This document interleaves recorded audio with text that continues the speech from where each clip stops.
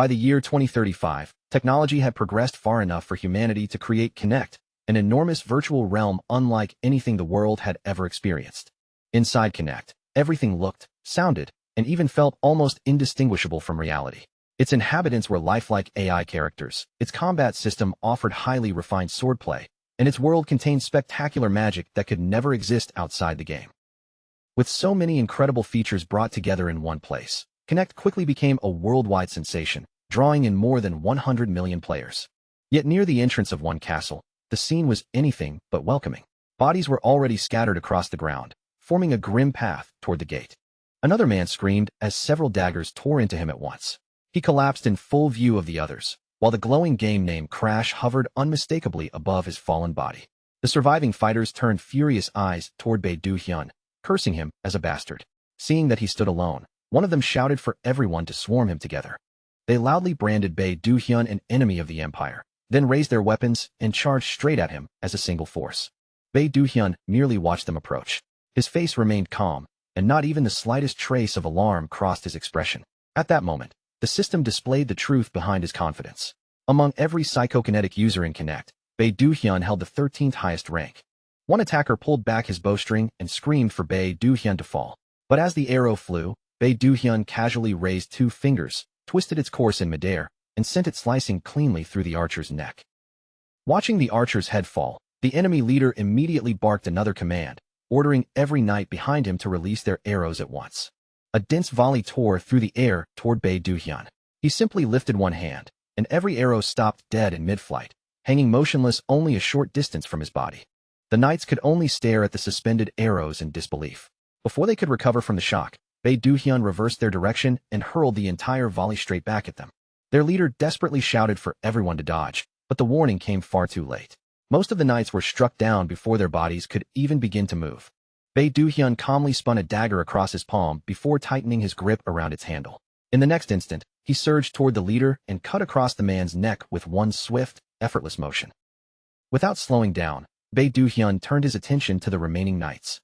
They cursed his psychokinetic abilities in frustration, demanding to know how one player could possibly possess that much power. Then one knight abruptly fell silent. His furious expression stiffened as he looked upward and discovered countless weapons floating ominously above the entire group. Bae Do-hyun raised his hand toward the suspended blades, then slowly angled every weapon so that its sharpened edge pointed directly at the surviving knights. The knights cursed under their breath, their faces tightening with dread. None of them needed an explanation to understand exactly what was about to happen. Bae Do-hyun lowered his hand without hesitation. The floating weapons instantly shot forward, raining down on the group and piercing the helpless knights from every direction. Once the last resistance had been silenced, Bae Do-hyun continued forward, leaving a long trail of blood and fallen bodies behind him. He crossed the threshold and entered the castle. The guards waiting inside tried to stop him, but they fared no better than those outside. One after another, they fell before they could mount any meaningful defense. After clearing the Great Hall, Bae Do-hyun finally paused. His eyes moved carefully across the unfamiliar interior as he examined the strange place and wondered what secrets it might be hiding. A dry cough suddenly broke the silence nearby.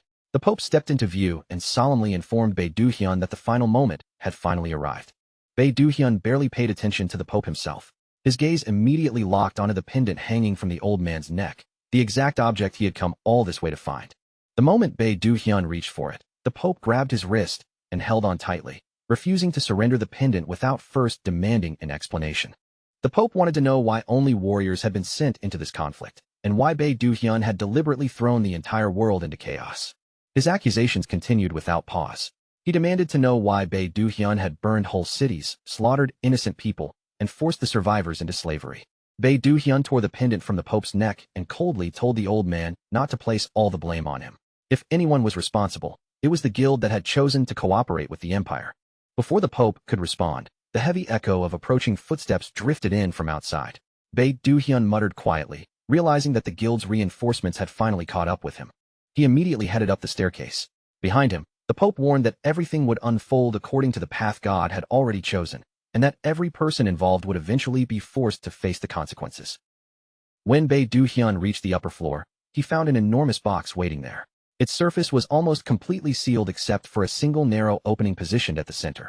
Understanding what needed to be done, Bae Do-hyun approached the structure and carefully slid the Pope's pendant into the waiting slot. A brilliant light erupted from the box the instant it accepted the pendant. Then, with a deep mechanical movement, a concealed passage slowly opened beneath the massive structure. Bae Do-hyun descended into the hidden chamber while reviewing the intelligence he had collected beforehand. His thoughts abruptly stopped when he spotted a mysterious book and several other objects floating within a haze of purple light. Judging from the overwhelming presence surrounding them, Bae Do-hyun concluded that these objects had to be the very first mythical-grade items ever discovered in Connect. The sight brought back memories of what had happened 5 years earlier, when the leading guilds joined forces with the Empire and brought ruin to nearly the entire virtual world. Every action Bae Do-hyun had taken during the past 6 months had been aimed at reaching this exact chamber. After coming this far, he had no intention of being shaken by the condemning words of a mere NPC. By then, the major guilds controlled nearly all of Connect. Among the top 100 players, Bae Do-hyun was the only person who had managed to maintain his position without belonging to any guild. He quickly transferred the floating treasures into his inventory, deciding it was safest to claim everything before the guild members arrived. Once they discovered he had reached the treasure first, their anger would undoubtedly explode. With the mythical items secured, Bae Do-hyun turned toward the exit. Just before leaving, however, a small object resting on a nearby table caught his attention. At first glance, the strange object looked almost exactly like an old-fashioned game cartridge, completely out of place among the mythical treasures. Curious about why something like that would be hidden inside this chamber, Bae Do-hyun picked it up and carefully studied it from several angles. The instant his fingers closed around the cartridge, an unknown force suddenly burst from within it and swept violently through the chamber. The invisible pressure crashed down over Bae Do-hyun's body with tremendous weight, forcing his shoulders lower and making him bend his posture slightly, just to remain standing. Bae Do-hyun could not tell whether Connect's system was malfunctioning or whether the cartridge contained something far more dangerous. Refusing to take the risk, he immediately activated the logout command. His eyes snapped open inside his real-world bedroom, and he bolted upright in alarm. Almost immediately, he noticed a fresh stab wound dangerously close to his chest. A voice beside him sharply warned him not to move. As pain spread through his body, Bae Do-hyun cursed inwardly, realizing that the situation had already taken a disastrous turn. A man dressed in a suit stood nearby with several others, coldly asking why Bae Do-hyun kept trying to rise when he could simply die quietly. That cruel remark confirmed everything. These people had crossed the boundary between Connect and the real world, prompting Bae Do-hyun to call them nothing but trash. One of the suited men stepped aside and contacted their president. He reported that Bae Do-hyun had been successfully captured, then calmly asked whether their target needed to be delivered alive. The president's answer came through the phone, and the suited man immediately acknowledged the command. When another member of the group asked what their president had decided, he turned and gave them the order without hesitation. The instructions were brutally simple. Bae Do-hyun was to be killed on the spot, because their president had no interest in taking him alive. He wanted nothing except Bae Do-hyun's severed head. The men grabbed Bae Do-hyun and held him firmly in place, sneering that he should have known his position and stayed where he belonged. They mocked him for thinking success inside a game somehow made him special, asking whether a little fame had convinced him that nothing in the world could shake him. Trapped beneath their hands, Bae Do-hyun desperately begged them not to kill him. One of the men covered Bae Do-hyun's face, then raised a sharpened blade above him to finish the job. The weapon plunged into his body again and again, each strike driving the horrifying truth deeper into his mind. These people were actually willing to commit murder over a game. As his strength rapidly faded, Bae Do-hyun could only wonder whether this miserable moment was truly how his life would end. Then, through the darkness closing around him, a frantic voice suddenly called out. It repeatedly addressed him as Sir, growing more desperate with every word as it urged him to open his eyes and wake up. Bae Do-hyun reacted the instant he heard it. His body jerked upright in shock, as though he had been violently pulled back from the edge of death. Breathing heavily, he stared down at his own hand with utter confusion. His eyes then swept rapidly across the unfamiliar room as he tried to understand where he was and what had just happened to him. The memory of his death returned with terrifying clarity, the blade, the pain, and the men standing over him. But before he could make sense of it, the sound of someone struggling beside him abruptly broke through his thoughts. A maid was kneeling near the bed, her posture tense and her face filled with concern. Looking directly at him, she anxiously asked whether he was all right and addressed him by an unfamiliar name, Raoul. Bae Do-hyun had no idea who this Raoul was supposed to be. His confusion only grew deeper when he noticed something impossible floating above the maid's head, a clearly visible indicator displaying her level. The information identified her as Anna, level 3. Still watching him with worried eyes, Anna asked whether she should call for a doctor, explaining that he had suddenly broken out in a cold sweat. Nothing about the situation made sense to him. The room, the maid, and the strange level display all felt real, yet together they formed a sight that should never have been possible outside Connect. Before he could respond, a translucent notification window appeared directly in front of him. It announced that the soul had successfully settled, Connect's closed beta system had been activated, and the user interface was now available. At the bottom of the window, the current number of registered users was displayed as 1. Bae Do-hyun stared at the message and demanded to know whether this was some kind of ridiculous joke. Yet the evidence surrounding him pointed toward only one conclusion. Somehow, he had entered the actual world of Connect. He hurried out onto the balcony, allowing the open air to wash over him. The wind against his skin and the vast environment stretching before his eyes felt unmistakably real, completely different from the virtual sensations he had once experienced while fighting alongside Crash. As he stood beneath the open sky, he remembered one of Connect's most important principles. A player's synchronization rate directly determined how much power they could draw out inside the game. Most ordinary players could synchronize at only around 30%. Bae Do-hyun, however, had pushed his own rate to nearly 90%, placing him far beyond the reach of normal users. That extraordinary advantage had allowed him to hold the #1 ranking for an entire decade. He remained at the top until the major guilds appeared and completely changed the balance of Connect. But the situation was different now. The powerful body he had spent so many years training was gone, replaced by an unfamiliar and far weaker one, and Bae Do-hyun immediately recognized that loss as a devastating setback. Even so, the system had specifically identified itself as a closed beta. More importantly, the user count still displayed only 1, making him wonder whether he was the sole person in this entire world capable of accessing Connect's system. He raised one hand and attempted to call up another function. Despite the limitations expected from a beta version, his inventory opened normally in front of him, proving that at least some familiar features were still available. Bae Do-hyun then activated his scanned user data.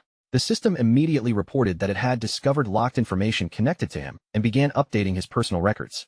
The process finished almost instantly. Every piece of information the system had collected was organized and presented before his eyes for him to review. Bae Do-hyun decided that he would combine the knowledge from his previous life with the abilities still available to him and climb back to the top once again.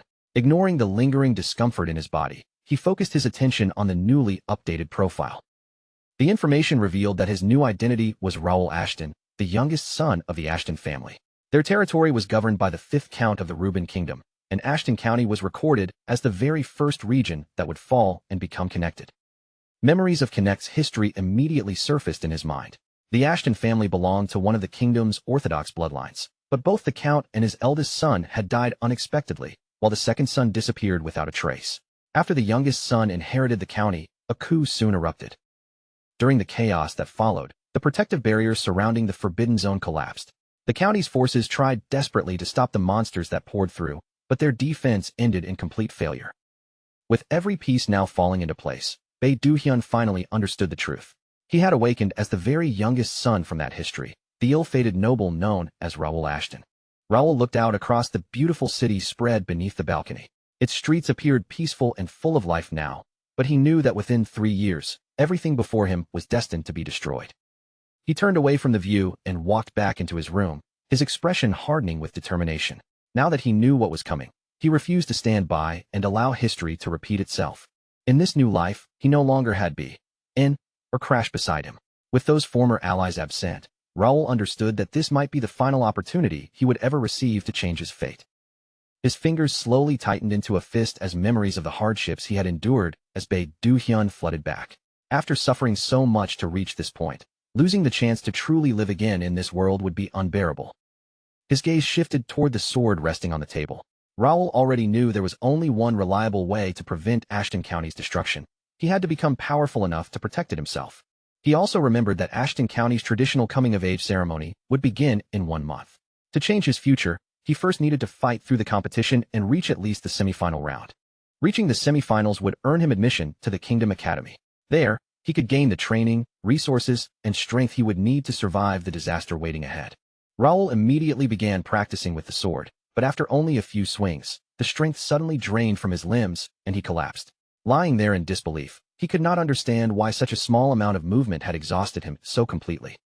Then his eyes landed on the level displayed in his profile, and the reason became painfully clear. His current level was only 5. That meant Raoul was not merely weak. He was actually 2 levels lower than Anna, the maid attending him. With the tournament only 1 month away, the difference made his situation even more urgent. There was no time left for hesitation. If Raul wanted any hope of reaching the semifinals, he needed to begin serious training immediately. The following month passed in a blur of relentless preparation. Before long, the day of Ashton County's coming-of-age ceremony finally arrived. When Raul entered the tournament grounds, he was caught off guard by the enormous crowd of participants. Far more young fighters had gathered for the ceremony than he had expected. His eyes moved carefully across the competitors surrounding him. Every person gathered there had entered with the same goal, meaning any one of them could soon become the opponent standing in his path. As the competition continued, Raul remembered his coach pointing out that only 10 minutes had passed. Even so, his body already felt heavy, and exhaustion had begun creeping through his limbs. Raul assumed the fatigue came from the intense pain and strain he had endured throughout the past month merely to survive the qualifying rounds. He checked the system inside his mind, remembering that the last time he looked, he had already reached level 13. At the very least, he knew his stamina had finally been built up enough for the challenge ahead. He had also prepared a clear strategy for handling the upcoming matches. With his knowledge and current condition, Raul genuinely believed he had a strong chance of advancing all the way to the semifinals. Then, without the slightest warning, Raul felt a sudden attack rushing toward him from directly behind. His body reacted before the strike could connect. Raul slipped out of its path in an instant, and the incoming blow crashed violently into the ground where he had been standing. A clenched fist remained extended behind him, revealing the man responsible for the attack. Rather than admitting what he had tried to do, the man offered a careless apology and claimed that his hand had merely slipped. With an obviously mocking tone, the man addressed Raul as a refined young noble. He then casually asked whether someone like him had truly come to participate in the tournament. Raul recognized the man immediately. It was Dion. The other young men gathered behind him were members of the same family, all of them Dion's cousins. Dion sneered that he had expected Raul to be hiding in his room and crying by now. Raul gave him no response, merely watching in silence as he recalled that Dion was one of his own cousins. Memories of the past quickly surfaced. During swordsmanship practice, Dion had repeatedly tormented Raul under the excuse of training. Neither the instructor nor the count had interfered because of the family motto, train as though every fight were real, treat everyone equally on the practice grounds, and never assign blame simply because someone was injured. Dion had twisted those rules to suit himself. Knowing he would face no punishment, he deliberately targeted anyone weaker than him and disguised his bullying as legitimate practice. Leaning closer with a threatening look, Dion warned Raul to withdraw while he still had the chance. This time, he promised, the beating would not end with just one broken bone. He intended to shatter every bone in Raul's body. Dion then ordered his cousins to move aside and clear a path. With a mocking grin, he allowed Raul to pass while confidently predicting that the weakling would soon end up crying once again. Dion walked away with his cousins, his loud laughter lingering behind him. Raul remained silent, but inside, he made a firm decision. When they finally faced each other in the tournament, he would personally defeat Dion. Meanwhile, deep inside Ashton Castle, the family butler entered a private room carrying the latest report from that day's tournament. The man seated inside held out his hand for the report, then casually asked whether any especially promising or noteworthy participants had appeared during the competition. Before the butler could give a proper answer, the man's eyes stopped on one particular name written on the list. His expression immediately changed, and he asked where Raul was at that very moment. The butler explained that Raul had eaten after returning from the qualifiers and then gone directly back to his room. From the young master's condition, he assumed Raul had simply exhausted himself during the matches. Count Melvin Ashton calmly dismissed the butler and waited until the servant had stepped outside and closed the door behind him. The moment he was alone, Melvin could no longer contain himself. A loud, deeply satisfied laugh burst from his chest and echoed through the room. With unmistakable pride shining across his face, Melvin declared that Raul truly was his son after all. Against nearly everyone's expectations, Raul had successfully fought his way through the qualifiers and advanced into the tournament's group stage. Melvin had never forced Raul to study swordsmanship in the past. Compared with his older brothers, Raul had always possessed a far friendlier body, and Melvin had not wanted to push him beyond his limits. But 1 month earlier, something had suddenly changed. Without being ordered or encouraged by anyone, Raul had picked up a sword and begun training entirely on his own. At first, Raul could barely continue for 10 minutes before his body gave out, and he collapsed from exhaustion. Even so, he kept rising again, stubbornly refusing to abandon his training. Melvin had always known that Raul's weak constitution made him an easy target on the practice grounds. He was fully aware that the other boys had bullied his son during training. However, stepping in personally would only have made Raul's humiliation worse. It would have told everyone that Raul was too helpless to defend his own dignity without relying on his father. So Melvin had held himself back and waited for Raul to rise through his own strength. Now, Raul's progress had surpassed everything he had imagined. and Melvin decided he would visit his son once the tournament finals were over. When the final stage of the tournament finally arrived, the restless audience began shouting from the stands. They urged the fighters to stop wasting time and demanded a match exciting enough to justify all the waiting. Raul's opponent cursed beneath his breath, his irritation growing with every passing second. He simply could not understand why the supposed weakling standing before him still refused to go down. Raul's chest rose and fell as he struggled to catch his breath, yet his defense never broke. He concentrated entirely on blocking or avoiding each incoming strike, while his opponent became increasingly furious every time another attack failed to land cleanly. Finally losing patience, the man gathered all his strength into one heavy blow. With an angry roar, he swung at Raul and shouted for him to fall already. Raul reacted by driving himself backward. His feet slid across the ground as he opened a safe distance between himself and the descending attack. A wave of startled gasps swept through the spectators. The sudden speed and precision of Raul's retreat left the surrounding crowd staring in disbelief. Edmund suddenly dropped to the ground, fear spreading across his face as Raul calmly approached him. Looking down at the fallen man, Raul stated that once the tournament ended, they would settle the matter of Edmund's disrespect toward the county. Later, after Raul returned to Ashton Castle, Anna escorted him to his room. Speaking politely, she urged him to stop pushing himself and get some proper rest. Raul waited until Anna stepped into the hallway and shut the door behind her. The instant he was alone, all his restraint vanished, and he released a loud shout of pure excitement. He had actually won the match. Still filled with satisfaction, Raul summoned his status window, and the system immediately displayed the progress he had gained. Among the new information, one result stood out clearly. His mastery of Ashton's swordsmanship had advanced all the way to beginner level 9. Raul looked over the result with a proud smile. The strategy he had prepared beforehand had worked exactly as he had hoped. He had deliberately taken advantage of a game mechanic that rewarded players for confronting stronger enemies. The longer he endured against an opponent above his level, the more experience and skill mastery he could accumulate from the battle. Raul clenched his fist in satisfaction. His plan had produced such impressive results because his current mode granted an additional experience bonus whenever the option to revive was disabled. That was the defining nature of hardcore mode. Every mistake carried a much greater risk, but surviving those dangers brought rewards just as enormous. Wanting to see the full extent of his progress, Raul carefully reviewed every section of his updated status. He had complained about his weakness before, but the numbers now proved how far he had come. Raul had reached level 19 in hardcore mode, with access to both swordsmanship and psychokinesis. His affiliation was Ashton County, and his title identified him as the youngest son of Ashton. His attributes now stood at 22 strength, 25 agility, 19 stamina, 15 intelligence, 34 willpower, 29 mana, 35 spiritual power, and 30 senses. His profile also contained several rare and powerful traits. Among them were the S+ ranked Psychokinetic Meister and Royal Lineage, while several additional traits remained sealed and unavailable. Raul knew that reaching such a high level in only 1 month would have been impossible under normal mode. Even more astonishing was the fact that he now possessed a total of 5 unique traits. The origins of 2 traits were already obvious. Psychokinetic Meister had carried over from his life as Bae Du Hyun, while Royal Lineage came from the noble blood of his new identity as Raul Ashton. As for the traits that remained locked, Raul believed they would reveal themselves naturally as he continued gaining levels and becoming stronger. With several rounds of the tournament still ahead, he decided those upcoming matches would provide the perfect opportunity to test his growing abilities. Once the tournament resumed, Raul continued advancing without hesitation. Match after match ended in his favor, and every one of his victories was clean and decisive. The spectators could hardly believe what they were witnessing. Ashton's supposedly frail youngest son had fought through the entire competition and reached the grand finale. Whispers spread through the crowd as people questioned whether Raul's success came from unbelievable luck or some concealed trick. None of them realized that ordinary civilians at this early stage had no understanding of the special abilities available to a player.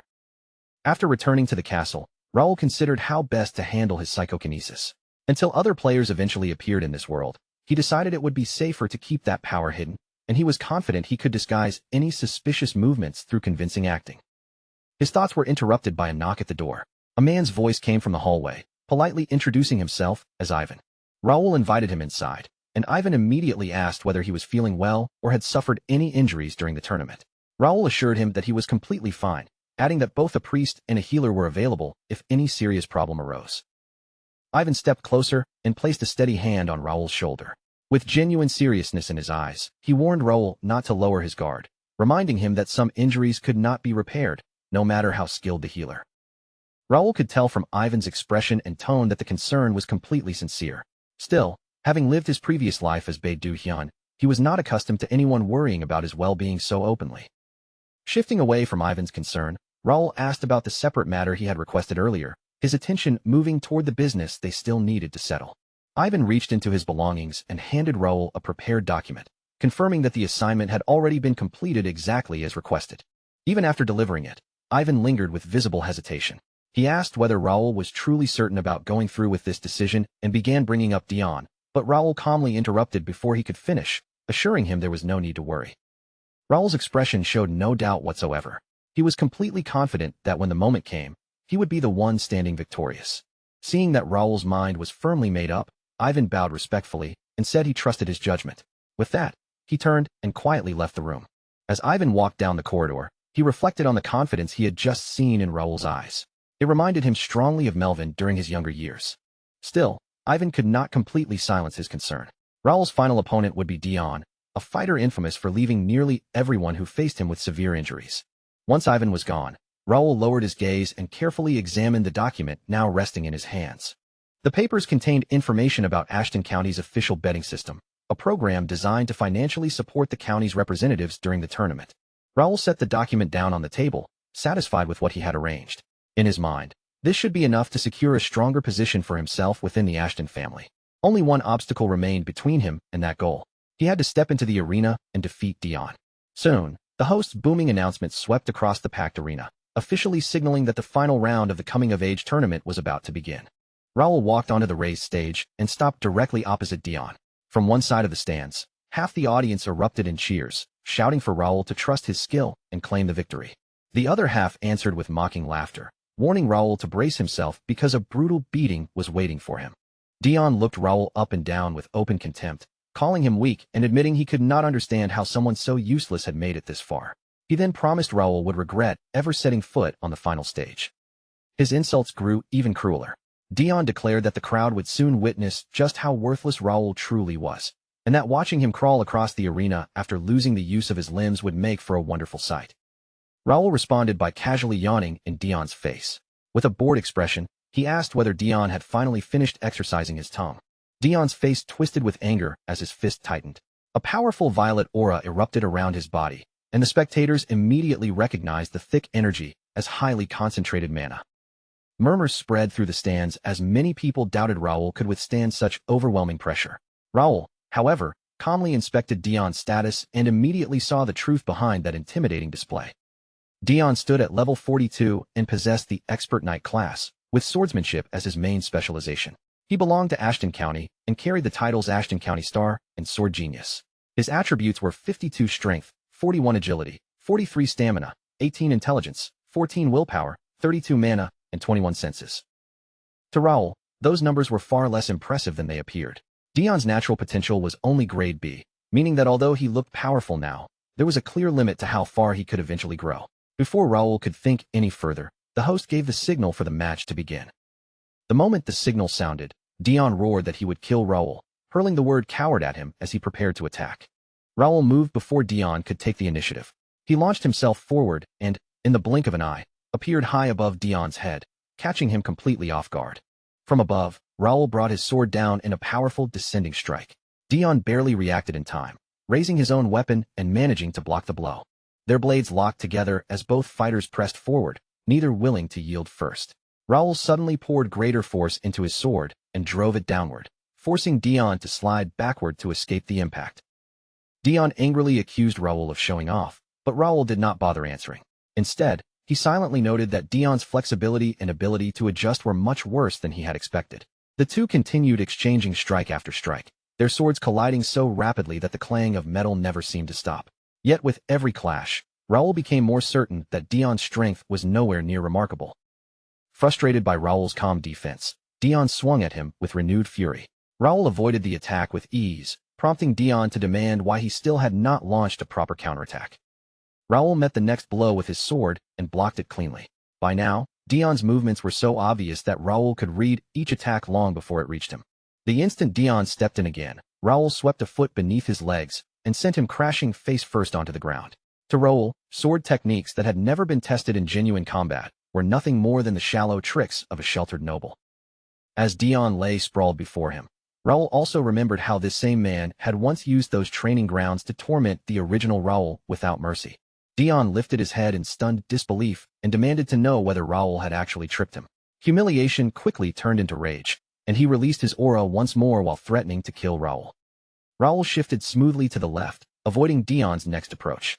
Watching the mana surge wildly around the sword, he wondered whether pouring energy into his weapon was truly the only thing Dion knew how to do. A shocked gasp swept through the arena as Raoul moved with perfect timing and effortlessly knocked Dion's sword straight out of his hand. Raoul leveled his own blade at the now unarmed Dion. A strange aura of blue mixed with black gathered around the weapon as Raoul coldly remarked that the entire fight had become boring. He went even further, telling Dion that despite all his boasting, he amounted to absolutely nothing. The insult shattered what little restraint Dion had left, and he charged forward in a blind rage. Raoul merely stepped to one side and caught Dion's legs again, sending him tumbling for the second time.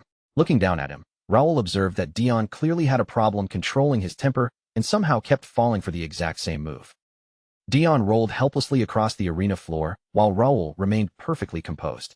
Raoul told him to take a good look at his pathetic condition, adding that he had become nothing more than an embarrassment to Ashton County. Driven mad by the humiliation, Dion scrambled back up and rushed Raoul yet again. This time, Raoul met him head-on and drove a solid fist directly into his face. Dion's body slowed as the impact took effect, and then he collapsed heavily onto the ground. The entire audience fell silent, stunned that Raoul had brought the tournament favorite down so easily. Raoul turned toward the referee and calmly pointed out that his opponent was no longer standing. He then asked whether there was any reason for the match to continue. Recovering from his shock, the referee raised his voice and announced to the entire arena that the winner of Ashton's coming-of-age tournament was Raoul Ashton. The silence shattered instantly as the crowd erupted into thunderous celebration. Voices from every direction began chanting Raoul's name, with many spectators loudly claiming that they had believed in him from the very beginning. Raoul allowed himself a moment of relief, grateful that he had secured the victory. Then his body suddenly swayed, revealing that despite his overwhelming performance, his poor stamina had pushed him dangerously close to collapse. The people around the stage immediately panicked and began calling for a healer. At the same moment, a familiar system window appeared directly before Raoul's eyes. The message confirmed that the quest connected to the coming-of-age tournament had been successfully completed. His standard rewards included experience points, 300 coins, and one random skill book of grade D or lower. The bonus rewards granted even more experience, 5 grade D stat points, and another random skill book no higher than grade D. While the healers gathered around him and began treating his exhausted body, Raoul focused on the most important result of all. By winning the tournament, he had finally earned the right to enter the Kingdom Academy. Nearby, Ivan spoke excitedly to Melvin, saying how proud he was of the young master and how unbelievable it seemed that Raoul had improved so dramatically in only 1 month. Melvin, however, remained silent and gave no answer. Melvin had watched closely enough to realize that Raoul had not merely defeated Dion. Throughout the match, his son had controlled the entire fight and toyed with his opponent almost from beginning to end. If Raoul had truly climbed to that level after only a single month of training, then there was no ordinary explanation for it.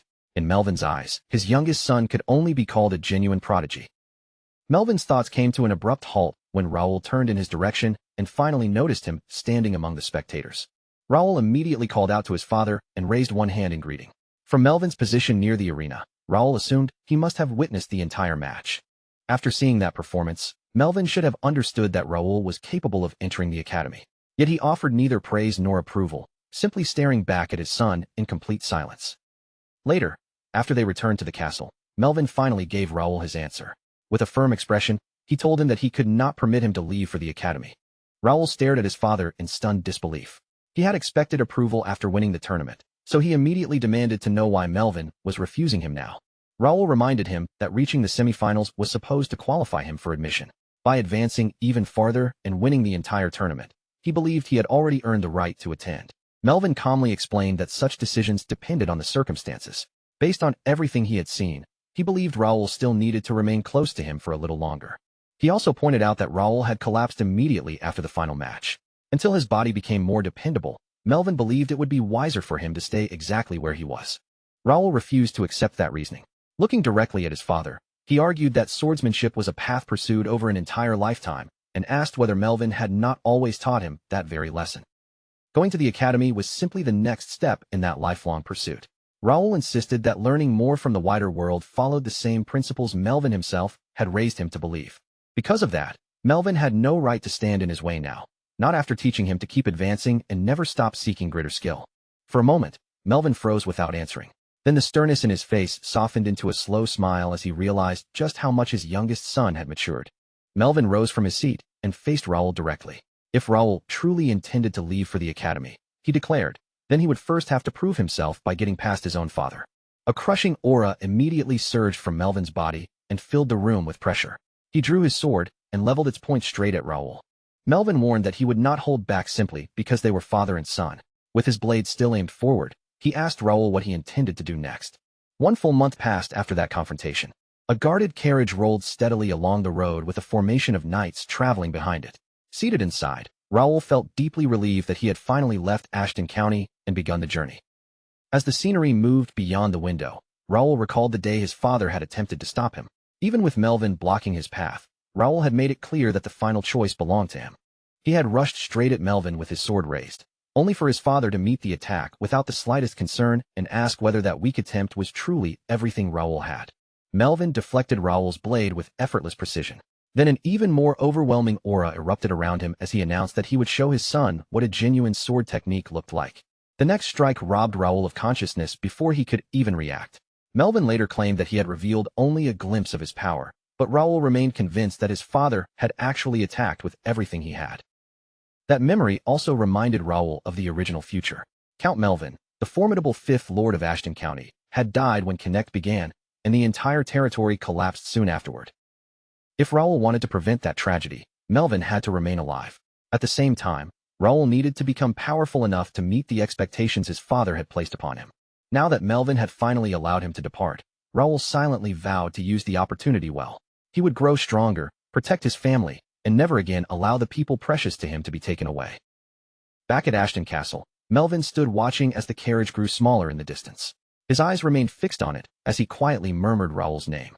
His mind returned to their confrontation on the training grounds.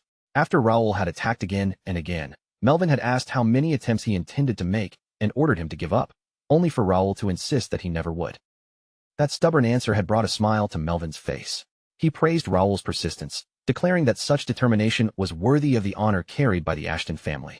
With renewed resolve, Raul lifted his sword and charged once more. Rather than discouraging him, Melvin planted his feet and called for his son to come forward and strike. Melvin prepared to block the attack as he had done every time before. But halfway through the swing, he realized Raul had suddenly altered the blade's angle, allowing its edge to slip past his defense and graze his face. Raul could not help feeling frustrated by the result.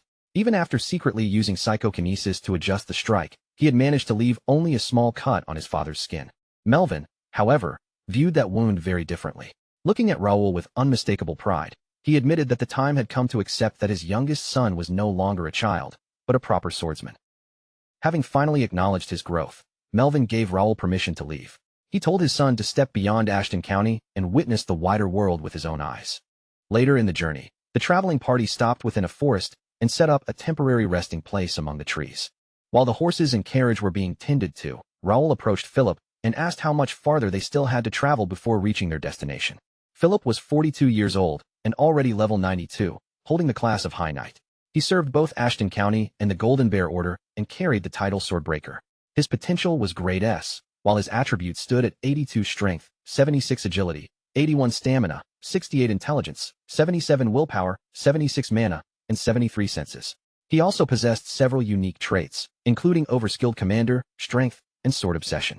After considering their progress, Philip answered that they would arrive in approximately 5 days at their current pace, then asked whether Raul wished to travel faster. Raul declined the suggestion. Since this journey was also meant to train the soldiers accompanying him, he wanted the group to maintain its current speed rather than rushing ahead, and Philip accepted the decision without objection. Raul then reviewed the force his family had selected for the expedition. Including himself and the servants, the group contained 50 people in total, 3 regular knights, Philip among them, 6 trained knights, 15 trainees, and 20 cavalry soldiers. Every chosen member possessed potential of at least grade B. Their numbers were respectable, and their current abilities were far from weak. Even so, Raul knew that preventing Ashton County's future destruction would require every one of them to become much stronger. A man named Jake soon approached and reported that the carriage inspection and maintenance had been completed. The party was ready to continue whenever Raul gave the order, and Raul praised him for handling the work properly. Jake hesitantly asked whether it was truly necessary to bring such a large group for what was supposed to be only a month-long stay. Philip immediately told him to stop questioning the young master's decisions, adding that Jake would understand once they reached their destination. That vague answer only made Jake look even more confused. Raoul, however, had no uncertainty at all. He knew exactly why every one of those soldiers needed to accompany him. Their destination was the free city of Mirror, the first major settlement players normally encountered after completing Connect's introductory tutorial. Mirror was overflowing with valuable quests and concealed items waiting to be discovered. It was also protected by mana restrictions that prevented inexperienced newcomers from being unfairly slaughtered as soon as they arrived.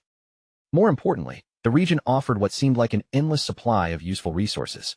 That abundance was precisely why players had once become so obsessed with the city.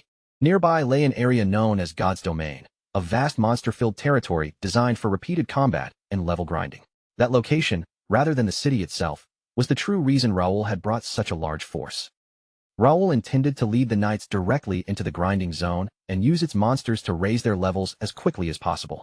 In his mind, the entire plan was practically flawless. At least, it appeared flawless until a system window suddenly flashed into existence before him and announced that Connect was receiving a new update. The update unlocked a feature called Connect Community, along with an entirely new guild category. It also added 2 fresh quest lines, Starting Line Adventure and Skill Collector. The sudden quest activation caught Raoul completely off guard, especially since it had appeared the instant he entered Mira. He had assumed none of the system's additional functions would unlock before Connect officially launched. But judging from what had just happened, more hidden features could emerge early, provided he fulfilled whatever secret conditions the system demanded. Just then, a firm knock sounded against the carriage door. From outside, Jake called to Raoul and informed him that the mayor was finally ready to receive him. When Jake asked what he planned to do, Raoul answered without even pausing to consider it. Naturally, he was going to meet the mayor. That was one of the main reasons he had come to Mira in the first place. At the same time, deep inside Mira's main castle, Reynaldo, the mayor of the free city, glanced toward his butler and casually asked who had arrived to see him. Standing respectfully nearby, the butler reported that Raoul Ashton, the youngest son of County Ashton, had arrived at the castle accompanied by a group of 50 people. Reynaldo raised an eyebrow and asked whether he meant the third son, the one widely rumored to be weak. He wondered aloud why someone like Raoul had suddenly traveled all the way to Mira, even joking that perhaps the young noble simply needed a little fresh air. Still, he quickly ordered the butler to bring them inside. County Ashton earned an enormous amount of money through the monster material trade, and Reynaldo had every intention of squeezing at least a portion of that wealth from Raoul's pockets. Understanding his master's meaning immediately, the butler gave a quiet nod. A short while later, Raoul stepped into the room. His posture remained composed, and with the polished manners expected of a noble, he offered Reynaldo a graceful and respectful greeting. Reynaldo rose to welcome him with an overly warm smile, declaring that he sincerely welcomed Raoul to the free city of Mira and was delighted by his unexpected visit. Raoul accepted the greeting, firmly shook Reynaldo's hand, and thanked him for the hospitality. He then moved to the chair that had been offered and calmly took his seat. Behind his polite expression, however, Raoul immediately noticed how strained Reynaldo's smile appeared. It looked less like genuine friendliness and more like a mask carefully held in place. Reynaldo soon asked what had brought him to Mira, and Raoul smoothly replied that he had heard the city was an excellent location for training. Reynaldo agreed without hesitation, nodding enthusiastically as he praised Raoul's decision. According to him, Mira was easily the safest and most suitable training zone anywhere in the surrounding region.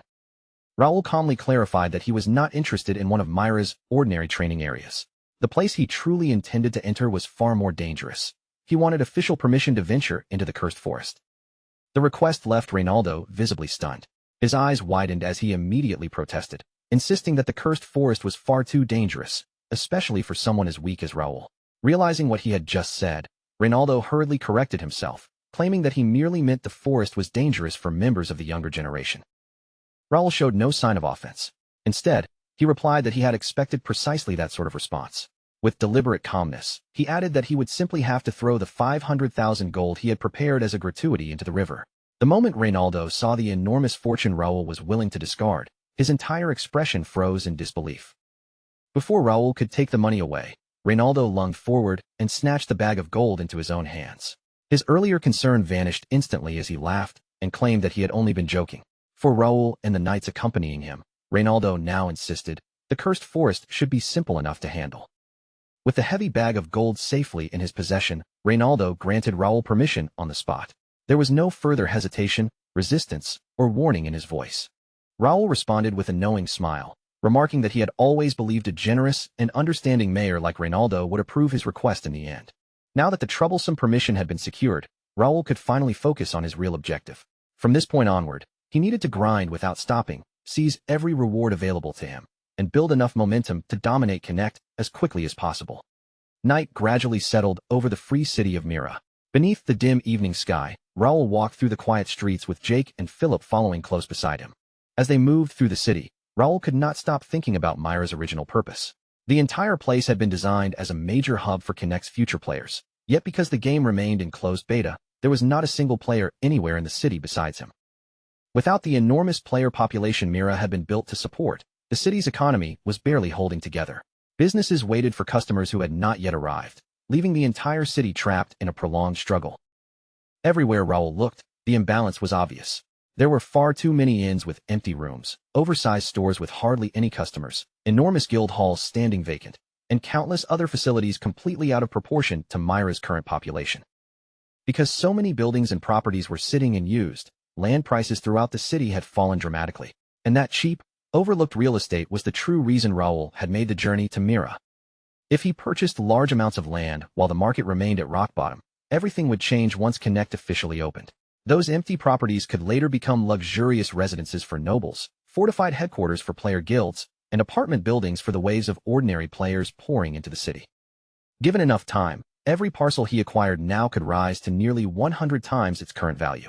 What looked like worthless land today would eventually become one of the most profitable assets in the entire city.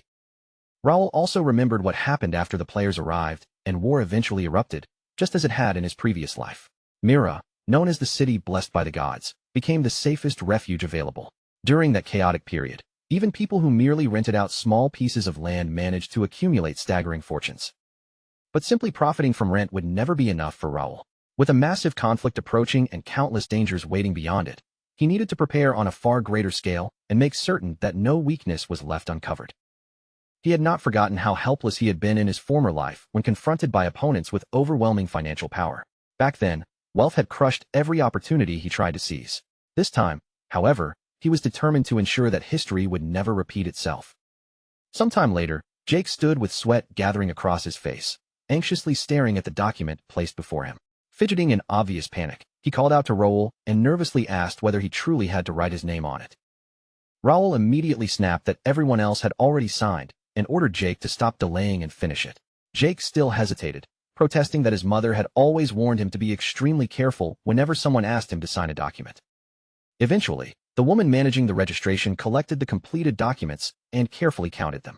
Once everything had been confirmed, she announced that Raul and his companions had officially formed a guild containing a total of 51 registered members.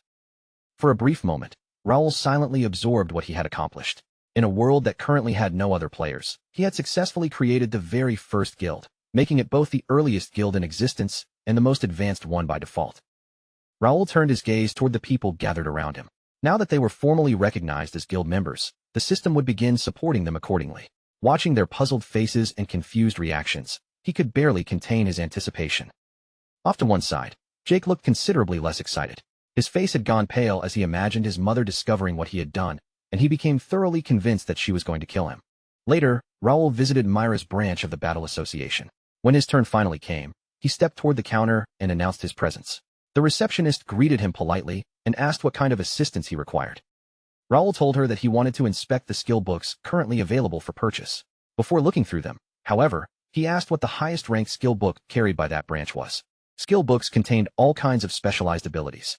As long as someone studied the contents carefully and understood the knowledge recorded inside, that person could directly learn the skill written within the book.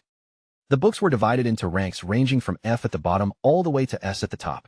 The receptionist explained that Myra's branch normally stocked skill books up to rank C. Anything above that level, however, was restricted and could only be accessed by VIP customers. Raul immediately asked what requirements he would need to meet in order to receive VIP status. She explained that he could qualify by accumulating contribution points through completed quests or by spending a large amount of money at the association. However, she warned him that earning VIP treatment through purchases alone would require a considerable sum. Without looking the slightest bit concerned, Raul simply asked her to name the exact amount he would need to spend. The receptionist answered that the minimum purchase requirement for VIP qualification was 10,000 gold. Raoul calmly placed a bag of gold onto the counter, dismissing the amount as nothing significant. With the payment settled, he asked whether she could first show him the branch's collection of C-rank skill books. The receptionist's expression brightened the moment she saw the gold. Her manner became noticeably more enthusiastic as she asked which category interested him: sword techniques, archery skills, magic, or shield abilities. A faint smile appeared on Raoul's face. Rather than selecting a single category, he told her that he wanted to examine every one of them. Not long afterward, Jake staggered beneath an enormous pile of books stacked in his arms. Struggling to keep the swaying load balanced, he complained that it was unbelievably heavy and asked whether they truly needed to purchase so many skill books. Raoul told Jake that carrying them might seem troublesome at the moment, but the value of those books would become clear later. Used properly, they would push the entire group far ahead of everyone else. Jake admitted that the skill books were certainly impressive, yet he still questioned whether complete beginners could become strong by relying on books alone. Philip agreed with his concern, pointing out that they could have used the same gold to purchase power armor instead. Raoul remained completely unconcerned by their doubts. He told both of them to stop worrying and be patient for just a little longer. By the following day, they would finally understand why he had spent so much money on the books. Later that night, Raoul returned to his apartment and found himself staring at the towering mountain of skill books piled in front of him. Seeing just how many he had purchased, even he began to wonder whether he might have gone slightly overboard. After all, Raoul knew that players faced strict limits on the number of skills they could actively use. Under normal circumstances, learning such a massive collection of abilities would be impossible, since no player could simply absorb an unlimited number of skills. Raoul opened the quest window once again, his thoughts drifting back to the moment he had first awakened inside this body. At that time, two mysterious objects had already been sitting quietly in his inventory, both of them marked as unknown. He had tried repeatedly to inspect those items when he first discovered them. However, no matter how often he pressed them or attempted to use them, neither object reacted in the slightest. That had finally changed after he received the new quest yesterday. The two previously inaccessible items could now be activated, as though the quest had released whatever restriction had been sealing them.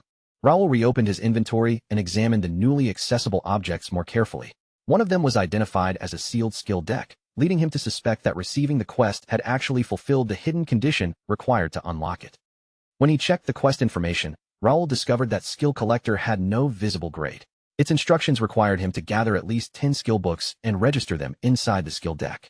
Additional rewards would be granted depending on the number and variety of skills he collected.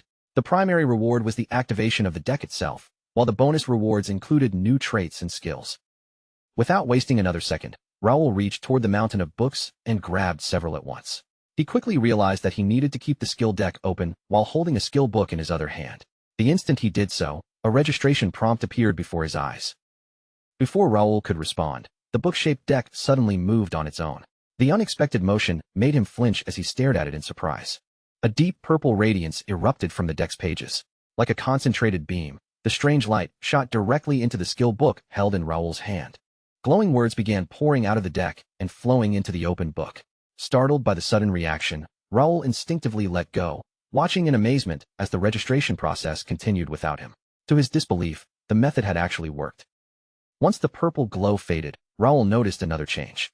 The faint trace of mana that had previously lingered inside the skill book had completely disappeared, apparently consumed during the registration. Raoul glanced toward the enormous pile still waiting beside him and immediately saw the problem. Registering every skill book one at a time would take an absurd amount of effort, so he wondered whether the deck could somehow process all of them together. The moment that thought crossed his mind, every book in the room suddenly rose from the floor.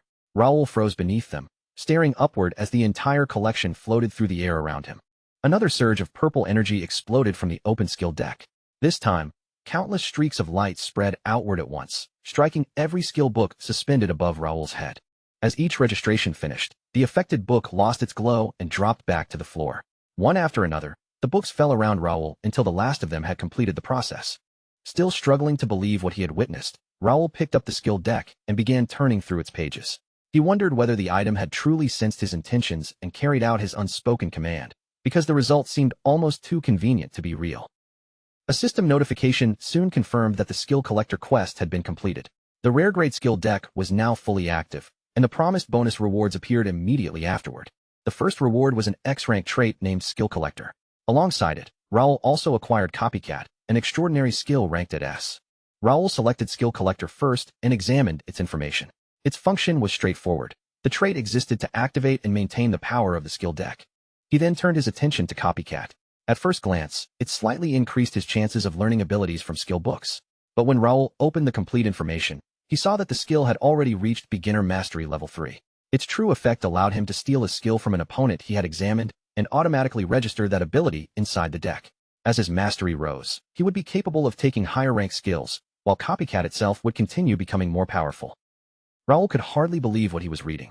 A power that allowed him to take someone else's hard-earned ability and make it his own was so absurdly powerful that it felt completely broken. The system then revealed the full information for the skill deck. It was classified as a rare grade item and carried both the upgradable and bound properties. According to its description, the object was a replica of a mythical skill deck once used to preserve ancient techniques. Whenever the deck crossed between dimensions, all of its stored records were reset. It could only recover its original strength after certain special conditions were fulfilled. At present, however, it already contained records of 525 skills. The moment Raul saw that number and description, recognition struck him. This was the same mythical treasure he had obtained shortly before his death. It appeared that fragments of his former life had followed him into this world. His psychokinesis trait and several special items had survived the transition, yet every skill he once possessed had been erased. Even the deck before him was not the true mythical object, but merely a replica of the original. Raul then checked the remaining unidentified objects still sealed inside his inventory. 3 of them appeared to be powerful X-rank traits, while the last was another sealed item.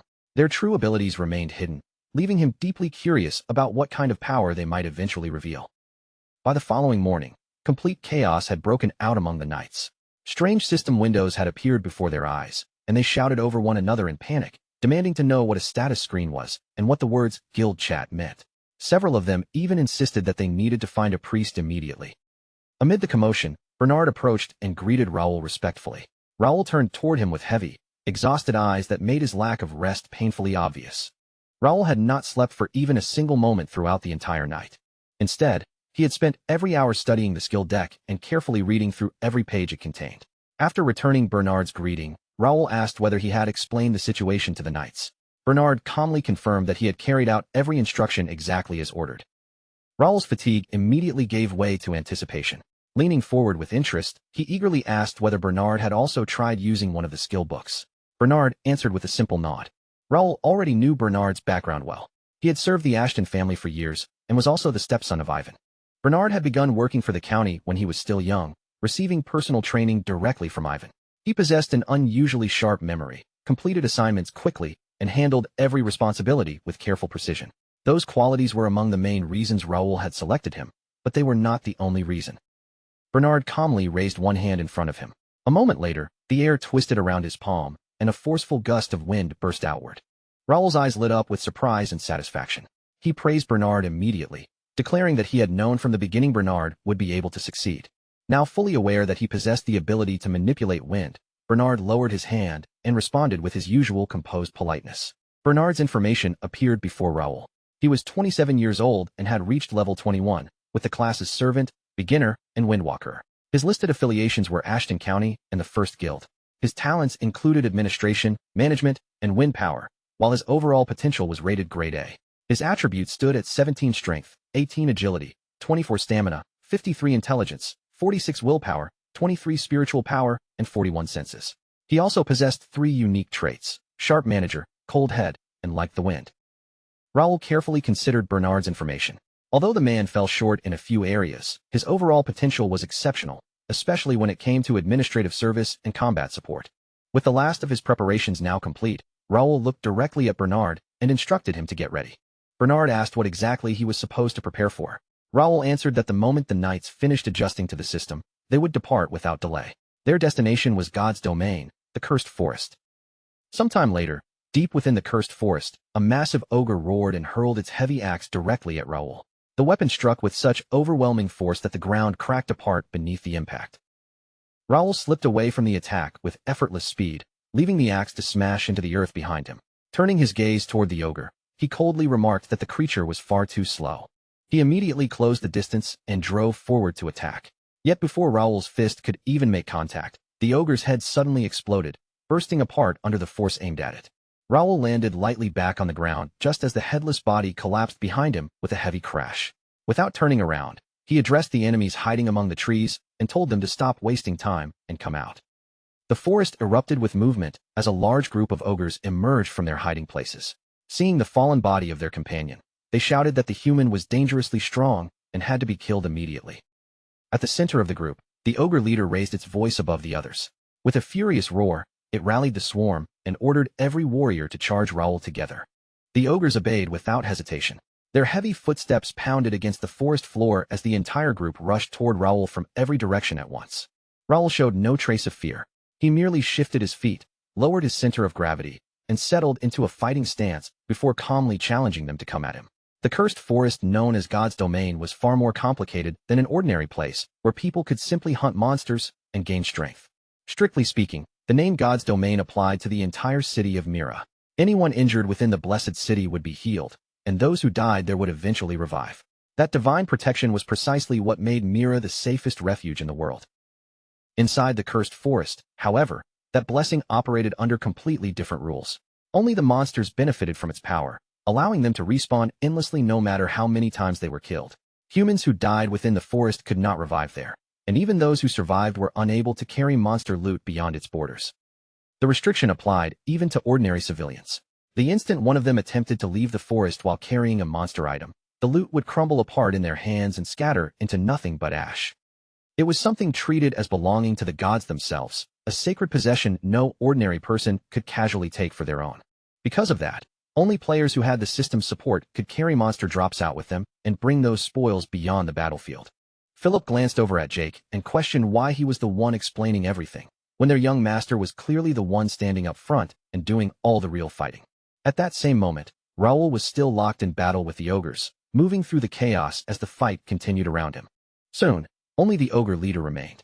The massive creature fixed its eyes on Raoul and, with a tense glare, demanded to know what kind of power he was using. Raoul calmly raised several weapons that had been scattered across the ground, lifting them into the air with his ability, and asked if this was the power the leader was talking about. The ogre froze in place as those weapons hovered straight toward him, and in the next instant, the blades tore through his body and sliced him apart. Raoul looked down at the fallen leader and told him the ability was called psychokinesis, while Jake casually added his own comment from beside him. Jake muttered that it really was a convenient power to have, but Philip immediately snapped at him, telling him to stop running his mouth and focus on skinning the ogres. Jake let out a tired sigh, complaining that he had not come all the way to Mira just to do this kind of work, though even he had to admit the training had clearly paid off. While Raoul was collecting ogre blood from the battlefield, Jake raised his voice and called out to him. Raoul laughed warmly and thanked them, saying that the progress they had made was not his alone, but the result of everyone's effort coming together. By studying the skill books, every one of them had the chance to become stronger, and at that moment, Philip finally understood that Raoul had been right all along. He remembered the moment from earlier when he had swung his dagger forward, used the hit/slash skill he had learned, and watched an ogre split cleanly in half before his eyes. Raoul asked him how that power had felt, then explained that this was exactly the reason he had chosen to buy skill books instead of spending everything on power armor.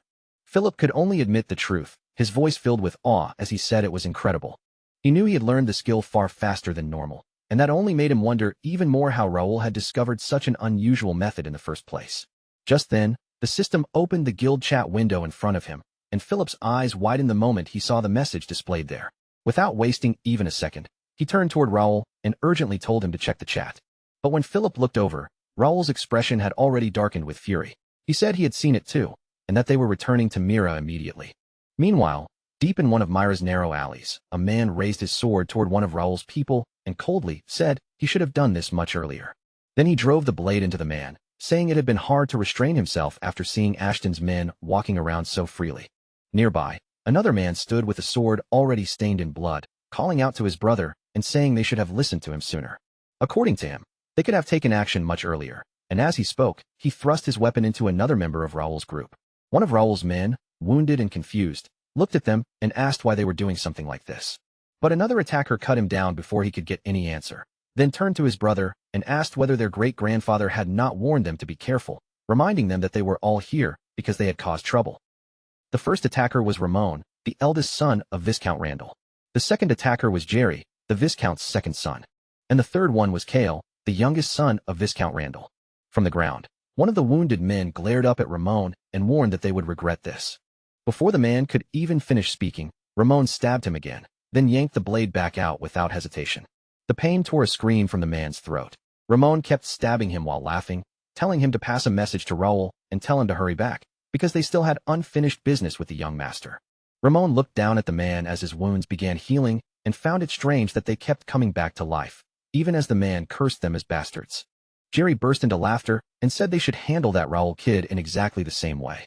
But Kale reminded Jerry that noble families were not supposed to point swords at one another inside the free city. Ramon asked Kale what he was so worried about, saying they could simply deny everything afterward, and no one would be able to prove they had done anything.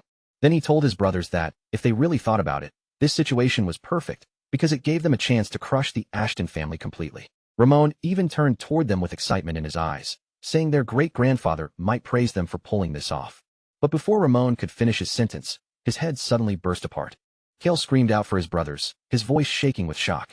When they whipped around, Raul was standing there, rage burning across his face as he demanded how they dared do this and declared that attacking Ashton County was a crime that could not be paid back with a few worthless deaths. The brothers stared at him in stunned silence, unable to immediately process what had just happened. Jerry snapped at Raul, asking if he had lost his mind and how he dared raise his hand against a son of the Randall family. Kale shouted for the knights, demanding to know where they were and how Raul had managed to arrive here in the first place. One of the knights, with a sword pressed tightly against his neck, answered in fear that they were facing the main force of the Ashton family. Philip and Jake already had their weapons drawn, keeping the Randall knights pinned down and unable to move freely. Philip reported to Raul that they had surrounded the Randall forces exactly as ordered and had also made sure there were no civilians nearby.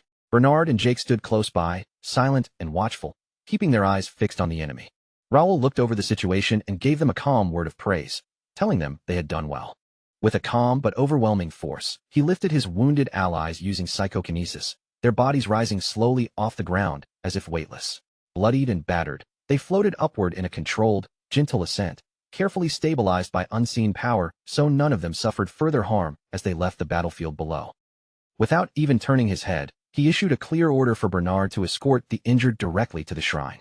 Bernard immediately acknowledged the command with firm respect, wasting no time as he prepared to carry it out, fully understanding the urgency behind the instruction. Raul casually opened his inventory space, the air shifting slightly as his sword appeared in his grasp. His gaze turned cold and focused as he tightened his grip, calmly stating that he would personally clean up the remaining trash himself. He understood Randallvis County all too well. Just like Ashton County, they were one of the 5 great warrior families serving the Reuben Kingdom. However, unlike Ashton, the Randall family had a much shorter lineage and only rose into the 5-family structure after their current lord, Vice Hudson D. Randall, reached the level of swordmaster. Because their history was so shallow, they were constantly desperate to secure their position among the noble families, always searching for ways to prove their worth and legitimacy. They built their reputation through relentless ambition, producing strong knights, earning recognition through military achievements, and crushing any rival family that stood in their way without hesitation.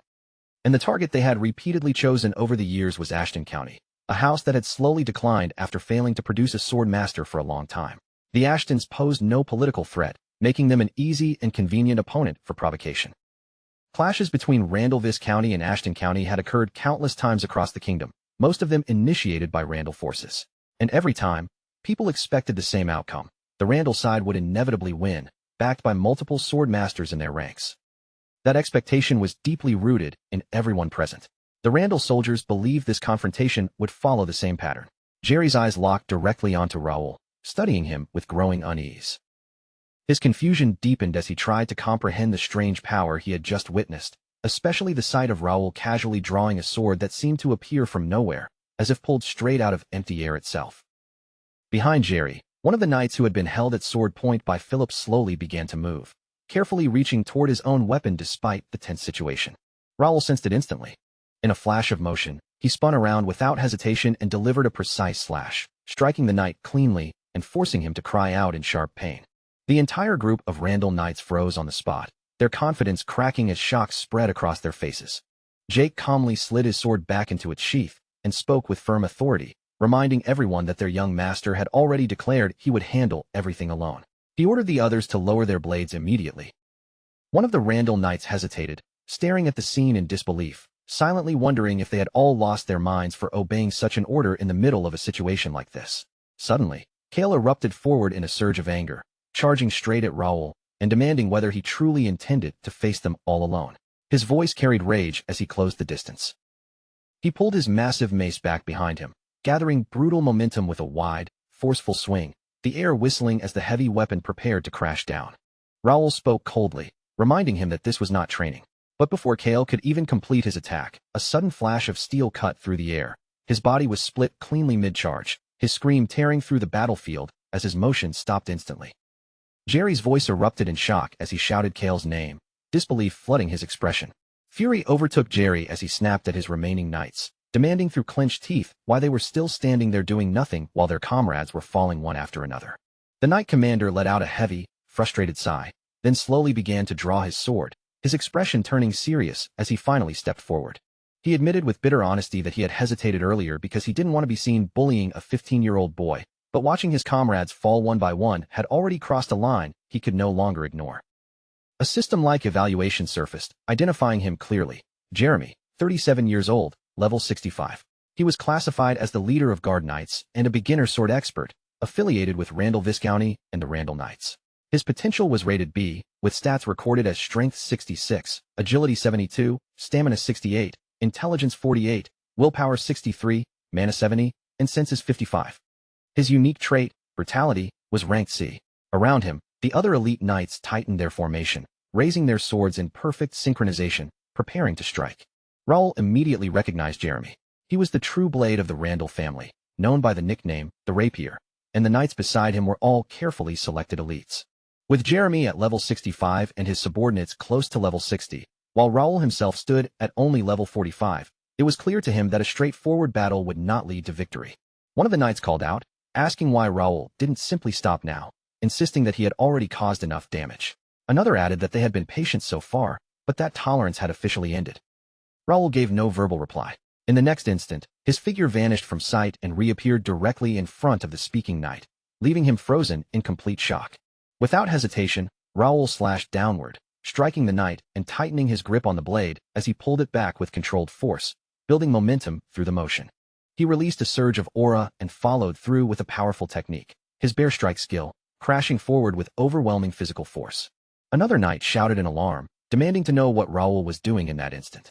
But before the question could finish, Raoul's sword drove straight into the man's abdomen, forcing blood to spill as the knight screamed in agony and staggered back.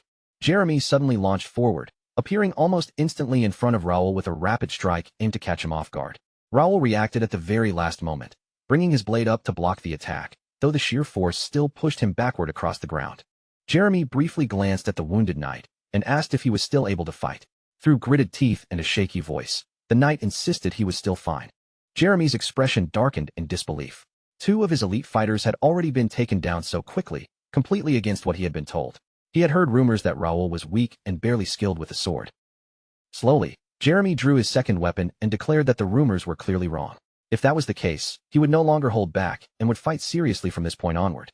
Raoul raised his sword without hesitation, pointing it directly at Jeremy and calmly telling him to come at him with everything he had. He immediately noticed Jeremy wielding both a rapier and a parrying dagger, recognizing it as the Randall family's specialized technique, likely the shooting star sword style. Jeremy smiled faintly, acknowledging Raoul's confidence. He added with calm certainty that every wound inflicted would eventually heal under Myra's blessing. He then stated that it was impossible for Raoul to face them all alone. But Raoul simply replied that the one who didn't understand the situation was Jeremy himself. Raoul went on to say he was willing to bet that Jeremy and his knights hadn't trained even a single time since arriving in Myra. Jeremy's eyes narrowed in surprise, and he demanded to know how Raoul could possibly know that. Raoul answered coldly, pointing out that their behavior gave them away. Knights trembling in fear, even after their wounds had already healed, were proof enough of their lack of discipline. They simply weren't accustomed to dying, or even being pushed to that edge. Jeremy slowly leveled his weapons, his expression sharpening as he realized Raoul wasn't just skilled in combat. He could see through people themselves, and that made him far more dangerous than expected. Jeremy quickly ordered one of his knights to cover him from behind, and without hesitation, the knight moved to obey. In the next heartbeat, Jeremy burst forward, his rapier thrusting straight ahead in a lightning-fast strike aimed directly at Raoul. Raoul steadied himself, blade raised and locked in a tight guard, as Jeremy and his partner came at him without pause. Their swords rained down relentlessly, carving through the air and landing quick slashes across his face, arms, and every opening they could force open in his defense. One of the knights fighting beside Jeremy immediately spotted a narrow gap in Raoul's defense and lunged forward, trying to exploit it without hesitation. Jeremy shouted sharply for him to stop, but it was already too late. Raoul moved faster, swinging his blade in a brutal arc that cleanly cut the rushing knight in half mid-charge. Jeremy clicked his tongue in frustration, calling the fallen man a fool, but there was no time left to dwell on it with the battle still raging. In the next instant, Jeremy activated the Randall sword vision, his entire stance sharpening as he unleashed the full force of the shooting star technique. Raoul's eyes widened for a brief moment of surprise. Then he immediately lifted his sword into a firm defensive stance, staring straight at Jeremy as he calmly challenged him to bring everything he had. Jeremy pressed forward without mercy, unleashing continuous, rapid strikes of shooting star, a technique renowned for overwhelming opponents in pure one-on-one combat. His blade movements blurred into a storm of precise attacks. Raoul quickly realized something was wrong. Despite his psychokinesis supporting his movements, he was actually being pushed backward under the pressure of Jeremy's technique. He couldn't understand how it was happening. Just moments ago, he had been dominating the fight completely, yet now he was struggling just to keep pace, forced into a defensive rhythm he didn't expect. Gritting his teeth, Raoul stepped forward again, preparing to break through Jeremy's momentum and force him all the way back with a counterpush of his own. His gaze locked tightly onto Jeremy, unwavering and sharp, reading every subtle shift in his opponent's movement. That intense stare only made Jeremy more irritated, and he snapped loudly, demanding to know why Raoul was looking at him like that in the middle of the fight. Raoul answered without emotion or hesitation, just a single word, 100%. Jeremy blinked in confusion, completely thrown off, asking what on earth that was supposed to mean. Before Jeremy could get another word out, Raoul suddenly swung his sword straight forward with sharp intent. Jeremy's weapons were abruptly knocked upward into the air, spinning above him as he instinctively looked up to track their movement. In that same instant, Raoul's blade struck the ground, and a system window flickered into existence before his eyes. A confirmation message appeared. His opponent's skill analysis had reached 100%, and the copycat ability was now fully ready for activation. Another prompt followed immediately, instructing him to reproduce the exact observed movement using copycat in order to engrave the skill permanently into his skill deck. Jeremy's weapons were still descending from the air, but Raoul manipulated them with psychokinesis, subtly shifting their trajectory and catching Jeremy completely off guard. The drifting weapons floated smoothly into Raoul's grasp as the system commanded him to activate Copycat, Randall Sword Skill, Shooting Star, Grade B. Without hesitation, Raoul activated it, leveling the stolen weapons directly at Jeremy with cold precision. In an instant, Shooting Star was unleashed back at its original master, the same devastating technique now turning against Jeremy himself. Jeremy's eyes widened in shock as he shouted in disbelief, demanding how Raoul could possibly replicate Shooting Star so flawlessly. Blocking desperately with his arms as the attacks rained down, Jeremy screamed through the pain, demanding to know who had betrayed them and taught Raoul the Randall family's secret sword technique while he endured every hit. Then, in a flash, Raoul appeared directly beneath him and spoke coldly. He had learned it from Jeremy himself. Jeremy tried to respond, still confused and reeling, but Raoul drove his blade into his side without hesitation and pulled it out in one clean motion. Jeremy's strength finally gave out, and he collapsed heavily to his knees, breath shaking as he struggled to stay upright. A system notification immediately followed. Randall Sword Skill, Shooting Star had been successfully copied and upgraded to Intermediate Level 1, fully engraved into his skill deck. Another prompt instructed him to equip it in a skill slot if he wanted to use it freely in future battles. Raoul looked down at Jeremy silently, already understanding that the battle had reached its end. Copycat was undeniably powerful, but using it came with significant difficulty and strict conditions. It could only analyze and copy one skill at a time, and once activated, he could never lose sight of his opponent. Even a single blink could disrupt the entire process and reset the analysis. That was why his focus never once left Jeremy's movements. On top of that, stealing a skill was only possible under true one-on-one conditions, where no external interference broke the flow of observation. With the fight settled in his mind, he opened his skill interface. The system displayed his current skill loadout clearly. Ashton Vision Sword Skill, Bear Crush, Grade A+, Intermediate Level 2. Psychokinesis, Grade S, Intermediate Level 2. Mind Skill, Grade A, Intermediate Level 1. Copycat, Grade S, Beginner Level 6. And Basic Meditation, Grade E, Beginner Level 8. He picked up the ticket in his hand, feeling a slight satisfaction at how solid the B-grade skill book draw ticket felt between his fingers. Even now, he couldn't help but wonder if the tournament reward had truly given him nothing but useless scraps before, because just thinking about it made the whole situation feel absurd. He placed the ticket down on the table and muttered that he didn't need anything extraordinary. Just something at least mid-tier would be enough this time. With a quick motion, He snapped the ticket cleanly in half, silently hoping it wouldn't turn out to be another disappointment. A brilliant burst of light exploded from the broken ticket, flooding the surroundings in sudden radiance. For a brief moment, he froze in place as the system began confirming the reward. Rivera's spearmanship, grade B. A burst of excitement escaped him as he shouted in triumph. Spearmanship was exactly what he needed for his next destination, the capital. Grinning, he told himself that luck was still on his side. Then, as the excitement faded slightly, he remembered there was still one more important task ahead. He still had unfinished business in Mira, work that would take an entire month to complete, and he silently vowed to see it through no matter what. A week later, deep within the forest, he drove his sword forward with force, striking down the ogre in front of him in a clean, powerful blow.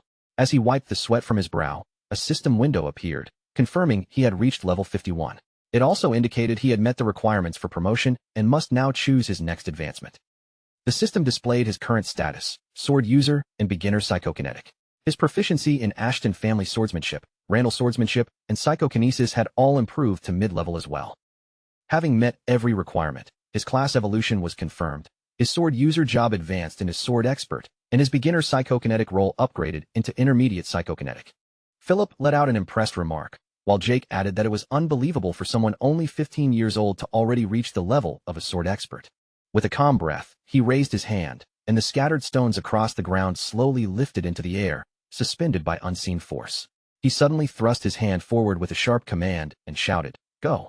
The stones shot forward like cannon fire, tearing through the air and slamming violently into the massive tree ahead. The impact exploded through the trunk, shredding it apart in an instant as splinters and debris scattered everywhere. Without pausing, he drew his sword and burst forward at full speed, then unleashed Bear's strike directly into the ground beneath him. The earth beneath his attack ruptured violently, cracking and breaking apart in all directions. Looking at the devastation he had just created, he asked his companions if this was really how it was supposed to turn out. Philip calmly replied that this was exactly what they expected from their young master, while Jake jokingly asked if he was planning to handle everything on his own now. Jake casually suggested that maybe they should all take a break and relax for a while, but Philip immediately grabbed him by the ear, dragging him back, while demanding what kind of nonsense he meant by relaxing. Philip scolded him sharply, telling him to think about how much sleep he would actually need if he ever hoped to catch up to Raoul's level.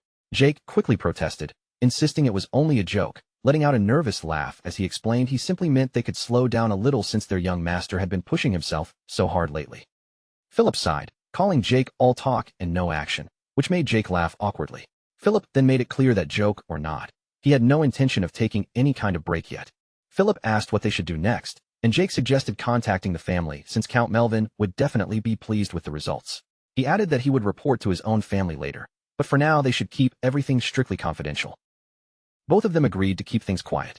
He knew they had already hunted enough monsters and gained substantial levels from the journey. Meanwhile, Philip continued scolding Jake to be careful with his words, while Jake pouted and asked what he had even done wrong. At the same time, he realized everything had already been carefully set into motion like bait in a trap, and now all that remained was waiting for the prey to walk right into it. With that thought, he announced it was time to return, and both of them nodded in agreement. They began walking away together, while in his mind he quietly urged the dogs of the Empire to move faster, like a hunter watching unseen prey close in. Meanwhile, in the bustling streets of Mira, an alchemist named Nakia stretched her tired body and let out a soft sigh, announcing that her work for the day was finally finished. As she looked around at the growing demand, she wondered if the sudden popularity of potions had something to do with supplies brought in by Ashton County. She understood very well that potion making required monster byproducts, and since monsters rarely appeared in the cursed forest, gathering those materials had always been extremely difficult for her. Thanks to the steady supply brought in by the people from Ashton County, she was finally able to craft potions every single day without interruption. They even stopped by her shop every morning, checking in to see if anything was wrong and asking if she needed additional materials or assistance. Stepping outside, she thought to herself that Raoul was a bit unusual, but she couldn't deny that she appreciated his help. And if she was being honest, she also noticed that he was rather good-looking. Realizing where her thoughts were going, she quickly slapped both cheeks with her hands, telling herself to focus. He was only 15, 8 years younger than her, and above all else, a noble she should not be thinking about that way. Her sudden self-talk drew strange and curious looks from people passing by, leaving her slightly embarrassed under their stares. Not long after, she arrived home, pushed the door open with a bright greeting, and cheerfully called out, saying her sister Nikki was back. But there was no response at all.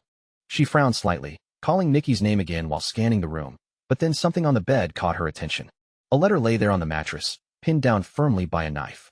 She carefully picked it up and read the contents, and the message made her blood run cold. It said her younger sister had been taken, and if she wanted to save her, she must remain silent and wait for further instructions. She screamed in panic, repeating no over and over, before rushing out of the house without hesitation. Every second mattered. If she delayed even a moment, Nikki's life could be in danger.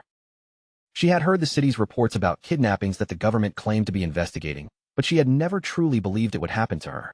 Now, standing in the chaos of fear and uncertainty, she had no idea where she could possibly turn. She realized the kidnappers might already be watching her. The guards wouldn't go far beyond the city even if she reported it, and hiring mercenaries from the Adventurer Guild would take too long. She was completely cornered, unsure of what to do next. Then, suddenly, she remembered Raoul's words, that if she ever found herself in trouble, she should come to him without hesitation. At this point, that was the only path left for her. So she broke into a desperate run, sprinting through the streets with everything she had, determined to reach him as fast as possible. Meanwhile, in a quiet apartment, the system alerted him that Nakia was already on her way toward him.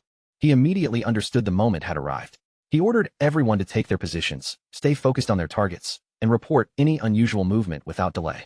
His subordinates responded at once. He then accessed the kinetic community system and opened the cafe link. It was a premium, members-only information cafe that he had once created in his previous life. As a top player, he had gathered intelligence from countless fans and informants, gradually turning that cafe into a massive archive of hidden knowledge and connections. Seeing that it still existed even now filled him with quiet satisfaction. It meant he could rely on it again instead of depending solely on memory that might fail him. He searched for information on the Free City Mirror, and the system quickly returned the relevant results. It revealed a quest starting point at the South Mirror NPC location. He was certain he had already reviewed every available quest, leaving this as the only path forward. Now all he could do was hope his plan unfolded smoothly. One of his men reported that Nakia had arrived, making him briefly wonder if it was truly possible to change her fate from this point onward. He calmly instructed his men to treat her with courtesy and avoid any unnecessary hostility. He knew exactly who she would become in the future. Nakia, the infamous alchemist, the bloodthirsty witch, and the forbidden destroyer feared across the world. In time, she would go on to conduct human experiments in her pursuit of revenge against the Empire, with countless innocent lives caught in the aftermath of her rage. But at this moment, she was not that monster yet, only a desperate young girl seeking help from him. He placed a steady hand on her shoulder, gently telling her to calm down and assuring her that Nikki would be safe. He promised he would help her, and asked her to explain everything clearly so they could act quickly. Nakia explained through tears that Nikki had been kidnapped and was supposed to be home 2 hours earlier after a neighbor had been watching her. She begged him desperately to save her sister, blaming herself for everything. He reassured her firmly not to panic, promising they would find Nikki, and added that he already had a strong idea of where she was. His words left Nakia stunned, and she begged him again to save her sister no matter what. He told her he would contact her immediately once Nikki was located, and instructed her to remain there while Bernard assisted her. Bernard respectfully added that she had made the right choice coming here, because their young master never broke a promise. They set out immediately, while Philip reported that he was already tracking the situation and had received authorization to act on behalf of Mayor Reynaldo. He simply nodded and replied that it was good. The raid quest interface unfolded in front of them. Free City Mirror, classified as a Grade D operation. Its primary directive was straightforward yet dangerous: hunt down an unknown group of rogues.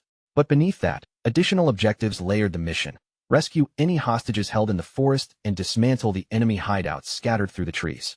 Reports confirmed that an unidentified faction had been operating around Mayor's City for some time, abducting civilians and disrupting trade routes. Mayor Reynaldo had personally authorized the raid to put an end to the chaos. In return, the rewards promised substantial experience points, a generous amount of coins, public recognition from the mayor himself, and even unspecified rare items that remained undisclosed. He turned his attention to Philip and asked whether the list of rogues had already been delivered to Reynaldo.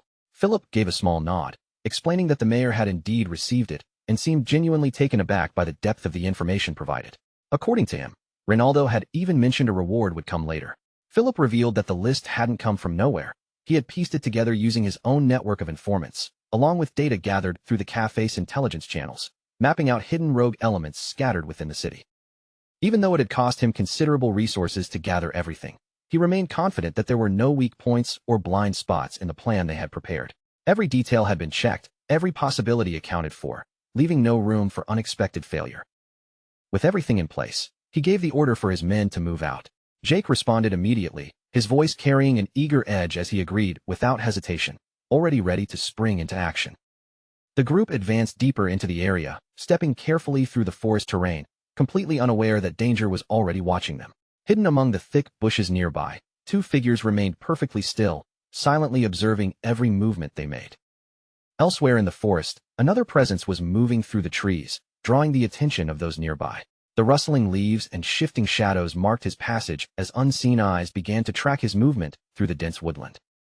The forces gathering in the area were no small matter. The Ashton County Golden Bear Knights, Raoul's Guard Knights, and additional units from the Bear Knights were all converging, their presence turning the forest into a tense battlefield waiting to ignite.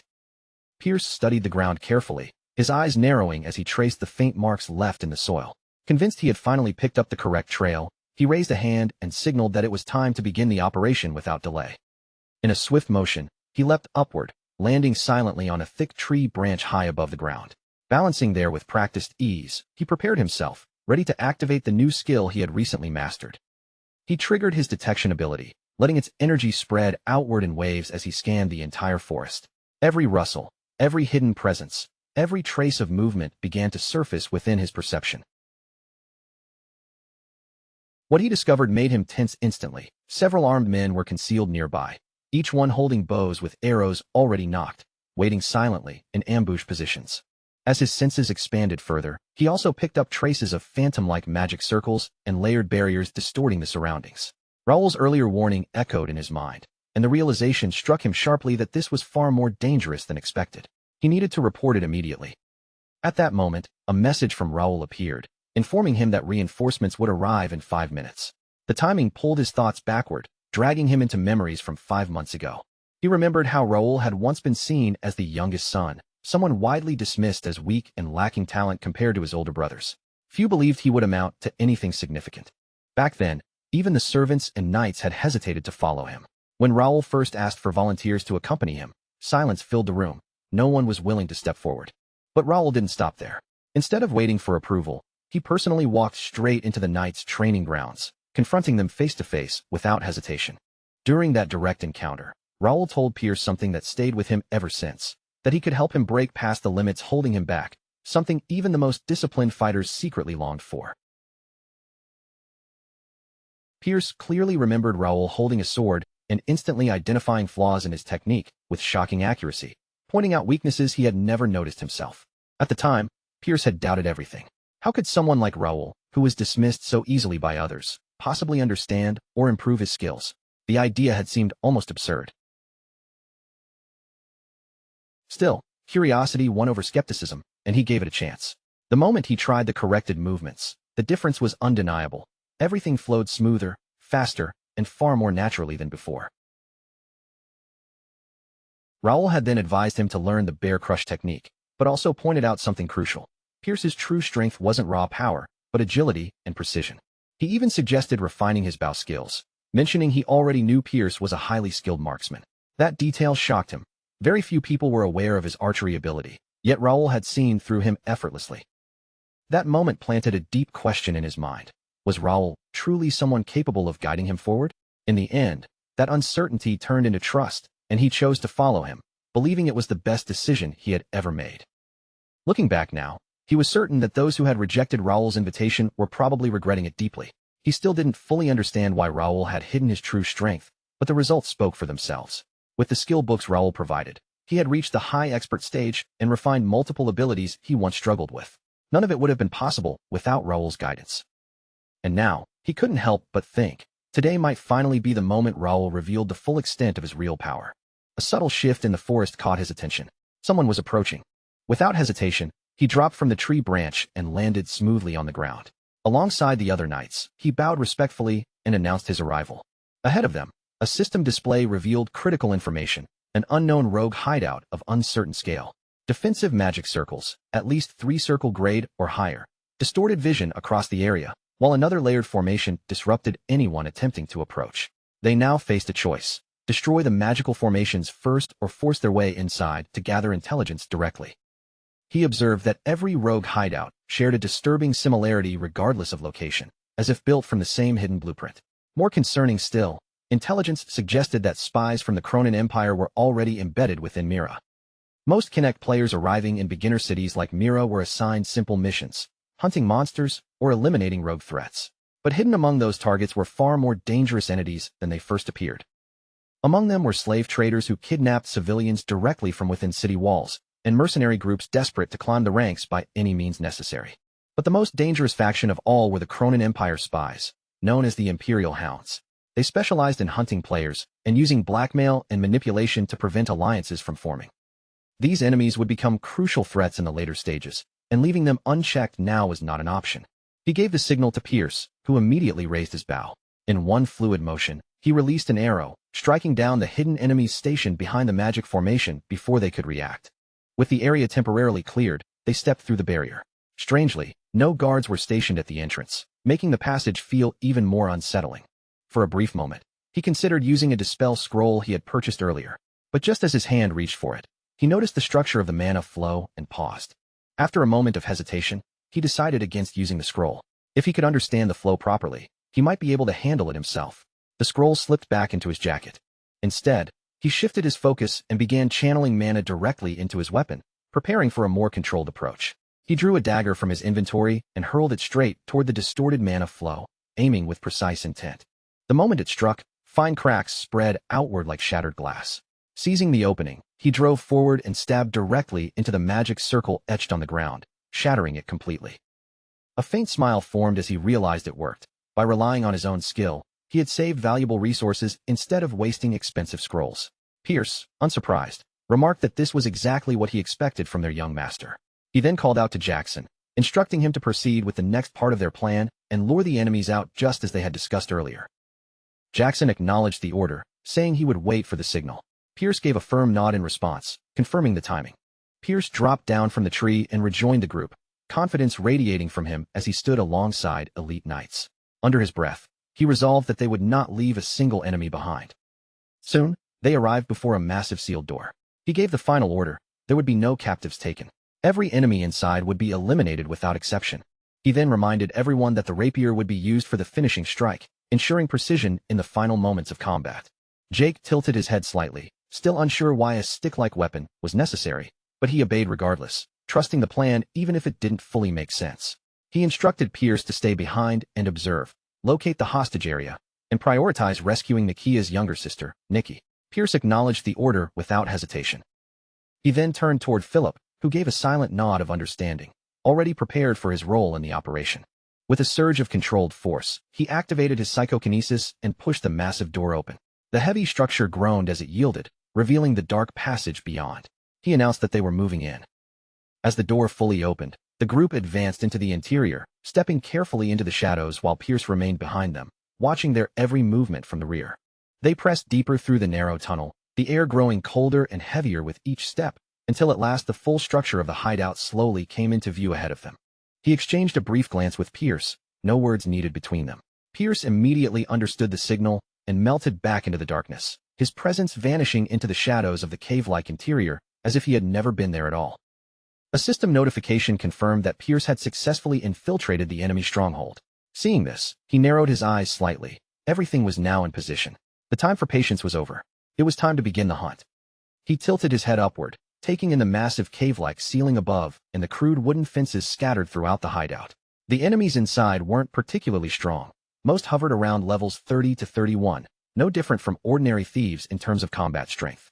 With the entire layout already confirmed in his mind, there was no reason to hesitate any longer. Every path, every corner had been memorized. Now it was time to give the orders.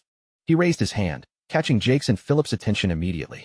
Both of them focused on him, waiting for the command that would set everything in motion.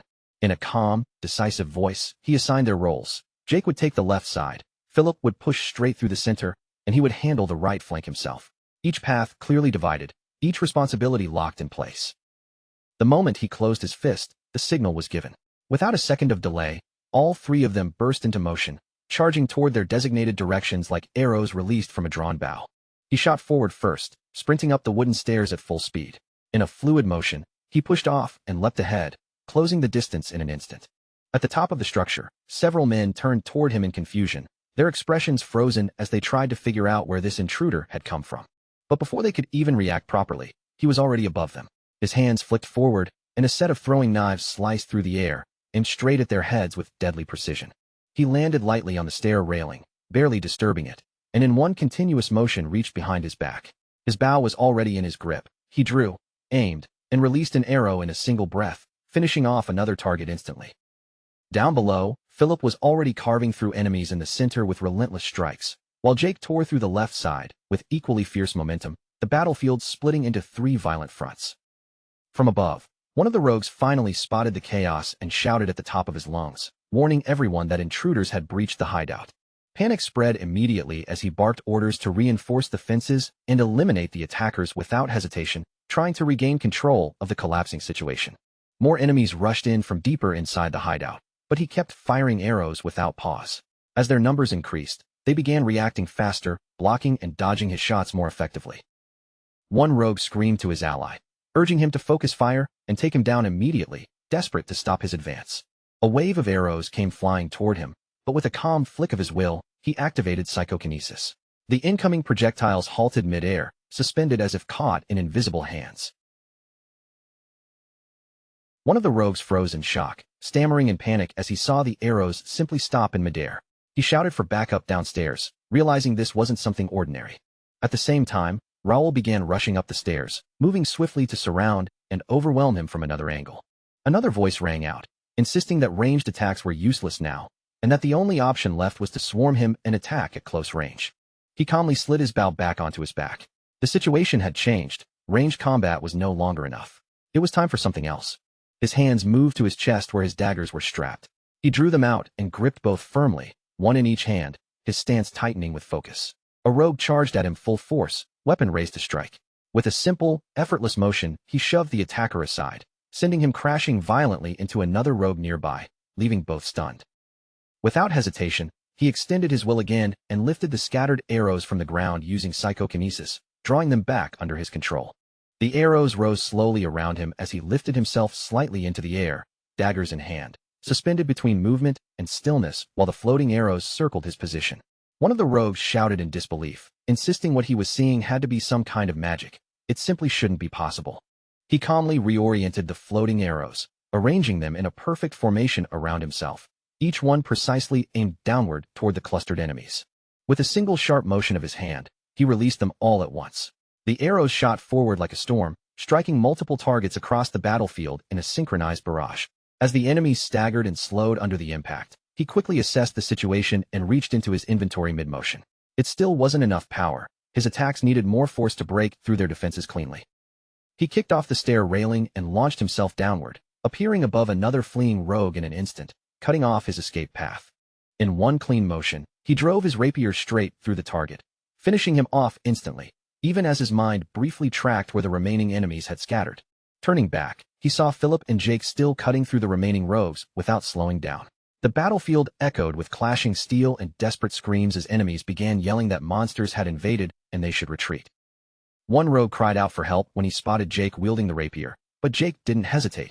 He swung anyway, striking him down mid-panic. He paused for a brief moment, noticing Jake's movements weren't fully refined, as if he was deliberately avoiding proper technique. It was clear he didn't want to rely on that weapon's formal usage, wasting no extra mana or unnecessary motion. Ashton had warned him about this before, about avoiding obvious swordsmanship patterns that could leave traces, but at the moment, he decided it wasn't a priority. His attention shifted sharply as he sensed an enemy preparing to strike Jake from behind, unaware of the hidden presence nearby. Pierce emerged from concealment at the perfect moment, releasing an arrow that pierced the attacker mid-launch. The threat collapsed instantly before it could reach Jake. With that, Pierce judged that the remaining enemies were almost completely cleaned up. A few minutes later, Pierce finally spoke up, breaking the rhythm of battle's aftermath. He apologized, reporting that despite a full search of the prison area, Nikki still hadn't been found. He placed a reassuring hand on Pierce's shoulder, telling him it was all right, then asked whether he had already spoken with the captured villagers. Pierce confirmed that he had. They had distributed clothing and food to the rescued villagers and instructed them to remain gathered in one safe location until the operation was fully completed. Jake then asked whether more enemies might still be hiding nearby, questioning if these really were just ordinary thieves. He confirmed they were indeed rogues, but then turned the question back. Didn't the entire situation feel off? Jake asked what he meant. He pointed out three inconsistencies. First, Nikki, the kidnapped target, was nowhere to be found. Second, despite the number of rogues present, none of them stood out as leaders or key figures. Third, a magic circle guarded the entrance, yet not a single wizard had appeared inside. When he asked the others for confirmation, they all shook their heads. That only strengthened his conclusion. The important figures, along with the real captives, were not in this location at all. Jake agreed with the reasoning, but pointed out the obvious issue. Without locating the true base, everything they had done might be meaningless. He then asked Pierce for his opinion. Pierce admitted he had checked all suspicious areas, but found nothing beyond his current detection range, suggesting a high-level magic system or advanced formation was interfering. He then spoke with quiet confidence, telling Pierce that although he had joined their guild less than a month ago, his growth had been impressive, and soon, no deception would be able to escape his sight. Pierce simply thanked him, acknowledging the praise. With a slight smile, he gestured for them to follow. He said he already had a strong idea of where the real enemies were hiding. He led the way forward, the others falling in behind him as instructed. He told them to check each hut carefully and report immediately if anything unusual appeared. They all responded in agreement and moved as one unit. After a short while, he pushed open the door of a hut, the wood creaking loudly as it swung inward. Philip reported that they still hadn't found anything unusual. Without reacting to that directly, he simply asked whether this was already the fourth hut they had checked. He then drew the rapier from his inventory, the blade appearing in his grip instantly. He told everyone to prepare themselves, because the real operation was only just beginning now. With no further hesitation, he kicked the table aside, raised the rapier in both hands, and drove it forcefully into the ground, as if unlocking something buried beneath the surface. The wooden planks suddenly exploded outward with a sharp crack, splintering apart as if something had forced its way up from beneath. Beneath the broken floorboards, a hidden door was revealed, dark and sealed until now. Without hesitation, he extended his psychokinesis and pulled the hidden door open. It groaned loudly as it shifted, revealing a steep staircase descending deep into an underground basement, swallowed in darkness.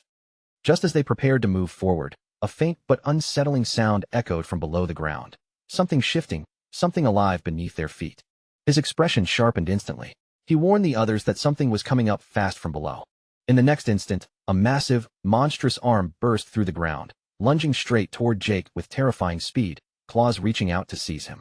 Jake reacted just in time, stumbling backward and narrowly dodging the grasp. His eyes widened as he demanded to know what that thing even was, still feeling the shock of the near hit. One after another, enormous monsters began climbing out of the shattered opening, their deep growls reverberating through the chamber as the darkness filled with their presence. More of the creatures forced their way up the stairs, and Philip immediately shouted a warning not to split up. He reminded everyone that separating now would make the fight far more dangerous and difficult to control. The moment one monster lunged forward, he met it head-on without hesitation, driving his rapier straight into its body with full force. The creature staggered violently from the impact, recoiling as the strike landed cleanly and disrupted its charge. Philip called out urgently that these were Imperial Demon Cavalry, not ordinary beasts. Their weak points were different from humans. Headshots were critical. As he spoke, Jake struck one from behind, shouting in frustration and asking why such things were even here. Meanwhile, he leapt toward another Demon Cavalry unit, deciding he needed to observe its structure and behavior more closely before committing fully to the fight. In a swift motion, he thrust his rapier directly into the creature's neck. The force of the strike sent it crashing to the ground as it let out a harsh, pained cry. A system window immediately displayed its information: an incomplete Imperial Demon Cavalry, level 41, Type 1 Crane, variant, classified under the Imperial Demon Cavalry unit type. The data matched exactly what he had been expecting. The moment he saw it, memories surfaced of the trouble these same enemies had caused him in the past. His thoughts briefly drifted back to his previous life, remembering a raid on an Empire hideout in the starting city 6 months into his journey. That mission had been issued by the mayor just as top players were reaching the end of the beginner zone. Back then, dozens of elite players who had already completed their second advancement gathered, joined by hundreds of Alliance Guild members, forming a massive strike force to storm the fortress together. But the moment the true Imperial Demon Cavalry appeared, everything collapsed instantly. The players never stood a chance. Most were wiped out on the spot, and even the ranked veterans, himself included, barely escaped with their lives. After that catastrophic defeat, no one dared approach the Empire's hideout for half a year. That was the first time the cavalry had shown their full strength. At that time, their average level hovered around 50, a terrifying threshold for players who had only just reached that stage themselves. Facing them head-on was nothing short of suicide. But now, the situation was completely different. These were incomplete units with reduced strength, and beside him stood elite knights, fighters all exceeding level 80. Even more importantly, he could now clearly see the weak points distributed across the cavalry's bodies, as if their vulnerabilities were laid bare before his eyes. Using that advantage without hesitation, he sprinted toward the charging demon rider, leapt into the air, and in one fluid motion drove his weapon through every exposed weak point in a single devastating sequence. That alone decided the outcome. Moments later, the Imperial Demon Cavalry lay defeated on the ground, completely suppressed. Jake vented his frustration by kicking the fallen demon corpse, while Philip frowned and questioned why Imperial forces were appearing so close to the kingdom's borders, and more importantly, what their next move should be. He answered without any hesitation. They were going in deeper. At this point, there was no turning back. Pierce suggested calling for reinforcements, but he immediately rejected the idea without hesitation. Every minute wasted increased the danger to the captives. If the enemy managed to contact the outside world, everything would spiral out of control. They had to move now. At that moment, Philip and Jake stepped forward, shields raised, positioning themselves in front of him. They insisted he stay behind with Pierce to continue searching while they handled the frontline combat. He found it slightly frustrating, but understood this was not the time for pride. Even if he wasn't landing every finishing blow, the experience would still be his. After everything so far, letting others take the lead for a moment wasn't a bad trade. Philip and Jake descended first into the lower path, and he couldn't help but feel a sense of relief at having subordinates he could truly rely on. He followed right behind them. As Jake pushed open the door ahead, he muttered that the enemies should be punished far worse than anything, boiled alive for what they had done. Beyond the door, the sight was grim. Bodies were scattered across the floor in every direction. Rows of large containment tubes filled the chamber, each one containing murky green liquid. Within them floated grotesque mixtures of monster fragments and parts of Imperial Demon Cavalry, suspended like failed experiments. Pierce's voice turned cold as he remarked that the Empire showed no restraint at all, conducting chimera experiments on foreign land as if it meant nothing. The cavalry they had just fought were likely created from kidnapped civilians, though even he hadn't expected them to go this far. He took in the horrifying scene, and though he had seen similar sights many times in his past life, a chill still ran down his spine. Some things never became easier to witness. When he had first reincarnated, he had even briefly considered aligning with the Empire, knowing they would dominate the continent within 10 years. But that thought had died quickly.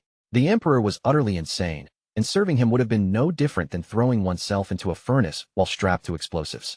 Rumors about the Emperor were countless, but one truth was undeniable. He never saw humans as people. Anyone without royal blood was reduced to a resource, ranked by usefulness until they broke. Once useless, they were turned into test subjects or even feed for the Imperial Demon Cavalry. Even nobles were not safe. A single mistake meant execution without hesitation. He remembered an imperial general who had once spoken against the emperor's rule. While the man was speaking directly before the king, a mark on his shoulder suddenly lit up and began spreading across his body like fire. Before anyone could react, his body detonated on the spot, reduced to nothing in an instant. That memory remained etched into his mind as vividly as if it had happened yesterday. There was no way he would ever serve such a ruler, nor could he stand by and watch innocent lives turned into experiments. Philip's voice suddenly snapped him back to reality as he called out, telling him to look below. Looking down, he saw magicians preparing a spell while a knight forced them to activate it, clearly trying to secure an escape route through coordinated magic. Pierce scanned the area using his skills and reported quickly. There were 3 knights, 3 wizards, and 10 Imperial Demon Cavalry units. The wizards were focusing their energy on a magic circle near the cave entrance. Philip immediately assigned roles. He would handle the knights himself. Pierce was tasked with eliminating the wizards. Jake would intercept the cavalry, and he would provide support across all fronts. Jake complained, wanting instead to sweep the rear. But a sharp look from Philip silenced him instantly. Jake turned away without further argument, and Pierce wasted no time in acting. An arrow shot forward from Pierce's bow, slicing through the air toward a target wizard. At that exact moment, a shout rang out across the battlefield. Someone had spotted them. Intruders had been detected. As the enemies fully reacted, all sides erupted into motion, and they all dropped down into the battlefield simultaneously, engaging in close-quarters combat. He shifted his aim toward another wizard, focusing on the high-tier casters first. Fifth circle spell users had to be eliminated immediately before they could fully activate their magic. Ordinary arrows would never be enough to pierce a barrier spell. In response, he subtly pushed his psychokinesis into the arrow's trajectory, wrapping it with invisible force as it cut through the air. Once the energy fully condensed around the shot, he released it in a controlled burst. Without wasting a moment, he followed it with another precise arrow, and together they shattered the barrier completely. A wizard collapsed instantly as the formation broke apart. Their escape route had been destroyed before it could even begin. From the distance, the knights immediately saw the magic circle crumble and vanish. The enemy leader's expression twisted as he realized their exit had been sealed off. In a desperate tone, he ordered his men to release the final seal and eliminate every intruder on sight. Without hesitation, the remaining forces responded in unison, activating the seal while shouting their loyalty to the emperor, their voices echoing with fanatic conviction. The sudden shift in atmosphere caught him slightly off guard. Before he could fully assess the situation, Philip had already surged forward into the chaos without waiting. What struck him even harder was the sight of Philip, an elite high-class knight exceeding level 90, struggling to hold the enemy line back under the overwhelming pressure. He immediately activated his detection skill, scanning the battlefield as a detailed status window unfolded, revealing information about the enemy leader. The knight was identified as McDowell, level 71, a Qian-style sword expert of the middle class. He belonged to the Cronin Empire, serving as an Imperial Hound and branch manager of the Mirror Division. His potential rating was B-class. His attributes read, Strength 75 plus 5, Agility 71 plus 5, Stamina 73 plus 5, Intelligence 55 plus 10, Mentality 68 plus 5, and Magic 68 plus 7, Sensory 73 plus 5. His traits included B-rank blind loyalty and C-rank fear resistance. As he reviewed the data, he noticed McDowell's stats were unusually high and wondered if the strange red tattoos covering his body were the reason. Meanwhile, Jake was locked in a chaotic close-range fight with the demon cavalry, swinging wildly while shouting in frustration, asking what was wrong with these guys and whether they were all pumped full of something unnatural. Through system chat, Jake messaged him in real time, complaining about being forced to fight with what he called a small stick and asking if switching to swords would make things easier. He replied briefly that Philip and Pierce were handling their sides well enough, though it was obvious Jake himself was having a harder time keeping up. The entire plan had been built on trust in each member's assigned role, but the situation was clearly not unfolding as smoothly as expected. While Jake slashed lightly at a charging cavalry unit and complained loudly, he questioned whether he had really said Jake was struggling. He clarified that his comment was actually referring to Pierce looking like he was under pressure. At that, Pierce silently stared in Jake's direction without saying a word, his expression tightening slightly.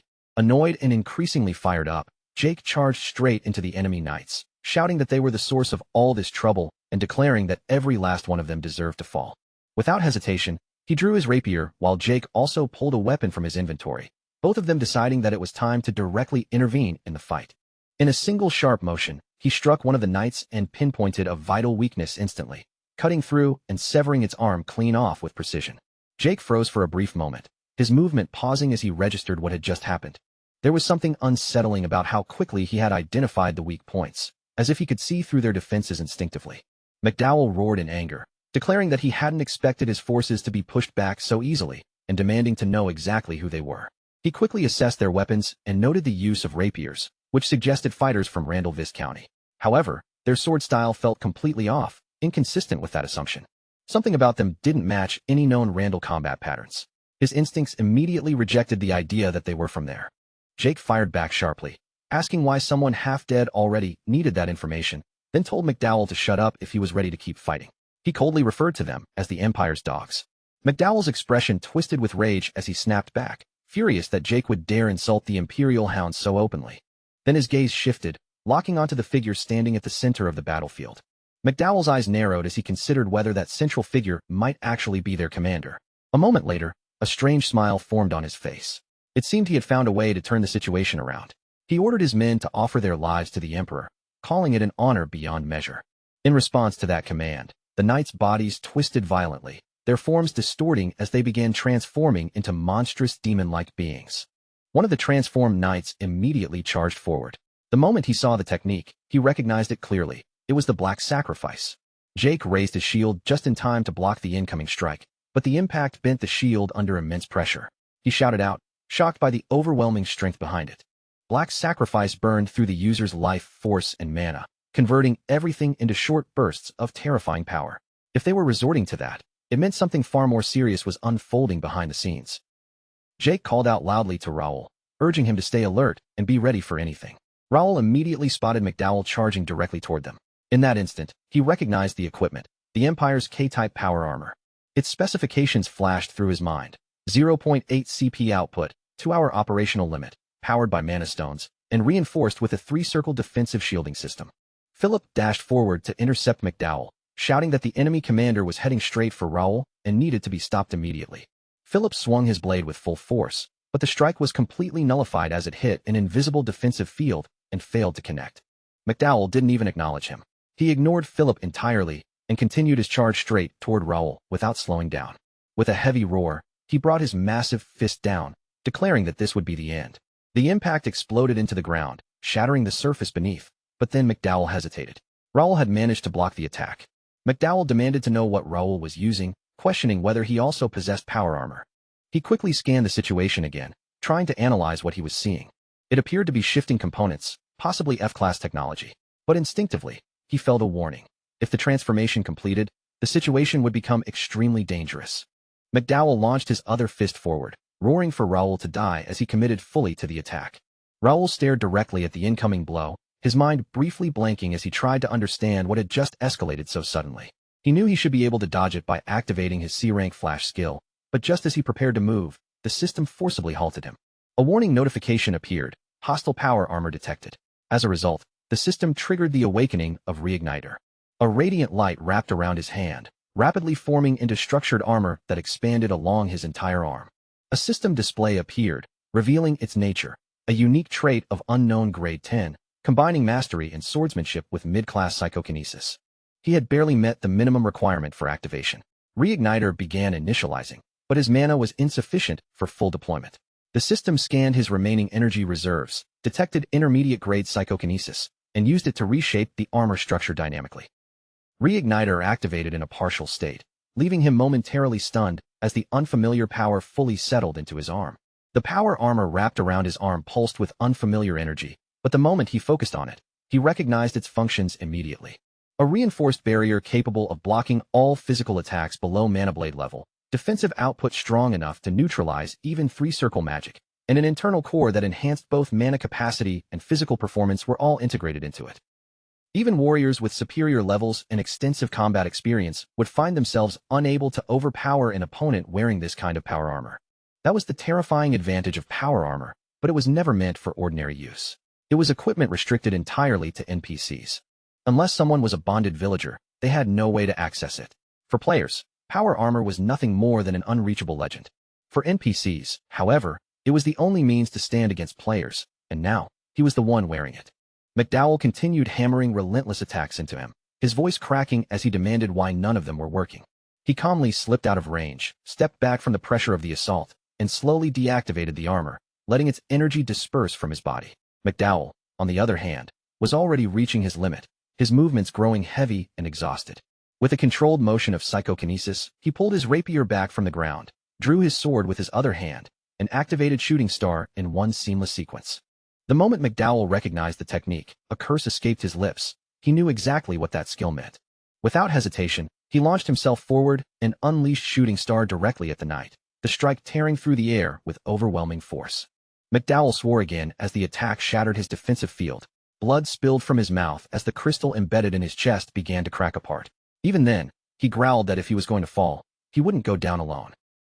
In a final surge of strength, he forced out every last bit of power, shouting his absolute devotion to the Empire. The crystal drove deeper, merging violently with his body as the armor twisted and fused into a monstrous transformation that consumed him completely. At that moment, a system alert echoed in Raoul's mind. Reigniter had detected a forbidden fragment of power. He froze for a second, not fully understanding what that message meant. Another notification followed immediately. The seal had been partially released due to an oath. Suddenly, blinding light erupted from within his body. That light wrapped around him completely, forming layers of armor piece by piece until his entire body was encased in radiant protection. The system announced that Reigniter would temporarily reveal its true form for a short duration. From within the glow, a fully armored foot stepped forward, and he emerged completely clad in a complete set of power armor. Across the battlefield, McDowell's transformation had also reached its final stage. The knight growled and lunged forward, but he only responded with cold contempt, which only drove McDowell into an even more frenzied charge. McDowell raised his massive arm and unleashed a crushing punch. He calmly lifted a single arm and blocked it head-on. The instant their attacks collided, the entire battlefield froze as every fighter nearby turned their gaze toward the impact. The clash detonated into a massive explosion, sending McDowell's subordinates flying in all directions like broken debris. Jake and Philip struggled just to keep their footing, but he stood completely unmoved, his eyes locked firmly on McDowell. Cracks began spreading across McDowell's armor, and even he seemed momentarily stunned by what he was seeing. With a subtle motion, he raised his hand and used psychokinesis to lift McDowell into the air. Invisible force tightened around McDowell's body, squeezing him as a strained, pained cry escaped his throat. He increased the pressure further, coldly telling him to vanish. The power armor fractured piece by piece until McDowell finally collapsed motionless, the system's influence fading away completely. He stood there in silence, stunned that he had actually pulled it off, and fully aware that he had only just made it in time. A sudden cough of blood escaped him, immediately drawing Philip and Jake over as they rushed to check on him. He raised a hand to signal that he was fine, but his mind lingered on the strange sensation he had just experienced. It was nothing like anything he had felt as a player before. It was as if he had briefly reached into something limitless. He knew that power hadn't truly belonged to him. It was borrowed. Still, deep inside, he swore that one day he would reach that level with his own strength. Moments later, the damaged magic circle finally collapsed and shattered. What remained behind was a pocket teleport device, and a man turned to stone. He decided to examine them later. Pierce soon reported that Nikki and the remaining hostages had been found, although some had already lost their lives. He told Pierce there was nothing more that could be done for the deceased, and instructed him to gather their belongings so they could be returned to their families. Pierce agreed, but added that Nikki's condition was critical, urging them to leave as quickly as possible. A few minutes later, as they headed toward the cave exit, Jake suddenly asked whether they were really going to abandon all the valuable items behind. He asked Jake if he planned to carry them himself. Jake immediately insisted that the items were far too valuable to leave behind. After a moment, he admitted Jake had a point. McDowell's power armor could serve as solid evidence of Imperial involvement, but dealing with the Imperial hounds was never simple. They were a serious threat, even to minor nobles, and countless players had already given up after encountering them. For now, it was wiser to focus on strengthening their own faction rather than provoking them directly. He reassured Jake that everything was still within plan and told him not to worry, adding that Jake had actually finished the job himself. Jake immediately protested, insisting he only succeeded because he had been told to stay back. He promised Jake a bonus for his performance that day and told him to go back and rest. Jake instantly brightened, asking if the reward and break were real and warning him not to take them back. Jake walked off in high spirits, leaving him unsure whether to call him clever or just reckless. He then turned to Pierce and ordered a full report. Pierce confirmed that they had successfully guided the enemy exactly as planned, with no issues to report. He glanced over at Pierce, a faint, knowing smile tugging at the corner of his lips as his eyes briefly lingered there. Inwardly, he already decided he would enjoy watching their reactions unfold later when everything finally clicked into place. He already understood how obvious the outcome would be, almost painfully so, yet that didn't stop him from wanting to see their expressions when they inevitably walked straight into the trap. The thought alone made him quietly amused. Elsewhere deep within the forest, voices broke the silence as someone questioned how much farther they still had to travel, their tone edged with impatience and fatigue. The trees closed in around them, making every step feel longer than the last. Ramon suddenly snapped at the guide, his voice sharp and frustrated, demanding to know if they were even heading in the right direction at all. His eyes scanned the dense forest ahead as doubt started to creep in. He was absolutely certain they had tracked Raoul into this forest, yet there was not a single trace of him anywhere. The memory of the shrine incident still burned in their minds, along with the losses they suffered, money gone, swords taken, all because of Raoul. The frustration only made their resolve heavier. Jeremy calmly pointed out that their failure had nothing to do with strength, but rather the fact that mana skills were unusable inside the city. Even so, they had brought 12 trained knights along with Jeremy himself and his power armor, making the defeat even harder to swallow. Ramon lifted his gaze with renewed determination, insisting that this was their only real chance now that Raoul had finally stepped outside the city. At that moment, the robe-clad guide pointed ahead and confirmed that their destination was just up ahead. They pressed forward through the thinning trees and eventually came to a halt in front of a cave entrance, the dark opening swallowing the light beyond. The air around it felt heavier, almost warning them to turn back. Kale hesitated at the entrance, admitting that it looked far too dangerous, but also acknowledging they would never know what lay inside unless they went in. Ramon, however, showed no hesitation and insisted they proceed immediately, reminding them they had left the city for exactly this purpose, to find Raoul. Moments later, their entire mood shifted in an instant. Inside the cave, a massive pile of gold gleamed under the dim light, reflecting shock across every face as disbelief replaced caution. Ramon suddenly burst into laughter, spreading his arms slightly as he told his brothers that even if Raoul wasn't here, this discovery alone was more than enough to make the journey worthwhile. His earlier frustration vanished in an instant. Jerry stepped forward, his eyes widening as he pointed out the scattered treasures, magic items, rare artifacts, and even the bodies of wanted criminals. Among them, the most valuable prize was clearly the powerful suit of armor resting among the loot. Back in the city, knights stationed at the gate suddenly noticed riders approaching in the distance. As they got closer, recognition struck them. They were stunned to see their young master returning earlier than expected. One of the knights immediately stepped forward and expressed gratitude for the young master's efforts, reporting that they had successfully raided a hideout in the eastern forest and rescued several hostages. Relief and pride mixed in his voice. He commended their work with a firm nod, then asked where the rest of the team had gone. The knight explained that they had only arrived after completing a separate mission, adding that these were his training knights and the first official members of his guild. Out of the group, 6 had already advanced to expert rank through rigorous training, while the rest were steadily approaching the same level.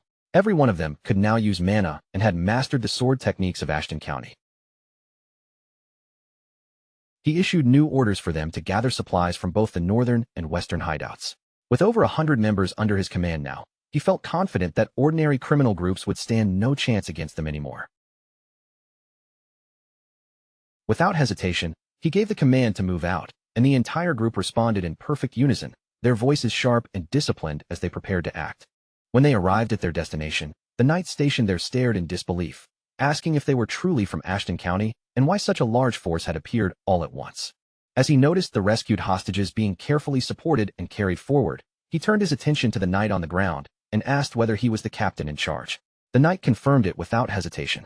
He explained that they had successfully guided the civilians here exactly as instructed, earning a nod of approval in return. The civilians rushed forward in a wave of emotion, voices trembling with hope as they asked whether Raoul had truly saved the hostages, and whether they would finally be reunited with their children. At the front of the group, Nakia suddenly spotted Nikki and rushed toward her without thinking. Raoul gestured toward Nikki beside him and explained her condition briefly as Nakia thanked him repeatedly, voice breaking with relief. He added that Nikki was still in poor shape and needed immediate treatment at the mansion. He called out to Bernard, who quickly responded that a priest was already waiting at the location, prepared to assist without delay. Raoul's gaze shifted toward Nakia as complex thoughts crossed his mind. How many lives he had already altered, lives that were never meant to continue, including an alchemist once consumed by vengeance whose fate had now been rewritten. He quietly wondered if Nakia's future as a great alchemist would also begin to change from this point forward, and whether the legendary items and potions she was once destined to create might never exist at all. Even so, he knew he still needed her for the future of the county. Everything had already begun shifting since the moment he returned to the past. With that thought lingering, he straightened his posture once more. He had no intention of resisting history's changes. In fact, he had already decided he would no longer hesitate when it came to shaping people's futures. He was no longer acting with hesitation or softness. Even now, he couldn't ignore the thought that more lives could have been saved if he had acted faster instead of focusing on quests and gaining Nakia's favor. Still, he had completed everything overnight and protected the city in the process. And yet, something still didn't feel right. A quiet unease lingered in the back of his mind, refusing to fade even after everything that had been accomplished. Then his attention caught an elderly woman standing nearby, clutching a pair of worn gloves tightly in her hands as she cried out for a son who never returned. Her voice trembled, breaking under grief. These were people of the lowest status, those who could never afford commissions or influence. Many of them had never even been given a chance to seek help in the first place. Slowly, he began to realize that everything he had done so far had been centered only around leveling up and clearing quests, as if life itself were just another system to complete. When he first reincarnated, he had promised himself he would simply live in the present. Yet somewhere along the way, he had started treating every moment like a game with objectives to clear. Following the system wasn't necessarily wrong, but now he started questioning whether relying only on assigned quests was truly the correct path forward or just a narrow way of seeing things. He realized he had been planning everything through the mindset of his former self as a player, Bei Du-hyun, and for the first time, he wondered if that perspective had been limiting him more than helping him. If he couldn't find something only Raoul, the noble of Ashton County, could accomplish, something beyond any player's reach, then he might end up repeating the same failures all over again. Raoul turned to Philip and asked if he could show him the discouraged civilians gathered nearby. He then instructed Philip to collect detailed information about each of them, their identities, and their situations. Philip, slightly surprised, asked if he truly meant every single person, and Raoul confirmed without hesitation. Raoul then ordered him to distribute compensation to anyone who had lost family members or had relatives kidnapped, and also to help them secure employment opportunities. As he spoke, he couldn't help but feel guilty for continuing to burden Philip, who had originally come here to fight. Philip remarked that this behavior was unusual, pointing out that Raoul typically only acted when something directly benefited him. Still, he assured him that no one would refuse such an order, regardless of how sudden it seemed. Then Philip glanced toward Jake with a subtle expression, almost hinting at something. Jake immediately bristled, demanding why he was being looked at like that, and insisting he had no problem doing good deeds himself. Jake then casually asked whether Raoul intended to grant him some time off after distributing all the financial aid, scratching his head as if it were the most important concern at the moment. The civilians gradually began to leave, but not before turning back one last time to thank Raoul with heartfelt voices, wishing him a long and prosperous life as they disappeared into the distance. Raoul gently patted his horse, quietly observing that gaining the goodwill of Myra's citizens would be extremely useful when dealing with other guilds in the future. It was strategy, but also convenience, both outcomes working in his favor at once. He decided it would be worthwhile to remain in the region a little longer to strengthen himself and gain real combat experience.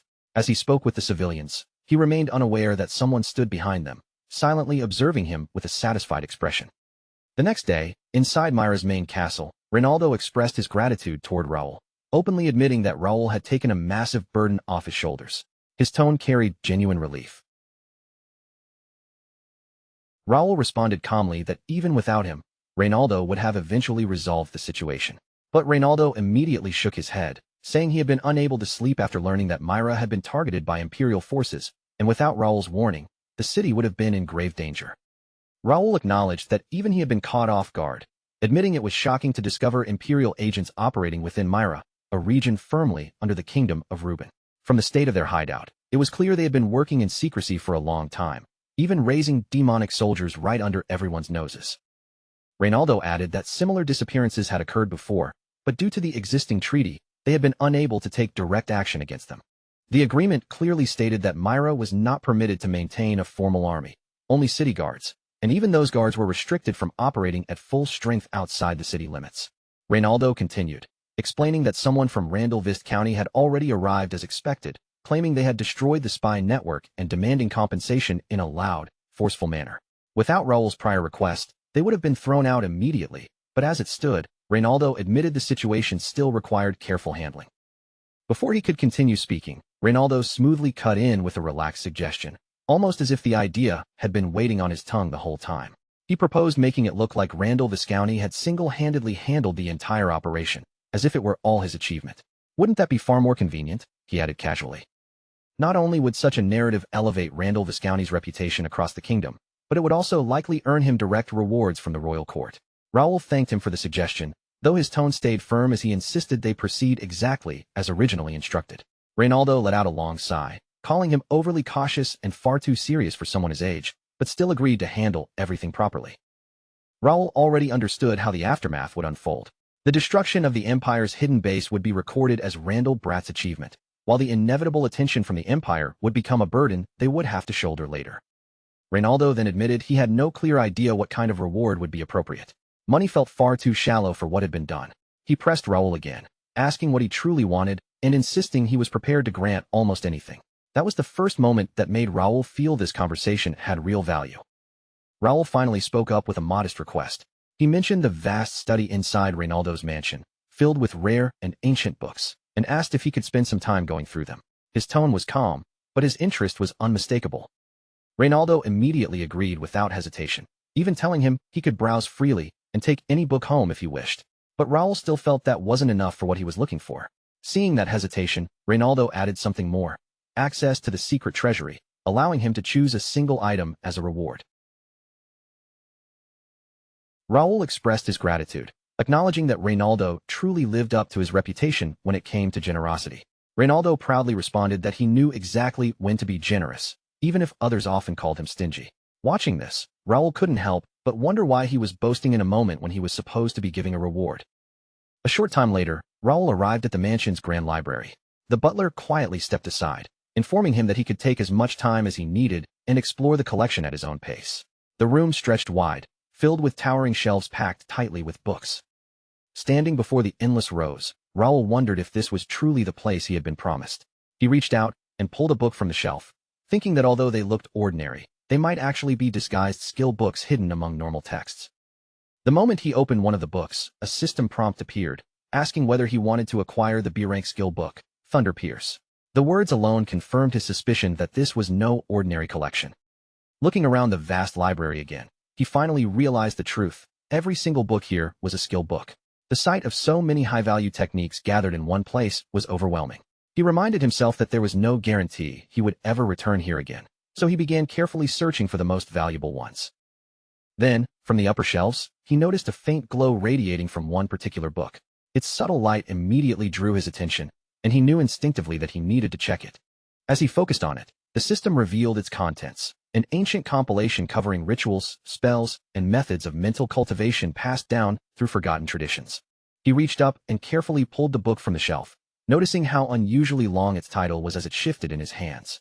With a steady breath, he opened it. The system immediately identified it as Quirkus Meditation Art, Grade S. It was a rare meditation technique designed exclusively for psychic users, providing a continuous 24-hour passive meditation effect and enabling constant mental refinement. Ancient records claimed it strengthened spiritual power through natural communion and mental visualization, with some even believing meditation beneath oak trees enhanced its effectiveness further. Discovering a meditation method reserved specifically for S-rank psychics filled him with excitement.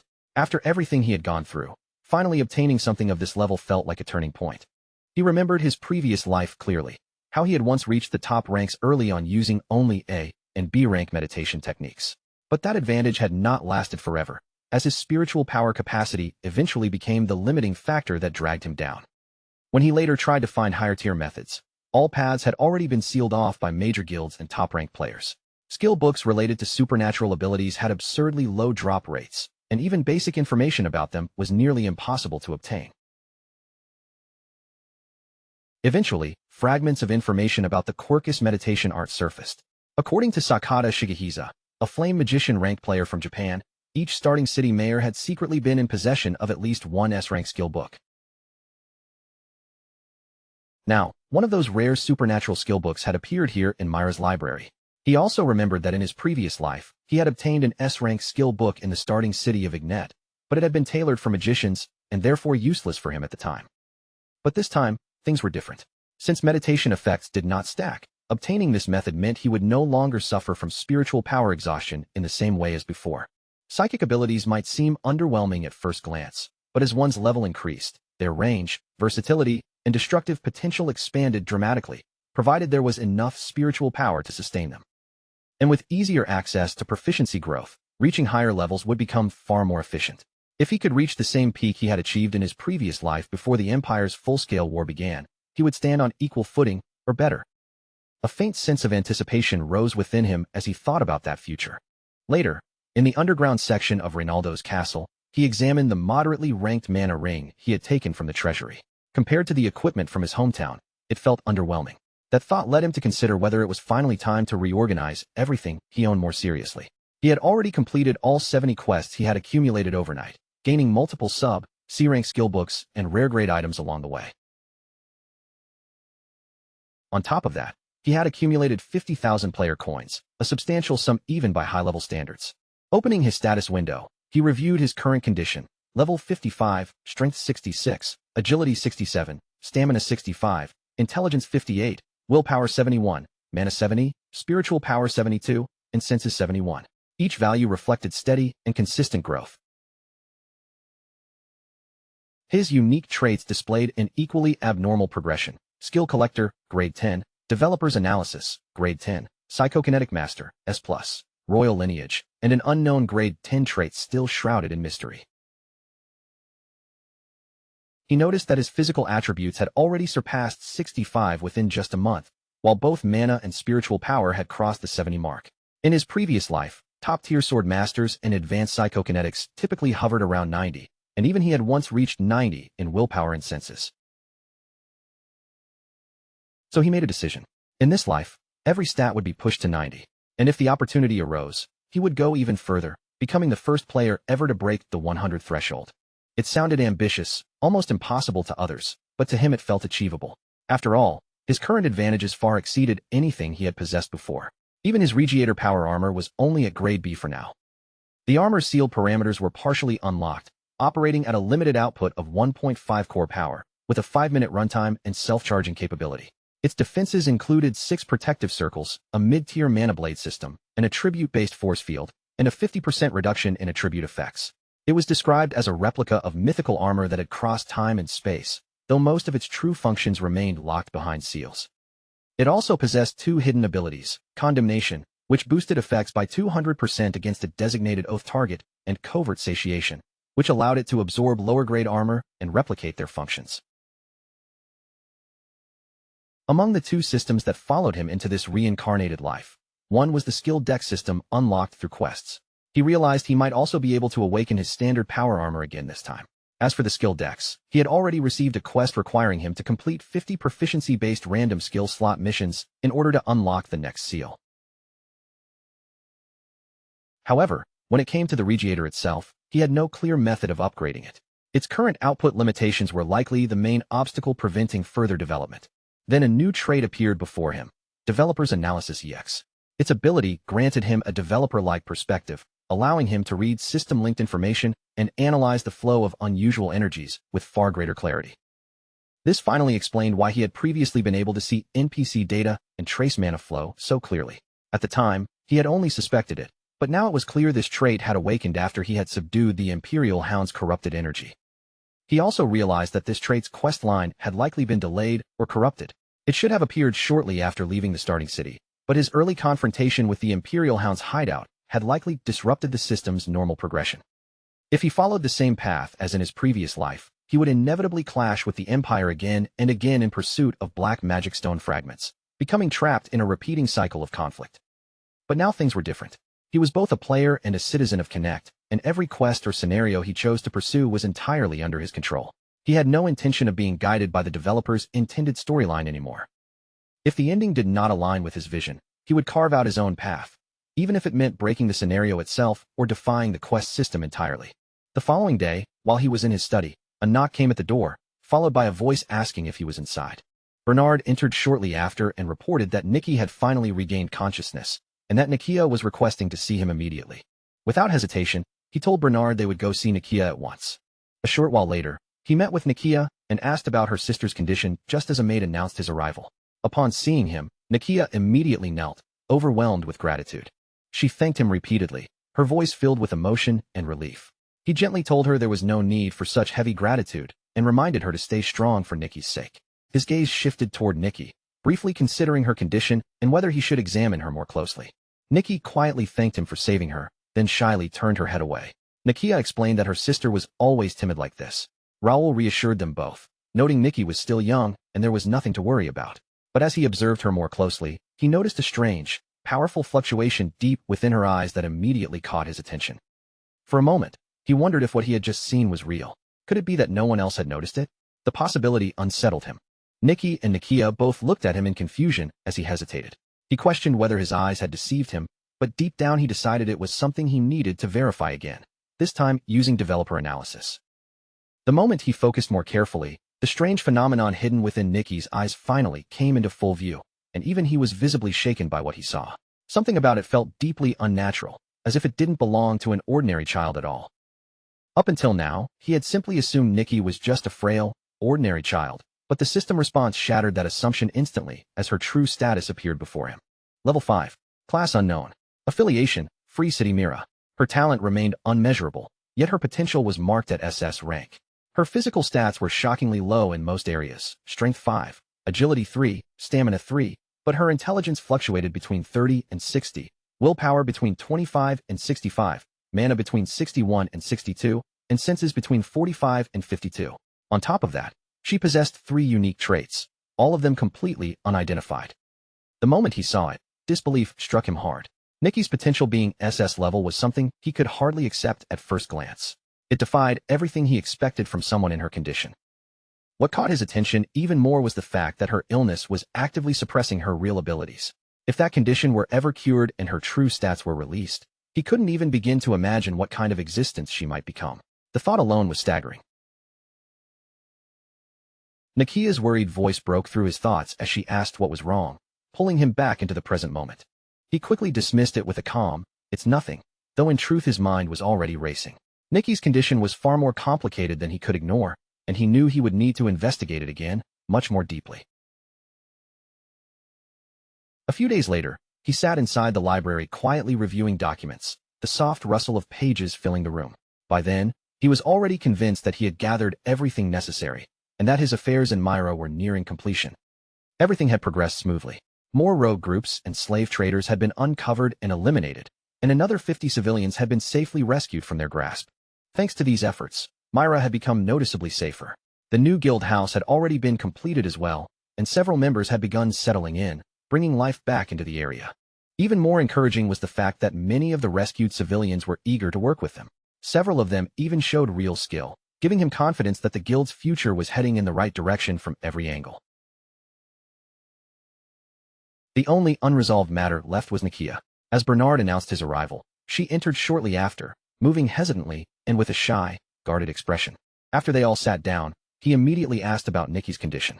Nakia replied that Nikki was doing much better thanks to the priest's efforts, and once again expressed her deep gratitude. He acknowledged her words calmly, but internally he already knew the truth wasn't so simple. Nikki's condition hadn't truly improved, and divine healing alone couldn't resolve what was affecting her. He then explained the real reason for calling her here, that there was something important he needed to discuss with her directly. Nakia nodded in understanding, then asked if it was true that he would be leaving that very day, saying she still hadn't properly thanked him. He confirmed it calmly, adding that he had already stayed longer than originally planned and was now on a tight schedule. She lowered her gaze slightly before speaking again, telling him to ask anything he needed and that she would help however she could. In her mind, there had to be a reason someone like him had gone so far for her and Nikki.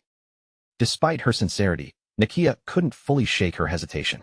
Every noble she had encountered before had been polite on the surface, but ultimately driven by greed beneath it all. Because of that, she worried Raoul might be no different, and the fear of disappointing him quietly lingered in her expression. He gently told her that things were not what she imagined, then placed a stack of documents in front of her and asked her to read them first before jumping to conclusions. Nakia accepted the papers hesitantly, her hands trembling slightly. But the moment her eyes scanned the contents, she froze completely. Her fingers loosened in shock, and the documents slipped from her grasp as she read the pardon letter stating that all her past crimes had been forgiven and every charge against her completely erased. In disbelief, she asked if it was real and how he had managed something like this. He answered calmly that, fortunately, it was something money could resolve if handled through the right channels. He understood perfectly well that the document completely erased her criminal record, even though it had required a significant amount of resources and political leverage within the alliance. He considered it a small price compared to her value. Nakia was overwhelmed as she thought back to 5 years of suffering under her mana restriction, a punishment she had believed would never be lifted. Yet now, Raoul had undone it so easily, as if it had never mattered at all. For the first time, she felt ashamed of how narrowly she had judged him compared to other nobles. Raoul then asked, gently but carefully, whether she could explain how her mana had been restricted in the first place, making it clear she could refuse if she wasn't comfortable. She began to speak, saying that when she was young she left her hometown, and her talent was recognized by her alchemy teacher, who helped her join the Alchemist Association. She quickly rose through the ranks, earning a reputation as a gifted young alchemist. By the age of 13, she had already mastered 3-circle magic, but just when everything seemed to be going well, disaster struck without warning. A sudden outbreak swept through her hometown, and by the time she returned, her entire family had already perished. Only Nikki remained. Hoping to start over, she brought Nikki to the association with her, but tragedy continued to follow them. When Nikki turned 6, she developed an incurable illness. Nakia believed it may have been caused by prolonged exposure to dangerous alchemical materials during her early childhood. For 2 years, she searched desperately for a cure. During that time, she pushed herself to the limit and reached the 5th circle at just 18, but none of it was enough to save Nikki. As Nikki's condition worsened, Nakia eventually broke a forbidden taboo, using alchemy on a living human being. She used stolen materials from the association to keep Nikki alive, since her sister could not survive without constant medication. When the truth was discovered, she was expelled and sealed with mana restraints. After wandering in exile for a time, they eventually settled in the city they now called home. It was relatively safe, and the divine protection there helped ease Nikki's condition, but the stigma of her sealed mana and her sister's illness shaped how everyone saw them. He told her she had already endured enough, then handed her a potion, instructing her to drink it. He said plainly that it would free her from what had been holding her back all this time. For a moment, Nakia could only stare at him in stunned silence. Slowly, she reached out with trembling hands, accepted the potion, and drank it without hesitation. The instant it entered her body, a powerful surge of energy erupted within her, flooding through her veins like a long-dormant force awakening. She closed her eyes tightly, her expression shifting as she recognized a sensation she had not felt for 5 long years. The return of something she had nearly forgotten, a release she thought she would never experience again. He watched her closely and immediately checked her updated status as the change unfolded before him. Nakia's status had transformed completely. Level 68, Intermediate Alchemist, 5th Circle. Affiliation, Free City Myra. Potential talent now S grade. Strength 43, Agility 48, Stamina 55, Intelligence 80, Willpower 77, Mana 78, Senses 81. Her unique traits now included Master of Alchemy, S, Precise Tuner, A, Genius Anomaly, A, along with one unknown trait still unreadable. When she opened her eyes again, everything finally became clear to her, what Raoul truly intended all along. Without another word, she dropped to her knees before him and swore her loyalty. She declared that she would follow him, and that she wanted to see him save others the same way he had saved her and Nikki. He gently reached out and patted her head, accepting her loyalty without hesitation, acknowledging her words with quiet approval. Then he handed her another set of documents. She looked up and asked what they were. He explained that the documents were related to Nikki's condition, manophilia. The moment she heard the name, she fell silent. He continued, explaining that a deceased great alchemist had left behind research notes on the condition, though one crucial part was still missing and required further study. And that responsibility, he told her, would fall to her, to complete the research and create the final cure. He declared it as her first command under his authority as her lord. Nakia vowed with unwavering determination that she would complete the cure, even if it cost her everything. In that moment, she fully dedicated her life to Raoul. After she left the room, Raoul stretched lightly, letting out a quiet breath. Even now, speaking and acting like this still felt unfamiliar to him. But he knew he would have to get used to it. This was the world he now lived in, and everyone around him was no longer just NPCs or data points, but real citizens of Connect. Today, everything finally felt like a major turning point. The first ally he had personally drawn in through his own actions wasn't just anyone. It was an alchemist whose name was destined to be remembered in history itself. More importantly, he was certain of one thing. She would eventually complete the cure. The great alchemist who had once confronted Manophilia in the past was none other than Nakia herself. In his previous timeline, he clearly remembered how she had created that cure, but the process had come at a terrible cost, taking countless lives along the way. Still, that outcome no longer mattered to him. What mattered now was that the full data for Nakia's cure still existed within Cafe Link. He had deliberately given her only an incomplete version of the information, not to limit her, but to let her grow through it, so that when she eventually completed the cure on her own, she wouldn't be burdened by Nikki's suffering in the same way anymore. And even if she couldn't finish it in time, he still held the remaining data in reserve. There was always a backup path if things went wrong. A faint smile crossed his face as he considered everything he had managed to accomplish in Myra. For now, all planned objectives were complete. The only thing left was to move forward and prepare for what came next. His next destination was already decided, the capital of the Reuben Kingdom, a massive city known as Triumph, the so-called Tomb of Swords. Just thinking about that enormous city stirred something in him. Anticipation slowly built in his chest. It was time to move on. Days later, they stood before the towering city gates. Jake couldn't hide his excitement as he pointed toward the massive crowds gathered outside, his eyes wide at the scale of it all.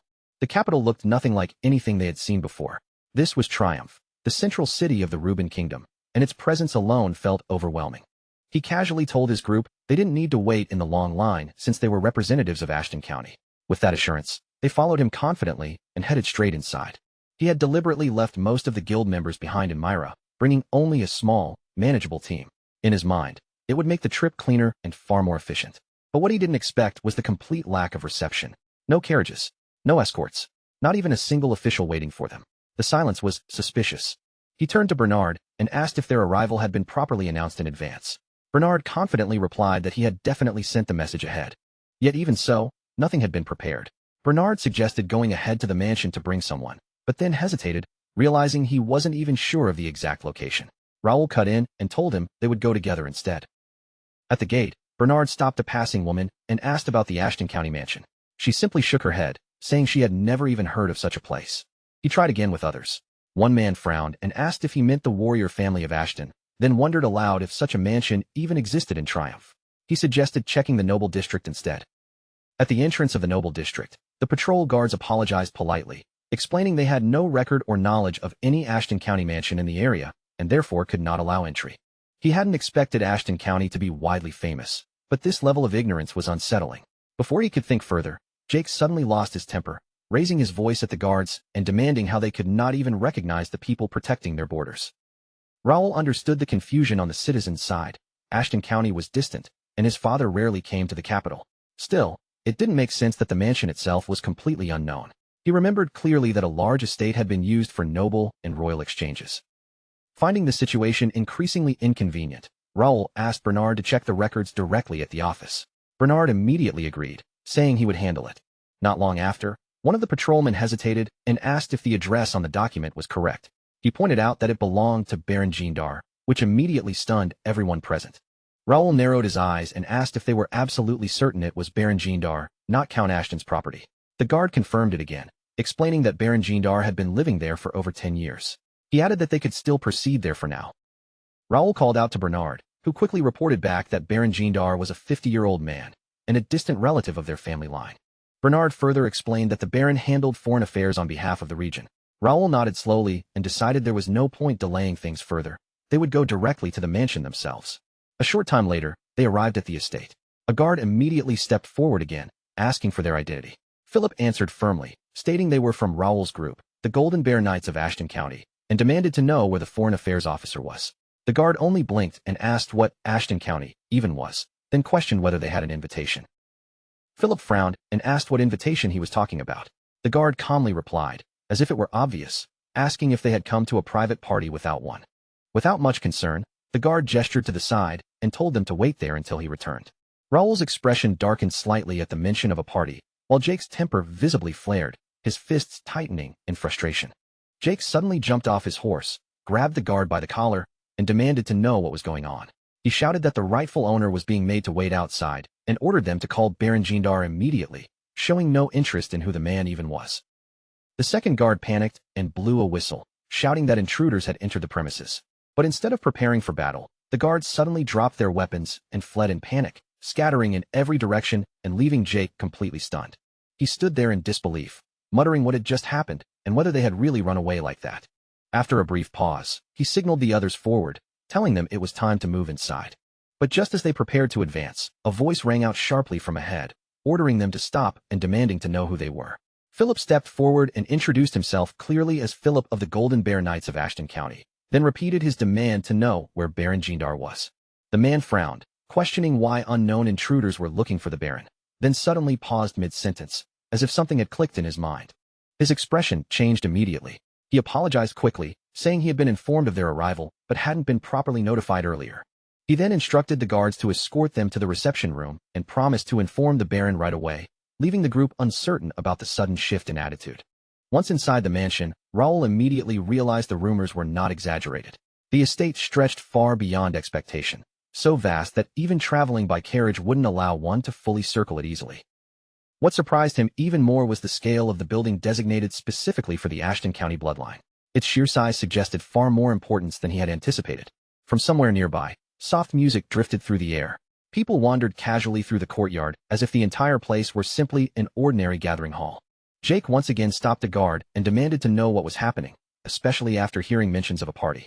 The guard casually explained that it was Baron Gendar's third son's birthday celebration, Aaron, and added that events like this happened so often even the staff lost track of them. Jake stared at him in disbelief, then raised his voice again, demanding clarification. Before anyone could respond, a voice suddenly called out, announcing Raoul's arrival inside the estate. A man descended the grand staircase, looking directly at Raoul and asking if he was truly the young master, remarking on how much he had grown since they last met. Raoul studied him carefully. The man did possess some strength, but only around level 50, far from anything exceptional.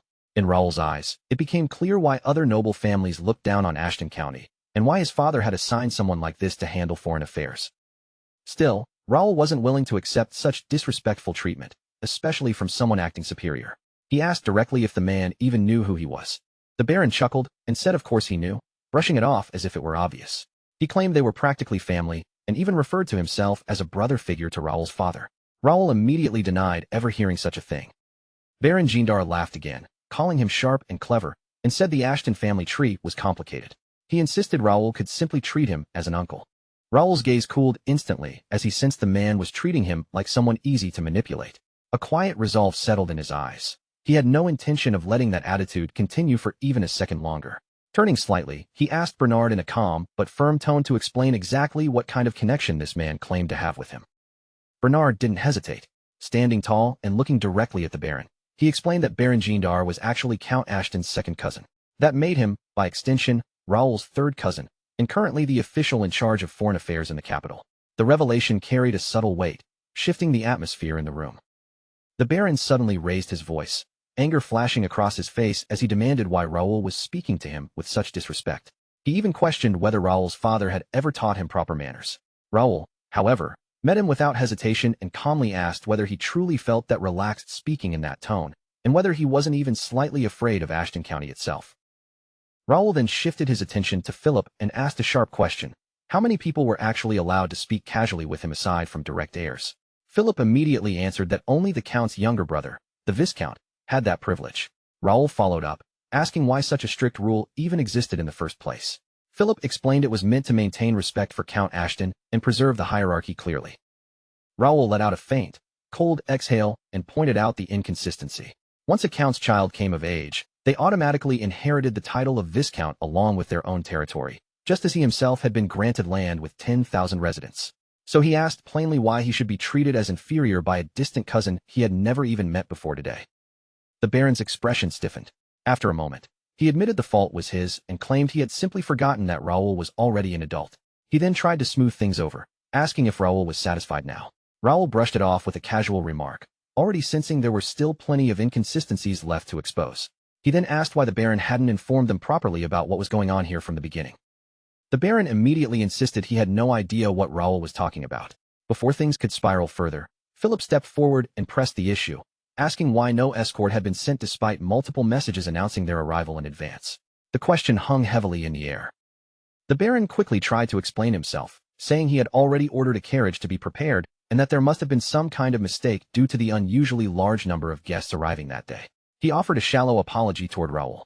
But Philip wasn't finished. He asked another pointed question: why the Baron was holding his son's birthday celebration inside the main building itself. The Baron responded without hesitation, claiming that such grandeur was necessary to display their status and that it was part of their foreign affairs duties. He then looked down slightly at the guard and sneered, asking what someone like him could possibly understand about noble customs. His tone carried open contempt. Philip let out a slow breath, clearly restraining his irritation, and decided to drop the argument for now since Raoul was present. At that moment, Pierce stepped forward and quietly handed Raoul a piece of paper, explaining that he had found it lying outside in the yard, an invitation of some kind. Raoul took the paper and held it up in front of the Baron without a word. His eyes narrowed as he pointed out the obvious issue. There was nothing on it that connected the event to Ashton County. Only the Gendar family's names and symbols were present. Nothing more. For the first time, the Baron's expression tightened. A faint unease crossed his face as he quickly insisted that it was simply an invitation and that it was officially tied to Ashton County. His voice sounded slightly less confident than before. He repeated himself more firmly, trying to reassert control over the situation. He told Raoul to stop pushing the matter, insisting that it was beyond his authority, even as the young master of Ashton. He added that if Raoul had complaints, he should take them back home instead of making trouble here. Raoul calmly asked whether the Baron truly believed this party arrangement was appropriate. The Baron nodded confidently and explained that it was tradition to use the party hall whenever the mansion's main building was not actively occupied. His tone made it sound like a perfectly normal practice. Raoul briefly reached into his coat, his expression unreadable. He reminded himself that in principle, nobles were sometimes allowed to lend out estates, but only under the direct approval of Count Ashton himself. Anything outside that was already questionable.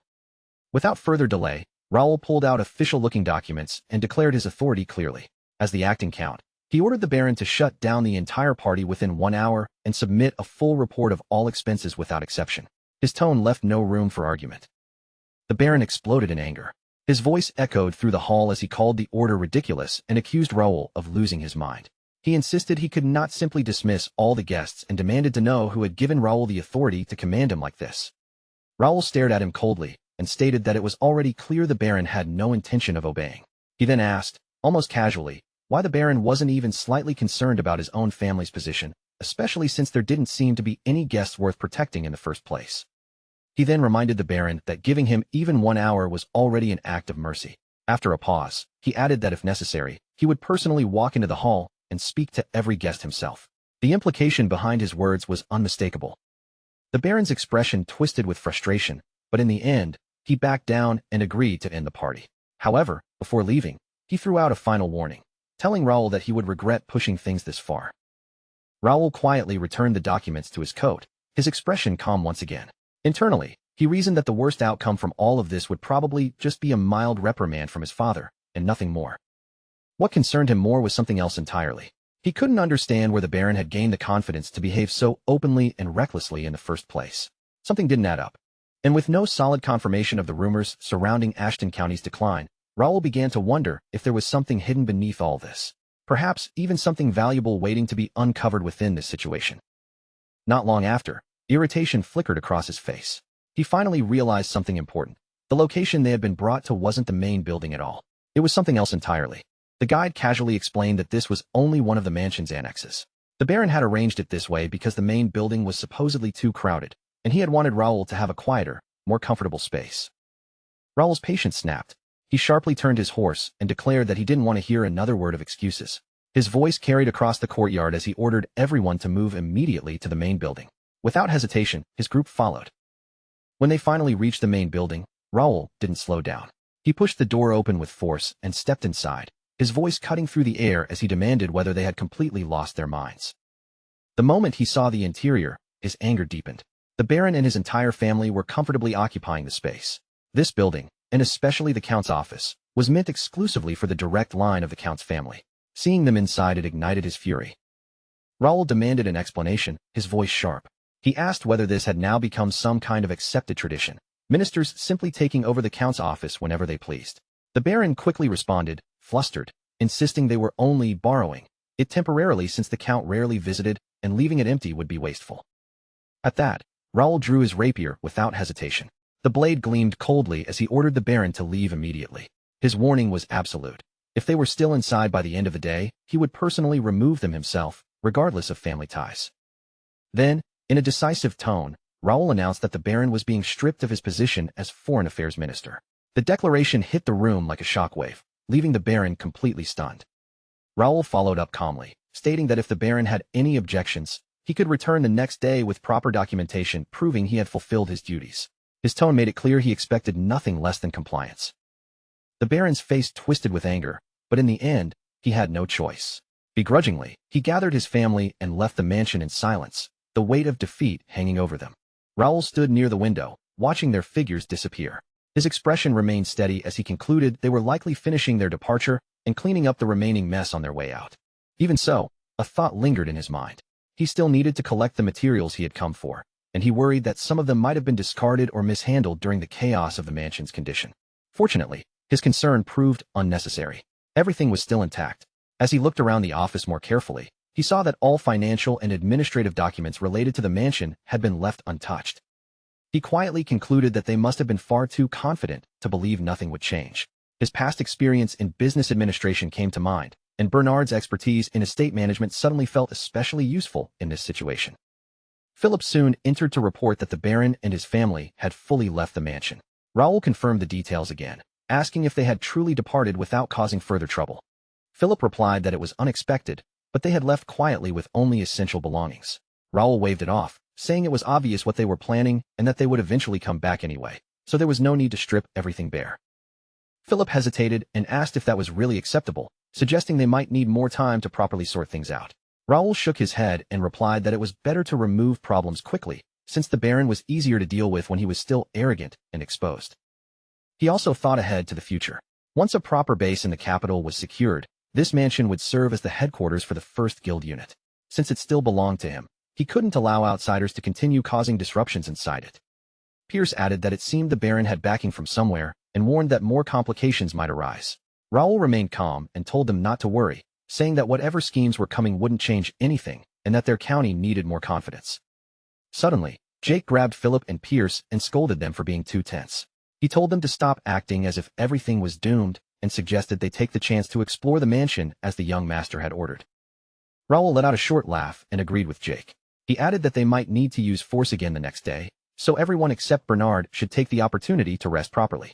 He dismissed the group for the night. As Jake led Philip and Pierce away, he turned back and gave Raoul a playful wink before disappearing down the hallway. Once they were alone, Raoul turned to Bernard. Without needing many words, Both of them understood exactly what still needed to be found. Bernard simply nodded, saying it was well within his area of expertise. Raoul reminded him that time was limited, and they immediately prepared to begin. The next morning, the sharp clash of daggers echoed through the training space as steel met steel in rapid succession. Raoul raised 2 daggers into the air using psychokinesis, his voice cutting through the air as he called out for another round of training.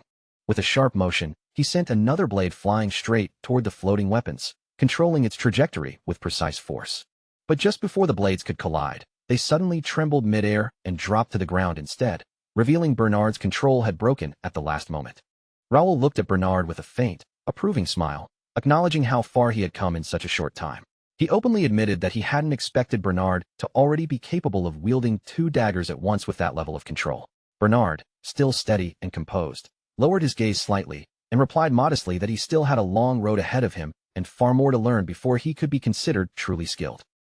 It had only been a month and a half since Bernard awakened his power through the skill book, yet the progress he had made in that short span was almost unbelievable. Even Raoul found it hard to accept at first glance. Bernard was clearly not someone with ordinary talent. For a wind-type mage, controlling a physical weapon with such precision and stability was already extremely difficult, almost unnatural. At this rate of growth, Bernard was expected to break into the intermediate stage within roughly 6 months, potentially becoming one of those rare multidisciplinary psychics capable of mastering more than one field. Raoul then shifted the conversation, asking whether it was time to move on to martial arts training as well. He reminded Bernard of something he had said before. Relying on a single ability alone would always limit how far someone could truly grow. Real strength came from combining multiple skills and making them work together seamlessly. He asked directly if Bernard was ready to take that next step. Without hesitation, Bernard gave a firm answer that he was ready. But just as they were about to begin, Bernard suddenly paused. His expression sharpened slightly, as though he had caught a distant disturbance in the air. After a brief silence, he spoke up, saying it seemed like they had an unexpected visitor approaching. Raoul, unable to sense anything at such a distance the way Bernard could, accepted the information without question. With a calm nod, he said they should go and properly meet whoever the guest was instead of waiting around blindly. Bernard agreed without hesitation, then asked whether he should bring along the items they had prepared the night before. Raoul replied at once that he should bring everything with him, even adding that Bernard had more than earned a reward for all the effort he had put in. Bernard quickly grabbed his jacket, slipping it on with practiced ease. In his mind, he already had a rough idea of what was coming. Whenever their young master wore that particular expression, it usually meant trouble was close behind. Even so, he couldn't help but quietly hope that Baron wouldn't attempt anything reckless this time. Downstairs, Jake froze the moment he stepped into the hall, clearly stunned by the sheer number of people gathered inside and outside the mansion. He turned toward Raoul and asked in disbelief whether he had secretly buried some kind of treasure somewhere, because nothing about this situation made any sense to him at all. As his eyes adjusted and he scanned the crowd more carefully, Jake noticed that several of the escort knights weren't ordinary soldiers at all. They carried themselves with a sharp, heavy pressure, the kind that came only from real battlefield experience and significant strength. Beyond them, additional soldiers could be seen positioned outside the mansion, forming a loose perimeter. Their presence was silent but unmistakable, as if the entire estate had been quietly surrounded. No matter how Jake looked at it, the situation was far beyond what their small group could handle alone. The pressure in the air alone was enough to make that clear. He couldn't help but wonder if Raoul had already anticipated all of this and was planning something entirely different. Meanwhile, the Baron stood with a composed posture, a proud and confident smile fixed on his face as he observed everything unfolding exactly as he had expected. In his mind, every piece of the situation was falling neatly into place. He silently concluded that the young master had walked straight into his carefully prepared trap.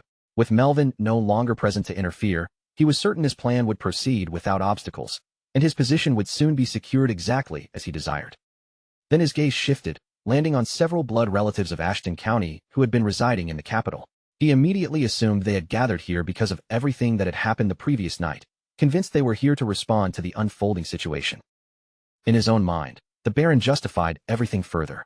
Losing his ministerial position and being forced out of the mansion was not just his burden alone. Those same relatives had been enjoying lavish banquets in the mansion hall funded by county resources, while even maintenance expenses had been quietly funneled to them through his administration. Given that, he was absolutely certain people who had suddenly lost such privileges overnight would never remain silent. The backlash, in his view, was inevitable. The Baron admitted to himself that hosting gatherings under his own name and using the office in that way had been a misstep. However, He firmly believed that no one present here had any evidence or understanding of that mistake, which gave him confidence that he remained in control. In his eyes, Raoul was nothing more than a naive noble pretending to understand political affairs, an ignorant child who didn't truly grasp how the system worked. He even mentally addressed Melvin, wondering why the Count had entrusted the seal to someone so young, but since it had happened, he intended to fully exploit the opportunity. Raoul stepped forward alongside his knights, and the moment he did, countless eyes shifted toward him. The crowd began whispering among themselves, trying to figure out whether this striking young man was one of the direct Ashton relatives, and whether he was truly the one causing trouble for Baron Jenner. Others murmured about something else entirely, whether the rumors circulating about him winning the swordsmanship tournament were actually true. Curiosity and suspicion mixed together as all attention focused on him. Raoul slowly scanned the assembled crowd, taking in the weight of so many gazes. Then, speaking calmly, he remarked that he hadn't expected such a large gathering. He asked directly whether everyone had come here because of the issues involving Baron Gendar. Before anyone else could respond, the Baron raised his voice sharply, declaring that yes, they had all come for that reason. He claimed that the blood relatives were furious over Raoul's unreasonable actions and had gathered here to confront him. He even urged Raoul to apologize to the elders immediately in order to settle the matter. Raoul responded without raising his voice, calmly stating that he would take the Baron's words as representing everyone present. After all, the Baron himself had already taken it upon himself to define what was right and wrong here. But the Baron immediately cut him off with a mocking laugh, dismissing the entire idea of right and wrong as absurd. He declared that this mansion had been managed in rotation by the capital's blood relatives for decades, and it was not some place where an inexperienced brat from the main family could simply interfere as he pleased. At once, voices rose from within the crowd in agreement. Several people insisted the Baron was right, demanding whether the main family was now treating them as inferior.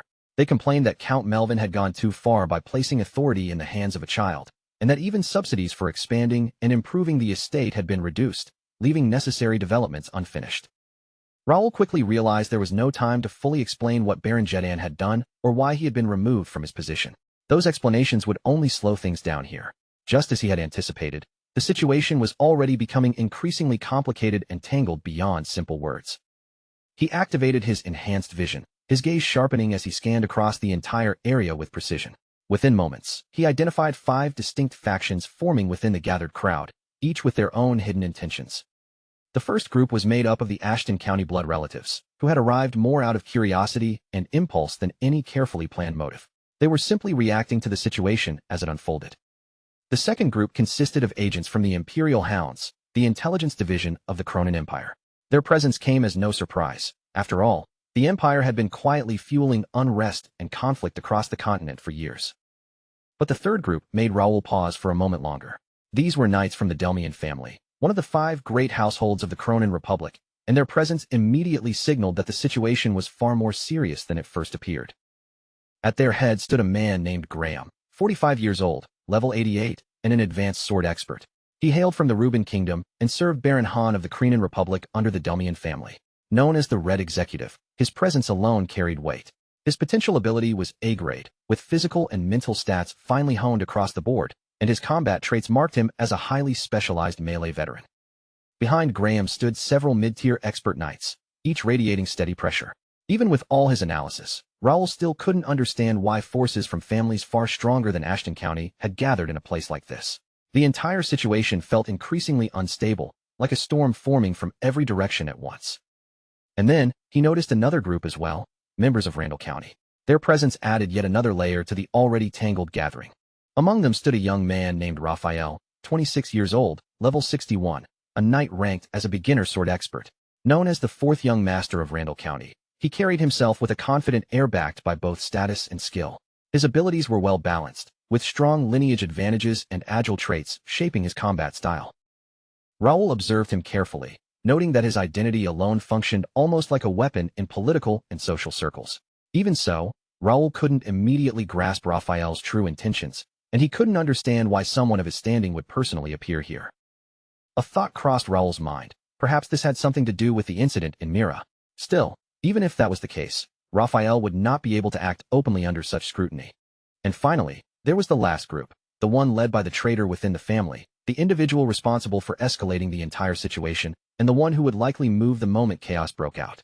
That man was Titus, 27 years old, level 65, a knight with intermediate sword expert rank, his presence already carrying a dangerous edge even from a distance. He was affiliated with the Reuben Kingdom and tied to the Jaden family of the Brennan Republic. His capabilities were balanced yet aggressive, with refined combat instincts and a fighting style shaped by both discipline and volatility. Raoul recognized Titus immediately, his own older cousin, the eldest son of Count Jaden, his uncle. The family connections alone made the situation even more complicated than it already was. His father, Count Melvin D. Ashton, had two brothers, the eldest, Jaden, and the youngest, Austin. Among them, Melvin had been the most gifted. However, due to the laws of primogeniture, Jaden was originally expected to inherit the title of Count. Arrogant and violent by nature, Jaden had never hesitated to harm or eliminate anyone who stood in his way. Everything changed when Melvin reached the level of an intermediate expert and began gaining stronger support than Jaden. The balance of power within the family shifted dramatically as a result. Consumed by jealousy and fear of losing control, Jaden attempted to assassinate Melvin. The attempt failed, and as a consequence, Jaden lost all his privileges within the family structure. Time passed, and eventually Melvin rose to become the Count. Jaden, though still holding the title of Viscount, controlled a significant amount of land. However, he could never accept the reality of losing the Count's position to his younger brother, and that resentment never truly faded. In the end, unable to live with that humiliation, he sold his assets to a rival house, Marquis McNeil, and left the kingdom with his followers. All of that took place 15 years ago, the same year Raoul Ashton was born. So the moment Raoul noticed Viscount Jaden's son among the crowd, everything about Baron Jinder's position became immediately clear to him. He also understood something deeper. Most of the people gathered here had not suffered any loss 15 years ago. They bore no resentment toward Viscount Jaden's downfall. In fact, many of them likely believed this was their chance to push Ashton aside and claim power for themselves. In Raoul's previous life, Ashton County had fractured into multiple factions and ultimately collapsed. Because of that, he could already guess what they were thinking. They believed they were repeating the same opportunity, the same turning point. But that only held true in a world where he wasn't here. This time, Raoul intended to make absolutely sure they understood one thing clearly. They had chosen the wrong moment and the wrong opponent. Raoul gave a subtle signal toward Philip, and Philip immediately understood without a single word of explanation. His expression tightened slightly as he straightened up, already sensing the shift in momentum. In that instant, everyone around seemed to realize something important was about to begin. It was finally time to move. Without hesitation, Philip raised his shield and struck it hard. The sharp metallic impact rang out like a thunderclap, echoing through the hall and slicing straight through the noise of the crowd. The sound alone carried enough force to silence every whisper at once, pulling all attention toward the front. Raoul stepped forward under the sudden silence and announced in a calm, steady voice that he had heard enough. Now, it was his turn to speak. He then called out Bernard and Pierce, instructing them to bring forward the materials they had prepared and begin distributing them immediately. Obeying without delay, Bernard and Pierce moved through the room, walking between the stunned crowd. Their hands carried stacks of carefully prepared books as they began handing them out one by one, placing them directly into the hands of confused onlookers. People hesitated as they received the books, their brows furrowing in confusion. Slowly, they lowered their eyes to the covers, reading the title carefully, unsure of what they were about to uncover or why they had been given this at such a moment. The title alone revealed the shocking truth inside: an official-style report on the management and financial operations of Count Ashton's estate, complete with investigation records and documented evidence exposing Baron Jinder's embezzlement and misuse of funds. As the pages were flipped open and read, visible shock spread rapidly through the crowd like wildfire. For a moment, even the Baron froze completely. Then his body trembled with rage as he snatched control of himself again, slamming the book violently to the ground while shouting that it was all fake. However, the crowd did not immediately agree. Murmurs rose instead, as many of them found the report far too detailed and precise to simply dismiss. The Baron's face twisted in anger as he pointed at Raoul and loudly accused him of arriving only the day before. He demanded how Raoul could possibly claim to have compiled such a detailed investigation in such a short time, insisting it was nothing more than a fabricated accusation. Raoul, in contrast, remained calm. A faint, almost indifferent smile appeared on his face as he looked at the Baron and casually asked whether they should move on to something a bit more direct and concrete. He then pointed to a specific section in the report mentioning that 200 trainees were supposedly receiving free instruction. His gaze sharpened as he asked the Baron where exactly those 200 trainees were now. The Baron immediately replied that they had all quit and vanished along with the equipment. Raoul tilted his head slightly, pressing further. He asked whether all 200 of them had truly disappeared, and whether the Baron was seriously claiming every single one came from outside the capital. He then pointed out how strange it was that every trainee had supposedly been selected from elsewhere, even though the purpose of free training was clearly to build influence within the capital itself. The Baron snapped back loudly, insisting again that they had all run away and that the selection had been entirely his own decision. Raoul, still composed, responded that the report included detailed addresses for every individual listed, meaning the truth would inevitably come out the moment a proper investigation was carried out. Without pausing, Raoul continued to the next point. The report claimed the Baron had distributed 100 gold-grade swords to various barons, yet the investigation showed that each recipient had actually been given cheap imitation weapons worth almost nothing. It further revealed that although 100 C-rank mercenaries were officially listed as mansion guards, the reality was far different. Only around 20 F-rank mercenaries could actually be seen stationed there. Raoul's voice remained steady as he listed the Baron's excessive expenditures on private celebrations, the son's grand party, the wife's birthday banquet, hunting ceremonies, and countless other gatherings held in the main estate hall. He then questioned coldly what any of those expenses had to do with official state finances at all. He slowly closed the book, letting out a faint breath, clearly still somewhat impressed that they had managed to compile such a thorough and structured report in the first place. Earlier that night, he had personally stayed up late going through every piece of evidence, carefully sorting and verifying each document before anything was finalized. He still remembered discovering that several of the documents had been forged. That realization forced him and his group to secretly infiltrate the Baron's residence. With his analytical ability combined with Pierce's sharp observational skills, they eventually located the original account book hidden away. Bernard then took all the gathered information and meticulously organized it, compiling everything into a clean, structured report that could stand as official evidence. Raoul himself used his document copying skill to create multiple identical copies of the finalized report, ensuring that every single person present could clearly see the full extent of the Baron's corruption and theft. He then turned his gaze across the crowd and asked in a calm but piercing tone whether they could all clearly see that more than half of the estate's funds had been embezzled. He followed up by asking if anyone still opposed the removal of Baron Gendar from his position. Not a single voice responded. Suddenly, the Baron began clapping. The sound echoed oddly through the silence as he shouted that this was truly impressive. He then raised his voice even louder, mocking Raoul by calling his actions nothing short of remarkable tricks. He demanded to know whether Raoul had spent 1 year or 2 preparing this so-called report, insisting that Raoul was nothing more than a cunning manipulator.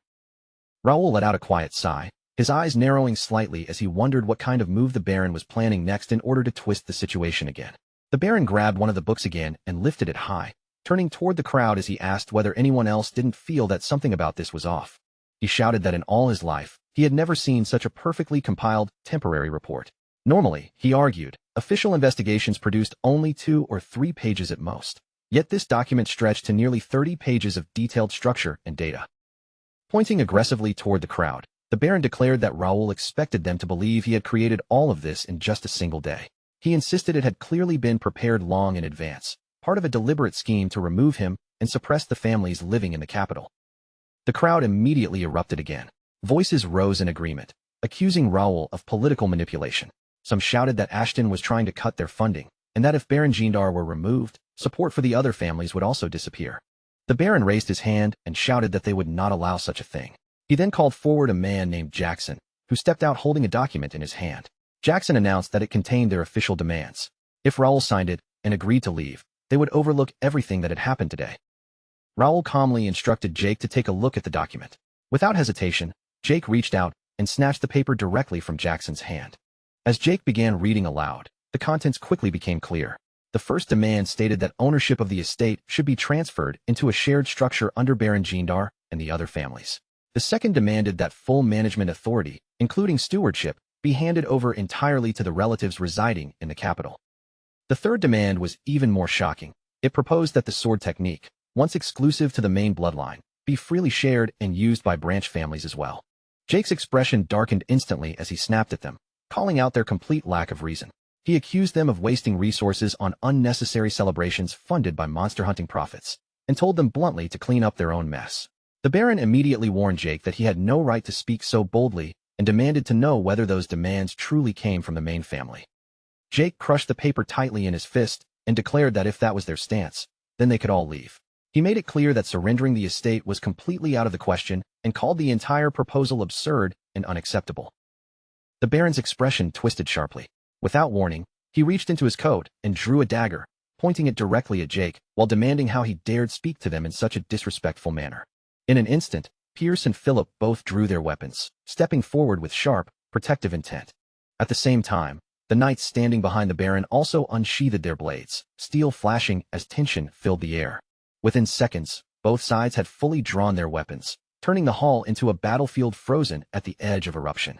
A sharp command rang out ordering Jake to stop. Without hesitation, Jake tossed the paper aside, letting it fall carelessly to the ground. The Baron couldn't believe how casually Jake had reacted even with a dagger pointed at him.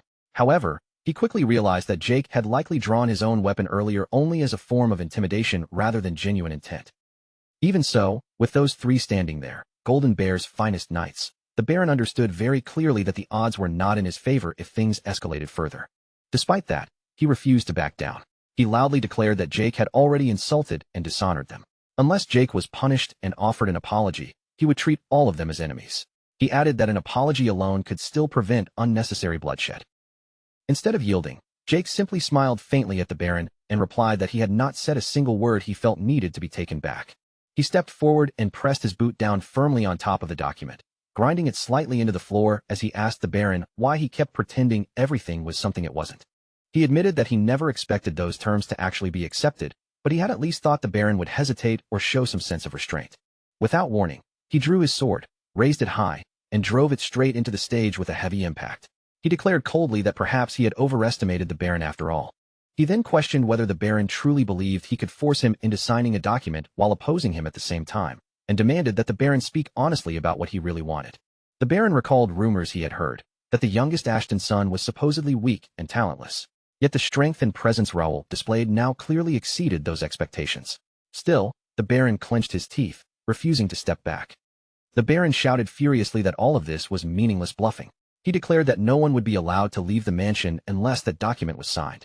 As the heavy tension settled like a locked gate over the hall, the Baron repeated once more with absolute confidence that the only way out for anyone here was to sign his conditions. He fixed Baron with a steady look and warned him to stop for a moment and think everything through carefully before taking another step. After a brief silence, he made the consequences perfectly clear to Baron. What Baron was attempting was no longer a simple dispute between nobles. His actions were practically the same as openly declaring war against the entire county. The surrounding nobles immediately erupted in alarm. They shouted that none of this had been included in their original plan and demanded to know whether Baron had completely lost his mind by dragging them toward a direct conflict with the country itself. One of them quickly stepped forward, insisting that his family wanted no part in such madness, and ordering Baron to let them leave at once. Baron dismissed them all as fools, his voice sharp with contempt.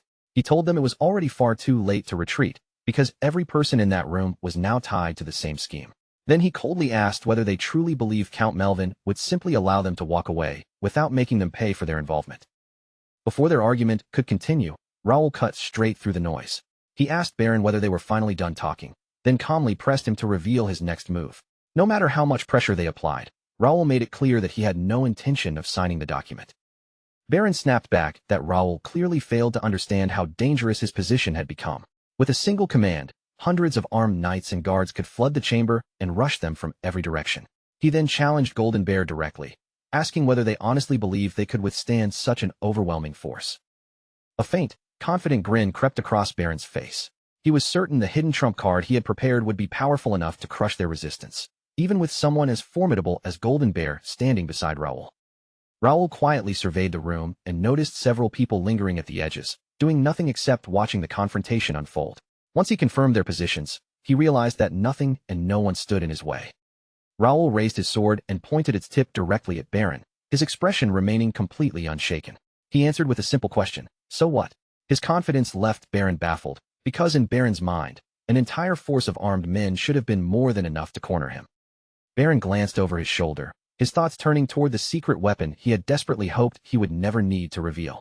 He understood that the instant he brought it out, the situation would cross a line from which there could be no return. With no other option remaining, Baron reached inside his clothing and pulled out a badge. As he held it in his hand, he silently wished the rumors about Raoul being weak had actually been true. If they had, none of this would have been necessary. Baron lifted the badge high enough for everyone in the hall to see. In a booming voice, he accused Raoul of presenting falsified documents and openly disrespecting him before an entire gathering of nobles. On those grounds, Baron declared that he was formally demanding justice. Calling out Raoul's full name for everyone to hear, Baron hurled the badge across the space between them. With that gesture, he formally invoked a challenge and demanded that Raoul prove the legitimacy of his bloodline. A wave of shocked whispers immediately spread through the chamber. The nobles recognized what Baron had just done. He had issued a duel request, an extraordinary privilege that a person could invoke only once in their entire lifetime. This challenge was the sole recognized method for confronting someone of higher standing. For Baron to spend such a rare right against his own nephew showed just how far he was willing to go. Raoul stared at Baron and asked whether he was truly serious. He also questioned why he should accept such a challenge in the first place. Baron answered that Raoul should consider it one final act of mercy, because accepting the duel would be far better than having his seal torn away from him by force. Baron then explained his true objective. Once the challenge was settled, he would gain the lawful privilege of stripping his nephew of the seal through a legitimate duel, leaving no room for Raoul to object afterward. His patience thinning, Baron demanded an immediate answer. He warned Raoul that if he refused the formal challenge, then Baron would abandon ceremony altogether and take what he wanted by force. Raoul fell silent for a moment, appearing to weigh the proposal. Watching that pause, Baron assumed Raoul already understood how hopeless the outcome would be, despite the fearless act he had maintained until now. But instead of refusing, Raoul calmly asked Baron to state the conditions. He then added that he seriously doubted Baron intended to step into the arena and fight personally. Baron laid out the rules for everyone to hear. Each side would provide 3 fighters, and the opponents would face each other one at a time in individual matches. The side with the final fighter still standing would be declared the winner. Since this was a trial meant to prove lineage, Raoul's 3 representatives had to come from his own bloodline. Philip immediately protested, shouting that Raoul was the only remaining member of Ashton's direct line, which made the rules blatantly unfair. Baron countered that several people in the room still shared portions of that bloodline. If any of them truly believed Raoul was right, they were free to stand beside him. And if not a single person was willing to do so, Baron said that was hardly his responsibility. Fury flashed across Philip's face, and he nearly lunged at Baron before Raoul raised a hand and stopped him. Keeping his attention on Baron, Raoul asked what they would be wagering. If Raoul lost, he would sign the document as demanded. But in return, he wanted to know exactly what Baron was prepared to place on the line. Baron brushed the question aside, claiming that the wager hardly mattered and asking whether Raoul wanted something from him personally. Raoul replied that if this duel was truly supposed to be fair, then the stakes needed to be equal as well. He then declared that if he emerged victorious, he would take possession of every family estate represented by the nobles who had signed the document. The moment those words left his mouth, the assembled nobles froze in stunned disbelief. Raoul added that if Baron refused those terms, then there would be no duel at all. With the entire room watching, he demanded Baron's answer. Baron narrowed his eyes, trying to uncover whatever Raoul might be planning. He knew that accepting such a wager would push the other noble families into opposing Raoul even more fiercely, though from Baron's perspective, that was not necessarily a disadvantage. Besides, if Raoul refused to sign, those estates would become useless to Baron's plan anyway. After weighing the risks, Baron accepted the wager and asked Raoul to confirm whether he was officially agreeing to the duel. Philip quickly urged Raoul to reconsider, insisting that there were still other ways to resolve the situation. Raoul knew Philip was not wrong. Other options certainly existed. Even so, he had already decided which path he would take, especially after the system suddenly presented him with a new quest. There was no chance Raoul would retreat while the glowing prompt hovered before his eyes. A new Grade C quest titled Proof of Lineage had appeared. Its main objective was simple: win the duel. A bonus objective challenged him to defeat every opponent alone. The message stated that the capital's noble families were behaving unreasonably, and Raoul was expected to silence them through his own ability. The listed rewards included experience, coins, and an additional unknown prize. Raoul turned toward Philip and asked whether he genuinely believed he would lose. Philip quickly denied it. His concern was not Raoul's strength, but the possibility that some unexpected factor might interfere once the fighting began. Using the system's private messaging function, Raoul quietly told Philip not to worry. If anything went wrong or the opposing side attempted something underhanded, Philip could simply break into the fight. Philip answered through the same hidden channel, admitting that the two of them had apparently arrived at exactly the same plan. Raoul understood perfectly well that the duel was mostly a performance meant to justify Baron's actions. Even if Raoul won fairly, there was little reason to believe the others would honor the result without resistance. Nevertheless, he faced Baron and formally accepted before asking who would serve as the judge. Raoul also warned Baron not to start making excuses or acting irrationally once the defeat came. Baron told him there was no need for concern, because he had already invited a special guest to oversee the contest. Baron called for that guest to step forward and take responsibility for judging the duel. From among the onlookers, a man calmly emerged and agreed to perform the role. The nobles turned toward the unfamiliar figure with puzzled expressions. None of them seemed to recognize him, and his clothing made it clear that he was not one of Baron's ordinary guards. Baron introduced the man with unmistakable pride. He claimed the guest was already famous throughout the capital for both his swordsmanship and his reputation. Raphael D. Randall, the fourth son of Randall Viscounty, and one of the Reuben Kingdom's rising young talents. The knights reacted immediately, raising their swords toward Raphael as the nobles demanded to know why a son of the Randall family was present. Jake, showing no restraint at all, openly called Randall trash. Raphael responded with a light laugh and casually told everyone to relax.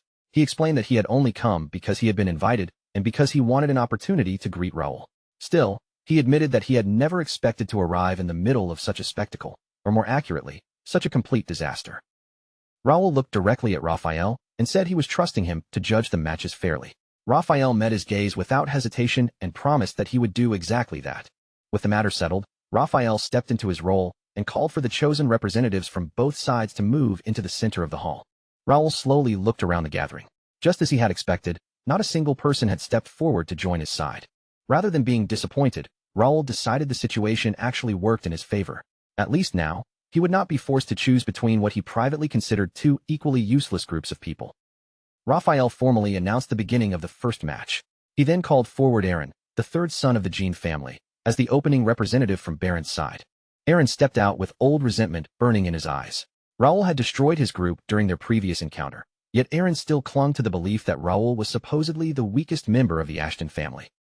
From Aaron's perspective, Raoul's confidence came from nothing more than winning some insignificant competition in the countryside. Looking across the arena at him, Aaron silently swore that he would humiliate Raoul and force him down onto his knees. The instant Raphael gave the signal to begin, Aaron exploded forward without hesitation. He rushed straight at Raoul, brought his weapon around in a fierce swing, and confidently declared that the match was already over. Raoul did not panic or even step back. He simply activated his detection sight, read Aaron's attack in an instant, and answered with a precise counter. Before the spectators could fully process what had happened, the first exchange was already finished. Raphael raised one hand, brought the match to an end, and officially declared Raoul the winner of the opening round. The entire hall fell into stunned silence as Aaron collapsed after just a single exchange. The watching nobles stared at Raoul in disbelief, demanding to know what had happened, because none of them had even managed to see the decisive strike. Baron's body shook with barely contained frustration. Glaring at the fallen Aaron, he cursed him as a useless idiot for throwing away what should have been their best opportunity to restore the family's wounded pride. Raphael turned toward Raoul and asked whether he wished to continue with the next match. Raoul answered with a calm nod. Raphael repeated the question once more to make absolutely certain, and Raoul responded with another firm nod. Before anyone else could speak, another man separated himself from the group and strode forward. Facing Raphael directly, he announced that he would be the one to fight Raoul in the second match. Raphael's gaze settled on the man's long earrings, and recognition quickly flashed across his face. This was Baron Kesby, a swordsman who had earned a respectable reputation throughout the capital. The matchup immediately caught Raphael's interest. Kesby wasted no time, telling Raoul they should begin immediately before launching his attack the instant the final word left his mouth. Raoul reacted without hesitation, bringing up his own sword and meeting Kesby's incoming blade head-on. Kesby drew his weapon back, though a faint tremor now ran through the steel in his hand. Narrowing his eyes at Raoul, he admitted that the young man's basic swordsmanship was remarkably solid. The two swordsmen exchanged blow after blow, their blades ringing sharply each time they collided. As Kesby pressed the attack, he noticed Raoul's swift reactions and perfectly stable posture. Only then did he begin to understand how Aaron had been defeated before anyone could even follow the movement. Kesby suddenly raised his sword with far greater force, preparing a much heavier technique. He knew it was hardly honorable to use such a move against someone 20 years younger than himself, but with so much riding on this duel, he believed he had no other choice. Power surged through Kesby's weapon as he activated the bear strike technique. Bringing the blade down with crushing momentum, he shouted for Raoul to stop avoiding the issue and receive the attack directly. The collision released a deafening blast that echoed across the hall. Yet when the dust and force began to settle, Kesby's eyes widened in disbelief. Raoul was still standing firmly in place, holding back the supposedly overwhelming strike with his own sword. Raoul could not help wondering what Kesby had been thinking. Of all the techniques he could have chosen, the man had tried using such an incomplete and poorly refined version of Raoul's own family swordsmanship against him. Kesby had failed to understand one simple truth. Whenever two swordsmen relied on the same sword art, The advantage naturally belonged to the one who had learned its foundations correctly and trained them more thoroughly. Raoul himself had never expected neutralizing such a crudely modified strike to be this effortless. The flaws in Kespi's technique were so obvious that stopping it required almost no struggle at all. Kespi stared at their locked blades, unable to accept what had just occurred. He muttered that the bear strike should never have failed so completely, then wondered whether Raoul had countered it so easily because the technique originally belonged to Raoul's own family line. Refusing to retreat, Kespi lifted his sword once again and challenged Raoul to deal with what came next. He immediately launched into a rapid series of swings, sending one attack after another toward Raoul from changing angles. Raoul calmly blocked every incoming blow, his sword moving with effortless precision. As he observed Kespi's form, he realized the man had mixed another style into the family technique, probably something he had picked up while living in the capital. At the very least, the addition had improved his movements slightly. From the sidelines, the nobles began shouting that Raoul could not possibly last much longer. To them, he was still nothing more than a young boy without genuine battlefield experience. They mocked him for believing that some provincial family sword art could hold any real value in the capital. Raoul briefly glanced toward the shouting nobles and immediately understood what kind of people they were. Insecurity and jealousy had driven them to abandon their responsibilities and leave their homeland behind. Also, they could cling to a more comfortable existence in the capital. Still, Raoul knew not every relative who had departed was like them. Some had possessed different talents and had gone to the capital in pursuit of far greater ambitions. Those capable relatives were nowhere to be seen in this gathering. Unlike the bitter men crowding the hall, they had already separated themselves from the family's disputes and built independent lives through their own abilities. Turning his attention back to the duel, Raoul tightened his grip around the sword hilt and drove forward, sending a sharp strike directly toward Kespi. As their blades met once more, Raoul looked at Kespi with quiet disappointment and told him that it was truly a shame. Had Kespi devoted those years to completely mastering the family's original sword art, rather than awkwardly forcing several different styles together, he might already have pushed beyond his current limitations. The criticism immediately struck Kespi's pride, and his expression twisted with anger as he snapped back at Raoul. Kespi demanded to know what a child like Raoul could possibly understand about his training. He had practiced bear crush for 15 full years, yet Raoul dared stand there and offer him advice as though he were some inexperienced beginner. To Kespi, that attitude was nothing but unbearable arrogance. Kespi then changed his stance and unleashed the Tempest Wolf technique. A violent surge of sword force gathered above his blade, taking the shape of an enormous wolf before lunging toward Raoul with its jaws spread wide. The watching nobles immediately erupted into excited cheers. They assumed Kespi must have acquired a master-level sword art during his years serving with the guard unit, and they confidently declared that the second round was finally his. But just before the massive wolf-shaped attack could crash into him, Raoul raised his eyes and stared directly into its charging form. With one clean movement of his sword, he sliced straight through the entire technique, leaving Kespi frozen in shock. Raoul burst forward the moment the attack split apart. Closing the distance rapidly, he told Kespi that the name or rank of a sword art was never what truly mattered. What mattered was how deeply the swordsman had understood and mastered it. Kespi hurriedly lifted his sword into a defensive position. Calling Raoul an idiot, he asked whether the boy honestly believed he could challenge an experienced swordsman while relying on such an ordinary and basic stance. Raoul's blade rushed toward Kespi's chest, appearing ready to strike him directly. Yet at the final possible instant, Raoul abruptly lowered his body, changed direction with explosive speed, and drove the attack into Kespi's leg instead. Kespi recoiled in confusion, unable to identify the stance Raoul had just used. The attack had shifted direction so suddenly that Kespi barely had time to realize the original target had been nothing more than a feint. As Raoul immediately advanced for another strike, Kespi desperately tried to read his movements. Judging from the angle of the sword, he guessed Raoul might be preparing the fifth form of bear crush, comb and pierce. Kespi swung his weapon out to intercept the attack, but Raoul caught the blade and redirected it. Only then did Kespi realize the movement had transformed into the eighth form, the horizontal slash. Kespi stared intensely at Raoul's sword, struggling to predict the next technique before it arrived. Would Raoul switch into the third form, twist and pierce, or suddenly bring down the sixth form, the vertical slash? Raoul attacked once again, and although Kespi barely managed to block, the rhythm of the duel had already slipped beyond his control. Raoul transitioned between forms so quickly and naturally that Kespi could no longer determine where the next strike would come from.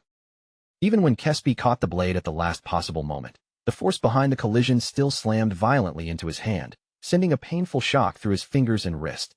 Kespi gritted his teeth and somehow maintained his grip, but disbelief filled his thoughts.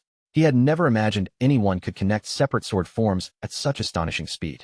Every sword art was constructed from the same essential foundations: horizontal cuts, vertical cuts, thrusts, and other fundamental movements.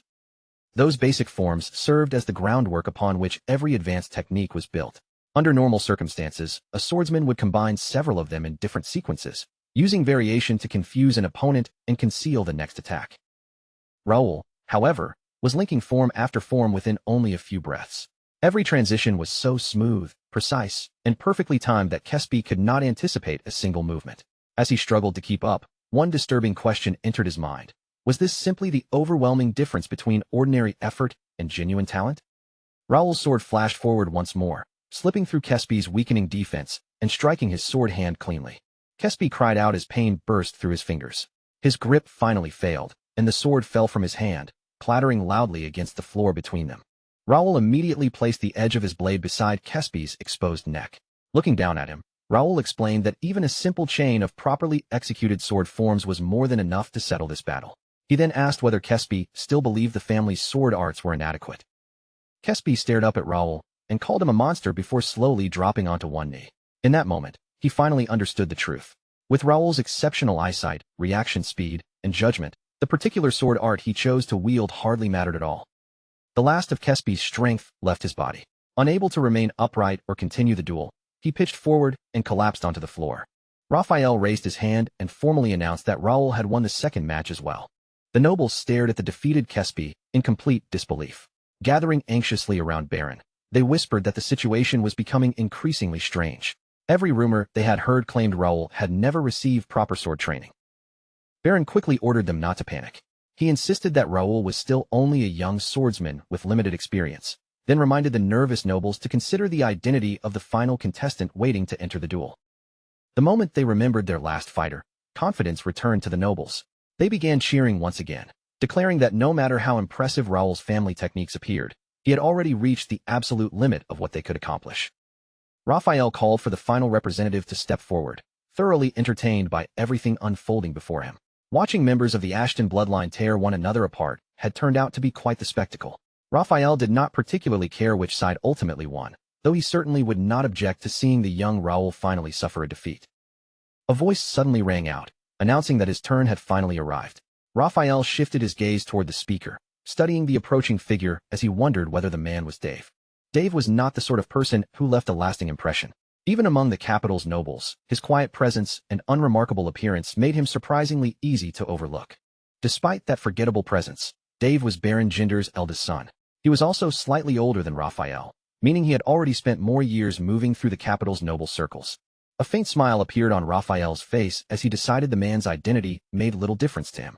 Turning back toward Raoul, he casually encouraged the boy to keep struggling until the very end. Raphael then lifted his hand and formally announced that the third and final match would now begin. The floor cracked beneath the newcomer's heavy step as he entered the center of the hall. Baron Dave, the Jindar family's third and final representative, strode into the arena with an imposing presence. A flicker of surprise crossed Raoul's face when he recognized Dave. He had not expected Baron Side to bring out someone of this level as their final fighter. Dave looked down at Raoul and contemptuously called him a little child. He warned that he would offer this mercy only once. Raoul should surrender while Dave was still willing to let him walk away. Should he refuse, Dave promised to use his sword to sever every one of Raoul's limbs. Dave added that if Raoul planned to depend on those laughable family sword arts, he might as well give up immediately. The watching nobles quickly noticed the clear mana coating Dave's blade, and their faces lit up with excitement. This, they declared, was exactly the strength they expected from a genuine expert. Raoul showed no interest in the threat or the cheering around them. Fixing Dave with an impatient stare, he told him to stop wasting time with meaningless talk and simply begin the fight. Dave immediately launched himself forward, saying he would gladly give Raoul what he had asked for. However, he warned the boy not to blame him afterward for whatever happened next. Dave struck first, sweeping his mana-covered weapon toward Raoul with brutal force. Raoul met the attack and sliced Dave's blade cleanly in half. Without pausing, Raoul sprang into the air and sent another attack directly toward him. Dave still reacted in time, blocking the follow-up and knocking Raoul backward with a powerful counter. A mocking smile crossed his face as he accused Raoul of making plenty of noise whenever he attacked, then asked why the boy had suddenly stopped showing off. Raoul steadied himself and examined the mana surrounding Dave's broken blade. He began estimating how much of Dave's apparent strength came from the physical enhancement, and, More importantly, how long that artificial boost could be maintained. Rather than rushing the battle, Raoul continued blocking Dave's relentless strikes and patiently waited. Before long, he spotted exactly what he had anticipated. The mana blade surrounding Dave's weapon was gradually beginning to fade. Dave suddenly drew his sword back, gathering even more force behind the next swing. He demanded to know whether Raoul intended to spend the entire battle hiding behind his defense, then launched an attack that caught Raoul slightly off guard. Raoul managed to stop the blow, but the force still sent pain surging through his arms. At the same moment, he heard a sharp cracking sound and felt a fracture spreading through his own sword. Raoul understood the reason immediately. Whenever an intermediate mana sword collided with the weapon of a true expert, an ordinary blade would be unable to withstand the pressure and would eventually shatter. However, Raoul had already noticed the crucial flaw in Dave's display. The mana blade he wielded was not the genuine product of a real sword expert. Now that his suspicion had been completely confirmed, Raoul saw no reason to continue dragging out the match. It was finally time to bring the fight to an end. Raoul suddenly leaped, startling Dave with the abrupt movement. In a flash, he shifted to the man's side and coldly exposed him as nothing more than a fake expert and a loyal dog of the Empire. Dave's face tightened with anger. Raising what remained of his sword, he called Raoul unbearably arrogant and swung around in an attempt to counterattack. Raoul drove his blade forward without hesitation. The moment their weapons collided, Dave's mana sword shattered completely beneath the impact, and the force sent Dave staggering several steps backward.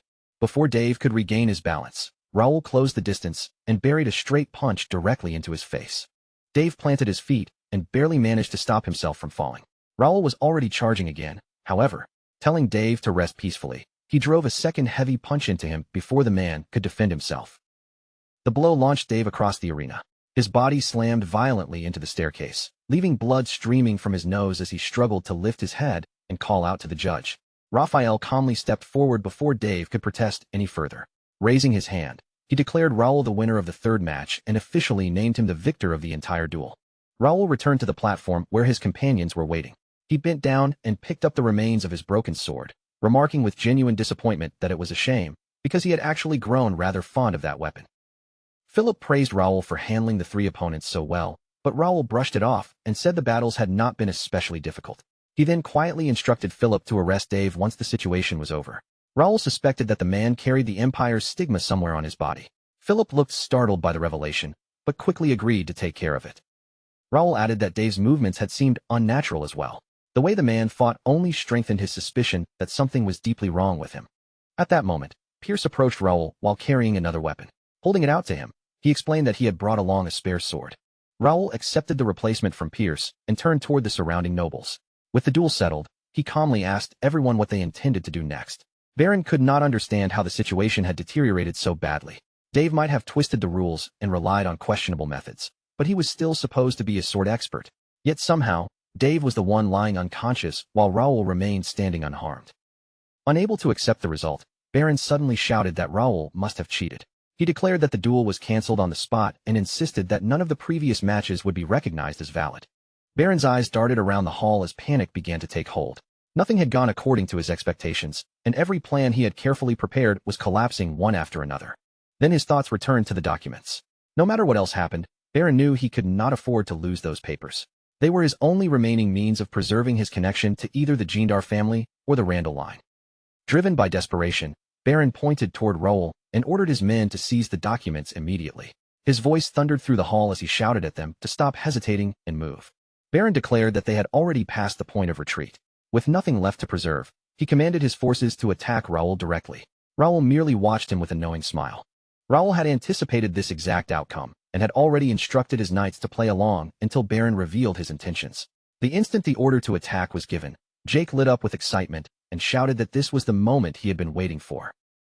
Before the attackers could reach Raoul, a sudden voice rang out across the hall, forcefully warning them not to take another step toward him. Raoul turned toward the source and saw several people moving forward to block the attackers. To his surprise, the mansion's own servants had chosen to stand on his side. Chaos erupted almost immediately. The nobles supporting Baron clashed with the servants protecting Raoul, transforming the hall into a violent struggle. Watching the unexpected sides form around him, Raoul realized he needed to uncover exactly what was happening.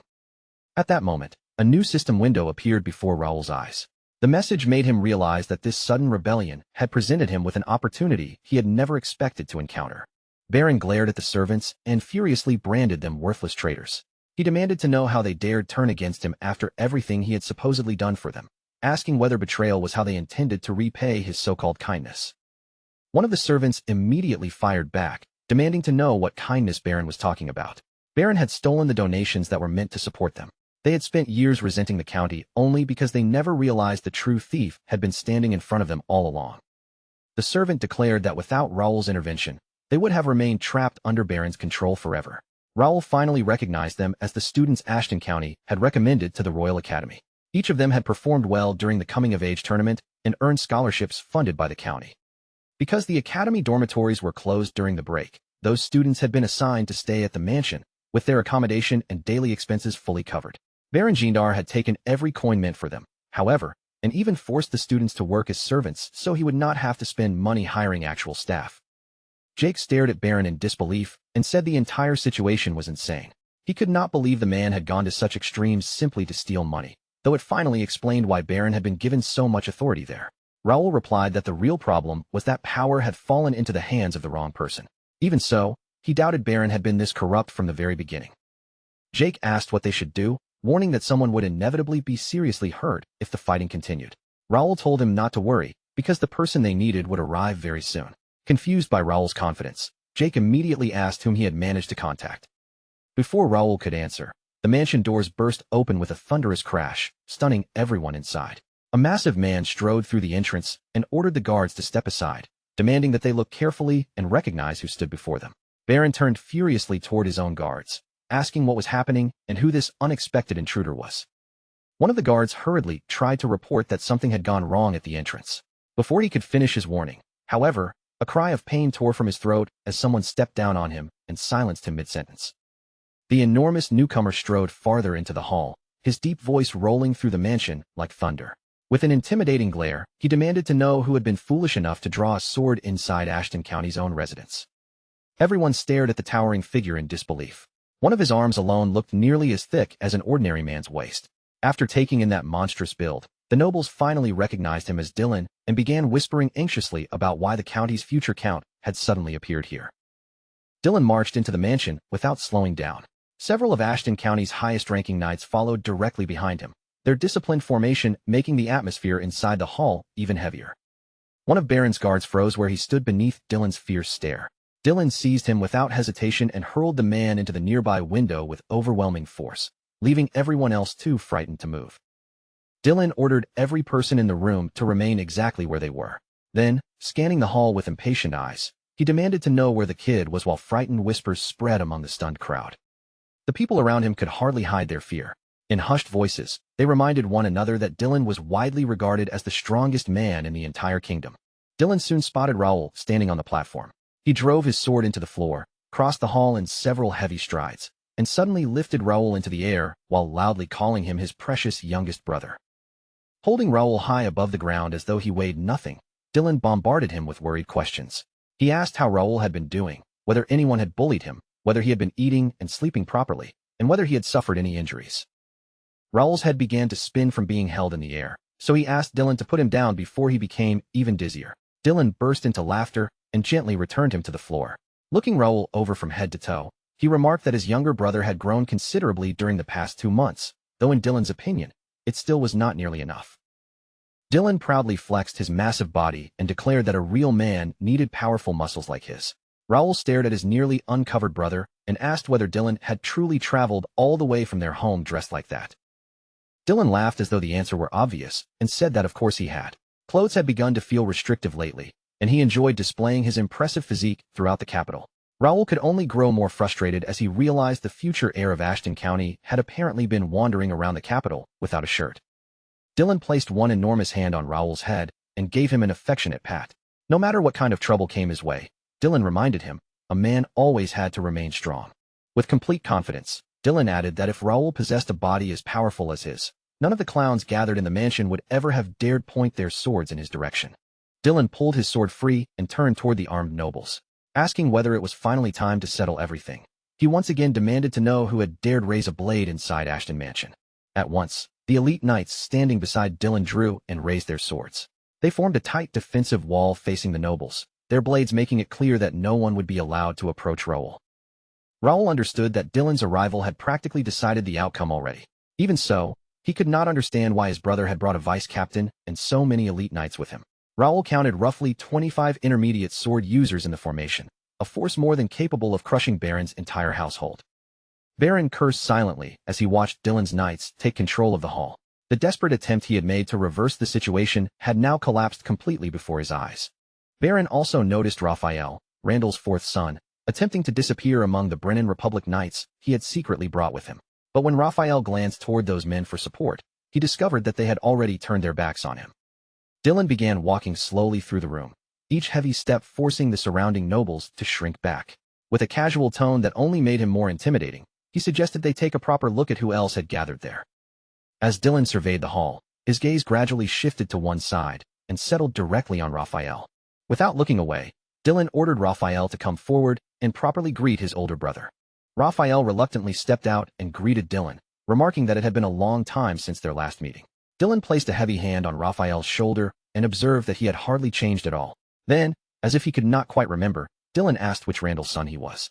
Raphael quietly answered that he was the fourth. Dylan immediately asked whether Raphael still joined the third and sixth sons in tormenting children younger than themselves.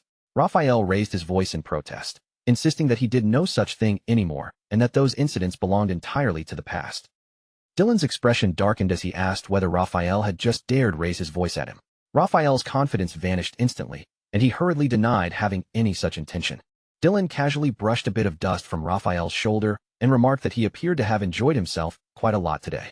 However, remaining in the mansion any longer would not end well for him. Dylan reminded Raphael that the dispute had now become an internal family matter and advised him to step aside before he became involved any further. Dylan then gave Raphael a simple choice. He could remain there and accept whatever consequences followed, or he could return home immediately. Raphael quickly claimed he had other matters requiring his attention, and Dylan graciously allowed him to leave. Raphael walked away while clutching the shoulder Dylan had squeezed, pain still visible across his face. As he left, Dylan called after him and ordered him to tell Randall's eldest son that he was welcome to visit whenever he wanted a proper duel. Once Raphael was gone, Dylan turned toward the remaining guests and ordered everyone uninvolved to clear the area. What remained, he declared, was strictly a matter for the Ashton family.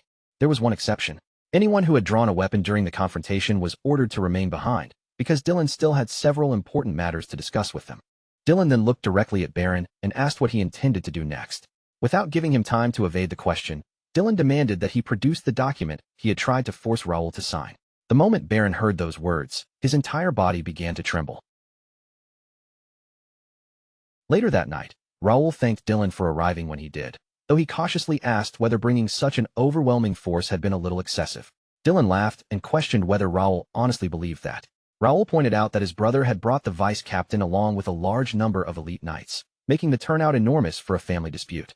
He then changed the subject slightly and asked how Dylan's wife and son were doing. Dylan laughed again and explained that since Raoul had personally asked him for assistance, naturally he had brought the finest people available to him. Anything less would have been an inadequate response to his youngest brother's request. Raoul still felt that Dylan had gone far beyond what was necessary. He reminded him that the message for help had only been sent late the previous night, which meant Dylan must have gathered all those knights and rushed toward the capital without rest. Dylan replied that he fully understood what had caused the conflict. Then he asked Raoul why he thought their father had entrusted him with the family stamp in the first place. Dylan explained that his presence had made the entire situation much easier to control. Raoul knew his brother was right. Had the heir of Ashton County not arrived when he did, resolving the conflict would have been far more difficult and dangerous.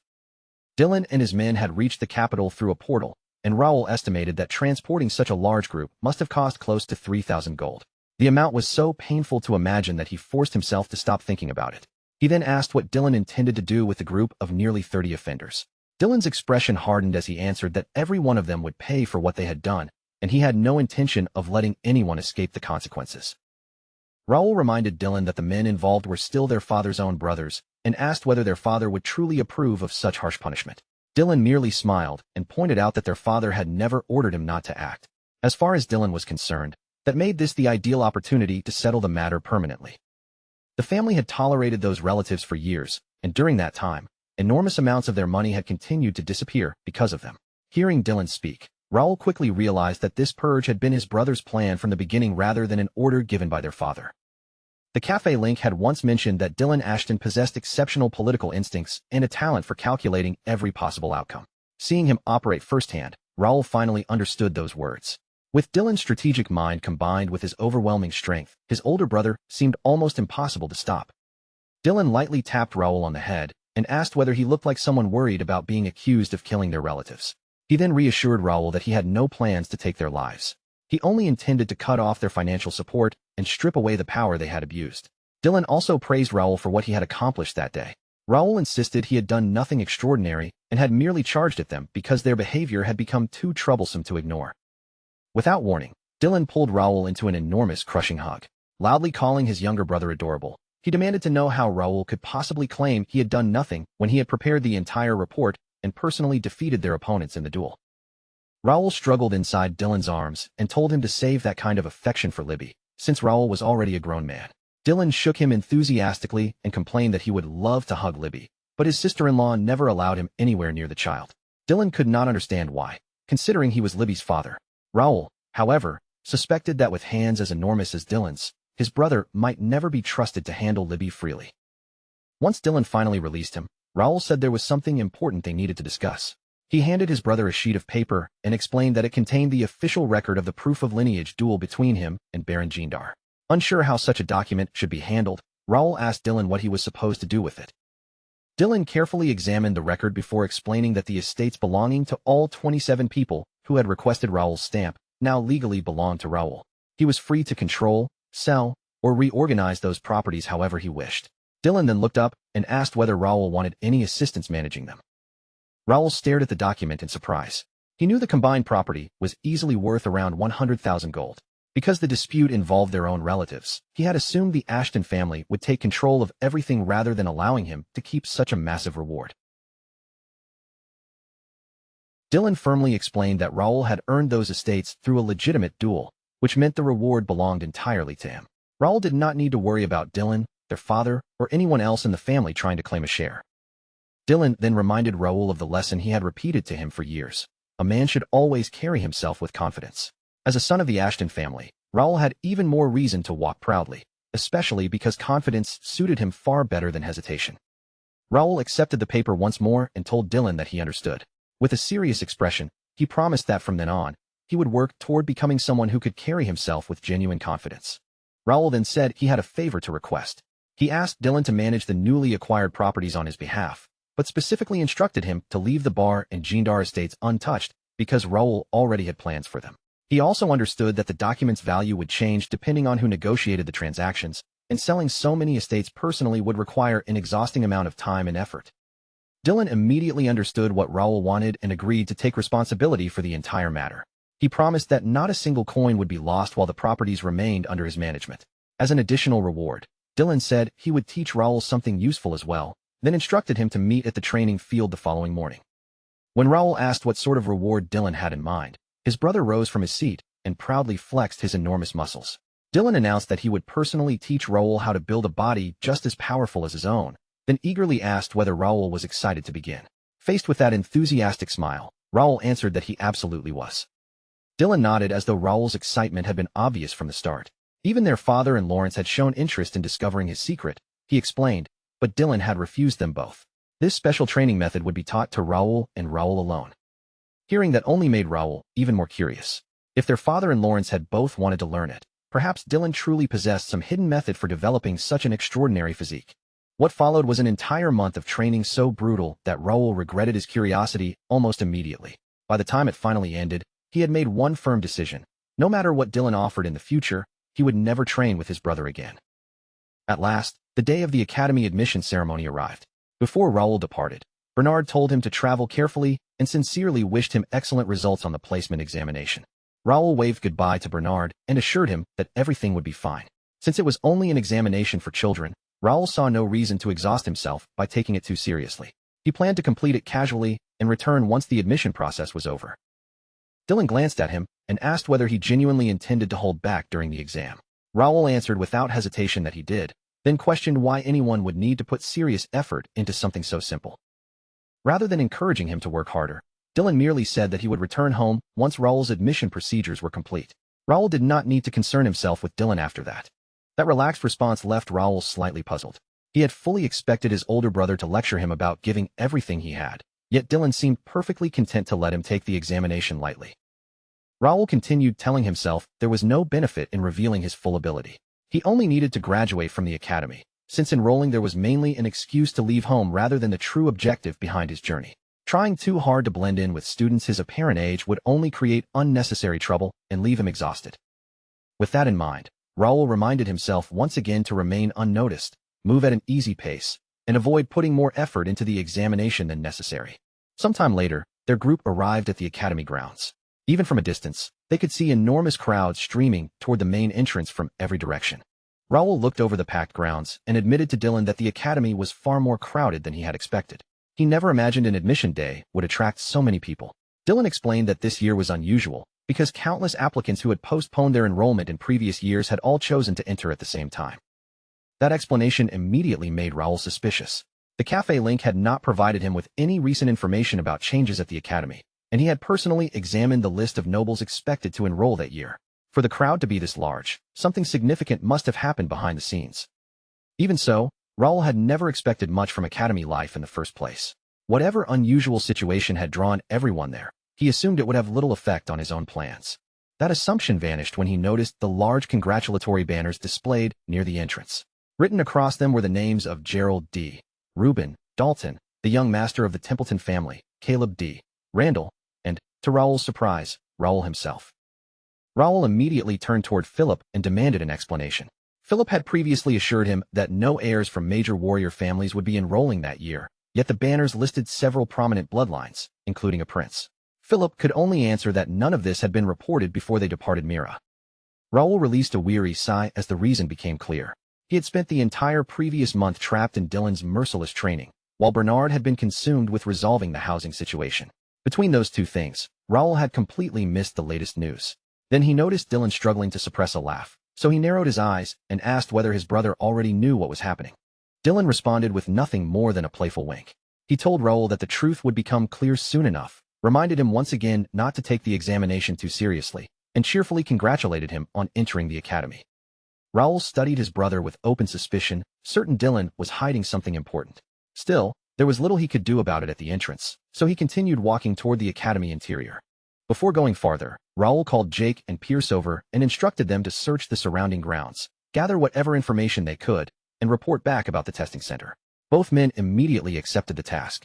As Dylan made his way out of the academy, Raoul muttered irritably that this was already becoming troublesome when the day was supposed to involve nothing more than a few simple formalities.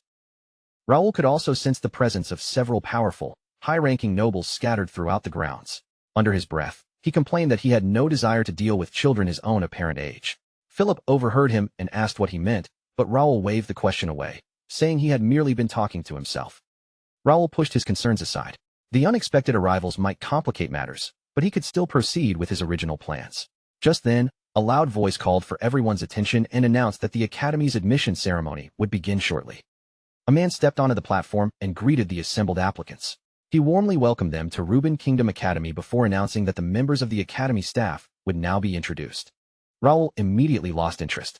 He had already researched the academy's instructors and administrators in advance, so he saw no reason to pay close attention to an introduction containing information he already knew. Then a particular figure walked onto the stage, and Raoul's casual expression froze. The host announced that this man would serve as the academy's temporary vice president, while also overseeing both the magic and administration departments. The newcomer calmly faced the crowd and introduced himself by name, Alfredo Gray. Raoul knew exactly who that was. Alfredo Gray was one of only 3 sages on the entire continent and an 8th circle arch-wizard. That made his presence at an ordinary academy admission ceremony almost impossible to explain. Gray formally greeted the gathered students and introduced himself once more as the academy's temporary vice president. He spoke with respect about becoming part of Reuben Kingdom Academy, an institution with a long and distinguished history. Raoul's confusion only deepened. Gray was an 8th circle arch-wizard renowned for his unrivaled illusion and vision magic, and his achievements in alchemy were nearly as famous. Someone of that stature had countless places he could go, so why had he chosen to come here? Gray was infamous for never remaining in one place for long. Because he constantly wandered across the continent without warning, people had given him the title of the nomadic sage. His movements were so unpredictable that even the Grey Tower sometimes had to contact the Information Guild just to discover where its own tower master had traveled. Raoul stared at the stage, seriously questioning whether Grey had truly accepted the position of vice president. None of this matched the future Raoul remembered, because Grey was not supposed to become involved until after the major alliances had already formed. Grey then announced that vision magic training would be added to the academy curriculum, and that the incoming students would experience a demonstration during their placement examination. After Grey finished, Academy President Spence D. Templeton stepped forward. He confirmed that the curriculum had been altered for the coming year and explained that the placement examination had also been updated to reflect those changes. He advised every applicant to remember what they had just been told and prepare themselves accordingly. Raoul assumed that despite the revisions, the overall difficulty probably remained close to what he had expected. Since he had already decided to take the examination casually, the changes did not concern him much. Spence then added that one exceptional student would receive a special reward based on the placement results, and he wished every freshman the best of luck. As Raoul considered that unexpected announcement, a system window abruptly appeared before his eyes. Until that moment, he had always believed the placement test existed solely to divide students into appropriate classes. He had never heard of any reward being offered to the highest performer. What startled him even more was the new scenario quest displayed by the system. The quest was titled Placement Exam, but its grade remained unknown. Its primary objective required Raoul to enter S-class, while the additional objective challenged him to claim first place overall. Failure to reach S-class would reduce his skill mastery by 5% for the entire period he attended the academy. According to the description, an unusually large number of gifted students were enrolling that year, giving Raoul the perfect opportunity to raise his family's prestige. The rewards included experience points, coins, and an additional prize determined by his final ranking. At first glance, Raoul felt the challenge did not seem particularly difficult. The Academy's sword department separated its 600 students into 5 classes, S, A, B, C, and D. Only the highest-ranked 60 would enter S-class, but Raoul doubted placing within the top 10% would cause him any trouble. The real decision was whether pursuing first place was worth the attention it would attract. Raoul still had no idea what the Academy intended to give its top student, so overexerting himself might be unnecessary. At that moment, Jake returned with new information.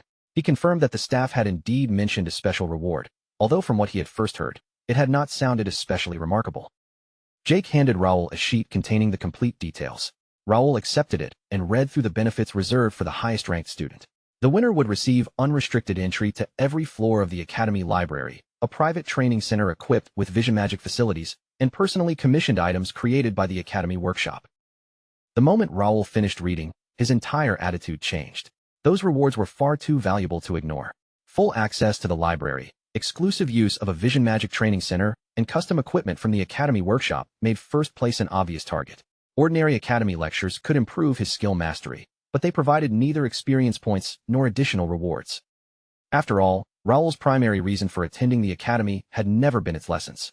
He had come because he needed to encounter an important person beyond the borders of his homeland. He also knew that hunting monsters and exploring dungeons were far more beneficial to his growth than spending endless hours seated in lecture halls. However, a training center powered by vision magic completely changed the value of Academy life. Even if the creatures created inside the facility were only illusions, defeating them could still provide Raoul with experience points. Vision magic normally demanded a fortune to maintain, but if the Academy covered every expense, he could train there without worrying about the cost. Unrestricted access to the library was equally tempting. Its shelves contained countless concealed clues and forgotten fragments of information. With the correct knowledge, Raoul could discover hidden quests, locate rare skill books, and uncover opportunities most students would never notice. Normally, the Academy restricted each library floor according to a student's year of study. The top-ranked freshmen, however, would be allowed to enter every level immediately. Raoul had originally expected to wait at least 3 years before making full use of the Academy's resources, but first place would allow him to skip that delay entirely. Spence soon announced that the placement examination was about to begin and ordered every freshman to assemble in the plaza. Raoul tightened his fist, his earlier desire to remain unnoticed giving way to quiet confidence. No matter who else had enrolled, this examination should still be simple. Raoul joined the stream of freshmen moving toward the plaza. As he walked among them, an unfamiliar voice suddenly called out to him from behind. The boy addressed him without ceremony, asking whether he was the kid from the Ashton family. Raoul turned around and immediately recognized the familiar features of another Randall. Looking the boy over with a guarded expression, he asked who exactly he was. Raoul looked the boy over and coolly remarked that, between the two of them, the boy was the one who looked more like a little child. The insult immediately struck a nerve. Bristling with anger, the boy fired back that Raoul was every bit as arrogant as the rumors claimed. He added that this attitude was exactly why Ashton's children had earned a reputation for being both rude and unsettling. Raoul had no interest in trading insults any longer. He simply turned his back on the boy and stated that he had no idea who he was. More importantly, Raoul had no time to waste on a stranger, so he intended to leave without entertaining him any further. The furious boy reached forward, seemingly intending to seize Raoul before he could walk away. However, another hand shot out and blocked him before he could make contact. Jake stepped between them, fixing the boy with a firm stare as he warned that, regardless of which family he came from, he needed to stop right there. The boy's face twisted with irritation as he demanded to know who Jake was, then sharply ordered him to get out of the way. Jake did not rise to the provocation. Remaining calm and steady, he explained that he had no desire to cause a public disturbance in a place like this. The man standing beside the boy leaned closer and quietly reminded him that far too many people had already turned to watch. Realizing they had become the center of attention only made the boy more frustrated. He clicked his tongue, cursed under his breath, and loudly complained that Ashton's children had always given him the creeps. Still unwilling to let the matter go, the boy called Raoul an insufferably arrogant bastard. With his anger boiling over, he declared that sooner or later, he would personally put Raoul in his place and wipe that confidence from his face. Raoul never bothered to answer the threat. Without even looking back, he continued walking as though the boy were no longer worth acknowledging. Philip and Jake followed behind him, though both men turned their heads long enough to cast the boy cold, openly hostile looks. Sometime later, every freshman was gathered in the center of the academy plaza. The new students stood in orderly formations while the surrounding area buzzed with anticipation. Looking around, Raoul noticed many older students and family supporters who had come specifically to cheer for relatives taking the placement exam. Among the crowd, Raoul recognized several especially influential figures. There was Duke Marquis Templeton, known as the strongest knight in the kingdom. Representatives of the Marquis McNeil family were also present, backed by an intermediate-level master, along with Marquis Clifford and the rapidly rising Randall Viscount. Raoul already knew that each of those three families had several descendants studying inside the academy. Their numbers, connections, and military reputations gave them considerable influence over academy affairs. Seeing them gathered in one place allowed Raoul to understand the institution's internal power structure much more clearly. Jake scanned the crowded plaza with sparkling eyes and excitedly remarked that the whole event felt more like a festival than an entrance examination. With so many elegant young ladies gathered around the grounds, Raoul finally understood the real reason Philip had been so eager to come along. Philip immediately shot Jake a sharp glare, causing Jake's enthusiasm to freeze for a moment. He hurriedly corrected himself, claiming that he had always known their young master would seize first place. Naturally, he had only come because he wanted to witness everyone's stunned expressions when Raoul stood at the very top of the rankings. As Jake continued looking through the crowd, he suddenly noticed a familiar group struggling to make their presence known among the louder supporters. Pointing in their direction, he asked in disbelief whether those people were not members of their own family's cheering group. Jake could hardly believe that Raoul's supporters were being drowned out at such an important moment. After wishing Raoul good luck, he rushed away to help them reclaim some attention. Philip offered Raoul a respectful bow before departing as well. Raoul told both men that he would meet them later, then lowered his gaze to the paper in his hands, carefully reviewing the examination rules and the complete freshman roster once again. As Raoul's eyes moved down the list, several names immediately stood out to him. They were names he remembered all too well, and seeing so many of them enrolled in the same year made him wonder why this particular class had gathered such an unusual concentration of talent. Many of these students would become famous in Raoul's previous life. Dalton of the Templeton family and James of the McNeil family were especially noteworthy, since both were expected to reach the master level within the next 10 years. With competitors like them standing in his path, Raoul realized the exam might not be quite as effortless as he had first assumed. Before long, a clear announcement echoed across the plaza, informing the assembled freshmen that the first examination would begin shortly. The students were instructed to leave their formations and proceed in an orderly manner toward the academy's small auditorium. Raoul glanced at the other examinees and allowed a faint smile to appear. No matter how impressive some of their futures might become, right now they were still inexperienced children. Inwardly, he offered them a silent apology, because as far as he was concerned, first place had already been claimed. The placement examination officially began with a written test. Raoul felt no need to study or worry beforehand, since the cafe link inside the system community already contained every piece of information he could possibly require. With that enormous advantage, he moved through the questions smoothly, and the written portion was over before long. The second stage of the examination focused on physical strength. Once the written test concluded, the invigilator divided the freshmen into groups and instructed them to enter the gymnasium in order. They were told to remain attentive and follow every direction given inside. The moment Raoul crossed the gymnasium entrance, he sensed something unusual surrounding his body. His expression shifted with surprise as he recognized the invisible formation covering the entire space. The gym had been transformed into a mana restriction field. Standing before the assembled students, the instructor announced that this portion of the examination would measure nothing except raw physical power. The use of mana was completely prohibited, and the restriction field ensured that no one could secretly rely on magical reinforcement. The instructor then ordered everyone to remain in position until called. Each student was to step forward only after hearing their name or number, approach the testing device, and carry out the instructions exactly as they were given. Raoul studied the large device positioned at the center of the gym. At first glance, it looked almost identical to an ordinary punching machine. However, the information appearing before him identified it as a specialized strength measuring device. Even with that explanation, Raoul could not deny that it still looked like something found in an arcade. The instructor called the first student forward and ordered him to strike it with all his strength. The student stepped into position and planted both feet firmly against the floor. After drawing back his arm, he twisted his body and drove his fist forward, slamming it into the machine with every bit of force he could produce. The machine processed the impact, and a number appeared across its display. The instructor announced that examinee number 202 had achieved a score of 1,418 points. Without pausing for long, he recorded the result and immediately called for the next participant. As the test continued, Raoul observed the procedure carefully. Each examinee was allowed 2 attempts, with only the higher result being entered into the official record. Judging from the scores appearing one after another, most freshmen fell somewhere between 1,000 and 1,500 points. Those numbers did not seem particularly impressive to Raoul. However, his attention soon shifted toward the young man waiting directly ahead of him. According to Raoul's appraisal, the student possessed a stamina stat of 43 and a strength stat of 50, enough to place him among the 5 strongest members of their group. Seeing those unusually high attributes, Raoul decided the next attempt might actually be worth watching. His gaze settled on the student as he waited to see how those stats would translate into a real score. The young man stepped forward, pulled his arm back, and unleashed a powerful punch directly into the center of the machine. The device shook from the impact, and the number on its display rapidly climbed before stopping at an impressive 2,250 points. The instructor's voice rose in surprise as he announced the result. For a student belonging to the McNeil family, it was an outstanding performance, and even by the Academy's overall standards, a score that high was exceptionally rare among freshmen. Raoul noted that this was the first examinee to cross the 2,000-point threshold. That single result gave him a far more useful reference than the earlier scores and allowed him to form a clearer picture of the level of competition he would be facing. Elsewhere, inside a secluded private room, several of the Academy's senior officials were following the examination in real time.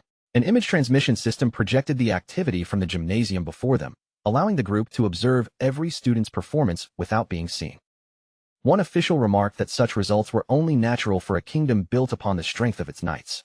Even so, the quality of this year's freshmen was clearly higher than in previous years. He added that the Academy had received an unusually large number of applicants after word spread that Gray would be participating. Gray watched the scores appear and calmly observed that children under the age of 20 were already surpassing 1,000 points.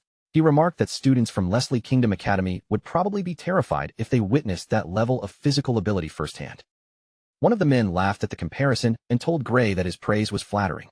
However, he reminded him that Leslie Kingdom Academy specialized primarily in magic, so directly comparing its students' physical strength to that of a knight-focused kingdom was hardly fair. A bald official then leaned forward, unable to suppress his curiosity.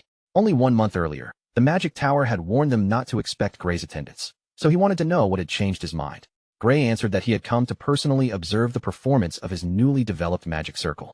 His casual wording made it sound disturbingly close to using the students as experimental subjects.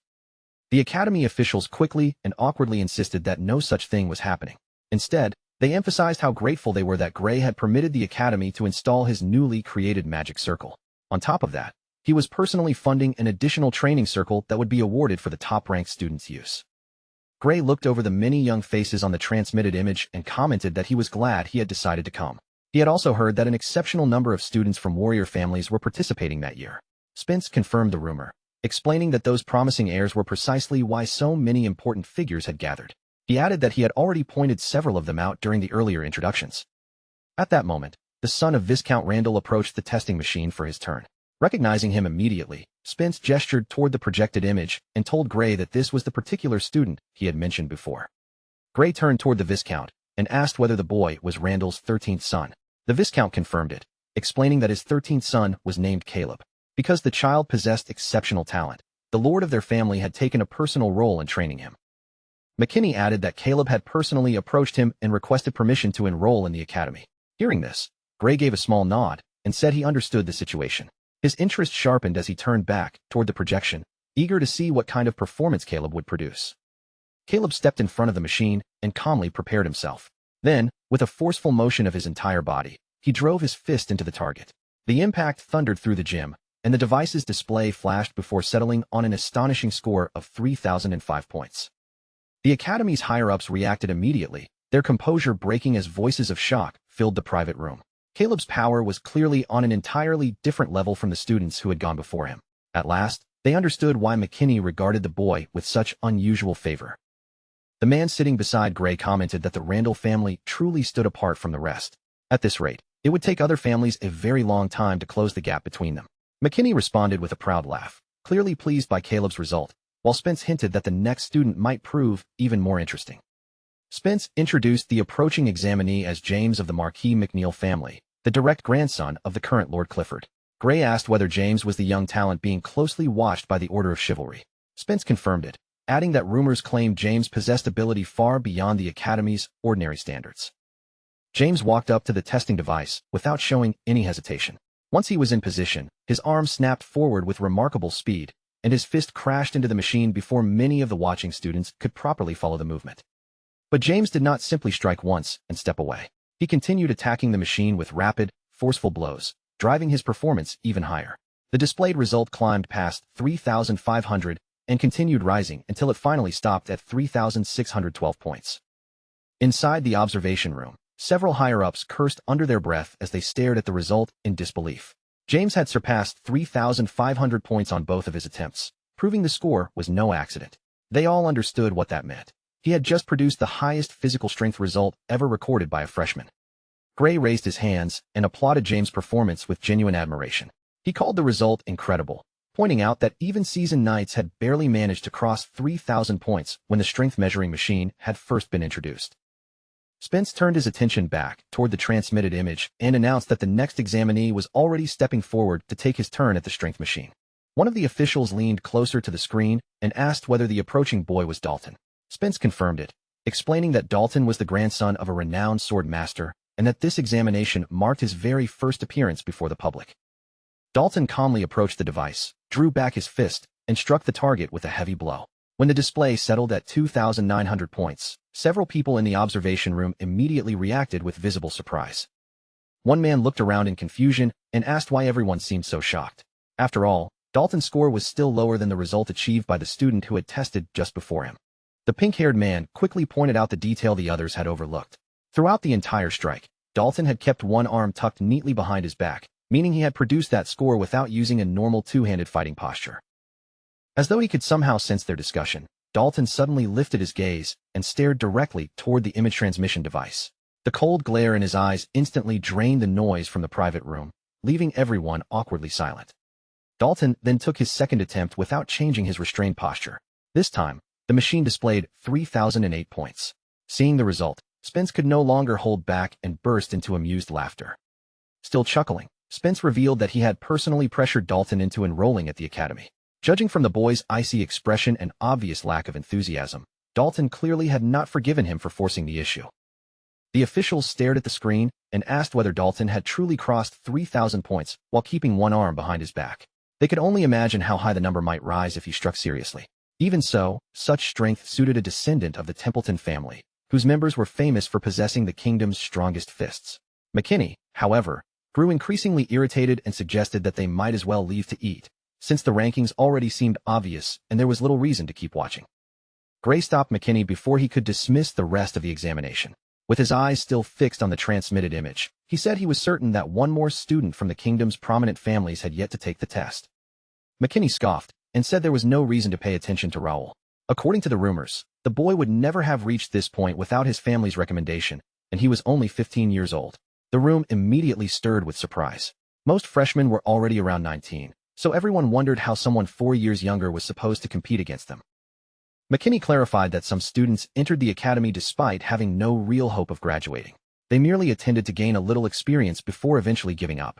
In his view, Raul's situation was especially unfortunate because he had been born into a warrior family, yet apparently lacked the ability expected of its sons.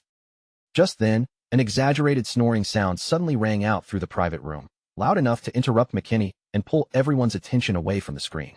Every head turned toward the doorway, where Dylan stood trying and failing to suppress his laughter. He admitted that he had been doing his best to remain quiet, but McKinney's words had finally made that impossible. McKinney stiffened in surprise the moment he recognized him. Gray remained much calmer and casually identified Dylan as the man from the Ashton family, whom he had mentioned earlier. Despite Dylan's rough appearance and intimidating build, Gray noted that he was surprisingly well-mannered and possessed an unusually persuasive way of speaking. Dylan walked further into the room and respectfully told Gray that meeting him was an honor. Gray replied that it would be difficult to forget such an imposing physique and threatening face. He then asked what Dylan had found so amusing and invited him to share the reason with everyone. Instead of answering Gray immediately, Dylan turned his gaze directly toward McKinney. He said it was always entertaining to listen to old men speak, because believing only in what one already understood was nothing more than egotism disguised as wisdom. Before he could finish, McKinney angrily demanded to know exactly what Dylan was implying. Dylan calmly asked whether McKinney had truly claimed Raul came to the academy at 15 merely to gain experience. Had he ever considered the exact opposite? Perhaps Raul had entered so young because the academy had very little left to teach him. McKinney exploded at the suggestion, ordering Dylan to stop spouting nonsense. No student had ever graduated before turning 20, and there was simply no way a 15-year-old boy could accomplish such a thing. Dylan remained completely unfazed by the outburst. He answered that something being unprecedented did not make it impossible. McKinney called his confidence unbelievably arrogant, then demanded to know whether Dylan was seriously claiming that his younger brother could leave a permanent mark on the academy's history. Dylan admitted that he had no idea, since he was not a prophet capable of seeing the future. Even he was curious about what Raul intended to accomplish. McKinney immediately mocked him for making grand claims without anything to support them, adding that such empty confidence was typical of the Ashton family. Before the argument could grow any more heated, Spence stepped between them and firmly ordered both men to stop. He reminded them that distinguished guests were present and warned them not to embarrass themselves by continuing such a childish dispute. With the room finally settling down, Spence asked which of the freshmen on the screen belonged to the Ashton family. One of the men scanned the transmitted image, pointed toward a particular student, and asked whether that handsome young boy was Raul. Everyone followed the direction of his finger and froze when Raul's bright, striking face filled the image. After glancing between the screen and Dylan's rugged features, several officials openly questioned whether the two of them could truly be brothers. Dylan showed no embarrassment at the comparison. Instead, he lifted his chin proudly and confirmed that the boy on the screen was indeed his youngest brother, Raul. With obvious affection in his voice, he declared that Raul was the treasured gem of the entire Ashton family. The men began studying Raul more carefully and soon noticed that his appearance was matched by a solid, well-developed physique. One joked that with a body and face like that, even a lack of swordsmanship could be forgiven. Another immediately asked whether anyone in the Ashton family was still unmarried. McKinney's irritation deepened, and he shouted for them to quiet down, insisting there was no reason to make such a fuss over another man's face. Dylan understood perfectly well why McKinney was reacting so strongly. Because of what had happened during the Berenjindar incident, McKinney already knew that Raul was far more capable than the rumors suggested. That was exactly why he was trying so desperately to pull attention away from Raul and redirect it toward his own 13th son. Dylan found the transparent effort almost laughable. Dylan turned back toward the projection just as his youngest brother began walking toward the machine. He wondered whether Raul truly intended to hold back during the test. Considering the situation, Dylan quietly hoped the boy would give it his best effort. At the same time, a trace of unease crept into him, since he had spoken so boldly in front of everyone only moments earlier. Raul stopped before the strength meter and adjusted his stance. After drawing a slow breath and releasing it through his lips, he shifted his weight forward and sent his fist crashing squarely into the machine. Spence immediately shouted in admiration, declaring that Raul's striking form was nearly perfect. Watching the smooth alignment of his feet, hips, shoulders, and fist, Spence thought that if the technique itself were being graded, he would award Raul a flawless score. The device processed the impact, and Raul's first result appeared across the display, 2,999 points. The observation room erupted at once, with several people shouting in disbelief over how painfully close he had come to crossing the 3,000-point line. Even without reaching that threshold, Spence considered the result extraordinary for a boy of only 15. He could not help thinking that if Raoul had waited just one more year before entering the academy, his physical ability might have developed into something even more impressive. Raoul quietly returned to his starting position and prepared for the second strike. Beneath his calm expression, he noted that every score and reaction had unfolded exactly according to the plan he had formed beforehand. Several of the higher-ups began cheering him on from the observation room, even though Raoul could not hear them. They urged him to break through 3,000 points, telling him not to let his young age weigh on his mind, and to throw the next punch with complete confidence. Raoul planted his feet once again, tightened his posture, and drove his fist forward with a sharp burst of force. The moment his knuckles struck the center of the machine, a few of the watching officials rose from their seats and cheered in anticipation. When the final number flashed onto the display, Dylan's tension vanished. He clenched one fist tightly at his side, pride spreading across his face as he stared at the result achieved by his youngest brother. The machine displayed 3,615 points. Raoul had surpassed the previous record of 3,612 by exactly 3 points, placing himself narrowly but unmistakably at the top. The tiny difference told Dylan everything he needed to know. Raoul had not produced that score by accident. He had studied the other results, measured his own strength, and calculated the outcome down to the final few points. Around the testing area, the other freshmen stared at Raoul with wide eyes and frozen expressions. None of them had expected the 15-year-old standing among them to seize the highest score so effortlessly.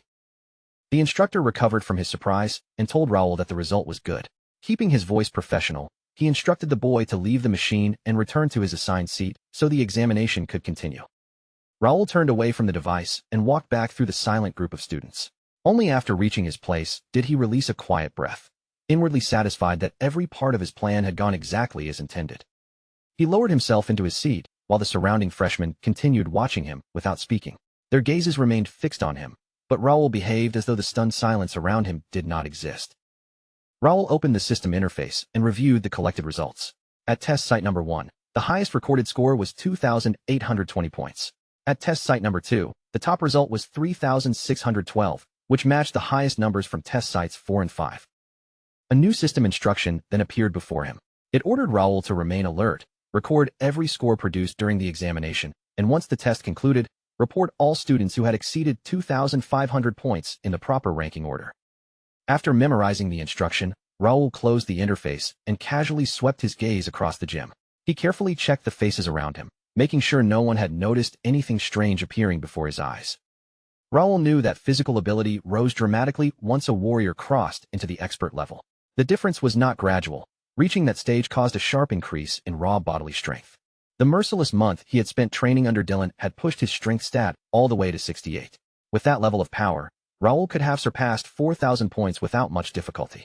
However, such a result would have looked completely unreasonable for an ordinary freshman, so he needed to remain within a believable range. That was precisely why Raoul had gathered information on every test site before taking his own turn. He needed to know the strongest existing score so he could surpass it by a narrow margin while making his effort appear completely genuine. To control the result, Raoul used psychokinesis to weaken the force delivered by his fist at the moment of impact. At the same time, he relied on a calculator within the game system to determine the exact position and power needed to produce the number he wanted. Raoul could not say for certain whether such extreme caution was truly necessary. However, the identity and intentions of the hidden threat remained unknown. Until he understood what he was dealing with, concealing as much of his real strength as possible was the safer choice. He intended to keep every important advantage hidden until the other players finally revealed themselves. Abilities like psychokinesis were especially dangerous to expose, because unusual powers of that kind inevitably attracted suspicion, curiosity, and attention he had no desire to receive. In his previous life, Raoul had made the fatal mistake of revealing too much of his true power.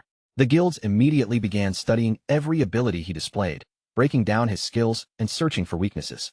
Before long, they were hunting him relentlessly, forcing him to spend his life fleeing from one place to another until that endless pursuit finally led to his death. Raoul had no intention of allowing history to repeat itself. This time, he would remain hidden in the shadows while dealing with those foolish enough to display their strength openly. The roles had already been reversed. He was no longer the desperate prey struggling to escape. Now, Raoul was the one doing the hunting. Before his thoughts could drift any further into the past, the instructor's voice rang across the testing area. He announced that the current examination was almost complete and ordered everyone to prepare themselves for the next stage. The announcement pulled Raoul back to the present. Realizing he had allowed his thoughts to wander far too deeply, he quietly pushed those memories aside. Since the test had not officially ended yet, he decided to use the remaining time to check his current status. A translucent system display opened before his eyes. Raoul's current level had risen somewhere between 55 and 56 under hardcore mode. His registered class remained Knight, while his abilities included beginner-level sword expert and intermediate-level psychokinesis. Several of his other attributes had also increased by a small but noticeable amount. Raoul turned the pages of the examination booklet until he reached the information for the next event. The following test would be an obstacle course designed to measure both strength and agility. Since both of those areas had improved dramatically for him, he knew he would need to control his performance carefully. For once, Raoul hoped Dalton and James would stop holding back and display everything they were capable of. If the two strongest candidates performed seriously, their results would give him a far more accurate idea of where he currently stood among the freshmen. Being born into the family of Duke Mark, the legendary sword master, was undoubtedly a tremendous blessing. However, carrying that bloodline also meant living beneath expectations so heavy that even the most talented descendant could struggle under their weight. Duke Mark himself had never forced his children or grandchildren to dedicate their lives to the sword.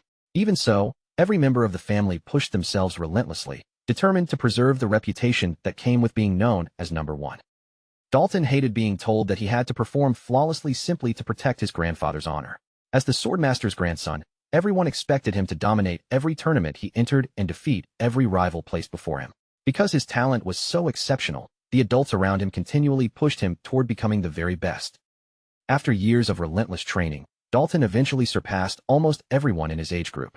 Yet the pressure only became more suffocating, especially for someone with such a naturally carefree personality. That was one of the main reasons he agreed to enroll at the academy. He wanted to escape the same dull, repetitive training routine that had controlled his life. Dalton lazily glanced toward the scoreboard, wondering why the academy had bothered arranging a test on the very first day of admission. The excited shouting all around him only made the situation more irritating. He thought he would have been far better off staying home and sleeping, but the instant he saw the final rankings, his drowsy eyes widened. The results were completely different from anything Dalton had expected. For the first time since arriving, the boredom faded from his face as genuine interest began to take its place. Dalton stared at the rankings in disbelief when he saw James sitting in second place. He had defeated James every time they competed, yet James was still the strongest opponent Dalton had ever faced. That made it extremely difficult to accept that another freshman had somehow produced an even better result. Instead of feeling annoyed, Dalton found the unexpected outcome surprisingly interesting. Just then, the instructor announced that they would be moving to the next testing area and ordered every student to stand and form an orderly line. As the freshmen rose from their seats, Dalton carefully scanned the crowd. He tried to identify the mysterious student occupying first place, remembering that the name listed at the top of the rankings had been Raoul. Something about that name and face seemed vaguely familiar, as though Dalton had seen him somewhere before. Unable to satisfy his curiosity from a distance, he walked directly toward Raoul and asked whether he was the student named Raoul. Raoul turned his head and calmly asked who Dalton was. The blunt question left Dalton momentarily uncertain, since he was not accustomed to introducing himself. After a brief pause, he gave his name. At that moment, Dalton caught a fleeting golden glimmer in Raoul's eyes. He silently admitted that Raoul possessed an impressive presence, though in Dalton's opinion, he was still not quite on his level. Once Dalton had introduced himself, Raoul showed no particular reaction. He simply turned away and said that unless Dalton needed something else, he would be leaving with the rest of the group. Raoul's indifferent response caught Dalton completely off guard. It had been a very long time since anyone had dismissed him so directly. Most people recognized him immediately, and their behavior changed the moment they learned who he was. That was precisely why Raoul's lack of interest stood out so sharply. Rather than offending Dalton, the unexpected attitude only deepened his curiosity about the 15-year-old who had taken first place. As Dalton watched Raoul walk away, a faintly competitive look appeared in his eyes. He began wondering what kind of expression Raoul would make once Dalton defeated him during the next examination. A few minutes later, the freshmen arrived at the second testing area. After inspecting the long course ahead, Raoul quickly understood the basic objective. Each student simply had to navigate the obstacle-filled path as quickly as possible. However, the test was far more difficult than an ordinary race.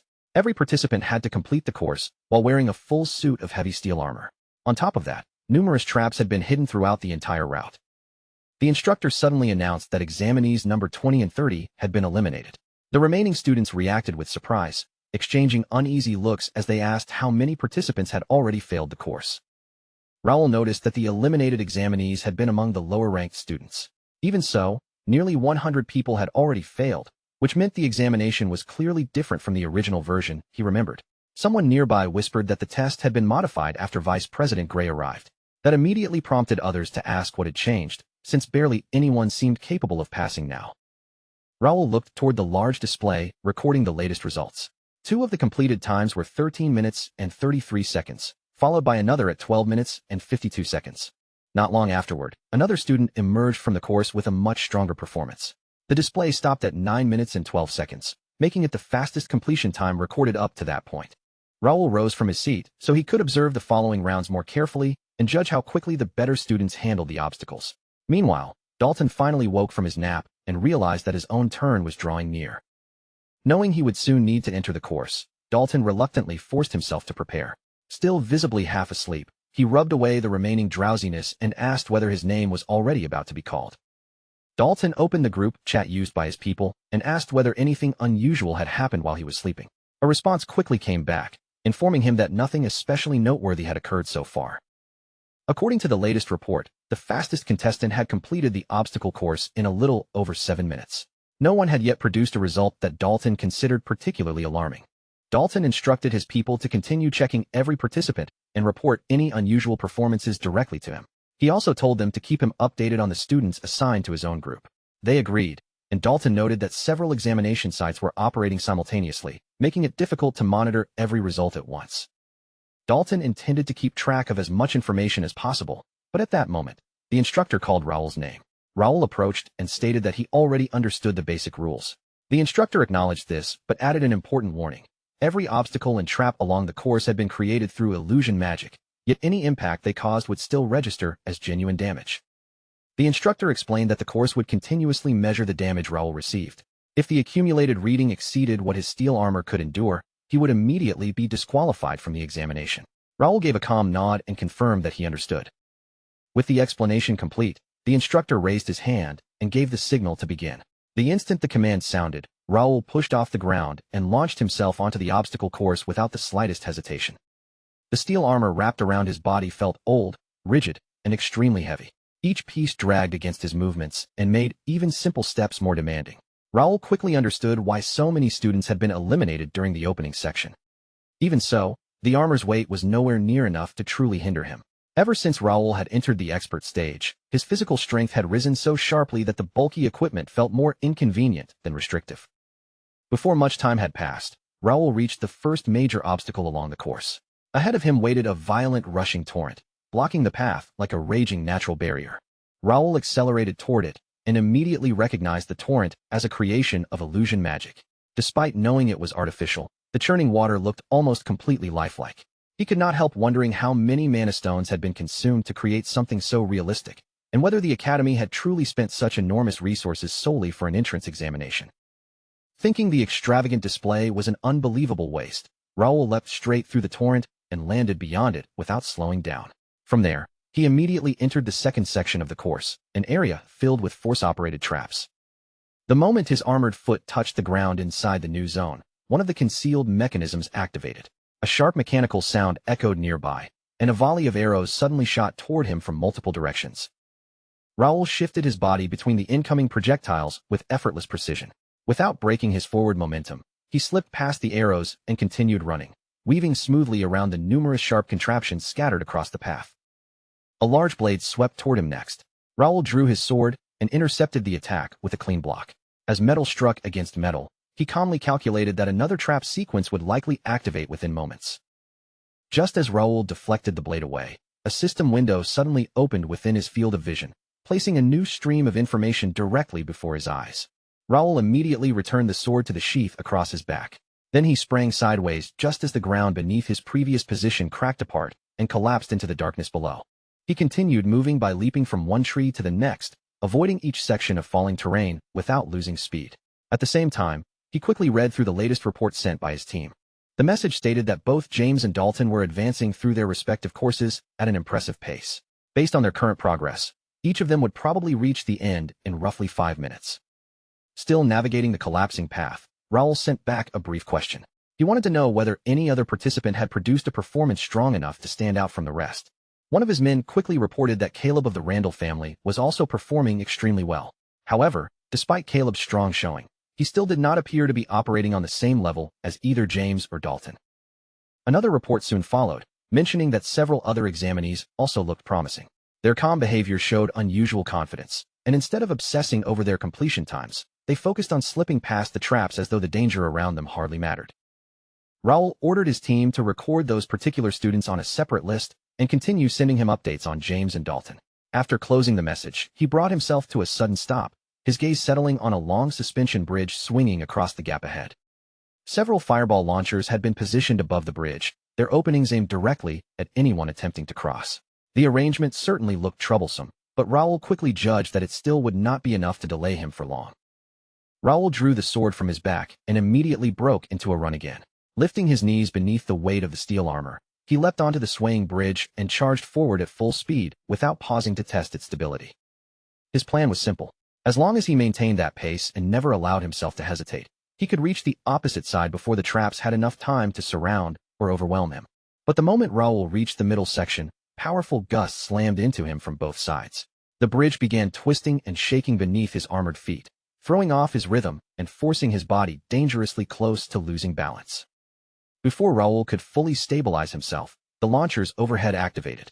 Blazing fireballs tore through the air from several angles, catching him off guard while the unstable bridge continued bucking beneath him. Raul felt his footing give way and knew he was only a moment from falling. He quickly lowered his center of gravity, forced himself upright, and swung his sword through the incoming projectiles, cutting them apart before they could strike him. Using a mana blade would have made the situation far easier, allowing him to destroy the fireballs without struggling against their force. However, that technique was another part of his strength he could not afford to reveal yet. With no intention of exposing more than necessary, Raul continued across the bridge using only his physical ability and swordsmanship. One after another, he sliced through every fireball blocking his path, deciding that this level of performance should be sufficient for now. A few moments later, Raul stepped off the far end of the bridge and immediately resumed running. He knew he had already cleared most of the course, leaving only the final cave section between him and the finish line. Raul entered the mouth of the cave fully aware that the traps hidden inside would be much harder to detect and avoid. Compared with the open sections behind him, a single mistake here carried a far greater risk of damage and elimination. Even with that danger in mind, Raul did not reduce his speed. No trap formation was truly without an opening, and as long as he identified the correct route, there would always be a path through it. At the same time, James was cutting through his own section of the course when a dense volley of arrows suddenly flew toward him from the surrounding mechanisms. James raised his shield without hesitation and drove straight into the barrage. The arrows snapped apart against its surface, scattering broken shafts around his feet, while an irritated expression remained fixed across his face. As he continued forward, James could not stop wondering why he had been made to participate in such an examination in the first place. To him, the entire experience felt like a pointless waste of time. The very idea of entering an academy at his age already annoyed him. What made it worse was being surrounded by freshmen whom he considered far beneath his own ability and experience. James had already won a tournament in which most of his opponents were adults in their 20s. He had even served as a guard in the royal capital, giving him practical experience that ordinary academy students could not compare with. From James's perspective, attending classes held little value. He was already close to officially becoming a knight, so returning to the role of a student seemed unnecessary and beneath his current standing. James knew perfectly well that he would never have enrolled willingly. The only reason he had come at all was because his lord had personally issued the order, leaving him no room to refuse. As if that were not irritating enough, a descendant of Dalton's family and a boy from Ashton were both participating in the same examination. Still, James understood that losing first place to either of them would be deeply humiliating, especially after everything expected of him. James pressed deeper into the cave while breaking through the traps in his way. Growing increasingly impatient, he wondered how much longer the dark and winding passage intended to drag on.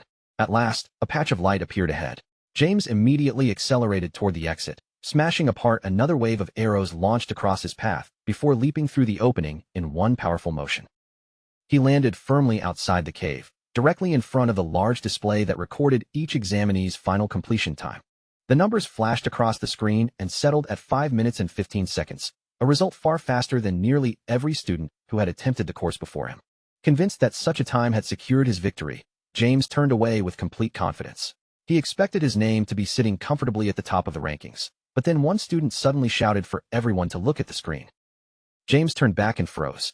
Dalton was already occupying first place with a completion time of 4 minutes and 58 seconds, beating James by a full 17 seconds.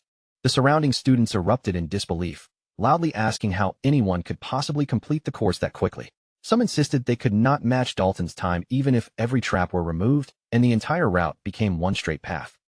Dalton casually walked toward the gathering crowd, his posture still loose and relaxed.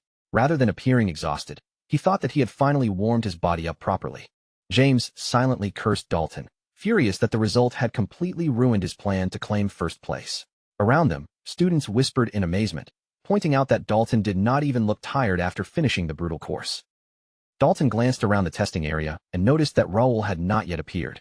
With open curiosity, he asked the others where the Ashton boy had gone and whether he was still inside the course. James found Dalton's question strange. During their previous duel, Dalton had shown almost no interest in anyone else. Yet now he seemed unusually focused on Raoul.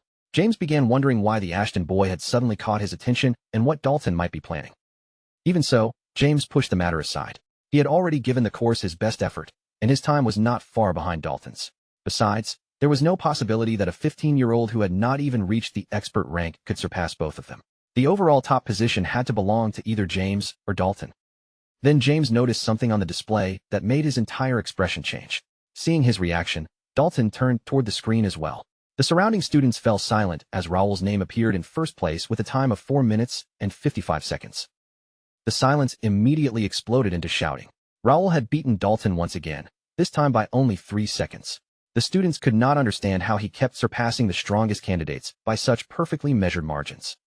Raoul soon walked toward the gathered group, calmly taking in their stunned faces and the rankings displayed above them. Seeing that his chosen time had aligned exactly as intended, he felt quietly satisfied with the result. James's body trembled with barely contained frustration. No matter how he examined the situation, he could not understand how Raoul had produced such a time without even possessing the physical power of an expert-ranked warrior. Dalton, however, found the unexpected result genuinely amusing. A faint smile appeared on his face as he realized that life inside the academy might not be nearly as boring as he had first imagined.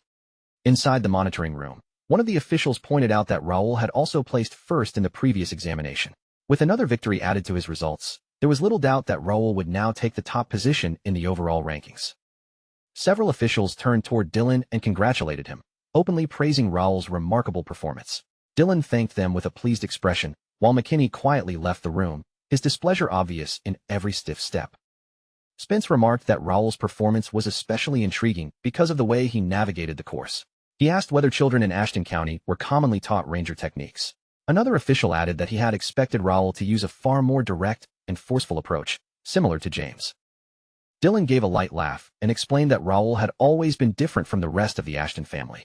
Unlike the others, he had trained across several disciplines and developed a much wider variety of skills. Dylan needed to give them some kind of reasonable answer, even though he was just as surprised as everyone else. He himself had never expected Raoul to clear the different stages using such an unusual and controlled method. He had watched James, the son of the McNeil family, deal with the course in the most direct way possible. James had relied on overwhelming force, smashing apart the obstacles and traps rather than wasting time avoiding them. Dalton had taken a completely different approach. His precise sword movements strongly resembled those of Swordmaster Mark, and like James, he had relied on the signature techniques for which his own family was famous. Raoul had also carried the two-handed greatsword traditionally favored by members of the Ashton family. However, the accuracy and control behind every one of his movements had gone far beyond anything Dylan expected to see. What shocked Dylan most was Raoul's performance inside the cave. From the moment he entered until the moment he emerged, Raoul had not activated a single hidden trap. Navigating such a dangerous area with that degree of precision should have been impossible without extensive ranger training or experience comparable to someone of rogue level. Raoul had not used a mana blade either, unlike both James and Dalton. Taken together, those details made Dylan suspect that Raoul was concealing two major secrets. He had likely already reached the expert stage, and he somehow possessed advanced ranger-style tracking techniques. Dylan slowly clenched one fist as that realization settled in. Once the examination was over, he and Raoul were going to have a very serious conversation about how many secrets the boy had been keeping from his own family. Even with all the secrets Raoul had clearly kept from him, Dylan could not suppress the pride swelling in his chest. Whatever explanation awaited them later, his youngest brother had performed brilliantly and claimed first place through his own ability. With the final participants completing their runs, the second test officially came to an end.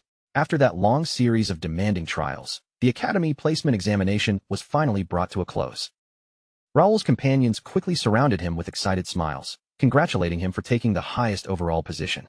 Rather than remain in the middle of the growing attention, Raoul accepted their praise and climbed into the waiting carriage before an even larger crowd could gather around him. Once inside, Raoul leaned back and felt the exhaustion settle over his body.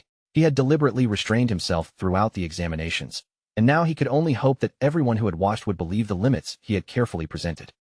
For the moment, every part of his plan appeared to be progressing without trouble. Since there was no need to attract further notice, Raoul decided to remain quiet, close his eyes, and take advantage of the ride home to rest. As his awareness began to drift, memories from his previous life rose unexpectedly to the surface. He saw himself once again, trembling with rage as he demanded an explanation from someone standing before him, all while cradling the motionless body of a woman in his arms. The man facing him was Han Gilju, guild master of the Desung Guild. Gilju coldly remarked that Raoul was behaving as though he had just lost a member of his family, then mocked him by saying he should not be so upset when he had never possessed a family in the first place. After all, Raoul had grown up entirely alone. Gilju reminded him that the Desung Guild had originally offered him a peaceful invitation to join them. Had Raoul simply accepted, none of this would ever have happened. Gilju also acknowledged that Raoul held the #1 ranking, but arrogantly questioned whether he truly believed he could defeat their entire guild by himself. Raoul answered only with a murderous stare, his gaze locked firmly on Gilju. The guild master remained casual beneath that pressure, commenting that Raoul certainly looked frightening and wondering why he was becoming so emotional over the death of a mere NPC. Until that moment, Raoul had assumed Gilju knew nothing about what the girl meant to him. To everyone else, she might have been nothing more than a programmed guide, but to Raoul, she had become the most important person in his world. Raoul had first encountered her while progressing through the main quest. From that point onward, she had remained at his side, guiding him through the unfamiliar world and helping him move forward whenever he lost his way. For more than an entire year, Raoul had protected her from every enemy and danger that came near. Through all the time they spent together, she stopped feeling like part of a game and gradually became the closest thing to family he had ever known. Yet despite everything he had done to keep her safe, Raoul still lost her. What made the loss even crueler was that the Desung Guild had no connection to her quest whatsoever. Her death had been completely unnecessary. Seeing the rage in Raoul's eyes, Gilju mockingly invited him to attack. Since Raoul had obviously already decided to kill him, Gilju taunted him to stop hesitating and make his attempt. Gilju then lifted one hand and gave his guild members the order to eliminate Raoul. At once, the surrounding men drew their weapons and rushed forward from every direction. Raoul did not even bother rising from where he sat with the woman in his arms. With a single release of power, he struck down the approaching attackers and wiped them out before any of them could reach him. Through psychokinesis, Raoul seized control of the knives and blades scattered across the ground. The weapons rose into the air one after another, gathering above him until they formed a deadly circle of sharpened steel. Gilju's confidence finally cracked as he demanded to know how Raoul was controlling so many weapons at once. Even for the game's highest-ranked player, an ability of that scale seemed completely excessive. Raoul ignored him for the moment and gently lowered the girl's body onto the ground. Still staring at Raoul's overwhelming power, Gilju cursed the company behind the game's gacha system. He bitterly complained that despite spending an enormous amount of money, he had only ever received worthless abilities. Then one of the floating blades shifted through the air and aimed directly at Gilju's face. The instant he saw its sharpened tip pointing toward him, the smug expression on his face disappeared. Raoul demanded to know why the Desung Guild had begun targeting guide NPCs. His voice was cold and unforgiving as he ordered Gilju to stop avoiding the subject and explain their true reason immediately. He then asked whether Gilju and his guild members had no fear of the punishment awaiting them. Killing an NPC connected to a quest was treated as one of the most serious violations in the entire game. The consequences were severe enough to destroy everything a player had built. The offender's main account would be permanently deleted, and every other account linked to that player would also be banned. Raoul shouted that killing the guide accomplished nothing, since the quest would simply continue by assigning another NPC to replace her. No matter how many guides they murdered, the main progression remained unchanged. So why would anyone willingly risk such an extreme punishment? Gilju responded with another taunting smile. He asked what penalty Raoul was even talking about, and whether Raoul honestly believed that people like them had any reason to be frightened by it. According to Gilju, consequences only mattered to powerless people like Raoul. There were countless players willing to murder an NPC for a payment as small as 10,001, regardless of what punishment followed afterward. Raoul surged forward and seized Gilju by the collar, calling him a bastard and ordering him to stop speaking in riddles. He demanded a proper answer. But Gilju only asked why he should explain anything when Raoul planned to kill him anyway. Even if he died, Gilju claimed he could simply spend a little pocket money and purchase another revival. Raoul cursed quietly as he remembered the rumors surrounding Gilju's real identity. The guild master was supposedly the grandson of the family-controlling Des Corporation, one of the 5 most powerful companies in all of Korea. Gilju spread his arms and invited Raoul to attack as much as he pleased. With complete confidence, he declared that the person with the most money was always the true winner, both inside the game and in the real world. Raoul no longer cared about his wealth or status. He gripped Gilju's head with both hands and violently snapped his neck, killing him in an instant. On that day, standing beside the woman he had failed to protect, Raoul carved a vow deep into his heart, one that would shape every action he took from that moment onward. With grief and anger tearing through him, Raoul demanded to know why events had ended this way. Turning back toward the girl, he desperately urged her to rise so they could carry out the plan they had made together. Then Raoul directed his fury toward Gilju and swore that death would not be enough to save him. He would kill Gilju again and again, continuing until the game itself grew tired of allowing him to respawn. No matter how long it took, Raoul vowed to erase Han Gilju from that world completely. Raoul suddenly opened his eyes and returned to the present. As he gathered his thoughts, he realized this was the first time since returning that he had ever dreamed so vividly about his previous life. An uneasy feeling lingered in his chest. While thinking about the promise he had failed to fulfill for that girl, a notification sound broke the silence, and the symbol of a sealed envelope appeared before him. Raoul reached out and tapped the floating icon. As the envelope opened, he wondered whether the message was connected to the alert he had heard only moments earlier. The message began by thanking every player for using the Kinect system before revealing the schedule for an upcoming update. Presenario version 1.0 would introduce a hidden ancient dungeon, a newly developed Dimension Gate system, the conversion of certain NPCs into official quest NPCs, and several major adjustments to the guild system. The update would arrive 1 month later, corresponding to May 28, 521 in Kinect time. The announcement also stated that, depending on Presenario's progression, an even larger update would eventually follow alongside the launch of the open beta service. Raoul stared at the announcement, unable to hide his shock. He had always known this update would arrive eventually, but according to his memories, it should not have appeared this early. The approaching update meant that Han Gilju would soon enter this world once again.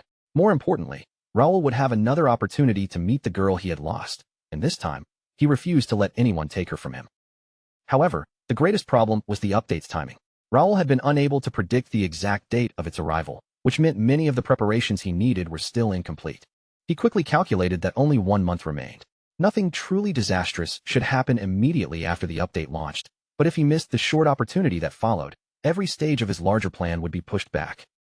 Raoul understood that he had to begin moving much faster. Before the other players appeared, he needed to seize control of as many scenarios and rewards as possible. Every decision available to his future self would depend on how effectively he used the limited time now remaining. He scratched his head as the scale of the problem became clear. Before anything else, he needed to raise his level even further and strengthen his guild enough to survive the changes that were coming. Raoul also had to enter the Academy library as soon as possible, and he still needed to determine how he would travel to the other free cities. He questioned whether a single month would be enough to accomplish everything, but decided that careful preparation could not be avoided. That night, Raoul remained awake long after everyone else had gone to sleep. With papers spread before him, he drafted a detailed plan and repeatedly adjusted each step, searching for the most efficient strategy possible. Meanwhile, far away inside a secluded residence, another group was preparing to move. At the head of the gathering, Silver Zero, the leader of the Imperial Hounds, declared that the time had finally come to begin. Within that same house, Silver Zero repeated the command and formally signaled the beginning of their operation. The first report concerned the royal family. A messenger explained that the king had made no public appearances outside his usual meetings. He also reported that the Sword Emperor had skipped his own grandson's admission ceremony and instead attended President Mark McNeil's freshman event. Silver Zero acknowledged the information and praised his subordinates for their work. He then revealed that official orders from their main base had arrived earlier that morning. Exactly 1 month from now, their long-awaited grand plan would begin. The people gathered around the table erupted into celebration, shouting that all their efforts were finally about to bear fruit. Silver Zero slammed one hand against the table, silencing the excited voices at once. He warned them that this operation represented only the first stage. From that point forward, their duties would become even more important, and a single careless mistake could endanger everything they had prepared. Silver Zero then called upon Number 7 and asked whether the investigation into Moreau had been completed. Number 7 reported that the preliminary work was finished, but he still could not confirm whether the kingdom itself was involved. Because that crucial detail remained uncertain, approaching the location any further had become extremely difficult. Silver Zero narrowed his eyes and asked what Number 7 was trying to suggest. Number 7 answered that he was certain Randall had played some role in the incident. One of the other men immediately rose from his seat and dismissed the accusation as nonsense. Randall had made no noticeable movements, so he demanded to know whether Number 7 was truly claiming that the exiles living in Moreau had attacked their camp. Number 7 answered that every clue seemed to point toward Randall. The timing was especially suspicious, since Randall's forces had announced their advance into Mira on that very same day. Even more troubling, every piece of power-enhancing gear, armor, and equipment they had recovered contained tracking spells connected directly to Randall. One of the men immediately flared up, angrily demanding how Randall could possibly pull off something of this scale with the limited strength currently at his disposal. Before the argument could spiral any further, Silver Zero cut him off and calmly asked Number 7 whether anyone besides Randall remained under suspicion. Number 7 reported that Ashton County's youngest son had also appeared recently. He had not been spotted anywhere near their base, but he had been seen inside the city itself. Silver Zero asked whether Ashton and Randall might have joined forces, but Number 7 quickly replied that such cooperation seemed highly unlikely. Silver Zero immediately ordered him to strike Ashton's name from the suspect list, then asked whether there were any other leads worth mentioning. Number 7 hesitated before explaining that the next piece of information had not yet been verified. Even so, one of their members claimed to have caught sight of someone who looked remarkably similar to Gray. After considering the report, Silver Zero ordered everyone to suspend the investigation for the time being. Their most important operation was about to enter its critical stage, so wasting attention on smaller uncertainties would only create unnecessary distractions. For now, they would do nothing more than send Randall a warning. Hearing that decision, the others nodded in agreement. Silver Zero then turned toward Number 3 and questioned him about the academy. According to their original arrangement, James was supposed to claim the highest position without difficulty. Number 3 admitted that an unexpected variable had disrupted the plan. They had successfully controlled Dalton's progress, but Ashton County's youngest son, Raoul, had suddenly surged ahead and taken the lead. Silver Zero called for Number 6 at once, his voice sharpening as he demanded an explanation. Monitoring Ashton had been Number 6's responsibility, yet Raoul had still managed to become an unforeseen obstacle. Number 6 confessed that he could not explain the sudden change. Raoul had displayed no remarkable talent during the previous year, but this year, his abilities had improved at an astonishing rate. Although the boy remained within their surveillance range, Number 6 still could not tell whether he had been deliberately concealing something. Silver Zero then asked the only question that truly mattered: could Raoul interfere with their plan?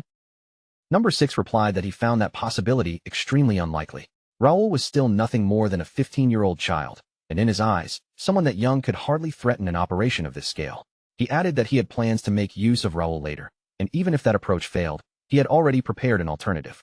Silver Zero acknowledged that Raoul had been appearing in far too many places lately, but with their grand plan rapidly approaching, they could not afford to waste valuable time watching a single child. Silver Zero made it clear that Gray was a far greater concern than Raoul. They needed to uncover why Gray had chosen this exact moment to reappear. Their earlier attempt to reach him through the highest entrance had already failed, which meant there was no reason to delay the next stage any longer. Silver Zero then turned to Number 8 and asked about the situation in the underworld.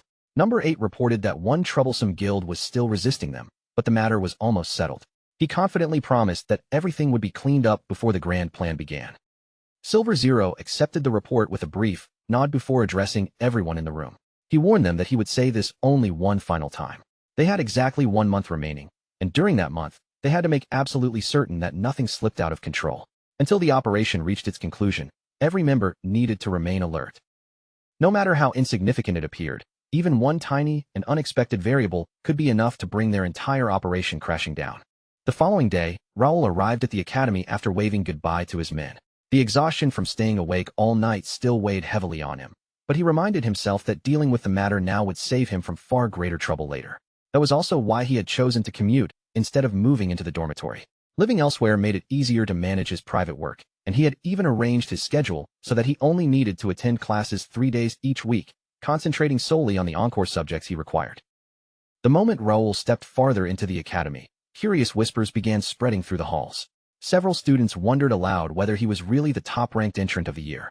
They could hardly believe that a 15-year-old had defeated so many talented applicants and still claimed first place. Others pointed out that he had also ranked first on the written examination. With intelligence, combat ability, and good looks all on his side, The surrounding students could only complain that life was unbelievably unfair. As Raoul continued walking down the corridor, more conversations drifted into his ears. Someone wondered whether he came from a powerful noble family and questioned why a person like him would even bother earning an academy diploma. Another student loudly declared that if he had already mastered advanced sword techniques like Raoul, he would have become a knight instead of attending school. Raoul quietly breathed out and kept moving. None of their gossip gave him any reason to feel concerned. This academy represented only one small step along the much larger road ahead of him. After all, Raoul had not enrolled because he cared about praise, status, or the opinions of the other students. He had come here solely to obtain the handful of things he still needed. A little farther ahead, Raoul noticed a large board surrounded by students. The system immediately identified it as the display for the placement examination results and the class assignments of S-class students ranked from 1st through 30th. Raoul's name occupied the very top position. James stood beneath him in 2nd place, Dalton followed in 3rd, and the remaining names continued down the board. Raoul stared at the rankings for another moment, wondering whether the system intended to give him anything else. Almost as soon as that thought crossed his mind, another translucent window opened before his eyes. The newly appeared window revealed a D-grade scenario quest titled Placement Exam. Its objective had been straightforward: enter S-class and secure the #1 position. The listed rewards included a small amount of experience, 500 coins, and one additional bonus whose identity remained unknown. Looking over the modest reward list, Raoul concluded that the task could not have been particularly difficult. The experience and coins were both fairly basic, so his attention naturally settled on the unidentified reward. He found himself wondering what that final bonus would actually be. Still, since this had only been a low-grade quest, Raoul doubted the hidden reward would amount to anything extraordinary. Putting the matter aside for now, he decided that he would simply head to his assigned classroom later. Once inside the classroom, Raoul settled into his seat and released a long, weary breath. So far, the Academy's lessons were proving far less useful than he had originally hoped. The core subjects were almost disappointingly simple, and the students seated around him seemed determined to avoid making eye contact or becoming involved with him in any way. Raoul had half expected Caleb, Dalton, or James to approach him and stir up some kind of trouble. Surprisingly, all three of them were keeping their distance as well. He had no intention of disturbing such a peaceful arrangement, so he silently encouraged them to continue pretending he did not exist. All things considered, Raoul felt that his first day at the Academy was progressing fairly well. While he sat there absorbed in his thoughts, someone suddenly called out his name. Raoul looked up, rose from his chair, and confirmed that he was indeed Raoul. The visitor explained that the Academy granted several special privileges to the student who achieved the highest entrance ranking. Raoul only needed to present the provided information at places such as the library or the training facilities, and the staff there would register those privileges under his name. Before leaving, the person delivered one more message. Vice President Gray had personally requested Raoul's presence, and he wanted to meet with him immediately. At that exact moment, the system finally revealed Raoul's unknown bonus reward. The instant he read the words, his entire body went still. The reward was not an item, money, or experience. It was a personal meeting with Grand Sage Gray. The name alone was enough to leave Raoul stunned. Alfredo Gray was a legendary figure celebrated for standing against the Empire itself. The thought of meeting someone of that stature filled Raoul with anticipation, but beneath that excitement, a trace of uncertainty also began to rise. After reaching Gray's office, Raoul stopped in front of the closed door and raised his hand. He knocked politely, then remained outside, waiting until he received permission to enter. Gray's voice soon came from within, inviting him inside. However, he asked Raoul to give him a moment, explaining that he first needed to finish dealing with the paperwork spread across his desk. Raoul quietly stepped to one side and waited with a respectful posture. As he observed Gray from a distance, he noticed that the man looked almost exactly like the images and video clips that had circulated so widely among players. Gray's appearance was dignified and refined, but it was the powerful presence surrounding him that truly captured Raoul's attention. Unable to completely suppress his curiosity, Raoul shifted his gaze and took a careful, discreet look at the man. The information revealed by that single glance struck Raoul so suddenly that surprise flashed across his face. Gray's level had already reached triple digits, yet the exact number appeared only as unknown. His classes identified him as a Grand Sage, an Eighth Circle Magician, and a Master Alchemist. His known affiliations included Rubin Academy, where he served as Vice President, and the Grey Tower, where he held the position of Tower Master. 2 additional affiliations remained concealed. His titles included Nomadic Sage and Tower Master, while 2 more were hidden from view. Nearly all of his attributes were similarly blocked. The only visible unique talent was an SS-grade ability called Master of Mana, while 4 other unique talents remained completely unidentified. Raoul could not understand why the system refused to reveal anything further.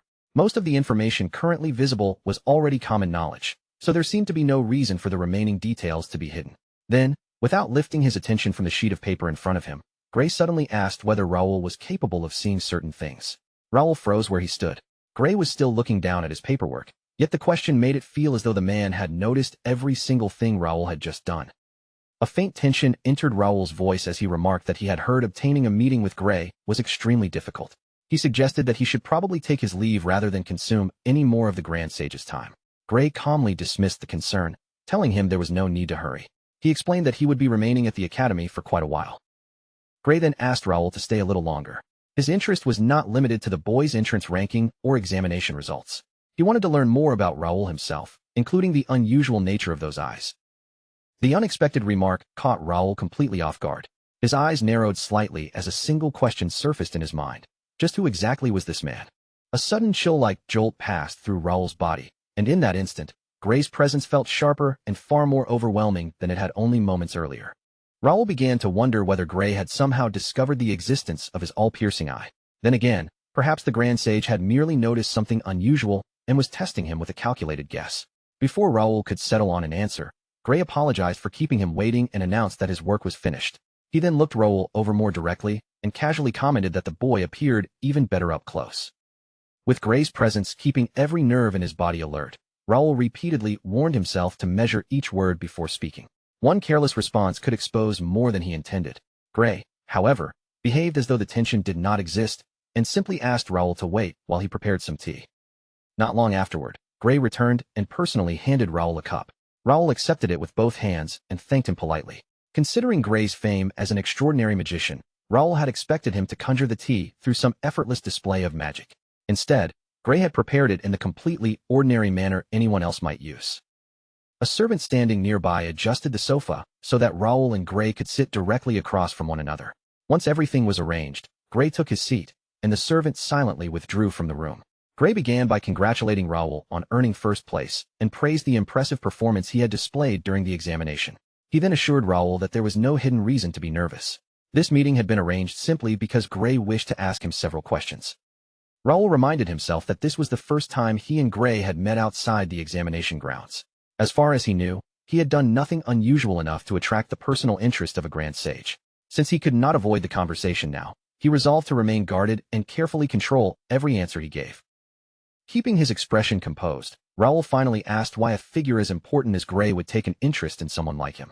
Rather than answering directly, Gray looked at Raoul and posed a question of his own. He asked whether Raoul had ever heard of an organization known as the Imperial Hound. The moment those words reached his ears, Raoul recognized the name, and the weight behind it struck him immediately. 50 years earlier, the continent of Necht had been plunged into a devastating crisis when the Cronin Empire launched a full-scale invasion. Their armies swept across the land with terrifying force, driving several kingdoms to the very edge of destruction.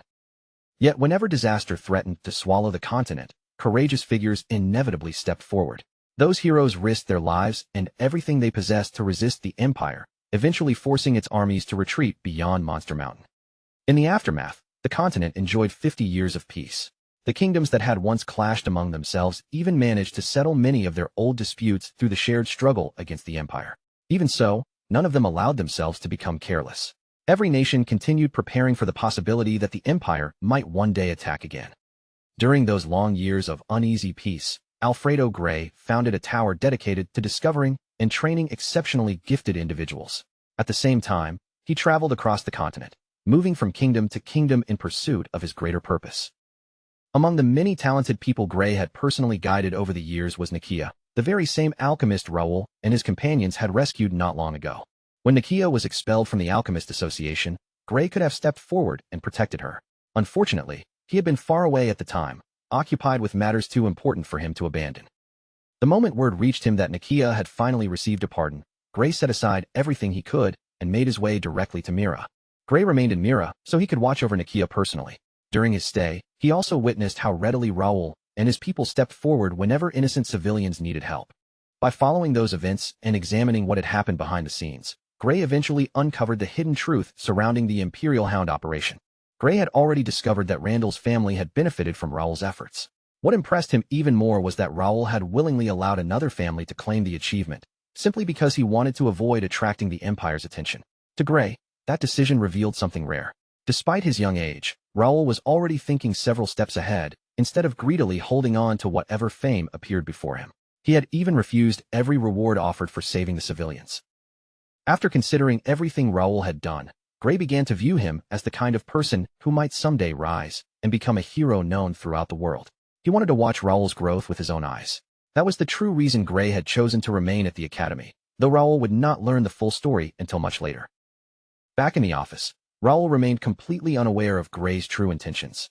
He still did not understand why he had been summoned, but every instinct warned him to remain cautious. As Gray waited, Raoul carefully considered how he should answer the question about the Imperial Hound. Raoul remembered that in his previous life, Gray had repeatedly been connected to quests involving the Cronin Empire. Even so, Raoul could not risk mentioning the Empire now. He had no reason to expose what he knew or become involved in that dangerous conflict any earlier than necessary. While Raoul remained silent and weighed each possible response, Gray spoke first. With a knowing look, he remarked that Raoul appeared to be an extremely cautious person. He then advised him that if anyone else ever raised this subject, remaining silent just as he was doing now would be the safest choice. Anything connected to the Imperial Hound was far too dangerous for someone in Raoul's position to handle carelessly. Gray continued by revealing that he had been observing Raoul ever since the events in Mira. He openly praised the skill and judgment Raoul had displayed while resolving the conflict there. Because of the way Raoul had handled everything, however, Randall would soon find himself facing some serious complications. Raoul stared at him, momentarily too shocked to answer. He could not understand how Gray had managed to uncover so much. Worse still, if Randall ever learned the complete truth, dealing with the consequences would be anything but simple. Seeing Raoul's alarm, Gray let out a quiet laugh and assured him there was no need to worry.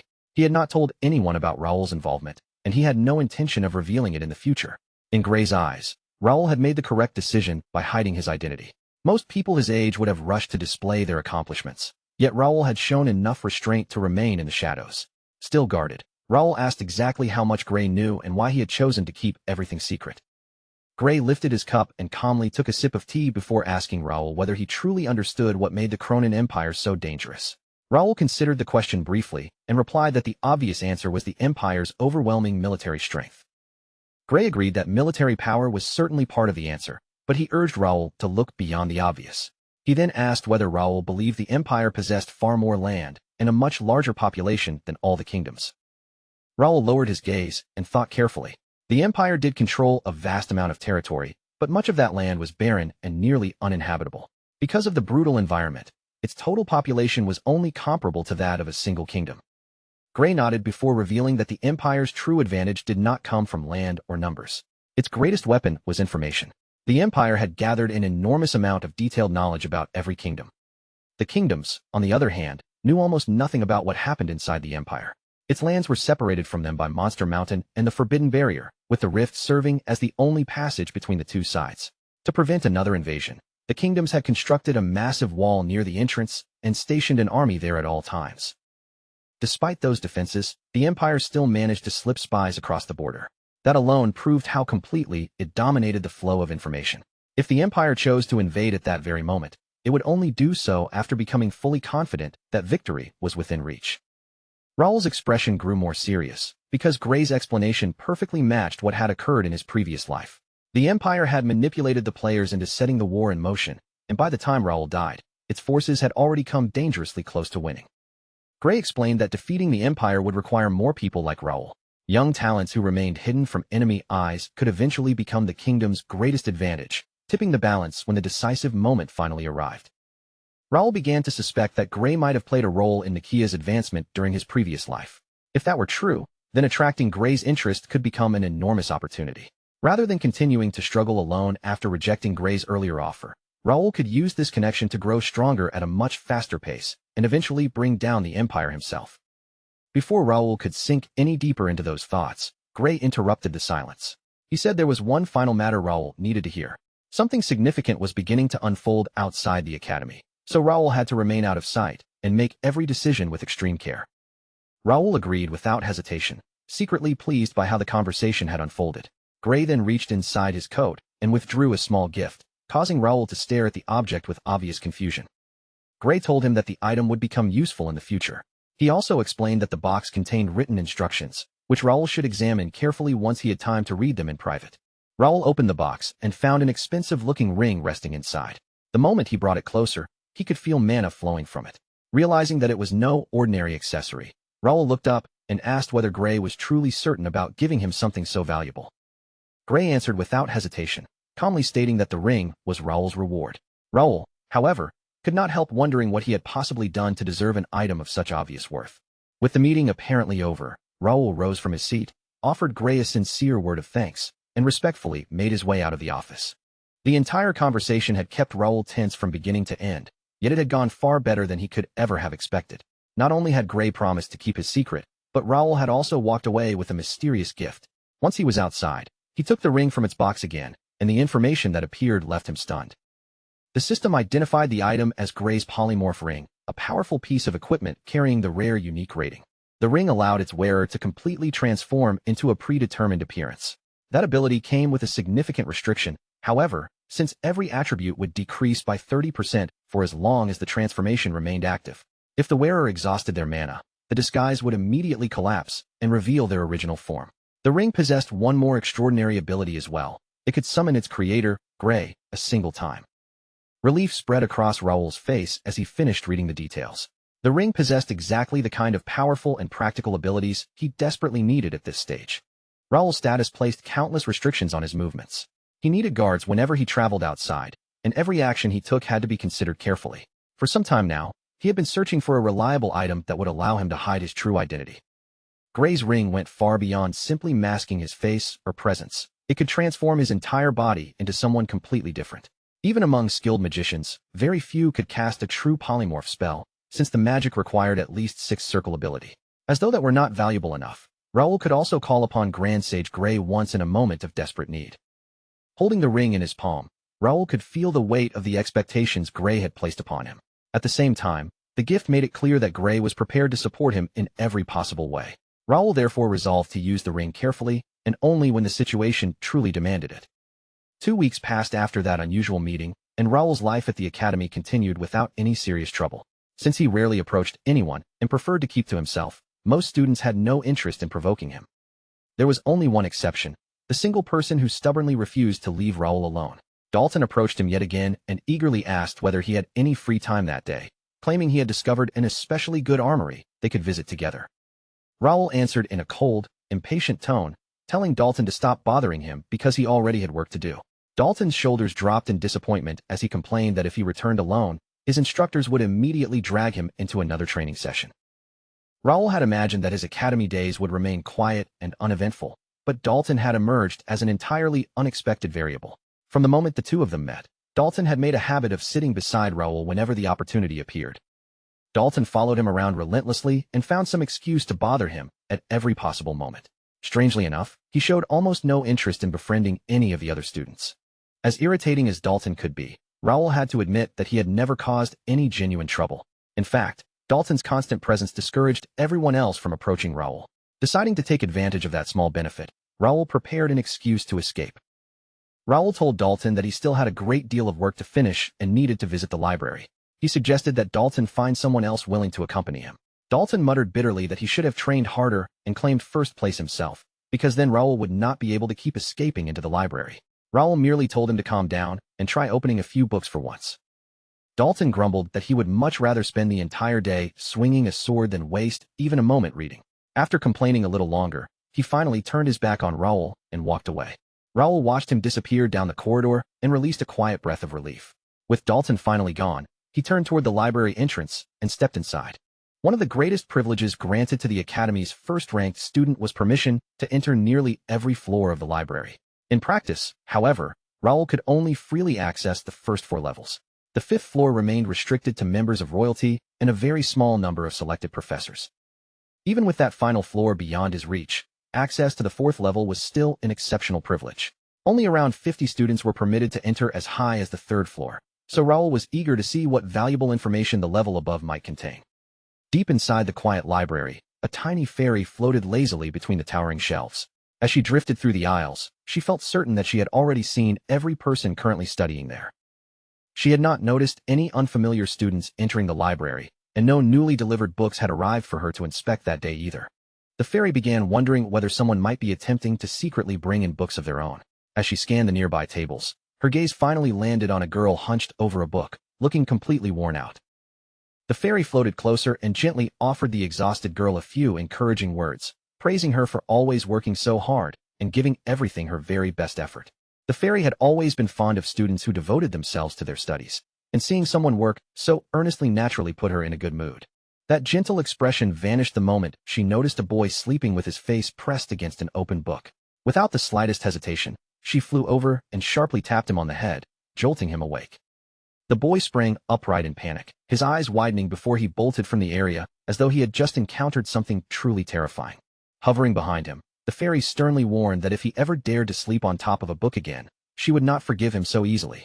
This library was sacred, and disrespecting its books would never be tolerated. The Academy Library stretched across 5 entire floors, offering far more books and information than Raoul could possibly need for his current purpose. Compared to the first level, the second floor contained a much larger collection of useful skill books. As Raoul moved slowly between the shelves and examined their titles, he heard a boy speaking behind him, excitedly asking the girl beside him whether she had witnessed what had just happened. The girl laughed and asked whether he meant the student who had fled after being struck by the library ghost. The boy laughed along with her, then joked that they had better remain careful unless they wanted that same ghost to hit them next. Raoul caught every word of their conversation and briefly wondered how a ghost could possibly linger inside a library protected by powerful magic. A moment later, he dismissed the thought as nothing more than another ridiculous academy rumor. Whatever ghost story those students believed had nothing to do with him, so he returned his attention to searching through the skill books. Elsewhere among the shelves, the fairy continued drifting through the library. Far too many students had tested her patience that day, and after chasing them around and protecting the books, she was beginning to feel completely drained. Without warning, her tiny body stiffened in midair.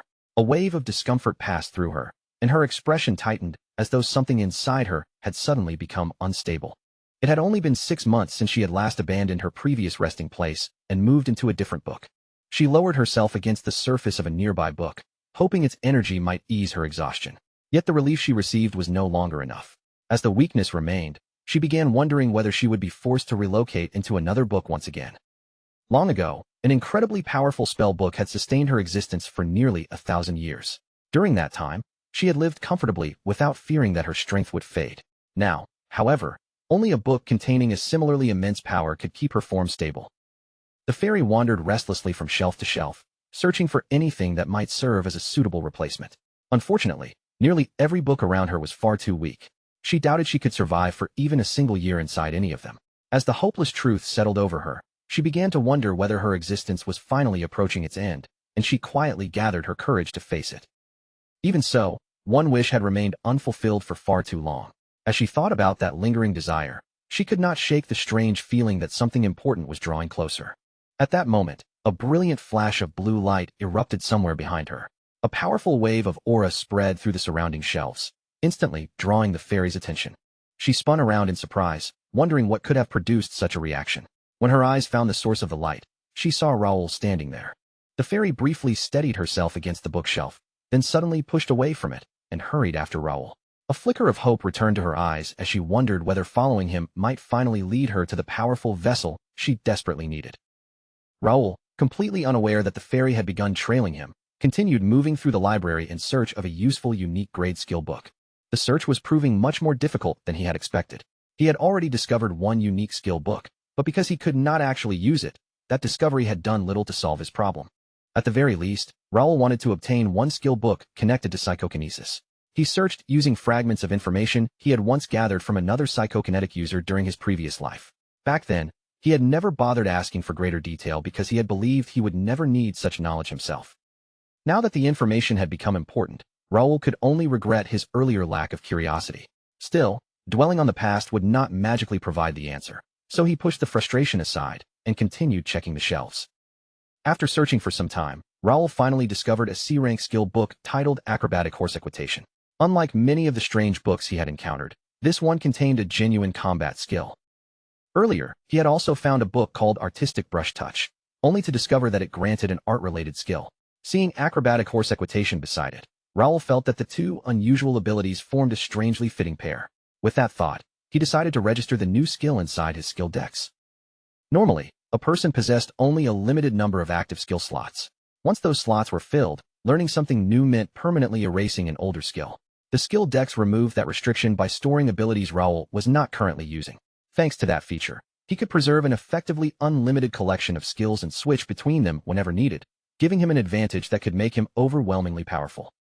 Raoul placed one hand firmly against the skill dex and activated the mysterious device, causing its hidden power to stir. Once the skill dex responded, Raoul carefully placed the acrobatic horse equitation skill book directly onto its surface. The skill dex immediately began drawing out the mana sealed within the book. Raoul watched the energy flow into the device, pleased that the registration process had begun without any complications. After the mana of a skill book was absorbed and its skill learned, the book itself became completely ordinary. This happened no matter who used it. That was precisely why Raoul needed to locate every skill book that still contained mana before another student found and emptied it first. While the skill dex continued processing the newly acquired ability, Raoul left it to complete the registration and moved toward the neighboring shelves to search for another valuable book. Throughout the entire process, the fairy watched him closely from behind one of the shelves. The longer she observed Raoul's movements, the more confused she became. Nothing about the way he searched resembled the behavior of an ordinary student. Raoul repeatedly pulled out several books bearing similar titles, flipped to the same portions, and carefully reread certain passages as though comparing details invisible to everyone else. Even the books he selected seemed strange in the fairy's eyes. Their qualities included things such as an author's lingering will, the power of time, and unique handwriting. Each one possessed something that separated it from an ordinary book. The fairy gradually sensed that Raoul himself was unusual. Somehow, he could distinguish the subtle differences hidden within those books. She reluctantly admitted that this made him somewhat impressive, but talent alone was not what she desperately needed. An ordinary human could not truly communicate with her, much less offer any meaningful help. Unless someone had reached the level of a grand sage or an arch-wizard, they would not even be capable of properly perceiving and speaking with her. In the distant past, the fairy had encountered and spoken with people of that level, yet not one of them had been able to resolve her problem. Her current form existed only because of countless sacrifices, unfortunate events, and an extraordinary stroke of chance. But maintaining that fragile existence was becoming harder with every passing day, and deep down, she continued wishing that some human might finally be able to save her. The books Raoul examined were certainly special, but none contained enough power for the fairy to inhabit them safely. For a brief moment, his arrival had given her hope. When nothing useful appeared, however, that hope quickly faded, and she began wondering whether her weakened senses had finally started deceiving her. Then Raoul placed his hand against one particular book-like object, and the strange way he handled it made the fairy stare in disbelief. She could not understand why he was touching the book in such an unusual manner. A moment later, the skill dex released an intense surge of aura. From the outside, it still resembled an ordinary book, yet the symbol engraved across its surface was anything but ordinary. The fairy felt something powerful concealed beneath its cover, and that hidden presence seemed to call out to her repeatedly. Just when she believed she had already witnessed something astonishing, what happened next left her even more deeply stunned. A tremendous current of magical mana gathered around Raoul and the skill dex. The fairy watched the energy stream from one book toward the other, or more accurately, watched as the skill dex swallowed every trace of that power completely. What truly left her speechless was not the absorption itself, but the result afterward. Despite taking in such an enormous amount of mana, the skill dex showed no visible change whatsoever. Throughout her entire existence, the fairy had never encountered anything remotely similar. Her surprise quickly turned into intense curiosity, drawing her closer as she became desperate to inspect the strange object for herself.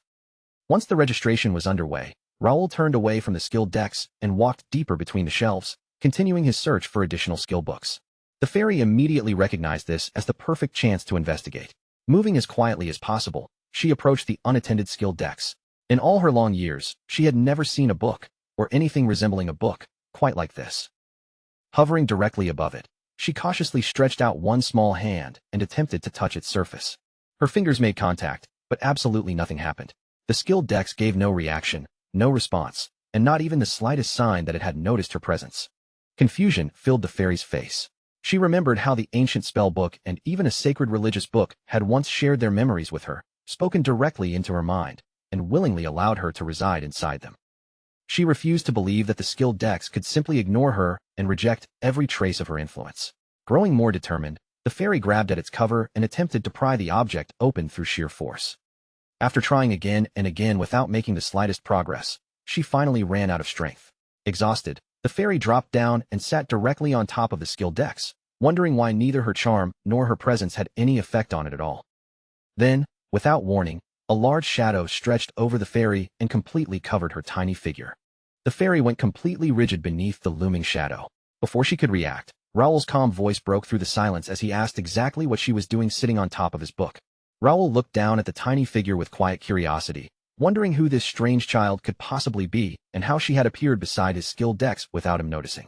Judging from her size and appearance, Raoul guessed that she was either some kind of fairy or perhaps the ghost the other students had mentioned. What puzzled him most was her translucent body. Her outline looked faint and unstable, as though she were slowly disappearing little by little. The moment she heard Raoul speak directly to her, panic flashed across her face. She stared up at him in disbelief and anxiously asked whether he could truly see her. She could not understand how such a thing was even possible. Then, before Raoul could answer, she spun around and fled through the shells as though her very survival depended on escaping him. Raoul quietly watched the fairy vanish into the library, more puzzled than alarmed. He saw no reason to chase after her, especially since she had clearly been attracted to the skill dex itself. If her interest was that strong, she would eventually return on her own. For now, finding more skill books was far more important than running after a frightened fairy. At that moment, a system notification appeared before Raoul, informing him that rank of his skill, acrobatic equitation, had been successfully registered inside the skill dex. A second message followed immediately, announcing that the efficiency of skill enhancement had increased by 10.5%. With the absorption process finally complete, Raoul could barely suppress his curiosity. He immediately felt the urge to test the newly registered ability and see exactly how effective it would be in practice. Raoul opened his inventory and stared at the enormous collection inside.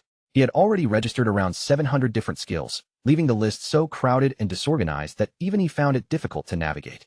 In his previous life, no one he knew had ever managed to collect anywhere near that many abilities.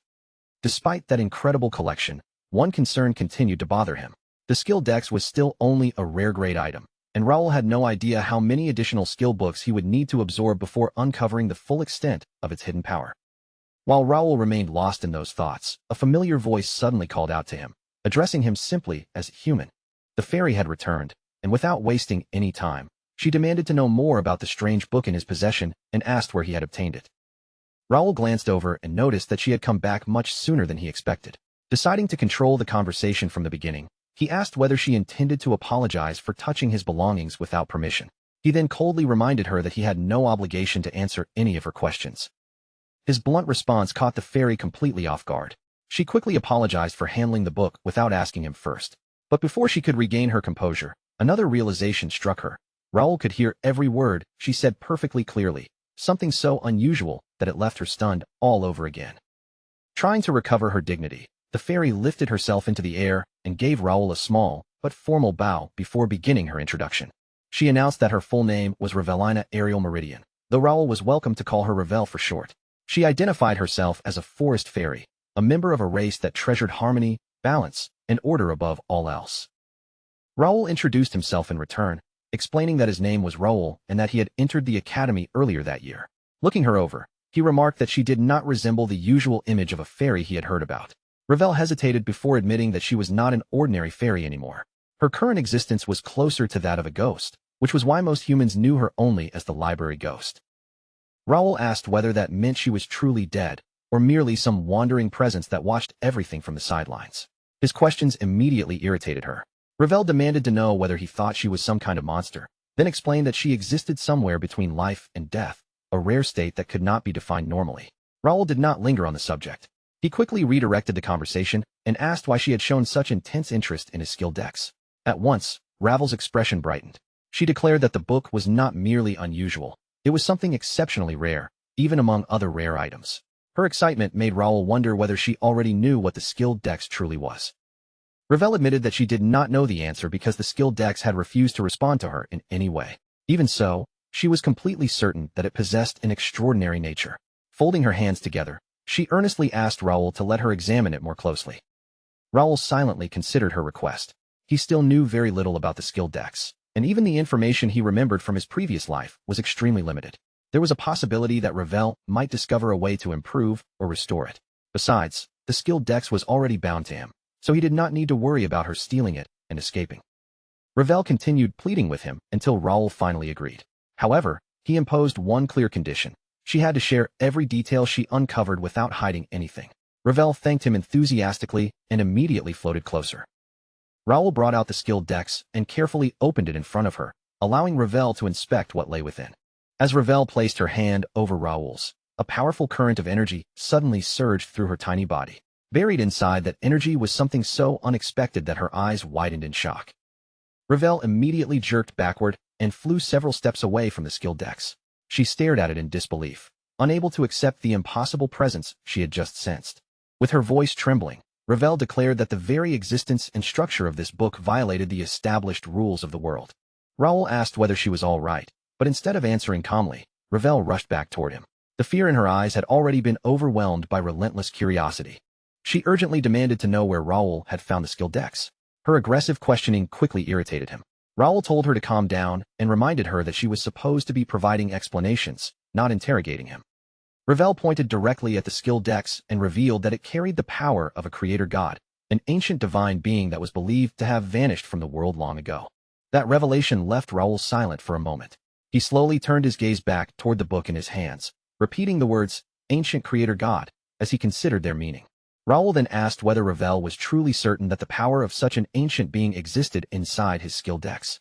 The possibility did not excite Raoul nearly as much as Ravel expected, mainly because he knew almost nothing about creator gods or what their power might involve. Noticing his indifferent expression, Ravel became visibly annoyed. She demanded to know whether he was impressed at all, insisting that anything connected to a creator god was an enormous discovery, yet Raoul was treating it as though it were nothing special. Raoul calmly replied that the creator god meant nothing to him and told her to continue with whatever useful information she actually possessed. Ravel admitted that her knowledge was limited.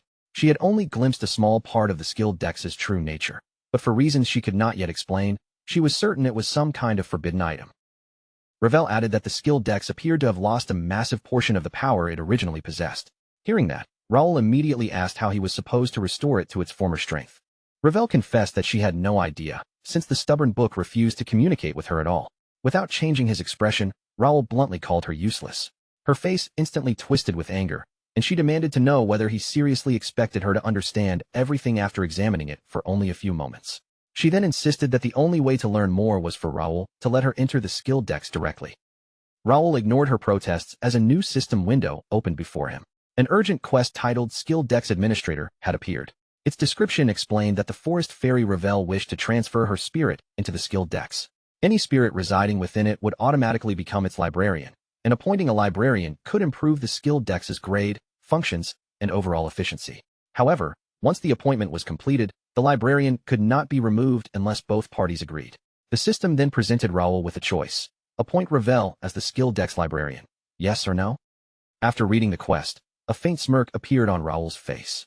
Allowing Ravel inside did not seem harmful to him, but he had no intention of giving such a valuable position to a complete stranger without receiving something in return. Raoul abruptly pulled the skill dex away from Ravel.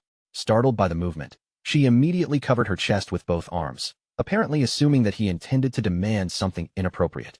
Raoul dismissed the ridiculous misunderstanding and told her he wanted nothing from her. He already knew the skill dex had certain problems, and he believed he could eventually solve them without her assistance. Raoul closed the skill dex and began preparing to leave. His sudden movement caught Ravel completely off guard, and she quickly flew in front of him to block his path. She begged him to hear her out, but Raoul claimed he had no time for a long conversation. To pressure her further, he added that he might never return to this part of the library again. Ravel's confidence immediately collapsed. She pleaded with Raoul to remain and apologized for disturbing him, admitting that it had been an extremely long time since she had spoken with a human being.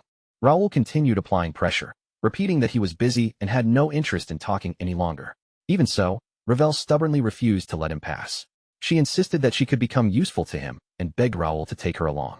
The skill dex he carried meant far more to her than he understood, so she desperately asked him to listen just once more. Seeing how fiercely Ravel clung to the opportunity, Raoul judged that she had finally become desperate enough for him to begin negotiating favorable terms.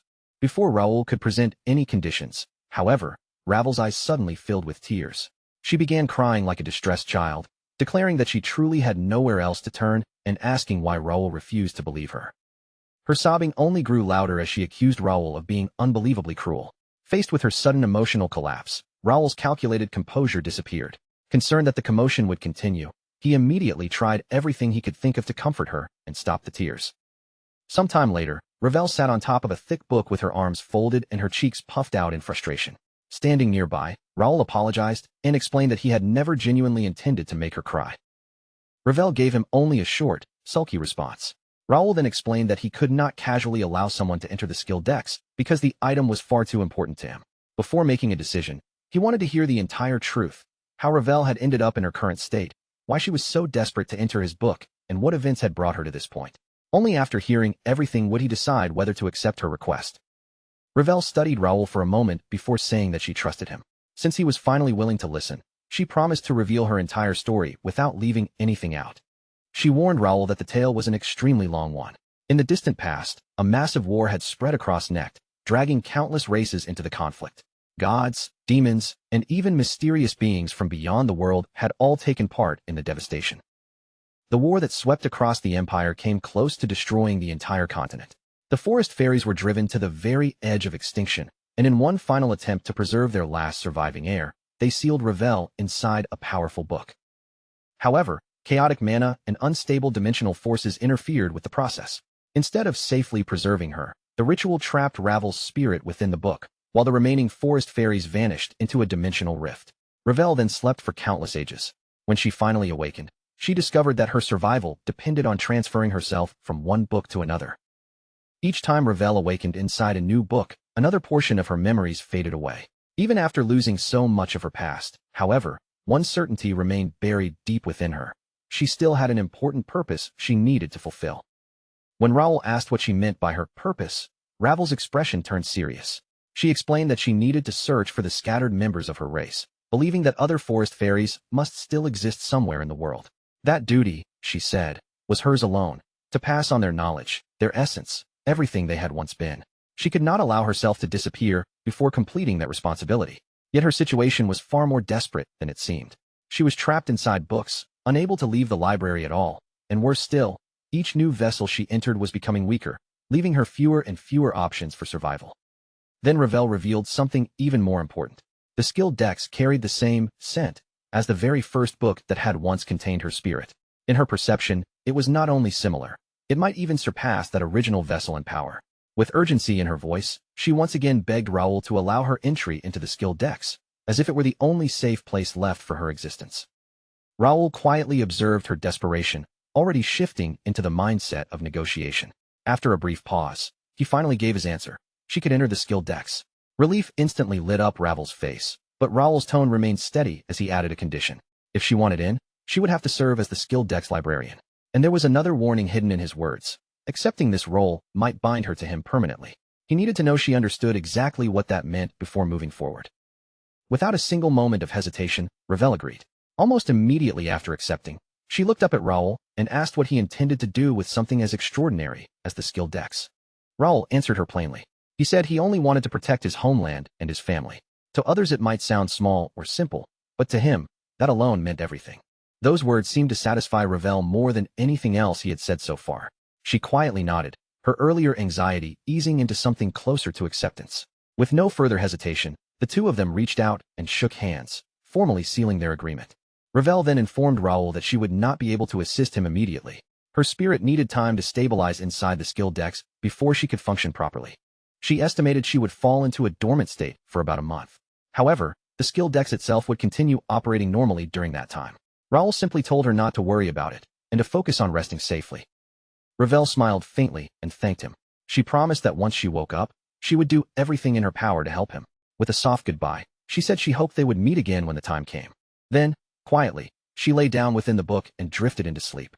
From that moment on, Raoul had gained something new, an unexpected fairy companion bound to his skill decks. Time moved quickly after his encounter with Ravel. Only a week remained before the system update, and Raoul still had a long list of preparations left unfinished. The pressure of time weighed heavily on him. Dylan noticed how relentlessly he kept working and even praised him for pushing himself so hard. Then Dylan casually mentioned something that immediately drew Raoul's attention.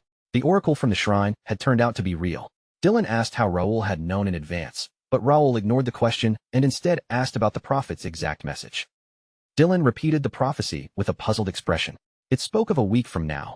Things that had vanished would return, and broken connections would be restored.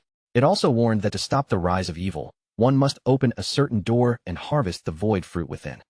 As Dylan repeated the words, cold sweat formed on his face. The prophecy was vague and unsettling, yet impossible to dismiss entirely. Raoul then asked how the shrine had responded. Dylan explained that they had begun reinforcing their defenses and preparing for a large-scale threat. Raoul also asked about the nobles. That question made Dylan burst into laughter. According to him, most nobles either dismissed the prophecy entirely or treated it like a joke. Even Dylan admitted he would have ignored it too, if Raoul hadn't brought it up first. There were, however, a few historical precedents for such prophecies, Dylan added. Raoul, listening quietly, thought to himself that a few was an understatement. There had actually been quite a number of them. The Holy Empire, ruled by the Pope, consisted of Garnelia and several mid-sized city-states. Though small in territory, its influence through religion granted it imperial authority, making it a seemingly impenetrable power. It was also known for having issued numerous oracles throughout history. Raoul couldn't shake the feeling that if this prophecy turned out to be real, they might already be too late. Dylan, however, told him not to overthink it. They would deal with whatever they could manage. He had already passed instructions to both their own forces and allied families. Then, with a grin, Dylan raised his fist and urged Raoul to stop worrying and focus on training instead. He insisted Raoul show what he was capable of. Raoul, in turn, found it irritating how the Count's family never forgot anything once they became interested, especially Dylan's father and brother. That was exactly why Dylan took everything Raoul said so seriously. Even something Raoul mentioned in passing about the update was treated like an oracle in Dylan's mind. Ever since Dylan had discovered Raoul's psychokinesis ability, he had been relentlessly pushing him into constant sparring sessions. Not long after, Dylan suddenly called out, "Next!" The next instant, Raoul was forced to pour everything he had into blocking Dylan's incoming strike head-on. Dylan shouted again, telling Raoul to stop relying on skills alone and strengthen his physical body instead. Meanwhile, Dylan himself was barely holding back his own overwhelming strength. Despite Raoul's vow to avoid training with Dylan again, he still ended up trapped in the same exhausting routine. No matter how many times he went through it, he could never fully adapt to Dylan's brutal training style. By the end of each session, he was drenched in sweat as if he had been thrown into water. Yet the results were undeniable. His physical development improved rapidly, and his psychokinesis-enhanced body had already reached the level he once possessed in his previous life. Dylan, however, focused only on raw physical strength. Because of that, despite his monstrous physique, his actual combat technique still had many gaps and weaknesses. When the coming war erupted, enemies would not show mercy. Dylan needed to become far stronger. Raoul could clearly see that if Dylan combined proper combat techniques with his terrifying natural strength, he would become more dangerous than any demonic beast. Raoul also noticed that Dylan was slowly realizing the gap between them was shrinking with each spar. Eventually, Dylan would understand that brute force alone would no longer be enough to overpower him. When that moment came, Raoul planned to guide him toward a combat style that suited his abilities. Once the dungeons opened, Raoul would gain access to even more skill books. In preparation for the disasters ahead, strengthening the people around him was just as important as strengthening himself. Thinking about this, he smirked slightly, even calling himself a genius in his own mind. The idea amused him more than he cared to admit. Later, Raoul sat quietly inside a carriage. Most of the tasks he needed to complete before the update were nearly finished. What still bothered him, however, was how lightly everyone treated the shrine's oracle, as if it were nothing serious. When he questioned several local lords about it, they simply laughed it off, claiming the shrine had always produced strange prophecies. Raoul couldn't help but feel unlucky. Without the kingdom's cooperation, progressing through the upcoming scenario would become extremely difficult. He already knew what was coming. Monsters would pour through the gates, and war with the Empire would follow soon after. Large-scale battles would require massive military support. Because of that, the kingdom's forces needed to be preserved and strengthened in advance. Still, there were limits to what he could accomplish alone. Even with knowledge of the future and the status of a count's son, he was still only a 15-year-old boy. He focused only on what was realistically within his reach.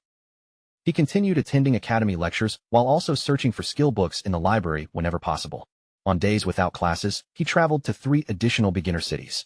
These belonged to the Reuben Kingdom, Myra in the south, Kessin in the east, Bryant in the west, and Zusek in the north. Using the recommendation letter from Myra, he met with the mayors of the other 3 cities. When he proposed investing in their cities, they accepted without hesitation, as their situations were all similarly struggling. He then initiated large-scale construction in the Central District and established branches of the First Guild there, investing approximately 3.5 million gold. It was an enormous expense, but necessary for future growth, especially before players began arriving. He also issued recruitment notices across all 4 free cities and the capital's mercenary guild, seeking C rank or higher mercenaries and small units of up to 10 members.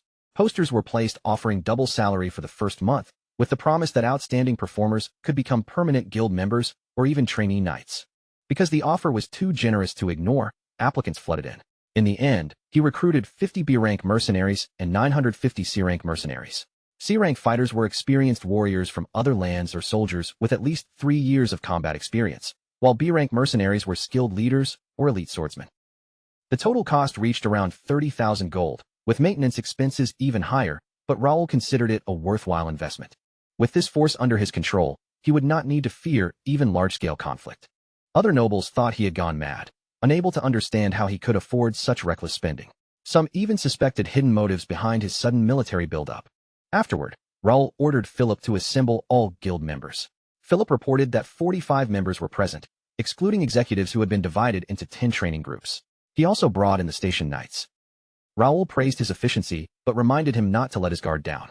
He informed Philip that they had a mission scheduled for that night, and Philip acknowledged the order. Much had changed already. 6 trainee knights had advanced to expert level and were promoted into full knights.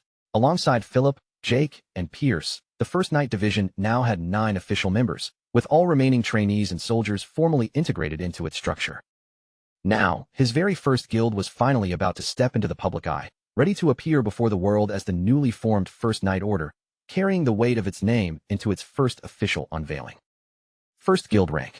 Beginner Level 10 Influence. Local Standing. Rising Guild Master, Raoul D. Ashton. Vice Guild Master, Philip. Administrative Officer, Bernard. Total members, 50 regular knights, 9 trainee knights, 35 administrators, and 5 buff specialists. Guild effects active. EXP gain increased by 10%, proficiency growth increased by 10%. As he reviewed the guild member statistics, a flicker of disbelief crossed his face. Every individual he had carefully selected was at least B rank in talent, yet their actual potential readings were far beyond what he had initially anticipated. For a moment, he couldn't help but wonder just how far these people would grow in the days ahead, and what kind of force they might eventually become under the right conditions. Everything he could possibly do had already been done in preparation for the upcoming system update. At this point, all that remained was to wait, and hope that everything unfolded exactly as he had calculated. The system interface quietly displayed the remaining time until the update. 0 days, 6 hours, 17 minutes, and 32 seconds. Every second felt heavier than the last. The scene then shifted abruptly to a hidden location, deep within the meeting chamber of the Imperial Hound. There, Silver Zero demanded the latest status updates from his subordinates. Number 8 reported first. The royal family had made no major moves so far, only increasing patrols around the capital. Number 9 followed, adding that both the Templeton family and the McNeil family had reacted in exactly the same cautious manner. Silver Zero showed no reaction at all. His gaze shifted calmly toward Number 6, and he asked whether Ashton County had any strong religious ties. Number 6 immediately shook his head and denied it. He explained that while Ashton maintained a polite relationship with the shrine, they were not a religious household. He then added a crucial detail.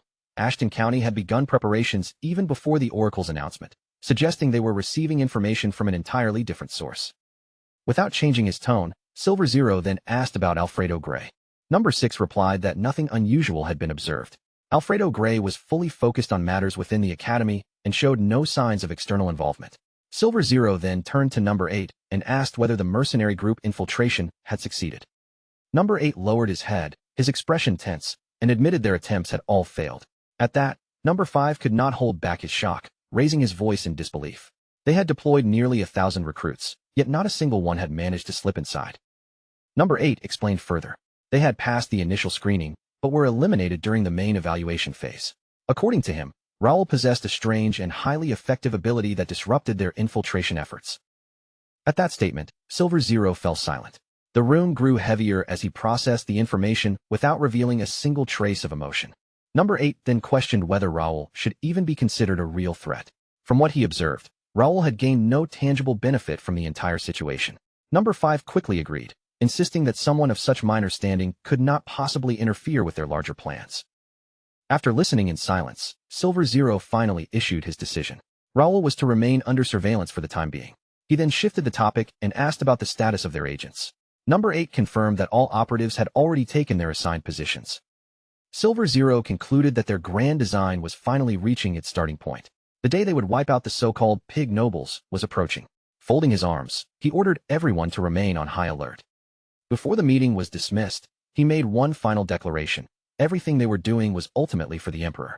Once the room emptied, Silver Zero remained behind for a moment and quietly repeated a name under his breath, Raoul Ashton. Later that night, the city streets were unusually crowded, filled with people going about their evening without knowing what was about to unfold. Among the crowd, a small child tugged urgently at his mother's sleeve, pointing toward the sky and asking what those strange lights were. The mother followed his gaze upward and froze. Across the sky, countless pink meteors were streaking over the territory, as if the heavens themselves were breaking apart. She stared in confusion, unable to comprehend what she was seeing. Then, a sinking feeling hit her chest as she realized something was terribly wrong. She quickly pulled her child close, holding him tightly in her arms. Around them, panic began to spread as people shouted that an earthquake had struck. The mother bent down and urged her child to stay close, telling him not to let go no matter what happened. The child trembled violently, overwhelmed by fear, and began to cry as the chaos around them intensified. Slowly, he opened his eyes, and in front of them stood a massive crimson gate, towering like a doorway straight into the depths of hell itself. Everyone nearby froze in place, paralyzed by fear. One person muttered in disbelief, asking what on earth it was, while another instinctively pulled his partner close, trying to shield her from the sight. Then, something moved. A hand wrapped in thick, cloth-like bandages slowly pushed its way out from within the gate, as if something inside was forcing its way into their world. In the very next instant, a swarm of goblins burst out from the gate, each one armed with vicious, crude weapons, rushing forward with wild aggression. With a single, decisive swing of his sword, Jake cut through half of the advancing creatures in an instant, standing firm as he shielded the mother and her child behind him. Not even for a second did his determination waver. His stance remained steady, eyes locked forward, ready for whatever came next. He then shouted that the entire area had become a danger zone and ordered all civilians to evacuate immediately. Shaken but relieved, the mother quickly thanked him before pulling her child away. 3 mercenaries moved in to support Jake, helping him hold the gate's advance. At the same time, Jake contacted the control room. Outer Wall 4, Area B, Section 32. Gate confirmed. Initiating defensive protocol. After sending the report, he immediately ordered his men to escort all civilians to safety and remain on full alert, ready for any further emergence.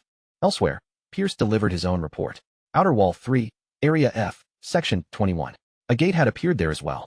A few monsters had emerged, but fortunately, no civilians had been harmed so far. Shortly after, Philip reported from Outer Wall 1 that a gate had opened within the Noble District, Section 3. He confirmed they would secure the area and hand it over to the guards once it was stabilized. Inside a mansion, Raoul listened to every incoming report carefully.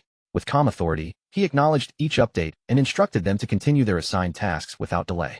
The situation at Outer Wall 4, Area B, Section 32 had escalated beyond their current handling capacity, and the team there urgently requested backup support. Raoul immediately ordered all units stationed at Section 14 to relocate to Section 32 and reinforce them without hesitation. Before him, a large county map was spread wide, marked with red indicators showing every gate's position. Meanwhile, in Outer Wall 3, Area F, Section 21, more goblins continued pouring out relentlessly as the crisis rapidly intensified. The system update had officially begun. Raoul called out for Bernard, and within moments, Bernard arrived at his side without delay. Raoul gave him direct instructions, determine the optimal squad deployment, and send reinforcements to every affected sector immediately. Bernard acknowledged the command without hesitation and moved into action. Raoul had expected chaos, but not to this extent. The scale of the situation was far beyond even his worst calculations. They had prepared as thoroughly as possible, yet even so, the situation still felt dangerously close to spiraling out of control. From the very beginning, there had been almost no reliable information regarding the quest itself. All he knew was that in the year 521, the kingdom suffered catastrophic damage due to the sudden appearance of these gates. Beyond that, there was no certainty, no numbers, no locations, no ranks of the gates could be predicted. Under normal circumstances, he would have preferred to personally eliminate every gate himself without hesitation. But things were different now. He was no longer acting alone. He had to minimize civilian casualties while simultaneously coordinating the full strength of his guild across multiple fronts. If he had known the gate ranks in advance, he could have positioned his forces far more efficiently and avoided many of the current complications. At that moment, a translucent system window suddenly flickered into existence right in front of him, cutting through the chaos like an unwelcome interruption. Limited quest, Gate Rush rank. X objective activated. The instruction was simple but ruthless. Clear as many dimensional gates as possible within the set time frame. A strict deadline was imposed, 30 days. Across the continent of Connect, unstable dimensional gates of unknown origin were now erupting everywhere, cities, open fields, and fortified defense lines alike, without any predictable pattern. No one understood the mechanism behind their appearance, yet the order was absolute. All available forces were to prioritize clearing these gates in order to restore public confidence, which was already beginning to collapse. Rankings would decide rewards, and the top individual or guild might receive an undisclosed special prize hidden by the system itself. Worse still, the gates would reset and reappear every midnight, ensuring the crisis never truly paused. Just a single line from that system message was enough to make him freeze on the spot, his eyes locked in silence. A quiet curse slipped from his lips. He had expected something like this eventually, but seeing it confirmed still left a bitter taste. The world of Connect was built on a rigid scenario framework, enforced and guarded by the system with absolute control. Whenever anything threatened to deviate from the established narrative structure, the system would immediately intervene. It could attach forced objectives to quests, trigger sudden emergency missions, or chain unavoidable follow-up tasks that players had no choice but to complete. Because of that, he knew one thing clearly. Even if he succeeded in clearing a massive number of gates, there was no guarantee the final outcome would bend in his favor. Still, abandoning responsibility was not an option for him. He had to do everything in his power to reduce the damage, at least before the situation spiraled into something far worse. A report suddenly came in from Outer Wall 2, Area 3, Section 17. The scouting unit had finally located the Golden Gate he had previously warned them about. The moment he heard it, his expression tightened instantly. The gate itself was still stable for now, showing no outward signs of activation, but the pressure radiating from it was steadily increasing, as if something inside was preparing to break through. He immediately raised his voice, ordering everyone to maintain maximum distance. A gate of that type could easily pull in anything too close to it without warning. He repeated the command again, emphasizing strict caution, then deployed 3 Barang mercenaries to establish a specialized perimeter watch. Philip, handling all communications nearby, acknowledged the orders instantly without hesitation and began relaying them across the network. But before the situation could stabilize, a new Durand gate suddenly manifested elsewhere, its presence cutting into the already unstable battlefield. At that moment, he realized staying in one place and issuing commands from afar was no longer enough. He had to move. He had to act directly. The man known as Josh was 21 years old, a C-rank mercenary who had climbed up from the lowest F rank after being born on a modest rural farm. Every step of his rise had been earned through grit and survival. Once, a noble-seeking dependable fighters had even offered him a chance to become a knight under their banner. In exchange, he was promised stability, a proper home, and meals far better than the scraps he had grown up with.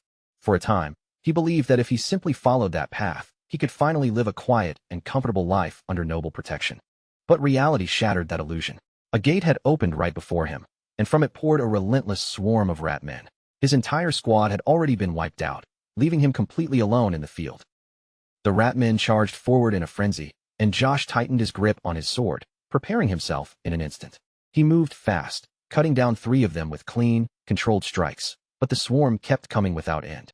Then the pressure escalated. A larger rat man emerged, wielding a heavy bone club, followed by an even denser wave of enemies pouring in behind it. Josh spun his blade once, adjusted his stance, and gripped it tighter. There was no time left, only a desperate opening to gamble everything on one decisive move. His plan was simple, brutal, and direct. Take out the leader first, break the command structure, and force the smaller ones into hesitation. With that thought burning in his mind, Josh dashed forward without hesitation. But just as he closed in, a figure appeared beside him in an instant.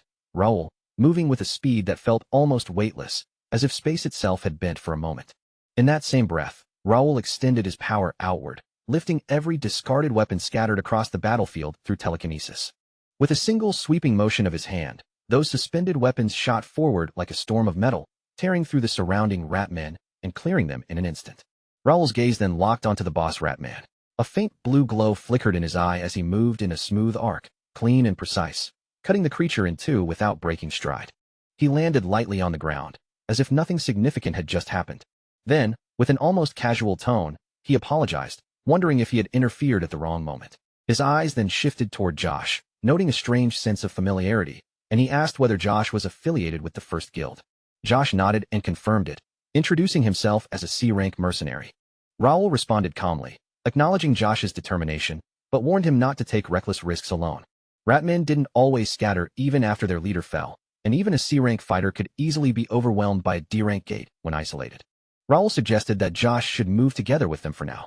The word join made Josh hesitate slightly, and he immediately asked who Raul really was. Jake stepped forward before Raul could answer, stating that even a newcomer should recognize the guild master on sight. Josh straightened at that remark. Jake then explained clearly. Raul was the master of the first guild, Raul Ashton. Josh asked again in disbelief, and Jake answered with a slight smirk, saying he shouldn't expect the first guild to be easy just because it was founded by a noble heir. If Josh had joined expecting comfort, he had clearly chosen the wrong place. Jake added that the first guild only accepted those who met its standards without exception. At that point, Raul ended the conversation and ordered everyone to move out immediately. Without hesitation, the rest of the group followed his command and moved as one unit. Josh quietly repeated Jake's words under his breath. Only the qualified are accepted, and then followed behind them. Together, they pushed deeper into the Ratman territory, entering a dark, foul den where danger lingered around every corner. Up ahead, 9 Ratmen were already patrolling the area, moving in loose formation. One of them noticed movement and started to react, but before it could fully respond, Raul shot forward and skewered 3 of them in a single fluid strike. The remaining Ratmen immediately raised alarmed cries, confirming the worst. Reinforcements had been detected, just as Raul had anticipated. Their numbers were far greater than expected, and in that instant, it became obvious that clearing this location was not just necessary, it was the only correct choice. With the battlefield stretching endlessly and far too many gates erupting at once, there was no room for delay. This one had to be resolved as fast as possible before everything spiraled further out of control. Raul's blade flashed, and 3 Ratmen dropped instantly, leaving 6 still standing. Jake quickly scanned the surroundings and pointed out even more movement near the gate's entrance, where additional Ratmen were gathering. Their coordinated flow and positioning strongly suggested there was a nearby base controlling their movements. Raul immediately agreed with that assessment and instructed Jake to dispatch a scout to track down the location without delay. At the same time, he shifted focus and ordered the rest of the team to prioritize civilian rescue above all else. Before the order had even fully settled in the air, Josh suddenly broke formation and charged straight into the remaining monsters. The Ratmen raised their crude clubs to strike back, but Josh moved faster than their reactions could catch up. His blade cut through them in clean, decisive arcs, each swing landing with sharp precision as he carved through their defense. Watching this unfold, Jake tilted his head in confusion and muttered that Josh really was a strange case compared to the others. He recalled the name clearly now. Josh's sword technique was rough and unpolished, but his instincts in real combat were sharp enough to compensate. Josh, meanwhile, casually lifted a finger as if to signal that everything was under control. Raul observed him quietly, thinking that once Josh learned how to properly handle mana, his growth would likely accelerate far beyond what his current level suggested. A voice rang out from nearby as another member reported their findings. They had successfully located the Ratman base hidden deep behind the forest. Raul nodded slightly, offering a brief but sincere acknowledgement for the good work. The scout quickly added another detail. During their sweep of the area, they had not encountered a single civilian. The base itself was large and well-established, yet strangely, no additional monsters were visible outside the main force. Jake then chimed in, explaining that they had already ensured civilians were kept far away from the gate's influence zone, meaning there likely wouldn't be many, if any, trapped inside. Raul's expression tightened slightly as he issued a strict follow-up order. They were to recheck the entire area again from top to bottom. Civilian casualties were absolutely unacceptable. The team immediately acknowledged and moved to comply. The priority was clear in that moment. No matter how important clearing the gate was, saving civilians always came first. Raul then turned his attention back to Josh and instructed him to accompany him directly to the enemy base. Raising his fist slightly, he addressed the entire group and declared that the night ahead would be long, warning everyone to stay fully prepared. The scene shifted, transitioning to a quiet mansion within the city. Dylan glanced at Raul and casually remarked that he already looked exhausted, as if he had gone through an entire night's worth of battles in a single breath. He teased him slightly, asking whether he had pushed himself too hard again, then added jokingly that at least the strain would help him grow stronger. Raul ignored the joke and immediately asked about the situation in the county. Dylan responded with a relaxed confidence, assuring him there was nothing to worry about. Thanks to Raul's prior preparation and instructions, everything had been handled with full awareness and control. When Raul asked for a full count of the gates that had appeared, Dylan casually estimated around 100 in total, with roughly 10 of them being D rank. He even added that dealing with that level of threat was fairly manageable. But Raul's reaction was immediate. He stood up slightly, visibly shaken, asking if he had heard correctly. To him, that number was far beyond acceptable. Dylan, on the other hand, looked completely confused by the reaction. To Dylan, the situation sounded almost trivial. Raul clenched his fist and said he would head back immediately to assist them, but Dylan quickly waved him off, insisting there was no need and that they were already handling everything. Seeing Raul's confusion, Dylan explained casually that the entire cleanup had taken only half a day. Even the Count himself had treated it like a bit of rare entertainment, finally getting some exercise out of it. Golden Bear, High Master Trevor, and Commander Ernest had all approached the situation as if it were nothing more than a lively event rather than a true crisis. They had been restless from routine life for too long, and this sudden outbreak of Gates had only energized them further. Raul let out a short, awkward laugh, unsure how to respond to that level of casualness. Dylan, still unconcerned, added that watching those older warriors run around with so much excitement had actually been oddly refreshing. Raul silently reminded himself that his family really was not normal in the slightest. Raul then shifted the tone, warning that even if everything ended well, their approach had been far too reckless. D-rank gates were not something to treat lightly, and in the future, they should avoid clearing them so casually. Dylan's expression tightened immediately. He asked sharply whether Raul expected them to just sit back and do nothing while waiting for him to handle everything. Raising his voice, Dylan insisted Raul listen carefully. Ashton County was strong on its own terms. Count Ashton and Dylan were not weak by any measure, and Raul had no reason to constantly worry about them. For Ashton County, the sheer number of gates didn't matter nearly as much as Raul seemed to think. Raul shifted uncomfortably, but Dylan pointed directly at him and added that they didn't need his knights either.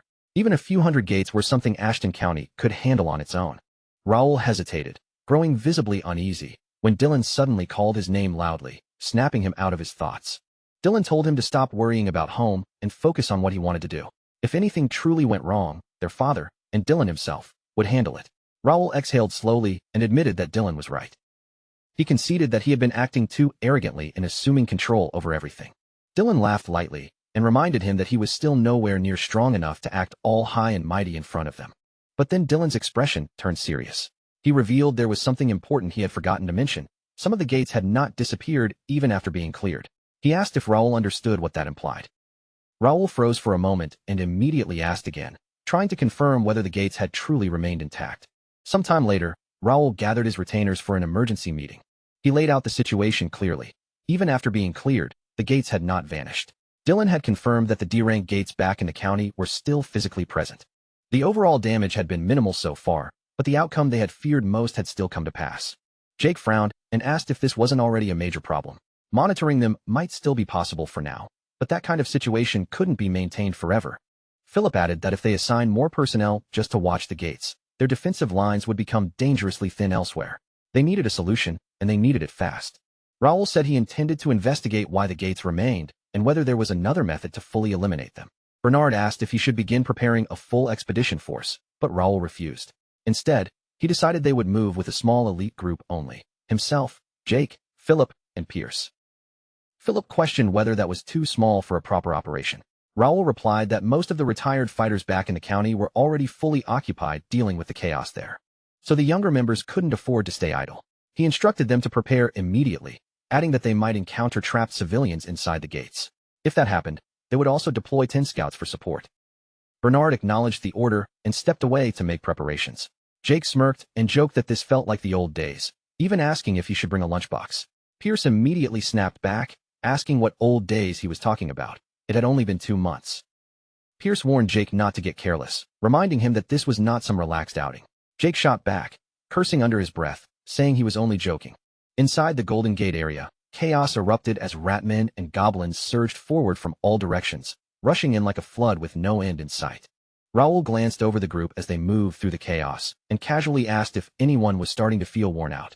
Without missing a beat, Jake scoffed and replied that he hadn't even begun to warm up yet, as if the fight so far was nothing more than a light exercise to him. As they advanced deeper, goblins swarmed in from every direction, tightening the circle around them with each step. The group kept pushing forward anyway, cutting through the encirclement as the monsters pressed closer and closer. Raul's voice cut through the tension as he reminded everyone there was no time to slow down or hesitate. They needed to move fast and stay focused, and he asked sharply if everyone understood the urgency of their situation. Before he could even finish speaking, the monsters surged forward. In a single smooth motion, Raul stepped in and swept his weapon through the front line, tearing through multiple enemies in one clean strike that instantly broke their advance. Right beside him, Philip didn't hesitate for a moment. He drove his weapon straight into a rat man that had slipped through the line, the impact stopping it cold as it crumpled under the force. On the opposite side, Jake moved with wild ease, cutting down monsters without even breaking stride. It almost looked like he wasn't fighting at all, more like he was casually playing through a game stage he had already mastered. But as the number of enemies kept dropping, Jake's enthusiasm slowly faded. The thrill of battle wasn't enough to keep his interest once the pressure started to ease. In that brief lull, a goblin suddenly leapt from behind him, its claws aimed directly at his back. The attack came out of nowhere, catching him off guard for the first time. Just before the strike could land, two sharp arrows pierced through the goblin midair. Its body jerked violently as it was taken out instantly, stopping the ambush cold. Jake spun around immediately, eyes narrowing as he demanded to know who had fired the shots from behind him. His voice carried irritation at being interrupted like that. Behind him stood Pierce, lowering his bow with calm indifference. He simply told Jake not to bother thanking him, as if saving him had been nothing worth mentioning at all. Jake snapped back instantly, insisting he didn't need anyone's help and could handle everything on his own. Pierce met his outburst without emotion, calmly responding that he had heard him the first time. That only made Jake more annoyed. He loudly suggested they turn it into a competition to see who could rack up more kills, but before it could escalate further, Philip smacked him on the head and told him to stop treating the battlefield like a game. Raoul shifted his focus away from the fighting for a moment, scanning the surroundings with sharp eyes. Nothing unusual stood out at first glance, except for the uneven and rough terrain beneath their feet. Josh quickly moved closer, preparing to report his findings. Without slowing down, Raoul ordered him to keep moving forward while speaking, not allowing the formation to break. Josh explained that the terrain was definitely slowing their progress, making movement harder than expected, but aside from that, there was nothing abnormal. He also confirmed that no civilians were present in the area. Raoul thought carefully about the structure of these gates. They were clearly designed so that only players could reach the deepest sections, and he had already anticipated something like this. In theory, these gates and dungeons could be cleared by powerful next NPCs, since they were far stronger than any player. But in reality, such a thing would never be accepted by players. Because of that, strict restrictions had been put in place across the system. Everything here followed rules that prevented imbalance from breaking the entire structure. NPCs were explicitly forbidden from entering Gate Guardian chambers or dungeon boss zones under any circumstances, no matter how powerful they might be. And even beyond that, there was another limitation. No matter their strength or authority, NPCs could never directly close a gate themselves. That left Raoul with a problem. If the rules couldn't be bypassed, then he would need to find another way to resolve the situation entirely. At that moment, a system window suddenly flashed open in front of him. A message confirmed that the gate clear conditions had already been met. Immediately after, another notification appeared, this time revealing a hidden space discovery and triggering a secret quest, Guardian Elimination. A warning stated it would expire in 30 minutes if not accepted. Raoul accepted without hesitation, and the quest details unfolded. Eliminate the Gate Guardian, neutralize the gate's threat, and receive EXP, gold, and a low-tier random item box as reward. Under normal circumstances, Raoul would have welcomed a hidden quest like this without a second thought. But right now, with everything happening so quickly, he simply didn't have the luxury of time to deal with extra objectives. He turned his head slightly and asked the others if they could all see the same notification appearing before them. Philip confirmed that he could see it clearly, then questioned whether they were expected to track down the Gate Guardian themselves. He doubted any of the monsters they had already encountered were strong enough to qualify for that role. Josh suddenly called out to Raoul, his voice sharp with realization, asking if the massive creature ahead might be the Guardian. Raoul turned immediately and froze for a moment at what he saw. A gigantic monster was stomping forward with heavy, earth-shaking steps, its presence radiating a brutal and oppressive aura. In its massive grip was an oversized round club, dragging through the ground with every movement. A system alert followed instantly, identifying the creature as the rank D Gate Guardian, dark, corrupted goblin. The confirmation alone made the atmosphere even heavier. Philip visibly stiffened for a moment, staring at the enormous goblin in disbelief and wondering aloud if that really was the supposed Gate Guardian they had been searching for. Jake, however, smirked and remarked that the Guardian had conveniently come straight to them, making things much easier. Philip agreed, feeling relieved that they wouldn't have to waste time searching for it. Josh stepped forward confidently, ready to take action and claiming he could handle it himself. But Raoul immediately cut him off with a sharp command, ordering him to stay back without hesitation. Josh swallowed his words and quickly stepped back, obeying the order without further argument, the confidence draining from his posture. Still curious, Josh quietly asked why the young master was the one stepping forward instead. Philip answered simply that Raoul always took the lead whenever things turned serious. Raoul overheard the exchange and let out a quiet sigh in his mind. NPCs like them couldn't receive rewards from defeating the Guardian anyway, but more importantly, he wanted to test something, whether destroying it would actually cause the gate itself to collapse. Without warning, the Guardian moved first. Its massive body surged forward, launching an aggressive opening strike straight toward Raoul. Raoul met the attack head-on, blocking it with effortless control. In one fluid motion, he redirected the force, slipped into the opening, and finished the exchange with a single decisive strike that ended the confrontation instantly. Jake let out a low whistle, commenting that the young master made it look far too easy. Philip added that from the beginning, the Guardian never really stood a chance. Josh watched in stunned silence, unable to fully process what he had just seen. Raoul had stopped an attack from something that massive and turned it into a clean, controlled opening in an instant. A thought crossed his mind as he stared at Raoul's back. Was this what true guild master level strength really looked like in practice? With the fight already decided, Raoul calmly evaluated the situation. A less experienced mercenary would have been completely overwhelmed by that level of pressure. He waited for the expected gate collapse, watching for the system response. A window appeared just as anticipated, but instead of ending there, more alerts began stacking unexpectedly. The first message confirmed the Guardian's defeat and initiated the gate collapse sequence. A second immediately followed, flagging an error and forcing a halt to the collapse process. Then a third revealed something even stranger. The gate was classified as a scenario-type gate, meaning its entrance would close and reset every midnight. Raoul stared at the overlapping system windows, his expression tightening slightly as he processed the implications behind what he was reading. A short sound of surprise escaped him as he examined the item that had appeared. Moments later, he called the others over and held up a dark, black sphere for them to see clearly. He identified it as a core, explaining that it functioned as the heart of power armor technology and could be used to craft high-grade equipment. It was a rare gray mineral only found inside gates and dungeons, and when properly refined, it could become the foundation for powerful armor. Philip immediately asked if it had come from the giant goblin, and Raoul confirmed it. Raoul instructed them to collect the remaining materials from the defeated monster. After hearing about the core's value, Jake asked if it was really that rare, while Pierce shot back irritably, asking whether Jake had even been paying attention earlier. Raoul turned his attention back toward the gate itself. Even after the Guardian's defeat, the structure remained intact, showing no sign of collapsing as expected. But Raoul didn't seem concerned. He had no intention of interfering further with this scenario beyond what was necessary. Instead, he considered something more interesting. This kind of endlessly resetting gate could actually be used as a resource, allowing them to grow stronger repeatedly without any clear upper limit. Raoul's voice cut cleanly through the tension as he announced that reconnaissance was officially complete. From this moment forward, they would begin systematically clearing every Durant gate scattered across the capital of Tum. Jake's eyes lit up instantly at the order, excitement spilling into his tone as he said they had been waiting far too long for this exact command. Raoul continued without hesitation, adding that they still needed one more mercenary for the next gate. His gaze shifted and settled directly on Josh, as he calmly asked whether he would join them. Josh visibly jolted in surprise, pointing to himself in disbelief as he asked if Raoul truly meant him.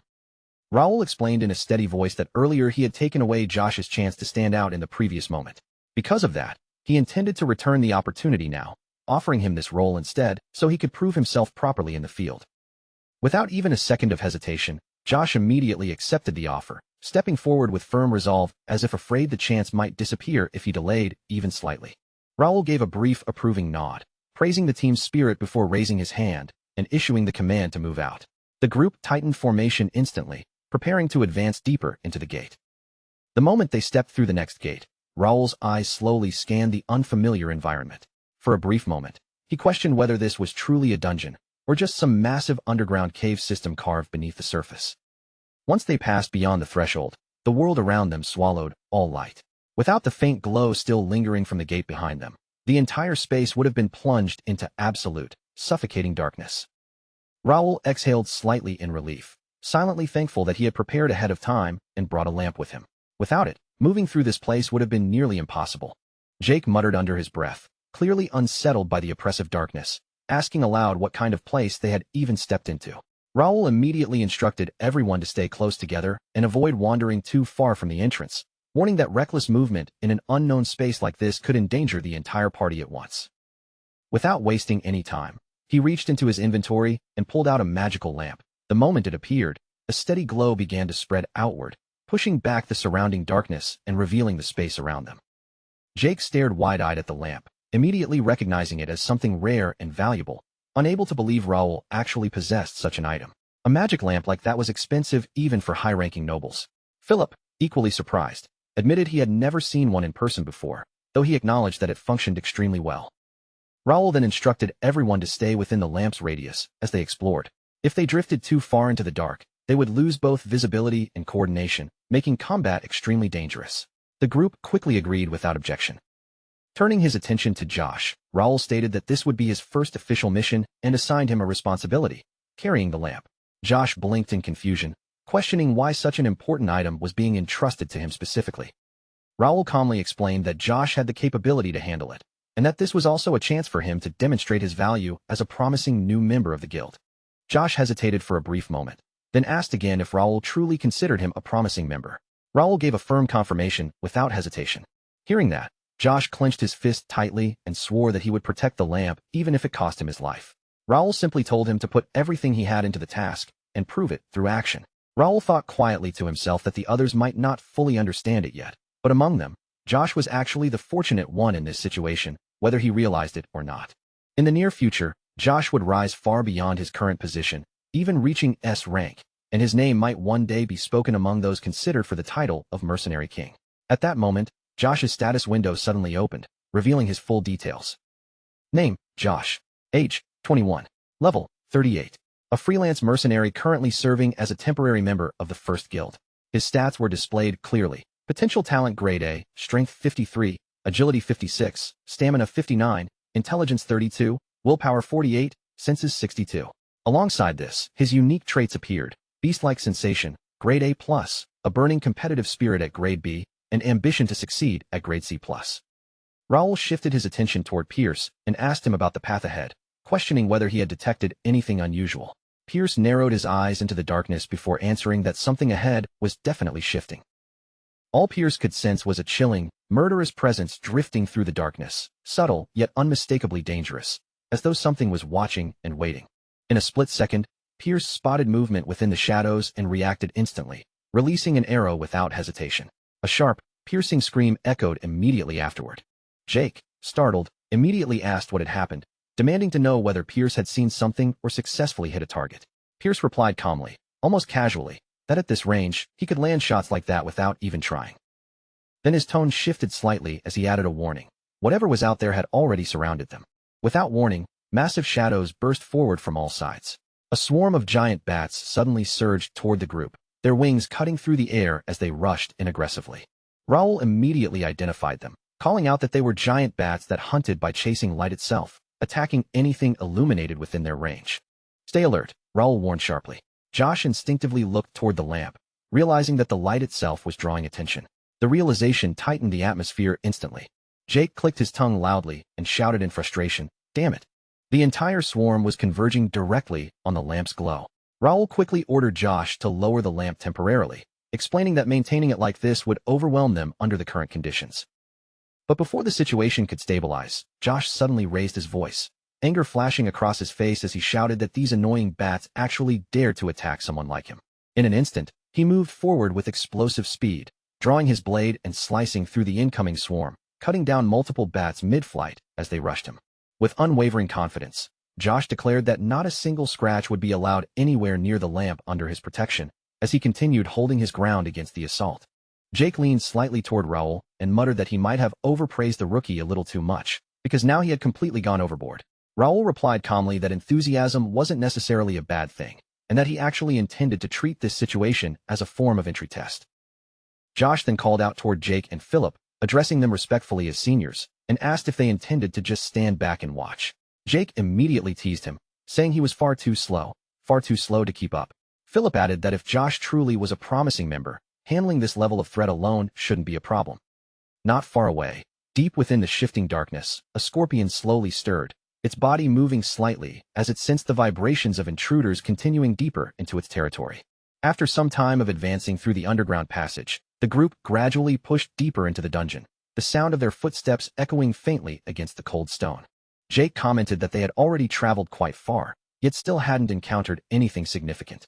He even joked whether this cave was nothing but bats. Seeing his careless attitude, Philip immediately reminded him that this was still a D-ranked gate, and warned him not to lower his guard.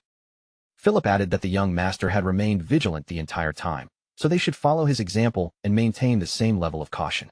Josh glanced briefly toward Raoul, then turned to Philip and addressed him as Mr. Knight. asking whether by strength he meant the young master's ability specifically.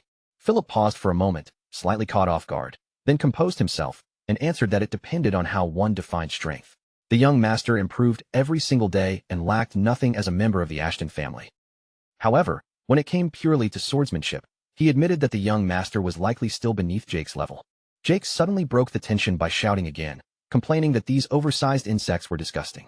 Philip continued his assessment, adding that although Jake often behaved foolishly, his sword skills were undeniably impressive. Raoul suddenly stopped moving, his senses sharpening as he detected the presence of monsters ahead. Philip immediately called out to him, but Raoul calmly responded that he was already aware. The enemies had finally revealed themselves. From the darkness ahead, a pack of scorpions began to advance, and a status window appeared, revealing their details. Rumored Scorpion, level 45, rank D. Their abilities were listed clearly: acid poison and steel hard armor. Jake looked at them and immediately remarked that they looked extremely ugly, while Philip warned that their numbers were significant and they needed to remain cautious. Raoul stated that giant bats alone could never be the main threat inside a deer ant gate. Scorpions like these only appeared in gates or dungeons, meaning this was likely their first encounter with this type of enemy. Clearing his thoughts, Raoul spoke firmly, saying that regardless of what they were facing, if it was part of the quest, they had no choice but to push forward. Their armor was as hard as steel, so everyone needed to stay alert and avoid the poisonous stingers at all costs. A faint smirk crossed Raoul's face as he finished his order, commanding everyone to get ready for the upcoming battle, as the tension inside the dungeon reached its peak. A quest window flickered into existence in midair, its pale glow cutting through the tense silence of the newly opened dimension gate. It displayed a D-rank mission tied to a D-ranked gate, listing the objective clearly: eliminate 50 D-rank mutated scorpions. There was no time limit attached, but the rewards were straightforward: experience points, gold, and a low-tier random material box that shimmered faintly in the interface like a distant promise. Raoul's gaze narrowed as he quickly absorbed the details. This wasn't a full conquest mission meant to destroy the gate itself, it was purely an elimination request. His focus sharpened immediately, deciding that their priority should be clearing the assigned targets first rather than risking unnecessary damage to the gate structure. With a calm but firm tone, Raoul urged everyone to think carefully before rushing ahead. His words carried a quiet authority, cutting through the excitement and reminding them that even a simple-looking D-rank mission could turn complicated if handled carelessly. Once the first wave of monsters had been handled, Raoul raised a hand and signaled the team forward. That subtle motion was all it took for the atmosphere to shift. Everyone immediately understood it was time to engage fully. Philip and Jake reacted instantly, surging forward without hesitation as they dove straight into the mass of scorpions. Their movements were aggressive and direct, carving through the swarm, while Josh stayed back, assigned to protect the lamp that anchored their position inside the gate. Almost immediately, the battlefield shifted toward Josh. A cluster of scorpions broke off from the main group and rushed him from his blind side, their claws snapping and chitin scraping loudly. He barely managed to raise his guard in time, blocking the strike at the last possible moment as the impact rattled through his arms. Another attack followed right after, faster and more precise than the last. Josh's eyes widened as he realized there was no clean way to evade it in time. For a split second, he accepted the possibility that he was about to take a direct hit. But just as the strike was about to land, something impossible happened. Several swords suddenly pierced through the scorpion's body from different angles, stopping it dead in its tracks before it could reach him. The creature collapsed instantly, cut down in a blink. Josh froze in shock, his eyes darting around in confusion. The weapons hadn't come from any visible fighter. He blurted out a question, trying to understand why those swords were floating on their own in midair. From a short distance away, Raoul's voice came calmly through the chaos. He asked Josh directly if maintaining both defense over the lamp and active combat was becoming too overwhelming for him, his tone steady but observant. Raoul continued, almost speaking to himself as much as to Josh, mentioning that it felt like he might be unintentionally taking away Josh's opportunity to shine in the fight, as if his intervention was overshadowing the other's efforts. Without hesitation, the floating swords shifted direction in unison. In a sudden burst of motion, they streaked across the battlefield, slicing through multiple scorpions at once, and wiping out nearly the entire remaining cluster in a single sweeping attack. From the side, Jake watched the overwhelming display and let out a quiet, dissatisfied breath. He couldn't help but feel slightly disappointed, thinking they hadn't even been given enough time to properly engage before Raoul had already ended the momentum of the fight. Josh stood completely frozen, still trying to process what he had just witnessed. Raoul's abilities didn't feel real to him. It was something beyond expectation. At only 15 years old, Raoul carried himself with no trace of the arrogant nobility or the imitation of knightly pride that Josh had seen before. Everything about him felt genuine, refined, and terrifyingly natural. Still staring at Raoul, Josh couldn't shake the growing realization forming in his mind. This wasn't just a commander he had been assigned to follow. It felt like someone far beyond that, a master worth truly dedicating himself to. With a final controlled motion, Raoul cut down the last remaining scorpion. The battlefield fell silent for a brief moment before his voice broke through the stillness, calmly announcing that the count had reached 50. That number confirmed it. The minimum requirement to clear the gate's assigned condition had been met. The elimination objective was complete, and the immediate mission was technically finished. Without hesitation, Raoul moved deeper into the gate's interior, stepping forward as if the real work had only just begun. Jake let out a short laugh behind him, assuming they were already done and wondering why they were still pushing further inside. Raoul responded without looking back, stating that since they were already here, it made sense to confirm everything properly. A D-rank gate left unchecked could still evolve into something dangerous, and ignoring that possibility was not an option. Jake complained under his breath about having to deal with weak monsters again, clearly unimpressed. Philip immediately shot him a warning to stop grumbling and stay focused, reminding him that complacency could be dangerous even in lower-ranked zones. As they continued deeper, Raoul initially believed the mission conditions were fully satisfied. However, a subtle realization began to form. No hidden quest had appeared to confirm gate destruction. That meant the true threat still remained inside, and they would have to locate the Guardian themselves before anything else. Leaving it unattended could lead to serious consequences later. Despite the risks involved, Raoul made his decision without hesitation. Even if it took time or effort, he would track down the gate's Guardian and ensure the situation was fully resolved. There was no room for leaving loose ends. At that moment, Pierce's voice suddenly echoed inside Raoul's mind through telepathy, sharp and focused. He asked if Raoul could hear him clearly. Raoul immediately responded, asking whether Pierce had discovered anything useful. Pierce reported that he had reached what seemed to be the end of the cave system. His tone suggested urgency, advising that everyone should come and see it for themselves rather than relying on descriptions alone. He went on to describe what he had found, an enormous circular arena hidden deep within the cavern. The structure felt unnatural, almost deliberately constructed, standing out sharply from the organic cave surroundings. After reaching the site, Jake made an assumption while observing the strange formation at the center. He guessed that the figure standing there must be the Guardian. Raoul, after a brief pause, simply replied that it was probably correct. Jake frowned slightly and asked why the so-called Guardian wasn't moving or attacking. Raoul studied it for a moment before answering that it felt less like inactivity and more like it was waiting for them to arrive. A status window suddenly appeared in front of them, identifying the entity clearly. Dear Gate Guardian, Scorpion Champion. Level 64. Grade C++. The information hung in the air like a warning bell no one could ignore. At the center of the arena, the Scorpion Champion slowly turned its gaze toward them. Its presence alone was suffocating, the eyes locking onto the group with an intensity that felt less like observation and more like predation. Raoul let out a faint, almost amused breath as he observed the scene. It was as if the Guardian had already extended an invitation, and now refusing would be meaningless. If that was the case, there was only one answer: they would accept. Jake immediately called out a warning, telling Raoul to be careful, but it was already too late. Without hesitation, Raoul stepped forward and entered the arena, crossing the invisible boundary with steady confidence. As he walked, Raoul admitted calmly that he almost felt a sense of sympathy for the Guardian. Despite that, he acknowledged its strength openly, recognizing it as a worthy opponent rather than a simple obstacle.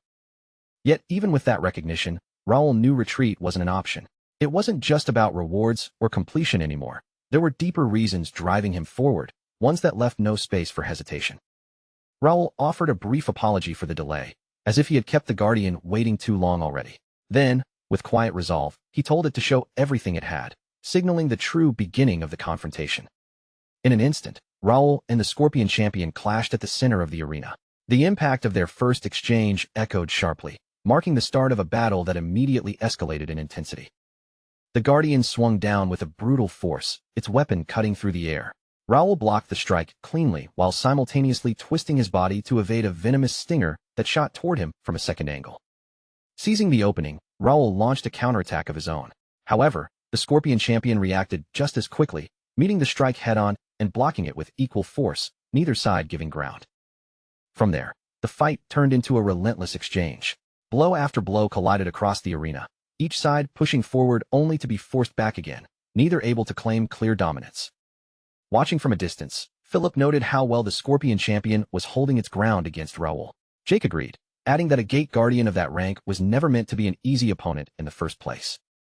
Josh, still tense from earlier, asked why they weren't stepping in to assist Raoul if the situation became dangerous. Jake responded calmly that there was no need. The young master still held a clear advantage in the fight. Jake further explained that the Guardian's wide range of attacks was being matched almost perfectly by Raoul's precise sword techniques. From what he could see, Raoul wasn't just surviving the exchange, he was actually enjoying it. Meanwhile, Raoul's thoughts drifted briefly even in the middle of combat. Moments like this were rare, an escape from training schedules, guild responsibilities, and political obligations. But he also understood it couldn't last forever, and the fight needed to end before things dragged on too long. Channeling mana steadily into his blade, Raoul acknowledged the truth aloud. The battle had been genuinely enjoyable, but time was limited. With that realization, he prepared himself to bring it to a decisive conclusion. Across from him, the Scorpion champion let out a strange, almost mocking reaction, as if it too was relishing the intensity of the fight. The air between them tightened even further. The Guardian then shifted, forming a blade of condensed mana with its own power. The transformation added a chilling edge to the battlefield, signaling that the next phase of the fight was about to begin. Without warning, it released a sudden burst of poison directly toward Raoul. He reacted instantly, twisting his body and slipping just out of the attack's path at the very last moment. The poison splattered across the ground instead, instantly melting the surface wherever it touched. Raoul realized too late that he had misread the situation. The Scorpion had launched a ranged attack he hadn't anticipated, and even a brief lapse in focus had consequences. As he regained his stance, the Scorpion champion had already moved into his blind spot. With terrifying speed, it followed up with a strike from its mana blade, aiming to capitalize on the opening. Raoul barely managed to react in time, bringing up his own mana-formed sword to block the incoming blow. The impact rang out sharply as steel and energy collided. The force of the clash exploded outward in visible shockwaves, rippling across the arena and sweeping toward the distant observers. Even those watching from afar could feel the pressure of the exchange as the battlefield itself trembled under their collision. The moment their weapons collided, the Scorpion champion's mastery over its mana blade became unmistakably clear. Each swing carried refined control, not just raw force, revealing a level of precision that made the entire exchange feel far more dangerous than before. A violent burst of force erupted from the clash, kicking up gusts of wind that shredded visibility across the battlefield. Dust and pressure swirled together in chaotic waves. Somewhere in the haze, Pierce's voice rang out in alarm as he reacted to the sudden emergence of the mana blade, while Josh instinctively tensed, thinking this level of danger might require immediate intervention. But Jake remained unfazed, cutting through the panic with a dismissive tone, insisting there was no reason to overreact to something like this.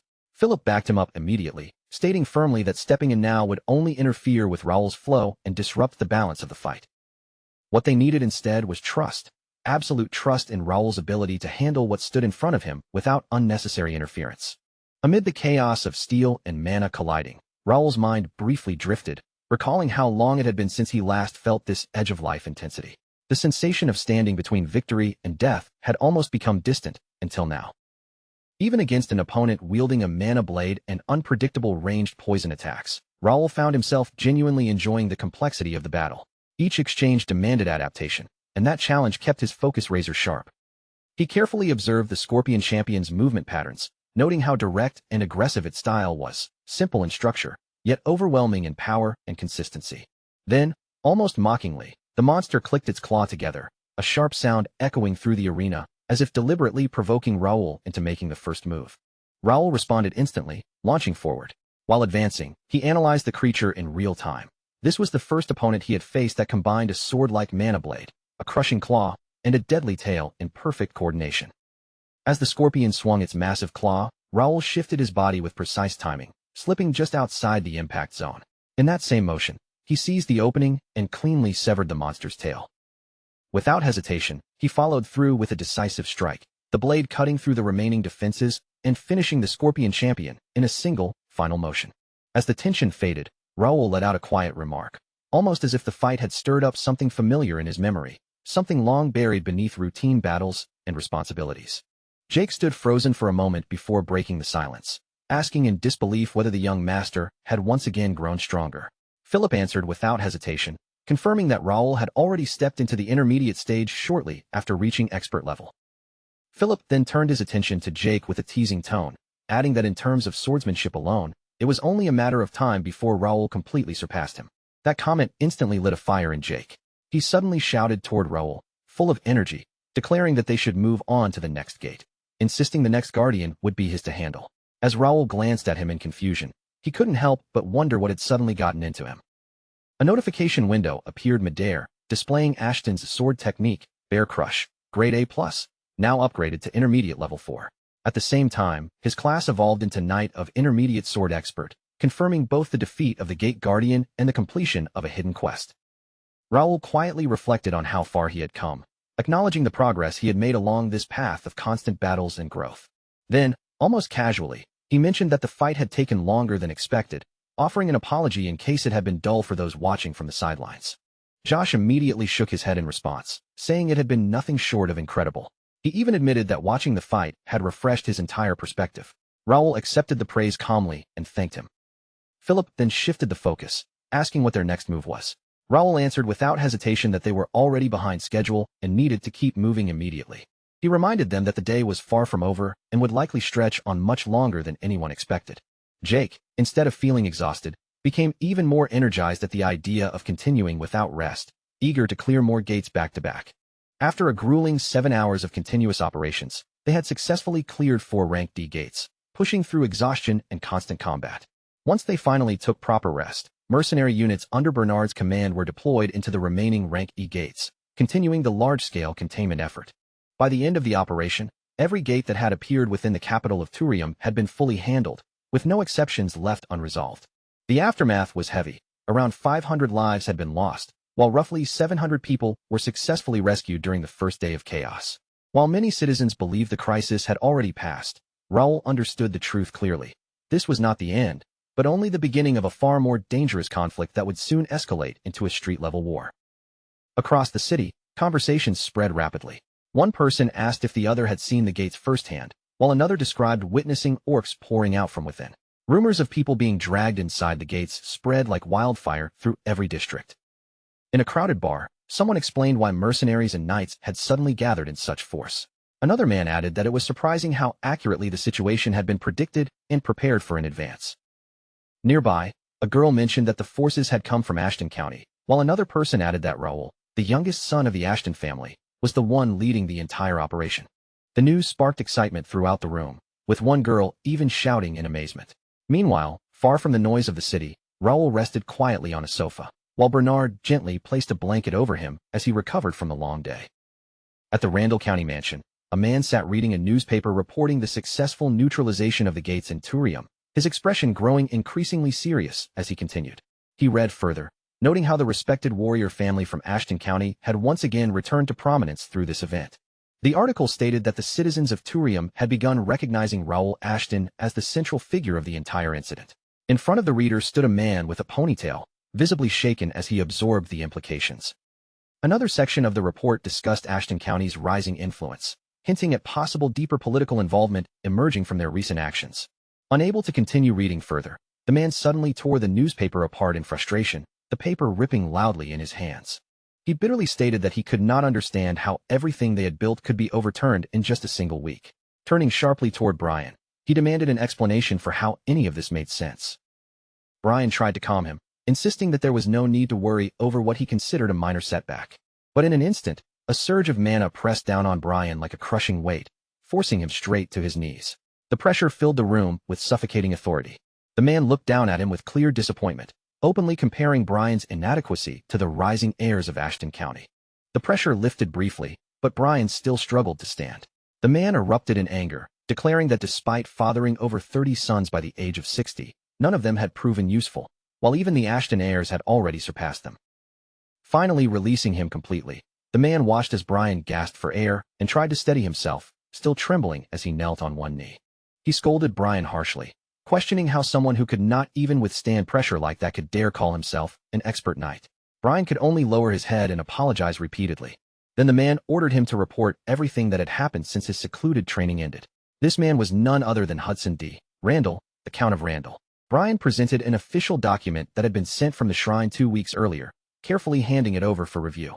Hudson took the document without a word and began reading it slowly, his expression darkening with each line. The report detailed the current situation: 73 active gates, 40 already cleared within a single week, and the number still increasing. Casualties were staggering. Over 3,200 civilians, along with 15 knights and roughly 1,300 troops either missing or confirmed dead. It further stated that knights were increasingly hesitant to enter the gates, which only worsened troop losses. As a temporary measure, gates were being sealed off and placed under constant surveillance. Brian's report only fueled Hudson's rage further. The atmosphere in the room grew unbearable as Brian stood trembling, barely able to speak, while calling out to his father. In the next instant, Hudson unleashed his fury. Brian was sent flying through the air, crashing violently through the door as the impact echoed across the mansion. Hudson's voice dropped cold and final as he gave the order for Brian to leave the room immediately. There was no hesitation, no warmth left in his expression, only absolute dismissal.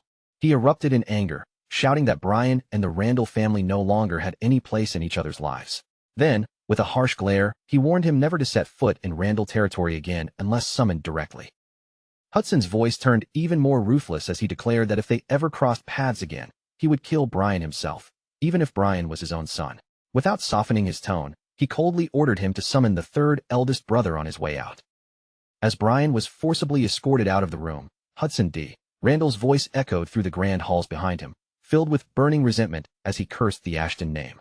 The sound lingered through the mansion like a storm refusing to fade, before the scene finally shifted toward the Kingdom Academy. At the Kingdom Academy, the atmosphere was completely different, lively, noisy, and overflowing with rumors. Everywhere you looked, students were talking about one name over and over again, Raoul of Ashton County. Whispers spread rapidly between groups of students, all focused on Raoul's recent rise. His name echoed through the academy halls as curiosity and admiration mixed together in every conversation. Near the corridor, maids leaned in close, gossiping excitedly. One of them whispered that the young master everyone was talking about was none other than the leader of a knight force who had made a major contribution recently. Another chimed in, saying she had heard he was not only powerful but also strikingly handsome. A passing man added that Raoul's knights were even known for being generously paid. Not everyone shared the excitement. Caleb D. Randall scoffed loudly, mocking the admiration around him and calling everyone foolish for praising someone he believed had done nothing impressive. Another student quickly agreed, suggesting that Raoul's family must have handled everything behind the scenes anyway. Caleb continued, dismissing the entire achievement of saving a few civilians from a gate as nothing worth celebrating.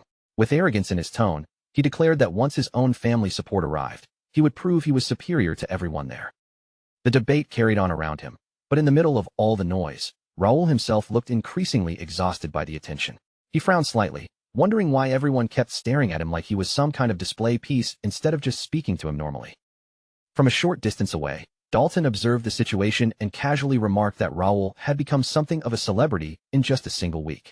The comment caught Raoul off guard, as if he himself hadn't fully processed how quickly things had escalated. Dalton continued, saying that the entire capital was already buzzing with talk about him.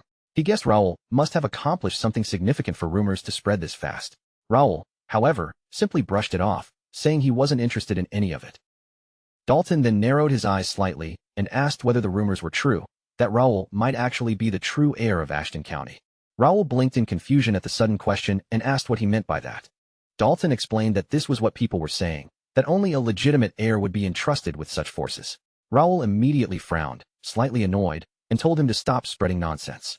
He made it clear that his older brother was the heir and that he had no interest in such a position. He further clarified that he had personally recruited and built his knight order from scratch without relying on his family's authority or support. Still trying to piece it together, Dalton asked whether something like that was even realistically possible. Raoul answered casually, almost dismissively, that he simply had enough money to make it happen. Dalton nodded slowly and said, "Ah, I see. That makes sense." Then, almost casually, he added that maybe he should go check out one of those gate operations with Raoul sometime. Raoul paused and stared at him, clearly not expecting that kind of reaction at all. Noticing the look, Dalton tilted his head and asked what was wrong, joking that Raoul was staring at him like he had just found a free laborer or something equally suspicious. Meanwhile, the curiosity surrounding Raoul only continued to grow, with whispers and speculation spreading throughout the academy like wildfire. To many observers, Raoul's enrollment at the academy looked like nothing more than a noble youth casually attending school. But in reality, he had come with a far more calculated purpose: to gain access to rare skill books in the library and identify promising individuals worth recruiting. Even though the student roster had shifted due to Gray's sudden arrival, Raoul had already begun narrowing down potential candidates using information he had gathered from the Link Cafe network. Among those candidates, Dalton stood out as one of the key targets. In truth, the strongest figure tied to this region was the Sword Master Marquis D. Within the Connect system, it was nearly impossible to directly encounter high-ranking noble NPCs, making Dalton, his grandson, a rare and valuable connection point. At the same time, access to gates was not something anyone could simply walk into.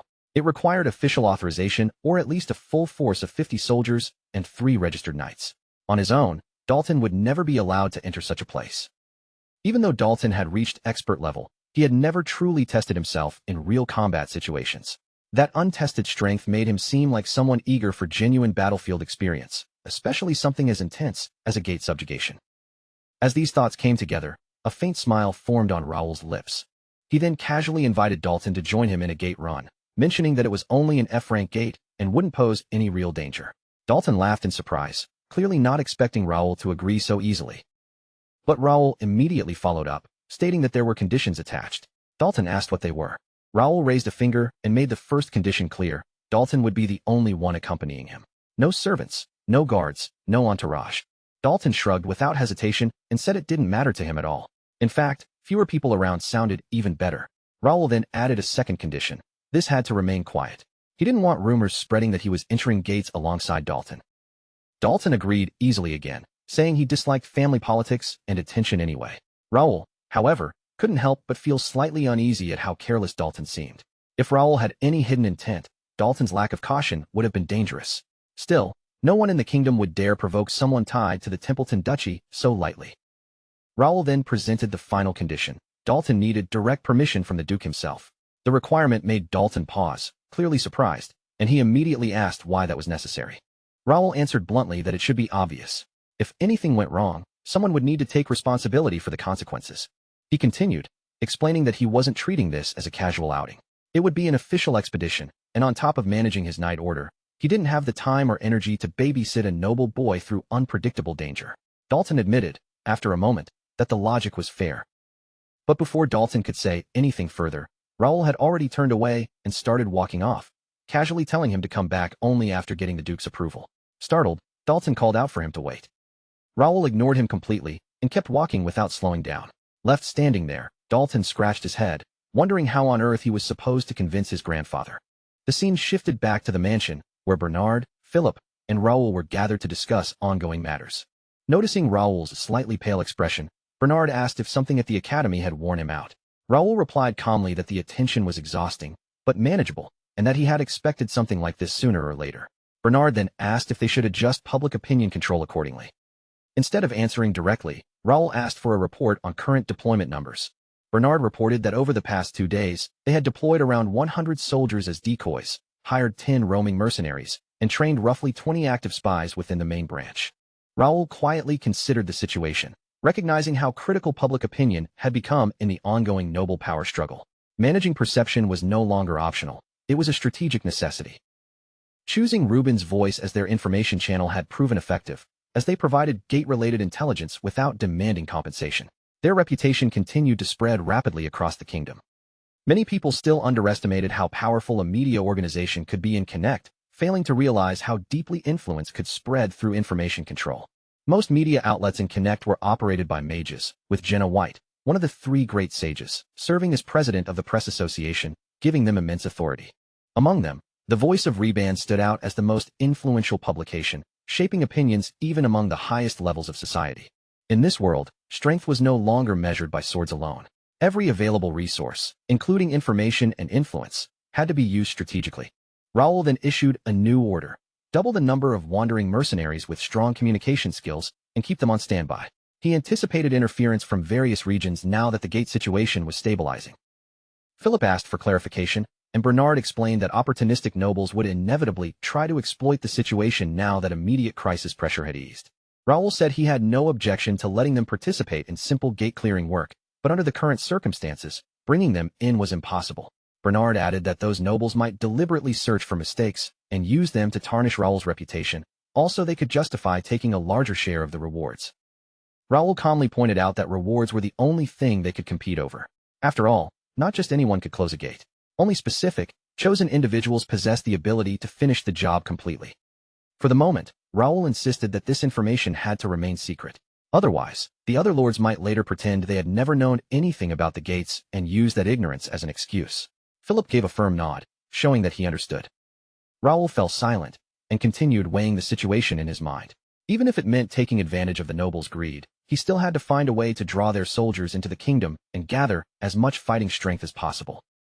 At this point, there was simply no other path left to them.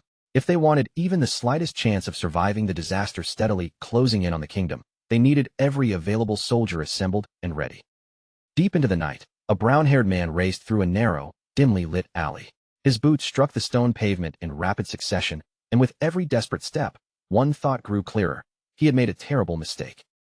He never imagined they would continue hunting him even after he had escaped through a gate. Just how obsessed were these people? No matter how far he ran, they refused to let him disappear. For now, there was only one thing he could do. He had to lure away as many pursuers as possible, keeping their attention fixed on him long enough for his comrades to escape to safety. But before he could finish that thought, several robed figures stepped out from the shadows and blocked the alley ahead. Their sudden appearance forced him to stop, cutting off his escape route in an instant. One of the masked figures addressed him directly, identifying him as Alias, the guild leader of the information network known as the Wings of Freedom. In the underworld, however, he was far more widely known by another name, Faceless. Alias stared at the figures before him and admitted that meeting them here was completely unexpected. So these were the people who had spent the last 6 months hunting down underworld guilds. The masked man confirmed it, then remarked that the kingdom's greatest information broker truly deserved his reputation. Keeping his eyes fixed on the group surrounding him, Alias asked why they had come all the way here. His hand remained close to his weapon as he questioned whether they intended to eliminate him as well. The masked figure admitted that killing him had indeed been their original objective. However, after seeing Alias in person, he had decided to offer him a different choice instead. Alias narrowed his eyes, clearly suspicious of the sudden change in attitude. Without lowering his guard, he demanded to know exactly what kind of offer the man had in mind. The masked man gave him a simple answer: surrender.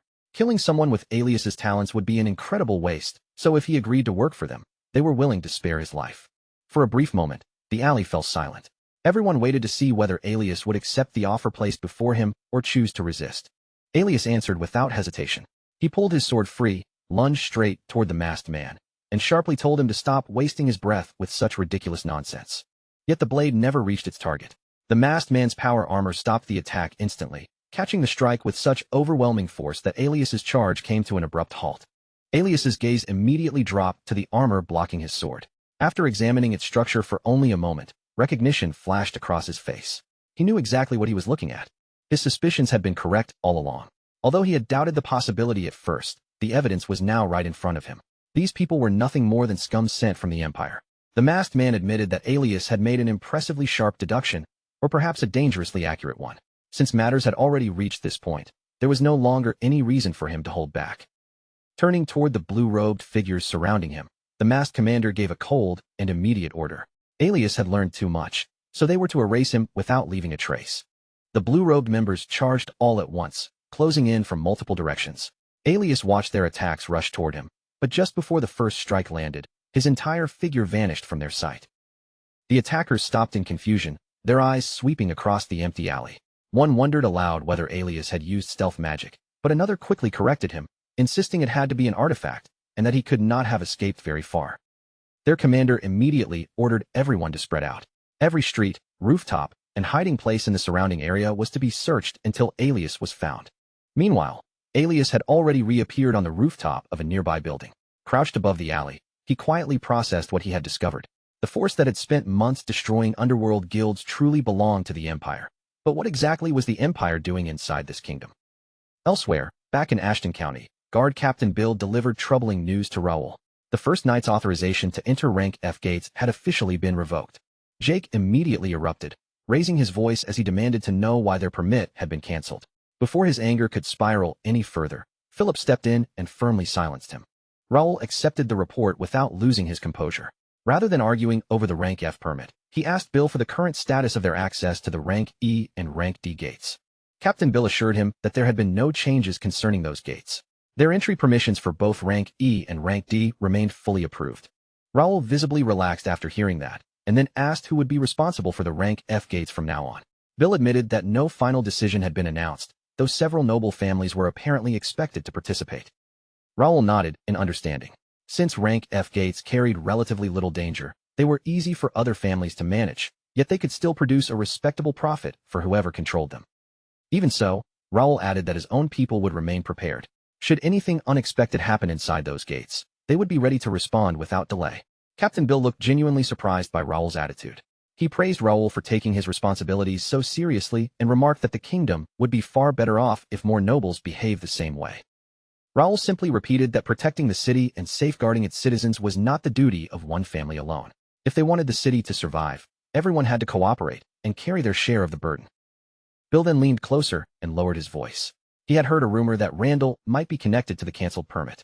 Considering the close relationship between the Randall household and the Ministry of Finance, Bill suspected the ministry may have played a role as well. Raoul remained thoughtful for a moment, carefully considering the warning and everything it implied. Then he thanked Captain Bill for sharing the information with him. Once Bill had left, Raoul turned back toward the others and asked whether everyone had heard the conversation clearly. Since they had already anticipated an outcome like this, he reminded them that none of them should be surprised.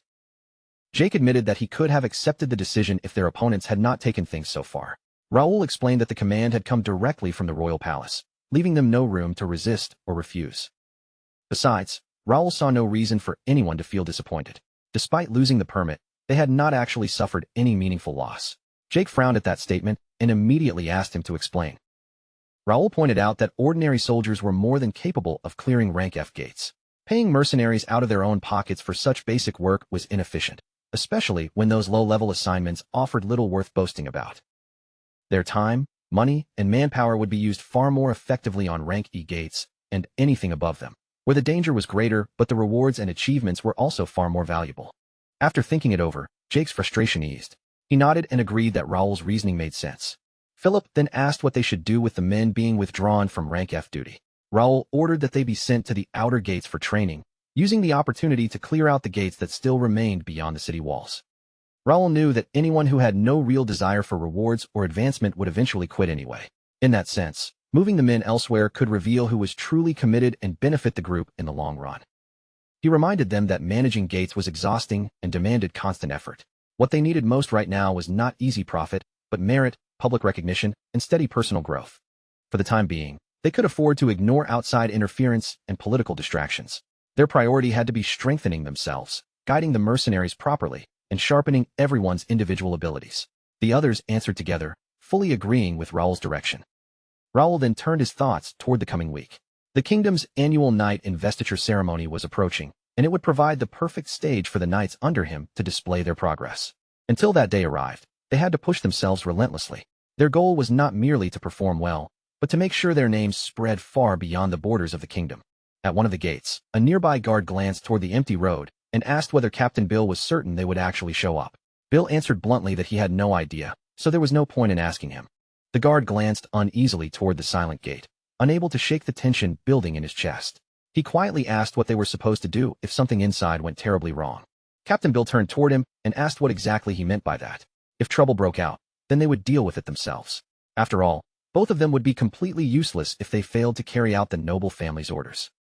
Before the guard could respond, the sharp voice of an approaching knight cut through their conversation, commanding both men to step aside and clear the road immediately. Esson D. Carrington, the fourth son of Viscount Carrington, had finally arrived with a large company of knights behind him. His men loudly announced their young master's presence as they marched forward, forcing everyone near the gate to move out of their path. Captain Bill quickly stepped forward to receive them. Keeping his posture respectful, he said it was an honor to meet the young noble and introduced himself as Bill, the captain currently responsible for managing the gate. Esson barely acknowledged the introduction. Looking past Bill toward the swirling entrance, he asked whether this was the gate his party was supposed to enter, and Captain Bill immediately confirmed that it was. The moment he received confirmation, Esson wasted no time on further questions. He turned toward the knights behind him and ordered the entire group to start moving. Captain Bill hesitantly asked whether they truly intended to enter without making any further preparations. Esson ignored the concern completely and simply commanded his knights to follow him through the gate. Bill tried once more to stop them, this time beginning to warn Esson about bringing the horses inside. Before he could finish, Esson lashed out with his leg, kicking the captain hard enough to knock him onto the ground. Looking down at the fallen man with open contempt, Esson told Bill to remember his position. Someone of his low standing had no right to tell a nobleman to climb down from his horse. Captain Bill attempted to explain himself, but Eson cut him off before he could say another word. Calling him nothing more than a peasant, the young noble turned away and ordered his knights to proceed into the gate. Once the group had passed, one of the guards hurried over and helped Bill sit up, asking whether he had been injured. Bill brushed the concern aside and said to forget about it. He had already warned that arrogant noble brat, so if anything happened to those horses inside, it would no longer be his responsibility. Bill knew there was a reason horses were prohibited from entering gates like this. The mana concentration inside was far too intense for ordinary animals to endure. Even if Eson somehow returned alive, what came back with him would not be a pleasant sight. With a grim expression, Bill could already imagine what would happen next. Before long, the guards stationed outside would probably be occupied dragging dead bodies back through the gate. After crossing through the entrance, Eson slowly looked around at the unfamiliar world on the other side. Seeing nothing immediately threatening, he asked whether this empty landscape was really what the inside of a gate looked like. One of his knights reassured him that only creatures such as orcs and goblins normally appeared here, so there was no need for anyone to be nervous. Eson's eyes moved across the terrain as greed and ambition stirred in his mind. Had Raoul Ashton not made such a grand display earlier, Eson believed he might have had the chance to discover something valuable here first. He pictured himself returning to the capital after using his wealth and forces to bring down a monster. The achievement would make him the center of attention overnight.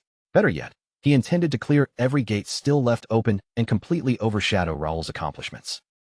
Driven by that ambition, Eson ordered his knights to search the entire surrounding area and kill every monster they encountered.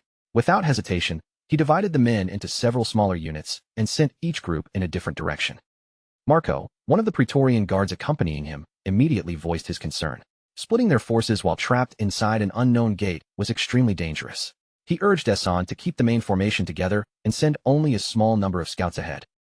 Eson turned toward Marco with a mocking expression and asked whether the veteran guard was frightened. If everyone remained huddled together and advanced so cautiously, he questioned how they were ever supposed to clear the gate efficiently. Before Marco could argue any further, a faint but unmistakable sound reached him from somewhere behind the group. His entire body stiffened as he listened to the movement drawing closer.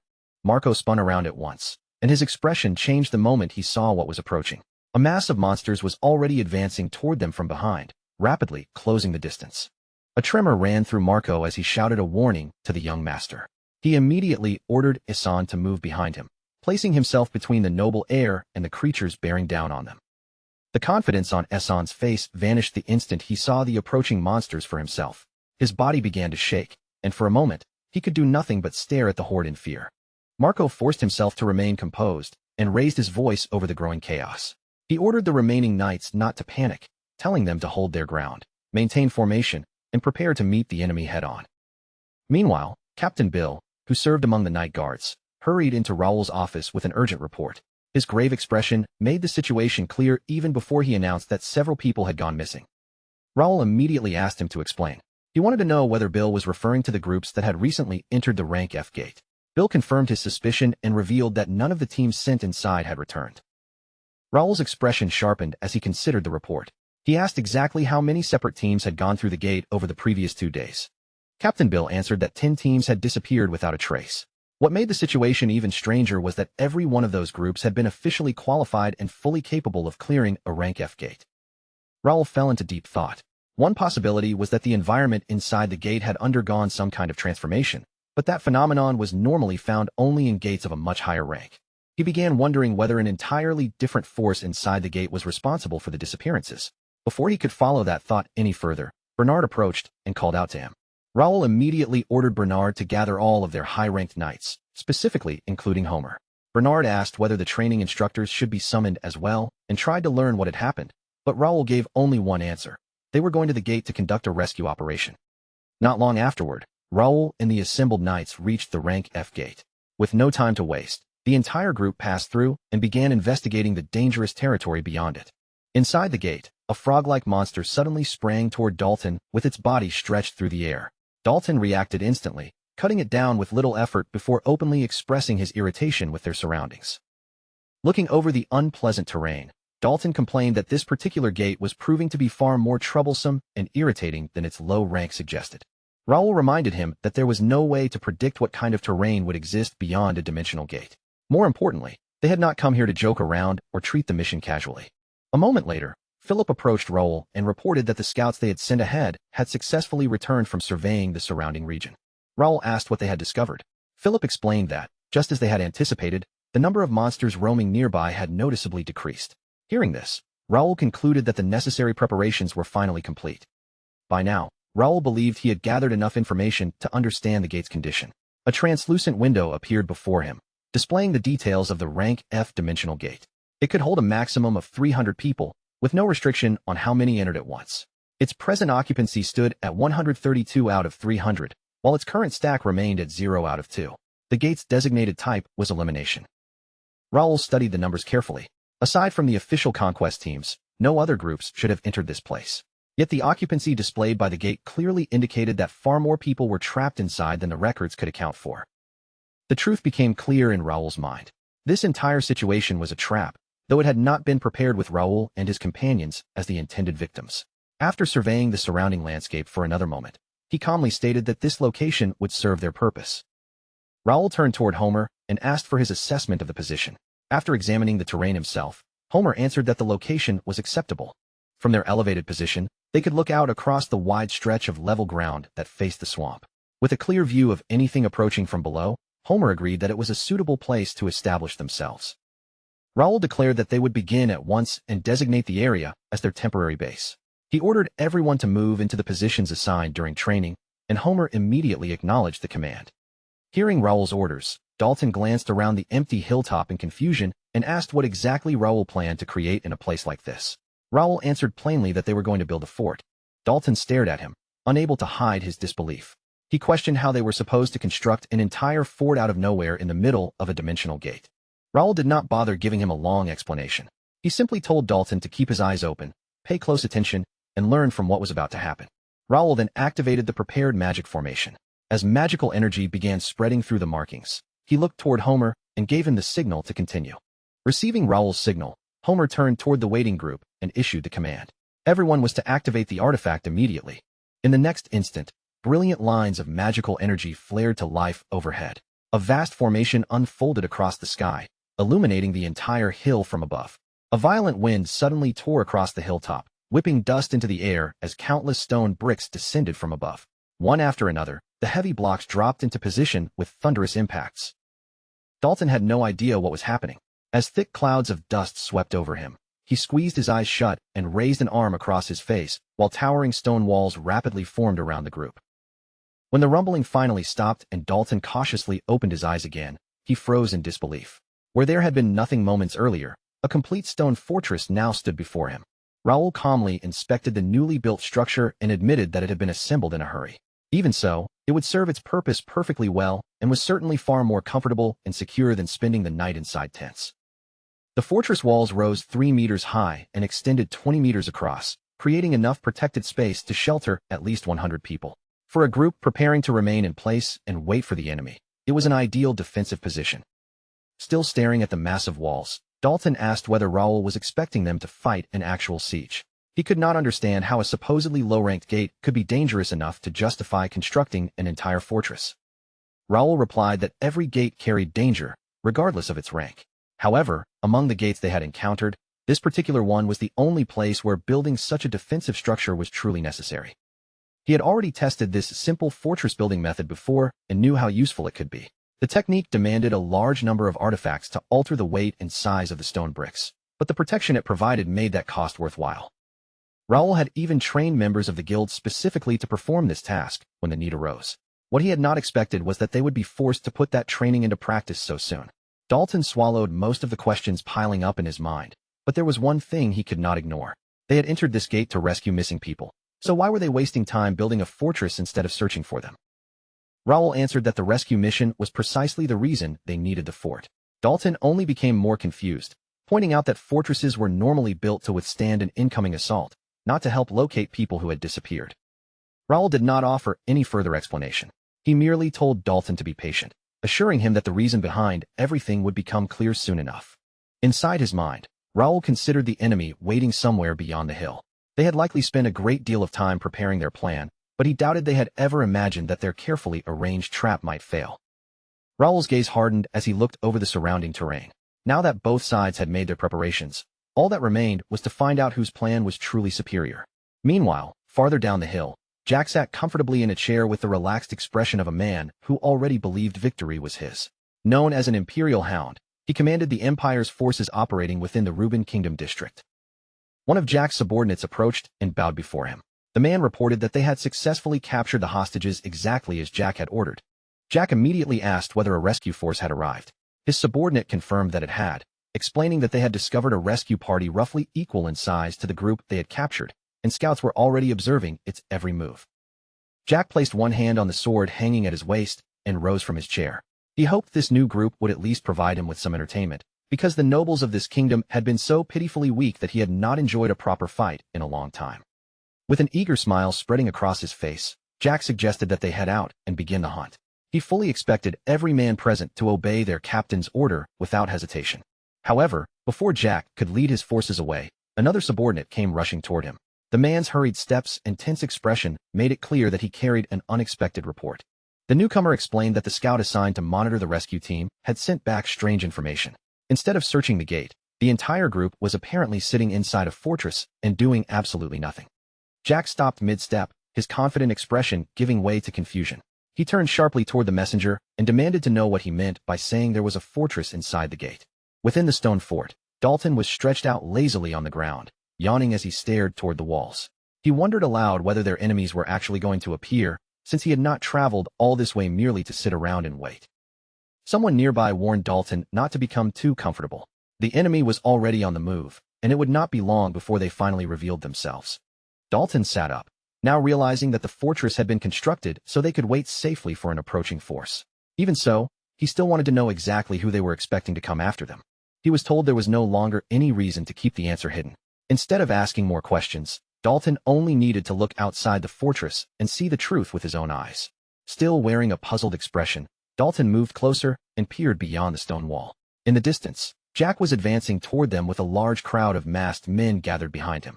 Dalton pointed toward the approaching formation and asked whether those masked figures were the enemies they had been waiting for. The answer came immediately. They were indeed the ones. The moment Jack saw the fortress, he seized one of his men and angrily demanded an explanation. He wanted to know where the structure had come from and how anyone could possibly have built it so quickly, but the terrified subordinate could only stammer that he had no idea. Jack released the man and raised one hand, signaling his troops to prepare. From behind the walls, Dalton observed that the enemy had probably believed their trap was flawless, only to arrive and discover that they themselves had walked into one. Along the top of the fortress walls, the waiting knights drew their bows in unison. Bowstrings tightened as each archer selected a target among the masked figures moving toward them. Philip lifted his own hand, signaling the archers not to fire prematurely. In a firm voice, he ordered every knight to remain ready and wait for the proper moment. Philip noted that the enemy had clearly never imagined they would face a siege battle inside a dimensional gate. They had arrived without the equipment needed to assault a fortress, and that unexpected disadvantage had obviously shaken their confidence. Noticing the dark irritation spreading across Jack's face, Philip decided to provoke him further. Leaning over the wall, he loudly called the masked men dogs of the Empire and asked why they were roaming around without their leashes. Jack's expression twisted with fury, but Philip refused to stop. He mocked the men for stumbling around in such heavy armor and sarcastically asked whether the poor fools had gotten lost. Instead of exploding immediately, Jack forced a cold smile onto his face. As he slowly drew the red sword at his side, he called Philip an arrogant brat and asked whether he belonged to the Ashton family. Jack shouted that although Philip was undeniably arrogant, he at least possessed courage. That only made Jack more eager to cut him down, and he promised that when the fortress fell, he would personally take Philip's life. With his red blade raised, Jack gave the order for the entire force to charge. He declared that they would overwhelm the defenders and seize the fortress by force. Philip watched the massed troops rush forward and allowed a satisfied smile to cross his face. Jack had reacted exactly as expected and had willingly led his men straight into the trap. Philip reached into his inventory and pulled out his sword, the blade appearing in his hand in an instant. Beside him, Dalton rose from the ground and drew his own weapon as well. Dalton admitted that he still did not completely understand Raoul's plan or everything happening around them. However, one fact was now beyond doubt. The force attacking their fortress belonged to the Empire. Dalton raised his voice and gave the command to fire. At once, the knights released their bowstrings, sending a dense volley of arrows cutting through the air toward the charging enemy. The masked men reacted quickly, twisting aside or raising their weapons to knock the incoming arrows away. As they continued their advance, They shouted that every action they took was for the glory of the Emperor. One defending knight froze as a masked attacker suddenly leaped toward him with a weapon raised. Before the blow could land, Dalton appeared between them and swept his blade through the air, cutting down two masked men while they were still airborne. Dalton glared at the fallen attackers and cursed them as filthy dogs of the Empire. Compared with fighting these people, even battling the disgusting frog monsters inside the gate felt cleaner. Jack's irritation deepened when he saw yet another young fighter openly challenging his forces. Even so, a cruel grin appeared on his face as he admitted that the battle was finally becoming a little more interesting. Jack then lifted his hand and gave his waiting men a silent signal. The first assault had served its purpose, and it was time to move on to the next stage of his plan. One of the masked men immediately raised a horn to his lips and blew a deep, echoing note. Dalton's eyes widened as numerous monsters emerged behind Jack's forces and began gathering at the base of the hill. Jack threw back his head and laughed while the creatures behind him growled toward the fortress. Their snarls rolled across the battlefield as they fixed their hungry eyes on the defenders above. With the monsters now assembled behind his troops, Jack mockingly called out to the people inside the fort. He challenged them to keep talking and see just how long their confidence would last. Dalton stared at the creatures gathering beyond the fortress, his expression tightening as their twisted bodies came into view. Unable to identify them, he asked what those things were and whether they were some new kind of monster. Jack proudly identified them as the Empire's mana soldiers. Compared with the versions used before, these specimens appeared far more advanced and were most likely among the finest creations the Empire possessed. For Raoul, however, their arrival fit perfectly into the plan he had already prepared. As the mana soldiers began marching toward the fortress, unease spread through the defenders. Several soldiers backed away from the walls in panic, their confidence wavering beneath the pressure of those unnatural creatures. One of the mana soldiers threw back its head and unleashed a furious roar. The savage sound rolled across the battlefield, shaking the air around the stone fortress. Dalton flinched at the deafening cry and immediately shouted that the thing was clearly a monster. Whatever experiments the Empire had performed, they had created something far more terrifying than he expected. Without warning, one of the Empire's mana soldiers broke into a full sprint and charged straight toward the fortress. Philip instantly warned everyone not to allow the creature anywhere near the walls. Philip gave the order to fire another volley. Arrows poured down from the fortress and struck the advancing mana soldiers, yet even direct hits failed to leave so much as a scratch on their bodies. Dalton watched in disbelief as the creatures casually knocked the arrows aside and continued forward. Philip remained composed, explaining that ordinary weapons were useless against creations forged by the Empire. With the enemy still closing in, Dalton turned toward Philip and asked how they were supposed to bring something like that down. More importantly, he wanted to know whether Philip already had a plan. Philip confirmed that he did, though carrying it out would require Dalton's help. He looked directly at him and asked what he thought, then questioned whether he was prepared to take the risk. Dalton answered without hesitation. He had come all the way into the gate for exactly this reason, so there was no chance he would back down now. Hearing his answer, Philip gave a firm nod. There was no reason to delay any longer, so they would put the plan into motion immediately. One of the mana soldiers reached the fortress and raked its long claws across the stone wall.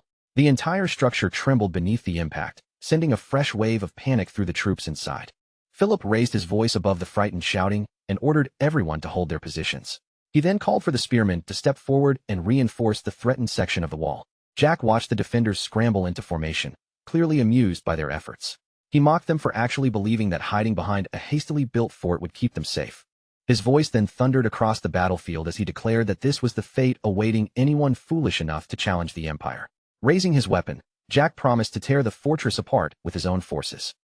Jack's confident expression suddenly stiffened when two figures launched themselves from the top of the wall. Raoul and Dalton had abandoned the safety of the fortress and were descending directly toward the enemy. Dalton landed first and brought his sword down against the leading mana soldier with all his strength. Yet the creature barely reacted, standing firm as though the heavy strike had meant nothing. The mana soldiers roared and turned toward the two attackers. Dalton cursed when he realized his blade could not penetrate their bodies, while Raoul calmly agreed that defeating these creatures would not be simple. From a safe distance, Jack laughed at them and asked whether they had really left their precious fortress merely to launch such a pathetic attack. He loudly praised the sheer stupidity of their plan. Dalton's brow twitched with irritation as Jack's mocking voice continued ringing across the field. He asked Raoul whether they were seriously going to stand there and listen to the man's endless taunts, but Raoul calmly replied that they had no intention of doing that. The mana soldier facing them suddenly stiffened. In Raoul's hand, a sword formed from concentrated mana had appeared, its energy giving off a pressure entirely different from an ordinary blade. Raoul fixed his gaze on the enemy ahead and told Dalton that the time had come to shut Jack's mouth once and for all. A wide grin spread across Dalton's face. Mana surged along his own sword as well, coating the blade in power strong enough to challenge the Empire's creations. Dalton asked whether that meant he was finally free to fight however he pleased. As far as he was concerned, that permission was the only thing he had needed to hear. One of the Mana soldiers charged directly at them, claws raised to strike. Raoul and Dalton met it head-on, their mana-covered blades cutting through its body and spraying blood through the air as the creature roared in agony. Neither of them paused after the first kill. They immediately sprang toward the remaining Mana soldiers, carving through the creatures in rapid succession before the enemy could recover. Jack stood frozen where he was, staring at the battlefield with disbelief written across his face. For several moments, he could not even process what his eyes were showing him. Raoul suddenly dashed to the right, slipping past another Mana soldier's attack. With one clean sweep of his blade, he destroyed the creature before it could turn toward him. Dalton kept pace beside him and brought down another Mana soldier just as quickly. Watching his supposedly unstoppable creations fall one after another left Jack both stunned and visibly furious. Inside the fortress, the soldiers erupted into cheers. Their fear vanished as they watched their leaders tear through the Empire's Mana soldiers and reduce the terrifying creatures to corpses. Dalton released a long breath and admitted that the fight had been closer than he would have liked. He then turned toward the masked men and asked why they had suddenly become so quiet, mockingly wondering whether that was truly everything they could do. He continued ridiculing their earlier cries about the Emperor's glory. Their loyalty had sounded impressive while the Mana soldiers were standing, but the moment those creatures fell, all that devotion seemed to disappear with them. Jack's anger deepened beneath Dalton's insults, yet he slowly forced a smile back onto his face. Rather than retreating, he said that the battle was finally beginning to entertain him. His gaze then settled on Raoul with open killing intent. Jack coldly remarked that he would be sure to send his regards to Raoul's family, making it clear that the next clash would end in blood. Dalton recognized that Jack was no ordinary opponent. As a commander of the Empire, he was clearly more dangerous than any monster they had faced inside the gate, so Dalton offered to help Raoul confront him. Raoul refused, stating that Jack belonged to him. Raoul then shifted his gaze away from Jack and pointed toward the enemy waiting for Dalton on the other side of the battlefield. Dalton turned just in time to see an enormous flail crash into the ground, blasting dirt and stone outward. Holding the weapon was a hulking half-Mana soldier prepared to block his path. Raoul observed that the creature was smaller than the Mana soldiers they had just destroyed, but unlike them, it carried a powerful weapon. He asked whether Dalton could handle it, only for Dalton to shoot back that Raoul must have forgotten who he was and whose family name he carried. Dalton assured him there was nothing to worry about. Raoul should keep his attention on Jack and leave the armed creature entirely to him. Raoul smiled, acknowledging that Dalton was Templeton's grandson after all. Although this would be Dalton's first genuine life-or-death battle, Raoul made it clear that he trusted him completely. With that, Raoul stepped toward Jack and assured Dalton that no enemy would reach him from behind. Then he faced the Imperial commander and asked whether it was finally time for them to finish their battle. Raoul lightly apologized for the weight of his blade before inviting Jack to come at him. Jack addressed him as the young master of the Ashton family and demanded his name, so Raoul calmly introduced himself. Jack remarked that the Ashton family was famous throughout the Empire. He had heard that its members specialized in wielding great swords, though the weapon Raoul carried did not seem to match that reputation. Raoul inwardly sighed at how much the man talked, even thinking that Jack looked and behaved like an oversized gorilla. Still, beneath that ridicule, Raoul knew better than to underestimate him. Despite Jack's crude appearance, his level and physical abilities were comparable to those of a veteran advanced sword expert. That made him the strongest opponent Raoul had personally confronted up to this point. Raoul studied the information before him carefully. Jack was 44 years old, level 81, and an advanced sword expert with grade A potential. His attributes stood at 79 strength, 77 agility, 73 stamina, 71 intelligence, 61 willpower, 73 mana, and 68 senses. Jack's traits were equally revealing. He possessed grade C+ narcissism, grade A- bloodbath, and grade B quick-wittedness, a combination that made his personality as dangerous as his combat ability. Jack burst into laughter, claiming he had struck the jackpot by encountering two young masters from prestigious noble families in one place. He invited them to show him everything they had. Raoul, meanwhile, noted Jack's well-balanced attributes and the power armor covering his body, knowing that even one careless move could be fatal. Even with that danger standing before him, Raoul allowed a confident smile to appear. He had continued raising his level without pause, and every resource invested into strengthening his equipment had led him to this moment. Now Raoul was finally ready to reveal what a reincarnated player, armed with equipment far beyond his current level, was truly capable of accomplishing in battle. Jack studied the mana blade in Raoul's hand and openly praised the precision of his control. Clearly, Raoul was not some pampered noble who had never experienced real combat, which meant this fight might actually provide Jack with the excitement he had been craving. Mana immediately surged through Jack's sword, wrapping the weapon in a dense and threatening glow. With his stance lowered and killing intent rising, he warned Raoul not to expect even the slightest bit of mercy from him. The instant those words left his mouth, Jack kicked off the ground and lunged forward, closing the space between them with frightening speed. As he charged, Jack mocked Raoul as nothing more than a noble brat. He told him not to start crying when a single blow was enough to crush all that confidence. Raoul remained perfectly calm as the attack approached. He swung his mana blade to meet Jack head-on, and the moment their weapons collided, a thunderous explosion burst outward from between them. At the same time, the half-mana soldier raised its enormous flail and brought the heavy weapon crashing down toward Dalton with brutal force. Dalton crossed both of his swords and caught the descending flail between them. He managed to stop the blow, but the impact traveled through his arms and rattled his entire body. As the creature pulled its weapon back for another strike, Dalton acknowledged that its raw strength was no joke.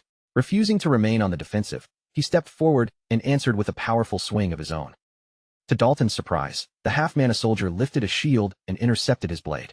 He stared at the defense in disbelief, wondering whether the creature understood that an ordinary shield should have shattered the moment it met a mana-coated sword. The creature immediately followed up by whipping its flail toward him once again. Dalton sprang backward just in time, and the massive weapon slammed into the ground where he had been standing. Dalton clicked his tongue in frustration. The creature was not relying on strength alone. It possessed enough awareness to defend, counterattack, and make this battle far more difficult than he had expected. Keeping his eyes on the armed monster, Dalton briefly imagined what would have happened if he had fled instead of confronting the Empire. The old man would never have allowed him to forget such cowardice for the rest of his life. His gaze then drifted toward Raoul, who was trading blows with Jack at close range. Dalton wondered whether Raoul was holding up, because from where he stood, that battle looked even more demanding than his own. Raoul's mana blade collided with Jack's sword once again, sending another violent shock through the air. Jack laughed and admitted that Raoul was not bad at all, even praising his ability to imitate advanced techniques, but he declared that Raoul's skill would take him no further. Jack suddenly drove more strength through his weapon and forced Raoul backward, overpowering him in the clash through sheer physical might. Raoul steadied himself and immediately recognized the danger. Jack's blows carried tremendous weight without sacrificing speed, meaning that even the smallest opening could bring the fight to an instant end. Before Raoul could fully reset his stance, Jack vanished from his previous position and appeared directly in front of him, already swinging his sword for another crushing attack. Raoul barely raised his blade in time to catch the strike. His muscles tightened as he poured every bit of strength into his arms, struggling to keep Jack from driving him backward again. For a split second, Raoul deliberately loosened his grip and shifted the angle of his body. Using that tiny opening to redirect the pressure, he made a sharp movement and knocked Jack away from him. Rather than becoming frustrated, Commander Jack only looked more excited. He shouted that the battle was far better than he had anticipated and almost regretted the fact that he would eventually have to kill Raoul. Jack urged him to resist with even more strength. At the same time, he mocked the people of the kingdom, claiming that stubbornly holding out was the only thing any of them knew how to do. Raoul inwardly wondered whether the man ever stopped talking, but the constant insults were not his real concern. With every collision, the trembling in his weapon grew worse, and the strain was steadily spreading through his hands. He could have ended the confrontation immediately by releasing Ragnator. However, Raoul still lacked the control needed to contain its power, and unleashing it here would place everyone nearby in terrible danger. For now, Raoul only needed to endure a little longer. He had to buy just enough time for the other part of their operation to reach its final stage. Right then, Bernard's voice came through the system and urgently called Raoul's name. His report was brief but decisive. The situation on their side had already been handled. Bernard confirmed that all of the hostages had been successfully rescued, while the enemies guarding them had been completely eliminated. Everything had unfolded exactly as Raoul intended. The rescue operation, hidden behind the fortress battle, had succeeded. The moment Raoul heard the report, the tension in his expression eased, and a quiet, confident smile appeared on his face. Jack immediately noticed the change and became irritated. He demanded to know what Raoul was smiling about, asking whether he had finally surrendered. He then mocked their so-called rescue plan, pointing out that all Raoul's forces had done was hide inside a fortress.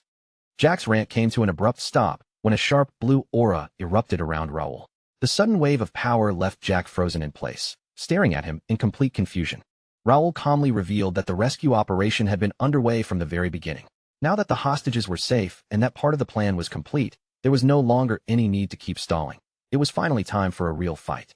Raising his mana blade once more, Raoul challenged Jack to attack him again.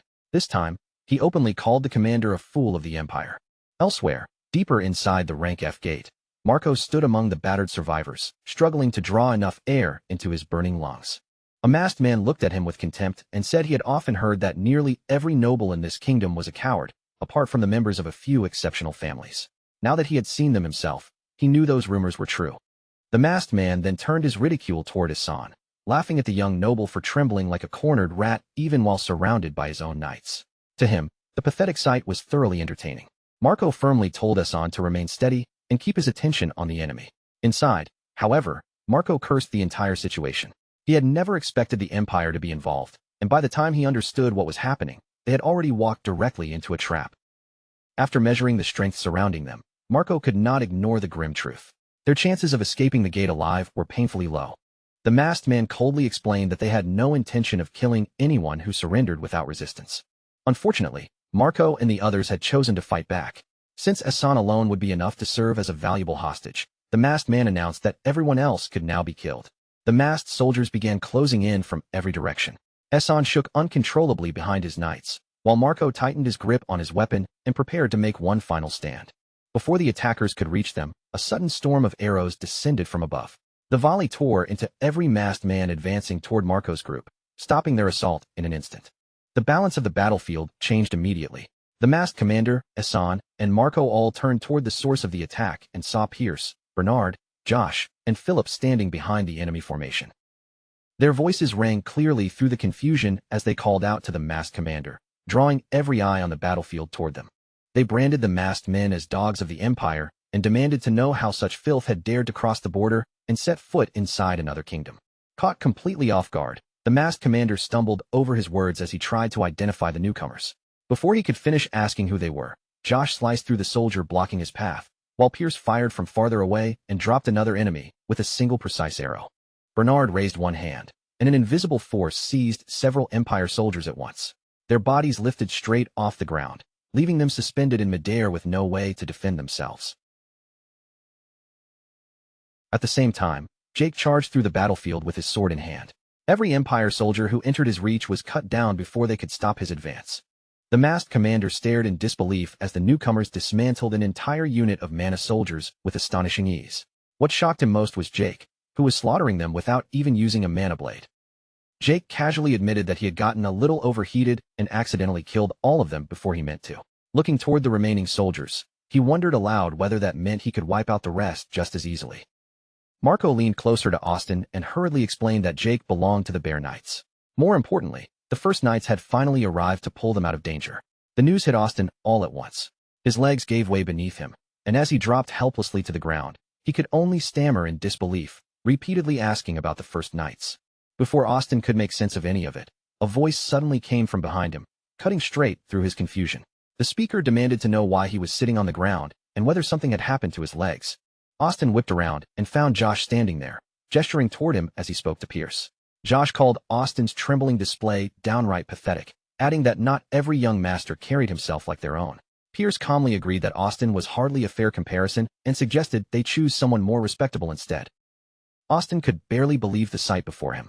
This was only a small unit, yet these men had completely crushed the Empire's elite forces as though their superior numbers and reputation meant nothing. Those defeated warriors had been equipped with power armor and were famous throughout the Empire for their overwhelming strength. Staring at the aftermath, Austin could not help wondering whether these men truly were Raoul Ashton's First Knights. At that moment, Bernard stepped forward and formally addressed Raoul. He reported that the rescue operation had been completed successfully and every enemy force involved had been defeated.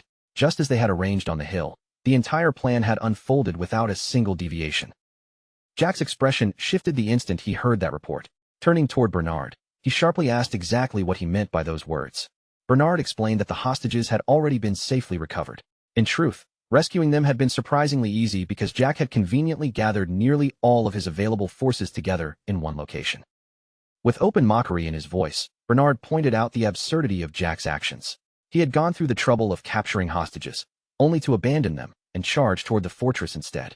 Bernard then asked whether Jack had completely forgotten the objective he was supposed to accomplish. Bernard's expression hardened as he finally laid out the truth. Jack had never succeeded in trapping anyone.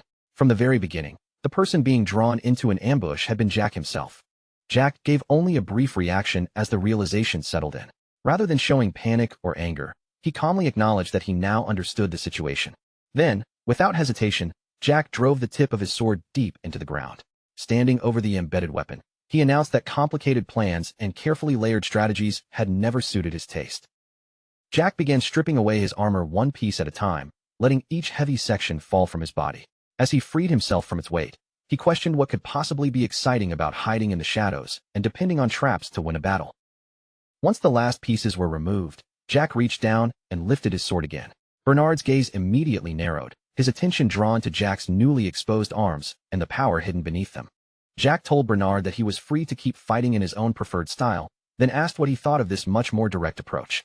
In the next instant, Jack released the full weight of his true power, and a fierce aura erupted around him. Raising his voice across the battlefield, he declared that nothing was restraining him anymore. From this moment onward, the real fight was finally beginning. As the pressure between them surged and the clash entered a far more dangerous stage, Bernard recognized the technique Jack was beginning to draw upon, the Shadow Clipper. It was a devastating greatsword technique frequently practiced by the Imperial Knights. Its most recognizable feature was the ominous blade path it created, carving through the air in wild, uneven arcs that shifted unpredictably and made each incoming strike extremely difficult to read. Bernard did not rush to attack. Instead, he waited for Jack to commit himself fully to the technique, studying every small movement with unwavering focus. The moment Jack tightened both hands around the sword's grip, Bernard knew the opening exchange, and their true duel had begun. Jack exploded forward with astonishing speed, crossing the distance in an instant before bringing his greatsword down in a crushing opening blow. Bernard managed to raise his weapon and block at the very last second. Yet Jack gave him no chance to recover, continuing his assault without losing even a fraction of his momentum. A relentless storm of follow-up swings came crashing in from every direction. Each slash arrived along a different, irregular path, forcing Bernard to remain on the defensive as he endured the unbroken flurry. Between one strike and the next, Jack taunted Bernard, asking where all that confidence from earlier had disappeared to. Bernard remained completely calm. While continuing to defend, he began counting percentages aloud, first 40, then 50, then 70, until his voice finally reached 90. The instant Bernard declared 100%, his stance changed. He poured everything he had gathered into a single, powerful swing aimed straight at Jack. The sudden force behind Bernard's counterattack caught Jack completely off guard. Jack managed to bring his sword up in time to defend, but the tremendous impact still surged through the weapon and jolted his entire body. Jack's composure broke for a moment. Stumbling over his own words, he stared at Bernard in disbelief and struggled to understand what kind of strike had just smashed into him. Bernard gave him a simple answer. It was nothing more than a technique he had copied, but now that he possessed it, he intended to draw out every last bit of its potential. Elsewhere across the battlefield, another fierce confrontation was still unfolding. Dalton remained locked in combat with the armored Mana Soldier. Dalton knocked aside an incoming blow and immediately answered with a counterattack of his own. His weapon struck the Mana Soldier's armor, but the hit left little more than a faint scratch across its reinforced surface. The Mana Soldier retaliated at once, whipping its heavy flail through the air with crushing force. Dalton sprang backward just in time, narrowly escaping before the weapon could smash him into the ground. Keeping his distance, Dalton carefully studied his opponent. The Mana Soldier was fast and capable of reading the flow of battle, but there was one weakness he could clearly identify. Its sequence of attacks kept repeating in the same recognizable pattern. Even so, knowing the pattern did not make the battle safe. Thick mana surrounded the soldier's mace, transforming every swing into a potentially lethal blow. Dalton immediately understood just how severe his disadvantage was. Without a mana blade of his own, Dalton had very few ways to break through the soldier's defense or meet its weapon directly. If brute force was impossible, then he needed to find another method. His eyes shifted toward the nearby fort as a new possibility formed in his mind. If he made use of the surrounding terrain at precisely the right moment, the structure itself might create the opening he needed. From inside the fort, Homer watched Dalton's battle with growing concern. Even from that distance, it was obvious that the Mana Soldier was giving him far more trouble than an ordinary opponent. Homer turned toward Philip and asked whether they were truly expected to remain there without offering any assistance. Philip confirmed that those were their orders. Unless Dalton directly requested help, none of them were to interfere. For now, their duty was simply to wait. Philip reminded him that the hostages had already been rescued, and securing their safety had always been the highest priority. With that mission completed, all they could do now was place their trust in their young master. Before Philip could finish speaking, Dalton suddenly called out to him from the battlefield. Hearing his name, Philip turned and answered without the slightest delay. Dalton kept his attention on the mana soldier as he shouted that he needed Philip to do him a favor.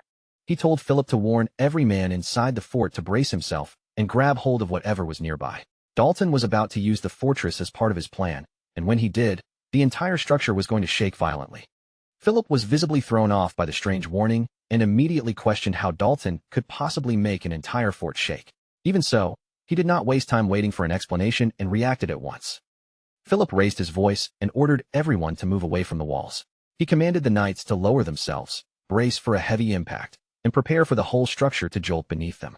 He followed with another urgent command, telling every soldier to seize something solid and hold on tightly so no one would lose his footing and fall. Dalton noticed how quickly Philip understood the danger and carried out the request without hesitation. Watching that immediate response, he finally understood why Raoul placed such complete confidence in the men serving beneath him. Dalton turned his focus back to the mana soldier and readied himself to move again. This time, instead of simply dodging, he decided he would attempt to parry the next incoming attack. The moment the opportunity appeared, Dalton rushed straight ahead. He planted a foot directly against the mana soldier's raised shield, used it as a stepping platform, and launched himself backward through the air toward the fort wall. The mana soldier followed him without hesitation. Swinging its weapon with full force, it slammed the heavy strike directly into the wall, and the impact sent a violent tremor racing through the entire fortress. The instant the fort began to shake, Philip shouted for every knight to hold on tightly and keep himself anchored. Dalton seized that exact moment. Using the trembling wall beneath his feet, he pushed off with all his strength, shot high into the air, and then came plunging downward with his weapon poised for one decisive strike. His attack landed cleanly before the mana soldier could recover. The perfectly timed blow tore through its defense and brought the armored enemy down in a single finishing move. With the mana soldier defeated, Dalton steadied himself and took a brief moment to survey the battlefield, quickly assessing how the situation now stood. Dalton's plan had carried plenty of risk, and one wrong move could have left him crushed against the fort. Still, everything had fallen into place, and the dangerous gamble had worked exactly as he intended. As Dalton glanced toward the fort, he noticed the damage left behind on the wall from the mana soldier's violent strike. The structure had taken a serious hit, and he could only hope the damage would not cause them any trouble later. From inside the fort, Homer quietly studied Dalton's performance below. Considering this was Dalton's first genuine battle, Homer found it remarkable that he had moved with such confidence and made every decision without hesitation. Philip agreed, though he added that Dalton's certainty was so overwhelming that it came dangerously close to arrogance. Homer gave a knowing response, saying that such boldness suited Dalton perfectly. After all, he was the grandson of the Swordmaster, the legendary warrior feared across the land as Templeton's wolf. Down on the battlefield, Raoul watched from a distance as Dalton's final strike brought his confrontation to a decisive end. Seeing that Dalton's side had already finished, Raoul turned his full attention back to Jack. He casually remarked that it was about time he brought his own fight to a close as well, because standing around trading blows was beginning to feel painfully tedious. Jack's expression sharpened at once. He snapped that this was precisely the kind of fight he had been waiting for, though Raoul was badly mistaken if he believed the conclusion would unfold the way he expected. Jack admitted that Raoul had reproduced the Shadow Clipper surprisingly well. Even so, he insisted that no matter how accurate the imitation appeared, a copied technique could never stand on equal ground with the original. Dark crimson mana surged across Jack's sword, coating the blade in a dense and threatening glow. Determined to prove the difference between them, he kicked off the ground and charged straight toward Raoul. Raoul calmly raised his own blade and caught Jack's attack without the slightest difficulty. With a forceful push, he knocked Jack backward, then immediately released the power he had gathered into a charged counterstrike. Jack's eyes widened as the attack closed in. At the final possible instant, he twisted his body aside and narrowly avoided being struck. Raoul lowered his weapon slightly and asked what Jack thought now. Judging by how quickly Jack had been forced to dodge, the copied version of his precious technique did not seem so inferior after all. Jack angrily dismissed him as an arrogant brat, but Raoul barely reacted to the insult. Instead, he continued evaluating the technique aloud, calling it strong, straightforward, and surprisingly effective, the first genuinely decent skill he had encountered in quite some time. Without warning, a crimson system window materialized before Raoul's eyes. An error notice flashed across it, reporting that the regulator had detected prohibited traits. Because of the covenant established with the Rector, the Shadow Clipper skill was now scheduled to be discarded. Raoul stared at the glowing message, unable to immediately understand what it was telling him. Prohibited traits? Was the system seriously claiming that he was not permitted to keep using a technique simply because he had copied it? Before Raul could reach a conclusion, a second system window appeared beneath the first. This new message announced that the system had begun searching for a suitable replacement skill. Raul could hardly believe his luck. He had only just discovered a technique useful enough to catch his interest, yet the system was already taking it away before he had even gotten the chance to use it properly. Fortunately, the next notice clarified that Shadow Clipper would remain available until an alternative skill had been prepared. Raul immediately understood what that meant. He needed to finish this battle before the system completed the replacement. Until the moment the skill disappeared, Raul intended to squeeze every bit of value from it. There was no reason to hold back when he had no idea how much longer the technique would remain in his possession. With that decision made, Raul suddenly surged forward, closing the distance and launching another fierce attack without giving Jack time to breathe. Jack caught the incoming strike with his sword, but Raul's sudden change in pace immediately raised his suspicions. Straining against the pressure, he demanded to know why Raul had abruptly become so aggressive. Jack narrowed his eyes and pressed the question further, asking whether Raul had suddenly found himself in a hurry to end the fight. Jack attempted to retaliate, but before his counter could connect, Raul used psychokinesis to seize a nearby sword and send it hurtling straight toward him. The flying blade tore past Jack by the narrowest margin. Startled by the unexpected attack, he demanded to know what was going on and where that sword had even come from.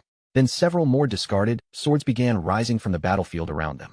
One after another, the blades floated into the air, surrounding Jack before he had time to understand what Raul was preparing. Jack stared at the suspended weapons in disbelief. Unable to make sense of what he was seeing, he demanded to know how controlling so many swords at once was even possible. Raul looked almost amused by his confusion. He asked whether Jack had truly failed to notice the weapons scattered around them, then wondered aloud if his opponent had become so fixated on their duel that he had developed tunnel vision. Raul reminded Jack that he had been the one demanding a battle against Raul's full strength. Since that was what Jack wanted so badly, Raul declared that he would now show him exactly what fighting at his best looked like. At Raul's command, the swords hovering around the battlefield suddenly shot forward. The mass of floating blades became the next relentless wave of his assault. Jack watched the swarm of weapons rush toward him and scoffed at the sight. He demanded to know what kind of ridiculous little trick Raul thought he was pulling. Raul answered without hesitation, calmly stating that this was his very best. Yet as Jack swung his greatsword and knocked the flying blades aside one after another, the attacks seemed almost disappointingly weak to him. None of them carried enough force to pose a serious threat. Growing irritated, Jack ordered Raul to stop wasting time with childish tricks. He wanted Raul to discard the distractions, step forward, and confront him directly. Jack made it clear that he had no patience for further delays.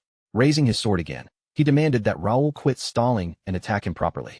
Raul answered by sending another cluster of swords racing straight at Jack through psychokinesis. At the same time, two enormous axes silently lifted behind Jack and began closing in from his blind spot. Jack carved through the incoming sword barrage with apparent ease, splitting and deflecting each blade before it could reach him. However, when the two massive axes struck from behind, their weight forced him to use considerably more strength to stop them. The moment Jack's attention shifted toward the axes, Raul sharply increased the pressure of his psychokinesis. A sudden invisible burst slammed into Jack and shoved him backward before he could steady his footing. At the very same instant, Raul flooded his own sword with brilliant golden mana. With Jack being driven off balance, Raul moved swiftly into position behind him. Raul had already recognized the truth of the battle.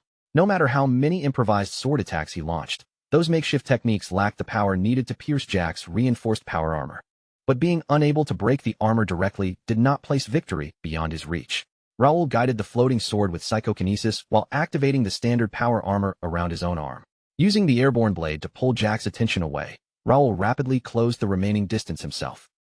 Appearing within striking range, Raul acknowledged that Jack was undeniably strong. However, he added that the man had one unbearable flaw: he talked far too much.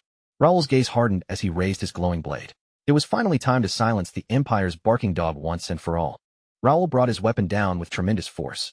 The instant the strike connected, a violent explosion erupted across the battlefield, and the shock wave rolled outward through the ground beneath everyone's feet. A thick cloud of dust swallowed the area after the impact. When the debris finally began to settle, Jack was revealed lying motionless and defeated upon the shattered ground. Raul studied the fallen opponent for a moment, confirming that Jack could no longer continue. At long last, the exhausting confrontation had finally reached its end. Jack had proven far more troublesome than Raul had initially expected. Still, defeating such a difficult opponent should reward him with a satisfying number of level increases, making the struggle worthwhile. Just then, another system window appeared in front of Raul. His attention immediately shifted toward it as he wondered whether the system had finally completed its search for an alternative skill. The timing could not have been better. Bright letters filled the window, announcing that a substitute had successfully been found. Raoul had acquired a new ability, Radiant Aura, an A+ grade skill. The moment Raoul read the name displayed on the window, he paused, his eyes lingering on the words in sudden recognition. Radiant Aura was the highest tier active ability wielded by the strongest Holy Knight. It was an outrageously powerful skill capable of cleansing harmful effects, granting blessings, and healing injuries, all at the same time. Radiant Aura was an exceptionally rare ability, one Raoul had almost never seen anyone possess. Yet even during the years when everyone dismissed him as worthless trash, that extraordinary skill had somehow remained in his hands. A quiet sound of surprise escaped Raoul as the value of the reward fully sank in. Of all the replacement skills the system could have chosen, it had handed him something priceless. This was nothing less than hitting the jackpot. Once the excitement faded, Raoul turned his thoughts back to the attack. He had never imagined that an enemy would hide inside the gate itself and wait there to ambush a conquest team the moment it entered.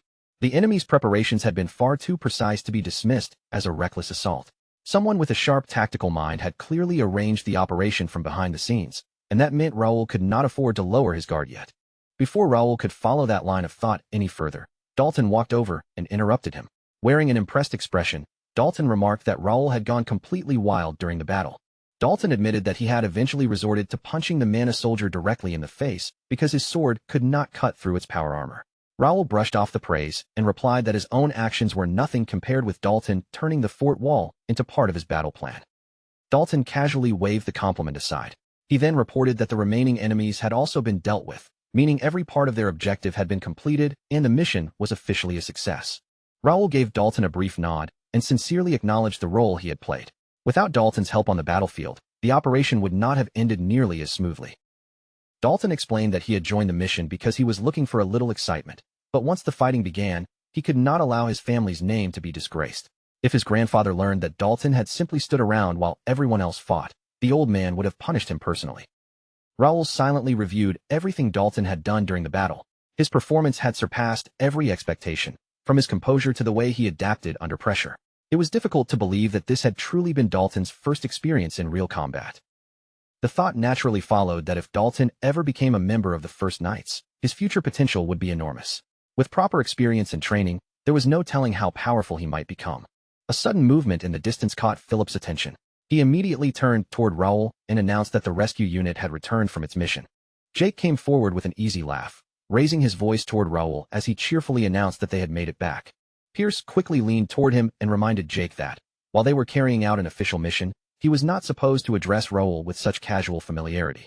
Raoul welcomed the returning men and praised them for completing their assignment so efficiently. Everything had unfolded smoothly. Jake responded with another carefree laugh, boasting that nothing could possibly go wrong while he was involved, and claiming the entire operation had been executed without a single flaw. Bernard stepped forward with a more formal report. None of their men had been wounded, but there had been several deaths among those involved, and they would need additional hands to transport the bodies. Raoul acknowledged the problem and decided he would ask the city guards to provide assistance. Standing nearby, Austin D. Carrington quietly observed Raoul and the knights gathered around him. Something about the entire situation still left him uncertain, but Raoul's strength and authority were impossible to deny. Austin found himself wondering whether Raoul had truly created this entire knighthood through his own efforts. Austin's thoughts were abruptly interrupted when Dalton walked up to him. Looking him over carefully, Dalton asked whether he was Austin. Dalton quickly recognized him as one of the hostages who had just been rescued. Surprise crossed his face when he realized that the Viscount of Carrington himself had been among the prisoners. The moment Austin recognized Dalton in return, his own expression changed. He immediately asked whether Dalton was also serving as a member of Raoul's Knights. Austin's gaze shifted between Dalton and the surrounding warriors. If even someone of Dalton's standing was connected to Raoul, then just how far did Raoul's influence actually extend? Raoul brought everyone's attention back to the outcome of the operation. The hostages had been secured, and every Imperial soldier involved in the attack had been eliminated. With the battle won, the prisoners rescued, and Radiant Aura newly added to his abilities, Raoul judged the overall results to be far more than merely acceptable. The mission had ended on an extremely satisfying note. With nothing left to accomplish at the site, Raoul gave the order for everyone to move out. It was time to leave the battlefield behind and return home. The following day, inside the Ashton County mansion, Raoul met with his men and immediately asked what had happened to the Imperial soldiers they had taken alive. Philip explained that, In accordance with Raoul's orders, the captives had been secretly transferred into President Gray's custody. Raoul then asked whether there had been any change in their condition since the handover. Bernard answered that their condition remained exactly the same. The Empire had placed a spell upon its soldiers that destroyed their intelligence once they were captured, leaving them incapable of revealing useful information. Without President Gray's involvement, extracting anything from them would be nearly impossible. Raoul pointed out that even President Gray might not be able to undo such a spell. His frustration with the Empire showed clearly as he questioned what they had hoped to accomplish through such a calculated and secretive attack. Philip explained that their only confirmed information was how the Imperial soldiers had entered the city. They had disguised themselves as ordinary guards, allowing them to pass through the defenses without attracting suspicion. That discovery would inevitably trigger a massive internal inspection throughout the capital. However, with no further evidence and no usable testimony from the prisoners, uncovering the Empire's true objective would be extremely difficult. Raoul leaned back slightly and thought aloud that having a genuine intelligence network of his own would be incredibly useful in situations like this. The Empire operated with too much precision and employed methods far too dangerous to ignore. If Raoul wanted to defend against similar attacks in the future, he would need faster, broader, and far more reliable information. For the time being, however, Raoul decided to leave the investigation in the hands of the kingdom and President Gray. They were better positioned to deal with the immediate consequences. Philip then moved on to the next matter and confirmed that the knighting ceremony was scheduled to take place the following day. Raoul noted that the capital was still unsettled after the recent attack. Because of the tense atmosphere, the ceremony would be conducted quietly and on a much smaller scale than originally expected. Rather than holding a grand public spectacle, the event would mainly consist of a formal inspection and recognition. Raoul considered that arrangement preferable, since he had little interest in unnecessary extravagance. Even with its reduced scale, the ceremony still carried tremendous significance for everyone involved. Raoul therefore instructed his men not to become careless and ordered them to prepare every detail thoroughly. The knights responded in unison, acknowledging Raoul's command and confirming that they would be ready. Raoul continued planning beyond the immediate preparations. The ceremony would gather the kingdom's most respected noble families and accomplished knights in one place. More importantly, it would mark the first knight's first appearance on an official stage. Their strength needed to leave an unmistakable impression on everyone who witnessed them. Raoul intended to help the kingdom recover the power it had lost and eventually stand against the Empire without fear. And when that day arrived, the first knights would stand at the front. They would be the ones to demonstrate their overwhelming strength and establish their dominance across the entire continent. The next day, Raoul and the first knights traveled through the capital on their way to the ceremony. As their formation moved along the streets, astonished faces turned toward them from every direction. Citizens crowded along the roadside and called out enthusiastic praise. Many hailed Raoul as the guardian who had protected the Triumph capital from disaster. Among the gathered crowd, a group of excited young women raised their voices above everyone else. They eagerly called for the young master and begged Raoul to glance in their direction. Raoul responded with a brief but polite greeting, turning toward them just long enough to acknowledge their enthusiastic cheers. Josh, on the other hand, looked far less comfortable with the attention. As the cheering continued around him, uneasiness showed across his face and in the stiffness of his posture.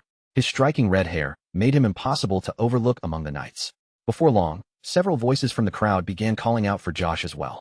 Homer glanced sideways at Josh and asked whether he had ever received this kind of attention during his years working as a mercenary. Josh immediately admitted that he had never experienced anything remotely like it. Homer told him that he had better start getting used to the feeling. As long as Josh marched beneath the banner of the First Knights, public attention like this would continue following him wherever he went. Seeing that Josh still looked uncertain, Homer encouraged him to acknowledge the crowd instead of shrinking away from it. After everything Josh had accomplished, Homer reminded him that he had earned their praise. Josh stiffly lifted a hand and offered the cheering crowd an awkward, nervous greeting. Even with the attention making him uncomfortable, one thought quietly settled in his mind. Joining the First Knights had definitely been the right choice. The citizens answered Josh's hesitant gesture with another roaring wave of cheers. Surrounded by excited voices and admiring looks, Raoul and the First Knights continued making their way through the crowded streets of the capital. When they finally arrived at the designated gathering area, Raoul swept his gaze across the assembled crowd and realized that far more people had come than he had anticipated. Standing nearby, Philip quietly pointed out that several freelance knights appeared to be among the attendees as well. Not far away, several knights began whispering among themselves while studying the approaching formation. One immediately pointed out that the First Knights had arrived, while another identified them as the newly formed order responsible for resolving the recent gate incident. A third carefully counted the men in their ranks, wondering whether every member of the knighthood had come to the ceremony.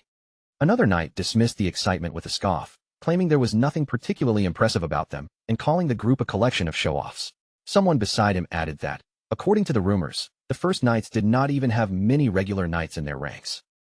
Raoul could easily feel the countless eyes fixed upon his men, along with the quiet judgment passing through the gathering. Still, the attention did not bother him in the slightest.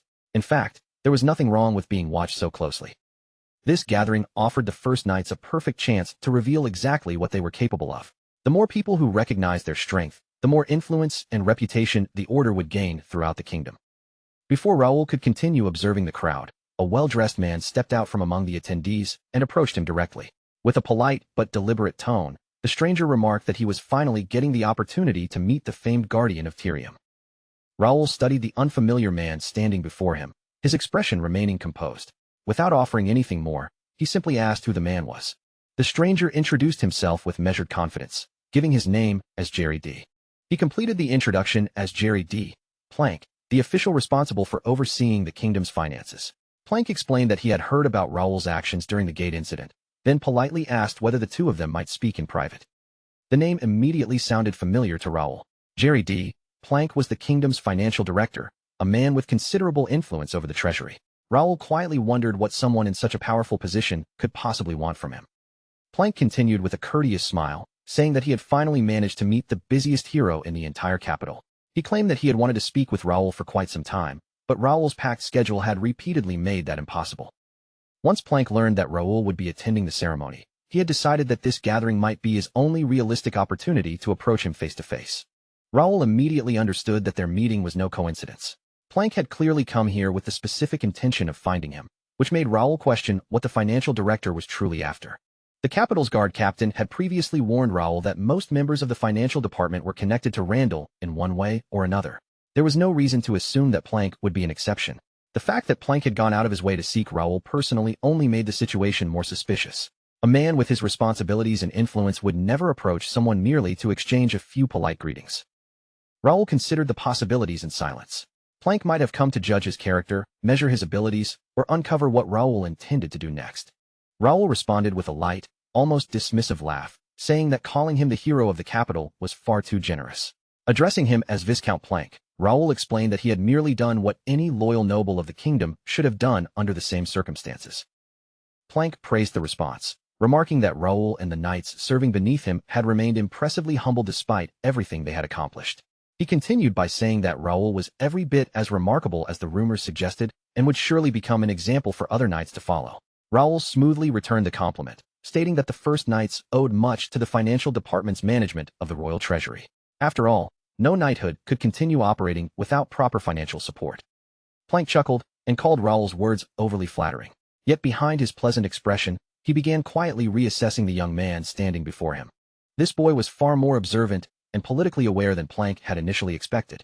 Raoul had understood the direction of the conversation almost immediately. Because of Raoul's connection to Randall, the financial department had never viewed him favorably. Yet Raoul continued speaking to Plank with perfect calm, behaving as though no hostility existed between them at all. At that moment, Plank finally understood why so many influential people found Raoul difficult to handle. His calm manners concealed a mind that was constantly watching and calculating. Raoul then mentioned that he had only one question he wished to ask Viscount Plank. Keeping his expression composed, Plank invited him to go ahead and say what was on his mind. Raoul casually brought up a rumor he had heard, that the financial department had forbidden the first knights from entering the gate. Looking directly at Plank, he asked whether the Viscount knew anything about such an order. The unexpected question struck without warning, and for the briefest moment, Plank's carefully controlled expression faltered. Plank could not understand how Raoul had managed to ask something so dangerous with such blunt directness. He wondered whether the young man was genuinely naive or only pretending to be. Another possibility quickly entered Plank's mind. Perhaps Raoul already possessed evidence linking the financial department to the restriction and had asked the question merely to observe how Plank would react. Plank calmly claimed that this was the first time he had ever heard such an accusation.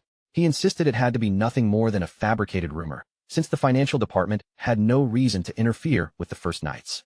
Raoul offered an easy nod and agreed that Plank was probably right. Plank promptly redirected the discussion, asking whether Raoul had discovered anything useful about the Imperial soldiers who ambushed them inside the gate. Raoul answered that the enemy had entered the operation prepared for nearly every possible outcome. Plank suggested that the attack had likely been another calculated provocation, much like the previous incident, and should not necessarily be treated as the beginning of a genuine invasion.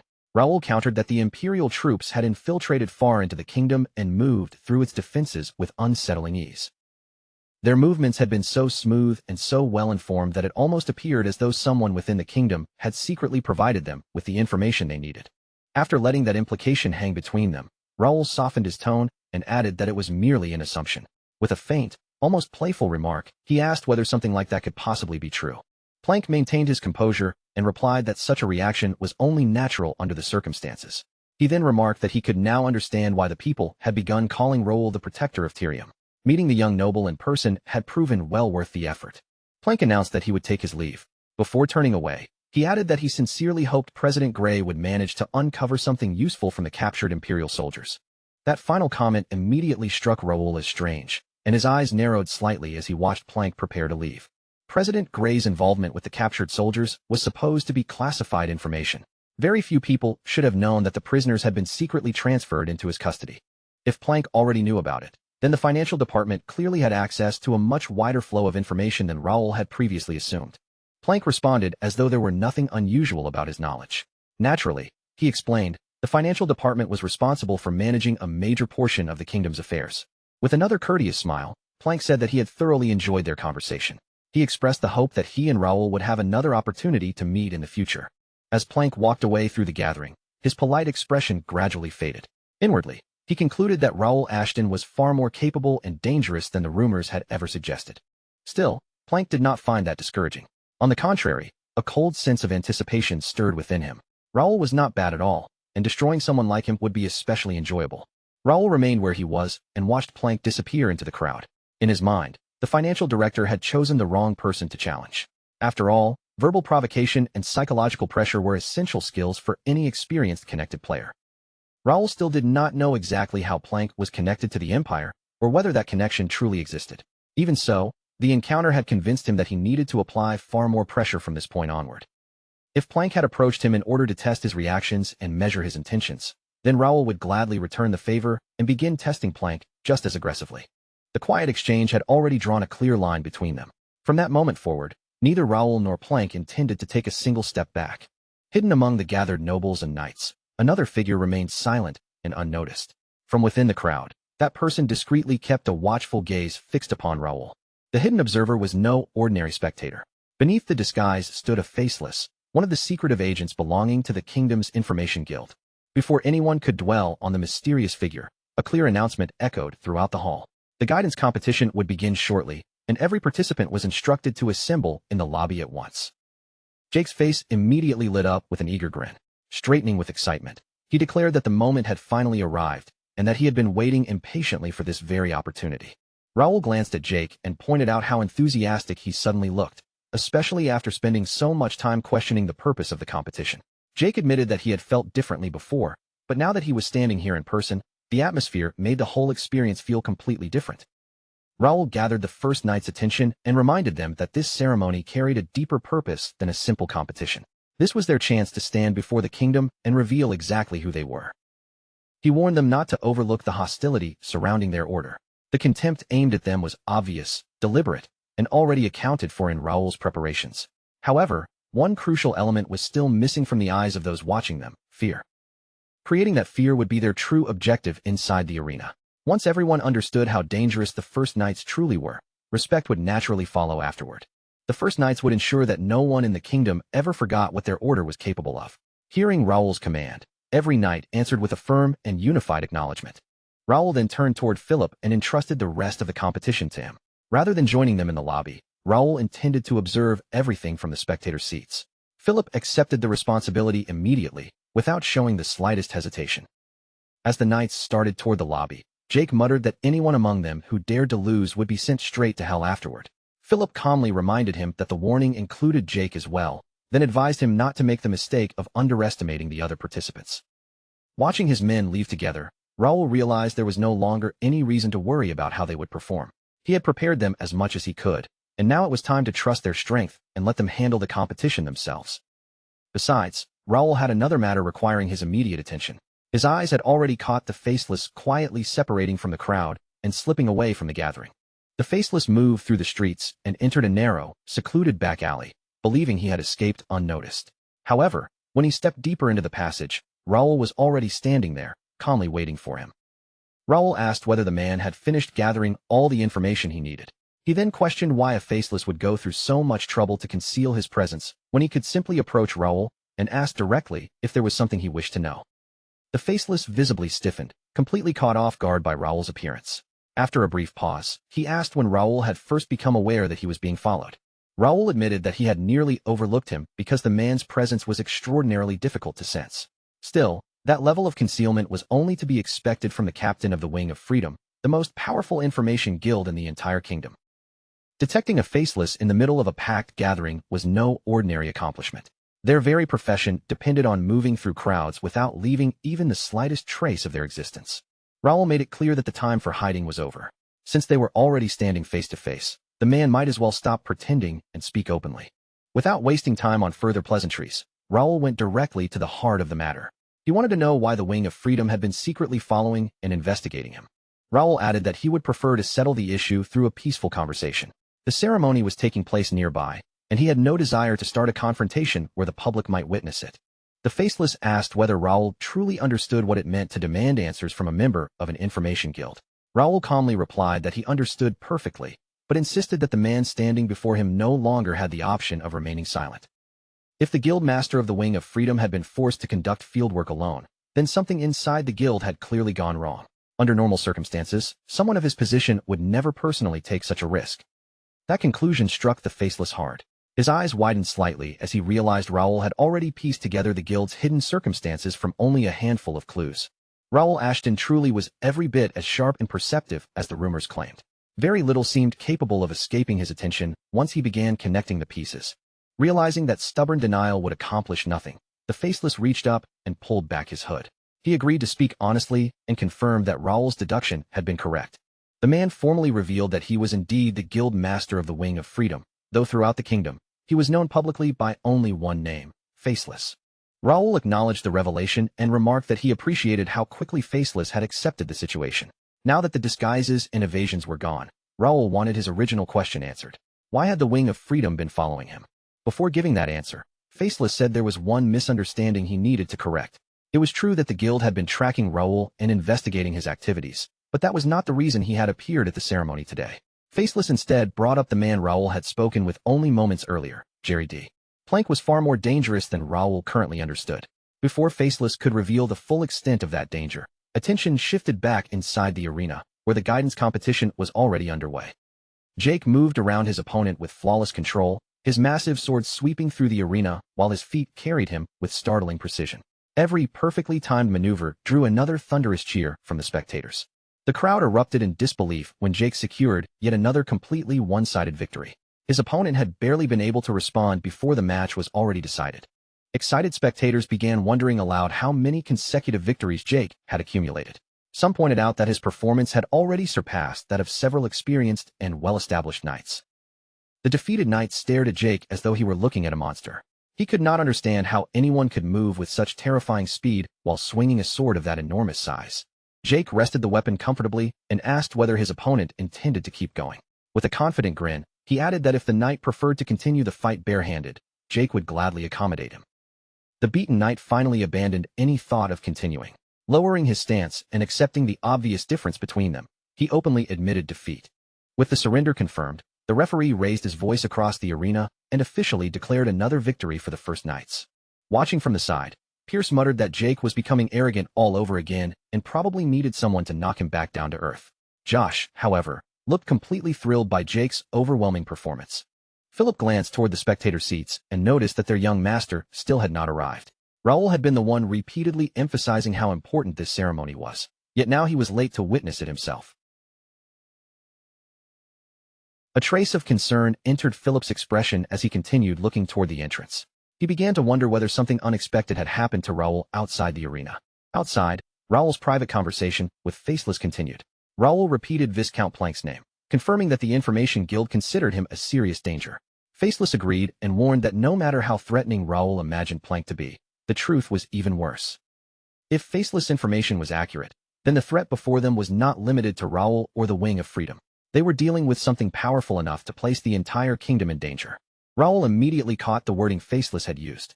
Narrowing his gaze, he asked exactly whom Faceless meant when he said they. Faceless answered by giving Raoul a name, the Imperial Hound. He then asked whether Raoul had ever heard of the organization before. Raoul replied that the Imperial Hound was the Cronin Empire's Special Intelligence Division. The organization was often dismissed as little more than a myth because almost no reliable information about its members or operations had ever surfaced. Faceless confirmed that Raoul's understanding was correct. Since Raoul already knew the organization's basic identity, explaining the current danger would be considerably easier. Recently, several smaller information guilds had been destroyed one after another. Every location had been left completely clean, without evidence, survivors, or any trace investigators could follow. Among those who operated in the information trade, this kind of systematic elimination was known as a guild hunt. Raoul asked whether Faceless merely suspected that the Imperial Hound was responsible for those attacks. Faceless immediately corrected him. This was not a theory or an uncertain suspicion. He was completely certain they were behind it. The Wing of Freedom itself had now become one of the Imperial Hound's targets. More importantly, members of the two organizations had already encountered one another and clashed directly. With the danger now clearly established, Raoul asked the question that mattered most. What connection did the Imperial Hound have to Viscount Jerry D. Plank? Faceless began by making one thing clear. Everything he was about to reveal was still only a theory, not a conclusion backed by undeniable proof. Even so, he strongly suspected that several people inside the kingdom were secretly working hand in hand with the Empire, hiding their cooperation beneath respectable positions and loyal appearances. Raoul immediately asked whether the financial director, Plank, was among those suspects. Faceless answered without hesitation that he was, then calmly began laying out every accusation surrounding the financial department. The department maintained unusually close ties with several families connected to the capital's security, had interfered indirectly during the gate incidents, and had even attempted to prevent the First Knights from entering the gates. None of those decisions could be explained easily. After all, the First Knights had contributed more than any other order during the previous gate disaster, so deliberately blocking them from taking part made absolutely no sense. Worse still, immediately after that decision was made, the team assigned to investigate the gate fell into an ambush. Yet the families allied with the financial department remained strangely silent and took no action at all. Then, when the evidence finally began pointing toward the Imperial Hound, the financial department stepped in once again, this time attempting to bury the information before it could spread. When all those suspicious events were placed side by side, Faceless believed the conclusion was reasonable. If someone within the kingdom truly was cooperating with the Empire, the most likely place to find them was inside the financial department.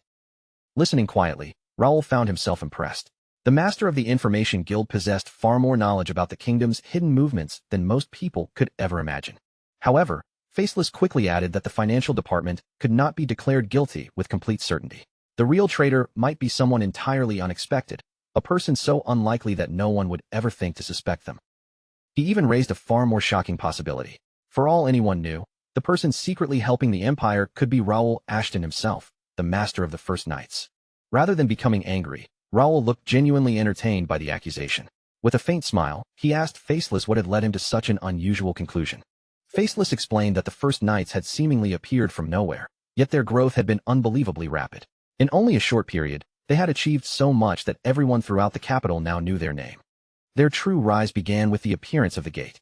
It was an unprecedented disaster that no one had been prepared to face, no one except the First Knights. They already understood the gate's structure, knew important details about its monsters, and even possessed methods capable of defeating them. From Faceless' perspective, it almost looked as though the First Knights had known what was going to happen before the gate ever appeared. Hearing that careful reasoning, Raoul silently reached his own conclusion. Faceless had passed the test he had unknowingly been given. Faceless continued, saying that deliberately creating a crisis and then stepping forward to resolve it would be an extreme way to build fame. Yet no matter how dangerous the strategy sounded, its effectiveness would be impossible to deny. He could therefore understand why some people viewed the First Knights with suspicion. Raoul, however, decided that explaining every detail one piece at a time would be pointless. Instead of offering excuses, he would let Faceless see the truth with his own eyes. Faceless narrowed his gaze and asked what Raoul intended to show him. Raoul responded with an unexpected proposal. He wanted Faceless to become a member of the First Knights. Once Faceless stood among them, he could investigate freely and discover the answer for himself. He would soon learn whether Raoul was supporting the Empire from the shadows or tightening his grip around its throat. For a moment, Faceless could only stare at him. He then asked whether Raoul was genuinely inviting him to join the knighthood despite everything he had just said. Faceless believed Raul had misunderstood the situation. Raul was still one of the people under investigation, so joining the very organization he was examining sounded absurd. Raul merely told him to remain suspicious. By standing at his side, Faceless could watch him closely and pass judgment for himself. The Wing of Freedom had already disappeared, while Raul urgently needed talented people capable of gathering information. From his point of view, the arrangement would benefit both of them equally. Faceless briefly glanced toward the distant arena before asking whether Raul could truly afford to remain away for so long. This ceremony carried enormous importance, both for Raul and for every knight serving beneath him. Raul's answer was simple. At that moment, this conversation mattered more. Faceless pointed out that Raul's knights were currently fighting with everything they had to earn official recognition. Yet their own master seemed strangely detached from the struggle taking place inside the arena. Raul calmly rejected that idea. He trusted every one of them, and whether he stood beside the arena or remained elsewhere would not change the final result. In his mind, their victory was already certain. Faceless reminded him that famous knights from every corner of the kingdom had gathered for this ceremony, making the competition anything but ordinary. With so many formidable opponents present, perhaps the master of the First Knights was taking things too lightly. Raul admitted that none of the battles ahead would be easy. Even so, he believed completely in the people who had fought beside him time and time again. After surviving so many deadly struggles together, losing here simply was not something they would allow. Faceless studied Raul's expression and finally understood that his confidence was not empty arrogance. It came from an unshakable trust forged through countless battles alongside his knights. After considering the offer, Faceless finally agreed to cooperate with the First Knights. As for officially becoming part of the knighthood, he said he would need more time before making that decision. Raul accepted the answer without complaint and confidently assured Faceless that he had made the correct choice. Faceless then pulled his hood back over his head, allowing its shadow to conceal his features once more. He said they would meet again soon, since remaining in one location for too long had never suited him. Raul gave him a calm nod and replied that he would be waiting for their next meeting. Before departing, Faceless told Raul to call him Cain from that moment onward. Then, addressing Raul as his master for the first time, he turned away and quietly disappeared. As Cain left, Raul reflected on the conversation and felt satisfied. The outcome had gone about as favorably as he could have hoped. He had been searching for a capable informant, and now he had successfully drawn the former master of the Wing of Freedom onto his side. It was an opportunity too valuable to overlook. Raul could only hope that his knights would understand why he had been absent during such an important occasion. As much as he wanted to remain with them, this matter had demanded his immediate attention. Still, he had no intention of missing the entire ceremony. Turning his gaze back toward the arena, Raul decided it was time to see how far his knights had progressed without him. Inside the arena, Randall's knights secured yet another victory. The spectators erupted with fresh excitement, their cheers growing louder as Randall's undefeated streak continued. They had successfully unleashed the shooting star technique once again, sending another wave of energy through the audience. By now, many spectators were treating the ceremony as though it were inevitably building toward a dramatic confrontation between Randall and the First Knights. Meanwhile, Jake watched the other competitors with an uneasy expression and questioned why their opponents were fighting with such overwhelming intensity. Philip explained that everyone was desperately trying to distinguish themselves and capture as much attention as possible. Pierce observed that among all the participating groups, only their team and Randall's remained undefeated. Since the two sides had yet to face each other, he wondered aloud whether Randall's group was intentionally avoiding them. Homer dismissed the possibility, reminding him that every matchup was selected randomly. Jake remarked that Randall's side was already intense enough even against ordinary opponents. Once the two undefeated groups finally crossed paths, there was no question that the resulting fight would become extremely serious. He then turned toward Josh and directly asked how he was feeling. More importantly, Jake wanted to know whether Josh honestly believed he could defeat Randall's fighters. Before Josh could give an answer, Raul arrived beside them and spoke with complete certainty. Josh did not merely need to believe he could win. He absolutely had to win. Raul added that Josh's defeat would create serious complications for them. The moment Josh noticed his master standing there, his expression changed, and he immediately reacted to Raul's sudden return. Raul then explained exactly who Josh would be facing. His opponent was Rhodey Randall, the gifted newcomer of the Randall family and its 10th son. There was no point pretending the battle would be simple. Rhodey was dangerous and talented, but despite the challenge ahead, Raul believed the match was still completely within Josh's ability to win. At that very moment, Randall's side was probably celebrating the matchup. From their perspective, Rhodey's first opponent was merely an inexperienced rookie who had once lived as an ordinary peasant. Raul fixed his eyes firmly on Josh and told him to enter the arena and destroy every one of those assumptions. He would prove through his own strength that his past meant nothing, and that underestimating him would be their greatest mistake. Josh answered without the slightest hesitation that he would win.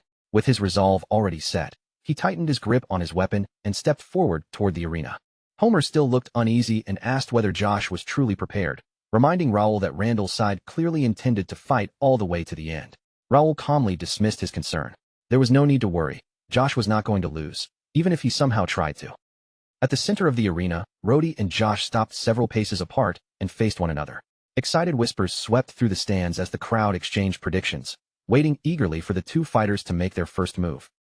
Rhodey gave a short, mocking laugh.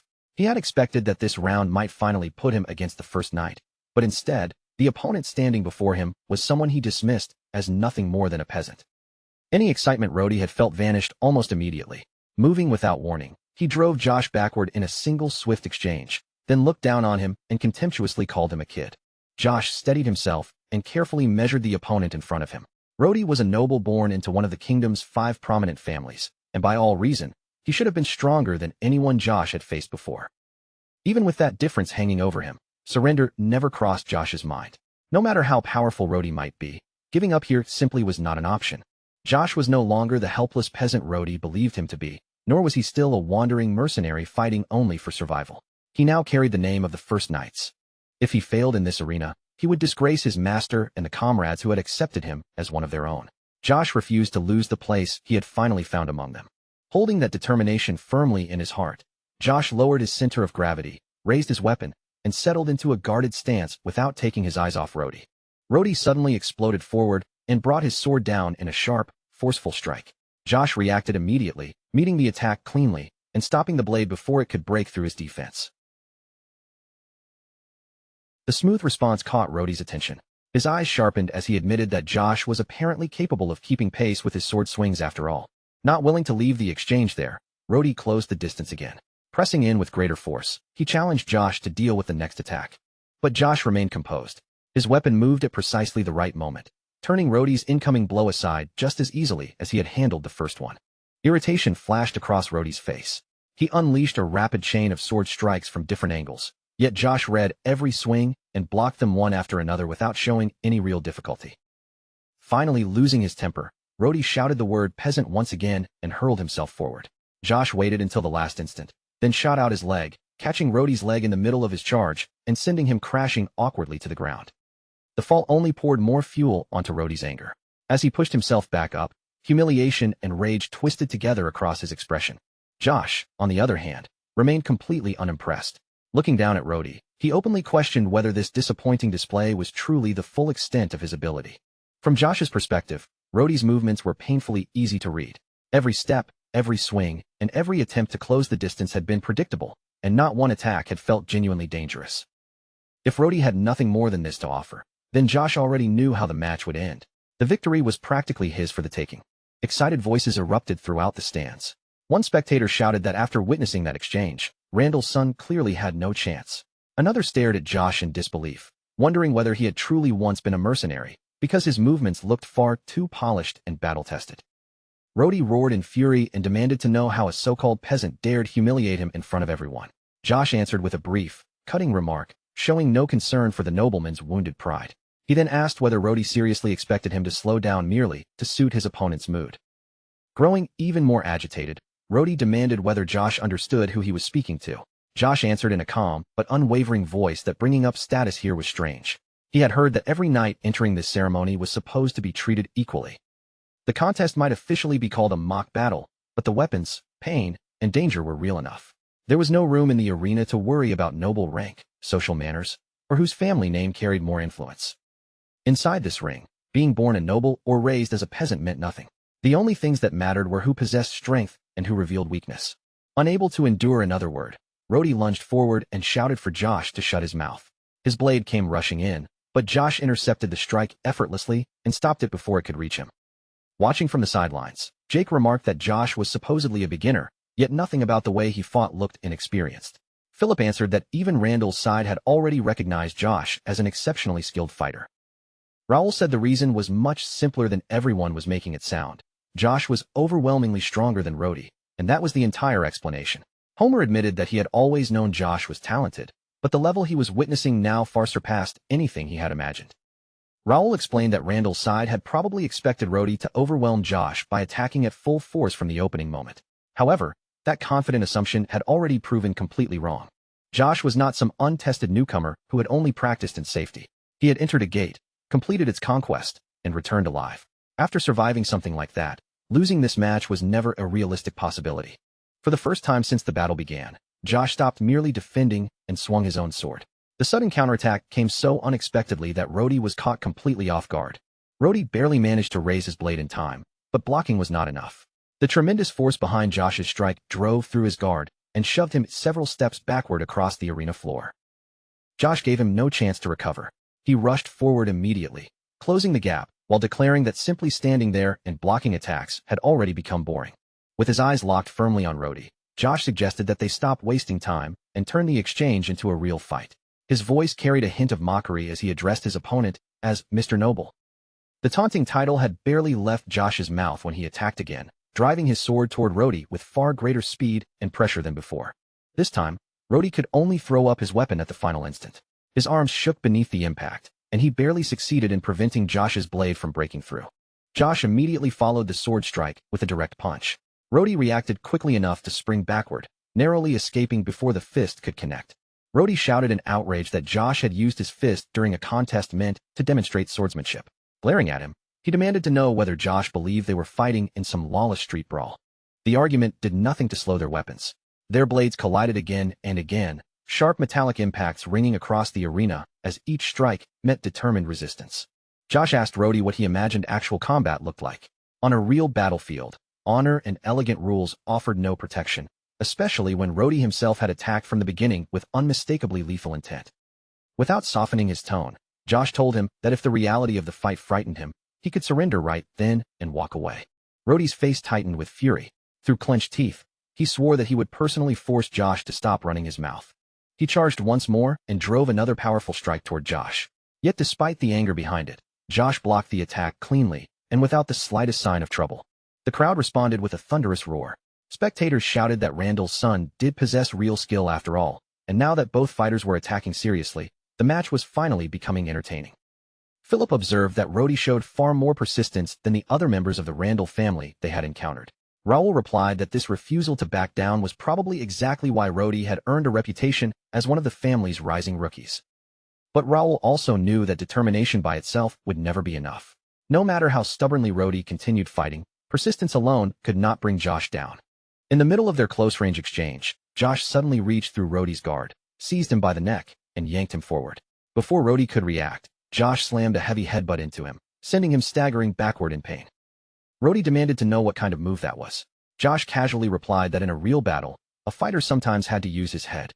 Enraged by the answer, Rhodey cursed him again, accusing him of being nothing more than a street-born thug who relied on dirty methods. Rhodey declared that this ceremony was no place for mercenaries like Josh. However, since Josh had managed to push him this far and humiliate him repeatedly, he announced that he would no longer hold anything back. The moment Rhodey shifted his stance and gathered his power, Josh recognized what was coming. It was the Randall family's signature technique, the shooting star. Countless respected knights throughout the kingdom had already fallen before the Randall family's shooting star. Its reputation had been carved out through one overwhelming victory after another. Facing that infamous technique head-on, Josh narrowed his eyes and silently wondered whether he would truly be able to stop it. Rhodey committed everything to the attack and shot forward at full speed.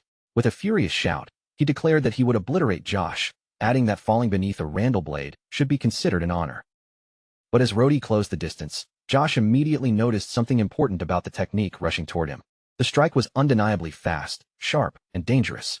Yet compared with everything Josh had endured while training and fighting under the first night, it was nowhere near enough to overwhelm him. Josh waited until the timing was perfect, then surged forward without hesitation. His blade tore straight through Rhodey's attack and landed one clean, decisive strike, bringing the match to an abrupt end. For a heartbeat, the entire arena seemed to freeze. Then shock exploded across the stands as the spectators struggled to believe what they had just witnessed. Raul watched the result with a calm smile resting on his face. Unlike everyone else, he had never doubted Josh's victory for even a moment. Standing over the defeated Rhodey, Josh shouted that all he had heard throughout the match was peasant this and peasant that. Rhodey had spent far more time talking than actually fighting. Josh coldly added that instead of learning how to run his mouth, Rhodey should have used that time to learn how to fight properly. Whether a person had been born a noble or raised as a peasant meant absolutely nothing once blades were drawn. In combat, everything ultimately came down to strength. With the outcome beyond dispute, the referee raised his voice and officially declared victory for the first knights. Josh remained in place with his weapon held firm as the arena erupted into thunderous cheers. The crowd shouted that the first knights had won and had even shattered Randall's feared shooting star. Disbelief spread through the spectators as they realized that a newcomer who had once lived as a mercenary had just defeated a warrior from the Randall family. Swept up by the excitement, voices throughout the arena began proclaiming the first knights to be the strongest knighthood participating in the entire ceremony. Among the spectators, a black-haired boy stared at the arena with wide, astonished eyes, amazed by how powerful the newly formed order had become. Beside him, a brown-haired boy said the rumors were clearly true. He believed the order's leader had to be Ashton's son and decided he would send Ashton a letter of congratulations. The black-haired boy quickly added that he would also search the capital for any other relatives connected to the Ashton family. Meanwhile, far away from the cheering spectators, one man watched the arena with an expression that held no trace of celebration. Hudson D. Randall. As the Count of Randall County and head of the Randall family, Hudson was seething over the humiliation he had just witnessed. His knight had lost to a former mercenary despite being permitted to use lethal force, and even the most drastic attempts to shut down Josh's abilities had failed completely. Hudson could not understand how Raoul Ashton had managed to gather warriors of such overwhelming strength without receiving any assistance from the Randall family. Realizing that the situation could no longer be ignored, Hudson's expression hardened. Whatever happened next, he knew immediate action had become necessary. He turned toward his knight captain and declared that there was no longer any reason for them to remain at the ceremony. Without delay, he ordered the captain to prepare for their departure. When the knight captain questioned the sudden command, Hudson instructed him to leave the remaining knights under someone else's authority and return with only a small group. Confused by the arrangement, the captain then asked where Hudson intended to go. Hudson answered that he needed to visit the financial department and speak directly with Plank. With that decision made, he and his chosen men left the arena behind. Back inside the arena, the ceremony continued without pause, and the next round of matches quickly began. This time, an expert-level knight stepped onto the battlefield and took his position opposite Philip, ready to challenge another member of the First Knights. The knight opened with an aggressive charge, driving his weapon forward in an attempt to seize control immediately. Philip moved at precisely the right instant and blocked the attack cleanly, stopping his opponent in place and leaving the knight visibly stunned. Beads of sweat quickly formed on the challenger's face. Philip's unexpected defense had shattered the rhythm of his opening assault and left him struggling to regain control. Before the knight could recover or reposition himself, Philip slipped past his guard and appeared directly behind him. Philip sprang cleanly into the air and descended with a powerful sword strike aimed straight at his opponent. Yet just before the blade could make contact, he stopped the attack and smoothly pulled it back, ending the movement with complete control.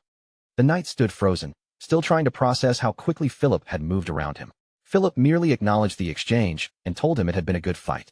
Understanding that the battle was already decided, the knight accepted his defeat and stepped away. The referee immediately announced another victory for the First Knights. Their undefeated streak continued, and the crowd responded with yet another burst of enthusiastic cheers. Watching from the sidelines, Jake remarked that Philip had made the victory look almost effortless. Josh nodded in agreement, openly admitting that Philip's performance had been impressive. One spectator pointed out that Philip had cleanly defeated an advanced expert, making the difference between them impossible to deny. Nearby, a reddish-brown-haired observer declared that Philip's performance had confirmed the First Knights as the central force of the entire ceremony.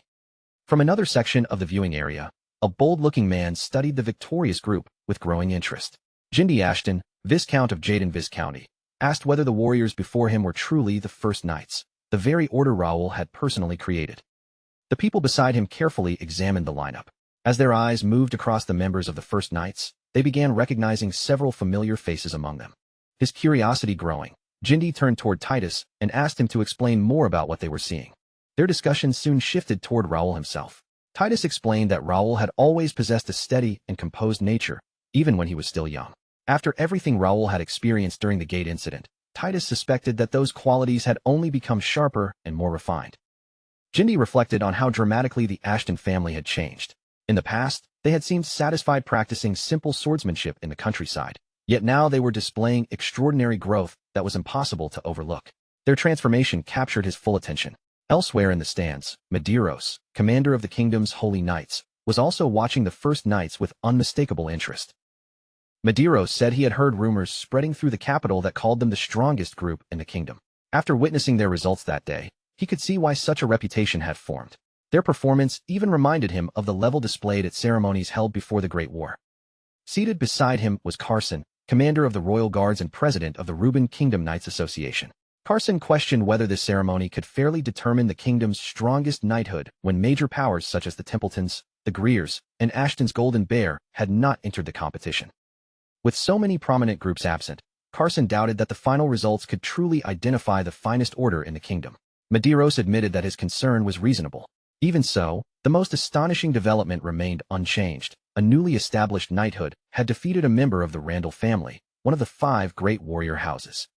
After offering his own opinion, Medeiros turned toward President Gray, curious to hear how he viewed the First Knights and everything unfolding before them. Before Gray could respond, Carson added another piece of information.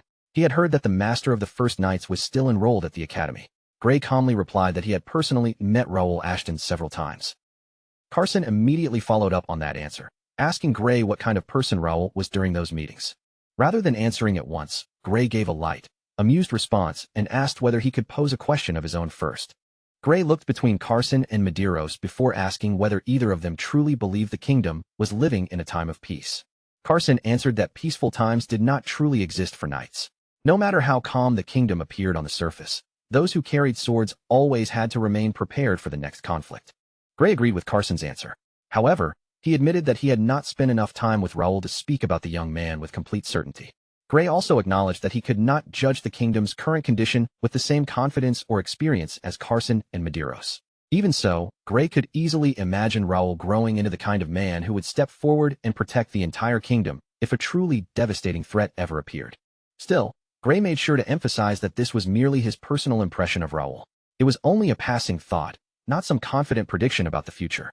Medeiros responded with a light laugh, clearly amused by how highly Gray had spoken of the young man. With a teasing smile, he remarked that Raoul must be Gray's favorite student. Carson, however, showed none of Medeiros' amusement. His expression remained serious as he stated that he wanted to test Raoul's abilities with his own hands. In Carson's eyes, a knight's true worth could never be established through honor, fame, or an impressive reputation alone. What mattered was genuine strength and what that person could actually demonstrate once a battle began. Carson intended to find out whether Raoul's growing reputation was supported by real power or merely built upon a carefully crafted image. He wanted to witness Raoul's ability directly and judge the truth behind the name for himself. Not long afterward, anticipation began spreading through the arena as the moment for the kingdom's official knighthood induction finally approached. A knight stepped forward and announced that the formal ceremony was about to begin.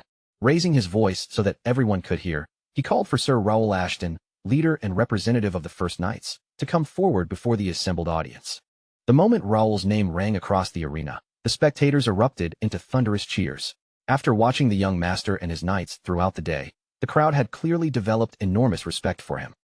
Before proceeding with the induction, the knight overseeing the ceremony turned respectfully toward Carson and asked whether they should formally begin. Carson raised one hand, stopping the proceedings before they could move any further. He then addressed Raoul directly, explaining that he had a request he hoped Raoul would indulge before the official ceremony commenced. Raoul did not answer immediately. He quietly studied Carson, trying to understand why the current president of the Knights Association had chosen this exact moment to interfere. Carson openly acknowledged the extraordinary strength the First Knights had displayed throughout the competition. However, he also pointed out that only one of the great warrior families had participated, leaving the ceremony's results incomplete in his view. As president of the Knights Association, Carson was unwilling to judge the First Knights solely through the matches they had already won. He wanted to personally measure their power and determine their true level for himself. Carson then fixed his gaze directly on Raoul and calmly asked what he thought about the proposal. Raoul immediately understood the true weight hidden behind Carson's seemingly simple request. This was no casual invitation he could answer without careful thought. After all, Carson was not merely another accomplished knight standing among the crowd. He was the president of the Reuben Kingdom Knights Association, captain of the Royal Guards, and a beginner-level swordmaster whose authority and power were recognized throughout the kingdom.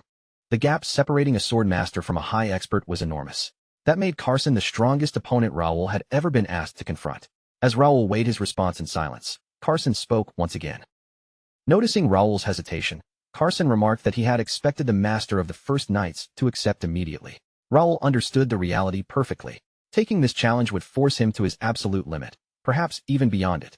Yet refusing in front of everyone would weaken the reputation his knights had fought so hard to build. Nearby, Pierce leaned closer to Philip and quietly asked why Carson suddenly wanted to fight their master. Philip explained that the president intended to personally test the strength of the First Knights. Philip's expression remained tense as he added that this challenge was completely different from every match they had witnessed earlier. Their young master was not yet capable of defeating a sword master. However, if Raoul rejected Carson's challenge in front of the entire arena, much of the impact created by their victories and rising reputation would immediately be lost. It was a battle Raoul had almost no realistic chance of winning. Everything now depended on how their young master chose to answer such an impossible challenge. After allowing a brief silence to settle over the arena, Raoul finally lifted his gaze and gave Carson his response. Certainly. Carson paused for an instant, visibly puzzled by how readily Raoul had accepted after hesitating only moments earlier. Raoul calmly clarified his answer. The opportunity to duel the respected president of the Knights Association was a tremendous honor, and it was not an invitation he could bring himself to refuse. He added that he hoped their exchange would allow him to learn directly from Carson's experience and skill. With the challenge accepted, Raoul and Carson both drew their swords. The two men stepped into position and faced one another as tension gathered throughout the arena. Carson briefly looked across the packed stands and declared that with so many people watching, their duel needed to be worthy of the title carried by the Knights of the Rubin Kingdom. Raoul answered with complete respect, agreeing without hesitation and sincerely thanking the president for granting him such a rare opportunity. The instant the duel became official, the arena exploded with excitement. Voices rose from every direction, shouting in disbelief that President Carson would personally face Sir Raoul, while many declared it the true highlight of the entire ceremony. Elsewhere, Josh turned toward Philip in confusion and asked what was happening, since this duel had never appeared anywhere on the schedule. Philip replied that something like this should not normally happen during an official ceremony. Pierce pointed out that the ceremony's pace and scale had already changed so dramatically that traditional standards no longer seemed to carry much meaning. Jake remarked that it simply meant the First Knights would have to prove themselves a second time. Homer added that President Carson was famous for his strict nature, so he probably wanted absolute certainty before recognizing them. Philip concluded that their master would never have accepted such a dangerous challenge without some kind of plan in mind. For now, all they could do was trust Raoul's decision. Gray gave a small laugh and admitted that he might have placed Raoul in a difficult position by praising him too openly earlier. Medeiros disagreed, asking what was so uncomfortable about the situation.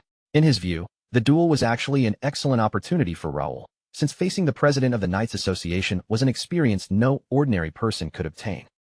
Medeiros added that he had known Sir Carson personally for many years and understood the man's temperament quite well. Yet, even with that long history between them, Medeiros could not remember the last time he had seen Carson this enthusiastic about testing someone. Raoul then asked whether they should begin. The moment the words left his mouth, he wasted no time and charged straight toward Carson. Carson reacted instantly, lifting his sword and settling into a guarded position before Raoul could close the remaining distance. Raoul drove a heavy sword strike directly into Carson's defense.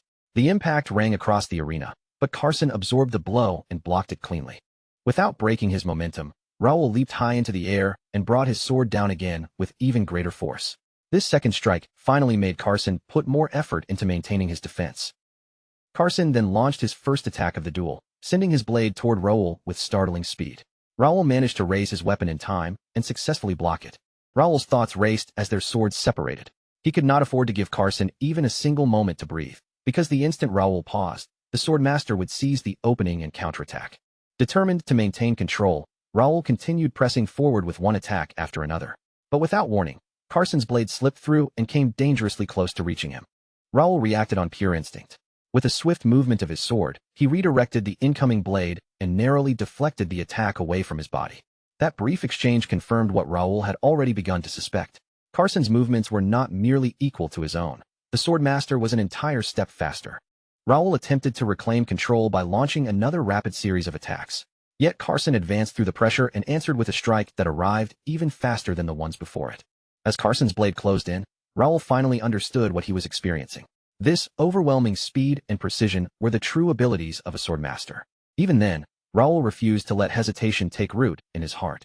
No matter how overwhelming the situation looked, backing down simply wasn't something he could allow himself to do, and his resolve only burned stronger as the pressure around him intensified.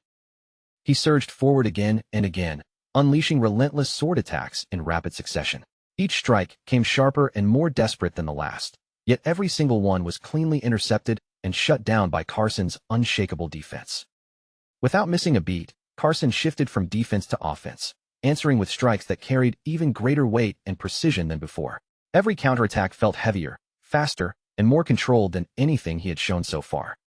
The crowd shot to their feet in unison, voices exploding across the arena as they realized the duel had crossed into an entirely different realm. The speed of their exchanges blurred into afterimages, far too fast for ordinary eyes to fully track. Josh cursed under his breath, his expression frozen in disbelief as he admitted he had never imagined a sword master could wield such terrifying strength. The sheer level of power unfolding before him defied everything he thought he knew. Raoul, however, continued to analyze every movement with cold clarity. As he had expected, Carson's strength was overwhelming, leaving no exploitable gaps. The only path forward was to meet him head-on, blade for blade, without hesitation. Carson finally spoke mid-fight, acknowledging that he had already seen through Raoul's sword technique. But his tone shifted as he added that true strength was not measured by skill alone, hinting at something far more critical than swordsmanship. At that moment, a deep blue cube materialized above Carson's left hand, surrounded by swirling strands of dark, unstable energy. He declared that if Raoul wished to lead the new generation, swordsmanship alone would never be enough to carry him forward. Carson's gaze locked onto Raoul as he asked whether he was truly prepared for what came next.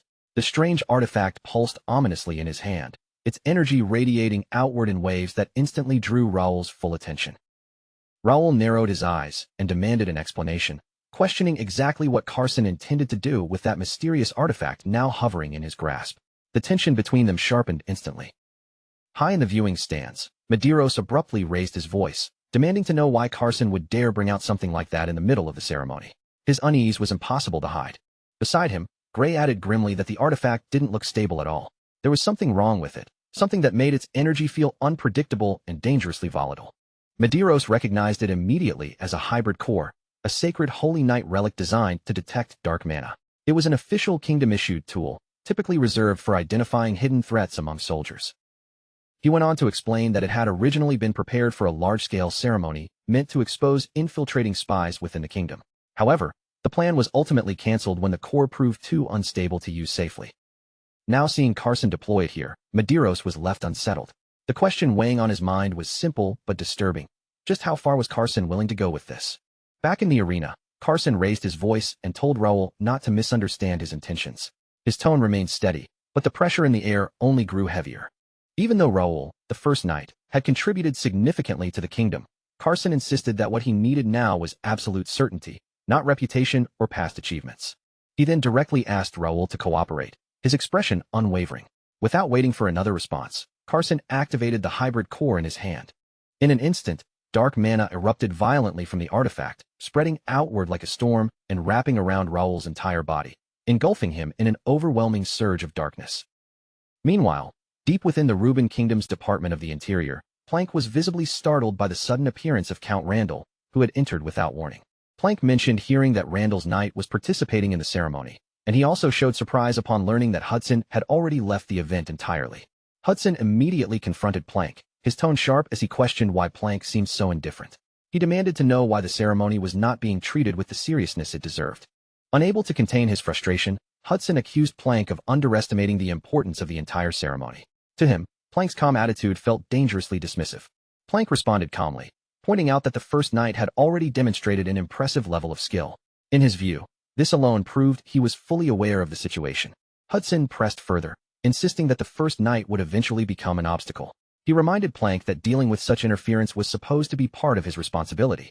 Plank dismissed the concern, claiming these emerging issues were nothing more than minor disturbances, far too insignificant to threaten their overall plans. Hudson immediately challenged that logic, refusing to believe the Ashton faction could be ignored so easily. Clarifying his position, Plank explained that Ashton County acting as a unified force would indeed be dangerous. However, Raoul alone, isolated without his county's full support, was still within manageable limits. Hudson fell silent for a moment before voicing his true concern. Raoul's influence was spreading rapidly across the kingdom, and his growing popularity made him far more dangerous than most people realized. He pressed Plank again, demanding to know if he still truly believed Raoul and the others were nothing more than a minor nuisance in the grand scheme of things. Hudson pointed out that even though the first knight was led by a young and relatively inexperienced commander, they were already actively disrupting carefully laid plans. That alone made them far from insignificant. Still, Hudson remained convinced that Raoul Ashton himself had no idea about the deeper conflict unfolding beneath the surface of the kingdom's politics and power struggles. In his view, Raoul was completely unaware of just how massive and dangerous the brewing storm around him truly was, continuing forward without realizing what was closing in.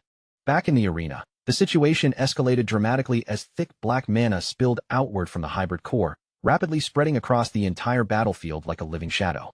The spectators began to panic almost immediately, their voices rising in alarm as they questioned whether the duel was still under control, or if it had already become too dangerous to continue. Members of the First Knight stood tense and alert, their eyes locked on their master as he remained at the center of the encroaching dark mana, refusing to move an inch. From his position in the arena, Carson observed closely, sensing something unexpected. The divine power emerging from Raoul was rising far beyond what he had initially anticipated. For a brief moment, even Carson was left unsettled. The sheer intensity and scale of the power unfolding before him went far beyond his calculations, throwing him into rare confusion.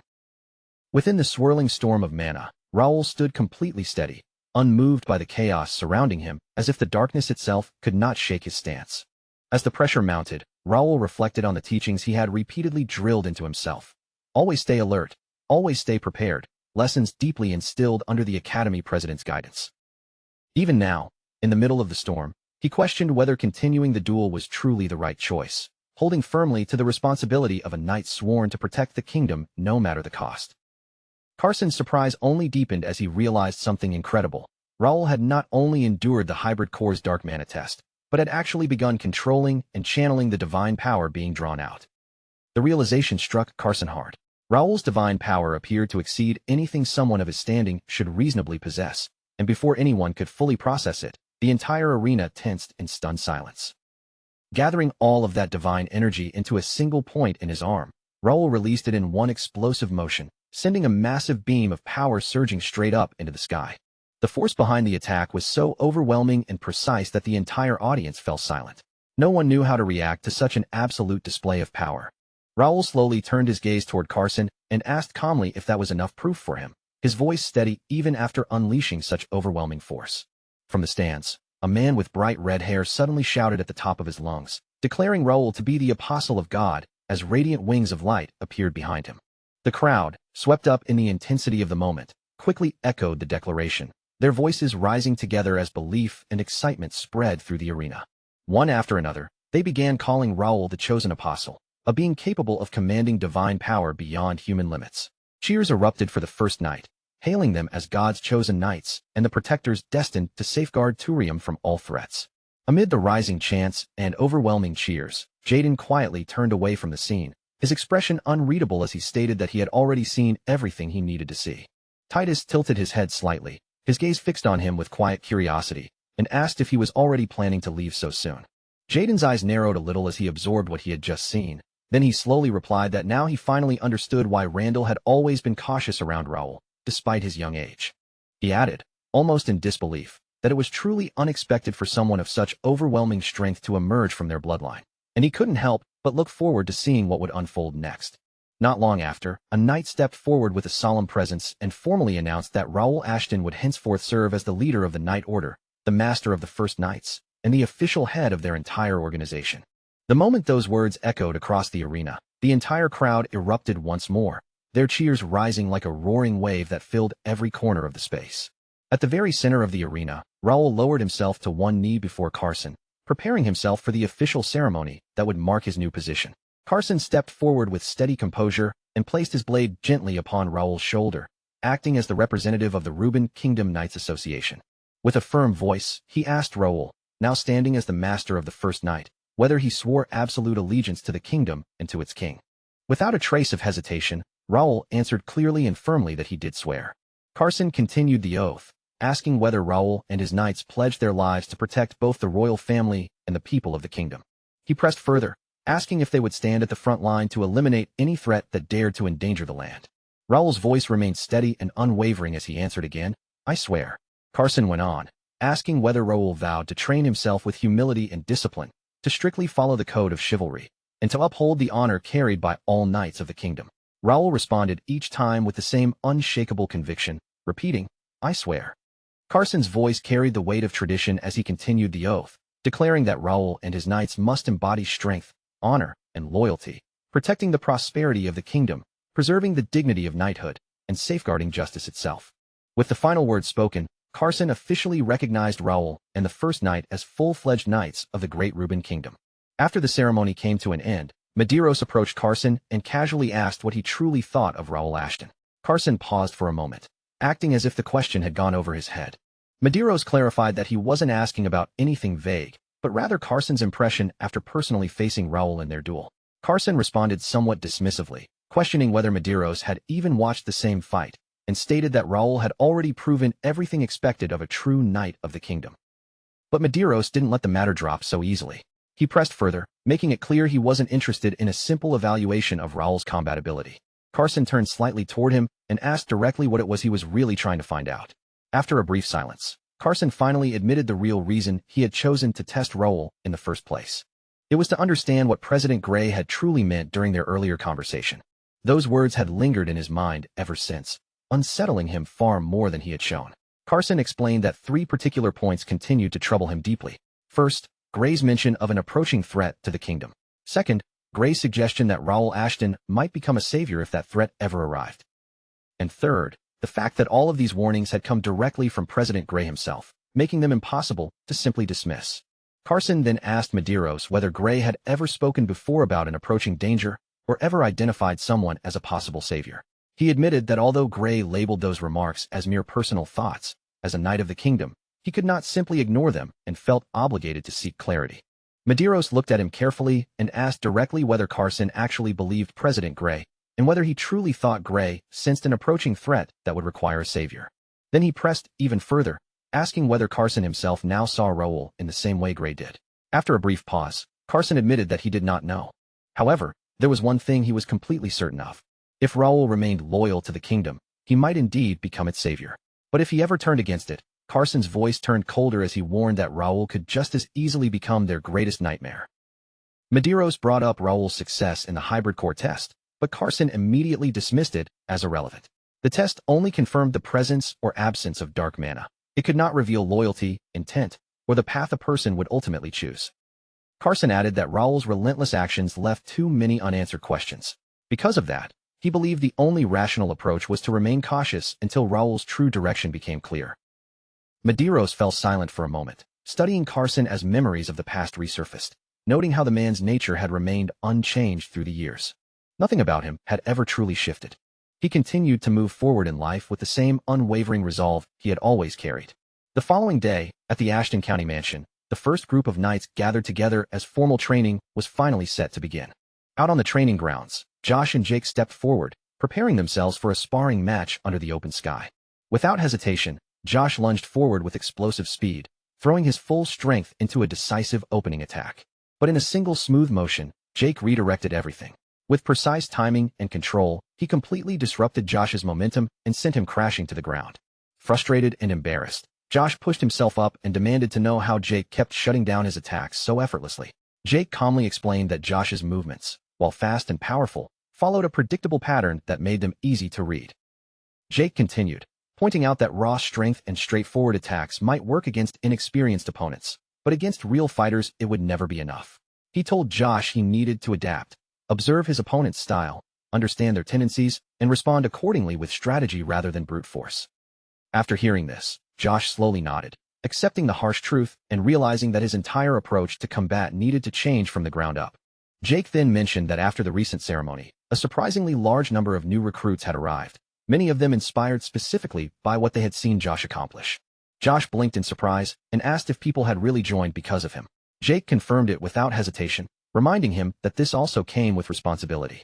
Those new recruits would be watching him closely, learning from his behavior, and expecting him to lead by example. Jake added that this kind of attention would likely lead to complications sooner or later. Confused, Josh asked what kind of trouble he meant. Meanwhile, from a quiet window inside the mansion, Raoul stood in silence, observing Josh and Jake's training exchange from a distance, letting out a slow, thoughtful sigh as he took in the scene. At that moment, Bernard approached him and informed him that the initiation test for the recruits, the one Raoul had personally requested, was now fully prepared and ready to begin. Raoul expressed his thanks, acknowledging that the results of their efforts during the ceremony had exceeded expectations. He noted that the Knight Order, which had remained quiet for so long, was finally about to become active again with a wave of new recruits. Noticing Raoul's sudden push for rapid expansion, Bernard asked if there was a specific reason behind his urgency. Raoul paused for a moment, considering the question, then asked Bernard if he truly believed the kingdom was still in a state of peace. Bernard, slightly confused, asked him to clarify. Raoul admitted that although occasional disturbances still appeared, the kingdom had indeed enjoyed a long period of relative peace. But he stated firmly that such stability would not last forever. He then warned that an event just 5 days from now would shatter that peace entirely. Because of that, he stressed again that their preparations were absolutely critical, and that it was their duty to stop what was coming and safeguard the kingdom's future stability. The scene gradually shifted away from the battlefield and the crowd, settling into a quieter chamber where Gerald D. Reuben, the sixth prince of the Reuben kingdom, stood in formal conversation with Carson. Gerald began by offering his thanks, acknowledging that Carson had handled the ceremony on behalf of the royal family with proper dignity and control. Carson lowered his head slightly in response, speaking with calm modesty as he explained that he had simply carried out the duties that were entrusted to him, nothing more and nothing beyond his role. Gerald then shifted his tone, explaining that due to the recent disturbances at the gate, the royal family had been unable to attend public ceremonies as they normally would. His voice carried a hint of apology as he hoped Carson would understand their absence. Carson nodded in acknowledgement, accepting the unpredictability of the current situation. He stated firmly that the safety of the royal family had to remain the absolute highest priority above everything else, something he believed every knight in the kingdom would agree on without exception. After a brief pause, Gerald changed the subject. He mentioned that he had heard reports of a newly formed knighthood that had made a remarkable impression during the ceremony, and he specifically asked about the first knight. Carson explained in detail that only a single warrior family had participated in that segment, and among them the first knight had stood out clearly, remaining undefeated throughout the entire competition without a single loss. That achievement alone set him apart from everyone else present.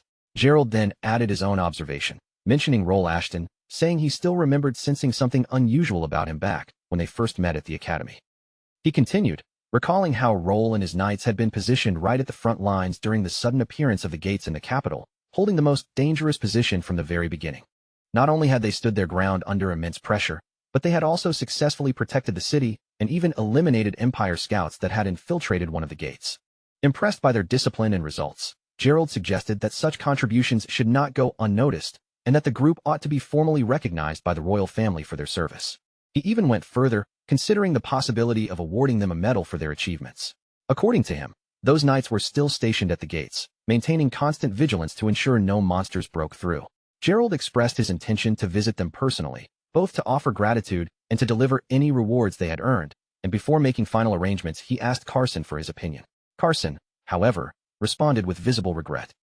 He informed Gerald that the first knight had been prohibited from entering any of the capital's gate sites.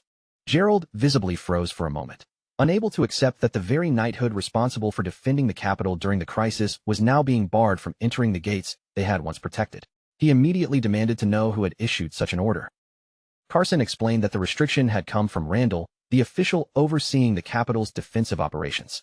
According to him, Randall believed that limiting access to the gates would allow for more efficient deployment and control of their defensive forces.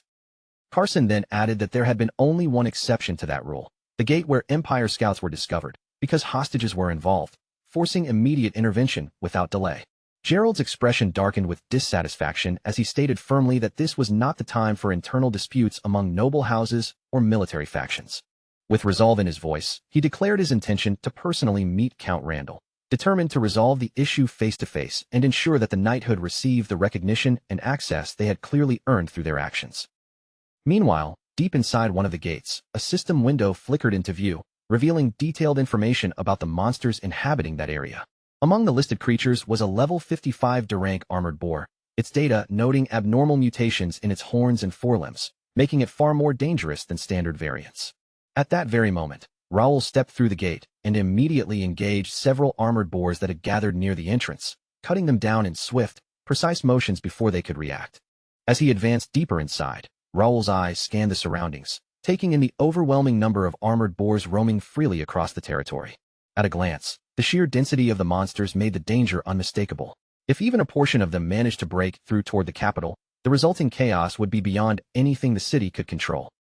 With that realization settling in, Raoul made his decision without hesitation. He would eliminate every last threat before anything had the chance to escape. But just as he began to plan his next advance, the armored boars suddenly shifted their formation, regrouping in an unnatural coordinated motion. In the next instant, they surged forward as one, launching a synchronized charge from multiple directions, forcing Raoul to brace himself as the wave of monsters closed in from every side. At that critical moment, reinforcements arrived inside the gate. The members of the First Knight had finally reached the battlefield. Philip, Josh, Pierce, and Jake immediately spread out across the field, taking positions without hesitation as they joined the fight alongside Raoul. They moved in clean coordination, cutting through the surrounding armored boars and breaking the pressure that had nearly overwhelmed him seconds earlier. Working together in rapid succession, the group steadily pushed back the swarm of monsters, regaining control of the chaotic battlefield. As the situation stabilized slightly, Philip observed that fully clearing the armored boars would take a significant amount of time. Jake added that they were still only at the entrance of the gate, meaning this was merely the beginning of a much larger battle ahead. Pierce emphasized that every single armored boar inside the gate had to be eliminated, because allowing even one to escape into the capital was not an option. Josh, looking at the scale of the swarm, questioned whether they could realistically handle such overwhelming numbers. Raoul stepped forward and calmly told them not to worry, explaining that they were not the central force responsible for handling the full scope of the operation. Just as those words left his mouth, a new presence arrived at the gate entrance. Alchemist Nakia appeared on the battlefield. She offered a quick apology for her delay, explaining that she had needed extra time to complete the preparation of her potion before joining the fight. Raoul reassured her without hesitation, telling her that her role was absolutely crucial to the success of their plan. Hearing this, Nakia immediately focused and activated her alchemical power. A massive explosion erupted across the interior of the gate, illuminating the entire battlefield in a sudden wave of blinding light and shockwaves. The sudden burst of brightness startled Josh, while Jake watched closely, analyzing the phenomenon and questioning whether what he was seeing could even be classified as ordinary magic. Philip quickly understood the truth behind it. This was not simple magic at all, but a rare and powerful combination of alchemy fused together with magical energy. Without pause, Nakia continued her assault, releasing another surge of alchemical power that rippled through the battlefield. The force of the attack drove the monsters back violently, scattering the armored boars and breaking their formation under the overwhelming pressure. Watching her performance closely, Raoul noted that despite everything she had endured alongside her sister, she had not weakened in the slightest. On the contrary, her abilities had grown even stronger than he had anticipated, and her presence was quickly becoming one of the most decisive advantages in their formation.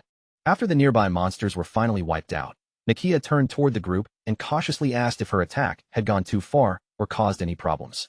For a brief moment, everyone fell silent, still processing the overwhelming level of power she had just displayed on the battlefield.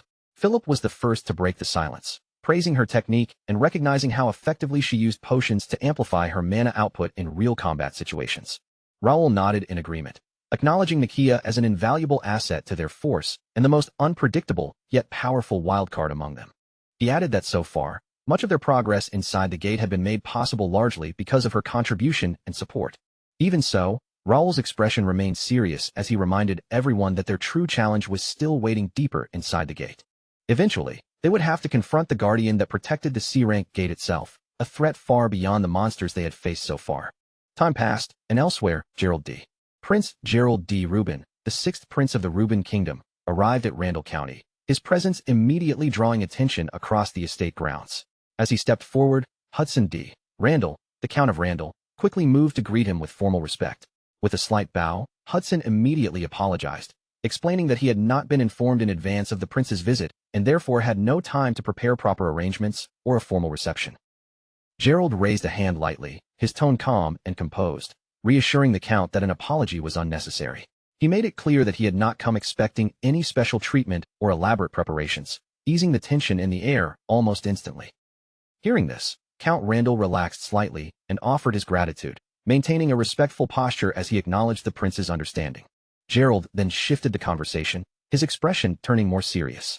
He admitted that he would have preferred a more lighthearted discussion, but emphasized that the matter he had come to address could not be delayed any further. He brought up the controversial restriction on gate entry, stating that he had heard it was implemented at the request of the Randall family. Gerald asked directly for clarification, particularly regarding why the First Knight had been specifically affected by this ban. Count Randall responded in a controlled, professional tone, explaining that the gate entry restriction was not targeted at any one group. It was a strategic decision made to ensure more efficient management of both the gates and the capital's defense structure, coordinated jointly with the Capitol Guard. He further clarified that the restriction applied uniformly to all night orders without exception, not just the first night. Gerald D. Rubin acknowledged the explanation with measured composure, expressing appreciation for the Count's dedication to maintaining the Capitol's security. However, he firmly stated that the current situation required full cooperation from every capable force available, without unnecessary limitations. Without hesitation, Gerald made a decisive declaration. The gate entry ban would be completely lifted. From this point forward, all-night orders and mercenary groups would be permitted to participate freely in the Capitol's defense operations. He added that he would personally speak with the commander of the Capitol Guard to ensure the change was enforced, and instructed Count Randall to leave gate control responsibilities entirely under the Guard's authority going forward. Count Randall accepted the royal decree without protest, lowering his head in acknowledgement of the prince's command. After Prince Gerald departed, however, the calm expression that had remained on Count Randall's face began to crack. A sharp edge of irritation and suppressed anger surfaced beneath his controlled demeanor, revealing his true feelings once the royal presence was gone. In silence, he resented what he perceived as disrespect from the sixth prince. Internally, he vowed that Gerald, and anyone associated with the first knight or those undermining his authority, would eventually pay for this humiliation. Meanwhile, deep inside the gate, the first knight's party continued pushing forward, steadily cutting through the monsters obstructing their path. Jake complained aloud about the narrow terrain, frustrated that the tight corridors severely restricted his sword movements. Philip, staying focused, pointed out that while the space was limiting, it also prevented them from being surrounded by enemies. Pierce reminded everyone to maintain focus, noting that the terrain would not improve anytime soon. Jake then commented on Nakia's movement, surprised at how well she was adapting to the cramped and unstable environment. As Nakia moved forward, she suddenly stumbled slightly on the uneven ground. Before she could fall, Josh quickly reached out and caught her, steadying her balance. Josh told her to be more careful with her footing, while Nakia, slightly flustered, thanked him for the support. Josh reassured her that he would always be ready to help if needed. Watching this interaction, Jake muttered under his breath that Josh really needed to stay focused and pull himself together. Raoul carefully observed the environment, immediately recognizing how draining the gate's terrain was. Every step seemed to sap more stamina than normal, weighing heavily on their movements. He explained that he had only been able to enter the gate due to his cooperation with the Capitol Guard, but since the mission was not officially sanctioned, he had been limited in how many people he could bring along. Although he acknowledged Nakia's value in strengthening the team, he also worried that the group's stamina might be exhausted before they even reached the main objective of the raid. Considering the harsh terrain, he questioned whether taking breaks would even meaningfully restore their strength. At that moment, Nakia suggested that they pause briefly to recover. Philip turned to her and asked what she meant, specifically how she planned to help them regain their stamina under such conditions. Nakia explained that she had prepared a stamina recovery potion before entering the gate, anticipating exactly this kind of situation. She added that although the potion was not as refined as those produced in the monastery, it should still be effective enough to restore their energy. She handed the bottle over to Jake, but before she could give any proper warning, he immediately raised it and drank the entire contents in one go. A powerful surge of energy exploded through his body instantly, his expression tightening as the intense effect hit him all at once. Nakia quickly scolded him, explaining that the potion was highly concentrated and should have been shared among the group instead of being consumed all at once. She then added that fortunately, she had prepared an additional bottle as a backup in case something like this happened. Pierce commented dryly that Jake's behavior was typical of him, acting first and thinking later, driven by a straightforward, muscle-first personality. Raoul, however, focused on something deeper. He recognized the significance of Nakia's creation, noting that such a potion normally required divine assistance from trained priests, yet she had achieved a similar effect purely through alchemy. Once again, he confirmed in his mind that bringing her into their group had been the correct decision. With her support, the team could continue advancing without hesitation. Reinvigorated, Raoul signaled for everyone to move forward, and Jake immediately agreed with renewed excitement, ready to charge ahead. Jake boldly declared that he was prepared to tear through any guardian or obstacle standing in their way. Philip, meanwhile, casually asked Nakia if she happened to have anything that could silence the loud mouth like Jake. Nakia simply replied that she did not have any such potion.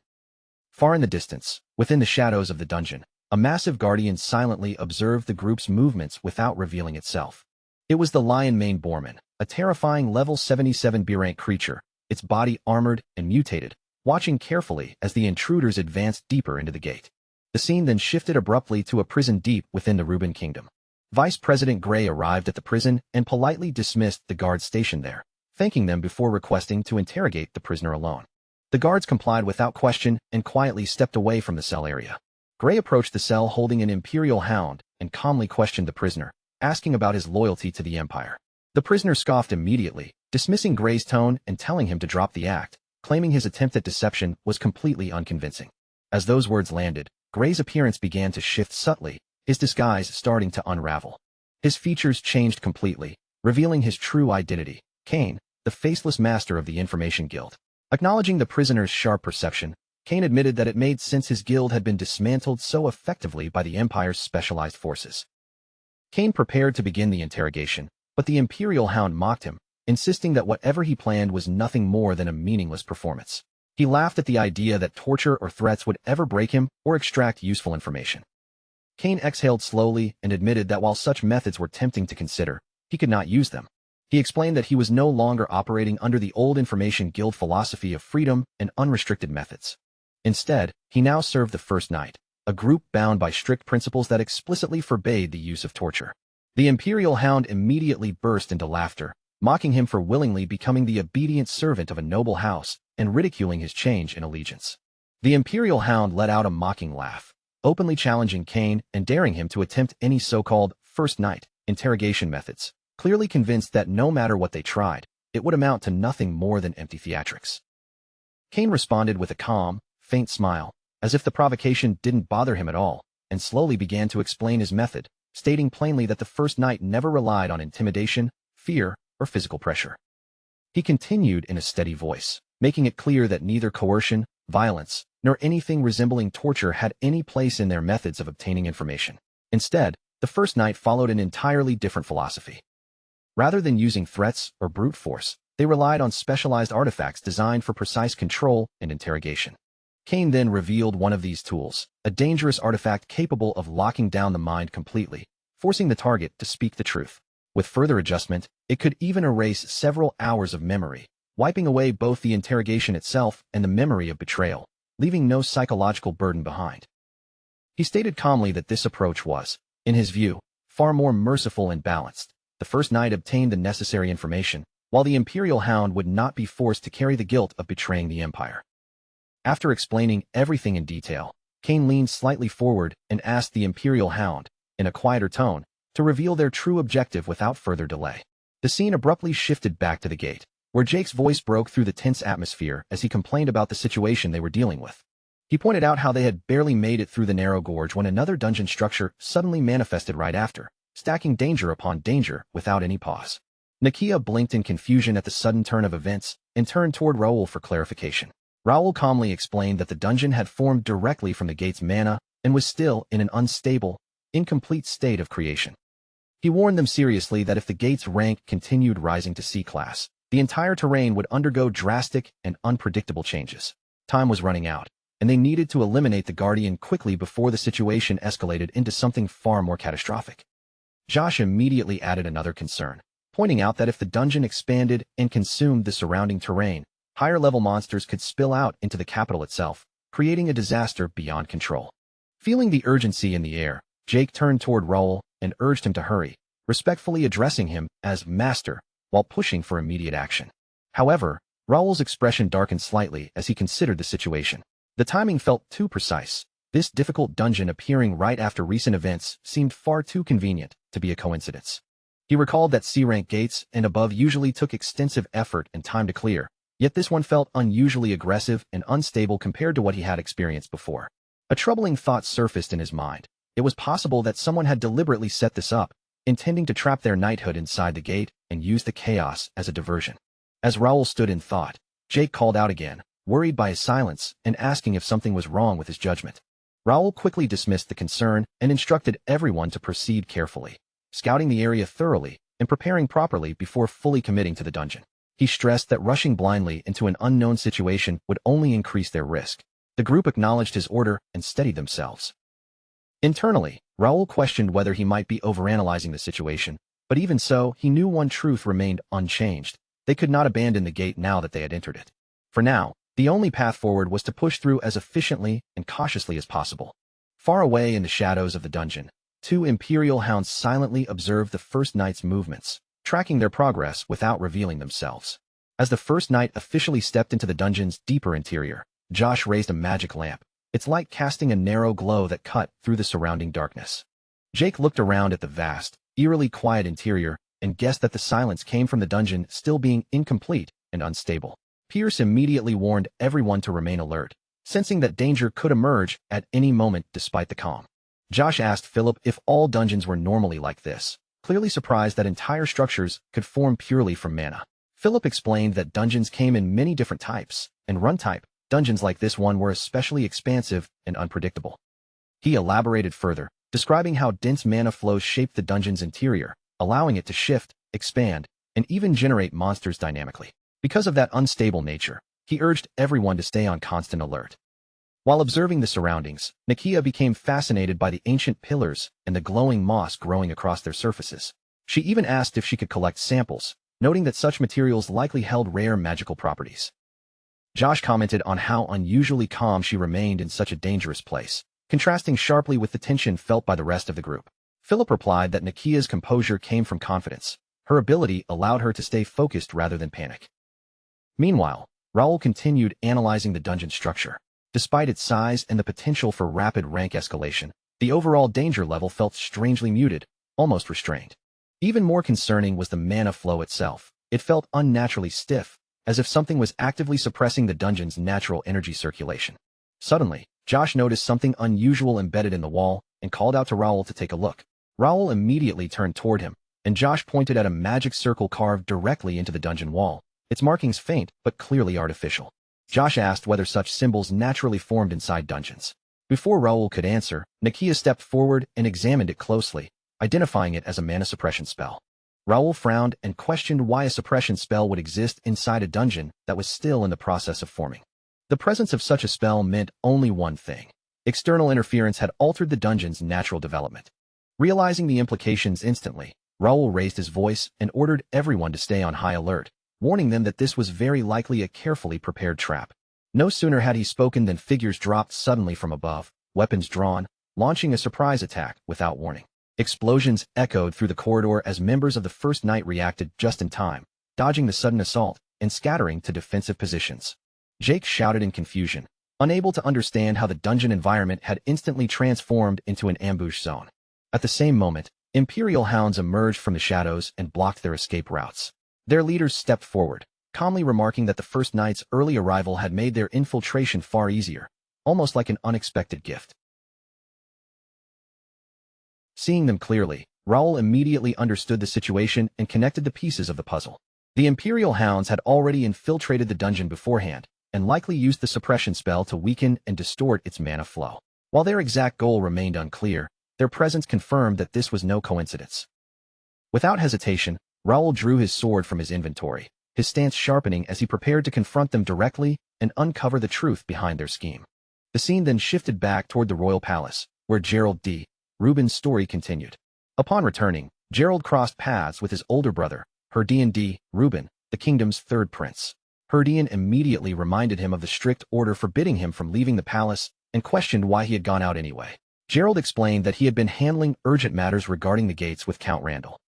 Gerald lowered his head slightly and apologized for breaking protocol, accepting that he might face punishment and stating that he would report the matter directly to the king himself. Herdian, however, reassured him that immediate punishment was unnecessary, expressing confidence that the king would understand the urgency behind his actions.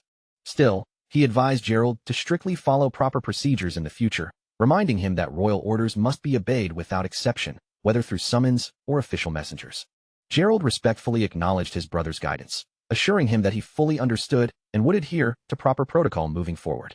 As Herdian walked away, he silently reflected on Gerald's recent behavior, wondering when he had begun taking interest in matters involving the gates. He questioned whether the king, or perhaps another prince, had influenced him.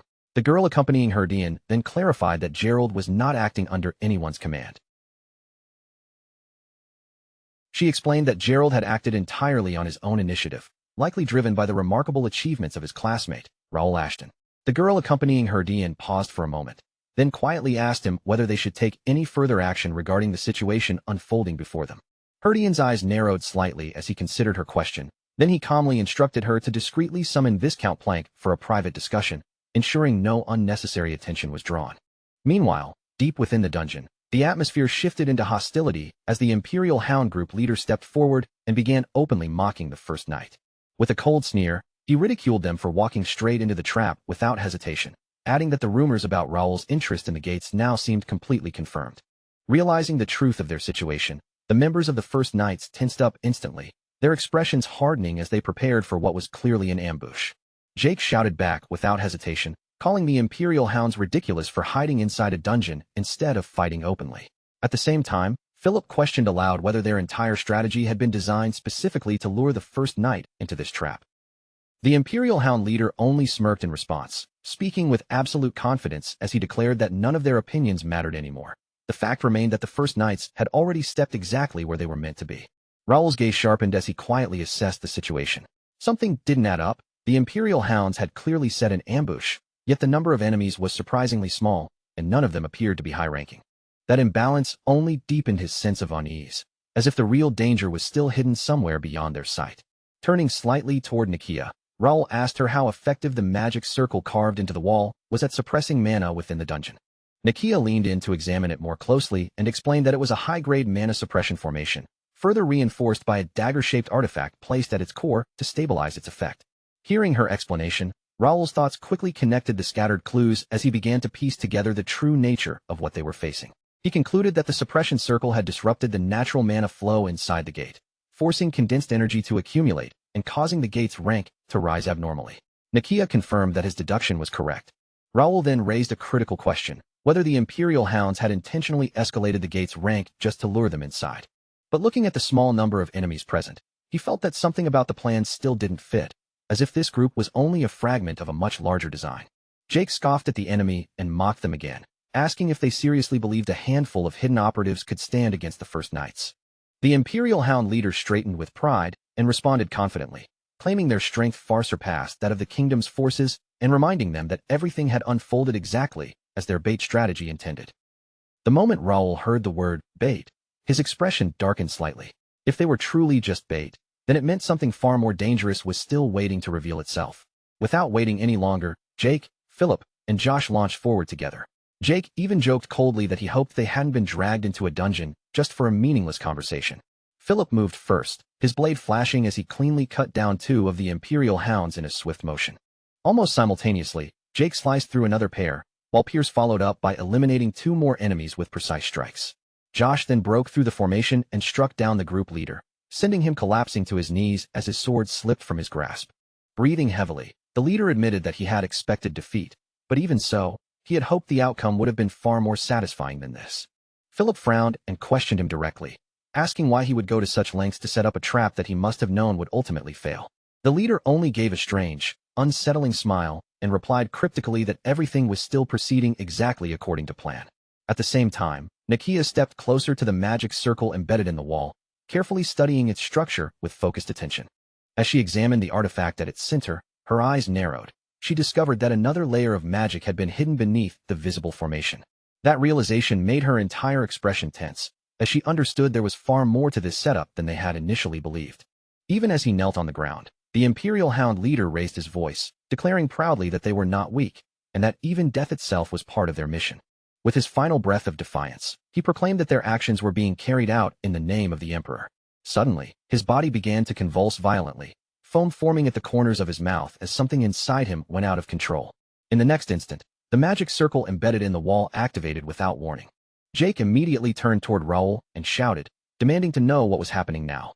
Raoul spun around toward Nakia, who quickly explained that the artifact had been linked to a self-destruct chain. Once the caster died, the suppressed mana would be forcibly released all at once, flooding back into the dungeon structure. A deep, rumbling sound suddenly echoed through the entire chamber, heavy and distant, as if something massive had just been awakened. Jake called out again, asking Raoul what that sound meant. But Raoul's expression had already turned grim as he sensed something enormous moving deep within the dungeon. Moments later, countless armored boars surged into view, charging forward in overwhelming numbers that filled the entire passage ahead. Philip's voice dropped as he remarked grimly that the situation had escalated far beyond what they had initially prepared for. Raoul immediately shouted an order. There were too many of them to fight head-on, and everyone had to retreat at once. Without hesitation, the group followed Raoul as he led them into a full-speed withdrawal, urging them to run faster as the danger closed in behind them. While moving, Raoul pointed ahead toward a staircase and explained that the entrance of the gate lay just beyond it. But as they reached the top of the stairs, their path was completely cut off. The gate guardian had appeared directly at the exit, weapon drawn, sealing their only route of escape. The scene abruptly shifted back to the Reuben Kingdom Palace. Her D&D, Reuben, the third prince, stood with a composed expression as he addressed Viscount Jerry D. Plank, offering a formal apology for summoning him so suddenly. He added that entering the palace unnoticed had become increasingly difficult due to the king's recent restrictions on movement, making secrecy far more complicated than before. Still, Herdian emphasized that this meeting was absolutely necessary to ensure their long-term plan did not collapse under pressure or delay. Viscount Plank, the kingdom's financial director, responded calmly, saying that if anything, the responsibility lay with him for causing concern in the first place. Herdian quickly dismissed the formalities and shifted directly to the main topic, asking for an update on the progress of Plank's plan. Plank reminded him in a steady voice of the same advice he had given from the very beginning of their cooperation. And that advice remained unchanged. True ambition, he said, could only be achieved through patience and careful timing. Herdian's face twisted with frustration as he snapped that he had already gambled everything he had on this plan, and he had no intention of sitting around and waiting any longer for results that might never come. At that moment, Plank finally stepped forward with a calmer presence, signaling that the wait was over and that he had something worthwhile to report, some long-awaited good news at last. Herdian immediately demanded an explanation, pressing him for details, and Plank responded in a deliberately vague tone, hinting that Herdian would soon witness the outcome of his patience after tonight's events unfolded. Meanwhile, Raoul and his team pushed forward at full speed, racing through the unstable corridors as they headed straight for what they hoped would be the exit. Raoul suddenly shouted that the way out was in sight, but his voice cut off mid-sentence as he came to an abrupt halt, sensing something wrong ahead. Blocking their path completely stood a massive, terrifying monster, its sheer size and presence making it impossible to mistake or ignore. Jake froze for a split second before shouting in disbelief, asking what in the world that creature was supposed to be. Philip narrowed his eyes and cautiously suggested that the creature might be the gate guardian assigned to protect the area. Raoul's expression tightened with unease as he questioned why a guardian like that would be positioned here, since it shouldn't normally be stationed at this point in the dungeon. Before he could think further, a glowing system window suddenly materialized in front of Raoul, flashing an urgent mission: eliminate the gate guardian. The objective was clearly displayed: defeat the guardian that had appeared alongside the monster wave. Reward details followed, offering 28,000 experience coins along with a random B-rank material box. A wave of anxiety surged through Raoul as he read the message, realizing just how badly the timing had turned against them. If they could only break through and reach the valley beyond, the narrow passage there would give them a slim but real chance to escape this entire gate zone. Yet standing before the dungeon entrance like this felt too precise, too intentional. Almost as if someone had carefully designed the situation just to corner them here. The ground suddenly trembled violently as the sound of armored boars thundered closer, and Jake shouted that the pursuing monsters had already caught up to them. Philip quickly turned toward Raoul, his voice tense as he warned that if they remained trapped between both sides, they would soon be completely surrounded without any escape route left.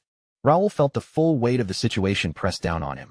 The guardian ahead was no ordinary threat, but a high-tier raid-class monster that could not be brought down quickly. His thoughts raced through every possible option, and one dangerous idea surfaced in his mind: using Redger's power. That ability held enough destructive force to potentially wipe out the Guardian and the surrounding monster wave in a single devastating strike. But Raoul hesitated, unsure if he could truly control that power completely. One mistake, even a small miscalculation, could endanger the knights fighting beside him. While Raoul remained locked in hesitation, Nakia suddenly stepped forward without warning, breaking the tension in the air. She reached into her pocket with steady determination and moved toward the advancing armored boars pressing in from behind. Her sudden move shocked everyone around her, and Josh immediately called out, demanding to know what she intended to do. Nakia pulled out a potion bottle, speaking firmly as she told Raoul not to worry. She would handle the incoming monsters herself, and ordered the knights to support Raoul by clearing a path forward instead. Raoul's eyes widened in alarm as he shouted her name, warning that there was no way she could take on so many armored boars alone. But then his gaze locked onto the potion in her hand, and his expression shifted. He realized it wasn't an ordinary elixir, but something far more powerful than anything she had used before. Understanding what she was about to do, Raoul quickly raised his voice and ordered the others to stop interfering, commanding the knights to keep the guardian away from her and give her space. He added firmly that while the plan was far from ideal, they had no choice but to trust her judgment and let her proceed. As Nakia activated the potion, a dense surge of mana mixed with alchemical energy erupted outward like a thick, rolling cloud, while the armored boars locked onto her position and charged in full force. Nakia stood completely still, not even flinching as the monsters rushed toward her with crushing momentum. Then she began to chant, her voice flowing in a strange and ancient language none of the others had ever heard before. A sudden pulse of raw magical force exploded outward from her body, rippling through the air like an invisible shockwave. The armored boars were instantly halted mid-charge, frozen as if the very world itself had locked them in place. Everyone, with Raoul standing at the front, stared in stunned silence at what had just unfolded before their eyes. The level of power she had unleashed was unlike anything they had ever witnessed from Nakia before, far beyond anything they expected. At that moment, Raoul's eyes sharpened as understanding began to dawn on him about exactly what he was seeing.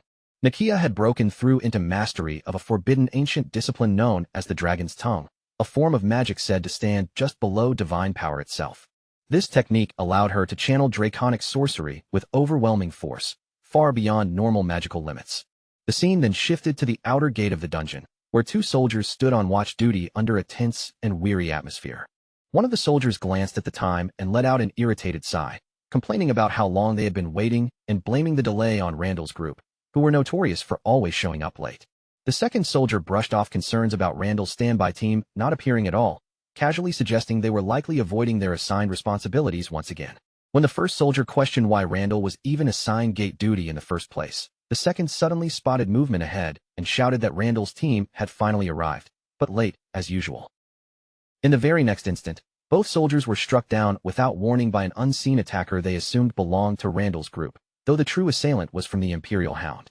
More operatives of the Imperial Hound soon emerged from the shadows, confirming that there would be no survivors left as they prepared to disrupt control of the gate and plunge the area into chaos. The scene then shifted to a prison cell, where Kane was visibly shaken by the shocking information revealed by a captured member of the Imperial Hound. Still struggling to process what he had just heard, Kane demanded the prisoner repeat his statement, and the captive confirmed that the Imperial Hound had already infiltrated deep into the kingdom and that their operation was already underway. When Kane questioned whether the recent attacks on gates and guilds were merely provocations, the prisoner clarified that they were never random provocations, but carefully coordinated moves leading toward a larger war. He then revealed the final truth, that the war would begin that very night, and its target would be the heart of Reuben itself. Realizing the severity of the situation, Kane immediately disguised himself as Alfredo Gris and rushed out of the cell without hesitation. The guard attempted to stop him, but Kane moved too quickly and slipped past before he could be caught. As he ran, Kane's mind raced with grim realization. Everything had already been set in motion to trigger a full-scale war, and Reuben was on the brink of collapse before the night even came to an end. Inside the gate's chaotic battlefield, Nakia, now empowered by the potion and fully channeling draconic sorcery, pressed forward relentlessly toward the massive armored boars, her presence radiating overwhelming magical pressure. Watching everything unfold from a short distance, Josh couldn't help but voice his unease, commenting on how strange and deeply unsettling the entire situation had become. Raoul stood observing Nakia's overwhelming surge of power as the dungeon itself trembled around them, the very air shaking under the weight of her magic. In that moment, a thought surfaced in his mind, that with strength like this, she might even be capable of taking down a boss monster in a single decisive strike. Raoul suddenly shifted focus, turning his blade toward the boss monster as it attacked, brushing off its strike with a clean parry before driving it aside with controlled force. Realizing that the boss was trying to break through toward Nakia, Raoul barked out orders to his team, telling them to seal off every opening and prevent it from interrupting her at all costs. As his teammates quickly spread into position, Nakia unleashed a devastating surge of draconic magic, the air warping violently as her spell gathered unstoppable momentum. The release was catastrophic. Her magic swept through the armored beasts ahead of her, erasing them in an instant and tearing a straight, cleared path through the battlefield like a blade through flesh. The entire team froze for a moment, stunned into silence by the sheer scale and precision of her power. Even Raoul, who had expected much from her, couldn't hide his admiration, realizing she had exceeded all expectations by wiping out the entire boar swarm with a single spell. He also noticed something crucial. The boss monster's desperate attempt to stop her wasn't random at all, but proof that it recognized just how dangerous her magic had become. After the massive release of energy, Nakia's strength faltered, her body nearly collapsing, until Josh rushed in just in time, catching her and calling out in concern. Jake let out a stunned remark about what she had just accomplished alone, while Philip remained visibly shaken, unable to believe what he had just witnessed. Raul immediately ordered Josh to take care of Nakia, and Josh quickly nodded in agreement without hesitation. Raul then turned his gaze back to Nakia, acknowledging that she had just saved them from a far more dangerous situation than anyone had realized. But before the moment could settle, the boss monster charged again, forcing Raul and his team back into combat formation. Raul shouted that they would handle the rest, signaling the team to hold the line while he prepared to finish this fight. Far away at the western border of the Reuben Kingdom, Dylan stood over the last fallen orc and immediately asked for a full report on the current situation. The Knight Captain answered that the area appeared clear, confirming that no major monsters or dangerous beasts had been detected nearby. Dylan frowned in confusion, pointing out that intelligence reports had warned of a massive monster surge toward the border, yet they had only encountered scattered groups of weak orcs and goblins. He then demanded information about the Templeton Knights, who were supposed to be stationed at the northern border, and the Knight Captain replied that they had been redirected under urgent orders from Royal Intelligence. Dylan's expression darkened as he deduced that if the Sword Master and his elite knights had been deployed north, it likely meant they were preparing for an extremely serious threat, possibly even a dragon-level incident. He muttered that something still felt fundamentally wrong, even though everything on the surface appeared calm and under control. The Knight Captain agreed, explaining that while Knight orders were usually deployed for monster outbreaks, it was highly unusual for elite units to be repositioned across multiple borders like this. Such large-scale movements of forces could leave the capital dangerously exposed, even though the McNeil and Randall Knight groups were still stationed there for defense. Even so, the situation carried an unsettling level of risk that could not be ignored. After weighing everything carefully, Dylan decided they would continue their investigation until sunrise and ordered the Knight Captain to form 2 scouting units, one to report back to his father, and another to head toward the capital. When questioned about sending scouts to the capital, Dylan explained that it wasn't an official request for action, but a silent order to observe and confirm his growing suspicion.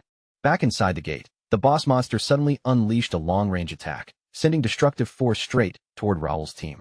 Raul reacted instantly, raising his sword and blocking the incoming blast head-on. The boss followed up by signaling its subordinate monsters to join the assault, escalating the battle even further. Philip and Jake leapt forward together, launching coordinated aerial strikes at the boss, but their attacks were effortlessly deflected, sending both of them flying backward.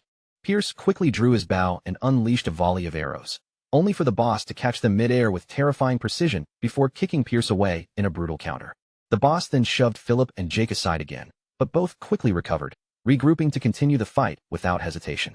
However, in the next instant, the boss locked onto Jake and struck with overwhelming force, launching him across the battlefield. Philip turned instinctively to check on Jake, but before he could react, the boss struck him as well, knocking him hard to the ground. Raul seized the opening and charged forward, landing a clean sword strike on the boss, but the attack barely left a mark on its massive frame. Enraged, the boss roared and slammed the ground with devastating force, triggering a shockwave explosion that sent everyone flying backward. As the dust settled, Pierce called out to Jake, asking if he could still move, and Jake replied with stubborn confidence that he was fine and it was nothing serious. Pierce admitted that the fight was far more intense than expected, noting how the boss moved with shocking speed despite its enormous size, making it extremely difficult to counter. He further concluded that this boss might be the strongest creature they had ever faced inside any gate so far. At the same time, Raul checked on Philip, asking if he could still continue fighting. Philip, breathing heavily, said he could continue, but warned Raul that this monster was nothing like the previous guardians they had encountered. Raul clarified that the monster's sudden spike in strength was caused by a burst of restricted mana, effectively elevating it to a rank C guardian-level threat. He urged everyone not to retreat, explaining that facing stronger enemies was necessary for their growth, and that defeating this creature was part of their duty as First Knights. Raul then instructed Jake and Pierce to hold their positions and wait for his command, preparing for a coordinated finishing strike. Jake and Pierce both confirmed they were ready, tightening their grips and preparing for the next exchange. Philip warned again that the monster's reaction speed was too fast, making it nearly impossible to find a clean opening. Raul, already preparing his next move, reassured the team with steady confidence, refusing to let hesitation take over the battlefield. Then he gave the command, "Activate Radiant Aura." In an instant, golden wings erupted behind Raul, illuminating the battlefield and catching the boss completely off guard. Philip stared in shock at the radiance, while Pierce and Jake felt their exhausted bodies begin to recover slightly under its influence. Jake, remembering the earlier ceremony where Raul had demonstrated this technique, couldn't help but think once again just how extraordinary Raul truly was. Raul openly admitted that this was the very first time he had ever deployed this technique in a real combat situation, and added that he would need his subordinates to fully support him if they wanted to survive what came next.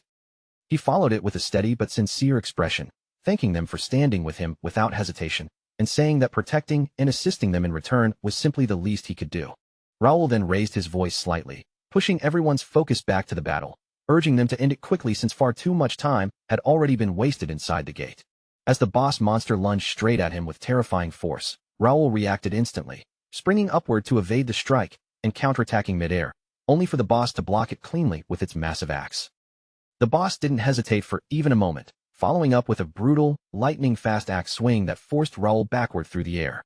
Raoul steadied himself mid-combat, narrowing his eyes as he registered just how fast the creature truly was.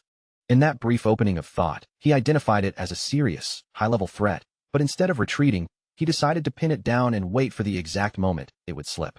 From that point on, his entire focus narrowed completely, concentrating on intercepting every single strike the monster threw at him without giving an inch. Not far away, Josh carefully helped Nakia sit down against a nearby rock, steadying her exhausted body as he asked if she was still conscious, to which she weakly confirmed that she was. From where she sat, Nakia watched Raoul fighting alone against the boss, worry filling her eyes, while Jake glanced between them and the battle and muttered whether they should step in to help. Pierce immediately cut in, reminding Jake of Raoul's strict order to wait for the signal, stressing that trusting their leader was the only way they could avoid making things worse. Meanwhile, Raoul continued exchanging heavy blows with the boss monster, blocking and countering in rapid rhythm, all while thinking that he just needed a little more time to set everything in motion. In the middle of the exchange, he suddenly shifted tactics, using psychokinesis to seize control of the boss's weapon, forcing invisible pressure down onto it, until the massive axe began to sink and the monster itself was momentarily restrained. Sensing the danger immediately, the boss reacted with instinctive brutality, throwing its axe away to break free from the psychic pressure. Seizing that brief opening, Raoul shouted out the command for everyone to attack together without hesitation. Pierce responded first, releasing a precise arrow that struck the boss directly, drawing out a sharp, pained roar from the creature. Without wasting even a second, Philip and Jake surged forward side by side, closing the distance in a synchronized rush. Their combined strike landed with crushing force, the impact echoing through the battlefield as it dealt significant damage to the towering monster. Taking advantage of the opening they created, Raoul stepped in immediately and delivered the final decisive blow, bringing the battle to an end as the massive creature collapsed heavily to the ground. Exhausted from the prolonged fight, Raoul finally dropped into a seated position, breathing heavily as he stored his sword back into his inventory and admitted that the battle had been far closer than expected. Philip quickly approached him, checking whether he was injured, and Raoul replied that he was fine, though he definitely needed a brief moment to recover his strength. Jake added that Raoul had pushed himself far beyond his limits, even going as far as using an area-wide healing skill to support the entire team, to which Raoul responded that defeating a raid-class monster alone would have been impossible and emphasized how essential everyone's contribution had been. He also mentioned, with a quieter tone, that after everything Nakia had done, he felt he had no choice but to give his all in return. Right at that moment, Bernard's voice came through the guild communication system asking if Raoul could hear him. Raoul immediately recognized the voice and responded, asking what had happened to cause such an urgent call. Bernard's tone turned grave as he delivered the news. A major crisis had erupted. The capital and the royal palace were already under attack. Within the Reuben Kingdom's royal palace, the atmosphere had turned into a nightmare, with fallen soldiers scattered across the halls and courtyards, painting the entire area in silence and devastation. Amid the chaos, the king stood face to face with Herdian and D. Reuben, both of whom now stood in open hostility, Herdian's presence alone carrying the weight of betrayal after having already killed his own brothers. The king, shaken and weak, demanded answers from Herdian, asking why he had come to this point and what could possibly justify such actions. Herdian answered coldly, insisting that everything he was doing was for the future survival of the kingdom itself. He went on to explain that the king's deteriorating condition made him unfit to rule, and that his brothers were equally unqualified to inherit the throne. According to Herdian, only drastic measures could preserve the kingdom from collapse. The king, trembling from weakness and disbelief, asked whether Herdian truly believed that saving the kingdom meant aligning themselves with the empire. Herdian responded without hesitation, declaring that the conflict with the empire had dragged on too long, and that true peace could only be achieved under his leadership. At that very moment, Carson burst into the palace, immediately cutting down several imperial soldiers in a sudden, forceful assault before they even had time to react. He then turned his attention toward Herdian and launched an attack, only for Herdian to block it head-on, steel clashing in a violent burst of sparks. Recognizing him instantly, Herdian addressed Carson as the president of the Knights Association, while Carson shouted back in fury, calling Herdian nothing less than a traitor. Herdian remained calm, responding that he had been assured all obstacles within the capital had already been eliminated, implying that Carson's survival was an unexpected variable. Carson immediately ordered the soldiers to evacuate the injured king from the battlefield and get him to safety as quickly as possible. Without delay, the soldiers began carrying out the evacuation under heavy tension. Herdian dismissed the effort with cold certainty, stating that nowhere within the palace, or even the capital, could be considered truly safe anymore. Carson refused to accept that outcome, arguing that even if the situation looked desperate, Herdian could still be brought down if they held their ground long enough. Herdian rejected the idea entirely, insisting that reinforcements from Templeton or Ashton would never arrive in time to change anything. Carson fired back with unwavering conviction, declaring that Herdian was wrong, that both Templeton and Ashton forces were already on their way to defend the kingdom. Elsewhere near the gate, 2 Imperial Hound soldiers stood guard, one casually questioning why they had been assigned such an uneventful post, while confidently assuming no one would be able to slip through, while the other agreed that the operation had been perfectly executed. The first soldier then wondered aloud about the situation unfolding in the capital, suggesting that things there were likely far more chaotic and significant. Without warning, Rose stepped out from the gate's shadows and struck both Imperial Hound soldiers down instantly, eliminating them before they could even react. In that moment, he realized their presence confirmed Bernard's warning had been accurate all along. If even the borders were already seeing enemy infiltration, then the capital itself must be in far greater danger, and he decided they could not afford to delay any longer. As Jack emerged from the gate behind him, he questioned why Imperial Hound forces were stationed here instead of Randall's group, prompting Philip to speculate that Randall might have already been defeated. Pierce disagreed with that assumption, pointing out that if Randall had truly fallen, there would have been signs of a major battle, but the area was too clean. Josh added that Randall may have managed to retreat instead. Kane arrived with an urgent correction, making it clear that Randall had not run away from the capital. In fact, they had never possessed any reason to flee in the first place. Seeing Raoul standing there safely, Kane let out a breath of relief and admitted how glad he was that Raoul had managed to return without suffering any serious harm. Raoul immediately asked for a full update, wanting to know exactly what had happened during his absence. Kane's expression grew grim as he explained that the situation had become extremely serious. The Imperial Hounds concealed throughout the capital had finally begun their attack. Kane then revealed an even more disturbing truth. Randall was not merely assisting from the shadows. They were actively leading the Imperial Hounds in the assault on the capital, proving beyond doubt that the two sides had been cooperating all along. The moment everyone heard that Randall had joined forces with the Imperial Hounds, shock spread through the entire group. None of them had expected the betrayal to run this deep. As Raoul processed the revelation, his thoughts immediately drifted back to the Reuben Kingdom Rebellion, an infamous tragedy from the kingdom's past. During that uprising, several powerful groups within the kingdom had secretly sided with the Empire. Together, they launched a revolt to seize the throne, and the conflict ultimately ended with Ashton County being completely destroyed. That memory left Raoul deeply unsettled. He began wondering whether the actions he had taken earlier had forced the Empire to accelerate its plans and launch the rebellion sooner than originally intended. Pushing the troubling thought aside for the moment, Raoul quickly asked where Bernard and the other knights were and what they were currently doing. Kane reported that Bernard and Homer had already led their forces out, but reaching the palace remained extremely difficult. Most of the kingdom's main military strength had already left the capital, leaving its defenses dangerously thin. Hearing that, Raoul realized Randall taking a central role in the rebellion fit perfectly with everything now unfolding. Jack's anger immediately boiled over. With his fists clenched and fury written across his face, he demanded that they move at once and hunt down the traitors who had shamelessly joined hands with the Empire. Pierce quickly urged everyone to calm down before they acted recklessly. He reminded them that both their stamina and mana had nearly been exhausted, meaning charging straight into another battle would put every one of them in serious danger.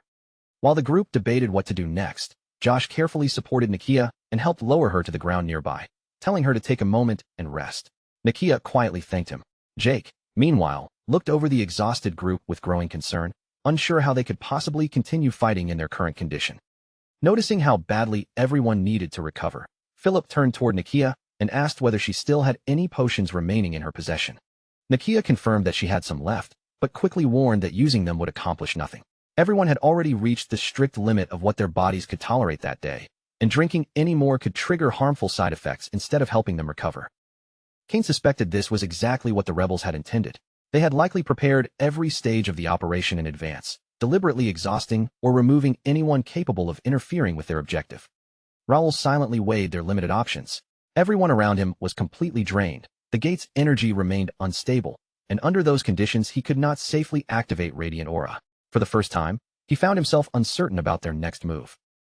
Just as Raoul struggled to find an answer, a glowing system notification suddenly appeared before his eyes. The message stated that Librarian Ravel was requesting permission to access a ranked man of stone stored inside Raoul's inventory, and the system was waiting for him to approve the request.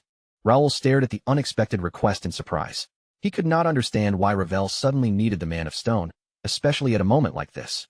Before Raoul could think any further, light gathered in the air directly in front of him, gradually taking the solid shape of a mysterious book.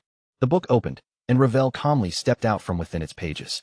She greeted Raoul as though their reunion were perfectly ordinary, remarking that he seemed to have gotten himself into quite a predicament and that it had been a long time since they last met. Raoul immediately recognized her, but her sudden appearance still caught him completely off guard.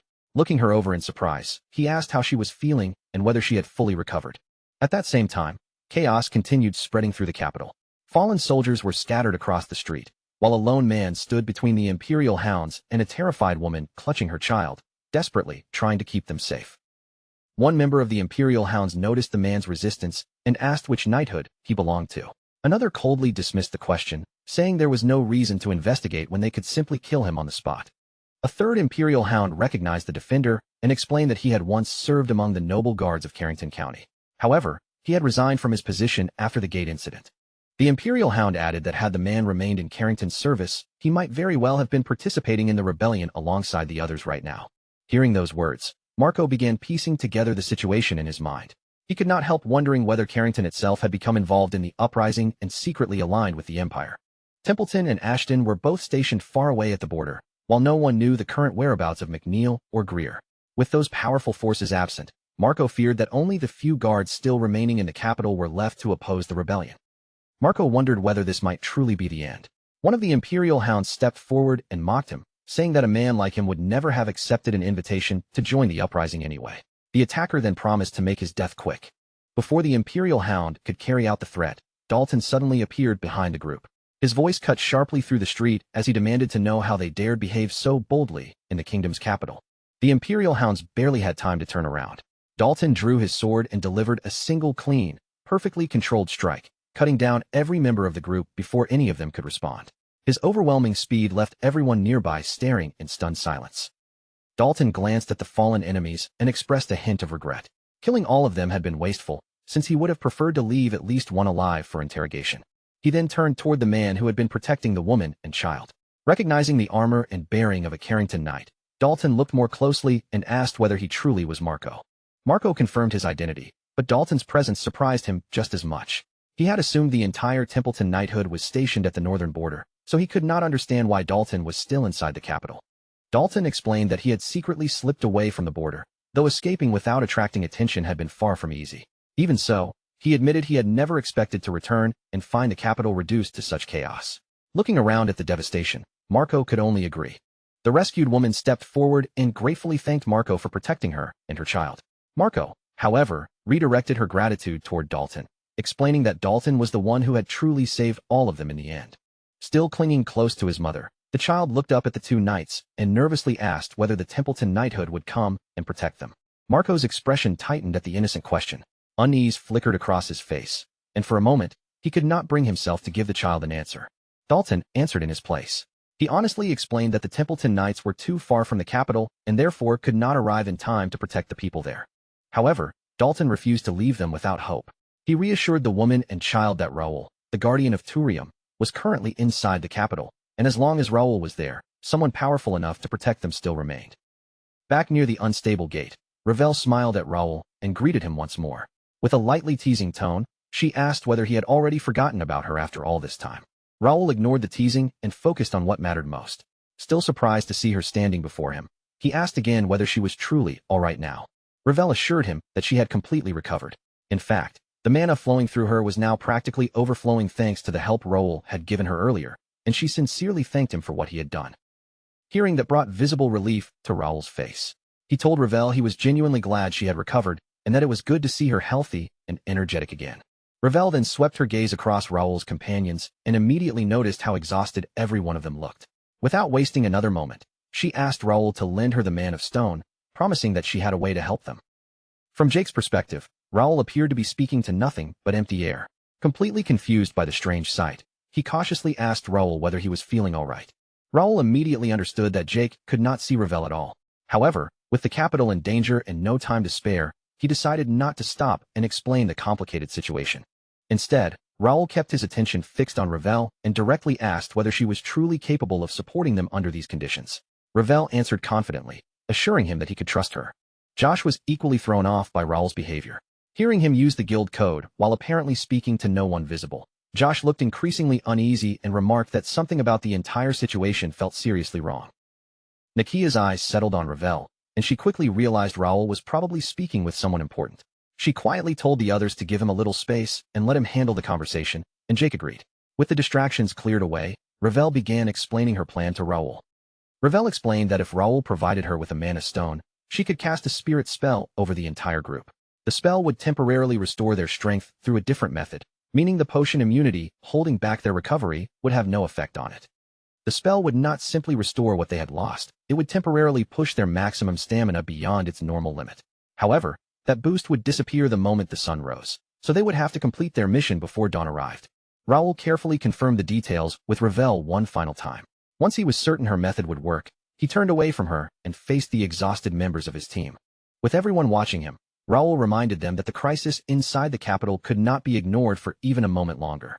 They were all worn down to their limits, but he had just found a way to temporarily increase everyone's stamina. He promised to explain exactly how it worked once the danger had passed. For now, he warned them that the battle ahead would be far more dangerous than anything they had faced before, and even with this new strength, he could not guarantee that everyone would remain completely safe.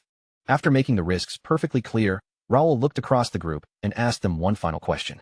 Knowing what awaited them, were they still willing to move forward with him? Not a single person hesitated. Every member of the team answered at once, making it clear that they were prepared to follow Raoul back into battle. Meanwhile, deeper inside the capital, the remaining kingdom guards were locked in a desperate clash with the invading Imperial hounds. As the enemy pressed closer, one guard shouted for the others not to retreat. Terrified civilians were gathered directly behind their line, and if the guards gave up even a single step, those innocent people would be left completely exposed. An Imperial hound soldier watched their desperate resistance with open contempt. He mocked their determination and asked why they continued struggling when the outcome of the battle already seemed inevitable. Another Imperial hound joined in, coldly declaring that no one remained who could protect them. According to him, the Empire had already taken control of the kingdom, making their resistance completely meaningless. Before the guards could answer, several swords suddenly shot toward the Imperial hounds from behind. Raoul had arrived, using psychokinesis to send the blades tearing through the enemy formation without warning. The nearest guard stared in disbelief. Support had appeared so suddenly that, for a moment, he could barely understand what had just happened. Raoul's voice then rang across the battlefield with unwavering force. He called upon the warriors of the Reuben kingdom to awaken the courage that had been lying dormant inside them. Then he announced his arrival with complete confidence. The first night had come. Raoul immediately charged into the enemy ranks. With two rapid swings of his sword, he cut down a pair of Imperial hound soldiers and sent their bodies crashing away from the battlefield. The guards nearby erupted into cheers as they recognized him. Young Master Raoul, the first knight and guardian of Turium, had finally arrived to stand with them. The sight of Raoul instantly restored their fighting spirit. The scattered guards pulled together, raised their weapons, and declared that they would follow the first knight as Raoul and his companions began advancing toward the palace. As they moved through the capital, Philip warned Raoul that the rebels had most likely already broken into the palace. He believed their best option was to gather the kingdom's remaining forces first, and then launch a coordinated effort to reclaim it. Jake cursed under his breath, his anger aimed squarely at the Randall rebels. Because of their betrayal, the kingdom's own defenders now had to fight simply to take back the palace that already belonged to them. After considering the situation, Raoul chose a far riskier approach. Rather than leading everyone in a direct assault, he decided to infiltrate the palace alone. Raoul ordered his companions to search for Bernard and Homer while helping defend the rest of the capital. Philip immediately questioned the plan, stunned that Raoul truly intended to enter the enemy-controlled palace by himself. Ravel also voiced her concern. Even for Raoul, entering alone meant placing himself against an entire army of rebels and Imperial hounds. Raoul calmly answered that he had no intention of fighting every enemy inside the palace by himself. All he needed to do was create enough confusion to throw the rebels into disorder. Once their formation began to collapse, the others could focus on the true objective, eliminating every rebel operating within the capital. After hearing the full plan, Philip reluctantly accepted Raoul's decision. He gave him a serious look and told him to make sure he returned safely. Jake tried to send Raoul off with confidence, declaring that the first night would show the Empire exactly what kind of opponent it had challenged. Pierce added that once they had stabilized the capital, they would regroup with Raoul at the palace. Raoul then checked with librarian Ravel to make sure she was prepared. The moment she confirmed that she was ready, the two of them broke away from the group and headed straight toward the palace. Inside the palace grounds, Gerald D. Rubin, the sixth prince of the Rubin Kingdom, was already fighting against the invading forces. Gerald had just brought down an Imperial Hound fighter when Royal Guard Captain Jose watched him closely. Jose remarked that Gerald's academy training had clearly paid off, especially when dealing with soldiers equipped with power armor. Gerald had no interest in the compliment. With anger burning in his eyes, he demanded to know how Jose could possibly side with the Empire when his family had served the royal household for generations. Jose rejected the accusation and insisted that Gerald still did not understand the full situation. He claimed that the only reason Gerald remained alive was because Jose had held back as one final courtesy to the royal family. Before their confrontation could continue, another figure entered the palace grounds. It was Herdian D. Rubin, the kingdom's third prince. Herdian immediately ordered Jose to take his men and secure the rear section of the palace. He said he would remain behind and deal with Gerald personally. Gerald went completely still. Seeing Herdian apparently working alongside the Empire left him stunned beyond words. Even Jose appeared confused by Herdian's presence. He openly admitted that he had expected the third prince to be accompanying Sir Carson instead. Herdian explained that a new report had arrived. The kingdom's guards were regrouping behind the palace. He needed to deal with Gerald, while Jose stopped those forces before they could launch an attack, so he urged the captain to move without delay. Jose accepted the order without further argument. He gathered his troops and quickly departed for the rear of the palace. The moment they were alone, Gerald turned on Herdian and angrily accused him of betraying the Rubin Kingdom by joining forces with the rebels. Instead of defending himself, Herdian finally revealed the truth. The man standing before Gerald was not actually Herdian at all. His appearance gave way to his real identity as he introduced himself as Cain of the First Night. He explained that he had infiltrated the rebels and had been operating undercover this entire time. Cain quickly reassured Gerald that the surrounding area was secure for the moment. He then apologized for deceiving him and causing so much confusion. Cain explained that Raoul had personally ordered him to extract Gerald from the palace. He also revealed that Raoul himself was already on his way there, news that visibly surprised the sixth prince. At that same moment, Raoul and Ravel reached the palace entrance. From their position outside the walls, they quickly noticed that only a small number of soldiers had been left to guard the gate. Ravel pointed out how strangely light the defenses appeared. Raoul immediately understood the reason. Cain's diversion had successfully drawn most of the enemy forces away from the entrance. As they prepared to enter, Ravel asked how Raoul intended to cross the palace wall, since simply jumping over it was not a realistic option. Raoul answered without hesitation, saying he would create a route of his own. Raoul activated his psychokinesis and pulled loose stones from the surrounding ground. The pieces rose into the air one after another, arranging themselves into a floating staircase that carried him upward and over the palace wall. Raoul's unexpected arrival from above caught everyone at the gate completely off guard. Both the royal guards and the Imperial Hound soldiers turned toward him in alarm, stunned to see someone suddenly appear inside their defenses. They never had the chance to organize a response. Raoul drew his sword the instant his feet touched the ground and swept through them in one swift sequence, leaving every guard at the entrance defeated before they could properly react. Raoul swept his gaze across the guards lying defeated around the entrance and quickly noticed something deeply troubling. Members of the royal forces had been fighting beside the Imperial Hounds, proving that the rebellion had spread much further into the kingdom than he had initially feared. With that grim realization settling in, Raoul turned toward Ravel and warned her that whatever waited deeper inside the palace would not be an easy fight. His expression sharpened as he asked whether she was fully prepared to continue. Ravel answered without the slightest hesitation, assuring Raoul that she was ready. With no time left to waste, the two of them immediately rushed deeper into the palace together. Elsewhere in the capital, soldiers of the First Guild were desperately guiding civilians away from a district already being swallowed by roaring flames. One of the soldiers hurried over to Vice Captain Homer and reported that the fire was spreading at a terrifying pace. Unless they acted quickly, the flames could consume the entire village. Homer placed the civilians above everything else. He firmly ordered his soldiers to search every street and building, making absolutely certain that not a single person was abandoned inside the burning area. Bernard soon arrived with even worse news. He explained that the rebels had deliberately started the blaze, and with their forces stretched so thin, they did not have nearly enough people to bring it under control. Homer immediately asked whether Bernard could extinguish the flames with his wind ability. Bernard shook his head and explained that the fire had already grown far too powerful. Using wind now would only feed it more air and cause it to spread even faster. Just as the situation appeared hopeless, Nakia arrived and immediately stepped forward to take control. Though slightly breathless from the delay, she quickly apologized for not reaching them sooner. Bernard stared at her in surprise, clearly remembering what she had endured at the gate. Concerned by her sudden appearance, he asked whether she was truly in any condition to be using magic again. Nakia pushed the concern aside, insisting that stopping the fire had to come first. If they lacked the power to suppress the flames directly, then their only option was to alter the environment surrounding them. She lifted one hand toward the sky and released her mana. In response, an enormous magic circle spread open high above the burning village, its glowing patterns stretching across the darkened air. Bernard and Homer looked upward as thick clouds rapidly gathered around the magic circle. Moments later, heavy rain began pouring over the entire district, striking the rooftops and smothering the flames below. A wave of cheers rose from the soldiers when the sudden downpour began weakening the fire. Encouraged by the opening Nakia had created, they continued leading frightened civilians away from the danger. Nakia let out a relieved breath when she saw that her spell had succeeded. Homer openly praised the remarkable strength of the rainfall, while Bernard agreed that the constant downpour should prevent the blaze from spreading any farther. Not long afterward, Jake, Philip, and Pierce came riding into the district on horseback, slowing only when they reached Bernard and the others. Jake looked up at the unnatural rainfall and asked Bernard whether Nakia had created it. Bernard confirmed that she had, then expressed his relief that Raoul's entire group had managed to escape the gate safely. Jose quickly asked where their master was. Pierce answered honestly, revealing that Raoul had separated from the others and infiltrated the palace by himself. Jose reacted with immediate disbelief. Bernard also turned toward Philip, worried that even someone as capable as their master should not enter a palace controlled by rebels alone. Philip reassured them that Raoul would never act without a plan and insisted that, for now, they needed to place their trust in him.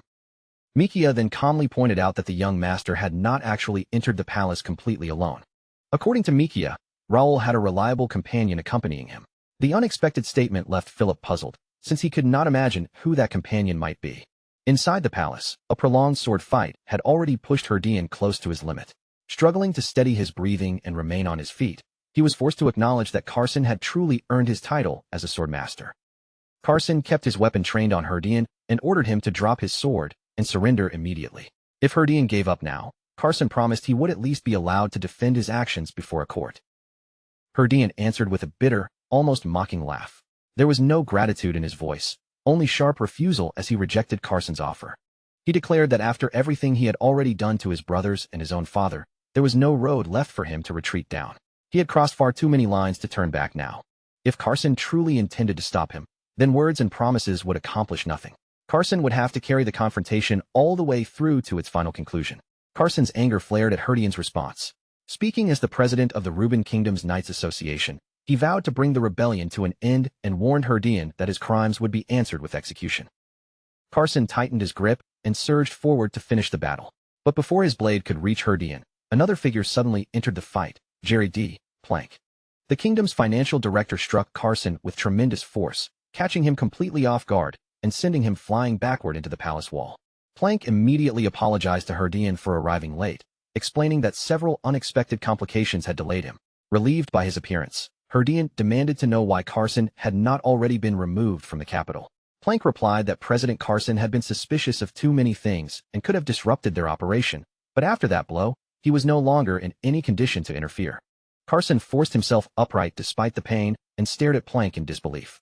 He questioned whether the financial director and the Randalls had joined forces to launch the rebellion, while also sensing that something about Plank's behavior felt strangely unnatural. Plank ignored Carson's questions and urgently told Herdian that they needed to move before any more time was lost. He warned that if Herdian remained alive while the rest of the royal family died, people would inevitably question the outcome later. Herdian agreed, admitting that being publicly branded a traitor would make claiming the throne nearly impossible. He then glanced toward Carson and asked what Plank intended to do with him. Plank's answer was cold and immediate. Carson knew too much, and his unshakable determination made him far too dangerous to leave alive. Plank moved forward to deliver the finishing blow. Before his weapon could strike Carson, however, Raoul suddenly stepped between them and caught the attack cleanly with his own sword. The unexpected resistance made Plank freeze in place. Raoul met his stunned gaze with almost casual confidence and greeted him, remarking that it was good to see him again. Meanwhile, the king remained seated upon his throne with only 2 guards standing nearby. The crushing weight of the rebellion hung over the chamber as he spoke bitterly about watching his kingdom collapse and being forced to hide from his own son, the very prince leading the uprising. His shoulders sagged beneath the burden as he began questioning whether he had ever been worthy of wearing the crown. With everything falling apart around him, he could no longer understand what meaning his life still held. One of the guards urgently encouraged him not to lose his resolve. He warned that if the king surrendered now, the entire kingdom would be condemned along with him. Even so, the kings will continue to falter. The crown prince and second prince were already dead, and now his third son had turned his blade against the royal family and plunged the kingdom into rebellion. Burdened by the thought of more citizens dying for his sake, the king began considering surrender. Perhaps giving himself up was the only way to prevent any further loss of life. At that very moment, the throne room doors opened, and Cain entered alongside Gerald. The king looked up in shock when he saw Gerald standing there alive and unharmed. For several seconds, he could hardly believe that his son had safely reached him. Gerald hurried toward the throne, his tense expression easing when he confirmed that his father had not been injured. The king's relief was quickly overwhelmed by anguish. He spoke of Herdian's betrayal, grieving that his son had killed his own brothers and had now turned against his father as well. Gerald refused to let his father sink any further into despair. He firmly reminded the king that, before anything else, they needed to ensure his safety. The king looked around the nearly abandoned throne room and asked how they could possibly fight back. The rebels had already seized control of the palace, leaving the royal family with almost nothing. Gerald answered with complete confidence. The battle was not over, because there was still one person capable of overturning the entire situation. Back in the palace corridor, Raoul stood between Carson and Plank with his sword raised. His greeting sharpened into mockery as he remarked on Plank's impressive rise from financial director to rebellion leader, along with his sudden fascination with weapons powered by dark mana. Plank remained rooted to the spot, his eyes fixed on Raoul in open shock. Of all the people who could have appeared inside the palace, Raoul was clearly the last one he had expected to see. Raoul drove his sword forward and forcefully shoved Plank aside. The sheer weight behind the impact sent Plank stumbling away, and the unexpected strength in Raoul's attack left him even more visibly shaken. Carson watched the brief exchange with wide eyes before turning his attention to Raoul. Still struggling to understand his sudden appearance, he asked how Raoul had managed to get inside the heavily occupied palace. Raoul admitted that he was still unfamiliar with the palace's complicated layout and had not completely figured out where everything was. Even so, judging by the situation before him, he had clearly arrived at exactly the right moment. Carson remembered that Raoul had supposedly been trapped at a high-ranking gate controlled by the rebels. At the same time, Alfredo Gray's earlier words resurfaced in his mind, the claim that Raoul would become their savior when the kingdom faced its greatest crisis. Only now, with Raoul standing between him and certain death, did Carson finally understand the true meaning behind Gray's prediction. Plank regained his footing and steadied himself, though the shock had not faded from his face. He openly admitted that Raoul was the last person he had expected to appear inside the palace. Raoul responded with a quiet laugh, saying that he had never imagined the rebels would manage to organize such a carefully executed uprising either. He began laying out Plank's entire operation. Plank had used the Randalls to ignite a rebellion from within, manipulated the royal guard captain into allowing the Imperial Hounds into the capital, and deliberately sent away everyone powerful enough to challenge their takeover. Raoul pointed out that if he had remained delayed at the gate for even a little longer, there would have been no one left inside the capital capable of interfering with Plank's plan. As infuriating as it was, Raoul had to admit that the strategy was both incredibly detailed and dangerously bold. Before Raoul could say anything more, Herdian interrupted and accused him of making a terrible mistake by returning to the capital. Raoul's amused expression vanished at once, and in a cold, commanding voice, he ordered Herdian to keep his mouth shut. Herdian recoiled at the sudden rebuke. Anger and disbelief flashed across his face as he demanded to know exactly what Raoul meant by speaking to him that way. Raoul stared at him with open contempt, saying that after everything Herdian had done, especially to his own brothers, he had lost any right to answer back. Raoul warned that he would not hesitate to strike him down and made one fact painfully clear. Herdian was no longer a prince, but merely a rebel being used as someone else's pawn. Herdian clenched his teeth so tightly that his jaw trembled. Raoul's words had struck directly at his pride, and his agitation continued rising with every passing second. Plank stepped between them before Herdian could lose control. In a measured voice, he warned the prince not to let Raoul's deliberate provocations cloud his judgment. Plank then advised Herdian to leave the area immediately. Remaining there would only complicate their operation and create even more unnecessary trouble. A faint smirk returned to Raoul's face as he echoed Plank's suggestion. With obvious mockery in his voice, he told Herdian to go ahead and run along. Herdian's face twisted with rage. He bitterly said it was unfortunate that he could not deal with Raoul personally. then swore that once he claimed the throne, he would wipe out the entire Ashton family. After throwing out that threat, Herdian stormed away without looking back. Raoul watched him disappear down the corridor and silently reflected on how completely unaware Herdian was that the Empire had been manipulating him from the beginning. Raoul shifted his attention back toward Planck and remarked on just how thoroughly he had managed to control Herdian's ambitions and decisions. The manipulation ran so deep that Herdian genuinely believed this rebellion would end with him becoming the next king of the Reuben Kingdom. Planck made no effort to deny it. Instead, a satisfied grin spread across his face as he calmly confirmed Raoul's conclusion. He admitted that he had not technically lied about Herdian taking the throne. Herdian would indeed be crowned king, but only as a powerless puppet until the Empire had secured complete control over the kingdom. Raoul found the Empire's methods painfully familiar. Their schemes were predictable once exposed, yet that did nothing to make their ruthless manipulation any less infuriating. Carson, still injured behind him, urgently warned Raoul not to underestimate Planck. The man possessed a strange and dangerous power that none of them properly understood. Raoul glanced back and asked what kind of ability Carson had witnessed. Carson explained that the energy resembled dark mana, but its behavior was unlike anything familiar. It moved and reacted in ways they had been unable to fully identify. Whatever the power truly was, Carson emphasized that its danger level was extraordinarily high and could not be treated lightly. Raoul showed no visible concern. Instead, he smiled and casually replied that confronting unfamiliar powers was hardly a new experience for him. Carson and Planck both looked at Raoul in confusion. Neither of them understood what past experience he could possibly be referring to. Elsewhere in the capital, the First Night Order continued battling fiercely against the Imperial Hounds. Jake swept his blade through the enemy formation and brought down 3 hounds with one clean, powerful strike. Jake turned toward Pierce and mockingly asked whether that was truly the full extent of the Imperial Hound's strength, since numbers seemed to be the only advantage they possessed. Pierce immediately warned him not to become careless, pointing out that additional enemies could still be waiting nearby. Jake then called across the battlefield to Josh and asked how things were progressing on his side. Josh answered that he had already restrained Roy D. Randall and that the captured rebel no longer posed an immediate threat. When Jake looked over, he was surprised to find Roy still wearing an arrogant sneer despite being tightly bound and completely surrounded. Roy turned his mocking gaze toward Josh and asked whether Josh still considered the two of them equals. With a cruel smile, he brought up their previous encounters during the ceremony. Josh fired back without hesitation, criticizing Roy for continuing to cling to his noble pride even after choosing to participate in a rebellion against his own kingdom. He reminded Roy that joining the uprising meant throwing away the very status he boasted about. If nobility mattered so much to him, he should never have sided with the rebels in the first place. Josh then warned that the kingdom's knights would show no mercy to traitors like him. Roy answered with a loud, mocking laugh. He pointed toward the palace and reminded them that it had already fallen into rebel hands. He asked what value their knightly honor held now that the king was supposedly finished.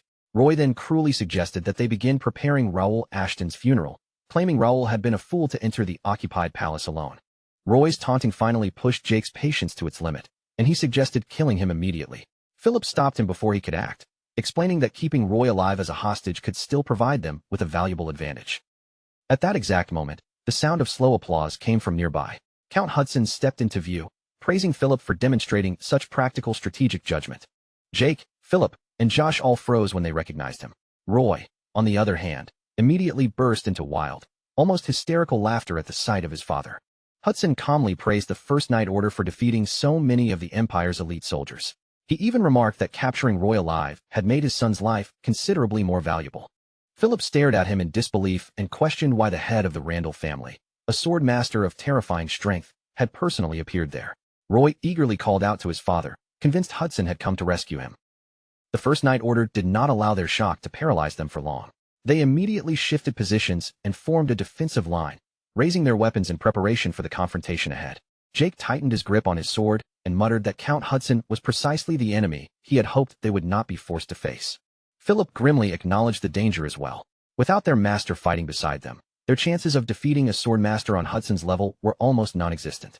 Count Hudson slowly surveyed the battlefield and noticed that Raoul Ashton was nowhere among them. From his absence, Hudson correctly concluded that Raoul must have entered the palace alone. Hudson remarked that he no longer had any reason to remain in the area. Still, before leaving, he intended to seize the perfect opportunity for revenge by delivering the corpses of the First Night Order to Raoul. The entire group tensed at once. Weapons rose, feet shifted into position, and every member prepared themselves for a battle they knew could begin at any second. Roy noticed that everyone's attention had shifted toward Hudson and immediately exploited the opening. He slammed into Josh and shoved him aside, then sneered at the First Night Order, declaring that they could not keep him as their hostage forever. Before Roy could take another step, Hudson's aura blade flashed across the battlefield and sliced straight through him. The attack landed without warning, bringing Roy down instantly. The surrounding knights could only stare in disbelief as Roy's body collapsed to the ground. None of them had expected Hudson to strike his own son so mercilessly. Hudson merely looked down at the fallen Roy and gave a cold, dismissive scoff, showing no grief or hesitation over his son's death. He contemptuously called Roy a shameless insect, then turned away as though the matter meant nothing. His attention immediately shifted back toward the First Night Order standing before him. Still stunned by what he had witnessed, Jake remarked that Hudson had killed his own son without even blinking. Pierce grimly agreed, saying Hudson's cruelty made him seem even worse than the Empire's soldiers. Bernard studied Hudson's expression from across the battlefield and felt a chill run through him.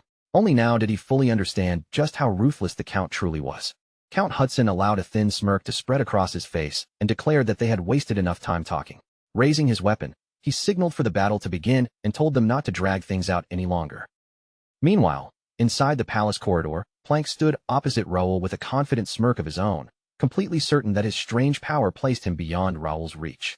Curious to see how their opposing abilities would collide, Raoul agreed that it was time to begin.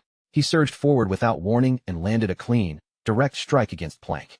Yet when the blow cleared, Plank remained standing exactly where he had been, without so much as a scratch on him. He broke into laughter and remarked that Raoul's long-awaited attack had certainly been worth seeing. Ravel watched the impossible exchange with widening eyes. Unable to understand how Plank had taken the strike unharmed, she immediately asked what was happening. Plank remained completely relaxed and glanced around the narrow corridor.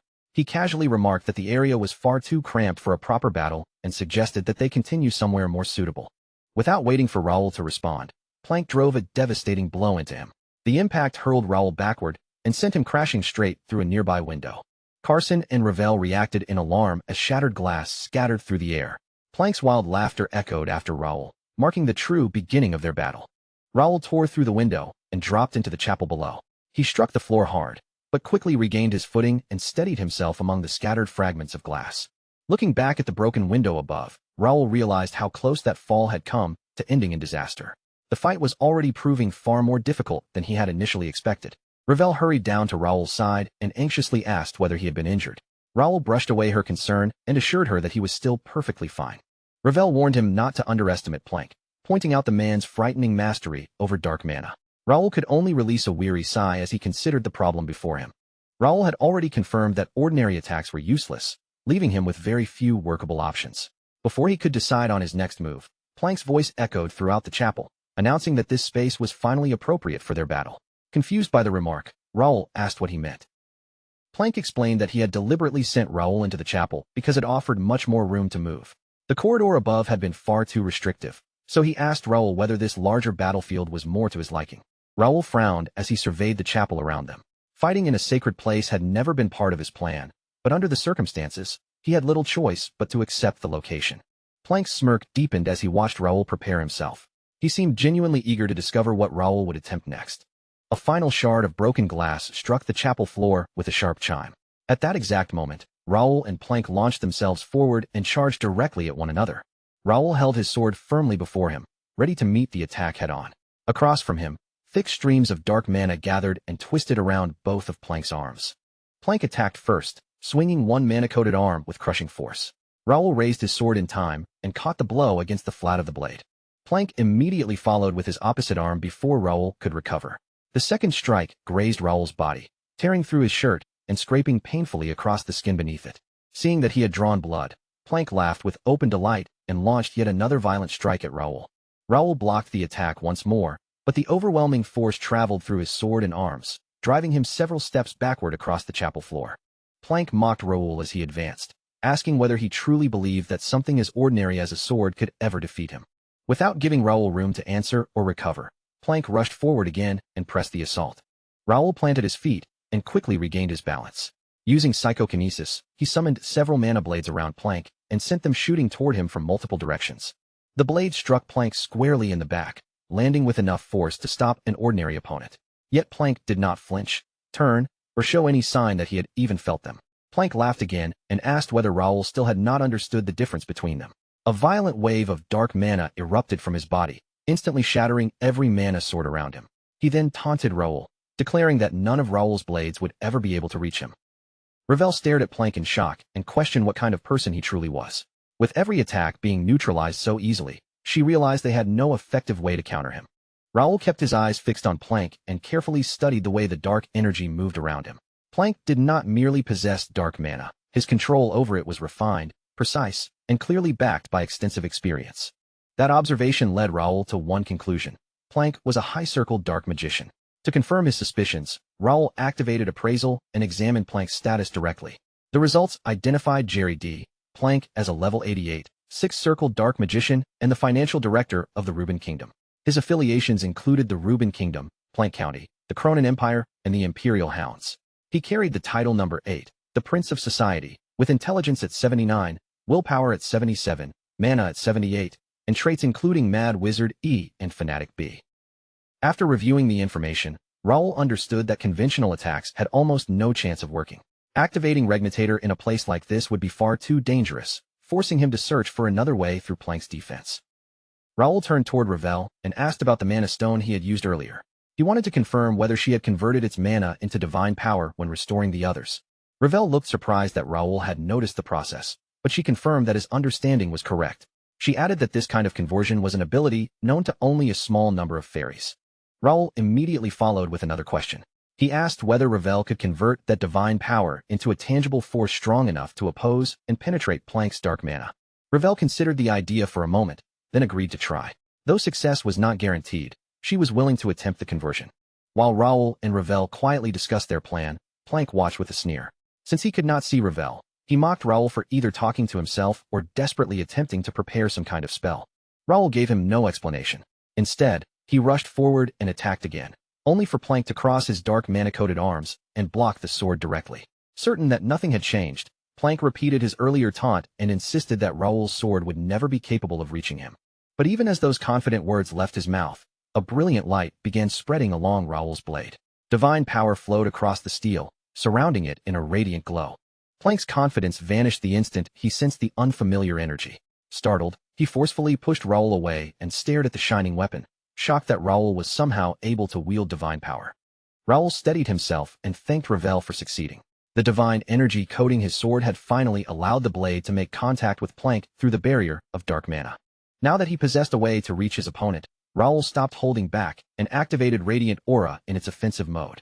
Ravel immediately warned Raoul that maintaining divine power in this aggressive form would consume 10 mana stones. She anxiously asked whether he was certain he wanted to continue, but Raoul answered without hesitation. The cost no longer mattered. Plank's playful attitude vanished as his expression turned deadly serious. Dark mana gathered around both hands, hardening into a pair of short swords. Fixing his full attention on Raoul, he admitted that Raoul was far tougher than expected and that this fight now demanded his complete focus. Even with the danger rising between them, a grin slowly returned to Plank's face. He remarked that after exchanging so many blows, the two of them were beginning to understand each other surprisingly well. Raoul answered with a confident smirk of his own. Keeping his weapon raised and his eyes locked on Plank, he calmly challenged him to stop talking and continue the fight. Neither man hesitated for another second. They burst forward at the same time, closing the distance in an instant before their blades slammed together with a violent, ringing impact. Plank's twin swords, each shaped from swirling dark mana, crashed repeatedly against Raoul's brightly glowing weapon. Black energy and radiant light scattered through the air with every heavy collision. Plank twisted his body and searched for an opening, driving one sword forward before striking from another angle with the second. Raoul reacted immediately, shifting his blade just in time to block both attacks without allowing either weapon through. While holding back Plank's relentless assault, Raoul suddenly unleashed his psychokinesis. An invisible force struck Plank head-on, hurling him backward and sending him crashing hard against the palace floor. Plank rolled through the impact and quickly forced himself back onto his feet. Rather than appearing shaken, he looked at Raoul with an amused smirk and openly acknowledged just how powerful his opponent truly was. They rushed toward each other once more, their movements becoming even faster than before. Steel and condensed mana flashed through the chamber as they traded a rapid succession of strikes, blocks, and counters. In the middle of that furious exchange, Plank activated the magic circle he had secretly drawn across the floor during his earlier fall. The hidden markings suddenly lit up beneath the battlefield. Before Raoul could move away, shadowy hands burst upward from beneath his feet. The dark shapes wrapped tightly around both of his legs, gripping him with unnatural strength and locking him firmly in place. Seeing Raoul caught, Plank's grin widened with satisfaction. He mocked Raoul for being so focused on their clash that he had walked directly into the trap prepared for him. Unable to move his legs, Raoul had almost no room to defend himself. Even so, he raised his sword at the last possible moment and barely managed to stop Plank's next attack from cutting through him. The spell continued tightening around Raoul as he struggled to maintain his balance and defend against Plank's pressure. With his opponent trapped at such a severe disadvantage, Plank taunted him again, claiming Raoul had no way to counter magic like this. Raoul refused to accept that conclusion. Using psychokinesis, he violently lifted the ground directly beneath his feet. The stone floor cracked upward, breaking apart the magic circle and causing the shadowy hands restraining him to collapse and disappear. Plank stared for a moment before breaking into impressed laughter. He praised Raoul's unusual method of escaping, then released an even greater surge of dark mana that rolled outward from his body. Far from being discouraged, Plank looked more excited than ever. With dark power gathering thickly around him, he made it clear that he was eager to push the battle even further. Raoul, however, understood how narrowly he had escaped. Had he reacted even a moment later, the trap could have placed him in mortal danger. For the first time, he seriously wondered whether he possessed any genuine chance of defeating Plank. Meanwhile, at the rear entrance of the palace, two imperial hounds stood beneath the steadily falling rain. One glanced upward and wondered whether the rainfall itself had been created through magic, clearly impressed by the kingdom's spellcraft. The other dismissed the subject entirely, saying the weather was irrelevant now that they had already taken control of the palace. The two imperial hounds remained at their post, casually continuing their conversation as they watched the rear gate. Before long, one of them narrowed his eyes and noticed a lone figure approaching through the rain. A man stepped into view and stopped before the guarded entrance. Speaking with the confidence of someone carrying out official business, he ordered them to open the gate and explained that he was transporting an important noble. One guard raised an eyebrow, surprised that any noble could still remain within the capital after everything that had happened. The other studied the unfamiliar man more carefully and demanded to know exactly who he was escorting. The stranger introduced himself as the escort of Dalton D. Templeton, grandson of the famed Templeton swordmaster. He insisted that someone carrying Dalton's name and status could not simply be abandoned in the capital. The mention of the swordmaster's grandson immediately startled one of the imperial hounds. He had not expected anyone connected to the Templeton family to still be inside the capital and began questioning why Dalton had remained behind. Deciding that the claim was important enough to investigate, the guard chose not to turn them away. He gave the order, and the heavy rear gate slowly began to rise. As soon as the entrance opened, the imperial hound approached and questioned whether the escort was a citizen of the kingdom. The man identified himself as the vice-captain of the Carrington Knights. Hearing such an impressive title, the guard accepted that Dalton must be important and walked toward the horse carrying his seemingly unconscious body. Standing beside the horse, the guard examined Dalton's face with open curiosity. He commented on the young noble's appearance and wondered aloud whether the famous stories surrounding Dalton's swordsmanship were actually true. Without warning, Dalton's eyes opened. He gave the guard a brief reply, startling the man who had believed him to be completely unconscious only a moment earlier. Before the imperial hound could raise an alarm or reach for his weapon, Dalton struck with sudden precision. The blow knocked the guard unconscious immediately, and Dalton offered him a quick apology as the man collapsed. Marco, Dalton's companion, turned toward the remaining imperial hound and calmly drew his sword. He told Dalton that borrowing the Carrington name had successfully prevented suspicion, meaning they no longer needed to hide their intentions and could openly act as rebels. Dalton hesitated, clearly uncomfortable with being called a rebel. Even so, he admitted Marco had a point. If the palace had truly been captured, then the mission that had originally brought them there no longer served any purpose. Marco then asked what they were supposed to do after entering the palace grounds. Dalton paused awkwardly before admitting that he had only planned the infiltration and had not thought of anything beyond getting inside. At that moment, Jose appeared nearby and surveyed the unexpectedly quiet rear entrance. With obvious sarcasm in his voice, he remarked that the prince's urgent request for assistance seemed completely unnecessary when there was hardly any resistance to deal with. Marco recognized him at once as Viscount Jose, the captain of the royal guard. Dalton's expression fell when he realized that even the very soldiers entrusted with protecting the royal family had apparently turned against them and joined the rebellion. Jose wore a smug smile as he addressed Dalton. He mocked the young noble for being abandoned by the swordmaster and scolded him for remaining in the capital despite having been ordered to leave. Dalton immediately fired back without showing the slightest fear. He ridiculed Jose's ability, pointing out that despite holding the position of captain, Jose had never managed to earn the title of swordmaster and remained trapped performing ordinary duties. Jose's expression twisted into a sneer. He claimed that killing Dalton would be effortless, but rather than ending things immediately, he wanted to take his time and enjoy what came next. Dalton laughed openly at the threat, refusing to give Jose the fearful reaction he expected. Still smiling, Jose declared that once the fight was over, he intended to deliver Dalton's severed head directly to the swordmaster. Dalton casually dismissed him as Captain Yapmaster, mocking Jose's endless boasting. Then, with complete confidence, he raised his weapon and invited the royal guard captain to prove his claims in battle. Back inside the palace, Plank surged forward once again. Dark mana streamed around him as he charged directly toward Raoul with frightening speed. Raoul immediately recognized the danger rushing toward him. He planted his feet, gripped his sword firmly with both hands, and extended the blade straight ahead as he settled into a defensive stance. The pressure inside the chamber grew almost unbearable as Plank continued advancing, dark mana flaring violently around his body. Raoul held his ground and prepared for the collision. Plank admitted that Raoul's strength had greatly exceeded his expectations, but he declared that everything Raoul had accomplished would end at this very moment. Plank revealed that the power he commanded could rival even the strongest sword masters in the entire kingdom. However, such power demanded a tremendous price, one he believed Raoul could never hope to pay or withstand. Raoul remained silent as he listened, his eyes carefully tracking every movement Plank made. Rather than being distracted by the boast, he began examining the nature of Plank's abilities and searching for anything he could use. Plank's actual sword technique was not especially remarkable, but that hardly mattered. His command over ordinary mana and dark mana was nearly absolute, allowing him to combine both forces smoothly and wield them as though they were a natural extension of his own body.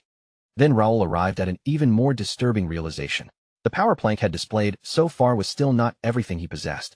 Something far stronger remained concealed, and the possibility alone made Raoul understand just how desperate his situation had become. Noticing that Raoul had fallen quiet, Plank looked at him with an amused expression. He asked whether the silence meant Raoul had finally recognized the difference between them and accepted his defeat. Raoul gathered himself and refused to let that pressure crush his resolve. His response quietly echoed the certainty Plank had shown earlier, suggesting that Plank himself had no reason to retreat or hesitate now. Raoul slowly released a measured breath. Then he removed his left hand from the sword's hilt, a gesture that made the danger of the moment feel even sharper. In a calm voice, he admitted that Plank might be right and that this confrontation could truly mark the end. Plank interpreted Raoul's lowered hand as a sign of surrender and smirked, asking whether he had finally decided to give up. Raoul had not surrendered, however. Before anything ended, he wanted one final answer. He wished to understand the extraordinary power that allowed Plank to stand on equal ground with the kingdom's greatest swordmasters. Plank's expression shifted with genuine curiosity. Rather than attacking immediately, he paused where he stood, considered Raoul's question for a moment, and then agreed to reveal the truth behind his unusual power. He began by making one thing clear.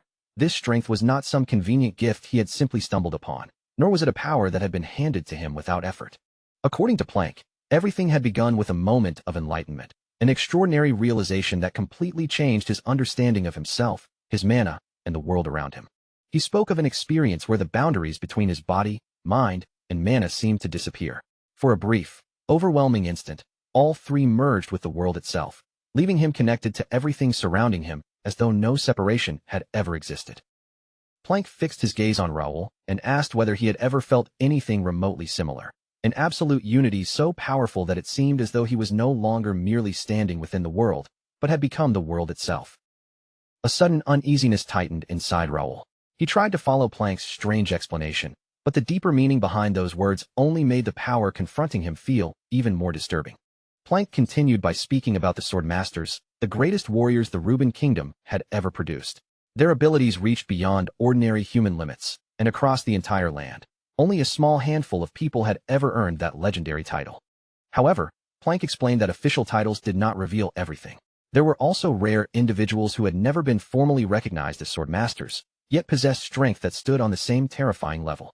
He openly admitted that dark mana and conventional magic, despite their tremendous potential, could not take him far enough.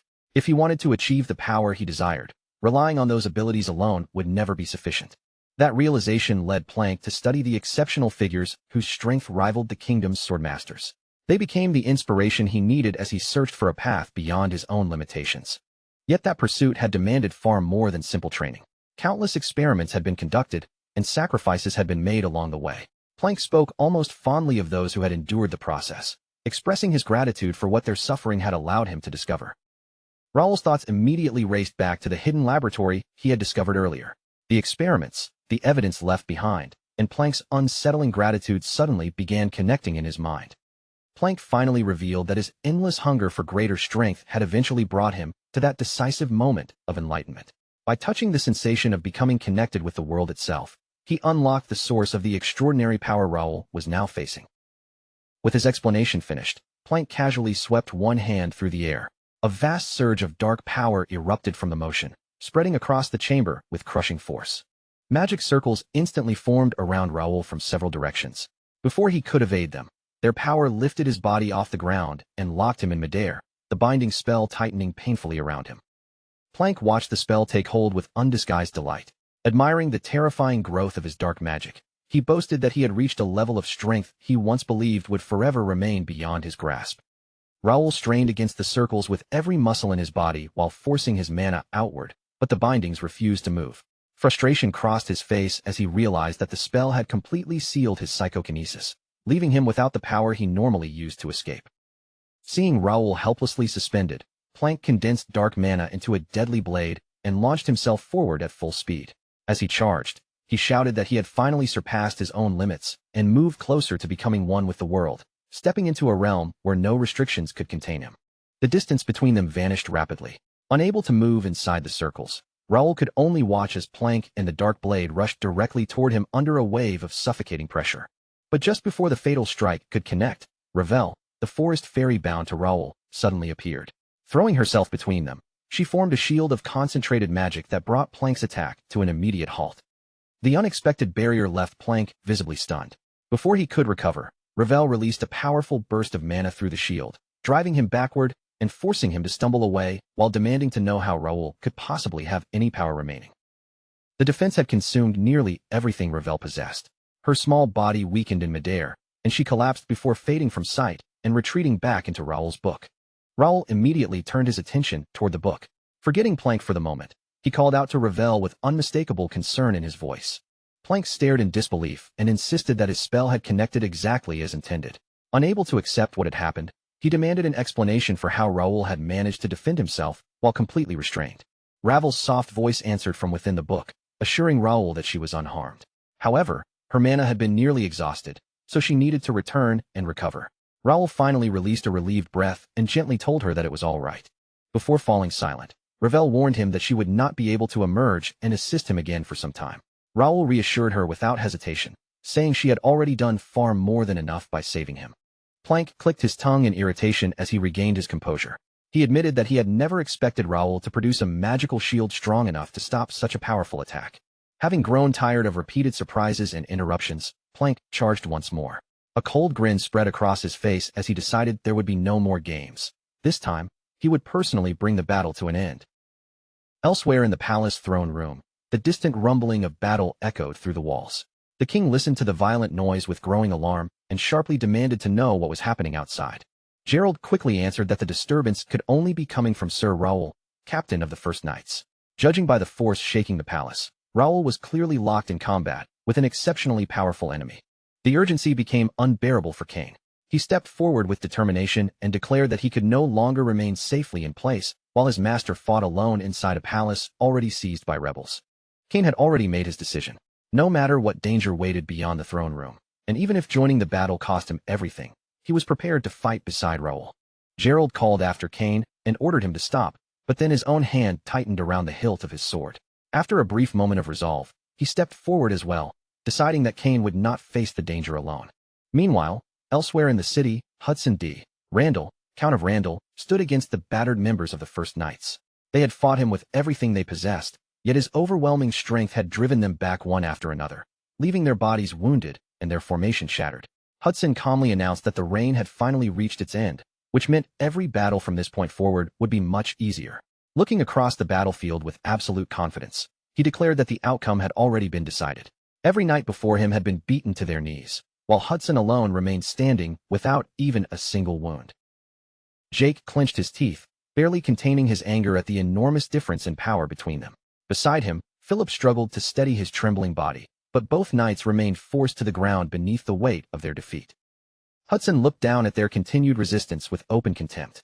He scoffed at their stubbornness and told them that every remaining effort they made was completely pointless.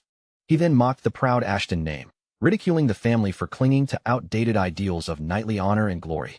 For all those grand beliefs, Hudson pointed out that they still had no power to stop him. Hudson's attention soon moved away from the fallen knights and settled on Nakia.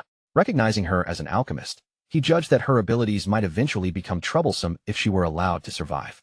Since Nakia had refused every opportunity to surrender, Hudson decided there was no reason to spare her. In a cold voice, he declared that her life would come to an end right there. Nakia remained on her knees, her body frozen and too weak to rise. Hudson slowly raised his sword over her, promising that he would at least make her death swift. At that exact moment, Josh sprang forward from behind Hudson. Using the distraction to his advantage, he drove in with a surprise attack aimed at the Count's unguarded back. Hudson sensed the ambush almost instantly.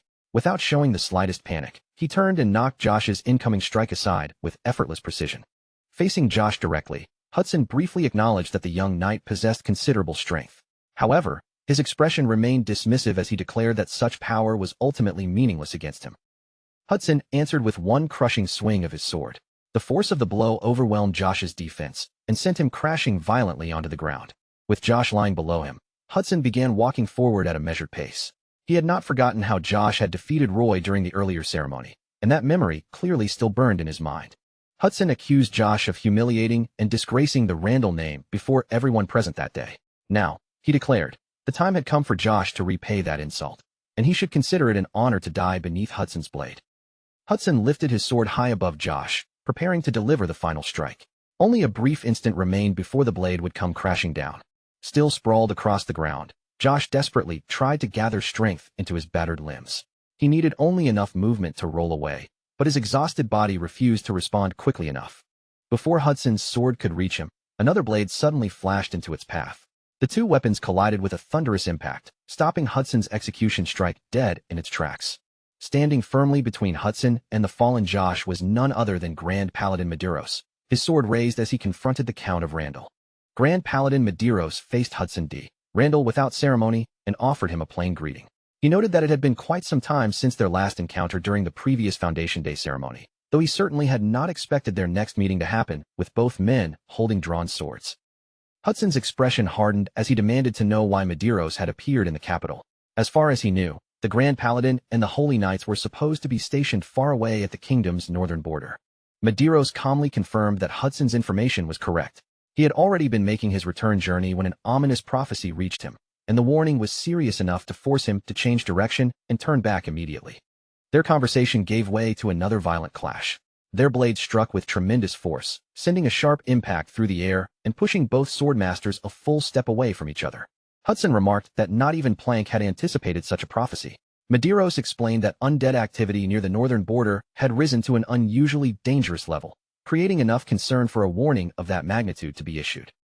Hudson studied Medeiros and commented on how quickly he had managed to return all the way to the capital. Pulling off such a feat under those circumstances was something only a Grand Paladin could have accomplished.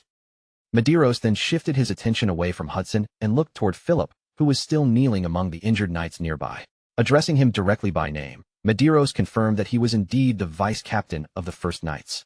Philip managed a small nod in response. Medeiros informed him that the Holy Knights were already advancing toward the area, then ordered the surviving members of the First Knights to regroup and join forces with them. Medeiros declared that he would personally contain the situation for the time being. As he stepped forward, a powerful aura spread outward from his body, making it clear that he was fully prepared to face Hudson alone. Hudson let out a quiet laugh, openly questioning the Grand Paladin's confidence.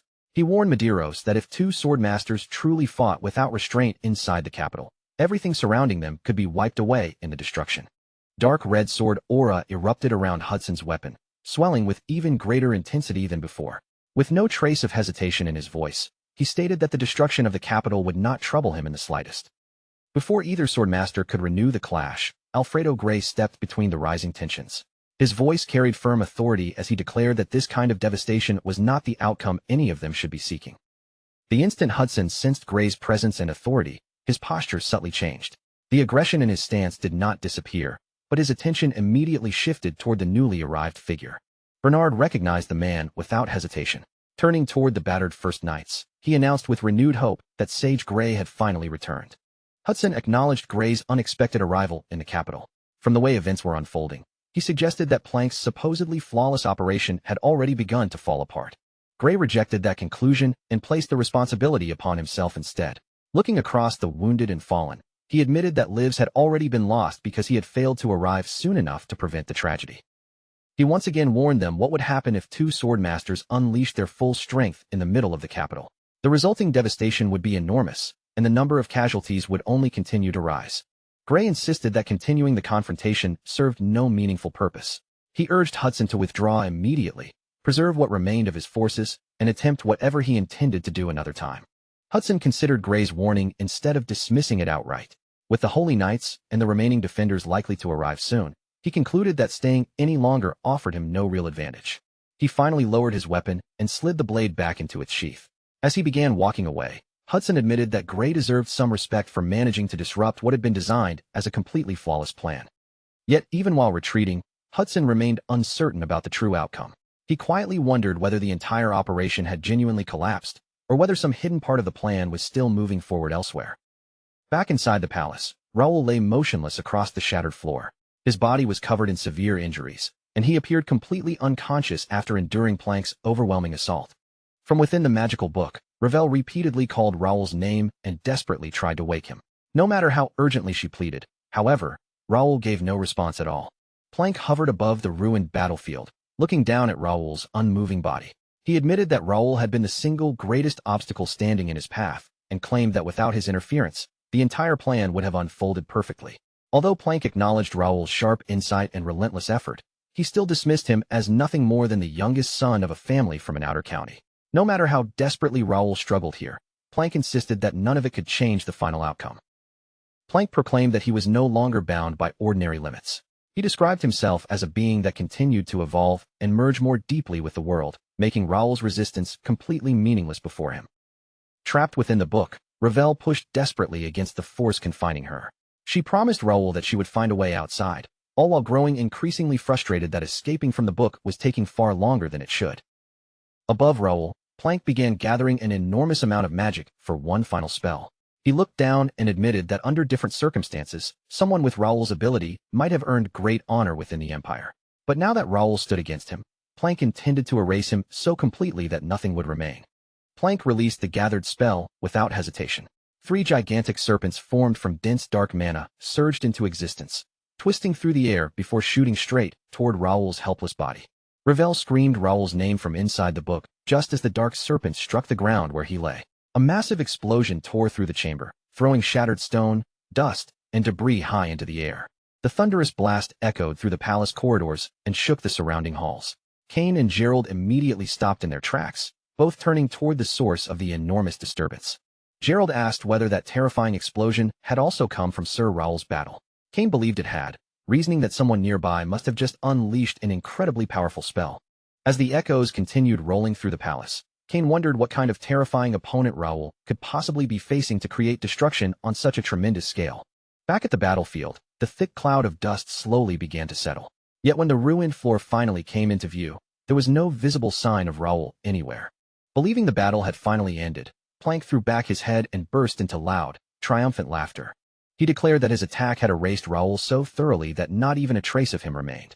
To Plank, the result could not have been more perfect, but his celebration ended in an instant. A sudden presence appeared directly behind him, and Plank's expression changed the moment he sensed that someone had somehow entered his blind spot. Plank turned around just in time to see Raoul standing there. Before he could defend himself, Raoul's fist smashed directly into his face, sending him stumbling backward as blood burst from his mouth. Plank reeled from the impact, staring at Raoul with complete disbelief. Unable to understand what he was seeing, he demanded to know how Raoul could possibly still be alive after taking that spell. Meanwhile, at the palace's rear gate, Dalton launched himself forward and swung his sword toward Viscount Jose with force and determination. Jose, captain of the Royal Guard, intercepted the incoming blade before it could reach him. With a powerful countering motion, he forced Dalton's weapon aside and shoved him backward across the ground. Dalton quickly recovered his footing instead of allowing Jose any breathing room. The moment he stabilized himself, he dashed forward again and struck with a sharp counterattack that caught Jose by surprise. Without breaking his momentum, Dalton followed with a swift dual-bladed assault. The crossing strikes forced Jose to leap backward, creating a wider gap between the two fighters. Jose landed with visible irritation spreading across his face. Furious at Dalton's relentless confidence, he shouted that the young swordsman was nothing more than an arrogant fool. Both men immediately reset their footing and raised their weapons again. They collided once more, but Dalton refused to slow down, pressing forward with an unbroken chain of attacks. Several members of the Imperial Hound watched the duel from the sidelines and noticed that Jose was steadily being driven backward. One called the Royal Guard captain's performance disappointing, while another remarked that it was no wonder the kingdom had fallen so easily. Marco offered a more measured judgment. Although Jose had secured his position through the influence of his family, he was still a genuine high-level expert. Even so, Dalton's strength had surpassed what any of them had expected. Jose could feel the pressure mounting with every exchange. His expression tightened as he muttered under his breath that this fight was becoming far more troublesome than he had anticipated. Dalton was hiding similar concerns behind his confident exterior. Inwardly, he admitted that battling Jose was much harder than the mocking claims he had made before their duel began. Jose had not risen to the rank of Royal Guard captain without possessing real ability, and Dalton understood that clearly now. Still, he could not afford to retreat. He needed to keep Jose occupied and hold the attention of the others for as long as possible. Jose's expression turned grim as the last trace of amusement disappeared from his face. His fingers tightened around the hilt of his sword, and the tension in his stance made it clear that he was finally taking Dalton seriously. He declared that he had finished holding back and that their fight would end right here. In the next instant, a fierce sword aura flared around his blade, wrapping the weapon in a surging layer of power. Before Jose could launch his attack, a thunderous explosion suddenly erupted somewhere behind him. The unexpected blast shook the rear grounds and interrupted the duel before he could even take a step. Jose spun toward the sound, his eyes widening in surprise. With his focus torn away from Dalton, he sharply demanded to know what had caused such a violent explosion. A knight came running toward him at full speed, barely able to catch his breath. The panic on the man's face said everything even before he reported that a serious crisis had broken out. The Holy Knights had returned to the capital far sooner than expected, and they were already launching a direct assault against the palace's front gate. Most of their own forces had been deployed on the opposite side of the palace, leaving the front entrance dangerously exposed. At this rate, the knight warned, the gate would not hold for much longer. The news immediately put Jose on edge. His jaw tightened as he realized that the arrival of the Holy Knights had completely changed the balance of the battle. Marco added that Grand Paladin Medeiros himself had returned with them. Dalton released a relieved breath, grateful that Medeiros had somehow sensed the danger surrounding the capital and come back before it was too late. The breathless subordinate turned toward Jose and waited for instructions. After only a brief hesitation, Jose ordered him to abandon the palace immediately and deliver the same retreat command to every soldier of the Empire. Jose then looked back at Dalton and coldly declared that they would settle their duel another day. He added that Dalton should consider himself fortunate to be walking away alive this time. Dalton answered without missing a beat, throwing one last taunt after him. With a mocking smile, he told Jose to be careful not to trip over his own feet while running away. Jose refused to waste time responding. Turning back to his subordinate, he repeated the order to evacuate everyone immediately and stressed that they had to move before the Holy Knights sealed off their escape. Dalton watched the situation unfold and quickly assessed what it meant. With the Holy Knights now attacking from the front, reclaiming the palace should no longer be especially difficult. Even with that relief, one concern remained lodged in Dalton's mind. His gaze shifted toward the palace interior as he wondered how Raoul was holding up somewhere inside. Deep within the palace, Raoul and Plank once again stood facing each other across the shattered battlefield, neither willing to give the other an opening. Raoul remained firmly planted on his feet despite everything he had endured. A golden light flickered within his eyes as he stared directly at Plank with an intensity that had not been there before. Plank's irritation boiled over as he demanded to know how Raoul could possibly still be standing. After being pushed to the brink of death, Raoul's refusal to stay down had become unbelievably aggravating. Still, Plank raised his weapon and prepared to attack again. He claimed that Raoul's survival changed nothing and added that he could simply take his time enjoying the struggle a little longer. Noticing that Raoul had left his sword lying on the ground, Plank mocked him for facing an armed opponent empty-handed. With a condescending grin, he even offered Raoul a chance to retrieve it.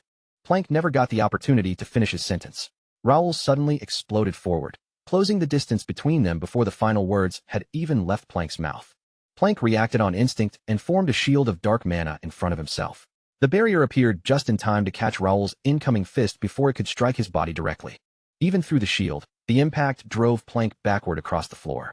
As he hastily shaped another dark mana sword, he shouted in disbelief at Raoul's reckless decision to charge him barehanded. Plank swung the newly formed blade, but Raoul slipped past its path at the last possible instant. Using psychokinesis, he twisted his own body in midair and redirected his momentum around the attack. That abrupt change in direction completely caught Plank off guard. For a brief moment, his eyes lost track of Raoul's movement, and his defense opened. Raoul immediately surged back into striking range. Regenerative energy gathered around his clenched fist, making it glow as he drove another powerful punch toward Plank. Plank raised a fresh barrier of dark mana to stop him, but this shield shattered the instant Raoul's fist connected. The broken energy scattered outward as Plank was sent skidding violently backward. Completely baffled, Plank demanded to know what kind of strength Raoul was using. Only moments earlier, Raoul had been lying near death, yet now he seemed to possess more than enough power to keep attacking. Plank refused to remain on the defensive. Summoning 2 dark mana swords, he rushed Raoul and struck from both sides. But Raoul reached out and caught one of the blades directly in his hand, stopping it without giving an inch. Plank froze at the sight before him. He could not understand how Raoul's bare hand had halted a weapon forged from concentrated dark mana, as though it were nothing. At that same moment, Ravel finally broke free from the magical book. Her restored mana surged around her as she emerged into the chamber once again. Ravel drew a deep breath of relief after escaping her confinement. But when she turned toward the fight, she found Raoul standing toe-to-toe with Plank and matching every attack he threw at him. Instead of reassuring her, the sight left Ravel deeply unsettled. As she watched Raoul's unfamiliar movements and overwhelming force, she began wondering whether the man before her was truly the same Raoul she knew. Raoul gave Plank no chance to recover. Stepping through the opening, he drove another fist straight toward him with explosive speed. Plank managed to block the punch, but stopping the strike did not spare him from its force. The impact still knocked him off balance and sent him staggering several steps away. Raoul remained perfectly steady after the exchange, his posture showing no sign of weakness. Across from him, Plank stared in disbelief and once again questioned how Raoul could still possess such an enormous reserve of strength. Plank muttered that Raoul's physical condition made this level of power completely impossible. His suspicious expression suggested that he was moments away from accusing Raoul of relying on some hidden trick. But as the words left his mouth, Plank noticed something strange happening in his own hand. The dark mana sword he had formed was beginning to lose its shape, its edges fading into the air. Plank's expression slowly changed, and a knowing smile appeared on his face. The weakening blade seemed to confirm a realization in his mind, and he triumphantly claimed that he had finally uncovered the source of Raoul's power. With growing excitement, Plank announced that he had at last found another person like himself, someone whose relationship with power existed far beyond the ordinary understanding of mana. Raoul simply stared back at him, his brows drawing together in confusion. He clearly had no idea what similarity Plank believed he had discovered between them. Plank eagerly explained that they were fundamentally alike. According to him, both of them could sense the power flowing through the world and draw directly upon that vast force. He spoke of an invisible but profound connection that supplied them with extraordinary strength. Plank insisted that Raoul had awakened the very same bond with the world that he himself possessed. Raoul rejected the comparison without hesitation. He explained that his abilities came from maintaining an exceptionally high synchronization rate with the system, allowing his senses and powers to operate in near-perfect alignment. That answer only made Plank more confused. Unable to understand Raoul's terminology, he questioned what Raoul meant when he spoke about synchronization and being connected. Raoul stepped closer and suggested that Plank had mistaken those unfamiliar sensations for a mystical bond with the world. He then added that it was strange enough for an NPC like Plank to experience such awareness in the first place. Plank's composure finally cracked. Growing visibly agitated, he demanded that Raoul explain what he meant by the system and why he had referred to people like him as NPCs. Rather than answering immediately, Raoul admitted that Plank's words had helped him realize something important about his own condition and the strength he had been carrying all along. Ever since awakening in this world, Raoul had maintained a perfect synchronization rate of 100%. Yet until this very battle, he had never truly understood how to use the full potential that came with it. Plank angrily snapped at Raoul to stop talking, unwilling to hear another word. But before he could attack, Raoul moved first, launching himself forward without the slightest hesitation. Raoul unleashed his psychokinesis without warning. An invisible force wrapped around Plank's entire body, freezing every limb in place before lifting him helplessly off the shattered floor. Plank twisted violently in midair, fighting against the unseen pressure with all his strength. Yet no matter how hard he struggled, he could not move, and he furiously demanded to know what Raoul had done to him. Raoul calmly explained that he had chosen to stop treating this world like a simple game and accept it as his own reality. Even so, that decision did not mean he had to throw away the advantages the game-like world still offered him. He added that losing yourself too deeply was dangerous, whether it happened inside a game or within reality itself. In an unexpected way, Plank had reminded him of the person he was supposed to be, and for that, Raoul sincerely thanked him. Still suspended in the air, Plank strained until his entire body trembled. But the psychic grip remained absolute, refusing to loosen even slightly despite his desperate resistance. Raoul suddenly surged forward and buried a crushing punch into Plank's body. The impact blasted him out of the psychic hold and sent him crashing hard against the ground, blood spilling from his mouth as he coughed violently. Before Plank could even draw a full breath, Raoul seized him with psychokinesis once again and dragged him back through the air. Catching Plank by the face, Raoul drove him straight into the ground with bone-rattling force. Plank's battered body trembled beneath the impact, but he refused to remain down. Dark mana suddenly erupted from him in a violent wave as he desperately tried to reverse the flow of the battle. Raoul immediately sensed the sharp rise in dark power. Reacting before the surge could engulf him, he kicked away from the ground and leapt backward beyond its reach. Plank forced himself upright and steadied his shaking body. Glaring at Raoul, he declared that a mere child could never be allowed to interfere with the flawless plan they had spent so long preparing. He insisted that everything Raoul had done was meaningless. The kingdom would inevitably fall beneath the combined might of the Empire and Dark Mana, while Raoul's family and knights would pass into history as nothing more than pathetic failures. Plank's voice grew colder as he continued, claiming Raoul would not even survive long enough to witness the destruction of everything he had struggled so desperately to protect. Raoul cut him off before the speech could drag on any further. With obvious impatience, he called it the same long-winded dialogue NPCs always delivered and said he already knew the quest details, so there was no reason to hear them repeated. Looking completely bored by Plank's threats, Raoul told him to skip the endless chatter. If they were going to settle this, then Plank should stop talking and finish the fight. Enraged by the dismissal, Plank attacked first. Several enormous hands formed from dense dark mana and lunged toward Raoul from different directions, their fingers closing in to seize him. Raoul had already anticipated the technique. Guiding his body with psychokinesis, he slipped smoothly through the gaps between the grasping hands before any of them could close around him. Plank immediately followed with an even larger spell.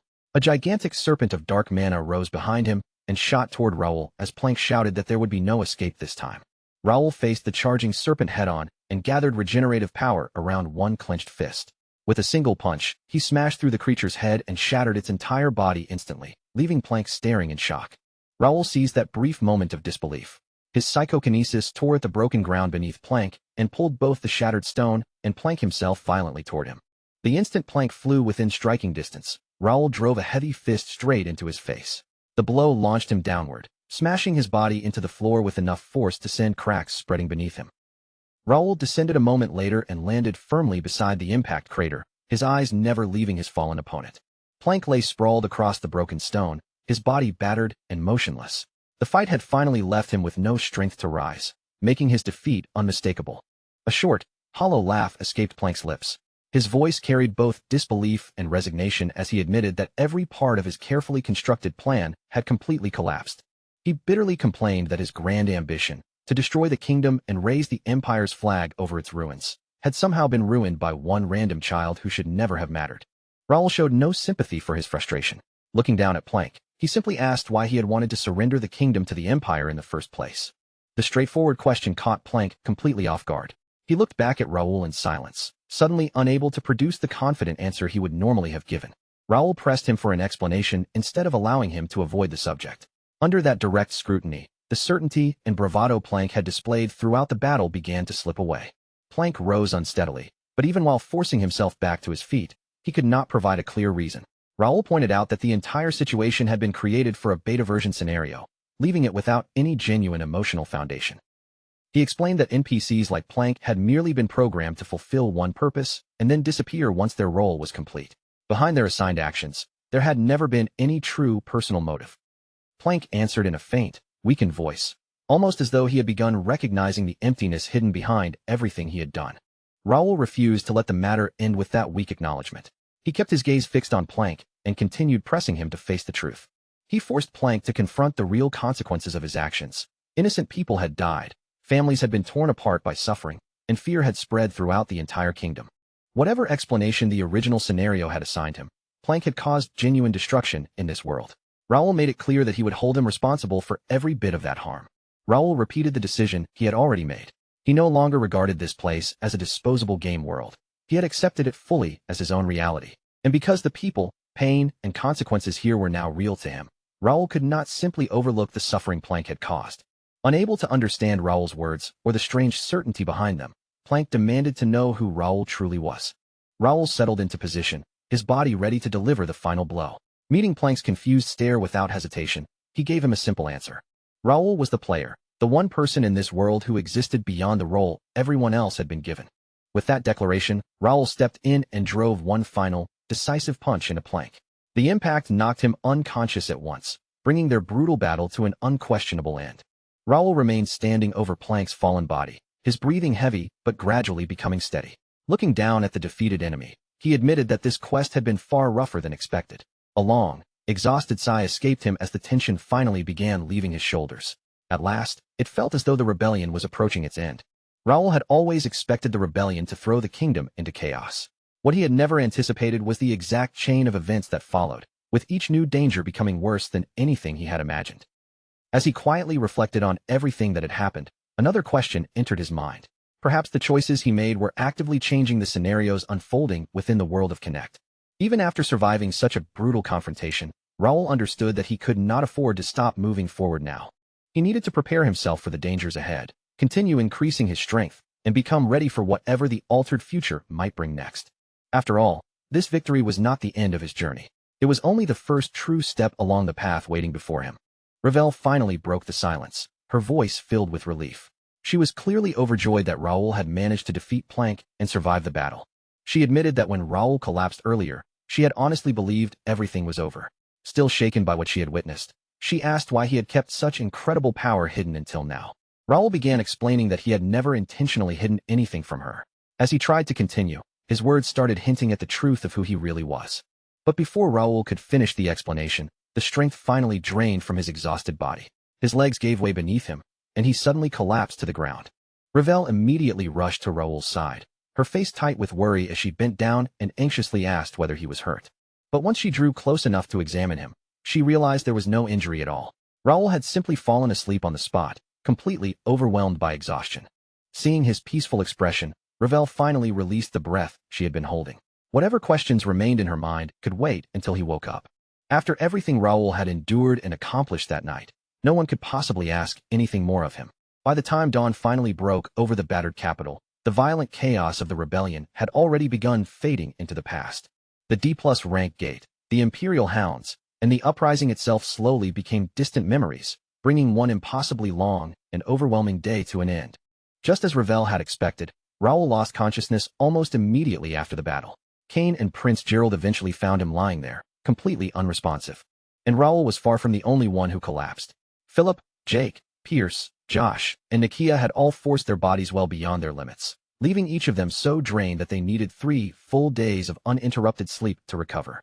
The king had survived the ordeal, but he remained unconscious. The tremendous strain brought on by the rebellion had placed even greater pressure on his already weakened condition. Learning that the third prince had secretly orchestrated the uprising left the king utterly stunned, while the revelation created even more dangerous complications within the kingdom's political landscape. By the time the Holy Knights and Brother Dylan finally reached the capital, they discovered that the surviving rebels had already slipped away and escaped. The nobles immediately scrambled to separate themselves from the uprising, pouring out endless supplies and resources in a desperate attempt to prove they had never supported it. Yet their frantic generosity only made their true nature more obvious, revealing just how quickly they would act when their own positions and interests were threatened. Over the following days, Turium slowly began pulling itself back together, recovering piece by piece from chaos unlike anything the kingdom had ever experienced before.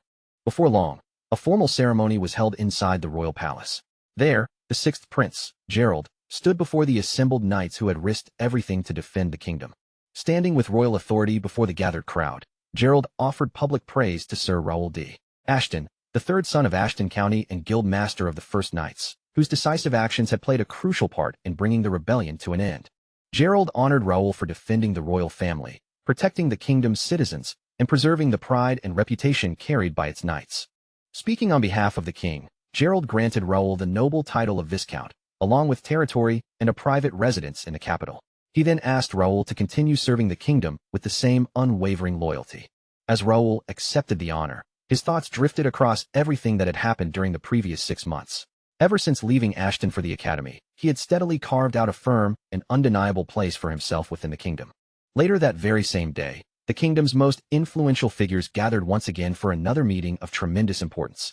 Prince Gerald opened the discussion by explaining that the king's illness prevented him from attending. Gerald would therefore speak in his father's place as they began examining the rebellion in far greater depth. Among those present was Melvin D. Ashton, Raoul's father, and the Count of Ashton. Melvin openly expressed his displeasure, declaring that there was little his family could contribute when they had not even been present during the uprising, a failure he considered deeply disgraceful. Marquis D. Templeton, the Duke of Templeton, offered no words, but his grim silence made it clear that he shared Melvin's opinion.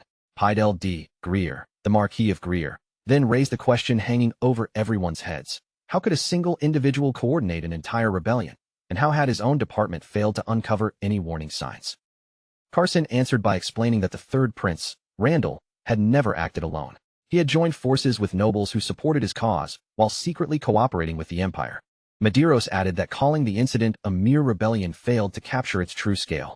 With the Empire directly involved, this had been far closer to a full invasion and should be treated as an act of war rather than an ordinary internal conflict.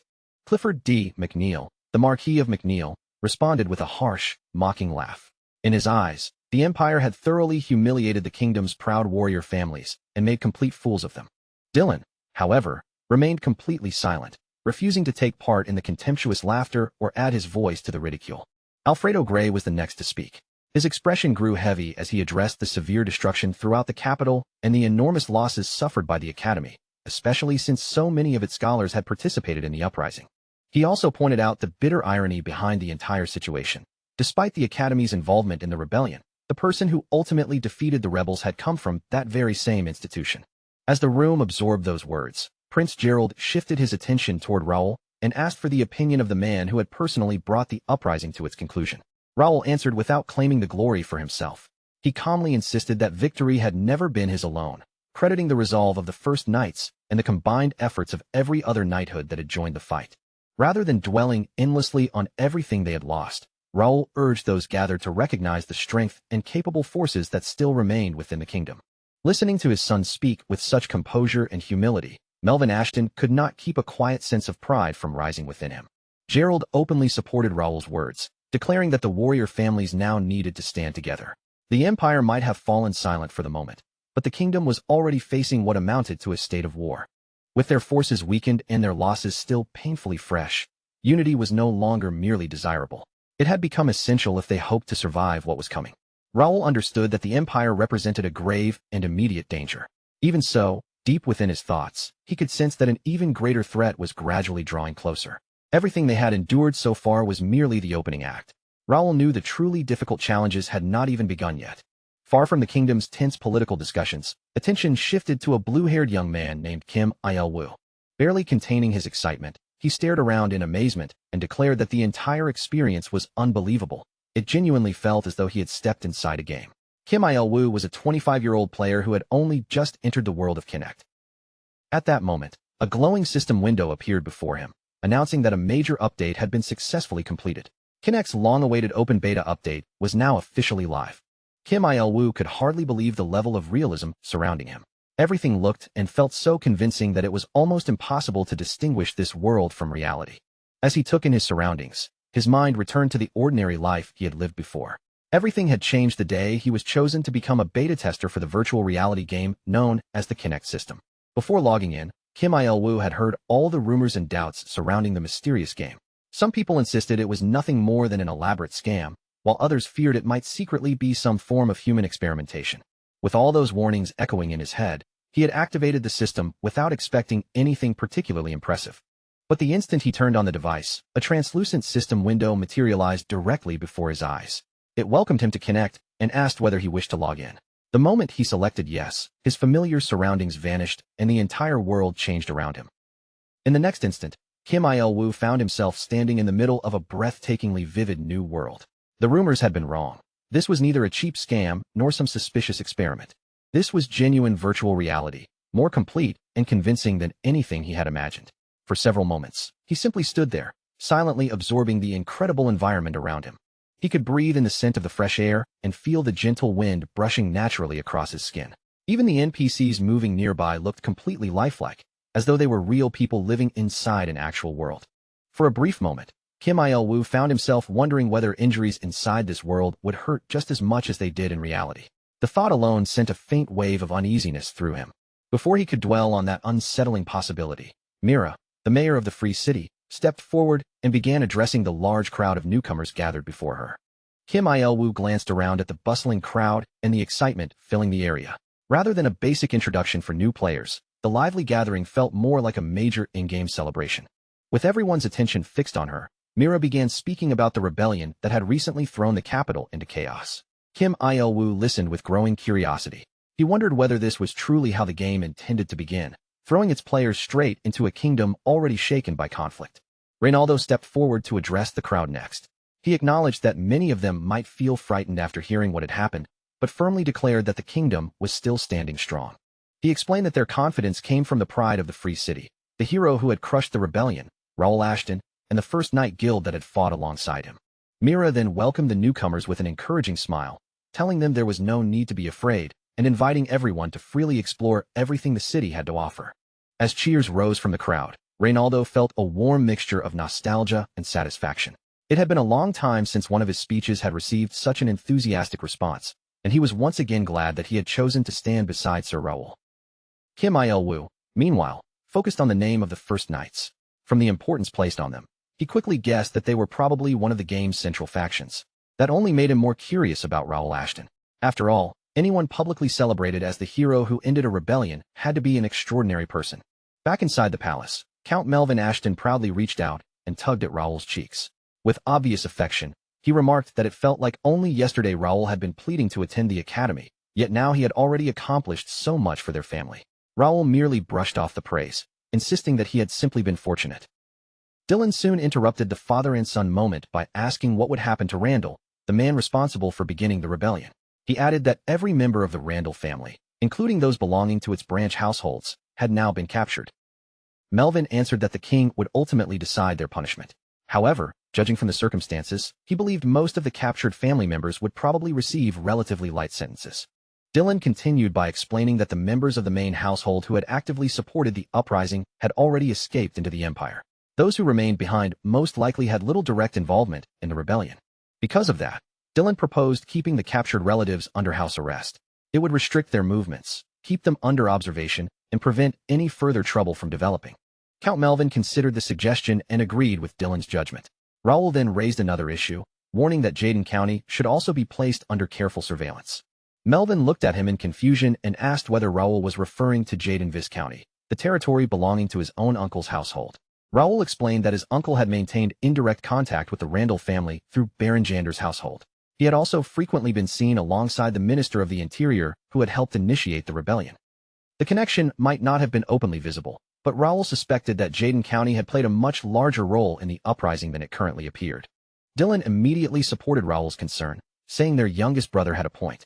The Jaden family had remained quiet for years, but that was no reason to lower their guard. Melvin nodded solemnly and ordered his sons to investigate every household connected to the rebellion. After issuing the command, Melvin turned toward Raoul and studied him in thoughtful silence, taking in just how much his youngest son had changed. He admitted that he had once continued seeing Raoul as a helpless child, but now Raoul had grown into someone so dependable that Melvin, as his father, could honestly say he had no regrets. Melvin believed the kingdom needed Raoul's strength now more than ever. He had complete confidence that his son would rise to the occasion and carry out the role placed before him. Raoul did not respond with any dramatic promise. He simply accepted his father's heartfelt words with quiet composure. A palace butler soon approached and respectfully informed Raoul that the prince wished to see him. Raoul gave a small nod and replied that he would come shortly. Before following the servant, Raoul turned back toward Count Melvin and offered his farewell, urging his father to take care and return home safely. Melvin responded warmly, wishing his son good fortune and reminding him above all else to protect his health. Raoul then walked away behind the butler. Melvin watched his departing figure and quietly observed that, from behind, Raoul already carried himself like a mature man, even though traces of youth still remained on his face. Standing beside him, Dylan smiled and agreed. Dylan thought back to Raoul's warning about their uncle and could not ignore how drastically his younger brother had changed. Raoul had once been weak not only in body, but also in spirit, yet now he stood stronger than anyone had expected. Melvin's expression soon turned serious again. No matter how capable Raoul had become, they could not continue placing every burden on his shoulders alone. Dylan was far too noticeable to secretly keep watch over their uncle, while Raoul was already weighed down by countless other duties. Once those two possibilities were removed, only one practical choice remained.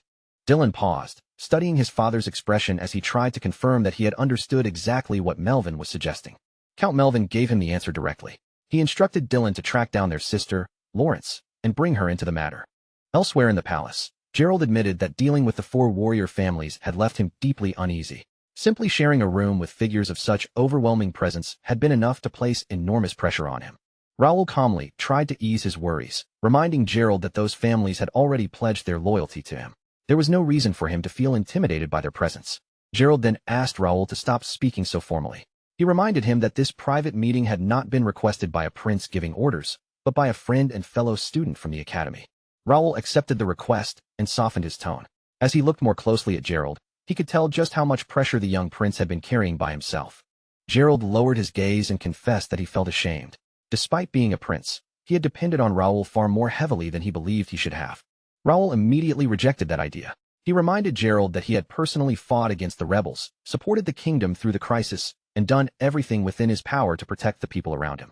Even after hearing that reassurance, Gerald remained troubled by how the citizens of the capital might view him. He feared they blamed the royal family for the suffering and destruction caused by the rebellion. Gerald went so far as to say that the citizens might be holding a deep grudge against him and could even feel tempted to throw stones if he appeared before them. After all, members of the royal family themselves had been involved in the recent disaster. Rather than arguing any further, Raoul calmly rose from his chair and offered Gerald a relaxed smile. He suggested that the two of them step outside and discover with their own eyes how the people truly felt. Meanwhile, within the enormous Templeton mansion, Dalton stood before his grandfather, Deep Templeton.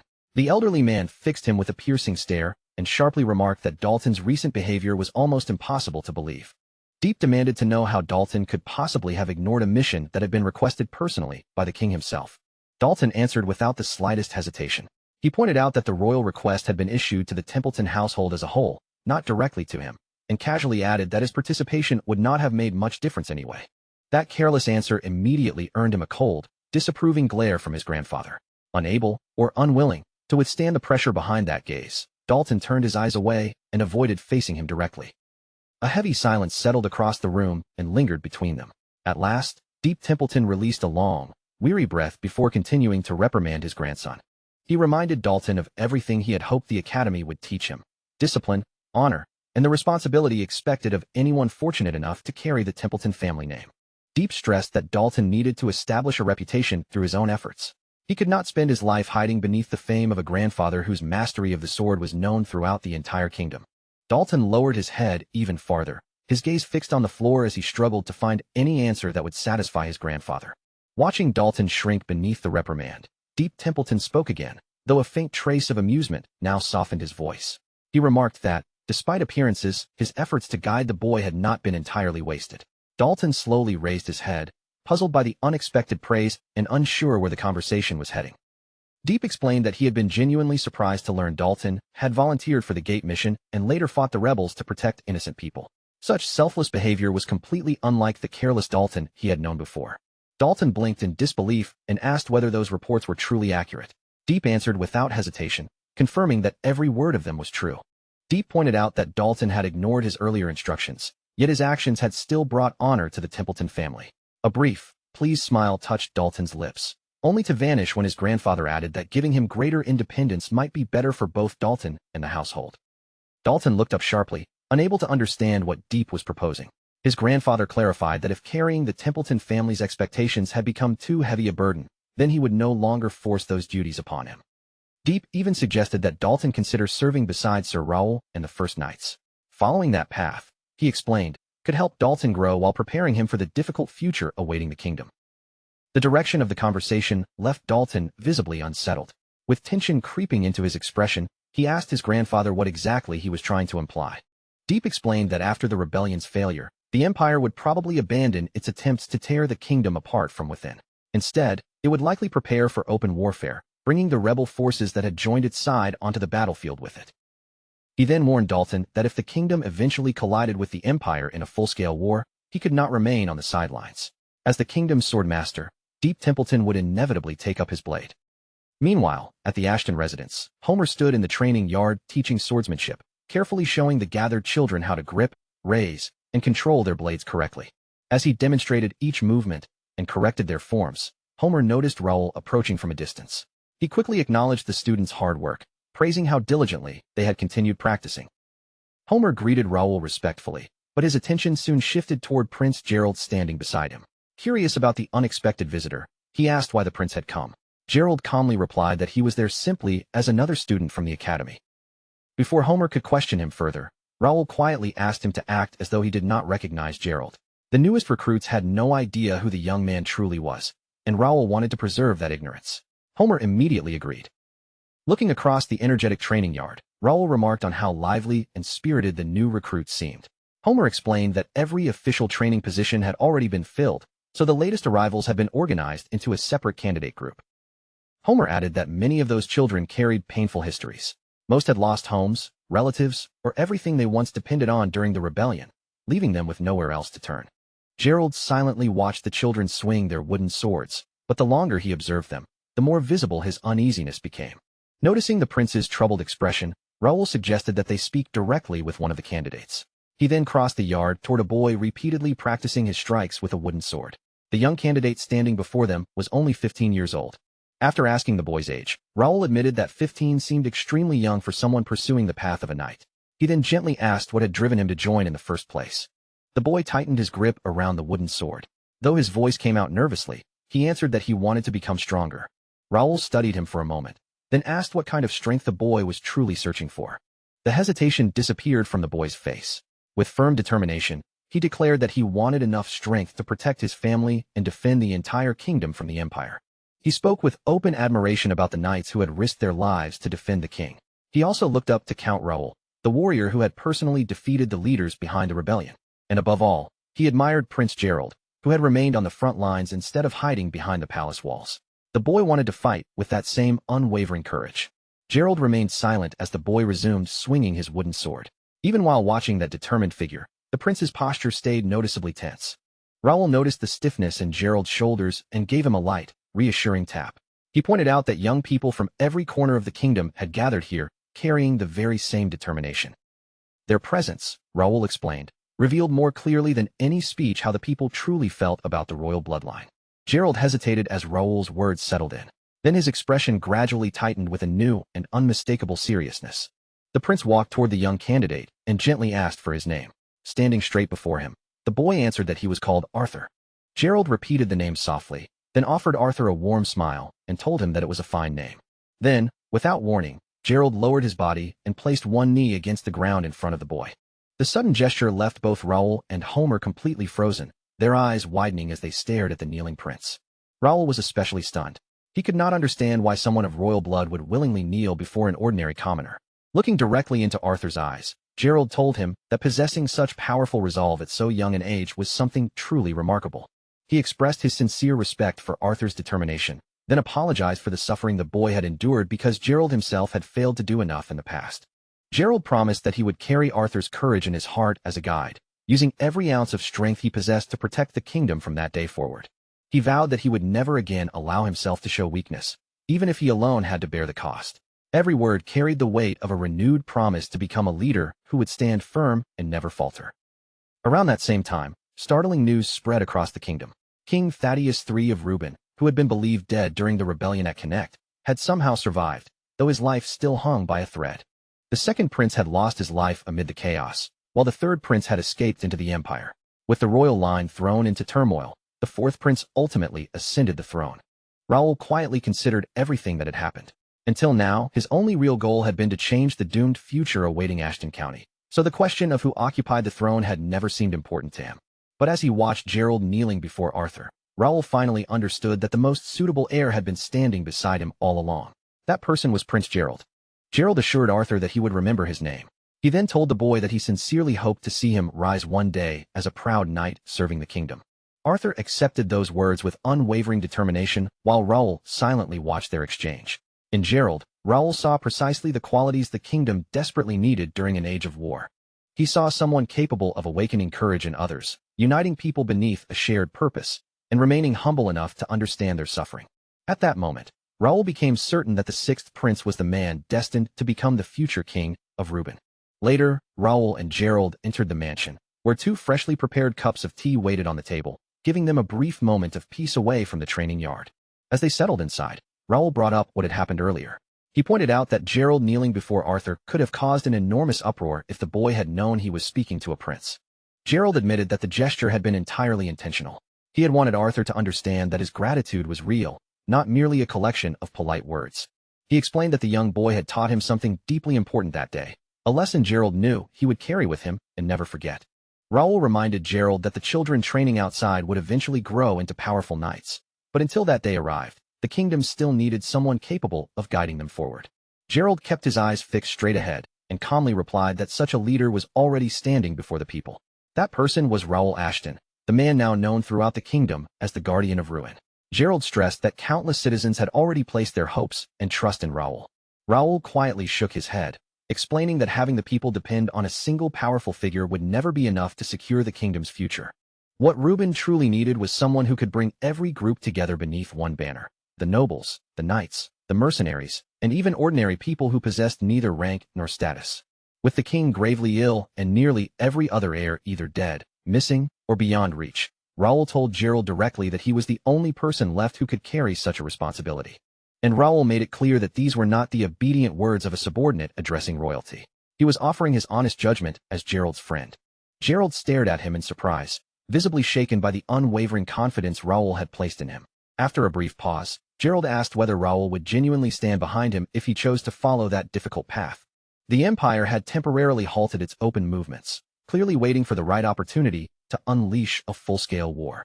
Gerald knew that, before then, disorder would likely spread throughout both the nobility and the royal household. Knowing what kind of turmoil lay ahead, Gerald looked to Raoul for a firm promise that he would remain beside him through the coming struggle. Raoul did not pause or look away. He answered immediately, giving Gerald his word that he would stand with him. Elsewhere, deep inside the concealed basement beneath Viscount Plank's mansion, Pierce and Philip examined the dim underground chamber while Nakia concentrated on the tightly sealed door before them. Pierce looked around the hidden passage and remarked that Plank truly was a strange man. Philip replied that Plank's abnormal behavior might have been caused by the influence of dark mana, adding that this place could contain evidence directly connecting him to the rebellion. Turning toward Nakia, Pierce asked whether she had made any progress in opening the mysterious door. Nakia answered with visible nervousness, explaining that the entrance had been locked behind an extraordinarily powerful magical seal. She clarified that the enchantment was not a trap, but its structure was incredibly ancient, so old that she doubted any surviving book would contain a record of it. Deciphering the seal would therefore require considerable time. Pierce's eyes widened in disbelief. He could not understand how someone like Plank could possibly have learned or gained access to magic that ancient. Before anyone could answer, a soldier hurried into the underground chamber, carrying an urgent report. Philip immediately asked what the investigation team had discovered. The soldier explained that the cave was not a natural formation at all. It had been carved and shaped by human hands at least 1,000 years earlier. Pierce blinked several times, stunned by the revelation, and asked whether the cavern could truly be more than a millennium old. Philip confirmed that Plank had not created the cave himself. Instead, he had deliberately constructed his mansion directly above the ancient underground site. The discovery made Nakia increasingly uneasy. She wondered aloud what could be concealed beneath the mansion and what secret Plank had been so desperate to keep buried. Philip's expression turned grave as he declared that everything they had uncovered needed to be reported to their master immediately.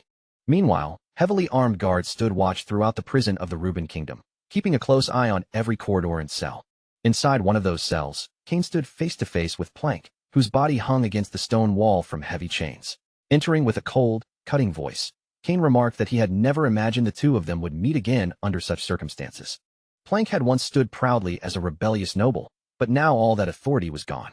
Before Kane, he was nothing more than a helpless prisoner bound in iron. Kane openly admitted that he wanted to kill Plank for the wounds and suffering he had inflicted upon the guild members. Still, he restrained that anger because there were answers he needed first. He demanded to know which powerful figure within the Empire had directed the rebellion, how Plank had communicated with the Imperial forces, and whether additional rebels still remained hidden beyond those already discovered. Rather than answering any of the questions, Plank simply tilted his head back and began laughing. The mocking sound immediately grated on Kane's nerves. As his expression tightened, he began wondering whether the Randall family might not have been the only warrior bloodline involved in the conspiracy. Before Kane could follow that suspicion any further, Plank spoke again and delivered a far more disturbing revelation. He claimed that both he and Kane had entered the world surrounded by lies. The unexpected word struck Kane without warning. His anger gave way to confusion as he sharply demanded that Plank explain what he meant. Plank replied that the truth he had uncovered was not something comforting or liberating. It was a deeply painful reality that had shattered everything he once believed. He brushed aside the rebellion as though it were completely insignificant, insisting that neither the conflict nor the world itself possessed any true meaning. Plank then claimed that Raoul had forced him to confront a cursed revelation. The world around them was nothing more than an illusion, and before long, everyone else would be forced to recognize that truth as well. According to Plank, the first cracks had already begun spreading through that false reality, revealing that the illusion could no longer remain intact. While Kim Il-woo continued wandering through the city, a very different meeting unfolded inside the Imperial Hound's headquarters, where Silver Zero demanded an updated report from his agents. Through the pale glow of a blue crystal ball, Imperial Hound 3 reported that their search among the refugees had uncovered nothing suspicious. Imperial Hound 7 then stepped forward with further information. 7 explained that although the nobles and royal family appeared calm on the surface, many of them remained deeply unsettled. To protect their influence, they were already attempting to attach themselves to the powerful warrior families. Silver Zero listened without interrupting. The conclusion was bitterly clear. Their failed operation had not weakened the enemy at all. Instead, it had only made their opponent stronger. After absorbing the report, Silver Zero shifted the subject and asked for an update on Plank's current condition. Imperial Hound 1 answered that Plank remained imprisoned within the kingdom. Reports claimed that the lingering effects of dark mana were destroying his sanity, leaving him to mutter incoherent nonsense inside his cell. Silver Zero's expression immediately hardened. He reminded the gathered agents that the Emperor was deeply disappointed by their failure, then fixed his gaze on Imperial Hound 1 and asked whether he understood what that disappointment meant. Imperial Hound 1 turned visibly pale beneath the pressure. Accepting full responsibility, he promised to do whatever was necessary to compensate for the failed operation. The man behind that title was none other than Viscount Jose, captain of Rubin's Royal Guard. Silver Zero responded with a merciless warning. If another disaster of this scale occurred, failure would no longer be forgiven. The punishment would be death. At that moment, Imperial Hound 9 stepped forward and broke the tense silence. 9 declared that Raoul Ashton was the true reason their entire operation had collapsed. Once again, Raoul had appeared at the crucial moment and destroyed everything they had worked to achieve. Imperial Hound 6 added that Plank had completely failed to control Raoul. Worse still, Raoul was no longer regarded as merely Prince Gerald's academy classmate. Rumors now claimed that he was guiding Gerald toward the throne so he could influence the direction of the entire royal household. 6 emphasized that Raoul Ashton could no longer be dismissed as a minor or insignificant figure. He had become a serious threat capable of overturning the Empire's plans. Silver Zero calmly stated that Raoul Ashton had become a rising danger to the Empire, a threat that should be eliminated before it could grow beyond control. Yet after a brief silence, he made an unexpected decision that shocked everyone in the chamber. He ordered them to leave Raoul Ashton alone for now. The reaction was immediate. Both 9 and 6 froze in disbelief as Silver Zero's aura flared with a sharp, burning intensity. With a colder edge in his voice, he clarified his order. From this moment forward, he would personally observe Raoul Ashton, and this time, they would treat him with the full seriousness his existence demanded. At the training grounds, Jose and Dalton clashed in the middle of an intense sparring session, steel ringing out as their swords met. Jose surged forward first, launching a heavy, committed strike. The force behind the blow caught Dalton off guard, pushing his blade backward as his stance briefly broke under the pressure. Sensing an opening, Jose pressed in relentlessly, shifting his position to trap Dalton at a disadvantage and preparing a follow-up strike aimed at ending the exchange. But Dalton reacted with sharp precision. Using his left hand to assist his blade, he redirected Jose's attack at the last moment, twisting the momentum and sending Jose stumbling completely off balance and crashing to the ground. Sitting in the dust of the training field, Jose clicked his tongue in frustration, muttering that his attack had failed once again. Instead of mocking him, Dalton offered calm reassurance, even praising the strength behind Jose's technique. He added honestly that if he hadn't been using dual blades, that exchange would have ended with him in serious danger. Dalton admitted he had misjudged Jose at first, assuming he relied purely on brute strength without much refinement. Still feeling the sting of defeat, Jose confessed that no matter how much he trained, his skill still could not compare to Randall, the legendary swordmaster. Dalton responded that every knight aimed for that same unreachable standard, then asked why Jose seemed so fixated on Randall specifically, since their styles were so different. Jose's hands tightened slightly as he finally spoke the truth. Randall was not someone he admired. He was the wall he needed to overcome. He recalled the moment he had once challenged Randall directly, pouring everything he had into that fight, only to find his strikes completely unable to land even once. The gap between them had felt so absolute, so crushing that Jose began questioning whether he even had the strength or will to continue climbing toward that impossible height. Dalton gave a faint, thoughtful smile as he listened. Even after everything, Jose still wanted to surpass Randall. Most people, Dalton knew, would have given up entirely after facing such overwhelming defeat. But Jose was still searching, still refusing to stop, still trying to find a path forward. Dalton's expression softened with respect as he called that kind of persistence the true spirit of the First Knights. As his thoughts drifted, he glanced around and wondered where Raoul had suddenly gone off to. At the same time, Raoul had already arrived deep beneath Plank's mansion, standing before a sealed door hidden within the underground chamber. The seal on the door pulsed faintly with an eerie power. Nakia studied it carefully, explaining that the ruins beneath them were unfamiliar even to her, and that the seal itself carried a dangerous and unstable presence. She warned that breaking it would require extreme caution and preparation. Philip added that anything protected so heavily, especially something tied to Plank, was unlikely to be harmless. Pierce, more cautious than the rest, suggested they leave it untouched entirely. Raoul listened in silence, weighing their concerns. Then his mind drifted back to the ancient ruins he had encountered before. In the end, he decided he would handle this himself. He told them confidently that if anything went wrong, he would manage to escape on his own, and then asked them to take a short break while he worked. Although surprised by his decision, the group eventually respected it and stepped away, leaving Raoul alone in front of the sealed door.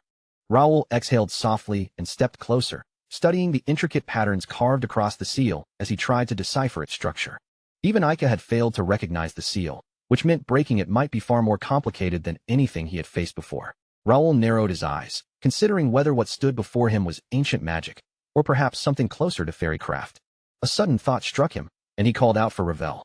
When she appeared beside him, Ravel immediately asked if he needed her help identifying the seal. After carefully examining the markings, Ravel confirmed her suspicion. It was indeed a fairy seal, a rare form of magic used exclusively by fairies. She frowned slightly, questioning why such a seal would exist in a place like this, and noting that only a very small number of fairies were even capable of casting it.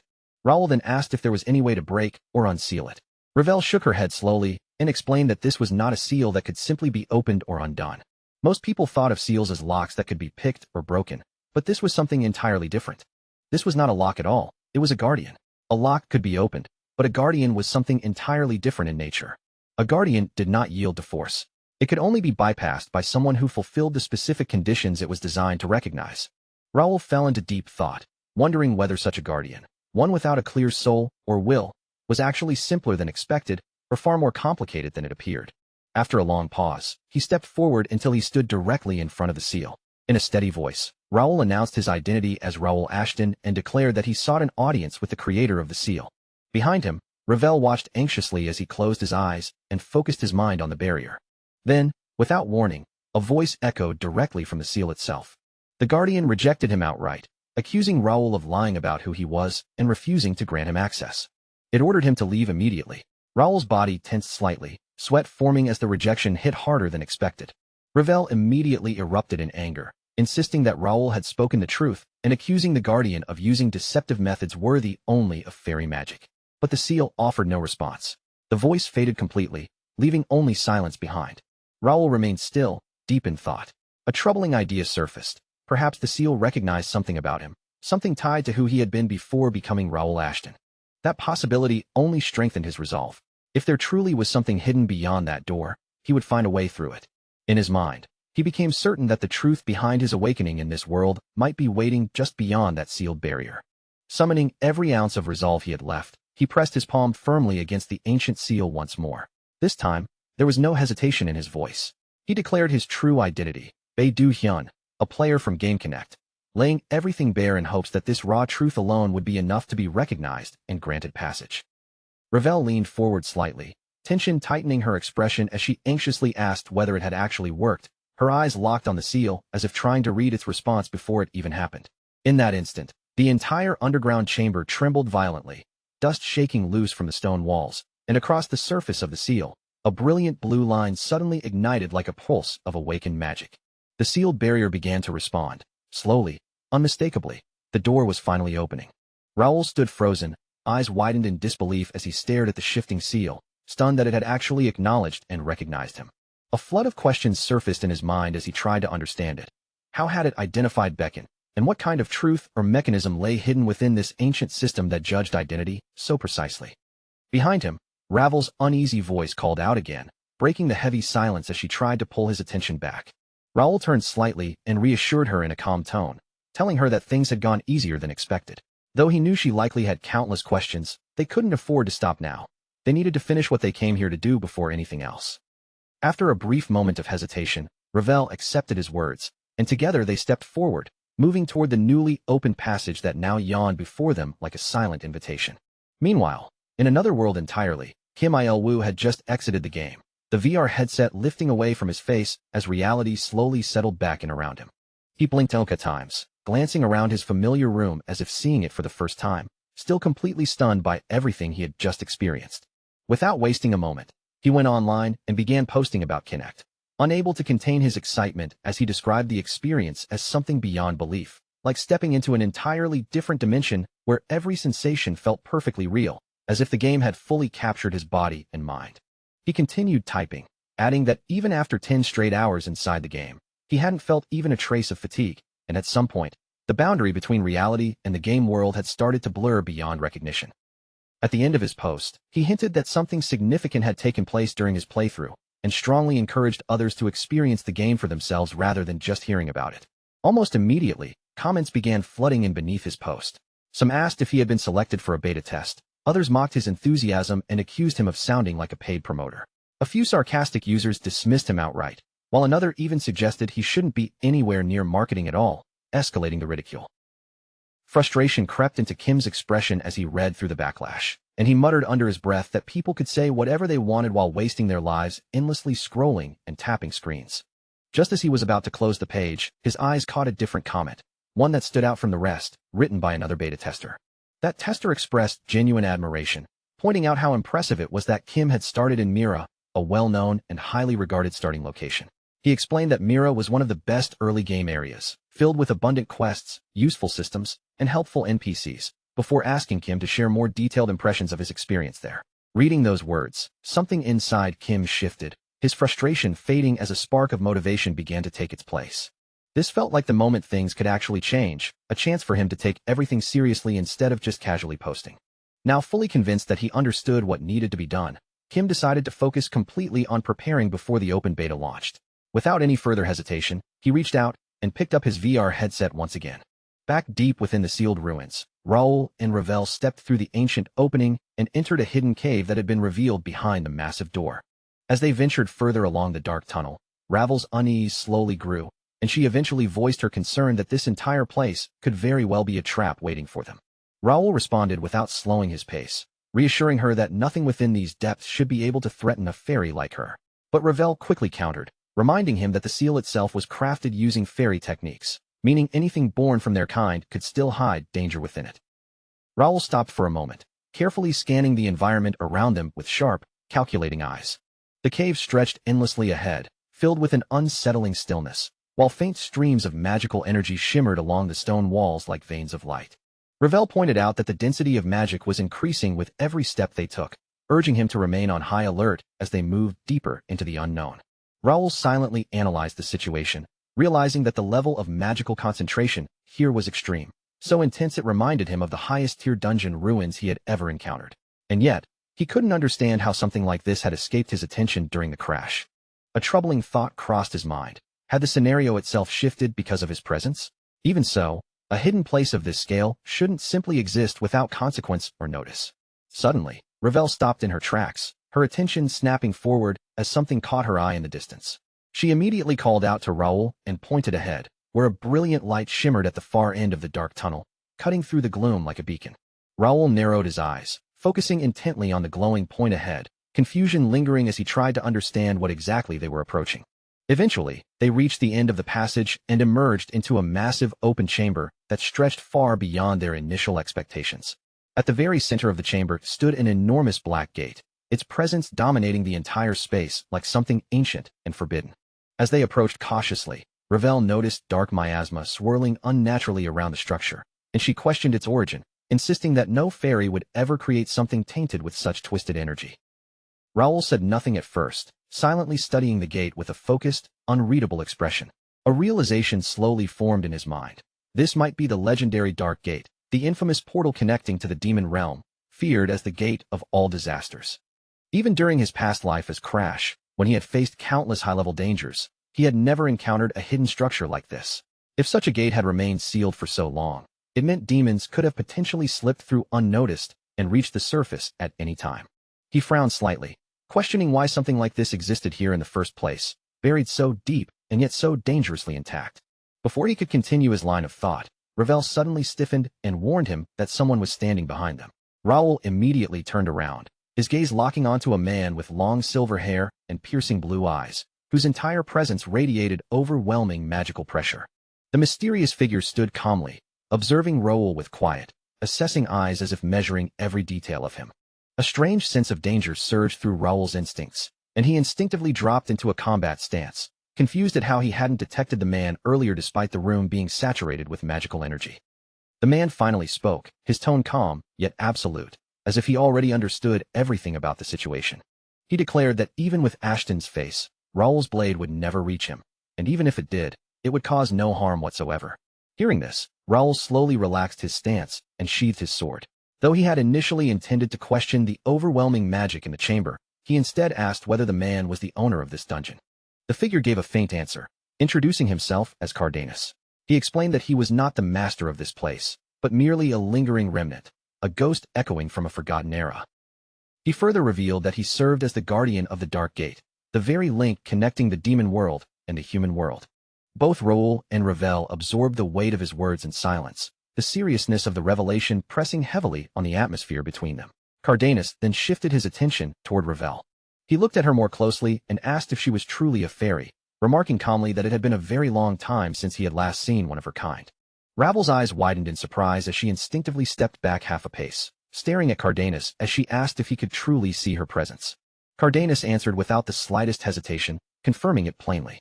He then added that in a distant past, he had studied and mastered countless spells under the blue-haired fairies of Lake Velardia. He followed this with a quiet remark, almost distant, saying that more than 1,000 years had passed since those ancient days. Ravel froze in shock, her expression shifting as memories of old fairy legends surfaced in her mind. She slowly asked if he truly meant it had been 1,000 years ago, as the stories had once claimed. Cardanus gave a calm nod and repeated it without emotion, stating once again that he was nothing more than a lingering spirit, bound eternally to his duty as the gate's guardian.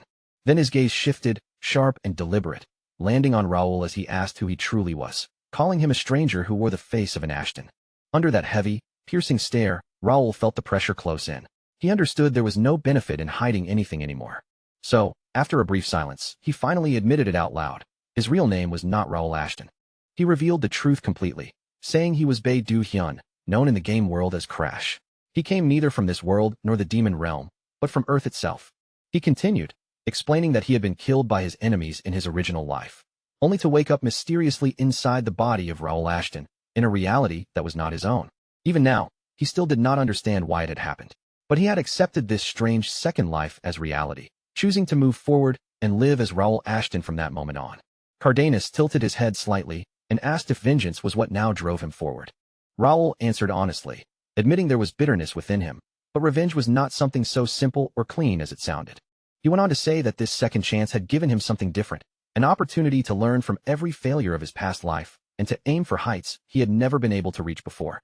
Cardanus fell silent for a moment, considering those words carefully, before finally remarking that the story was interesting. Then, without warning, his tone shifted. He told them to stop talking. Raoul and Ravel exchanged confused glances, both unsure why the conversation had been cut off so suddenly. Cardanus slowly drew his sword, his gaze locking onto the darkness behind them. In a cold voice, he warned that an uninvited guest had arrived. Behind them, the dark gate began to surge violently, releasing even thicker waves of black miasma that spilled into the chamber like a rising tide. Raoul and Ravel turned sharply, only to see a figure stepping through the gate itself, a demon emerging from the depths of the darkness. The demon greeted Cardanus casually, as if they were old acquaintances, saying it had been a very long time since they last met. The demon introduced itself as Fumas, ranked 98th among demonkind. With a mocking grin, it insulted Cardanus, calling him weak and nothing more than an immortal who never truly changed. It stood in arrogant confidence, but Cardanus did not budge, responding coldly that Fumas had always been foolish and that he would end things here and now. Fumas only smiled wider, the expression sharp and malicious, and replied that Cardenas truly hadn't changed at all. He added that he would show no mercy this time. Dark energy began to spiral around Fumas, condensing into a weapon formed entirely of corrupted power. The atmosphere in the chamber grew heavier with every second as he declared that the battle was about to begin. Without turning, Cardenas ordered Raul to stay out of the fight. He repeated firmly that this battle belonged to him alone, and Raul was not to interfere under any circumstances. With unwavering determination burning in his voice, Cardenas swore that he would end Fumas once and for all. Fumas, overflowing with confidence, smirked as he said he too had unfinished business with Cardenas that would finally be settled here. In the next instant, both figures exploded forward. Weapons clashed with brutal force, sending shockwaves ripping through the chamber. Fuma's dark energy weapon pulsed violently with each strike, while Cardenas' blade burned with a radiant green-white light.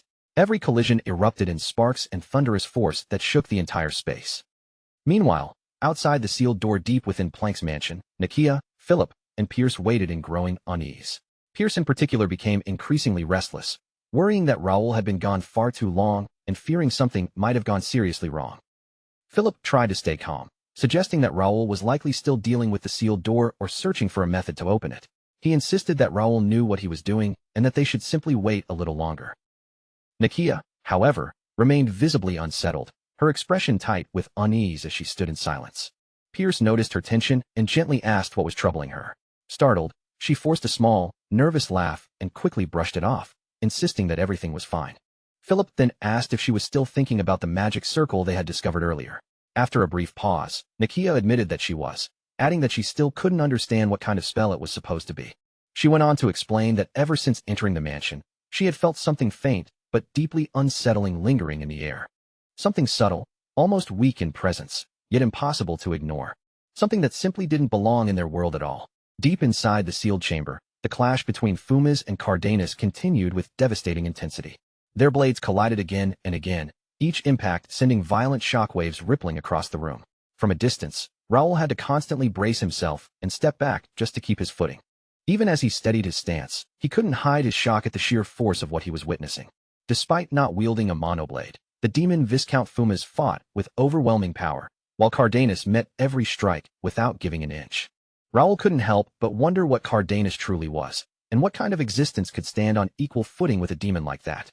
The battle raged on relentlessly, neither side managing to gain even a slight advantage. Cardenas fought with unshakable resolve, while Fumas pushed forward with cold, calculated aggression, each waiting for the smallest opening. With every collision, the chamber lit up in bursts of violent energy. Then, suddenly, the rhythm of the fight shifted. Fumas leapt back with a mocking grin, retreating toward the altar that supported the dark gate. Before anyone could react, he raised his weapon and struck the altar without hesitation. The structure shattered instantly, and Cardenas' reaction was immediate, his entire presence destabilizing in a catastrophic way. Cardenas' radiant form flickered violently, his light dimming as if something fundamental had been torn away.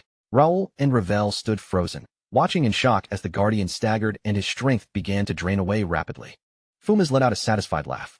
As he expected, he said, that altar had been the source of Cardenas' immortality and power. He continued with a cruel grin, explaining that time had already weakened it, and now that it was destroyed, Cardenas' existence itself would fade. He mocked the humans for letting this place decay, claiming it had given him the perfect chance to finish this once and for all.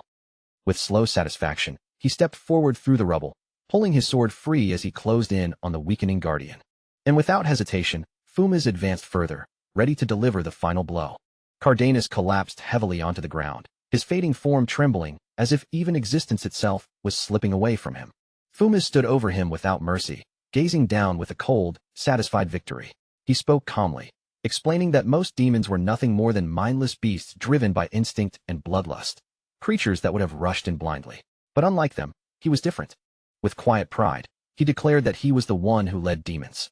He continued, saying that after their previous clash, he had already suspected the altar was the true core of Cardenas' power.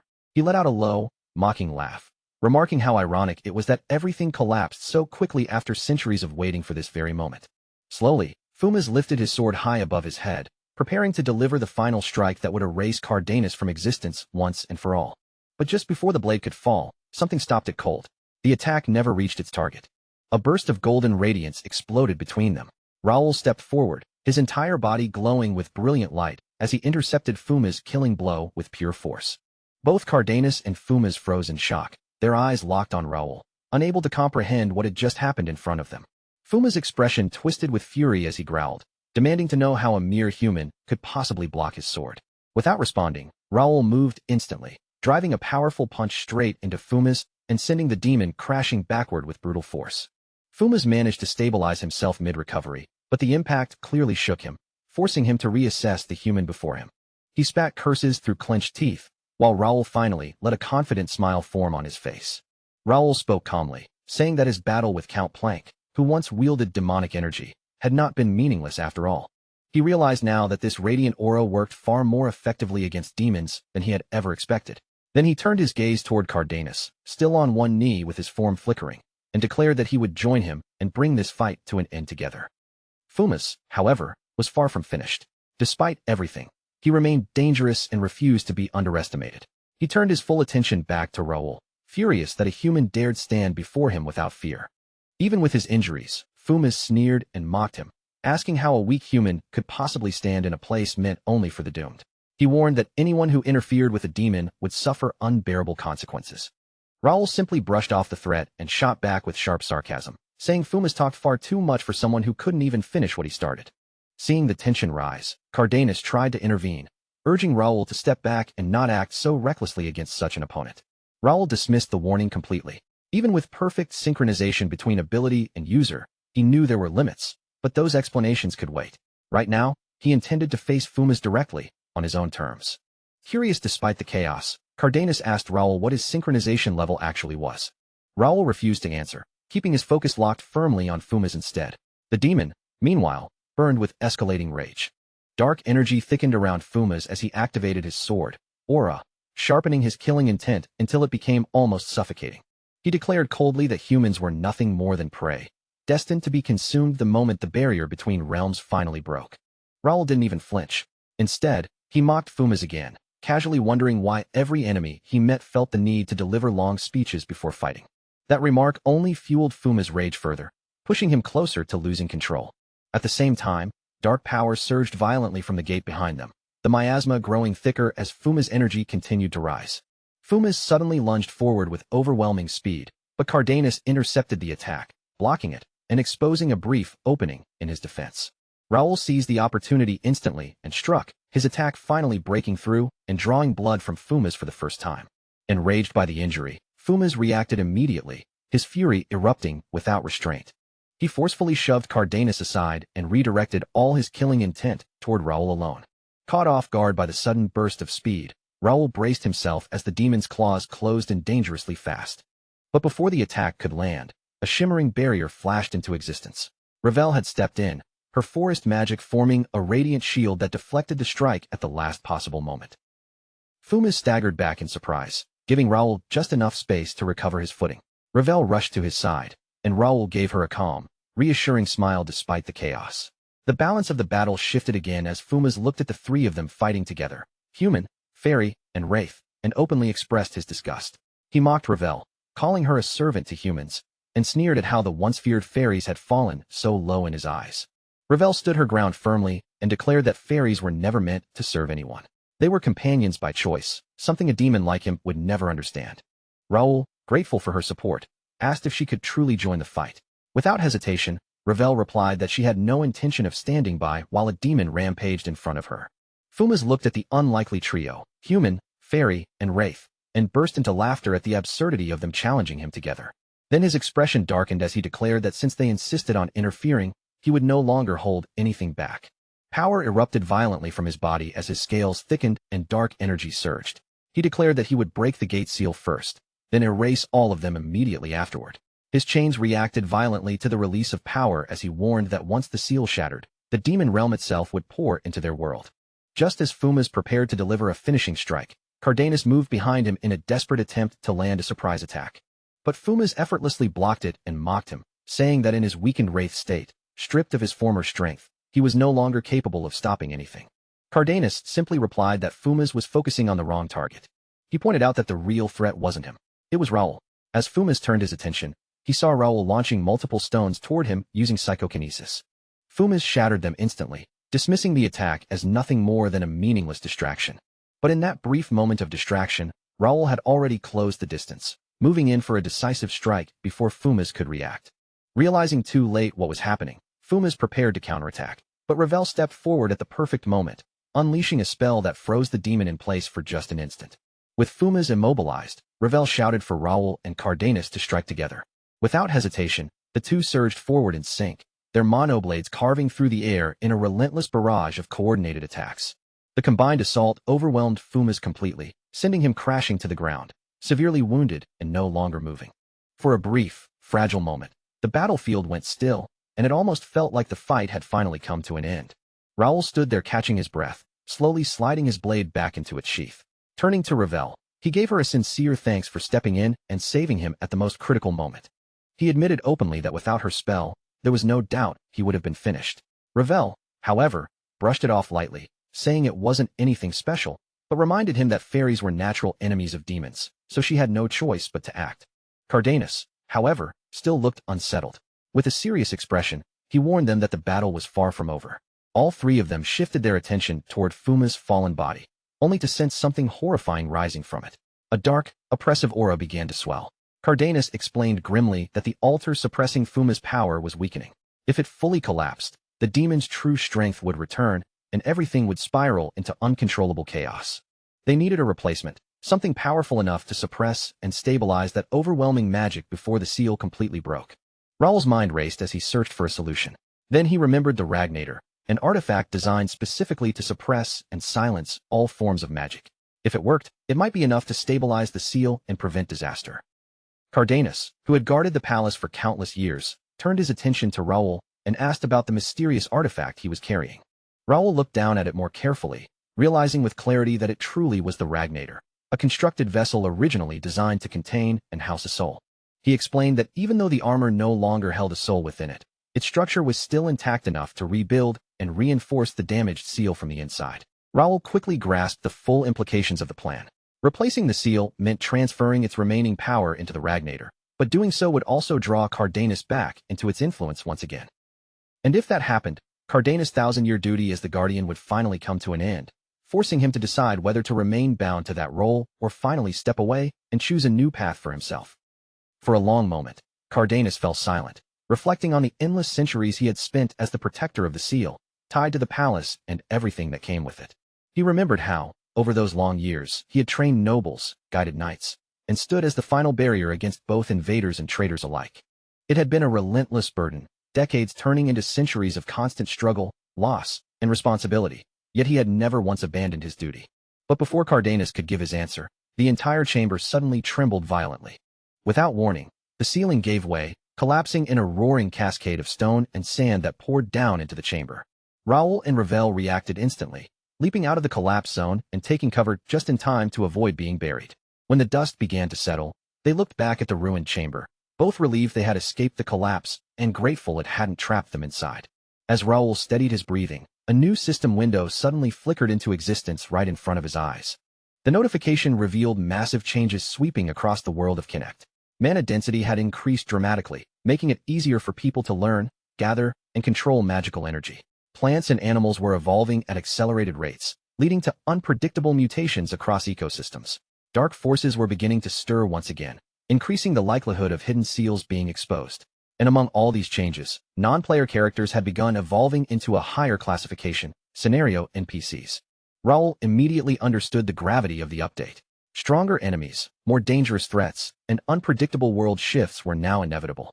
Yet hidden within that chaos, he also saw opportunity. Even though NPCs normally progressed slower than players, this accelerated growth meant some of them could eventually rise to rival player-level strength. Cardenas pulled Raoul back from his thoughts, asking seriously whether he was truly confident that the Ragnator could replace the seal. He warned that the artifact might become a curse rather than a solution, urging Raoul to think carefully before making a decision that could affect everything for years to come. Raoul, however, didn't hesitate. Even if it became a curse, he said he would accept it and use whatever power it offered to grow stronger. Cardenas studied Raoul in silence, weighing his confidence and resolve. After a long pause, he finally nodded and accepted the plan. He gave his approval, stating clearly that he trusted Raoul's decision. Raoul responded lightly, telling him he could simply call him Raoul instead of anything formal. In return, the Guardian revealed something he rarely shared, his true name. He said calmly that Raoul could call him Carl. From that moment, the atmosphere between them shifted. What had begun as a strict alliance now felt closer to trust and understanding, and together they began the delicate process of transferring the seal into the Ragnator. The next day, after everything surrounding the Ragnator had finally settled, Raoul sat alone in his large residence, deep in thought. He reflected on the current state of Connect and the massive changes that were about to unfold. It should appear in Connect soon, he muttered quietly, though he didn't explain what he meant. At that moment, another system message appeared, signaling yet another major update. Update complete. The open beta version of Connect has been expanded. More players are now able to join. 16 free cities have been established as safe zones where players will not lose experience on death and cannot leave during the protection period. New features have been added, including video upload functions and an internal web browser. The world of Connect has expanded further, introducing banking systems, trading features, and an auction house for players. The first main quest, the initial gate outbreak, had officially been cleared, though only a small number of players managed to complete it. As a result, the system announced adjustments to reduce its difficulty. Instead of uncontrolled destruction, future gates would now transform into structured dungeons. A new large-scale scenario was also beginning, Birth of Chaos, along with a main player quest titled Entrance of Savior, and a public event known as Defeat the Instructor. Raoul silently scanned through all the changes, showing little outward reaction, but fully understanding what they meant beneath the surface. This is almost exactly the same as before, he thought, recalling how similar events had unfolded in his previous life. Yet one part of the update stood out sharply and held his attention. The Birth of Chaos scenario unfolded through the system message. Gate outbreaks spreading across Connect, monsters overrunning villages, farmland, and entire regions, forcing humanity into continuous retreat as territory was lost everywhere. The 4 ancient seals that once restrained the dimensional gates were now failing, weakened by an unknown force or hidden scheme. The guardians who once protected each kingdom had already fallen, leaving the royal families exposed and vulnerable. With the balance of the world collapsing, secret organizations began rising rapidly, exploiting the chaos for power and influence. The world was shifting into an era where only strength and resources would determine survival. Raoul considered all of this carefully, analyzing what it truly meant for the future. Recent events had already proven how severely weaker regions suffered whenever disaster struck. Ordinary people always bore the heaviest burden, while powerful noble houses protected themselves with private forces. This imbalance revealed the true problem. Many nobles, especially those wealthy but weak in combat, would treat this chaos as an opportunity. They would expand their influence, seize weakened territories, and exploit them without hesitation or restraint. That realization forced Raoul to reassess his own position in the shifting world. I have 3 territories, he reminded himself quietly. In the past, the royal family had mediated disputes between nobles, but now their authority was unstable with their guardian gone. That absence was a critical problem, and although most nobles had not realized it yet, it would not take long before they did. Without Cardanus, the stability of the royal family itself now hung by a thread. And Raoul understood clearly that he could no longer afford to ignore what was coming. If I can't stop the collapse of the entire world, Raoul murmured under his breath, his gaze hardening as he looked forward. Then I'll protect my people first. His voice grew steadier as he continued his thoughts. At the very least, I'll minimize the damage and keep my knights alive. But deep inside, he knew there were old schemes already targeting Ashton County, plans that had been set in motion long before any of these system updates ever began. With that realization weighing on him, he silently resolved to prepare for everything, no matter what form the coming threats might take. As he organized his thoughts, his eyes shifted and caught Ravel standing motionless in front of the glowing update screen, completely still as she absorbed every piece of new information. After a brief silence, she finally turned her head toward him, as if snapping back from a distant thought. Raoul stepped closer and asked if she was all right, mentioning that he had called out to her several times without getting a response. Ravel suddenly spoke with unusual excitement, insisting that Raoul must have already known the truth, that this world and the other world were deeply connected. She went on, explaining that the internet itself was like a vast ocean, linking both worlds together in ways people couldn't easily perceive. Raoul gave a slow nod, admitting quietly that he had never properly explained any of this to her before, and promising that he would try to clarify everything from now on. To begin that explanation, he activated the soul-linking system embedded within the Ragnator armor. A warm golden light rose from the artifact, swirling upward before gradually taking form, until Cardanus reappeared, restored in a semi-physical body before them. "I've been waiting, Raoul," Cardanus said calmly, his tone steady and composed as his gaze locked onto him. He took a step forward, scanning the surroundings briefly before focusing fully on Raoul. "Why did you call me here?" Raoul straightened slightly, preparing himself mentally. There's something I mentioned before, he began, ready to move into the real discussion. Cardenas closed his eyes for a moment, recalling their previous conversation. You mean your true identity and the password, he said, understanding immediately. Raoul gave a simple nod in agreement. He admitted that what he had said before was incomplete, and now that their connection was permanent, he didn't want anything left hidden between them. More than anything, he wanted Cardenas to fully understand who he was, and the reality of the situation they were all facing. So Raoul began from the beginning, laying everything out clearly from start to finish, while Cardenas listened in complete silence without interrupting once. When he finished, Cardenas finally spoke. So you're saying, you come from the same world as those other outsiders? The world called Earth. Ravel, who had been quietly listening the entire time, suddenly turned toward Raoul with a puzzled expression. Why didn't you tell me this before? She asked, frustration edging her voice. Raoul immediately apologized. He explained honestly that even he had found the truth difficult to believe at first, and he hadn't been ready to reveal it until people from Earth began appearing more frequently in this world. Ravel slowly pieced everything together in her mind. So that's why everything matched. The Link Cafe wasn't a prophecy at all. It was describing things you already lived through. She frowned slightly, thinking deeper. I always assumed you were some kind of divine apostle, but maybe that wasn't entirely wrong either. Then she added in a quieter tone, resurrection and regression. Those aren't things ordinary humans can do. Raoul noticed her distant expression and asked what was bothering her. Cardenas let out a heavy breath, his tone carrying the weight of experience. Even after living 2 lives, some truths are still difficult to accept.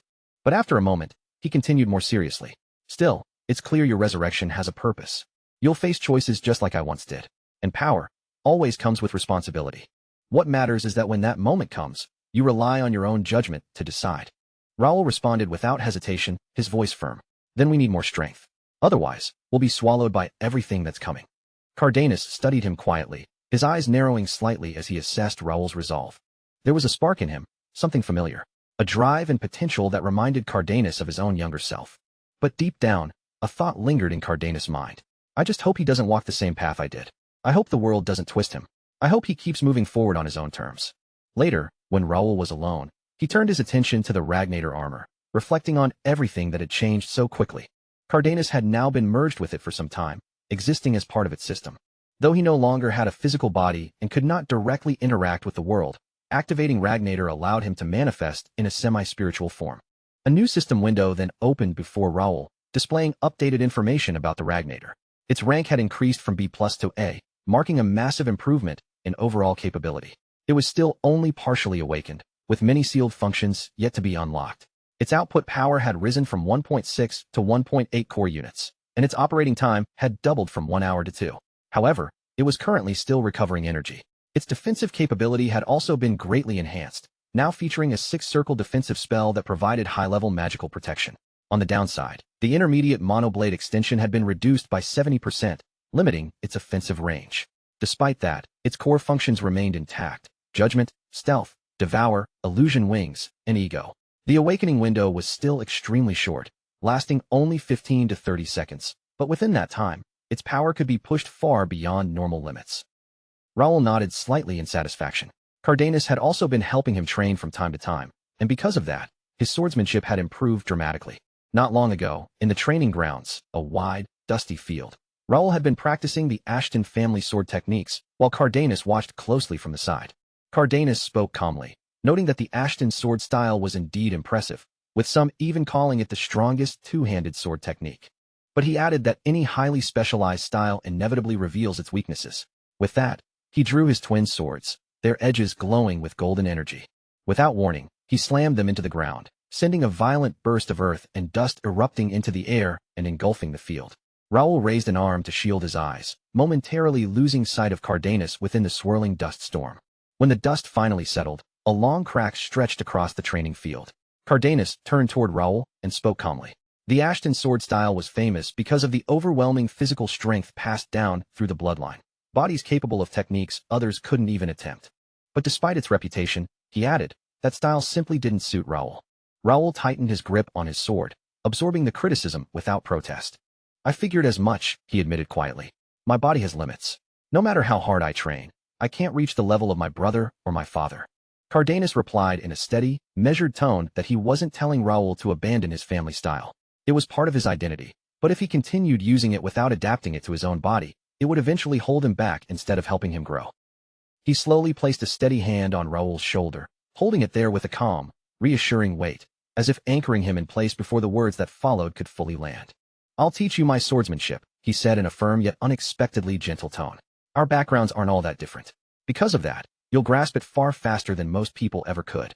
And once you've truly mastered it," he continued, eyes steady and focused, "you'll even be able to reshape your own family style however you see fit. So then, what's your answer?" Raoul stood still for a brief moment, then slowly tightened his fingers until his hand formed a firm, decisive fist at his side. His expression hardened with resolve as if the choice had already been made long before the question ended. "Teach me," Raoul said at last, his voice low but unwavering, carrying a calm certainty that left no room for hesitation. Later that day, inside his room, Raoul sat alone in a quiet chair, the soft light casting long shadows across the walls as he opened a system window, displaying his current skills and progression. His swordsmanship, once leveled at 8, had now dropped all the way down to level 1. He exhaled slowly, letting the reality settle in. It felt like losing something deeply familiar, something he had once relied on completely. And yet, he steadied himself. Letting go of his old technique was painful, but it was also a rare opportunity. Even if the level had reset, the experience, the instincts, the memory of every movement, those were still inside him. Cardenaza's sword style, known as the Infinity Sword, truly lived up to its name. It was vast, almost boundless in structure, as if designed without limits in mind. Endless combinations flowed within it, each movement linking seamlessly into the next. It adapted in real time during combat, mirroring a fluid fighting rhythm that felt strangely close to Raoul's own previous style. It was easy to see why Cardenaza had chosen it for him. That resemblance alone explained everything. "I'm adapting to this faster than any technique I've ever learned," Raoul murmured quietly to himself. That must be the reason. Even so, he clenched his thoughts tightly. There was still a long road ahead, far more distance than he had already covered. "I have to push further," he told himself, eyes sharpening with determination. "For everyone I want to protect. I'm not going to waste this second life," Raoul said under his breath, as if sealing a vow deep within himself. Several days later, Raoul sat at his desk surrounded by neatly stacked documents. The growing territory had brought a flood of new responsibilities, each report demanding attention and judgment. As he scanned through another file, he spoke quietly. "We've stationed guards at all the gates to ensure they don't turn into dungeon entry points." Gate and dungeon control had become a critical operation, especially since these resource-rich dungeons were known for spawning valuable monsters. Raoul had assigned a specialized guild team to handle them. Every time they defeated monsters or guardians, the dungeon's internal hunting meter would steadily increase, tracking its instability. And once that meter finally reached its limit, the dungeon master would inevitably appear, marking the final escalation. Defeating that last boss would trigger the collapse of the entire dungeon structure itself, erasing it completely from existence. By carefully managing the guardians and controlling how often they were engaged, they could keep the dungeon stable for longer periods, reducing unnecessary risk while maximizing resource extraction. Just as Raoul finished reviewing another report and set it aside, a firm knock echoed from the door, breaking the quiet rhythm of his work. "Come in," Raoul called without looking up, already expecting another round of urgent updates. The door opened, and Kane stepped inside, carefully balancing a thick stack of documents in his arms. "Master, I've brought the reports you requested," he said respectfully. "We've managed to locate nearly all of the 2,000 newcomers. However, 17 players are still unaccounted for, mainly those who arrived during the first and second waves. Most of the missing individuals appear to have ended up in Ignet, the free city under Marquia's kingdom," Kane added, his tone steady but cautious. Raoul flipped through the documents one by one, scanning each line with focused attention before giving a slow, approving nod. "Good work. Sending scouts into that region must not have been easy." Kane lowered his head slightly. "It is part of my duty." Raoul gave a brief, acknowledging nod. "Thank you. That will be enough for now. Go and rest." After Kane left the room, the door closing softly behind him, Raoul turned back to the remaining files. New arrivals continued appearing every week. Half a month had already passed, and they were already entering the third wave of newcomers. "If the information I'm searching for is hidden in here somewhere," Raoul muttered under his breath, eyes narrowing slightly, "I may have to adjust everything I've planned so far. But first," he paused, his gaze sharpening with a familiar name in mind. "Crash, the strongest solo player in Connect. Where are you hiding?" Hours passed, still buried in documents. Raoul eventually leaned back slightly and exhaled a tired breath, running a hand through his hair. Nothing, absolutely nothing. He had gone through everything he could find. Every memory, every detail he could recall, every possible lead that might have connected to the name. But there was still no trace of Crash anywhere, not in Connect, not on Earth, and not even in the records tied to O, the highest-ranked player in Connect's history. It was as if Crash had been completely erased from existence, leaving behind no footprint, no record, no proof that he had ever been real at all. Raoul slowly leaned back in his chair, his expression turning heavier, more serious. When I first faced my past self, I wondered whether I should involve him in my plans or simply act like I never knew him at all. He paused. But in the end, it was a pointless question. He rose from his seat and walked toward the window, gazing out quietly into the distance. It doesn't matter anymore. And if I'm being honest, his voice softened slightly, almost like a confession only the empty room could hear.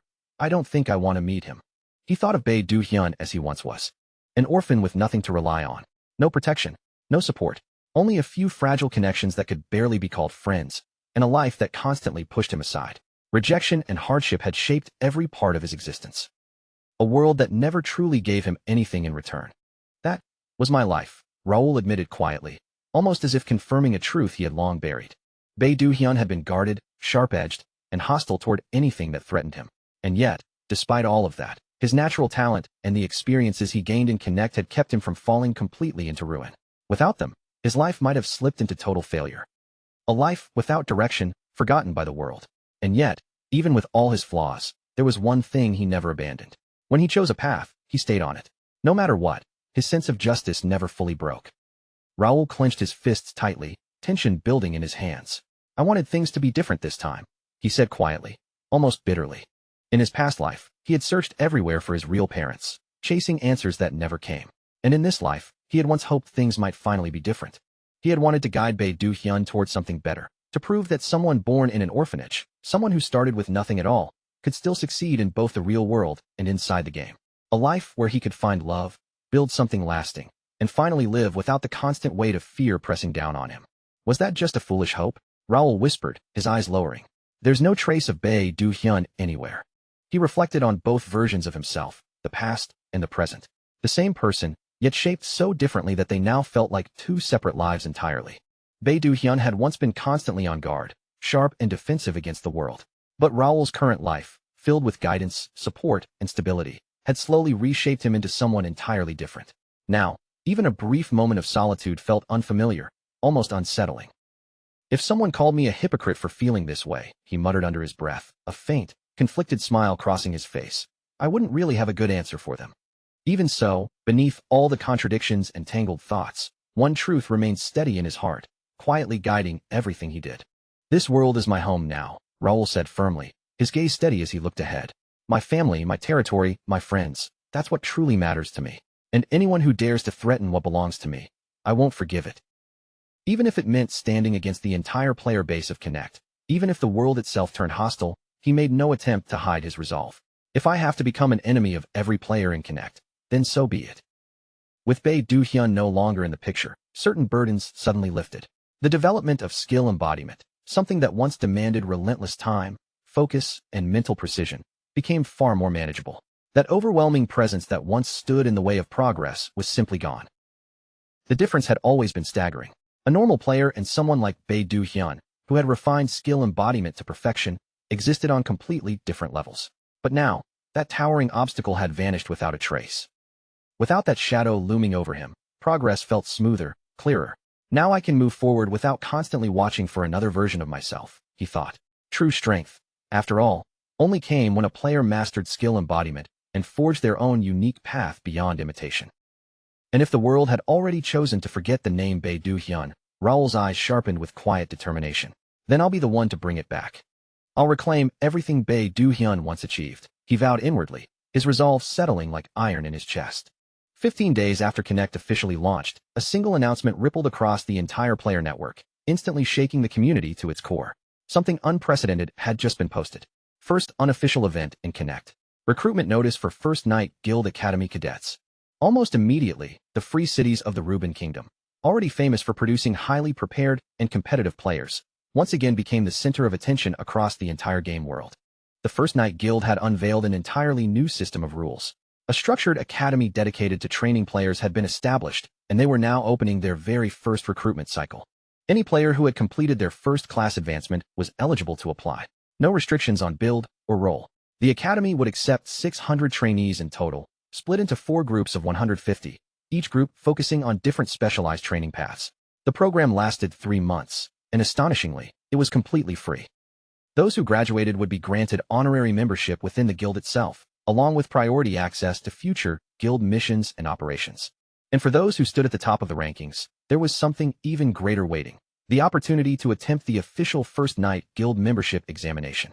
Successful candidates would receive exclusive equipment, financial support scaled by rank, and advanced training programs tailored specifically to their class. Everything funded and sponsored directly by the guild. Registration opened on February 1st, and even now the deadline was rapidly approaching, adding pressure to every interested player watching from afar. The moment the announcement went live, the entire Connect player community exploded into chaos.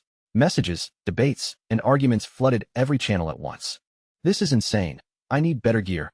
I'm heading there now," one player shouted. "Too late, didn't you hear? They blocked free teleport between cities," another replied. "I knew this would happen. I already went to Reuben last week," someone else added, frustration and urgency mixing in the chat. "This is completely unfair. This is going to break the balance of the entire game. Some people will complain no matter what. Just deal with it already. Have you seen First Night guild members up close? Their gear alone is insane. I'm definitely getting in. You? No chance. I'm the one who'll be accepted. Both of you are dreaming. Better hurry up if you want in. If you miss this, you're done for." Another voice jumped in. "The competition is already brutal, and it's only getting worse." A second echoed, "Exactly. Connect Corp is adding 3,000 new players every week. In 3 months, that's 40,000 more people. Why are they running something like this so early? Shouldn't they wait for more players first?" One person questioned. Another snapped back, "Go complain to First Night Guild. The admins aren't even hosting it." At that moment, Raul's eyes followed the endless scroll of comments across his monitor, until one post caught his attention. "Hey Connect admins, are you even seeing this? Run events like this in other regions too, or I'm going to show up at your office and make a scene." Replies instantly piled in beneath it. "You wouldn't even get past security. The admins can't do anything anyway. Didn't you read the announcement? They only intervene in special cases. I heard their office lights have been on all night. They're scrambling trying to figure this out." A faint, knowing smile formed on Raul's face as the argument continued to spiral out of control. Players blaming administrators again. It was always the same pattern. Nothing ever really changed. No matter how carefully an event was designed, someone would always find something to complain about. Events meant to help newcomers, frustrated veterans. Events meant to challenge players, frustrated casual participants. Raul leaned back slightly, taking it all in. This was the cycle of systems controlled by corporations. No one could satisfy everyone. His expression slowly sharpened as his thoughts deepened. "The First Night Guild Academy. I've been preparing for this for a long time," he murmured. He recalled the agreements made with the mayors of the free cities, the quiet deals that made events like this possible in the first place. Of course, players would flock to the Reuben free cities. That's where the highest chances of success lay. And once they gathered there, the First Night Guild would naturally filter out the strongest among them. His eyes narrowed slightly. But this situation needs to be carefully controlled. Even if they couldn't be seen directly, the Connect administrators were still there, moving behind the scenes, shaping outcomes from the shadows. To Raul, they were no different from any other opponent. In fact, as the game evolved, they became even more dangerous than visible enemies. Connect's administration hadn't always been like this. It had started as a neutral oversight system meant to ensure fairness, but over time, it had been pulled into the influence of powerful individuals and corporations. Events that should have been fair became tools for guilds backed by massive organizations. Sudden competitions were arranged to boost nations and corporate-sponsored factions instead of true balance. Even the system's AI tried to resist these influences, but its control had limits. In the end, human administrators still bent the direction of the world. But this time will be different, Raul decided quietly. The recruitment event wasn't just about gathering talent or promoting First Night Guild's influence. It was a test, a way to measure how far a single organized event could reshape the entire world of Connect. Normally, the system controlled every event tightly, but Connect was meant to be a world of free will, at least in theory. And yet Raul, acting in the role of an NPC, had already begun pushing those boundaries, creating events independently and issuing quests without authorization. And so far, no one had stepped in to stop him. The First Night Guild had already conducted large-scale events influencing players directly, without interference from the system. That revealed something important. Inside Connect, player behavior could be shaped far more freely than anyone in management seemed to realize. And even the administrators weren't stepping in. The administrators likely believed they still held full control over everything. But that belief was beginning to look increasingly fragile. This time, things won't go the way they expect, Raul thought with a faint, sharp smirk. The scene shifted to the free city of Mira, inside the grand residence of the mayor. The hall glowed under warm lights, polished floors reflecting ornate decorations and rich architecture. The mayor stepped forward with enthusiasm, greeting his distinguished guest. "Oh, welcome, young Master Raoul," he said brightly, voice full of warmth. "No, Viscount, my apologies," Raoul replied calmly with a slight nod, correcting himself as he returned the greeting. "I hope I'm not disturbing you. I know you must be busy," Raoul added politely, his tone measured and respectful. The mayor waved his hand casually, dismissing the concern with an easy smile. "Not at all. There's no need for such formality." Raoul quietly observed him, taking in every detail of his expression and demeanor. The mayor remained in an unusually bright mood, almost radiating satisfaction as he spoke. It wasn't difficult to understand the reason behind it. Just a year ago, the city of Mira had been nothing more than a quiet, modest settlement with little influence. Now it had transformed into a thriving hub of trade, movement, and opportunity, alive with constant activity. In his eyes, Raoul stood at the center of that transformation, a benefactor whose influence had reshaped the entire city almost overnight. "So," the mayor asked with a curious smile, leaning forward slightly, "what brings you here today?" "Whatever it is, I'm confident I can handle it, Count Raoul." His tone carried both confidence and eagerness, as if ready to assist without hesitation. Raoul shifted his stance slightly, then raised a hand and gestured towards someone standing beside him. There, partially obscured in the shadows of a deep black cloak that concealed their face completely, stood a silent figure. "I want you to meet someone," Raoul said calmly, his voice steady and controlled. The mayor's eyes immediately sharpened with interest. He straightened slightly, sensing importance behind the introduction. "Ah, I see. This must be someone significant. You wouldn't bring an ordinary person directly to me." Raoul simply gave a quiet nod in confirmation. "This player will be working with me," Raoul continued. "His name is Crash." At that moment, the cloaked figure reached up slowly and lowered the hood, revealing a composed face filled with quiet confidence and sharp determination. The man gave a slight bow, his expression respectful yet steady. "It's an honor to meet you, Mayor. I am Crash." His voice carried calm assurance, the kind that came from someone used to standing under pressure without breaking. The mayor studied him carefully for a brief moment, eyes scanning his presence, posture, and demeanor. Then his expression shifted into a warm, enthusiastic smile. My, it seems I should be the one asking for your cooperation. You will be an excellent addition to our city." His tone brightened further, clearly pleased with what he saw.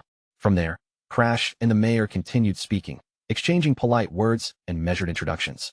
Throughout it all, Raoul remained silent, standing slightly back, observing every reaction, every shift in tone, and every subtle detail without interrupting. Later, after the discussion concluded, Crash stepped out of the office. As the door opened behind him, the mayor called out in an upbeat voice, still clearly in high spirits. "If there is anything you need, feel free to ask at any time." Crash paused briefly, then turned his head slightly and responded with polite composure. "Thank you, Mayor. I appreciate it. I will see you again soon." With that, he left the room, his footsteps fading down the corridor. Once he was gone, the mayor turned his attention back to Raoul, letting out a light chuckle as if amused by something only he understood. His mood remained noticeably uplifted. "You really are always one step ahead of everyone," the mayor said with admiration. "How did you manage to find another outsider like this so quickly?" Raoul responded with a faint, relaxed smile. "It just happened naturally." "He's skilled, capable, and has potential I couldn't ignore," Raoul added calmly. "That's why I brought him here for you to meet." His tone remained even, without any hint of exaggeration. The mayor let out a satisfied laugh, clearly pleased by Raoul's judgment. "You truly have an eye for talent. That is all I needed to hear. I'll make sure to keep an eye on him as well." As Raoul prepared to depart, the mayor personally escorted him toward the entrance of the mansion. Standing by the doorway, he offered a respectful farewell. "Safe travels, Count Raoul." "Thank you for your hospitality," Raoul replied calmly as he stepped into the carriage waiting outside. Inside, Crash was already seated, waiting in silence. As Raoul entered and took his seat, Crash turned toward him and spoke first. "So, what did the mayor think?" Raoul allowed a faint smirk to form at the corner of his mouth, his eyes narrowing slightly with quiet confidence. "He doesn't fully trust you yet," he said, "but he will be watching everything you do from now on." At that moment, the truth behind the entire meeting surfaced. The one known as Crash was actually Raoul in disguise, while the man sitting across from him, Kane, had been the one posing as Raoul during the meeting. Kane exhaled lightly, leaning back. "Your disguises are incredible. Even the mayor never suspected a thing." Kane then returned to his usual appearance with a subtle shift, relaxing now that the act was over. "I'm just glad I was able to assist," he said calmly, as if the entire deception had been nothing more than another routine task. Raoul slowly removed a small ring from his finger. The moment it came off, a faint shimmer passed over him, and his appearance shifted back to its original form, as though a veil had been lifted. This little thing works flawlessly, Raoul said while turning the ring between his fingers. It's the polymorph ring I received from Vice-Chancellor Gray back at the Academy. His tone carried quiet satisfaction. A transparent system window materialized in front of him, displaying detailed information about the item. The description confirmed its function. Gray's polymorph ring allowed the user to completely alter their physical appearance to match any chosen identity with perfect precision. Another interface appeared immediately afterward, hovering in midair as additional system data loaded. Second identity system, grade, unique. This function granted the user an entirely separate identity that could be switched freely. It proved useful for ranking calculations, group coordination, and quest assignments. However, there was a limitation. Experience and achievements were stored independently for each identity, meaning skill differences between forms could eventually become noticeable. Raoul let out a faint, knowing smirk as he closed the window. So they finally implemented the second identity system. His tone carried subtle approval. It's expensive in the player's shop, he murmured, but worth every bit of it. His eyes lingered on the ring for a moment longer before he set his hand down. With both the ring and the new system in place, he had effectively created a completely separate persona, Crash. A fully independent identity that allowed him to move freely through Connect without restriction or recognition. All right, Raoul said, his voice shifting into a sharper, more focused tone as he settled into his true mindset. Let's get back to the real operation. Meanwhile, on Earth, deep inside the massive headquarters of Connect, one of the largest conference rooms was filled with a heavy, uneasy silence. Something important was about to unfold. Employees sat around a long, polished table, exchanging uncertain glances and low murmurs while waiting for answers that had not yet been given. The atmosphere was tense, almost suffocating. Section Chief Kim, do you know what this is about? Someone finally asked. Kim slowly shook his head. No, we were all called here without explanation. No one told us anything. A woman with brown hair tapped her fingers anxiously against the table. What kind of situation requires an emergency meeting like this?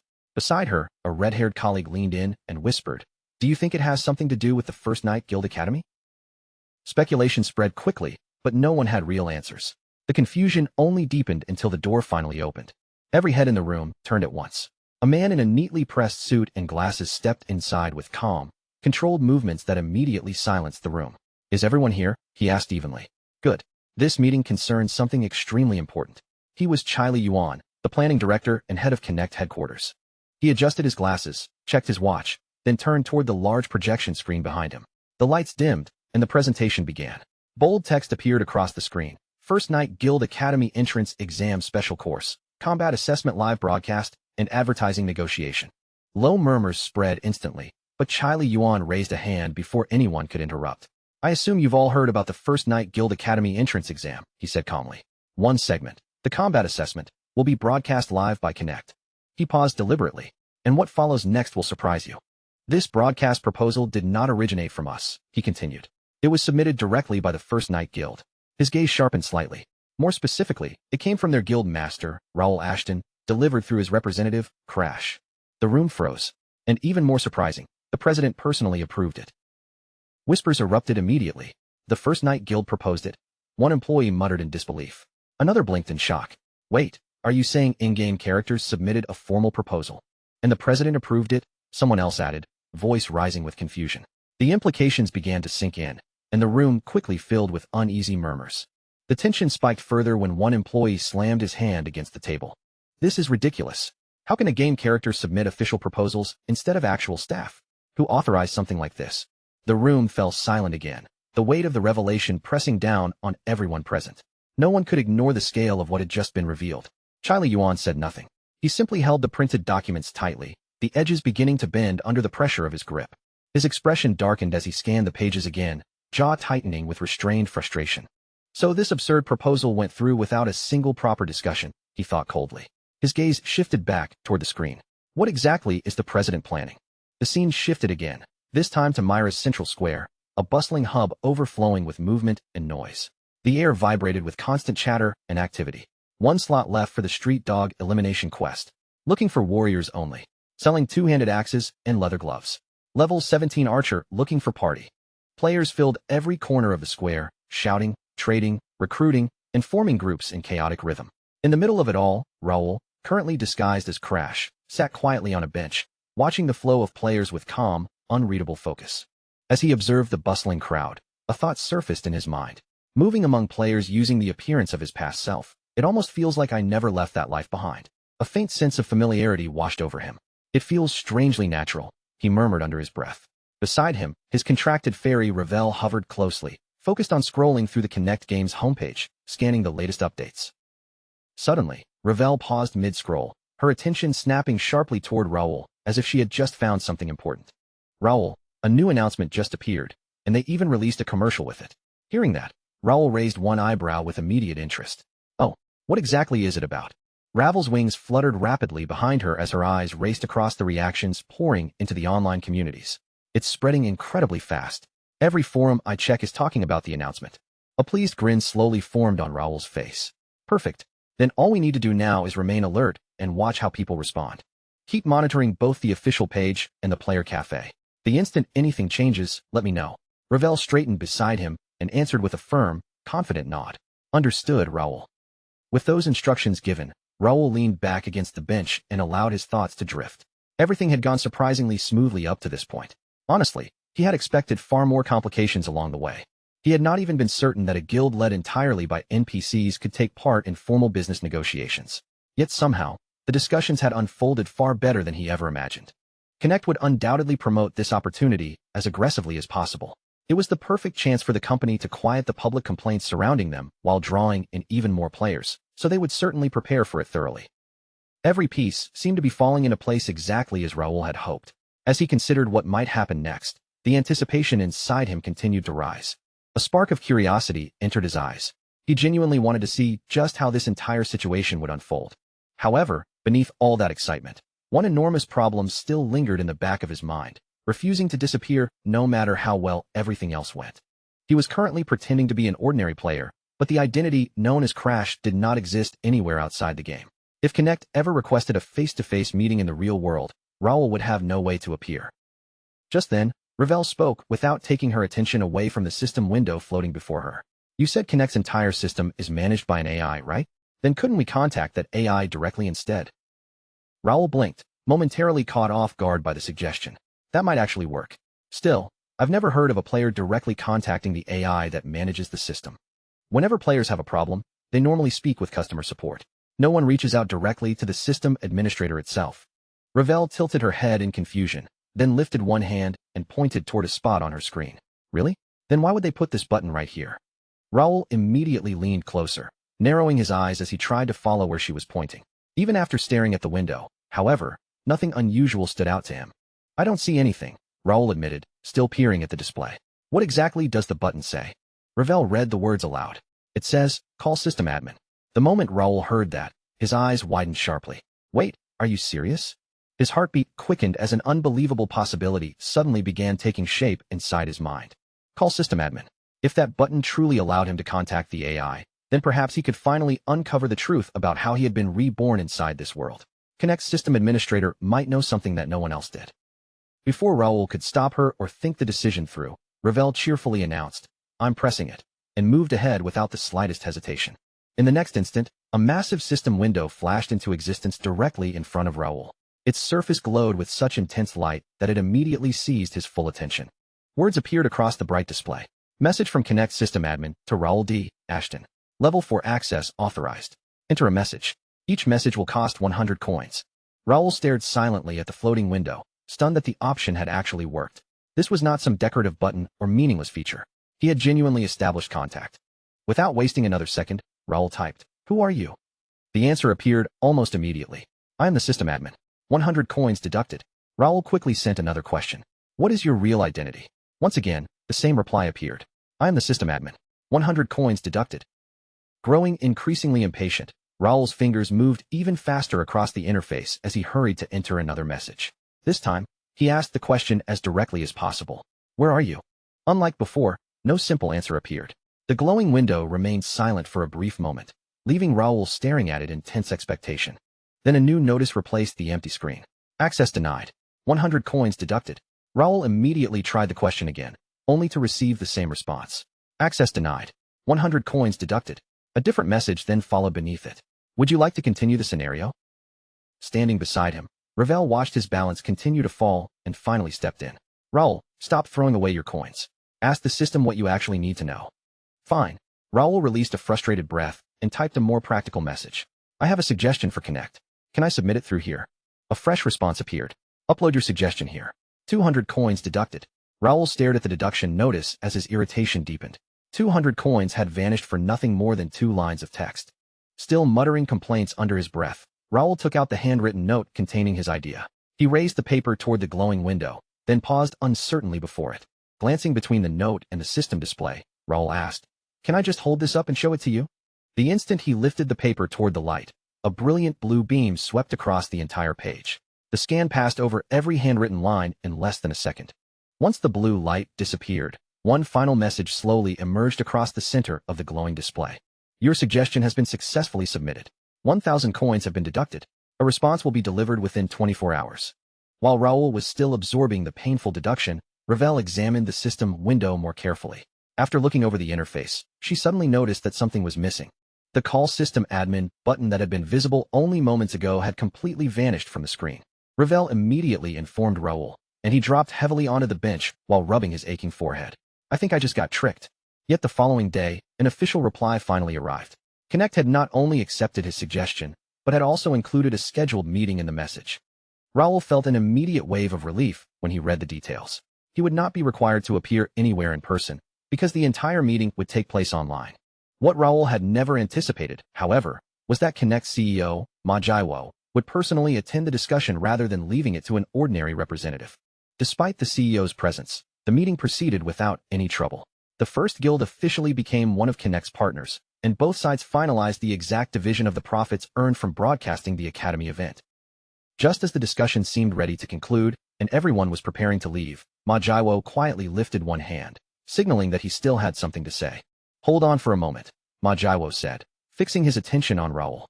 You told us that your name was Crash, correct? Still maintaining his identity as Crash, Raoul gave a calm nod despite the alarm rising inside him. Yes, he answered, all while desperately trying to prepare a plan in case something had gone wrong. Had Ma Jiwo noticed something suspicious about him? Just as that troubling thought entered Raoul's mind, an unexpected system window suddenly appeared in front of his face. Ma Jiwo continued in the same composed tone. This contains my personal contact information. You can use it to reach me directly. I have a feeling that you and I will be crossing paths much more often from now on. Back in the present, Raoul remained seated on that same bench in the gathering square. His expression had grown thoughtful as he replayed the CEO's final words again and again in his mind. What exactly had Ma Jiwo been implying? The man had remained almost completely silent throughout the entire meeting, only to say something so strange at the very end. Raoul could not understand what those words were supposed to mean. Before Raoul could untangle the CEO's strange words any further, a sudden burst of loud voices swept through the gathering square and pulled him sharply out of his thoughts. There's a brand new announcement, someone shouted above the rising noise. It's about the Academy. Players all around the square sprang to their feet as the same system message materialized before them at once. Seriously? One of them called out. Someone read it aloud. What kind of examination are they planning? Does it give any actual details? Another player demanded. As more people hurriedly scanned through the notice, excitement spread across the crowd like wildfire. This is massive. I'm not wasting another second. I'm going back to grinding right now, one player yelled. Another voice quickly rose from nearby. We need one more person for a street dog party. We're hunting thornwolves. Raoul released a long, weary breath and pressed one finger into his ear to soften the surrounding uproar. That's quite a reaction, he muttered. Then, glancing over the energized crowd, he added, keep pushing, everyone. A lot more people are going to flood in very soon. The casual look in Raoul's eyes disappeared, and his voice became far more focused. It's time for me to start making my own moves. Far from the noisy square, events were already unfolding inside Connect's towering headquarters. Inside the CEO's office, Ma Jiwo stood beside his desk with his back to the room, gazing down at the city through the enormous glass window. Without turning around, he calmly asked, how are the preparations progressing? Chai Liwan stood behind him and answered in an even voice. Everything is moving according to plan. Ma Jiwo gave a small nod, though his gaze remained fixed on the city below. We're approaching the official promotional announcement. Go over everything again and make absolutely certain that not a single detail has been overlooked. Chai Liwan did not answer immediately. His expression tightened slightly, and after a brief hesitation, he carefully chose his next words. Boss, I still believe this direction carries far too much risk. This entire operation is being guided by one computer character and a single player. We haven't passed the point of no return yet. There is still time for us to withdraw from the partnership. Ma Jiwo's answer came without the slightest uncertainty. That is no longer possible. Chai Liwan was visibly taken aback, and a deep frown settled across his face. But why, sir? He asked. Ma Jiwo let out a quiet breath before responding. Because you're only looking at part of the situation. This was not a decision I made by myself. The people above me approved it as well. Chai Liwan froze where he stood, his eyes widening at the unexpected revelation. The higher-ups approved this. His voice lowered as an even more startling possibility occurred to him. Are you saying the chairman personally authorized the partnership? Ma Jiwo continued in a measured tone. That's not all. The chairman has also taken a personal interest in Crash. The instant those words reached him, Chai Liwan's entire posture stiffened. The idea that the chairman himself was watching Crash was far beyond anything Chai Liwan had imagined. For a moment, he could only stand there in stunned silence. Ma Jiwo's voice grew noticeably heavier. I understand that the circumstances appear highly unusual. Even so, our responsibility is no longer to question the plan. Our job is to make certain that it succeeds. Is that understood? After a short pause, Chai Liwan straightened himself and gave a restrained nod. Understood, sir. Meanwhile, in Myra's central district, the broad square remained crowded with activity. Players and computer characters moved in every direction, each absorbed in their own work and preparations. Near the plaza, Raoul, still presenting himself under the name Crash, entered the first guild's weapon shop. A broad-shouldered blacksmith greeted him from behind the counter. The master already sent word. You're asking for one of every basic weapon we produce, correct? Raoul met the blacksmith's gaze and answered with a simple, confident nod. That's right. The blacksmith quietly examined him for several seconds. His eyes eventually drifted downward and came to rest on the unusual marks running across Raoul's hands. Those markings immediately caught his attention. They were clearly not the kind of ordinary scars or calluses one would expect to see on a typical fighter's hands. However, the blacksmith kept that observation to himself. Instead, he turned toward the interior of the shop and said, Follow me. We'll need to measure your hands and check your grip before anything else. Raoul answered, All right, and walked after him without hesitation. Deeper inside the workshop, the blacksmith arranged several different weapons across a wide table. These are the standard models our shop currently produces. Raoul reached for one of the swords and lifted it from the table. He tested its balance in his palm, then carefully studied the sharpness and finish of the blade. The quality was far better than he had expected. The blacksmith stepped closer and lowered his voice beside Raoul's ear. Every one of them is flawless. Just as the master said, they may look plain at first glance, but each weapon was personally crafted by our most skilled workers. He then pointed out another carefully added detail. We also engraved the first guild's emblem onto every single weapon. A faint smile appeared on Raoul's face as he looked over the finished equipment. Your master must be pleased with the results. These are genuinely impressive. The blacksmith gave a short, satisfied laugh. You really think so? Then take your time while we handle the measurements. Getting every size right is going to take a while. Raoul nodded before making his way out of the shop. As he stepped through the doorway, he glanced back over his shoulder and called, I'll see you next time. The blacksmith raised a hand in reply. See you later. As Raoul continued through the crowded streets of Myra, his thoughts shifted toward the next stage of his plan. He needed to secure a proper location and begin producing armor as soon as possible. Connect's world still had no truly recognizable equipment brands. That meant if Raoul began stamping memorable brand names onto weapons and armor, players were bound to notice them. The upcoming Academy event was certain to attract worldwide attention, and Connect's influence was already expanding at an incredible pace. Raoul's expression sharpened with determination. He intended to take full advantage of that momentum and make certain the first guild's name spread to every corner of the world. Not long afterward, a major announcement appeared on Connect's official website. The news immediately drew the attention of players, gaming communities, and curious spectators across the globe. The bold headline dominated the page. First Guild Academy, the ultimate challenge begins. 600 participants will enter the competition. Only 16 will advance. In this relentless tournament, strength, technique, and strategy will decide who earns the right to enter the academy. Fight. Win. Seize your opportunity for greatness. The entire competition will be broadcast to audiences around the world, placing every academy applicant beneath the global spotlight. Connect also announced that it would pay every participant's full travel expenses to and from Myra, ensuring that no qualified applicant would lose their chance simply because they could not afford the journey. The instant the announcement became public, the gaming community erupted. Excitement spread across the internet almost immediately. Soon afterward, a full advertisement was released, driving the excitement even higher. Social media pages, gaming websites, and public forums overflowed with reactions. Yes, this is exactly what we've been waiting for, one person wrote. Another added, whoever wins this is going to become famous overnight. Others were more skeptical. There are only 10,000 players, yet the entire world is supposed to watch. And it isn't even airing on regular television. I guess this really isn't aimed at children. Another player openly admitted, all right, I'm taking back every complaint I made about the developers. There's no chance I'm leaving Myra, even if I lose. Someone immediately replied, nice try, but if you fail, they throw you out right after the entrance examination. Not everyone believed the broadcast would succeed. I doubt many people will actually watch this. No game broadcast has ever remained popular for long. That comment was quickly challenged. You still don't understand. This isn't some ordinary video game. It feels almost like real life, not a cartoon world filled with fake characters. The arguments only became more heated. And to everyone calling this a sport, no, it isn't. Mark my words, people are already making illegal bets on the results. Another user pushed back. You can't compare this to older games. Just look at how much money Connect has earned this year. A final comment appeared beneath them. Either way, parents are absolutely going to hate it. Inside Connect's planning office, the atmosphere was far more intense than the excitement outside. Chai Liwan paced back and forth before his assembled team, then suddenly slammed one hand against the conference table. His voice cut sharply through the room. This level of attention is nowhere near enough. We need more people discussing the academy. I don't care whether their opinions are positive or negative. Just make certain they're talking about it. If necessary, create controversy yourselves. Start arguments and provoke people into responding. Spread criticism if that's what it takes. Bad publicity makes no difference to us right now. The only thing we need is attention. Attention, Chai Liwan repeated, emphasizing the word as his eyes swept across every person seated in the room. Then he moved on to his next order. Hire reporters. Contact famous online personalities, bloggers, and even ordinary commenters. Anyone capable of stirring up discussion. Overwhelm the forums with activity. I don't care what methods you use. Just make absolutely certain that people keep talking. The team had already understood how aggressive this promotional strategy would be. Without hesitation, they answered in unison, "Yes, sir." Chai Liwan released a long, heavy breath as the pressure settled over him once again. There were only 5 days remaining before the Academy event officially began. Organizing an event of this scale had already pushed him to his limits, but slowing down now was not an option.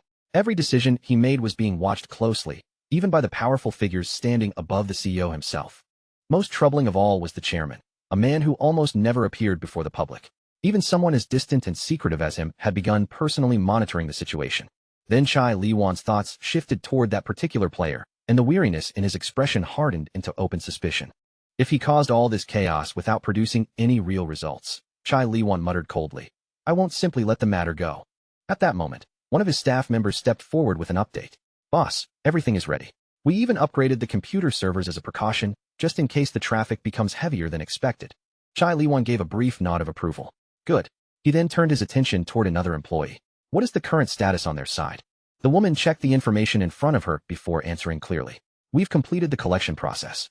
All of the necessary data has also been sorted and properly organized." A brown-haired staff member nearby followed with his own report. "The advertising division has finished its preparations as well. They're ready to begin whenever you give the order."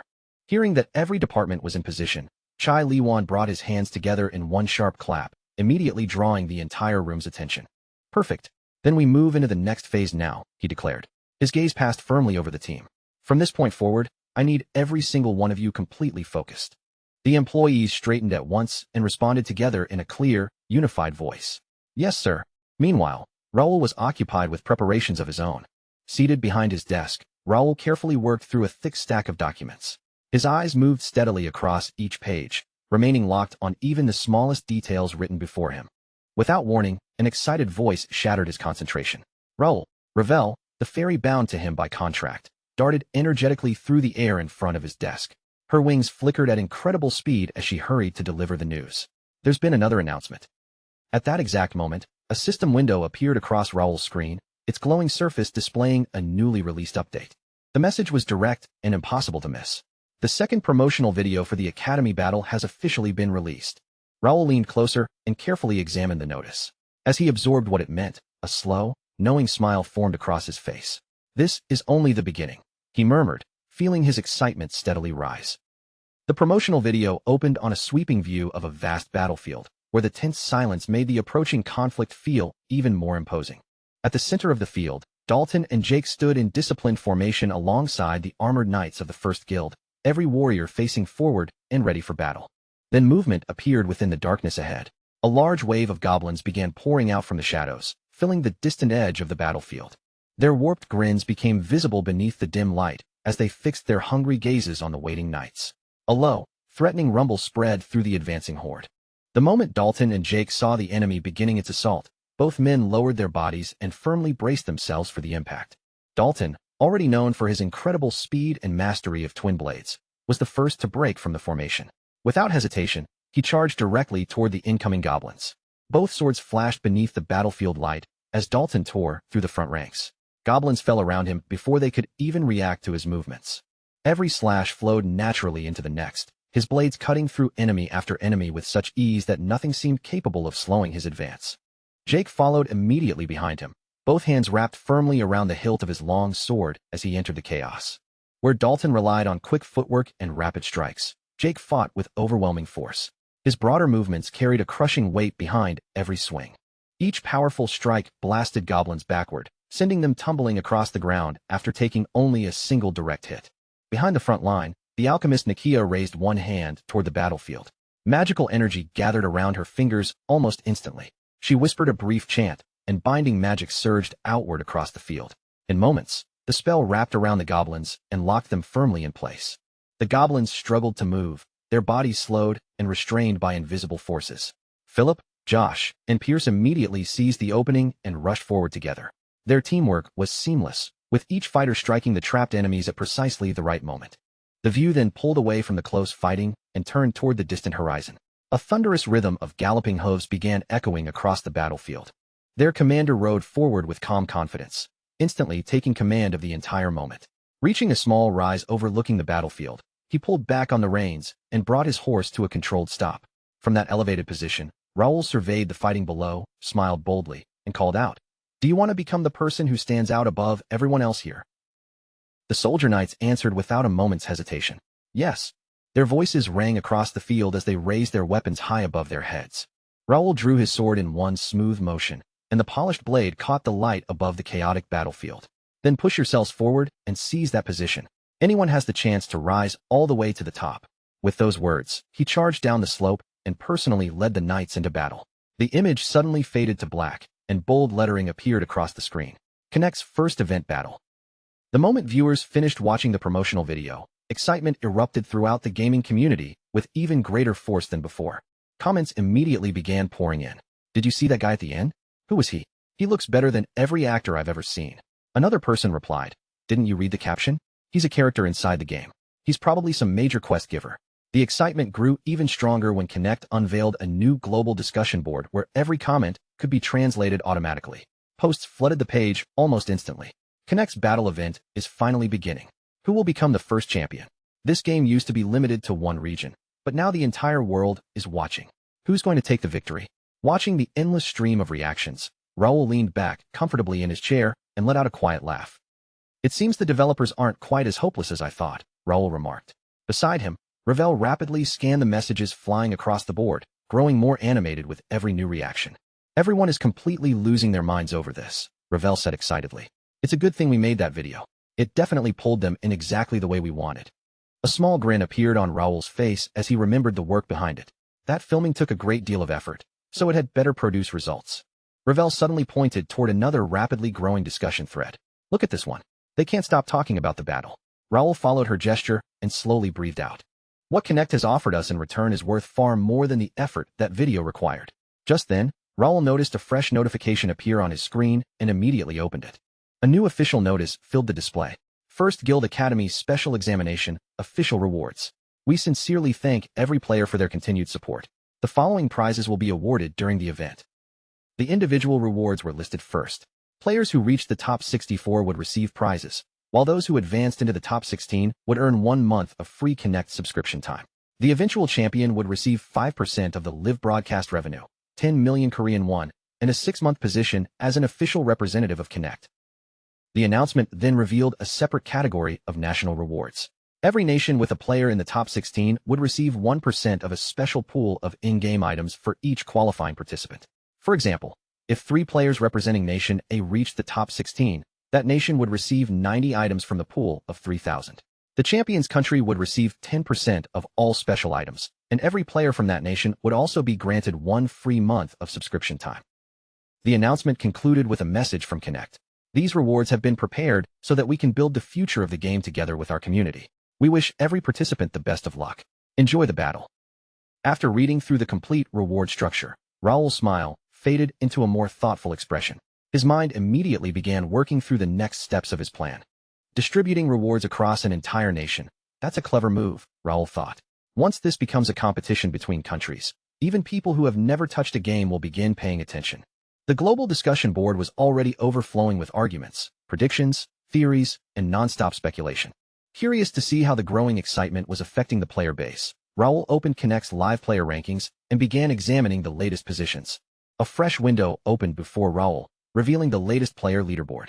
At the very top stood Bae Do-hyun from South Korea at level 23.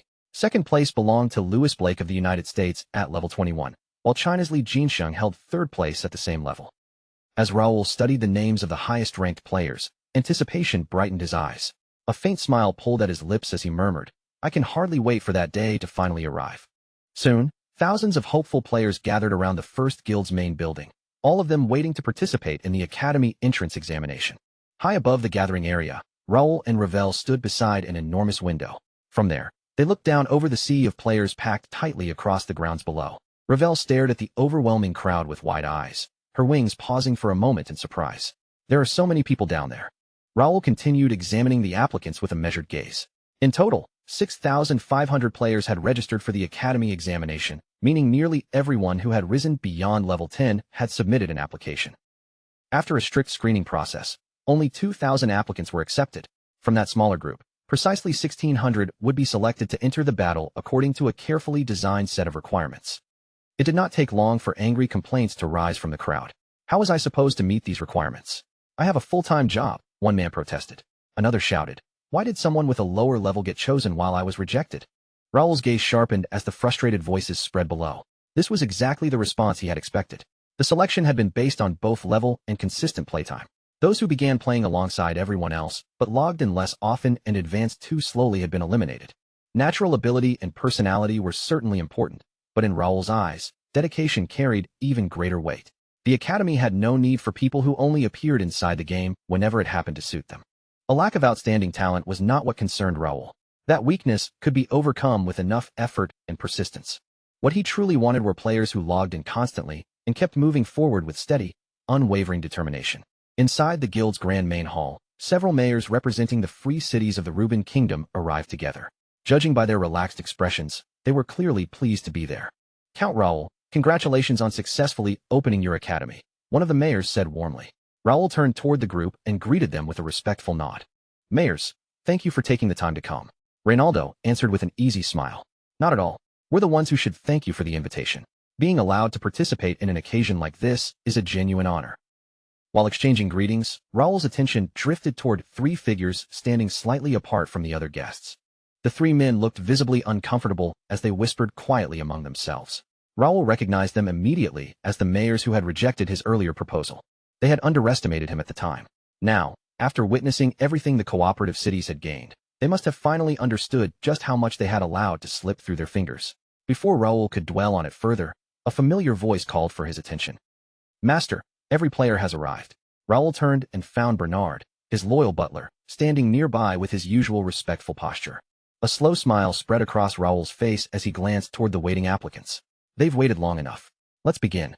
Palmer stepped onto the raised stage with confident strides, carrying himself like someone completely prepared to command the enormous gathering.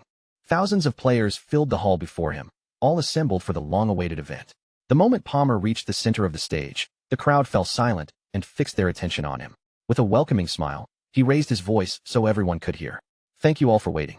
The first academy entrance examination officially begins now, with the battle." The hall immediately erupted.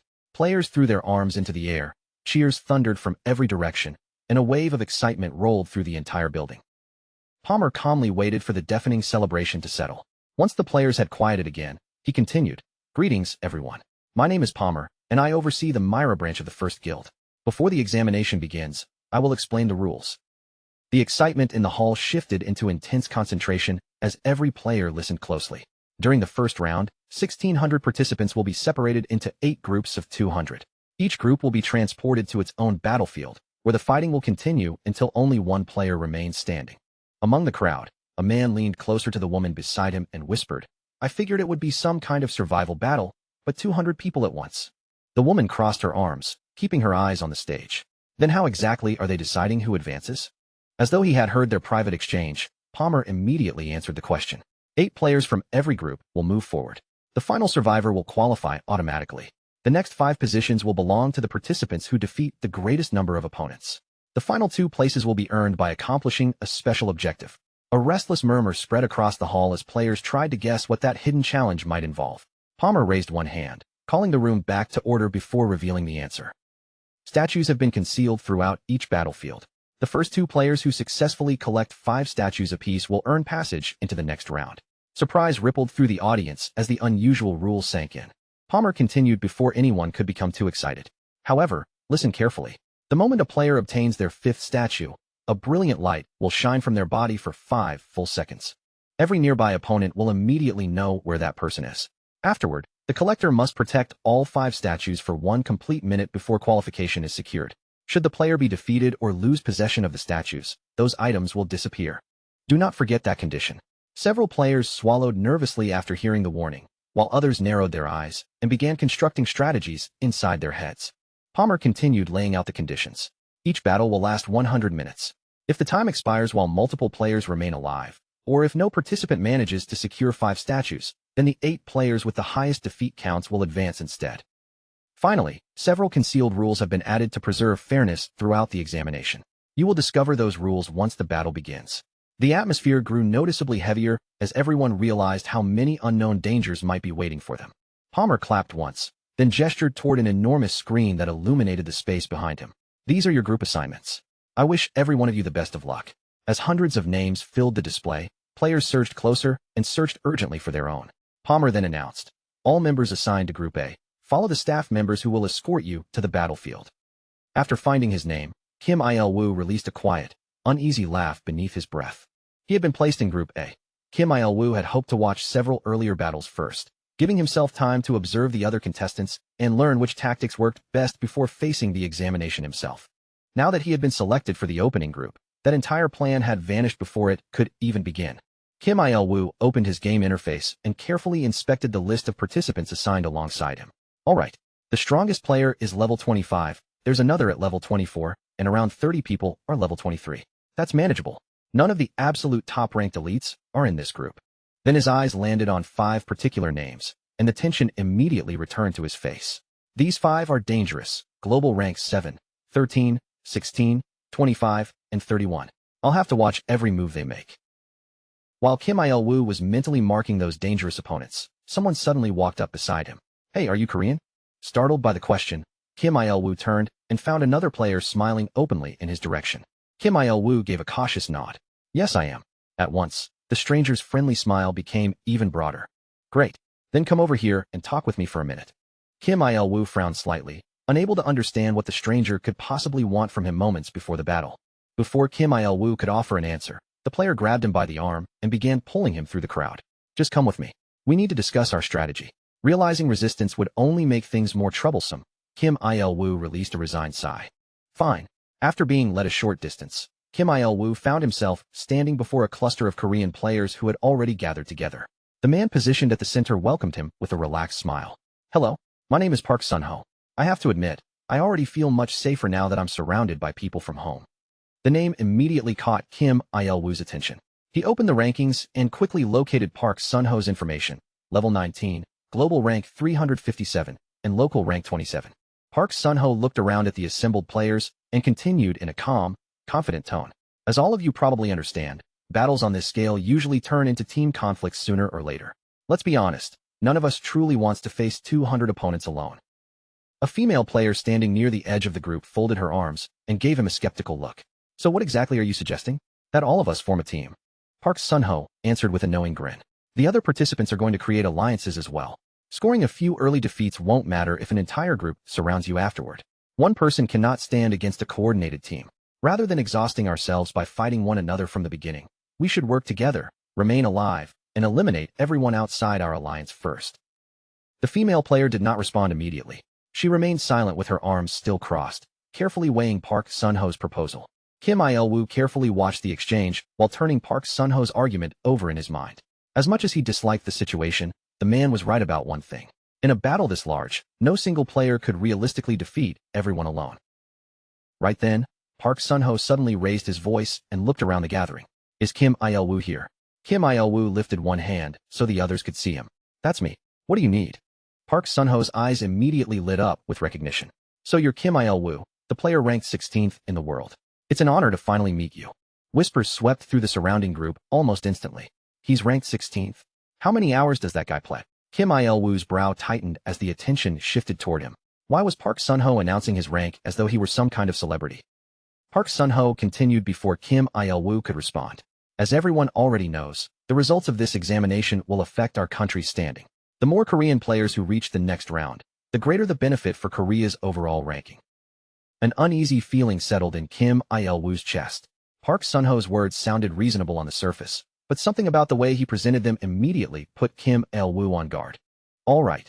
Park Sun-ho continued in a relaxed voice, though the meaning behind his words was anything but casual. Would you be willing to share your defeats with the rest of us? If one person claims too many, fewer Korean players will qualify. But if we divide them evenly, more of us can advance together. Kim Il-woo's eyes widened slightly as he stared at him. He could hardly believe what he was hearing. Park Sun-ho was openly asking him to hold back for everyone else's benefit. Park Sun-ho maintained his friendly smile. Naturally, I'll follow the same rule. What does everyone else think? The surrounding players exchanged uncertain looks, but after a brief hesitation, they began nodding one after another. That sounds fair. Yeah, let's prove we can cooperate. Kim Il-woo quietly clenched his teeth. If their true goal was to help Korean players achieve the best possible result, then the logical choice would be to support the strongest Korean and let that person gather as many defeats as possible. They were not really trying to strengthen Korea's chances. They simply wanted to prevent Kim Il-woo from gaining too great an advantage over them. Park Sun-ho turned toward him once more. So what do you say? Will you join us? Kim Il-woo felt every gaze in the group settle on him at once. No one spoke, yet the warning was obvious. If he refused, they would mark him as an enemy and target him before the battle even properly began. In reality, they had left him with no meaningful choice. He pushed down his irritation, released a reluctant breath, and forced a polite smile onto his face. All right, I'll cooperate with your plan. Park Sun-ho immediately clapped his hands once. Excellent. That's exactly the answer I was hoping to hear. Kim Il-woo's eyes narrowed ever so slightly. He had agreed aloud, but he had no intention of treating their arrangement as binding. This was still a competition. He would use the alliance while it remained useful, then separate from them the moment the opportunity appeared. As the Korean players celebrated their newly formed alliance, Kim Il-woo released another quiet sigh. The match had not even started yet, and he already found the entire situation exhausting. One thing was already painfully clear to him. This examination was going to be far more troublesome than he had expected. Not long afterward, all 200 participants assigned to Group A were escorted into the designated battle zone. Their footsteps struck the hard stone beneath them, producing a steady echo that rolled through the enclosed space as the players entered. Kim Il-woo immediately swept his gaze across the surroundings, taking in the walls, the floor, the exits, and the positions of every nearby competitor. So this was supposed to be the battlefield. It was much smaller than Kim Il-woo had imagined. Perhaps this was only a temporary waiting area before they were transported elsewhere. Around him, the mood continued to darken as players silently examined one another, each trying to identify the most dangerous opponents. High above the arena, an observation section had been prepared for the invited guests. Mayor Reynaldo of Myra's Free City stood there surveying the enormous gathering below, though his eyes were clearly searching for one particular person. The moment Count Raoul entered the viewing area, a broad smile spread across Reynaldo's face. Count Raoul, I've been waiting for you. Raoul acknowledged him with his usual composed nod before taking his seat. It appears Group A is ready to begin. Reynaldo chuckled warmly. I heard you personally designed this examination. That is quite impressive. Down in the arena, Kim Il-woo continued inspecting the limited space. The dimensions still bothered him. A free-for-all involving 200 players required far more room than this. Something was wrong, and there had to be a hidden element he had not noticed yet. Almost as though voicing the same doubt, Reynaldo gestured toward the arena and remarked playfully. The area seems rather small for a proper battle, wouldn't you agree? Raoul remained completely calm. A small, confident smile crossed his face as he answered. There's no reason to be concerned. Several special systems have been installed specifically for this examination. Reynaldo burst into hearty laughter. Naturally, if Count Raoul created the test himself, there was never any chance it would be as straightforward as it first appeared. While the competitors below continued making their final preparations, Reynaldo leaned closer to the other guests. Why don't we make this more interesting and place a wager on who will win? His suggestion immediately caught the attention of the mayors seated nearby. One of the mayors smiled in approval and nodded. That certainly sounds entertaining. Reynaldo turned toward Raoul with an inviting grin. You should participate as well, Count Raoul. Raoul considered the idea for a brief moment, then nodded in agreement. That does sound enjoyable. Raoul directed his attention back toward the battlefield and carefully studied the participants below. Just as he had anticipated, several alliances were already beginning to form. Their behavior did not surprise him in the slightest. However, among the large gathering of capable competitors, one particular player immediately captured Raoul's attention. The man stood slightly apart from those around him, remaining calm and intensely focused despite the growing tension. Raoul needed only one glance to recognize him. It was Kim Il-woo. Raoul kept his face perfectly neutral, but his thoughts sharpened the instant he heard the name confirmed. He had never expected Kim Il-woo to appear here. To everyone else, Korea's 16th-ranked player would seem like nothing more than another powerful competitor. But Raoul knew that Kim Il-woo's presence carried a meaning no one else in the observation area could possibly understand. Within the world of Connect, Kim Il-woo was a complete anomaly, someone who should never have entered this game at all. In Raoul's previous life, Kim Il-woo had been the only friend he had ever trusted completely. The two of them had grown up side by side in the same orphanage. Their bond had gone far beyond ordinary friendship, making them feel more like true brothers. While Raoul devoted nearly every waking moment of his life to Connect, Kim Il-woo had chosen an entirely ordinary path. He worked at a small company, eventually married, and never once showed any interest in playing the game. Kim Il-woo had also been Raoul's only place of comfort, the one person Raoul could speak to openly, and the only person who never judged him for spending his life inside a virtual world. That was precisely why seeing him here made no sense. The Kim Il-woo Raoul remembered would never have started playing Connect, much less risen to 16th place in the global rankings. Kim Il-woo's life was supposed to have followed a completely different course. Raoul could not stop himself from wondering whether his own existence in this world had somehow altered the path Kim Il-woo was meant to take. Until this moment, Raoul had believed that his rebirth inside Connect had no influence on events in the real world. Kim Il-woo's presence proved that assumption had been wrong. Raoul's thoughts twisted into confusion. What was he supposed to do now that the one person he cared about had unexpectedly entered this dangerous world? Should he force Kim Il-woo out before the man became entangled too deeply? Or, since Kim Il-woo was already involved, should Raoul instead use everything he possessed to help him survive? For the first time, Raoul could not tell which choice was truly right. Every option seemed capable of leading Kim Il-woo into even greater danger. Before Raoul could pursue those thoughts any further, Palmer's amplified voice thundered across the entire battlefield. All participants, pay attention. The examination will begin the instant the number displayed above you reaches 0. A gigantic countdown appeared above the central platform, its glowing numbers visible from every corner of the arena. Below it, the competitors shifted uneasily as the final seconds approached. Hands tightened around weapons, shoulders lowered into fighting stances, and nervous breaths filled the silence. 10, 9, 8. With every falling number, the pressure inside the arena grew heavier. Players hurriedly scanned the space around them, searching for hidden dangers or suspicious movements before the battle officially began. 3, 2, 1. Palmer's voice rang out once more.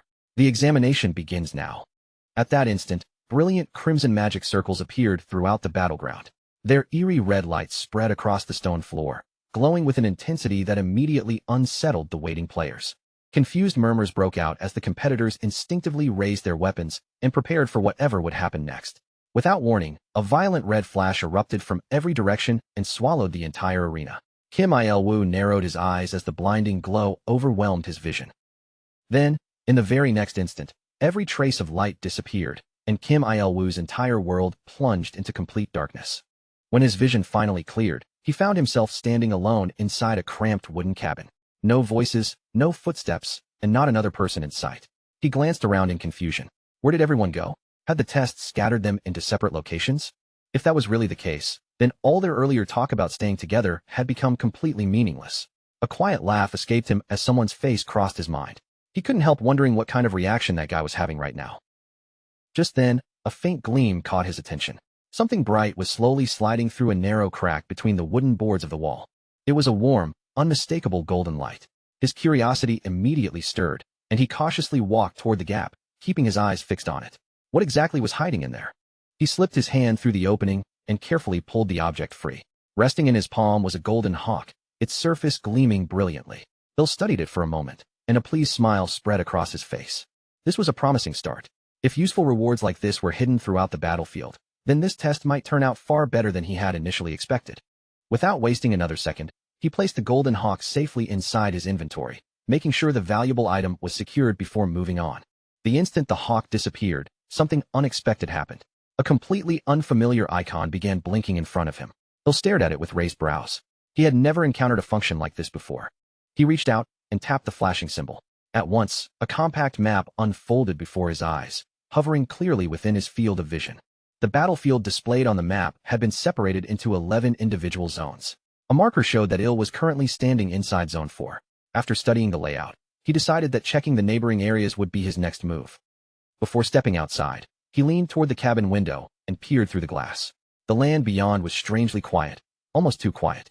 Was it actually safe to leave, or was someone already waiting just outside the door to ambush him? High above the battlefield, in the viewing section reserved for distinguished guests, powerful and influential figures watched the contestants with growing interest. One guest leaned forward in amazement, asking how such a thing had been accomplished. The person beside him chuckled, remarking that young people always manage to discover unexpected methods. Count Raoul joined their laughter, though he quickly waved away the praise. He explained that he had merely established the basic framework. Without Sage Gray's contribution, none of what they were currently witnessing could ever have been created. One of the guests nodded slowly as understanding dawned on him. So Sage Gray had been responsible for the true breakthrough. Thanks to his work, they could observe every corner of the battlefield and watch each event unfold in real time. Raoul turned his attention back toward the enormous display.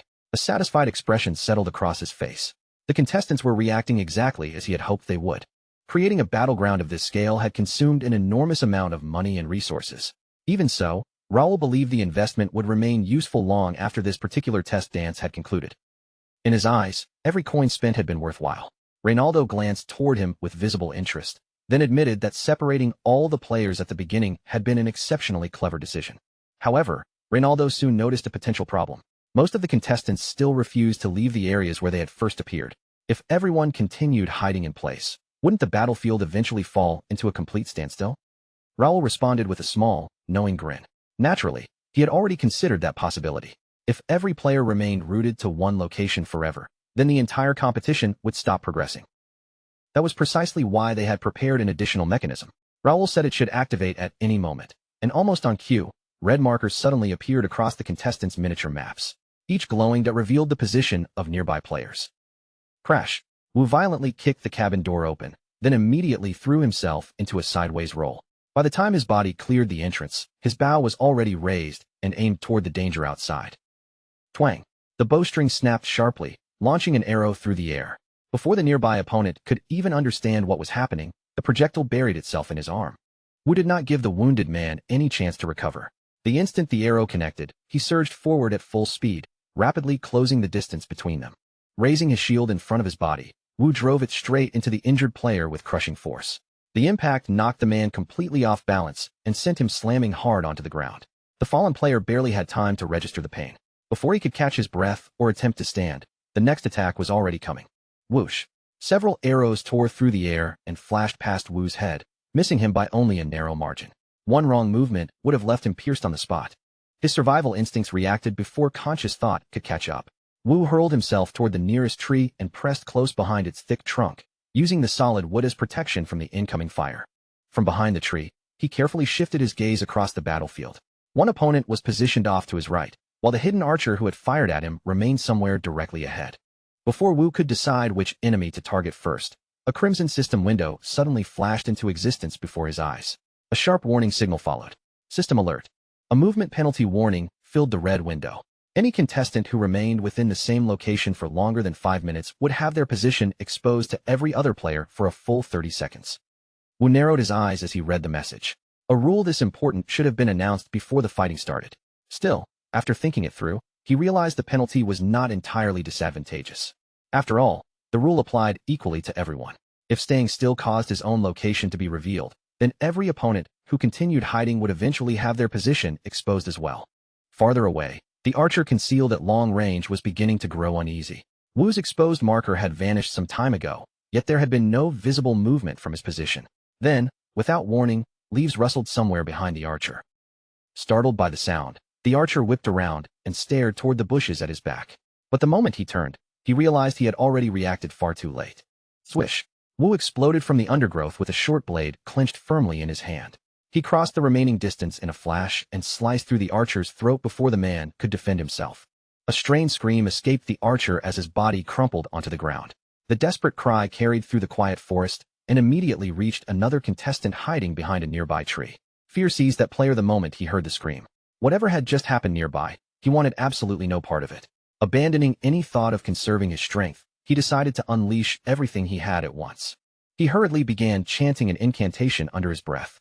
As the words left his mouth, flames gathered around both hands, growing brighter and hotter with each passing second. But before the spell could be completed, the cold edge of a blade suddenly pressed against his neck. Wu stood behind him, his voice completely flat as he called the situation unfortunate. A magic user wandering alone had almost no chance of escaping. Wu finished him without hesitation, ending the encounter before the unfinished magic could be released. Once the body dropped, Wu remained still for a moment and slowly drew in a steadying breath. Despite how calmly he had acted, his heart was pounding violently inside his chest. That confrontation had been much closer and more dangerous than it appeared. He wiped the sweat from his forehead and let out a brief, breathless laugh. This battle had only just begun, yet he had already eliminated 3 players and obtained 1 valuable special item. Without warning, the earth beneath Wu's feet began to tremble.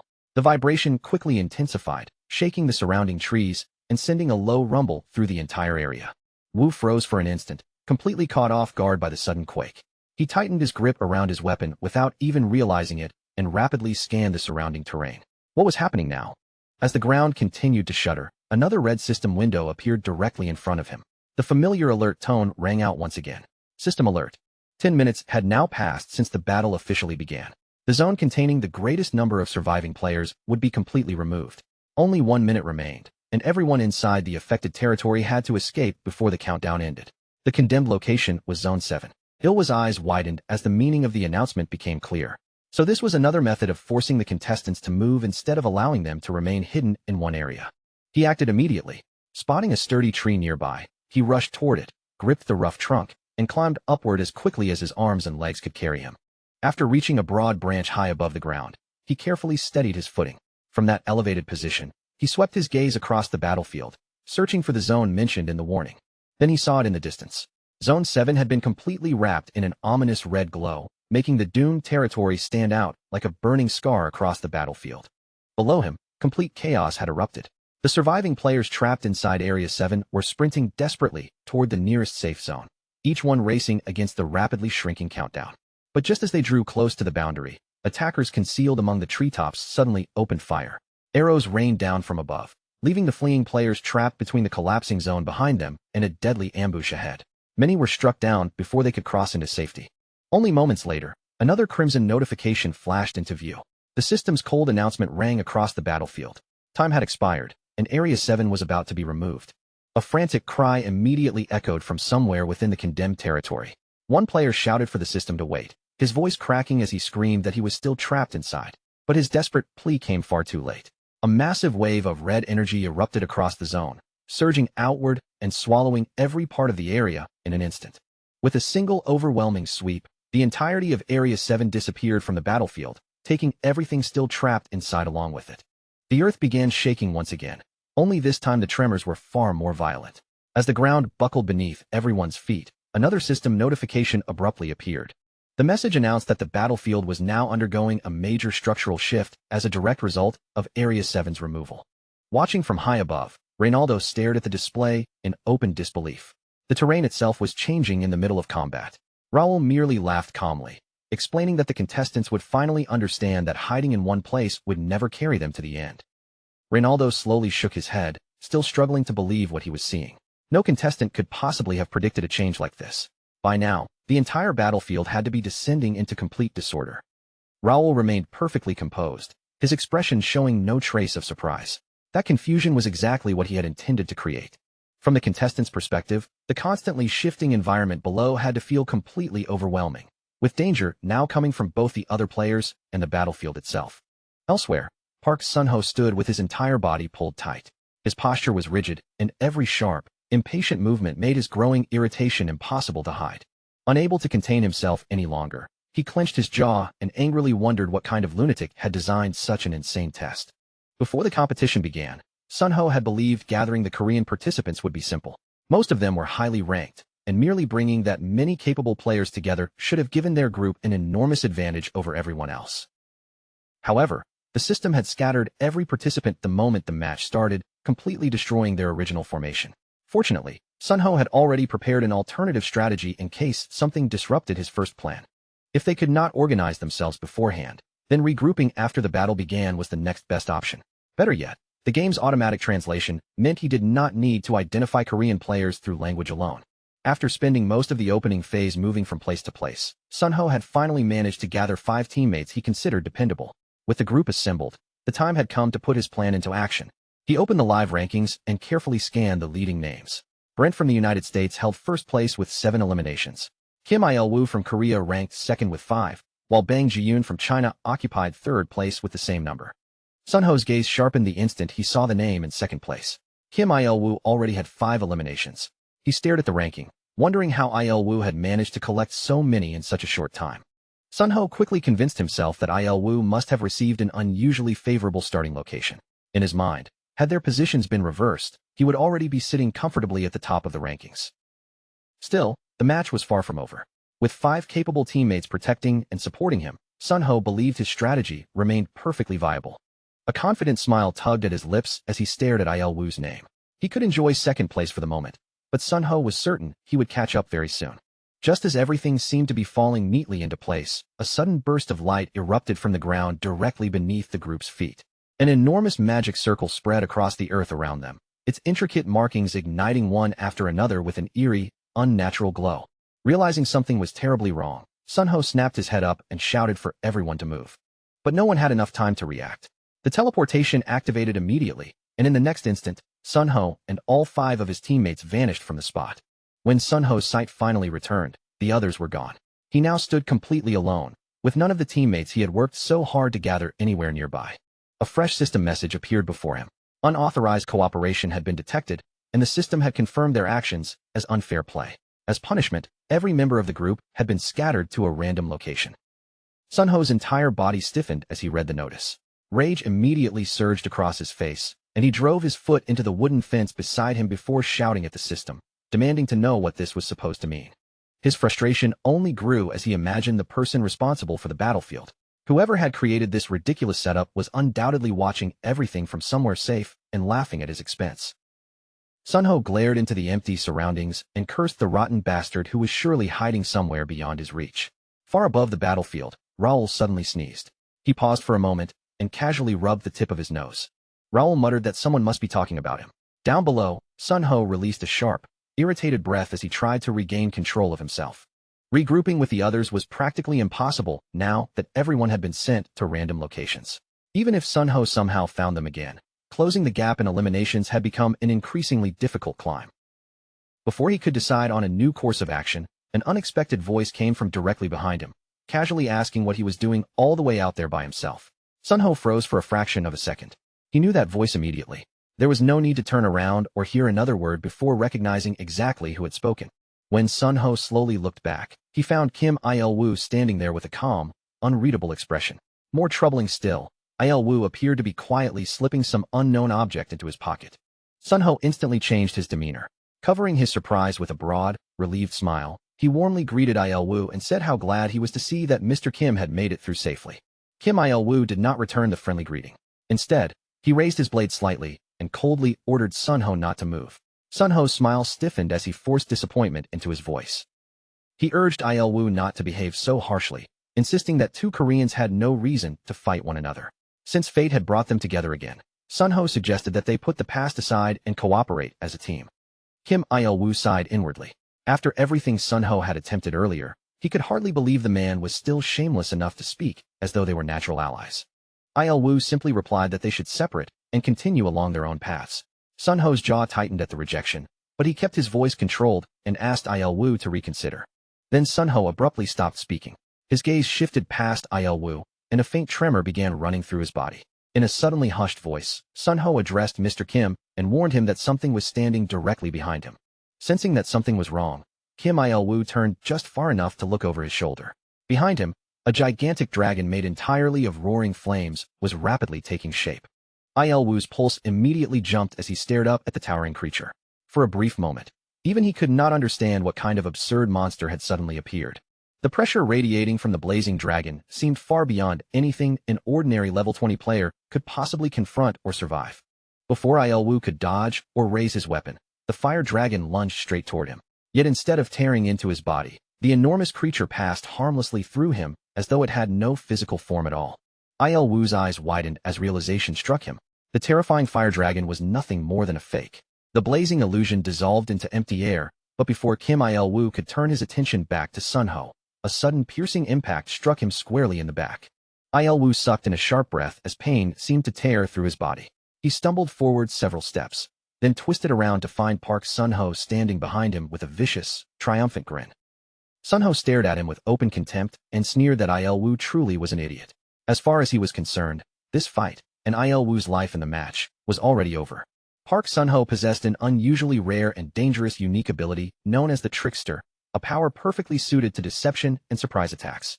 The ability granted him extraordinary skill in telling convincing lies, producing lifelike illusions, and steering his opponents toward completely false conclusions. Even Sun Ho's spoken words could distort another person's perception, while the illusions he created were convincing enough to deceive opponents who remained careful and alert. The enormous fire dragon had been nothing more than one of those fabrications. Sun Ho pressed his weapon forward with even greater force, his grin widening as he mocked Il Wu for being so foolish. The dragon had never been the real attack. The blade coming from behind had always been the true killing blow. From Sun Ho's point of view, Kim Il Wu had focused completely on the illusion and failed to notice the genuine danger closing in from behind him. Sun Ho's observant gaze had also caught sight of the stone statues Il Wu was carrying. There were several of them, more than enough to immediately stir his greed. Sun Ho already possessed 3 statues of his own. If he took Il Wu's collection as well, he believed he would finally have enough to advance to the next stage. However, just as Sun Ho began savoring what seemed like a perfect victory, something completely outside his expectations happened. Kim Il Wu suddenly slipped away from the blade and created distance between them. In that instant, every trace of smug satisfaction vanished from Sun Ho's face. Sun Ho stared at him in disbelief, unable to understand how Il Wu was still standing. Then his eyes shifted toward the point of impact, and the truth finally became clear. The blade had never pierced Il Wu at all. At the final possible moment, he had activated his shield skill and blocked the strike, then deliberately staggered forward as though he had truly been wounded. With faint amusement in his voice, Kim Il Wu asked whether Sun Ho honestly believed he was the only person capable of deceiving others. Il Wu coldly added that Sun Ho was even more clueless than he had imagined. Before Sun Ho could recover from the shock, Il Wu raised his knife and prepared to strike. But just as the blade began descending, it suddenly stopped in the middle of its arc. Sun Ho opened his mouth, desperately trying to say something. Kim Il Wu had no interest in hearing whatever excuse, plea, or trick Sun Ho intended to use. He showed no hesitation and did not lower his weapon. The blade flashed through the air, and Park Sun Ho dropped instantly. Once the fight was over, Il Wu crouched beside the fallen body and calmly searched through everything Sun Ho had been carrying. As he moved through Sun Ho's belongings, Il Wu's fingers closed around a golden phoenix statue that had been carefully concealed from sight. Il Wu gave a short, satisfied murmur, remarking that this was precisely why people should play fairly. After checking his collection, he confirmed that he now possessed 5 statues. At last, the statue quest was complete. Not long afterward, the official list of contestants who had passed from Group A appeared. Brent of the United States claimed first place with 11 eliminations. The 2 players who completed the statue quest were Kim Il Wu of Korea, with 7 eliminations, and Yang Wang of China, with 4. The remaining qualifiers were selected from those with the highest elimination totals who had not already secured a place, with survival time deciding the order. Bang Jiyun of China ranked first among them, with 8 eliminations. Satoshi of Japan followed with 7, Manninger of Germany took third with 6, Vasily of Russia placed 4th with 5, and Marcos of Mexico claimed 5th with 5. With those results confirmed, the opening day of the preliminary matches finally came to a close. The moment the Group A and Group B battles ended, online communities and discussion boards erupted with non-stop activity. Viewers flooded the forums with astonished reactions. Some asked whether the graphics were practically indistinguishable from real life, while others wondered whether Connect could still be called an ordinary game. The incredible broadcast drew countless newcomers, and the player population began climbing rapidly. Veteran users laughed that the new arrivals knew nothing yet, while others praised the event, admitting they had expected a simple numbers contest, but instead witnessed a surprisingly balanced and carefully designed battlefield. Many congratulated the developers, though not every reaction was positive. Some viewers questioned whether it was fair to hide so many important rules from the contestants. One person argued that punishing players merely for forming a group felt unreasonable. Another immediately replied that such a complaint could only come from a newcomer, because this was not a team competition, it was a survival match, and restrictions like those were completely normal. Another commenter pointed out that the confusion had not been limited to foreign contestants. since plenty of Korean players had misunderstood the rules as well. The conversation soon turned towards Sunho. One user remarked that a certain player had relied on underhanded tricks and received exactly the ending he deserved. Another laughed that despite all his arrogant talk, he had ultimately been eliminated like a complete clown. The broadcast's influence spread far beyond the gaming community. Major news organizations began reporting on the event, and articles covering the matches rapidly filled websites across the internet. Yet while people around the world continued arguing over every detail of the competition, the contestants and support teams inside Connect were already pressing forward with their own preparations. The Chinese participants, in particular, had turned their attention toward one crucial discovery: the forced portal responsible for teleporting players who violated the hidden grouping restriction. Attention shifted to Li Zhengqing, the level 21 Chinese contestant who had finished at the top of Group B. With a communicator held close, he spoke calmly to someone on the other end. Li Zhengqing asked whether they had finally determined exactly how the system's grouping penalty was triggered. The voice through the communicator confirmed that the recorded footage had been fully examined. Li Zhengqing's original suspicion had been correct. There was a clear pattern behind the teleportation. Hearing this, he let out a confident sound and remarked that the result was exactly what he had expected. The person continued, explaining that they still lacked a large number of recorded examples. Even so, every case they had studied suggested the same condition. Whenever more than 5 players remained together for longer than 3 minutes, the forced portal would activate. Li Zhengqing's eyes sharpened the moment he heard the conclusion. Instead of fearing the restriction, he immediately decided that they would transform the hidden rule into a weapon of their own. A confident grin spread across his face. The following day, he intended to give everyone the perfect demonstration of China's true strength. At last, the eagerly awaited second day of the first test began. Thanks to Li Zhengqing's careful preparation, the Group C matches ended in a sweeping Chinese victory. 5 of the 8 available qualification spots went to Chinese contestants, while not a single Korean participant managed to advance. The Chinese players had coordinated their strategy before entering the battlefield.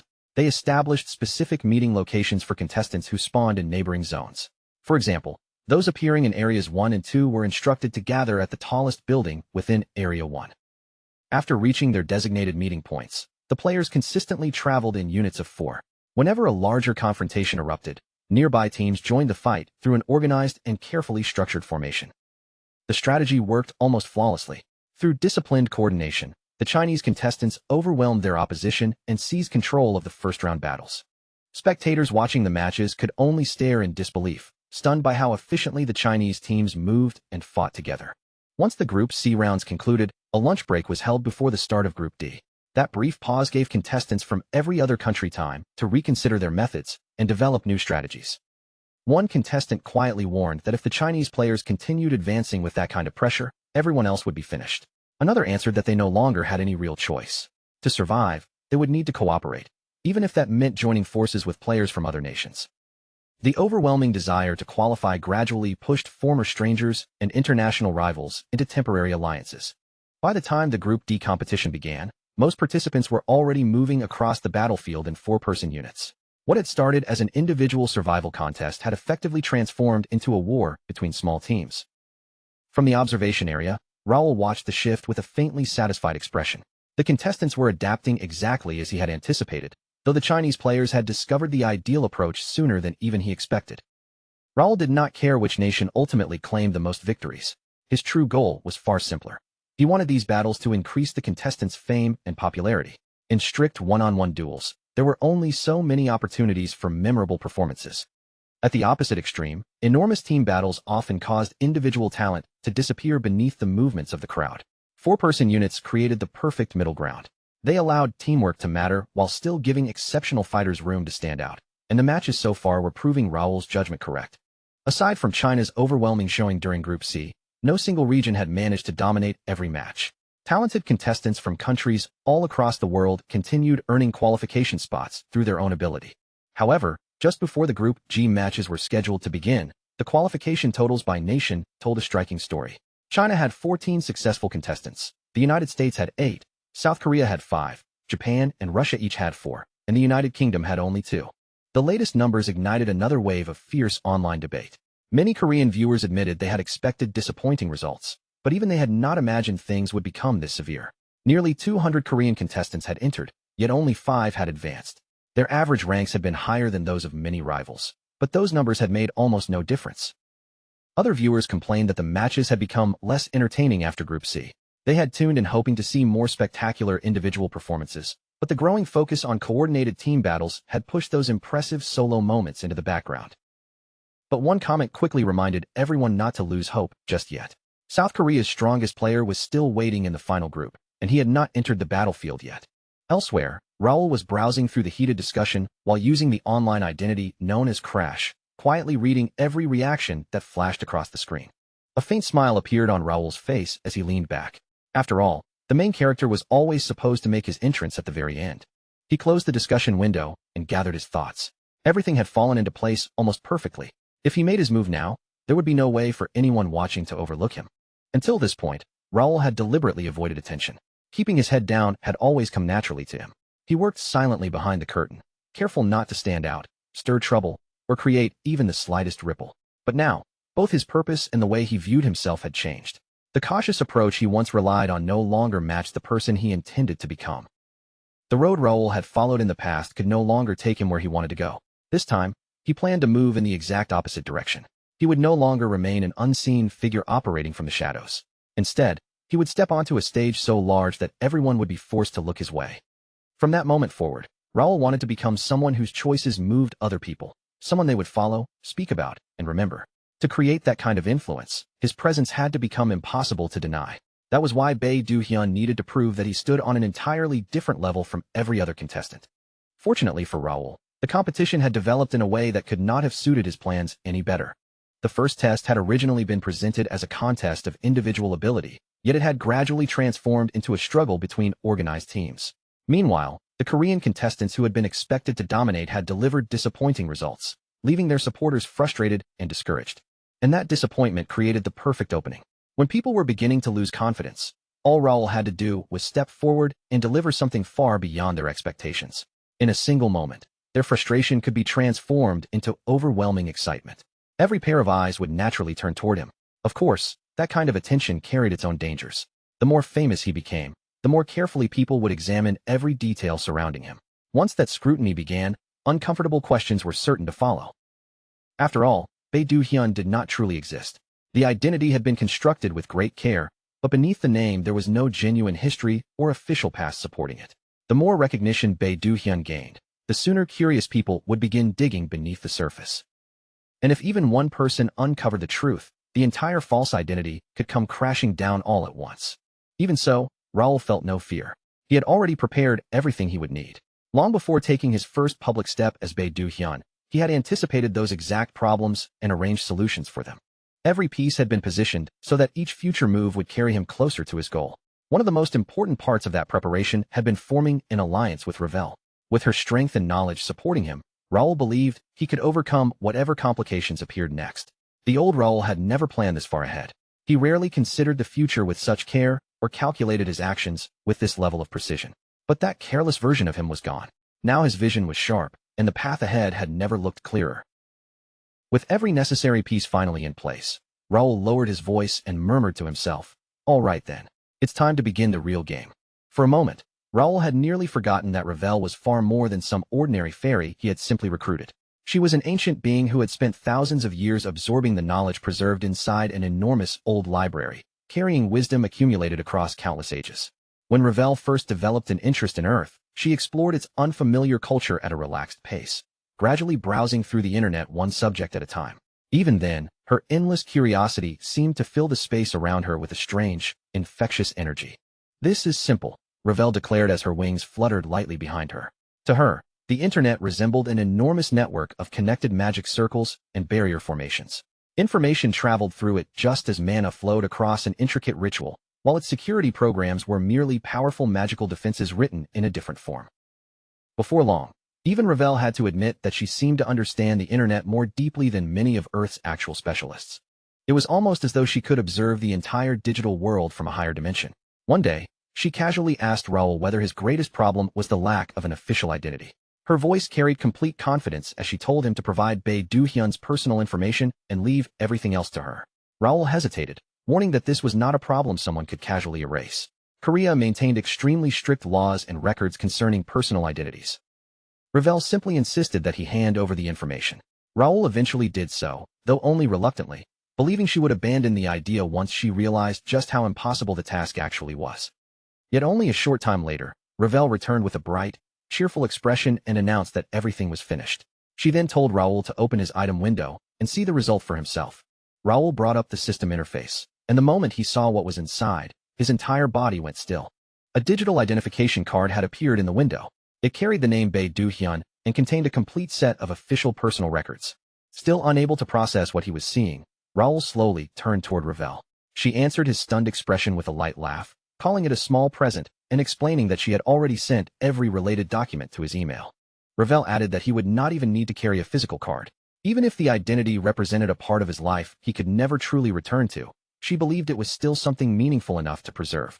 Raoul continued staring at the identification as his thoughts grew increasingly heavy. Ravel had lost her homeland and every person she had once known, just as he had lost his own world. Raoul could still browse modern Earth's news and watch life there continue from afar, but none of those distant updates held any meaning for Ravel now. For her, the world contained within Connect had become the only remaining place she could genuinely call home. That realization made her gift feel like far more than a useful favor. It was deeply personal, a quiet, sincere expression of how much she cared. Raoul solemnly promised that someday, no matter how long it took, he would find Ravel's family. She answered in her usual playful tone, telling him not to worry about some uncertain future. For now, he should move forward and show everyone exactly who Bei Du-hyun truly was. Raoul inclined his upper body in a small, respectful bow and calmly replied, "As you wish." At last, the long-awaited day arrived, and the Academy's first entrance examination was ready to begin. The notice board was overflowing with newly posted information when one contestant suddenly shouted that another name had been added to the list. Someone nearby quickly pointed out the most important detail: the upcoming match would be a team event. Voices immediately rose throughout the area as contestants began discussing the need to form groups. Raoul, now appearing as Bei Du-hyun and deliberately keeping his presence subdued, quietly studied the crowd. Everyone was so absorbed in planning their strategies that hardly anyone spared him a second glance. Then, from directly behind him, a woman's voice suddenly asked whether he was Korean. Raoul turned toward the speaker and found a young woman standing there, looking at him with a friendly smile. He gave her a simple confirmation. Her expression immediately brightened, and she told him that was perfect before urging him to follow her. She explained that the others were already gathering nearby, then guided Raoul across the area toward a cluster of Korean contestants. As Raoul approached the group, a silver-haired player raised his head and examined him. He welcomed Raoul as the final member to arrive, then introduced himself as Park Sung-jin. Raoul responded with a restrained nod and politely introduced himself in return. "It's good to meet you. My name is Bei Du-hyun." The moment they heard that name, several members of the group exchanged uneasy looks. Their shoulders stiffened slightly, and the relaxed mood around them began to fade. Once everyone had assembled, Sung-jin brought the conversation back under control. He explained that he would temporarily take command of the group, then turned toward Du-hyun and asked whether he had any objection. Raoul calmly answered that he had no problem with Sung-jin leading them. However, before the group continued discussing its strategy, there was something he wanted to make clear. Sung-jin gestured for him to continue. Raoul stated plainly that he intended to participate in the match by himself. Because of that, he would prefer not to be included in any of the team's coordinated plans. The light, cooperative atmosphere vanished in an instant. Every person in the group turned toward him, their faces filled with open disbelief. One irritated contestant immediately challenged him, asking whether that meant he intended to fight against the rest of them. Raoul shook his head and denied it. He promised that he would not interfere with any of the Korean players, at least, not until he had finished eliminating the contestants from the other countries. He then explained that he had only two requests for them. First, they should defeat as many opponents as possible during the opening stage. Second, if the situation became dangerous, or if any of them managed to collect 4 pieces, they were to move toward the first safe zone the moment it appeared. After delivering those instructions, Raoul turned his back on the group. Without offering any further explanation, he said that was all he had to tell them and that he would see them again inside the match. The young woman who had brought him over remained beside the others, watching with visible unease as Raoul walked away. None of them looked elsewhere until his figure had completely disappeared from sight. A short while later, Raoul opened his system window and turned his full attention toward one particularly important piece of equipment. It was Gray's polymorph ring, now enhanced to +5. This rare and powerful artifact allowed its wearer to alter their appearance freely. After reaching its current enhancement level, its abilities had become even more versatile, allowing Raoul to adjust his displayed attributes anywhere between 5 and 80% of their original values. More importantly, the ring's former penalty, which reduced every attribute by 30%, had been completely removed with a special scroll purchased from the system shop. Its only remaining weakness was that Raoul would immediately return to his true appearance if his mana ever fell to 0. The ring also contained a hidden function capable of summoning its creator, Gray, one time, though Raoul still had no idea how to trigger that effect. With the disguise fully activated, Raoul now looked exactly like the identity he had constructed for Bei Duhyun. He carefully adjusted every visible ability to match the persona's supposed strength. Although his actual level was 84 under the highest difficulty setting, anyone examining him through the system would see only a level 23 player. His true class titles, Intermediate Psychokinetic Sword Expert and Advanced Knight, were hidden beneath the far simpler title of Beginner Psychokinetic. His connection to the Ashton noble family and his position as Lord of Best had also disappeared, leaving his affiliation listed as none. His altered attributes now read, Strength 41 instead of 75, Agility 45 instead of 79, Stamina 42 instead of 76, Intelligence 34 instead of 71, Mental Strength 48 instead of 80, Mana 46 instead of 79, Spiritual Power 49 instead of 82, and Sense 48 instead of 81. He also possessed the special skill Telekinetic Meister at Great S+ rank, along with 4 additional abilities concealed from view. Raoul examined the numbers one final time and nodded to himself. Every value lined up perfectly with the strength a level 23 Bei Duhyun was supposed to possess. With Gray's polymorph ring masking his abilities and Ravel's false identification supporting the identity, uncovering Raoul's true background would be nearly impossible. Since certain players possess skills that allowed them to inspect another person's status, this level of preparation was not excessive, it was absolutely necessary. Raoul decided he would restrain himself only as much as needed. He had to remain strong enough to control the match, yet limited enough that nothing about his performance appeared suspicious. If the polymorph ring could be enhanced even further, there was a chance its restrictions might loosen enough for him to increase his attributes rather than merely suppress them.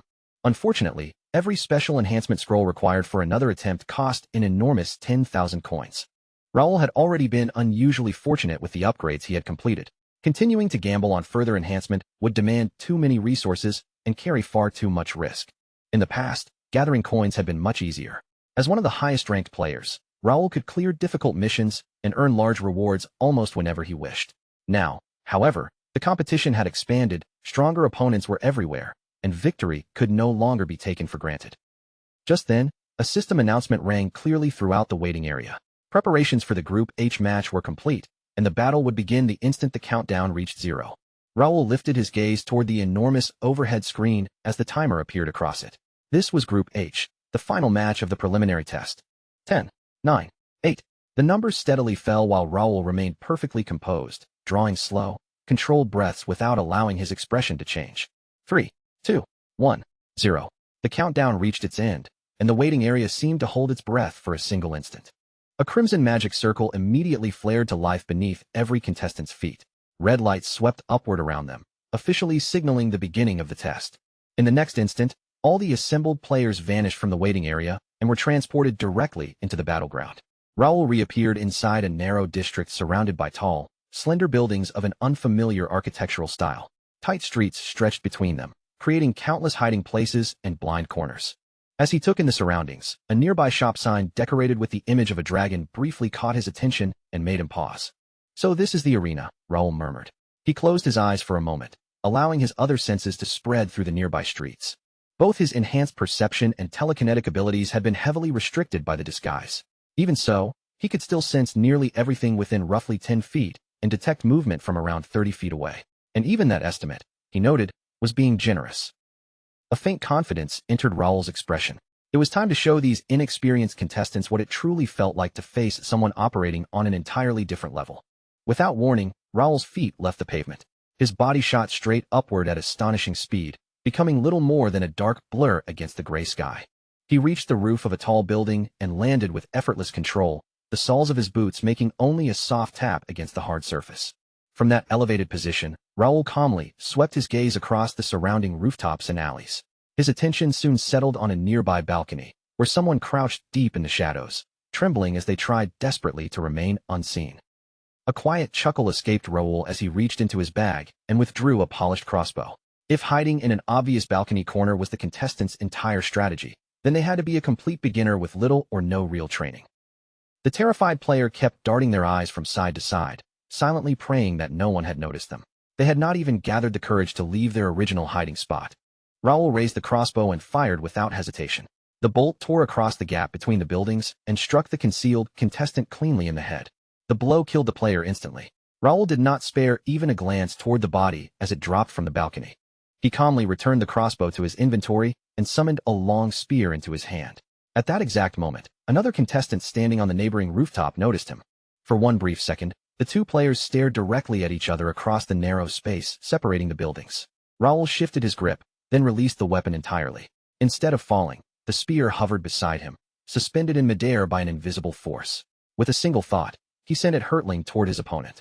The spear screamed across the rooftop, slicing the player's arm before burying itself deep in the wall behind them. The violent impact knocked the contestant backward, and their swords slipped from their hand before clattering across the roof. Without slowing down, Raoul stepped over the edge of his building and dropped toward them. The wounded player raised their head and stared up at Raoul's descending figure, every trace of color draining from their face. Raoul gave the contestant no chance to speak, surrender, or recover. A small knife appeared in his hand, and with one clean, rapid motion, he swept the blade across their throat. Blood sprayed through the air as the player's body lost its strength and collapsed heavily onto the rooftop. Raoul glanced briefly at the corpse, then turned his attention toward the neighboring buildings and empty rooftops. From what he could sense, this entire section of the district was nearly deserted. Another low chuckle left him as he prepared to move again. Since there was nothing else keeping him there, he decided it was time to continue hunting. Elsewhere in the battleground, soft footsteps echoed through a deserted street. A small white fox, graceful and faintly luminous, padded across the cracked and damaged pavement. The creature paused several times to sniff the air and examine its surroundings. After confirming the path was clear, it sprang through a shattered window and slipped into an abandoned building. Inside the darkened structure, a young woman was already waiting anxiously for the fox to return. She hurried forward the moment it appeared and gathered the small creature into her arms. "You did well, Yunbile," she whispered warmly.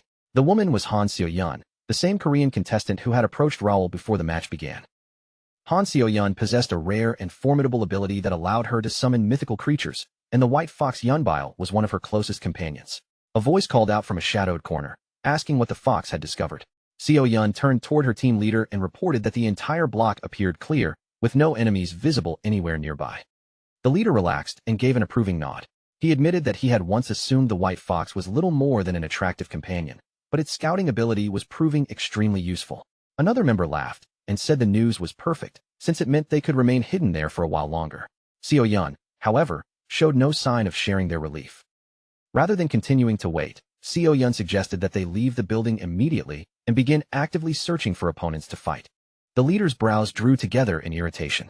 He reminded her that they had already discussed their approach and agreed that survival would come before everything else.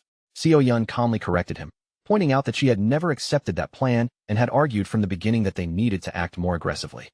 The leader's voice hardened as he cut off the discussion. Regardless of what Seo-yun believed, the group would not move from its current position. If she was so eager to throw herself into danger, then she was free to leave and do it alone. Behind them, two of the other players began whispering under their breath. One mocked Seo-yun for speaking so boldly when her role usually kept her safely behind the front line. The other sneered that she seemed to believe everyone would obey her merely because she was attractive. Seo-yun heard every word, but she forced down her frustration. Continuing the argument would accomplish nothing. Remaining with the group would almost certainly leave her with no eliminations at all, yet venturing out alone carried obvious dangers of its own. After considering both options, Seo-yun settled on a plan. If the situation turned against her, or if she managed to collect 4 fragments, she would follow Bae Do-hyun's advice and head toward Area 1 the moment it opened. That was exactly what he told me. And even if every other option fails, I still have the 2 statues Hyunbile managed to find as a final safeguard. Right then, the leader raised a hand and opened his system window. The next danger zone is about to be selected. Move out and stay in formation. His eyes narrowed as another thought occurred to him. The live kill ranking should have updated by now too. A glowing screen unfolded before him, and he quickly checked the newly displayed results. The instant the numbers appeared, everyone stopped dead in their tracks. For several long seconds, not a single person moved or spoke. The live rankings revealed a gap so enormous that it left the entire group stunned. At the very top stood Korea's Bae Do-hyun, holding an unbelievable total of 21 kills. He was not merely ahead of the other competitors, he had completely left them behind. The difference looked almost impossible when compared with the next 2 names. Japan's Shoichiro occupied second place with only 3 kills, while China's Gao Xiong sat in third with the same number. Worse still, the list showed that countless players had already been eliminated. Out of everyone who had entered, Only 137 survivors remained. 21 kills already, someone whispered, unable to hide the shock in their voice. All across the battlefield, separate groups stared up at the rankings with the same disbelieving expressions. This is completely insane, one player muttered. The match hasn't even been going for 10 minutes. Another contestant clenched his jaw and snapped. Those Koreans have to be cheating somehow. They must have discovered some way to gather together and hunt as one massive group, another person suggested, trying to make sense of the impossible score. As he spoke, his gaze shifted uneasily toward the armored figure standing nearby, as though measuring that man's reaction. That armored warrior was none other than Shoichiro, the player currently holding second place. The Japanese players immediately turned toward him. One of them stepped forward and spoke in a reassuring tone. Don't worry, Shoichiro. We already have a solid plan. Another tightened his grip on his weapon and added, even if everything goes wrong, we all agreed that we're willing to put our lives on the line for you. Shoichiro's expression only grew more severe. That still won't be enough, he said, his voice cutting through their confidence. We have to move much faster. Bae Doohyun's kill count has changed the entire situation, and now every one of us is in danger. But isn't it still too early to? One of the players began, hesitating before he could finish the thought. Idiot. Shoichiro cut him off without mercy. The more players Bae Doohyun eliminates, the more terrified the survivors will become. Once panic spreads, everyone left will start joining forces and forming larger teams. His eyes sharpened as he looked over his men. We need to secure kills now, before every easy target on this battlefield disappears. He suddenly turned toward one of his teammates, irritation flashing across his face. Why are you still standing around? Go perform reconnaissance. Now. Yes, sir, the scout answered immediately. Without wasting another second, he spun around and sprinted away through the ruined streets. As the scout vanished into the distance, Shoichiro's thoughts continued to churn. Would that man finally slow down? No. Judging by the speed at which Bae Doohyun's score was rising, that seemed impossible. If he continued killing at the same pace, the battlefield would empty far too quickly, leaving no isolated opponents for anyone else to pick off. Shoichiro's hands curled into tight fists at his sides. Just what kind of monster was Bae Doohyun? Meanwhile, in a different section of the battleground, the body of a swordsman lay motionless across the broken ground. The swordsman's surviving teammates rushed Raoul with fury burning across their faces. An archer immediately released an arrow, sending it straight toward him, but Raoul merely tilted his body a fraction to the side. The projectile sliced harmlessly past him and disappeared into the rubble behind. At the same moment, another player charged from the front with a heavy shield raised before him, attempting to drive Raoul backward and crush him against the nearby wall. But just before the collision, Raoul vanished from the shield bearer's path. With no time to stop, the attacker slammed directly into the stone wall instead. The impact sent a violent shockwave through the area.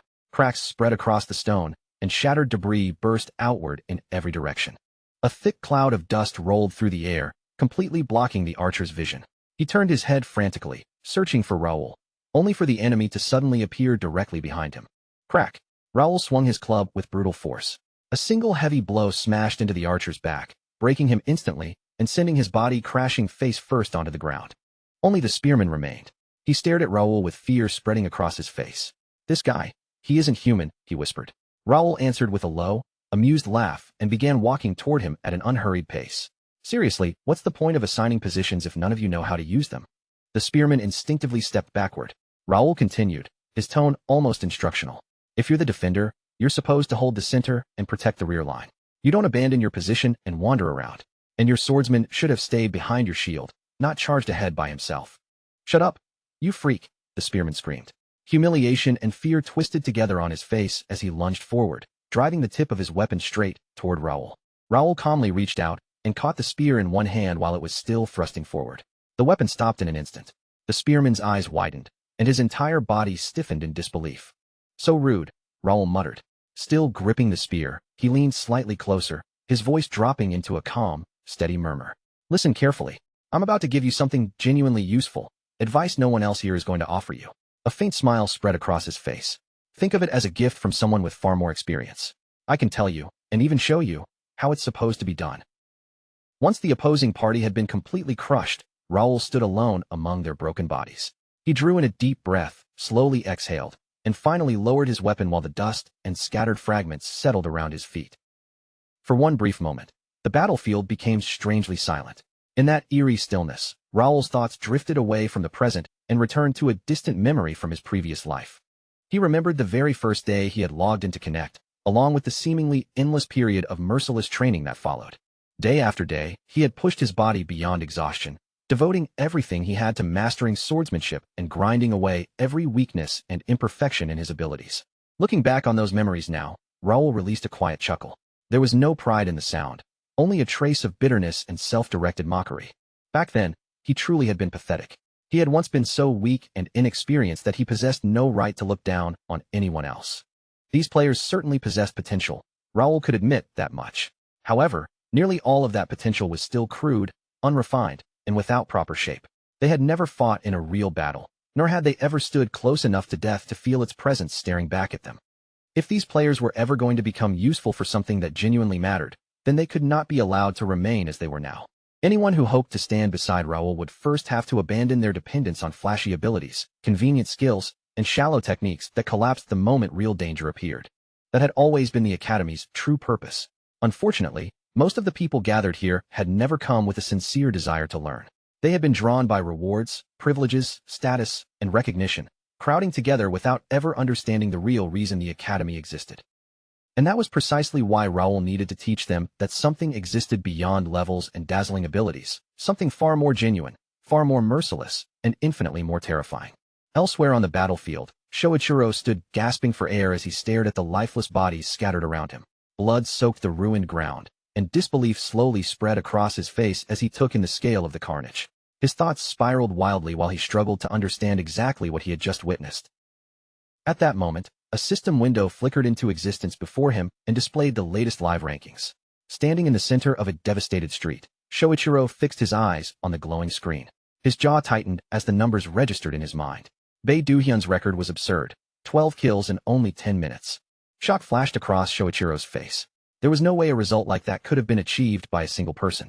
In his mind, Bae Duhyun must have drawn several separate parties into the same slaughter and eliminated them altogether. Soon afterward, the system's broadcast echoed across the battlefield. 20 minutes had now passed since the battle began, and the announcement warned that the zone containing the highest number of surviving players would soon be selected for elimination. Shoichiro's expression darkened as the full situation became clear. More than half of the original participants had already been wiped out in just 20 minutes. Nearly 20 players were following him now, and if all of them attacked together, their target would have no way to avoid defeat. Just then, one of Shoichiro's subordinates came hurrying toward him and reported that they had finally located Bae Duhyun. Shoichiro's attention snapped toward the man immediately. The subordinate explained that Bae Duhyun was only 2 blocks ahead, close to a collapsed building, and was currently in the middle of fighting another party. Shoichiro instantly demanded to know how many people were accompanying him. He was already certain that several teams had to be working together. The subordinate hesitated briefly, his expression turning uneasy, before finally admitting what he had discovered. Bae Duhyun was completely alone. Shoichiro went rigid the moment he heard those words. Disbelief flashed across his face, and he immediately rejected the claim. There had to be another group hiding somewhere nearby, waiting to launch an ambush. However, the subordinate firmly shook his head. Their scouts had already swept the surrounding area, and they had found no trace of allies, hidden attackers, or anyone supporting Bae Duhyun. The subordinate even insisted that he had personally witnessed Bae Duhyun fighting 4 opponents entirely by himself. Rage and confusion twisted Shoichiro's features before his expression gradually hardened into cold determination. Even after hearing the report, he wanted to confirm the truth with his own eyes. He ordered his men to advance and attack Bae Duhyun from behind while he was still occupied with the other party. His subordinates answered immediately, showing no hesitation as they prepared to move. Shoichiro's thoughts sharpened into a single ruthless decision. He would bring Bae Duhyun down here and now. Whatever secret lay behind those absurd numbers no longer mattered to him. If Bae Duhyun was truly fighting alone, then he was not an unbeatable monster, but a walking jackpot. Anticipation widened Shoichiro's eyes as he convinced himself that claiming that kill would all but guarantee his victory. A twisted sense of gratitude rose inside him as he imagined all 33 of Bae Duhyun's kills falling into his hands. In the end, only one person could occupy the highest position on the rankings, and Shoichiro was already certain that person would be him. Back in the ruined street, Raoul suddenly sensed danger rushing toward him. Flames flared through the air as an enemy mage thrust out his hand and launched a blazing fireball directly at him. Raoul responded without the slightest delay. Shifting his footing by a fraction, he swung his weapon with flawless timing and sliced straight through the incoming spell, scattering the raging flames before they could touch him. The mage cried out in disbelief, his eyes stretching wide as the fireball vanished before him. For a moment, he simply stood there in shock, unable to understand how his most powerful attack had been erased so effortlessly. Beside the stunned mage, a shield-bearing warrior released a tired, defeated sigh. Their strongest move had already failed, which meant there was almost nothing left for them to try. The mage lashed out in frustration, but the desperation in his face made it obvious that he had no stronger spell left to use. The warrior sighed once more, silently cursing himself for expecting anything from the mage in the first place. Then, leaving his trembling companion behind, he tightened his grip on his shield and prepared to fight alone.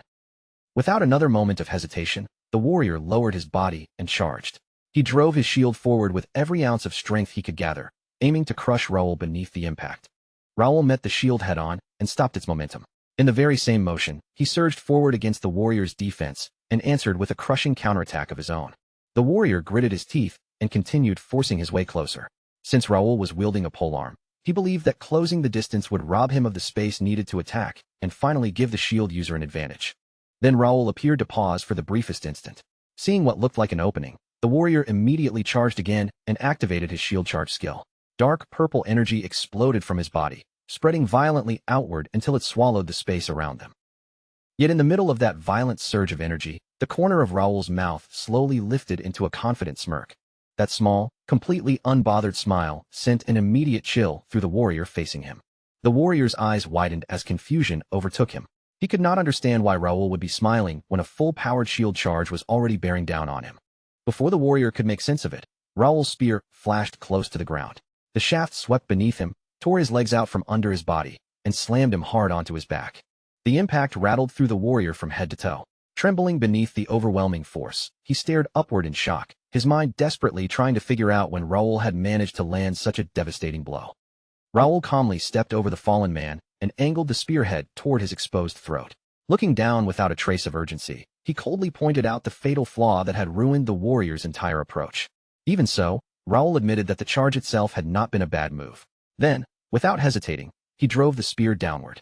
Blood sprayed across the broken ground, and the warrior's remaining resistance vanished in an instant. After disposing of the warrior with ease, Raoul lifted his gaze toward the mage. The moment their eyes met, panic seized the man completely, and he spun around to flee.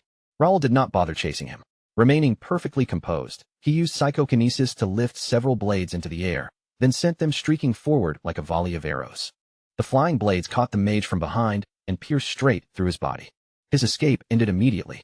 The mage staggered in place as a broken groan of pain slipped from his lips, and then his strength gave out beneath him.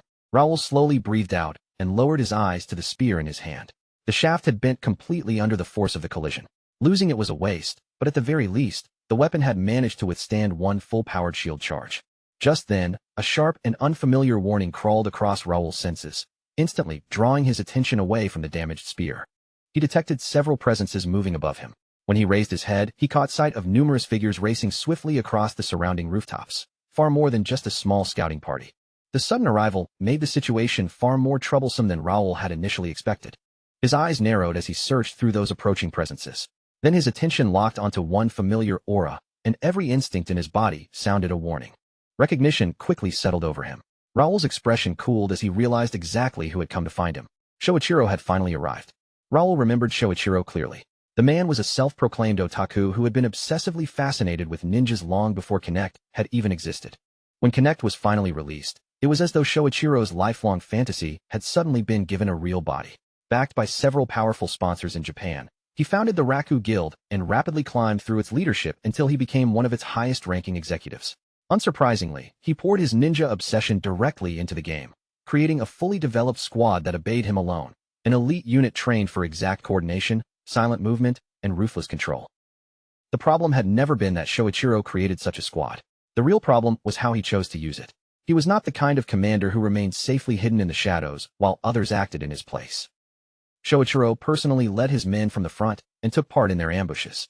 His squad hunted isolated rankers through underhanded tactics, using poison, sabotage, and perfectly timed surprise attacks while their targets were distracted during hunts. And that was only the beginning. Shoichiro even kidnapped NPCs connected to important quests, using them as bait to lure powerful players into carefully prepared death traps.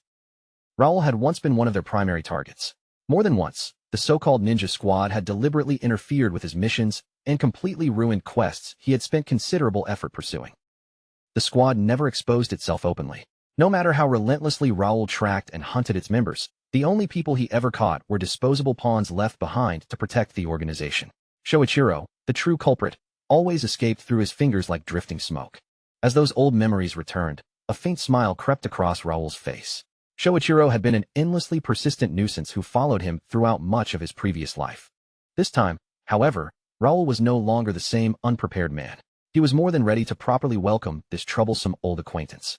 At last, the moment had come for Shoichiro to experience every dirty tactic and ounce of suffering he had once inflicted upon others. High on the rooftops, Shoichiro silently examined the street below. After confirming Raoul's position, he raised one hand and made a sharp, practiced signal. The ninja squad reacted at once. In perfect unison, its members drew their bows, placed arrows against the strings, and aimed down at Raoul, who appeared to be standing completely alone in the street. Shoichiro was confident that his trap was already complete. With Raoul surrounded from above, he saw no reason to take the unnecessary risk of engaging him in close combat. No matter how skilled Raoul might be, Shoichiro believed there was no human opponent capable of enduring a perfectly synchronized rain of arrows from every direction. With one small movement of his raised hand, Shoichiro gave the order to fire. The squad released its bowstrings together. A deadly storm of arrows tore through the air, each shot fast, precise, and aimed to kill. But in the very next instant, the man standing below disappeared from sight. Shoichiro's eyes widened. The entire volley struck nothing but empty ground, the arrows burying themselves uselessly in stone, dirt, and shattered debris. Before any member of the squad could understand what had happened, an arrow suddenly flew from the darkness and struck one operative cleanly through the shoulder. The wounded man screamed as the force of the shot threw him off balance. His feet slipped from the rooftop, and he crashed heavily onto the ground below. Shoichiro watched the sudden counterattack unfold, shock flashing across his face as the situation broke completely from his expectations. His eyes narrowed with mounting confusion, but he quickly regained control and ordered his men to search the nearby house, convinced that Raoul had slipped inside to hide. One member of the squad immediately leaped down and forced his way into the nearest building. Shoichiro followed close behind, but before entering, he ordered another operative named Kinta to remain outside and keep watch over the surroundings. A second-floor window exploded inward as Shoichiro smashed through the glass. Shards scattered across the room while he twisted through the opening and landed silently inside the building. The room beyond the shattered window was completely empty. There was no movement, no hidden attacker, and not even the faintest trace of Raoul inside. Shoichiro's attention immediately shifted when one of his subordinates called out from deeper within the building, reporting that they had searched the area but found no sign of their target anywhere. Before the report could be finished, a blood-curdling scream suddenly rang out from the street outside, cutting through the building and freezing everyone in place. The operative stationed outside was groaning in agony, his body hunched over as both hands desperately clutched the wound torn into him. Shoichiro rushed back toward the broken window and looked down just in time to see Kinta collapse in the street below. Several arrows were buried across his back. Shoichiro's thoughts spun wildly as the truth struck him. The attack had come from behind, from a direction he had believed was completely secure. For one stunned instant, he even wondered whether Raoul possessed some kind of cloning technique. Before Shoichiro could follow that thought any further, another arrow hissed past the side of his head and struck the scout who had entered the building ahead of him. The wounded man stumbled backward and screamed for help, his voice cracking with fear and pain. Shoichiro's face darkened as all the scattered pieces finally fell into place. They had walked straight into a trap. The arrows had not struck anyone's vital points. Every shot had been deliberately aimed at an arm, leg, shoulder, or another place that would cause pain without immediately taking a life. Raoul was not trying to kill them yet. He was using the injured operatives as bait, deliberately pulling Shoichiro farther out and dismantling his squad one person at a time. Fury surged through Shoichiro's chest. Baring his teeth, he shouted curses into the open air and demanded that Raoul stop skulking around with such filthy tricks. If he had any courage, Shoichiro screamed, then he should come out and fight him face to face. From somewhere in the distance, Raoul answered in a voice so calm that it only made Shoichiro's anger burn hotter. In the next instant, an unnatural shimmer appeared overhead. Raoul's psychokinesis surged into action, lifting several swords into the air and holding them suspended under his complete control. Fear seized Shoichiro the moment he saw the hovering weapons. His eyes widened in disbelief as he realized what was about to happen. Without warning, the floating blades turned downward and plunged toward them in one violent, merciless rush. Shoichiro threw himself aside at the last possible moment. He narrowly escaped the center of the attack, but two of the descending blades still found their mark. One sword ripped into his arm, while another carved a deep wound through his leg, sending sharp pain tearing across both sides of his body. Shoichiro staggered backward with a cry, barely keeping himself upright. The last comrade beside him was far less fortunate. One of the blades drove directly through the man's head, killing him instantly before his body could even react. Rage overwhelmed Shoichiro. He cursed at the top of his lungs and swore that he would tear Raoul apart. But as he spun toward the rooftops in search of him, a familiar presence suddenly appeared directly behind his back. Raoul stood there without the slightest trace of panic, calmly forcing Shoichiro to experience the same helpless terror he had once made countless other people endure. Panic flickered across Shoichiro's face as he whirled around and attacked wildly. His movements were frantic and desperate as he demanded to know who Raoul really was and whether the two of them had encountered each other before. Raoul answered him with quiet certainty, his expression remaining completely composed despite the desperate attack coming toward him. He slipped past Shoichiro's strike as though it carried no threat at all. Then Raoul drove one clean punch into him, launching Shoichiro backward and sending him crashing violently against the floor. Shoichiro clenched his teeth as his battered body trembled.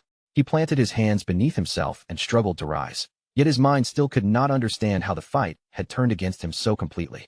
Raoul looked down at him with obvious disappointment. Before Shoichiro could regain his balance, Raoul followed with a brutal kick that lifted him from the ground and sent him skidding helplessly across the floor. Even after being beaten down so thoroughly, Shoichiro forced himself into a fighting posture, stubbornly clinging to the illusion that some chance of victory still remained.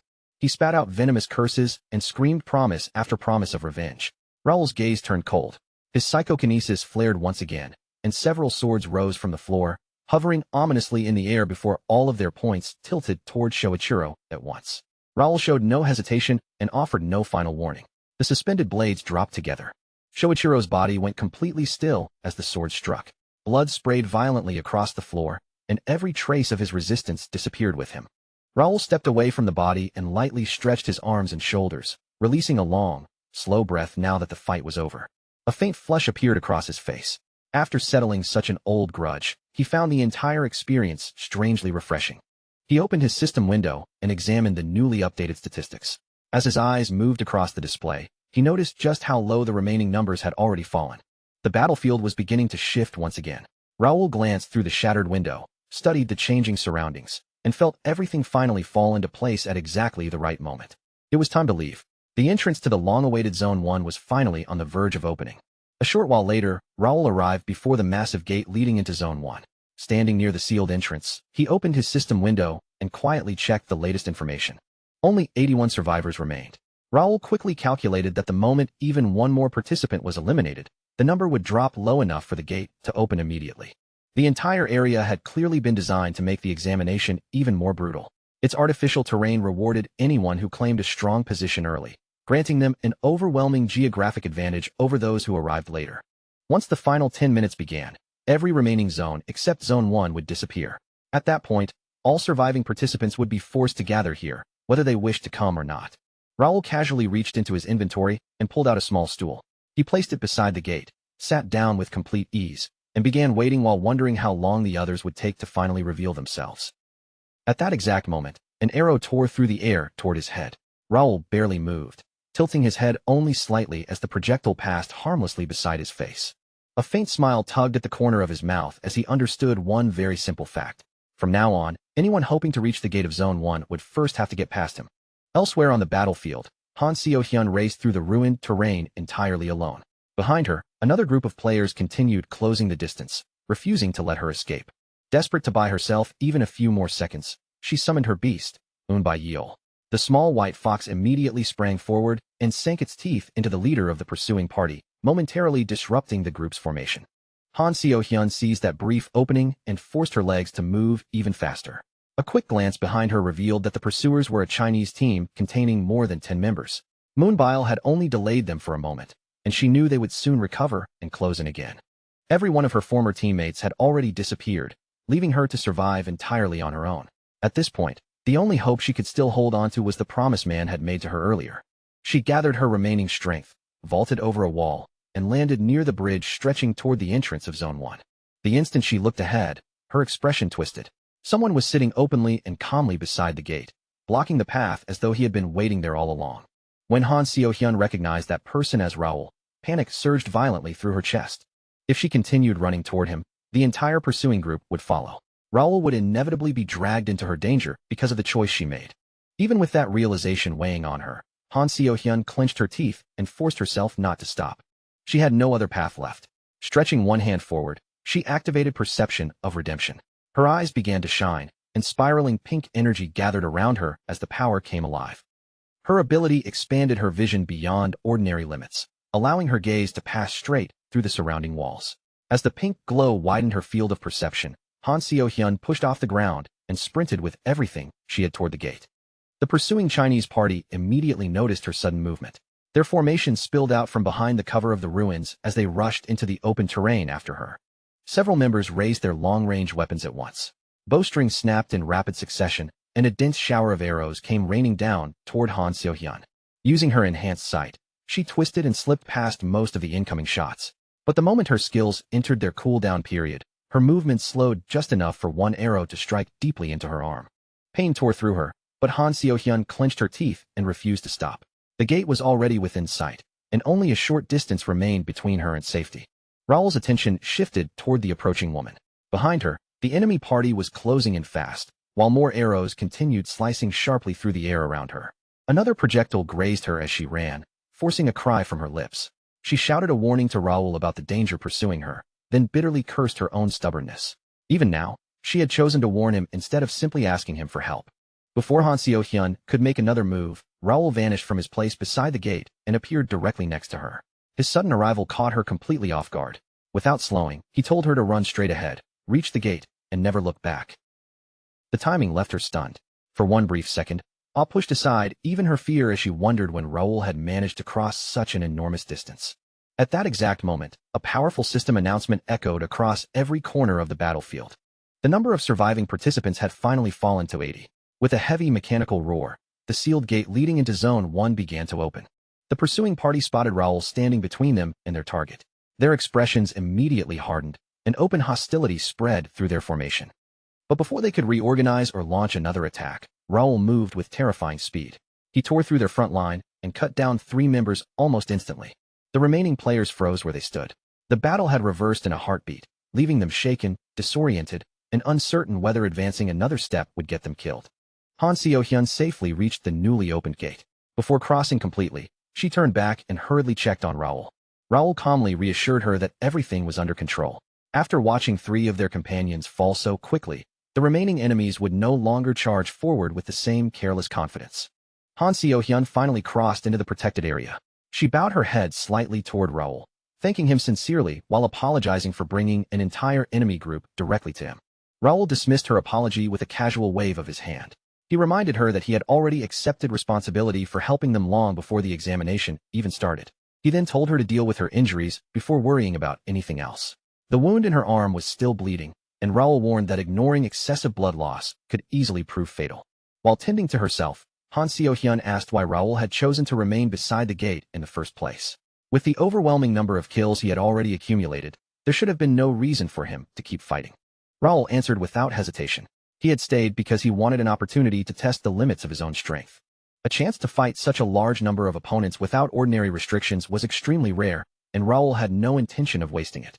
He also made it clear that she should not misunderstand him and assume he was killing people without purpose. Han Seo-hyun listened quietly, unable to ignore the steady confidence carried in every word. She slowly realized that Raoul's attitude was not empty arrogance. His confidence rested on strength he had proven repeatedly with his own hands. As she watched him, Han Seo-hyun found herself wondering whether training at the academy might someday allow her to reach that same level. That thought renewed her determination. However distant that goal might be, her first responsibility was still to pass the examination in front of her. She then remembered Raoul's earlier instruction to collect 4 fragments before entering Zone 1. Han Seo-hyun began asking him what she should do next, but Raoul stopped her halfway through the question. His gaze shifted toward the distance as he sensed another group approaching. Only moments later, Park Sung-joon and his party appeared near the gate. Before they could get close, another enemy group immediately targeted them, shouting that the Korean team must not be allowed to reach the sacred gate. As the hostile group prepared its assault, Han Seo-hyun turned toward Raoul and waited for his decision. He studied the approaching parties for a brief moment before calmly declaring that, for now, they would provide cover for Park Sung-joon's team. Park Sung-joon's party reacted as a single unit. Their shields rose at the same instant, overlapping tightly as the members formed a compact defensive wall. For members abandoned any attempt to attack and devoted all their strength to maintaining the shield line. Park Sung-joon remained directly behind them, calmly drawing his bow and raining arrows over their shoulders. Han Seo-hyun watched in quiet amazement.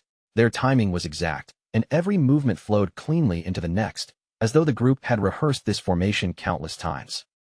Just as Park Sung-joon reached for another arrow, a crimson magic circle began blooming in the air above the enemy formation. Han Seo-hyun noticed the gathering spell immediately. Her breath caught in her throat, but before she could call out a warning, Park Sung-joon had already turned his bow toward the forming circle. He released the arrow without the slightest hesitation. It cut through the air in a straight line and struck the magic circle before its formation could be completed. A violent crimson explosion erupted overhead, consuming the unfinished spell before it ever had a chance to activate. Raoul silently observed Park Sung-joon's every movement. He quickly realized that the archer was doing far more than suppressing the enemy advance. Park Sung-joon was reading the entire battlefield, anticipating exactly when spells would be cast, and destroying them before they could fully take shape. The ability to counter magic with ordinary arrows was not something that could be explained by common talent alone. Park Sung-joon either possessed an extraordinary skill or judgment sharp enough to seem frightening. After a brief but intense struggle, his party finally broke through the enemy line and crossed safely into Zone 1. Once the immediate danger had passed, Raoul approached Park Sung-joon and plainly acknowledged the choices he had made during the battle. Park Sung-joon scratched the side of his head and responded modestly. He insisted that luck had simply favored them, then admitted that reaching the gate would have been far more difficult if the enemy had forced his party into close combat. Raoul did not argue with his answer. Regardless of the circumstances, continuing to advance under that much pressure required genuine courage. And within his own heart, Raoul quietly reached his conclusion. Park Sung-joon had passed his test. Raoul then called Han Seo-hyun and Park Sung-joon over to him. Both of them had survived the battlefield and reached Zone 1 through their own efforts. Now that they had finally made it this far, Raoul decided the moment had come to give them the reward he had prepared. He stepped toward them with a calm presence that still carried unmistakable authority. In an even voice, Raoul acknowledged their achievement in successfully reaching Zone 1. His expression remained perfectly steady, revealing neither excitement nor uncertainty. Raoul slid one hand beneath his cloak and slowly drew out a concealed object. When he opened his hand, a small stone statue shaped like a bird was revealed, its carved surface faintly pulsing with restrained, almost living energy. His gaze moved between Han Seo-hyun and Park Sung-joon as he asked whether they had nearly completed their stone statue collections. Han Seo-hyun swallowed before answering honestly that she had gathered 4. Park Sung-joon responded next, confirming that his party had also secured 4 statues. Without pausing to reconsider, Raoul produced 2 additional statues and announced that he would give one to each of them. He placed the first statue into Han Seo-hyun's hands and passed the second to Park Sung-joon. Concern immediately stiffened Han Seo-hyun's expression, and she pointed out that the statues had originally belonged to Raoul. He brushed aside her hesitation and explained that he was simply fulfilling the promise he had already made. He had instructed them to gather stone statues and meet him inside Zone 1, and they had done exactly that. Raoul reasoned that the other parties would probably gather all their statues under one chosen representative as well. He advised Park Sung-joon's group to follow the same method and send a single teammate farther into Zone 1 carrying the complete collection. Park Sung-joon accepted the explanation immediately, without questioning Raoul's intentions. Han Seo-hyun, however, did not respond as quickly. She remained silent for a moment before finally revealing the conflicting thoughts weighing on her. Part of her believed that remaining beside Raoul and supporting him until the examination ended was the right thing to do. At the same time, she understood that with her current injuries and limited strength, staying would only burden him and slow him down. Her honest admission briefly caught Raoul off guard, and for a moment, he simply looked at her without answering. Frustration still flickered across Han Seo-hyun's face, but she eventually accepted Raoul's help. Deep within her heart, however, she made a firm promise to repay him someday. More than anything, she hated receiving someone's kindness without eventually offering something meaningful in return. Raoul met Han Seo-hyun's determination with a quiet nod. Without any unnecessary words, the two of them clasped hands in a firm, steady handshake, an unspoken agreement sealed in the middle of the battlefield. Raoul then shifted his attention to Park Sung-joon.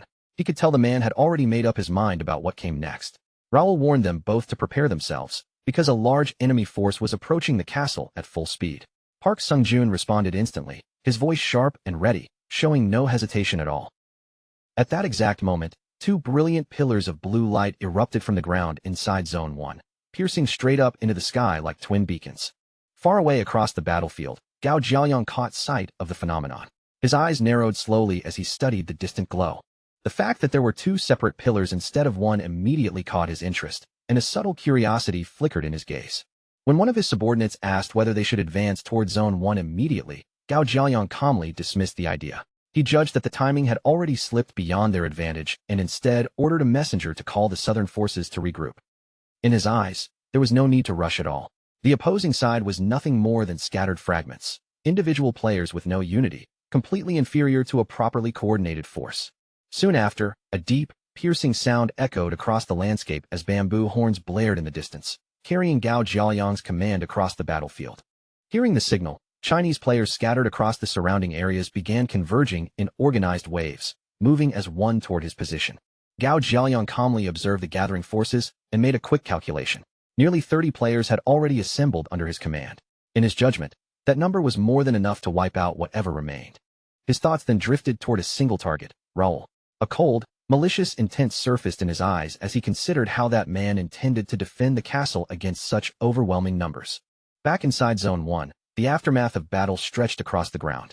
Corpses lay scattered everywhere, and blood stained the terrain, marking the brutality of what had just taken place. Standing amidst the devastation, Raoul opened his system window and checked the live rankings. His name sat firmly at the top with 50 kills. Behind him, Gao Jiaoyang held second place with 10, and Park Sungjun followed closely with 9. Only 34 survivors remained across the entire battlefield. Raoul narrowed his eyes as he took in the information, fully aware that all territories outside Zone 1 were about to collapse. The final phase of the battle was rapidly approaching. Just as Raoul turned to leave, a voice called out from behind him, filled with urgency and concern. Park Sungjun stepped forward and spoke firmly. He pointed out that Raoul had already expended an enormous amount of strength during the previous battle, and with the next engagement about to begin, there would be no time left for recovery. Raoul remained silent. His thoughts briefly drifted back to the earlier fight, where they had barely managed to defend the pillar against relentless waves of attackers for 10 straight minutes. Although they had succeeded in protecting the completed statue, the cost had been heavy. Far too many allies had already been lost. Even worse, their weakened numbers were no longer a secret. Raoul clearly understood why Park Sungjun was feeling uneasy about what was coming next. Despite everything, Raoul's expression remained calm. He reassured Park Sungjun that the coming battle would also be the final one. Park Sungjun looked at him in confusion, unable to comprehend such absolute certainty. Raoul silently considered that if a certain individual truly lived up to expectations, then that person would gather the remaining forces and bring them directly to Zone 1 without hesitation. Park Sungjun was about to ask who Raoul was referring to when one of his subordinates suddenly rushed in, panic written across his face. The man reported that the enemy forces were already closing in. Park Sungjun immediately turned and demanded clarification, pressing for exact numbers and whether the attack had already begun. The subordinate hesitated under the pressure. Then, with visible unease, he admitted that the enemy force was advancing in overwhelming numbers, far too many to count accurately. The report made Park Sungjun visibly tense. The situation had turned far more dangerous than expected. Yet Raoul's expression remained unchanged. Calmly, he drew his weapon, his thoughts sharp and unwavering. The enemy had finally arrived. Gao Jiaoyang had come. Gao Jiaoyang was a name known across the servers, spoken with both fear and resentment. He was a high-ranking executive of the massive Chinese Super Overlord Guild and a strategist of exceptional caliber. His personal combat ability was already dangerous, but his true threat lay in his mind. Under his leadership, even lower-ranked guild members exceeded their normal limits. Countless opponents had been destroyed after falling into traps carefully designed by his strategic planning. Until now, he had always operated from the shadows, never stepping directly into the spotlight. In Raoul's previous life, there had never been a chance to confront him face-to-face. But this time was different. This time, Raoul intended to meet him head-on. Watching the movement of the enemy forces, Raoul could clearly see how thoroughly Gao Jiaoyang had prepared despite the short amount of time available. The speed at which such a large army had been assembled made one thing obvious. Gao Jiaoyang intended to overwhelm him completely through sheer numbers. Above the battlefield, Gao Jiaoyang's mages began chanting in unison. A massive crimson magic circle slowly expanded across the sky, growing larger with every passing second. Before the spell could fully form, an arrow suddenly tore through the air and struck one of the mages directly, dropping him instantly. At the same time, Park Sungjun and the Korean players raised their bows together. A synchronized volley of arrows rained down, providing relentless covering fire across the battlefield. Raoul felt something ignite within him. This time, everything was different. He was no longer fighting alone. He understood better than anyone that no formation was perfect. Even the tightest formations contained weaknesses. When fighters grouped too closely, their individual strengths were suppressed rather than amplified. Their potential was being buried under their own coordination. It was time to show them what true, unrestrained skill looked like when fully unleashed. Without warning, Raoul activated his teleportation ability, enhanced by psychokinesis, and vanished from his position in an instant. The next moment, he reappeared deep behind the enemy formation. There, he unleashed Swallow Waltz, the same technique that had once shattered Shoichiro's mind. A violent storm of dagger-like slashes erupted outward, tearing through the battlefield in every direction like a living disaster. This was the legendary dagger technique once passed down from Kale, the renowned assassin specialist. Now, it was fully in Raoul's hands. The enemy formation wavered instantly as panic spread through their ranks. Raoul moved through them with lethal precision, cutting down opponent after opponent without ever slowing his pace. From above, Park Sung-joon could only watch in stunned silence. The overwhelming difference in power left him speechless, and he could only acknowledge Raoul's true strength. But Raoul did not stop. His gaze shifted toward the flanks, where two heavily armored energy warriors stood behind massive shields. Their defense looked solid, but to him, it meant nothing anymore. They had already sealed their own fate. Raoul scanned the battlefield once more, weighing his next move, considering whether to carve straight through the remaining forces and push directly toward Gao Jiaoyang himself. At that moment, Gao Jiaoyang finally stepped into Zone 1. The instant he arrived, he froze, his eyes locking onto the scene in front of him. Corpses were scattered everywhere across the ground, painting the entire battlefield in silence and blood.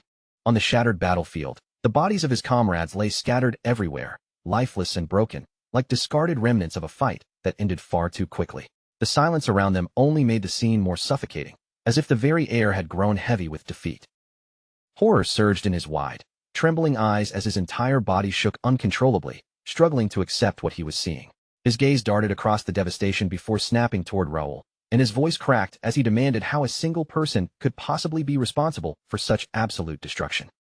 Raoul stood there in calm silence, his eyes quietly observing every tremor and flicker of panic that betrayed Gao Jiaoyang's shattered confidence. He didn't interrupt, simply watching as the man's composure continued to collapse in real time. With a tone as calm and indifferent as still water, Raoul finally spoke, asking whether Gao Jiaoyang intended to fight or simply remain frozen in place. He added coldly that hesitation here would only turn him into nothing more than an obstacle destined to be erased. Those words landed like a spark thrown into dry, unstable firewood, instantly igniting something deep within him. Fury erupted across Gao Jiaoyang's face as he unleashed his wind magic, violent currents spiraling outward in uncontrollable waves. Driven by rage and pride, he poured everything into a reckless attack, sending it straight toward Raoul without a trace of restraint. Raoul responded with effortless precision, his twin daggers flashing through the air in a single smooth motion. The blades carved through the incoming wind force, slicing apart the magic itself before it could even close the distance. In an instant, the spell disintegrated midair, collapsing as though it had never been summoned at all, leaving only empty space where overwhelming power had just been moments before. Gao Jiaoyang froze completely, his mouth slightly open, his confidence evaporating as if it had been torn away with the vanished spell. Not even a word could escape him. Before he could recover, Raoul tossed one dagger aside and vanished forward in a blur, closing the distance instantly. In the same breath, he seized Gao Jiaoyang by the collar and pulled him in close, his expression chillingly calm as he noted that this was the first time he had seen his face so clearly, before ending everything with a single decisive motion. Gao Jiaoyang's body collapsed lifelessly to the ground. Almost at the same moment, a system interface flickered into view before Raoul, displaying the confirmed successful candidates for Group H.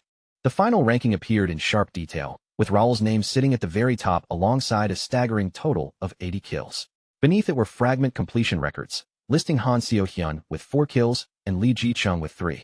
Among the top performers, excluding the already qualified first place, Park Sung-joon of Korea led with 11 kills, followed by Gao Jiaoyang also at 11, then Zhang Yulong with 8, and Deng Xiaoyuan and Mao Yuan tied at 7 each. Raoul cast a brief, almost disinterested glance over the results, quietly assessing the overall difficulty of the preliminary exam. To him, everything he had just experienced felt far too simple, almost disappointingly so. The moment the preliminaries ended, the news erupted across every online platform, sending shockwaves through the entire gaming community. Headlines declared the rise of a true predator in the final preliminaries, spreading the name Bae Do-hyun across the world, while viewers continuously praised Group H's match in disbelief and admiration. Across countless screens, audiences remained frozen in stunned silence, unable to fully process the overwhelming performance they had just witnessed unfold. His abilities left viewers completely in awe, and soon discussions split into two sides. Many believed they were witnessing the birth of an ultimate champion, while others argued just as strongly that such power might only be an illusion created by circumstances and chance. Above all else, One question continued to echo endlessly across forums, broadcasts, and every corner of discussion alike. Who exactly was Bae Do-hyun? At the same time, deep inside NEC's headquarters, within a pristine executive office, the director slammed his fist onto the table in visible frustration, the impact echoing sharply through the room. The report in front of him confirmed the worst possible outcome. The player's identity was completely untraceable, leaving no usable lead behind. Across from him, a subordinate stood calmly and explained that any further investigation exceeded the authority of their intelligence division, leaving them unable to proceed. He further clarified that all core data was locked under system administrator control, and without extraordinary authorization, even Connect itself had no access to individual user profiles. Grinding his teeth in frustration, the director reasoned aloud that if the player had logged in, a capsule must have been issued, and since distribution was handled by Connect, delivery records should have revealed something useful. The subordinate, however, shook his head and reported that no delivery record existed under the name Bae Do-hyun at all. The implication was unavoidable. The individual was almost certainly connected to VIPs operating under an entirely separate system of rules. Upon hearing this, the director immediately understood that the matter had slipped far beyond his reach. The subordinate added that he was already aware of how the VIP structure operated, and confirmed they would not continue the investigation any further. With that final statement, he turned and left the office, leaving the director alone in the heavy silence that followed. The director stared down at the report, muttering bitter curses about the true nature of the company he served. On the surface, Connect presented itself as a proud global enterprise, but in reality, everything was governed by an artificial intelligence system, with the company itself functioning merely as an operator of the game. Even the CEO, Mak Jae-woo, the man he had personally placed in position, was nothing more than a figurehead, while true authority rested elsewhere, in the AI, the mysterious chairman, and the unseen VPs pulling strings from the shadows. Those hidden figures controlled shares, extracted profits, and enjoyed privileges beyond anyone else's reach, including direct capsule distribution from the true central headquarters. Even the so-called NEC's headquarters itself was nothing more than a carefully maintained facade. In truth, real power could only be accessed by reaching the genuine headquarters hidden beyond public awareness. His thoughts inevitably drifted back to Raoul. That individual would undoubtedly continue rising, regardless of how obscured his true identity remained. The director became certain that Raoul held the key to something far greater, and resolved to keep a far closer watch on him moving forward. The scene shifted to the capital of Ashton County, within the walls of Comfort Castle. Raoul walked through the crowded streets, quietly observing the familiar surroundings as a deep sense of nostalgia settled within him. Nearly 9 months had passed since he last set foot in his hometown. Despite the recent chaos caused by the gate incident, the town showed no lingering fear. People continued laughing openly, their voices blending together in casual conversation along the streets. The warmth of everyday life remained unchanged, as if nothing catastrophic had ever disturbed the city at all. As Raoul passed by the local arena, long-buried memories quietly resurfaced in his mind. This was the very place where he once competed in the entrance tournament for the Royal Academy. Time had moved forward, and so had he, yet the arena itself felt frozen, unchanged by the passing years. A subtle familiarity settled over him, the kind of feeling only experienced when returning to the place one once called home.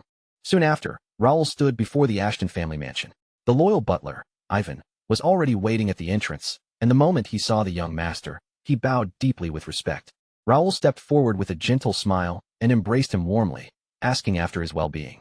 Ivan responded with relief in his voice, saying he was well and expressing how grateful he was to see Raoul return safely. He added that a carriage could have been sent to fetch him, but the lord of the house had chosen instead to wait in person. Raoul nodded calmly in acknowledgement, explaining that he had come directly because his father had summoned him and requested to be taken to him immediately. Ivan led him through the familiar corridors of the mansion, footsteps echoing softly, before finally stopping in front of the study door. He knocked gently, and from within, a deep voice responded, signaling permission to enter. The door opened slowly, revealing Count Melvin Ashton standing behind his desk, waiting in composed silence. Ivan quietly stepped back, offering a respectful farewell before leaving the room and gently closing the door behind him, leaving father and son alone in the tense silence. Raoul took a step forward, but the moment he did, an overwhelming pressure crashed down on the room like a physical force. The Count's voice suddenly roared out, sharp, authoritative, and unforgiving. Instinctively, Raoul straightened his posture, forcing himself to stand respectfully even as unease crept through his body. Count Melvin's gaze burned with intensity as he demanded to know whether Raoul truly understood the weight of everything he had done and the sins he was still carrying without realizing it. Caught under that piercing stare, Raoul stiffened completely. Cold sweat ran down his face as his expression tightened, and after a moment of struggle, he lowered his head and asked for forgiveness in a strained voice. Yet the anger in Count Melvin did not fade. It only pressed harder, forcing Raoul further into confusion as he stood there, unable to understand what crime he was even being judged for. His mind spiraled as he searched for answers. Had he overused the family's influence? Or was it connected to that imperial base he had invaded and completely wiped out, leaving no trace behind? The more he thought, the heavier the unease in his chest became, slowly twisting into guilt. Then, without warning, a firm hand came to rest on his shoulder. The sudden calmness of that touch was far more unsettling than the earlier rage. Standing close, Count Melvin spoke in a stern, steady voice, asking how Raoul could leave the mansion unattended for such an extended period when he was already the official lord of the territory. Raoul's eyes widened slightly, his lips parting in stunned realization as the meaning behind those words finally began to sink in. His thoughts drifted backward through the past months. Since the open beta began, he had been completely absorbed in the identity of Bei Du-hyun, spending far more time in that world than in his real responsibilities. Even recently, after pushing through the round of 32, he had once again left every matter of the mansion in Bernard's care. No matter how justified he thought his actions were, it was obvious now. His father had noticed everything. Count Melvin's voice grew heavier as he reminded Raoul that the responsibilities of the head of the territory could never be neglected. A bead of sweat formed at Raoul's temple as everything clicked into place. This was the true source of his father's anger. Overwhelmed with regret, Raoul immediately bowed deeply. His voice carried genuine remorse as he promised it would never happen again, swearing that he would never leave the mansion without informing his father first. Count Melvin responded without softening his tone. If Raoul ever repeated the same mistake, he would be confined to the mansion for an entire month and subjected to special training under his personal supervision. Raoul's face twitched at the thought. An entire month of his father's training would be nothing short of pure torment. After a short while, Dylan entered the room, having been summoned as well. Raoul turned toward his elder brother, and for the first time in a long while, a relieved smile crossed his face at seeing him again. The brief reunion was interrupted as Count Melvin announced the purpose of the meeting, an important discussion involving both of them. He added that it would have been preferable if Lorenz were present as well, but the younger one had ignored the summons entirely. With no room for delay, he ordered them to sit. A heavy, invisible tension settled over the room, and Raoul's nerves tightened as he quietly wondered what their father was about to reveal.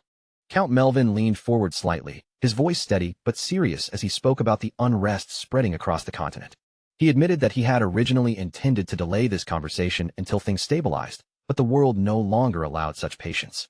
As the brothers listened in confusion, he placed a small, intricately crafted box onto the table. The moment Dylan's eyes landed on it, his entire body stiffened. Shock spread across his face as recognition struck him like a sudden blow. Inside the box lay the emblem of House Ashton, the family's official seal. The atmosphere grew heavier as Count Melvin declared that from this day forward, Dylan would become the official heir and head of House Ashton. He entrusted him with the title of Count, along with all the authority and responsibilities that came with it, expressing complete confidence in his strength and resolve. A heavy silence followed. Both brothers sat frozen in place, overwhelmed by the weight of the announcement. Raoul quickly grasped the deeper meaning behind it. Dylan had effectively been acting as the heir for years, but formally declaring it now carried an entirely different weight and permanence.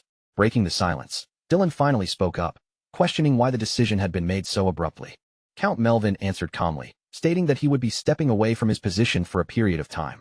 Shock immediately crossed Dylan's face as he leaned forward, pressing for a clearer explanation. Without embellishment, the Count revealed that he had reached a critical threshold, and that the next stage was finally within his grasp. Raoul felt his heart skip at those words, and even Dylan was visibly shaken by the implication. Raoul's mind raced as he wondered if his father was referring to the path of a sword master, something far beyond ordinary human limits. Count Melvin continued, explaining that with turbulent times approaching, he required strength beyond what he currently possessed. Dylan admitted he had never known his father carried such resolve, and asked how he might assist. The Count calmly replied that nothing was certain yet, and there was no need for them to worry at this stage. He then explained that he would leave for roughly 2 months, retreating somewhere secluded to fully absorb and refine his insights, before asking Dylan if he believed he could shoulder the responsibility in his absence. Dylan paused only briefly before answering with firm confidence. He accepted without hesitation. Raoul immediately congratulated his brother, a genuine sense of relief easing the tension in his chest. With Dylan now officially taking command, the household would finally regain stability. The uncertainty and chaos that once plagued the estate during their father's illness and the unresolved succession would not return again. Finally, Count Melvin turned his attention to Raoul, reminding him that regardless of how far he traveled or how occupied he became, he would always remain a son of House Ashton. He instructed Raoul to stand beside his brother and share in the responsibilities of the territory going forward. Raoul bowed deeply, accepting the order without a trace of hesitation. Just as they were about to be dismissed, Count Melvin added that there was still one more matter he needed both of them to assist with. The brothers exchanged puzzled glances, a quiet sense of curiosity and uncertainty rising between them as they wondered what awaited next. Soon after, the estate's training grounds erupted with the clash of steel. Dylan and Count Melvin were locked in an intense sparring match, their swords colliding with thunderous force, each impact sending visible shockwaves through the air. Off to the side, Raoul knelt on one knee, struggling to catch his breath after his own exchange with his father. Sweat dripped from his face as frustration simmered within him. Of all things, it had to be sparring. Watching his father and brother trade relentless blows, Raoul couldn't help but question what kind of brutal training this was supposed to be. It had been over a year since he last crossed blades with his father, back before leaving for the academy. He had believed he had grown significantly stronger since then, but reality had shattered that assumption without mercy. As he looked back toward the battlefield, the sheer force of Dylan and Count Melvin's clash made the air itself tremble, as if space itself could barely contain their power. Their sword auras collided violently, erupting into a massive shockwave that rippled across the entire training ground. Raoul stared in stunned silence, completely unable to process the scale of what he was witnessing. For a brief moment, a single thought surfaced in his mind, wondering if his father could even be considered human anymore. The clash between father and son flared again as Count Melvin sharply criticized Dylan for relying too much on brute force alone. Dylan, refusing to back down, argued just as firmly that without overwhelming sword aura, the outcome of the exchange would have turned out completely different. Raoul stood off to the side, grinding his teeth in silence. In his eyes, both of them were the same, charging forward with nothing but overwhelming physical dominance, ignoring every other nuance of combat. Even after reinforcing himself with mana and psychokinesis, he had still been blown away as if it meant nothing. That humiliating gap in power made Raoul's eyes sharpen with renewed determination. He finally realized his current methods were no longer enough to bridge the difference. As Count Melvin continued scolding him for relying on tricks instead of proper fundamentals, and Dylan mocked him for neglecting physical conditioning, something inside Raoul snapped. Frustration surged up all at once, burning through his restraint. They simply didn't understand. In their world, nothing mattered except raw strength. That single thought echoed heavily in Raoul's mind as irritation tightened his expression. His fists clenched so tightly that his knuckles whitened. Then, slowly, he rose to his feet, and in that instant, he activated his radiant light aura. Golden energy erupted around him, flooding the air with brilliance as several luminous swords formed in midair. Each one shimmered with razor-sharp edges, hovering in a precise formation around his body.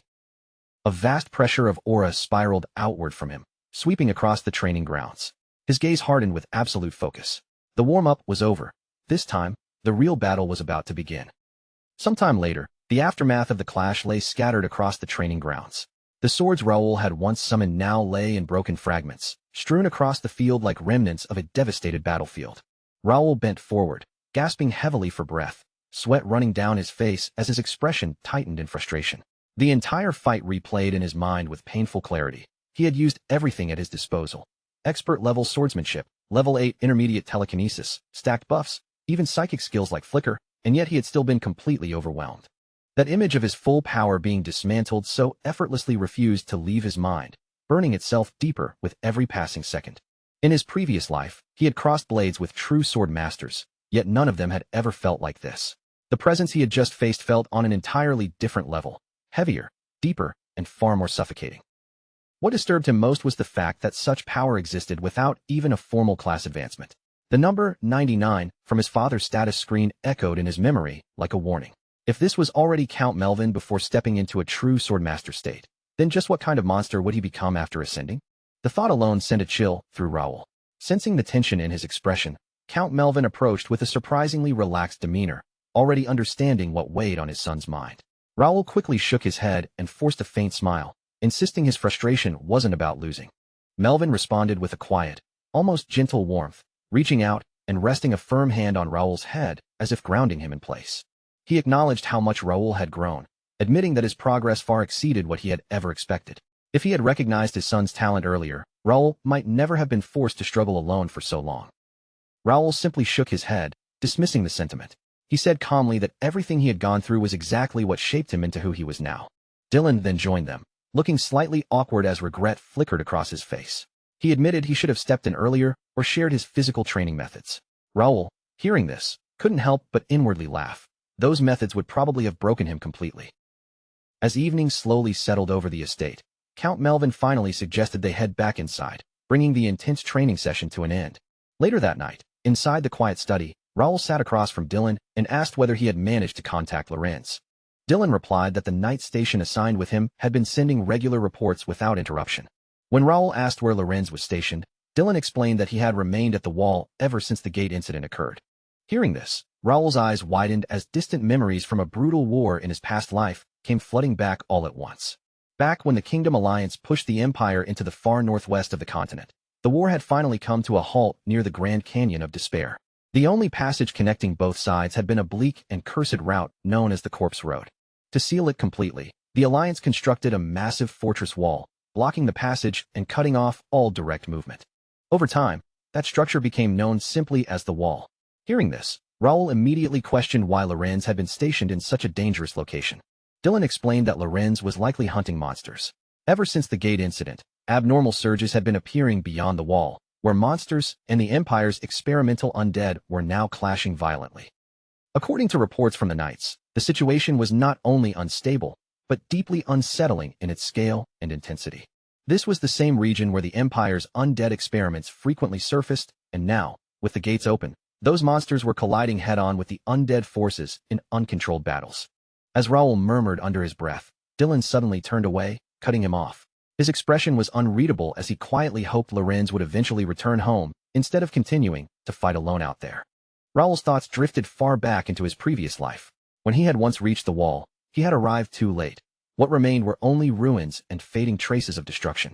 This time, it was different. He couldn't allow history to repeat itself. According to the future he remembered, a catastrophic event would erupt there once the Empire's invasion fully began. If he failed to intervene, something irreversible would happen to his second brother. With resolve hardening in his chest, Raoul decided he could no longer stay passive. Without hesitation, he brought up the proposal he had mentioned earlier, reminding Dylan of it directly.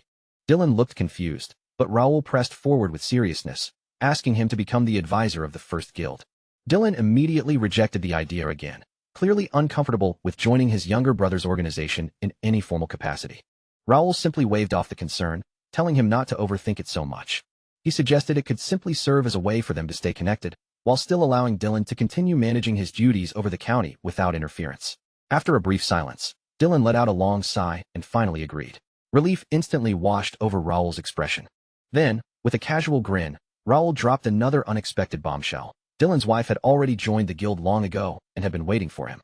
Dylan froze in complete disbelief. Raoul followed up with a playful wink, explaining that the system allowed instant communication and even location tracking between members. As Dylan processed that information, a sinking feeling crept into his chest. He slowly realized he might have just stepped into something far more complicated than he expected. Raoul, on the other hand, felt completely at ease.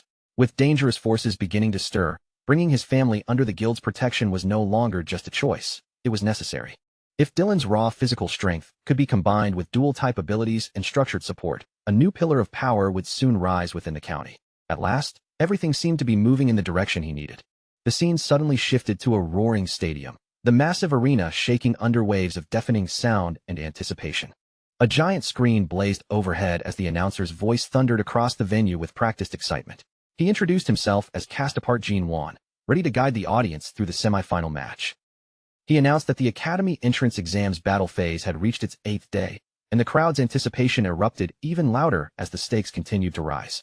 With energy building to a peak, he officially introduced the first matchup, Bae Do-hyun of Korea versus Blake of the United States, explaining that victory here would secure a place in the finals. This match meant everything. The system itself seemed to react to the growing wave of excitement. As the entire audience openly rallied behind Bae Do-hyun, their anticipation surging higher with every passing second. All eyes locked onto the rising Korean star, and in an instant the stadium erupted, thunderous cheers rolling across the stands like a crashing wave. On the opposite side stood Blake, a fierce martial artist from the United States, widely known for his explosive, aggressive combat style and relentless pressure in every fight. As both fighters stepped into the arena, the atmosphere itself seemed to tighten, as if the air was holding its breath for what was about to unfold. Park Jin-won glanced between them, openly wondering what kind of spectacle would erupt from this clash, before finally announcing the official start of the match. The moment the signal dropped, Blake moved first. His body shot forward in a blur, closing the distance almost instantly, as if space itself had been erased beneath his feet. A master of multiple martial disciplines, Blake unleashed a storm of relentless attacks, his fists slicing through the air in brutal combinations designed to overwhelm and crush his opponent without pause. Yet Bae Do-hyun barely shifted. With calm precision, he slipped through the barrage, his movements so smooth it looked less like evasion and more like he was gliding between the strikes. Blake's eyes widened in disbelief, the first crack of shock breaking through his aggressive confidence.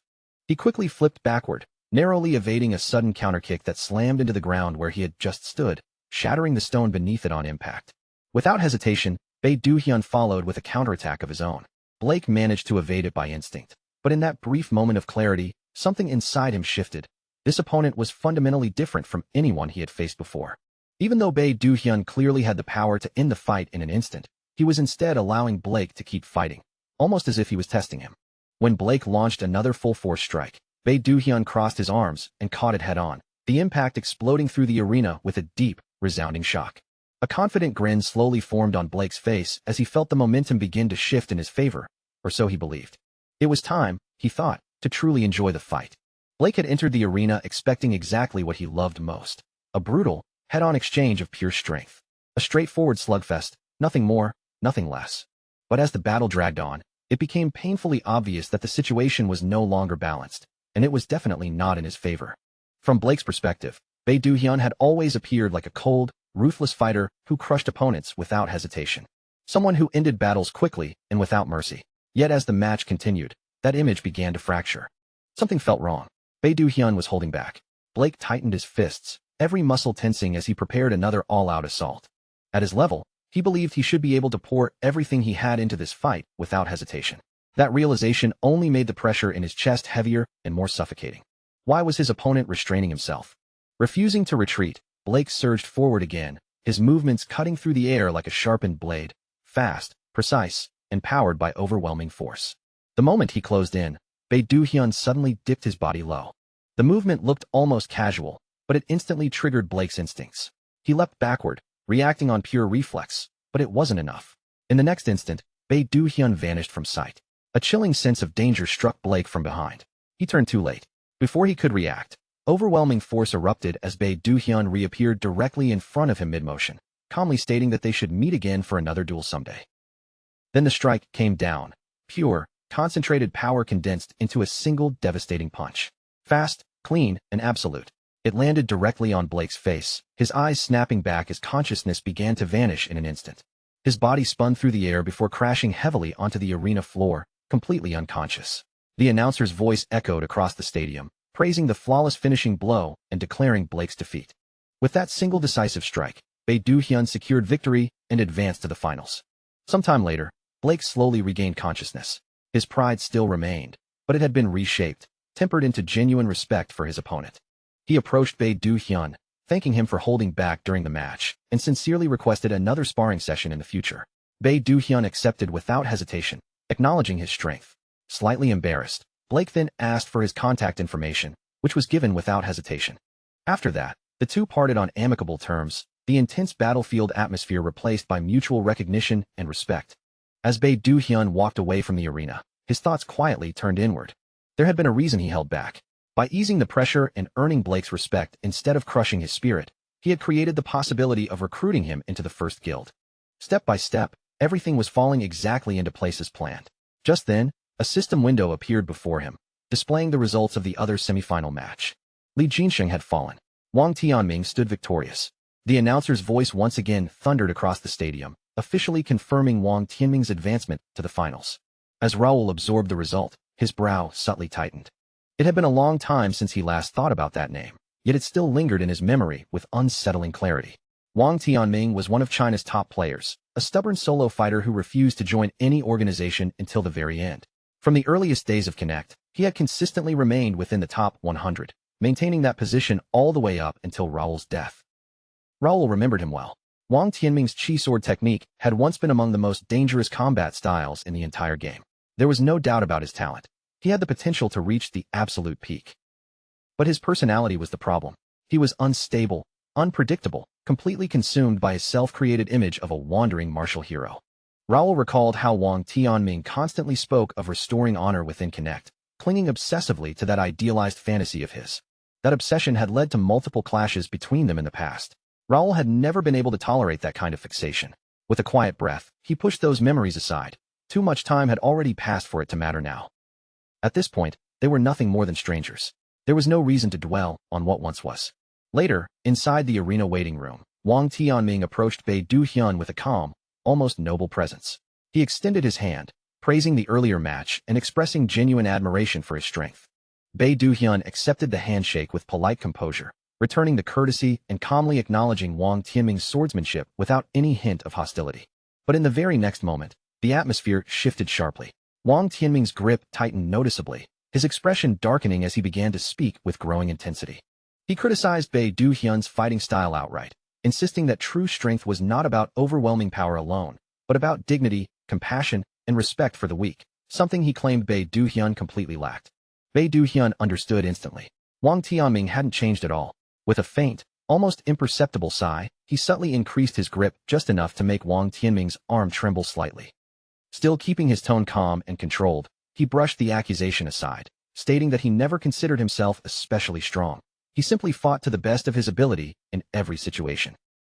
Wang Tianming abruptly pulled his hand away, clearly displeased. His voice sharpened as he declared that Bei Duhyun's method of fighting was fundamentally wrong, vowing that he would personally prove it during the finals. Bei Duhyun responded with a relaxed smile, accepting the challenge without hesitation and reminding him that true proof came from skill in battle, not empty words. Clearly irritated, Wang Tianming turned on his heel and walked away without looking back, his steps firm and sharp with frustration. Watching him go, Bei Duhyun quietly reflected that Wang Tianming wasn't a bad person. He simply saw the world through too narrow a lens. This time, he decided, he would make sure to break that rigid perspective as quickly as possible. His fingers tightened slightly, resolve settling deep within him like a stone sinking into still water. In his mind, the conclusion was simple. Defeating him quickly was the only way forward. Soon after, the announcer's voice thundered across the entire arena once more, officially declaring the beginning of the final battle of the first Guild Academy special admission test. At last, the long-awaited showdown had finally arrived. The system displayed rising waves of excitement as viewers flooded the arena feed choosing sides, while a warning banner flashed repeatedly, urging everyone to avoid excessive profanity in the chat. But the warning did nothing to slow the chaos. Complaints and heated messages erupted instantly, as the chat exploded into non-stop activity. With anticipation reaching its peak, the announcer finally introduced the matchup everyone had been waiting for. Representing South Korea, Bei Duhyun stepped forward into the arena, calm and composed under the roaring lights. Opposite him stood Wang Tianming of China, revered by many as a martial grandmaster with an unshakable reputation. The crowd erupted as Wang Tianming performed a formal martial salute, loudly declaring that he would claim victory in the name of justice and honor. Bei Duhyun exhaled softly, already feeling a trace of fatigue toward Wang Tianming's unwavering martial idealism. Still, he decided to indulge him. In battles like this, he knew one truth. Whoever lost control of momentum would lose everything. He reached into his inventory, drew his sword, and calmly lowered its tip to the ground, carving a precise circular mark into the arena floor. Before the match officially began, even the announcer reacted with surprise at the unexpected gesture, momentarily thrown off by what he was seeing. Facing Wang Tianming directly, Bei Duhyun spoke evenly, stating that the gap between them was too wide for a conventional fight. He then declared that throughout the entire match, he would not step outside the circle he had drawn, and if he did so even once, he would immediately concede defeat. A collective gasp swept through the stadium as tension spiked instantly, the atmosphere becoming razor-thin. Wang Tianming's eyes burned with fury, his expression twisting with rage as he swore he would crush Bei Duhyun for such blatant arrogance. Meeting that glare without hesitation, Bei Duhyun narrowed his eyes slightly. If Wang Tianming insisted on being a hero of justice, then he would willingly take the role of the villain. Calm, steady, and without emotion, he decided he would see just how far that so-called righteousness could truly go. Wang Tianming surged forward without hesitation, his sword cutting through the air in a relentless storm of precise, calculated strikes from every angle. Each swing carried killing intent. Every step closed in on an opening that never seemed to appear. Yet every attack met the same result: perfect, calm defense. Bei Duhyun parried each strike with effortless precision, his movements smooth and uninterrupted, as if everything was flowing exactly as intended. It looked less like reaction and more like guidance, as though he were directing the battle itself. Frustration slowly crept into Wang Tianming's focus. No matter how fiercely he attacked, nothing landed. Gritting his teeth, he pushed forward again, suddenly launching into a sharp midair flip. He landed behind Bei Duhyun in an instant and brought his blade down in a powerful slash aimed directly at his back. But nothing changed. Bei Duhyun moved as if he had already predicted it, calmly intercepting the strike with the same seamless control as before. Wang Tianming froze in place. Shock and frustration collided on his face as disbelief overtook his confidence. Bei Duhyun straightened slightly, his expression unreadable as he observed the unfolding fight with quiet detachment. Meanwhile, unaware of the growing storm inside the arena, the crowd roared with excitement, completely captivated by the spectacle before them. Wang Tianming clenched his teeth harder, tightening his grip on his sword as a faint sense of unease began to creep into his thoughts. Still, he forced himself to stay steady. He had prepared for this. He had studied Bei Duhyun's past battles thoroughly, analyzing every available record. From what he had gathered, the opponent's abilities were limited: psychokinesis, short-range teleportation, and competent but unremarkable weapon skill. None of it should have been overwhelming on its own. Psychokinesis depended heavily on timing and positioning. Teleportation had clear limitations and cooldown gaps. Even his weapon mastery, while refined, was not supposed to dominate a fight like this. There had to be an answer. Drawing a sharp breath, Wang Tianming activated his chi sword technique. A violent crimson aura exploded from his blade, wrapping around his body as he poured everything he had into a single decisive strike. Gathering all his strength into one point, he brought his sword crashing down with the intent to end the battle immediately. But the strike was parried again, just as easily as all the others. A stunned silence rippled through the audience at that moment.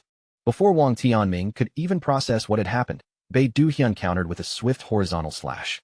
The impact sent him staggering backwards several steps, his footing breaking for the first time. That loss of balance struck him harder than the blow itself, forcing a grim realization to surface in his mind. The force behind that attack was undeniable. It wasn't trickery, nor timing, nor deception. Mana had been directly infused into the blade, and the power behind it was terrifyingly real. Wang Tianming was still struggling to regain his footing when, out of nowhere, a rope snapped tightly around his ankle. The sudden tension ripped through his balance, leaving him no time to react as his body was violently yanked off stability. With a brutal jerk, his feet left no chance to recover, and he was slammed hard onto the cold arena floor. The impact echoed through his body as he hit the stone, breath scattering from his lungs. Before he could even draw a proper breath, he was dragged mercilessly across the arena floor, scraping over rough stone as he was pulled straight toward Bei Duhyun. At the end of the pull, Bei Duhyun stood waiting, leaning forward slightly, his posture strangely relaxed as if this was nothing more than routine. A faint, almost careless smile lingered on Bei Duhyun's lips as he looked down at the helpless man being dragged toward him. Wang Tianming, on the other hand, could only stare back in confusion, still unable to comprehend how quickly everything had collapsed. There was no space given for recovery. A heavy fist suddenly crashed into Wang Tianming's face, the impact landing clean and merciless. The force of it snapped his head sideways, instantly stealing away any remaining composure. Then came another strike, and another after that. A relentless storm of precise, controlled punches followed without even a breath of pause. Each blow landed with perfect accuracy, overwhelming him completely and crushing any thought of resistance. From the caster's platform, the commentator shouted in disbelief, pointing out that Bei Duhyun wasn't even using his sword. He was dismantling his opponent entirely with bare fists. Desperation finally took hold of Wang Tianming as he trembled and tried to lift a hand, attempting to signal surrender. His movements were weak, shaky, barely formed under the pressure of the assault. But before that gesture could even be completed, Bei Duhyun forced him back down without hesitation, pressing him into the ground and continuing the assault as if the attempt meant nothing at all. The message was unmistakable. Wang Tianming had come in without restraint from the very beginning, and now everything he had unleashed was being returned to him in full force, without mercy. Bei Duhyun spoke calmly as he continued, noting that in Mira, revival came without punishment. Because of that, there was no reason to simply let him withdraw. He would be driven all the way down before being allowed to return to life again. The punishment did not stop. Blow after blow rained down in a steady rhythm until Wang Tianming's resistance finally collapsed completely, his body losing all strength beneath the relentless barrage. At last, he lay motionless on the arena floor, unconscious and broken, with no sign of movement left in his body. Only then did Bei Duhyun slowly straighten up. He exhaled lightly, wiping sweat from his face as the fight reached its inevitable conclusion. Still visibly stunned by what he had just witnessed, the caster officially announced the result. Bae Do-hyun was declared the winner. With that, he was crowned champion of the first Guild Academy Special Admission Tournament and named the representative of South Korea. The stadium erupted instantly, the roar of the crowd shaking the entire arena as Bae Do-hyun stood over his defeated opponent. A faint, satisfied smirk crossed his face as he looked down. After a defeat like this, Wang Tianming would not be speaking so arrogantly again anytime soon. Once the finals concluded, attention quickly shifted as the list of successful applicants for the first Guild Academy was finally released. Roughly 600 players were accepted into the Academy's inaugural class, including more than 60 individuals assigned to non-combat roles, marking the scale of the institution's first intake. Those who passed found themselves treated like true elites. Luxurious accommodations were prepared in advance. Meals comparable to a five-star hotel were served daily, and fresh, pristine clothing was delivered without interruption for 3 full months. From the moment of acceptance, everyday comfort was no longer something they needed to worry about. The 16 players who survived the final selection rounds were rewarded on an even higher tier entirely. They were given upgraded private residences along with custom-made equipment tailored precisely to their individual abilities and combat traits. In addition, they received unrestricted portal access between the starting city and the academy grounds, along with special travel permits granting entry into the capital itself, privileges once reserved only for the highest-ranking players. For them, the world had clearly shifted. A new era was beginning for Kinect. As the tournament's popularity exploded, the game introduced an advanced personal broadcasting system that allowed players to stream their gameplay in real time. Platforms across the globe rushed to integrate support for the new system almost immediately, racing to keep up with the sudden surge of demand. Yet even so, despite Bae Do-hyun's channel clearly stating he would never stream live broadcasts, it still surged to the top, with an overwhelming number of subscribers, far ahead of everyone else. Clips of his battles spread like wildfire, each match recording exploding online and reaching hundreds of millions of views almost as soon as it was uploaded. The reaction from the public was immediate and explosive. With sharp editing and rapid circulation, the content continued to gain momentum, pulling in hundreds of millions more views within just a few days. Meanwhile, as the tournament champion, Bae Do-hyun was granted one final reward. He was excused from completing the academy curriculum entirely.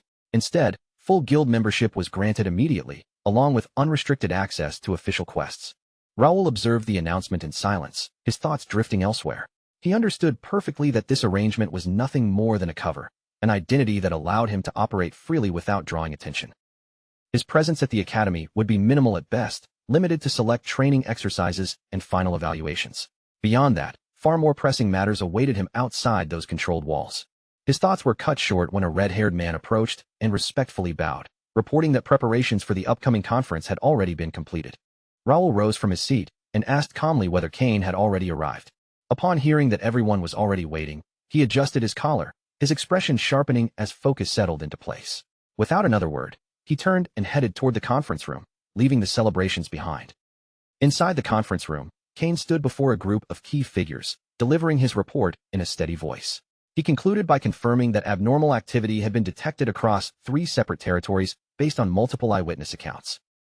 According to the reports, a mysterious order of knights had been sighted, dozens of unidentified warriors moving under the cover of night, clearing monsters from the roads and securing major routes with unsettling precision.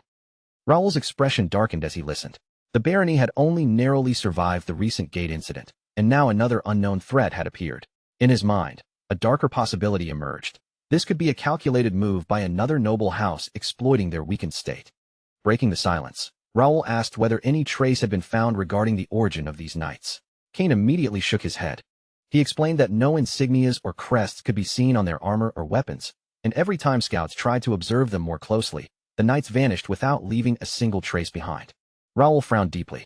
Knights were known for their pride in lineage and affiliation. Concealing a crest was almost unheard of. That alone suggested something far more troubling was at work. Kane continued, his tone heavy with concern, pointing out that there was no realistic way for a small barony to mobilize such a force. There had to be a powerful backer, or hidden accomplice, pulling the strings. Raoul pressed further, asking if any noble houses or factions had shown unusual movement recently. Kane replied that both Duke Templeton's house and Marquis Greer's house remained completely still, which was expected given their usual political detachment. However, House McNeil had reacted with alarming speed.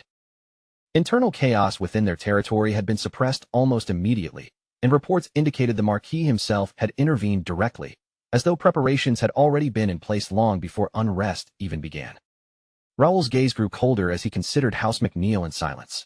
From the Ashton family's perspective, Randall might have been a minor irritation, but on a national scale, McNeil was one of the few houses that truly demanded caution. Old memories resurfaced, memories of a time when they had been branded traitors to the kingdom. During the Empire's invasion, Templeton had led the resistance, while McNeil had refused to join the alliance and instead sided with the Empire itself. Only a whistleblower had prevented complete disaster. Even so, the power vacuum left behind had never truly been resolved to this day. The real concern was timing. Had the Empire already turned them again? If contact had not yet been re-established, there was still a chance to bring them back. But if allegiance had already been renewed, hesitation could prove fatal. At that point, all ties would need to be cut immediately. Kane concluded that the most suspicious forces were House McNeil and Count Randall's house.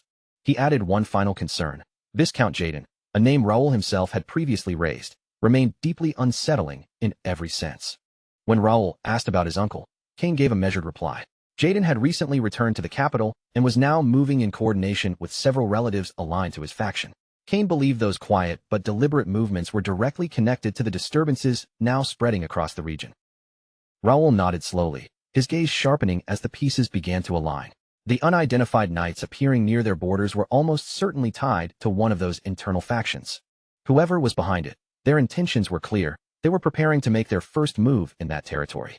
The only uncertainty left was whether their plan would unfold as smoothly as they expected, or if they were walking into something far more dangerous. Raoul turned his attention to Philip and gave a firm, decisive order. The knights were to stay on full alert at all times, ready to activate the portal immediately at the first sign of an emergency. Philip accepted the command without a moment of hesitation. Next, Raoul looked toward Jake and issued another instruction. The guild's main forces would now take direct control of gate security and monster extermination, relieving the night patrol order of those duties entirely. Jake acknowledged the order with steady confidence. Raoul swept his gaze across everyone in the room and spoke with cold clarity. Their enemies were finally making their move because they believed the Ashton forces had grown weak, easy prey waiting to be consumed. That misconception would not be left unpunished. They would be made to understand exactly what happened when someone dared to test powers far beyond their control. When the meeting finally ended and the others began to leave, only Bernard remained behind in the room. Raoul called him over and informed him that he would remain in the capital for the time being. If anything happened at the estate while he was away, Bernard was to follow the standing instructions without deviation. Bernard bowed respectfully and confirmed the emergency protocol. Miss Nakia would be escorted back safely to the estate if any crisis arose. Raoul agreed with a slight nod, then added one more strict condition. Any orders or requests coming from the estate were to be ignored unless they came directly from Brother Dylan himself. As Bernard prepared to leave, Raoul's thoughts lingered on the unseen threat still hiding in the shadows. The Empire's collaborator, most likely still concealed within the estate, had not yet revealed themselves. Until that danger was exposed, every possible outcome had to be accounted for. And above all else, the true target was likely his father. As long as Count Melvin held power, he remained the central pillar that could not be ignored. If that pillar were ever to fall, the entire family structure would collapse into chaos almost instantly. There was no room for hesitation or fragmented control. They could not afford to move forward while an enemy still lay buried deep within the main household. Carefully weighing everything, Raoul came to a clear realization. This unfolding situation might be the perfect opportunity to expose every hidden blade embedded within the family itself. Later that day, Raoul arrived at the Turian branch of the First Guild. As he stepped inside, Ilias, the branch leader, greeted him warmly, his expression filled with genuine respect and familiarity. Raoul returned the greeting and observed him quietly, a faint sense of approval in his eyes. Ilias had once been a trainee knight of the Golden Bear Knight Order, one of the original 6 who had followed Raoul from the very beginning of his rise. Now, Ilias had grown significantly, reaching expert rank and securing his position as a high-level executive within the guild structure. The Turian branch alone commanded a force of 500 trained guild soldiers, along with nearly 20 station knights maintaining order and security. Beyond combat operations, the branch also managed multiple dungeons under royal authority, while simultaneously handling commissions from both noble houses and ordinary citizens alike. Its influence in the region was undeniable, stretching across both political and operational spheres. Ilias personally guided Raoul deeper into the headquarters, where 3 knights stepped forward in unison and greeted him with familiar, relieved smiles. Raoul recognized them instantly. They were former academy classmates who had once joined the First Knight Order alongside Dalton. All 3 had originally been S-class candidates, marked by exceptional talent. Under the guild system, they had progressed rapidly, now standing just below the mid-tier expert level. Raoul then brought up the ancient dungeon he had heard rumors about and asked for detailed information. One of the knights explained that it had been discovered by a wandering adventurer. Since it was located near an already controlled dungeon, the guild had quickly secured the area without delay. Raoul's expression sharpened slightly. They had finally found one. Within Connect, dungeons were divided into two major types. The first were unstable gates, improperly sealed rifts that fused with reality, endlessly spawning monsters and requiring specific conditions to be shut down. The second type, however, was far rarer. These were natural dungeons that had existed long before the appearance of gates, hidden sanctuaries, ancient mage laboratories, dragon lairs, and remnants of the forgotten era known as Lost Eras. Collectively, they were known as ancient dungeons. Unlike ordinary dungeons that functioned as unstable dimensional portals, ancient dungeons were integrated into Connect's own world structure itself. They never revealed themselves openly, and locating them was notoriously difficult. The knight continued, explaining that based on their investigation, the site was believed to be Janak's dungeon, an ancient dungeon that had completely vanished without a trace 5 years earlier. When Raoul asked about its current condition, the knight explained that the entire area had been placed under strict lockdown, guarded continuously by both knights and soldiers. Janak's dungeon had long been infamous for its extreme danger. Even though only the entrance region had been partially explored, powerful relics had already been recovered from within. But nearly every expedition that attempted to go deeper never returned. The most recent attempt had ended in complete disaster. A noble expedition team had entered the dungeon, only for the entrance to collapse behind them, sealing them inside with no escape. Raoul listened quietly, reflecting on the strange irony. After disappearing for years, the dungeon had reappeared, but in an entirely different location. One of the knights then asked whether Raoul intended to personally conquer it. Raoul answered without hesitation. He would enter first, before any rival faction had time to react, and he would only bring a small, elite team with him. As soon as he said this, several knights looked at him with obvious expectation, as if hoping to be chosen. Raoul noticed their reaction immediately. He gave a brief apology and made it clear that the team had already been decided. Then he turned his gaze toward Qin and asked directly for his opinion, casually questioning whether Qin believed he had what it took to clear an ancient dungeon. Caught off guard, Qin stiffened for a moment, his usual composure cracking under the sudden pressure. Then he answered firmly, without hesitation, declaring that he absolutely wanted to join the expedition. Before anyone else could react, Raoul made the final decision clear. Out of everyone present, only Qin would accompany him. He then asked if anyone had objections. A few hesitated briefly, but in the end they all nodded in agreement. If it was Qin, they said, there was nothing to dispute. Smiles followed, along with sincere congratulations for him. Raoul looked at Qin in silence, his thoughts already moving ahead. Among the 10 members of the First Knight Order, Qin ranked second only to Dalton. He was also the only one who had reached the intermediate stage of expert rank. Though his frame was lean and not particularly imposing, it was perfectly optimized for speed and precision. More importantly, his control over mana was exceptionally refined, allowing him to push his abilities far beyond normal limits.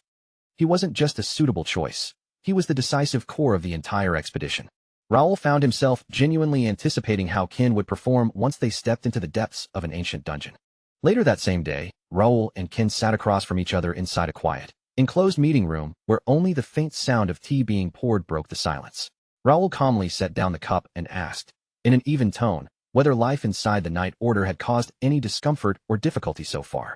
Qin responded immediately, his voice steady, stating that with the training systems and facilities provided, there was simply no better environment for growth anywhere else.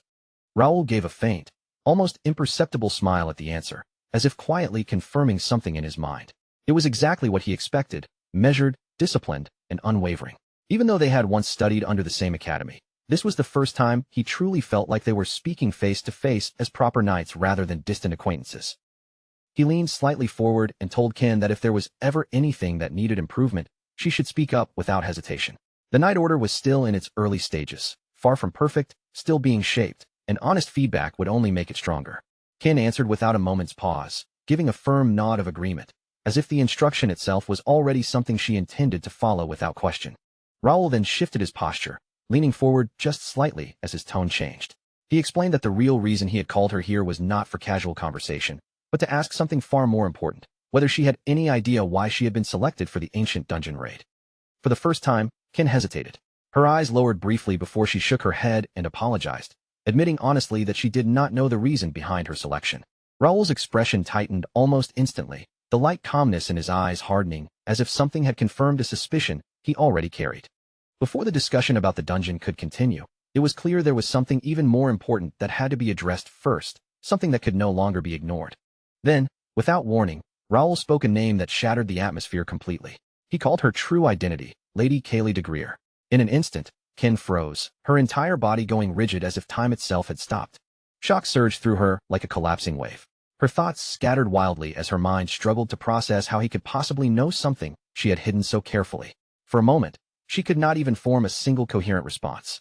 Meanwhile, Raoul remained calm, his gaze briefly drifting as he reflected on House Greer, one of the 5 great martial houses of the realm, renowned across generations for its unparalleled spear techniques and its long lineage of gifted warriors, producing prodigies time and time again. Yet despite its former glory, the house had suffered heavily after the Great War. Its influence had weakened, its authority fractured, and its once dominant presence had begun to fade from the political stage. Not only had it lost its head, but even its proud martial legacy had been damaged, portions of its treasured techniques disappearing or being lost over time, leaving gaps in what was once considered flawless tradition. Withdrawing from the political world entirely, House Greer had chosen isolation, focusing solely on rebuilding what had been lost. Under such circumstances, it was not difficult to understand why a noble daughter would disguise her identity as a man just to enter the academy and survive within its rigid structure. Kin finally lowered her head, her expression tense but sincere, and apologized in a steady voice. She explained that deception had never been her intention. It was simply the only way forward she had at the time. Her hands trembled faintly at her sides, the weight of the revelation pressing down on her as she added that if Raoul commanded it, she would leave the Night Order immediately without resistance. Still seated calmly, Raoul took another slow sip of tea before asking if she truly meant those words, whether she genuinely intended to abandon her position here. Her response came instantly, almost instinctively. No, she did not want to leave. She continued, her voice steadying as she spoke. She would remain a knight no matter what happened. She understood better than anyone that within the Reuben Kingdom, most Night Orders did not accept female knights openly, and that determination alone was rarely enough to change such a reality. Raoul then tilted his head slightly and asked why she spoke as if she were already prepared to leave, questioning whether something within the Night Order had made her feel unwanted or dissatisfied. Her expression changed immediately. She shook her head firmly, denying it, and instead asked him directly whether he truly meant what he had just implied, that she could remain here despite everything. A faint, almost knowing smile appeared on Raoul's lips as he answered calmly. It was obvious. No Night Order would willingly discard someone who had already reached the intermediate stage of expert rank at such a young age. After a brief silence, Kin finally revealed the truth herself. She was the daughter of House Greer, a noble house long considered a rival to House Ashton. Raoul replied without hesitation that such a fact made no difference to him. Even if complications were to arise because of it, he stated calmly that he would take full responsibility for everything. Her voice softened slightly, tinged with uncertainty, as she asked whether her gender and her lineage truly meant nothing in his judgment. Raoul met her gaze directly, unwavering, and answered that only one thing mattered, her own will. And beyond that, it would be her actions that proved the truth of that will. At that, Kin rose from her seat and slowly dropped to one knee before him. With steady resolve, she declared her loyalty once more, speaking as Knight Kin of House Greer, pledging herself to Viscount Raoul de Ashton as her master. Raoul stood as well, stepping forward without haste, and gently placed his hand on her head in a calm, deliberate gesture of acceptance. He acknowledged her loyalty with quiet solemnity, promising in return that he would fulfill his duty as her commander without fail. As she remained kneeling before him, Raoul allowed a faint, subtle smile to form. Everything had come together at last, like a missing piece finally locking into place. In that moment, Raoul was certain. This was the talent he had been searching for ever since his days at the academy. Kaylee was no ordinary knight. She was the first female knight in Connect to reach master rank, a true prodigy with S-rank potential that could reshape the future itself. Even though Faye had once placed her under Dalton's command first, Raoul felt no regret about the path that had led her here. What mattered was that their meeting point had finally been reached. Noticing the faint smile on his face, Kaylee suddenly became flustered. She quickly asked whether she should now reveal her true identity and gender to the rest of the knights as well. Raoul gently shook his head and told her that the decision belonged entirely to her. Hearing that, relief softened her expression as she quietly admitted she preferred to continue as she had been. Raoul returned her expression with a calm smile, then smoothly guided the conversation back toward the upcoming dungeon expedition. Once all preparations were complete, Raoul's party arrived at the entrance of the ancient dungeon, where the air itself felt heavier, as if warning them of what lay ahead. The knights who escorted them stopped at the threshold, offering quiet words of luck and respect before stepping aside. Raoul gave a small nod in return and led the raid team forward without hesitation. Josh could barely contain his excitement, exclaiming that he still could not believe he had been chosen for such a mission, calling it an incredible honor. Kaylee glanced at him with disbelief, remarking that he sounded like they were going on some kind of casual outing rather than entering a dangerous dungeon. Josh only laughed, saying that any mission with their master made his heart race with excitement. Josh proudly lifted the magic lamp that Raoul had once entrusted to him, and Raoul chuckled softly, saying it was good to see him so full of energy, before casually adding that he had brought something even better. With a simple motion of his hand, he summoned Ravel, the forest fairy. She drifted forward gracefully and released her magic, filling the entrance with a warm green light that illuminated the dark passage ahead. Ancient energy shimmered faintly along the walls of the corridor as everyone paused for a moment, taking in the eerie beauty of the dungeon's awakening glow. Satisfied that visibility was sufficient, Raoul raised his hand and gestured forward with calm determination. The raid had officially begun. As they advanced deeper into the dungeon, a spectral blue wolf suddenly materialized ahead of them, blocking the path without warning. Ken reacted instantly, thrusting his spear forward with perfect timing, but the weapon passed straight through the creature as if it were nothing but mist. The wolf let out a low, echoing growl that seemed to reverberate through the entire corridor before its form began to dissolve into thin air. Ken stood frozen for a brief moment, staring at the empty space where the creature had been, frustration and confusion slowly surfacing as she tried to understand what she had just witnessed. Just as Raoul had warned them, this dungeon was nothing like the ordinary ruins they had faced before. Nearly every monster lurking within its corridors was a spirit-type creature, meaning blades, fists, and other physical attacks would pass through them without leaving so much as a scratch. The only way to destroy these spectral beings was by striking them with psychic power. Without an Esper among them, even the strongest warrior would be almost completely helpless here. Leading the group from the front, Raoul calmly lifted one hand. An unseen wave of psychic force burst from his palm, rushed down the passage, and swallowed another spirit blue wolf before it could attack. In the next instant, the creature vanished without leaving a trace behind. Raoul paused briefly, studying the stone corridor with a quiet, knowing gaze.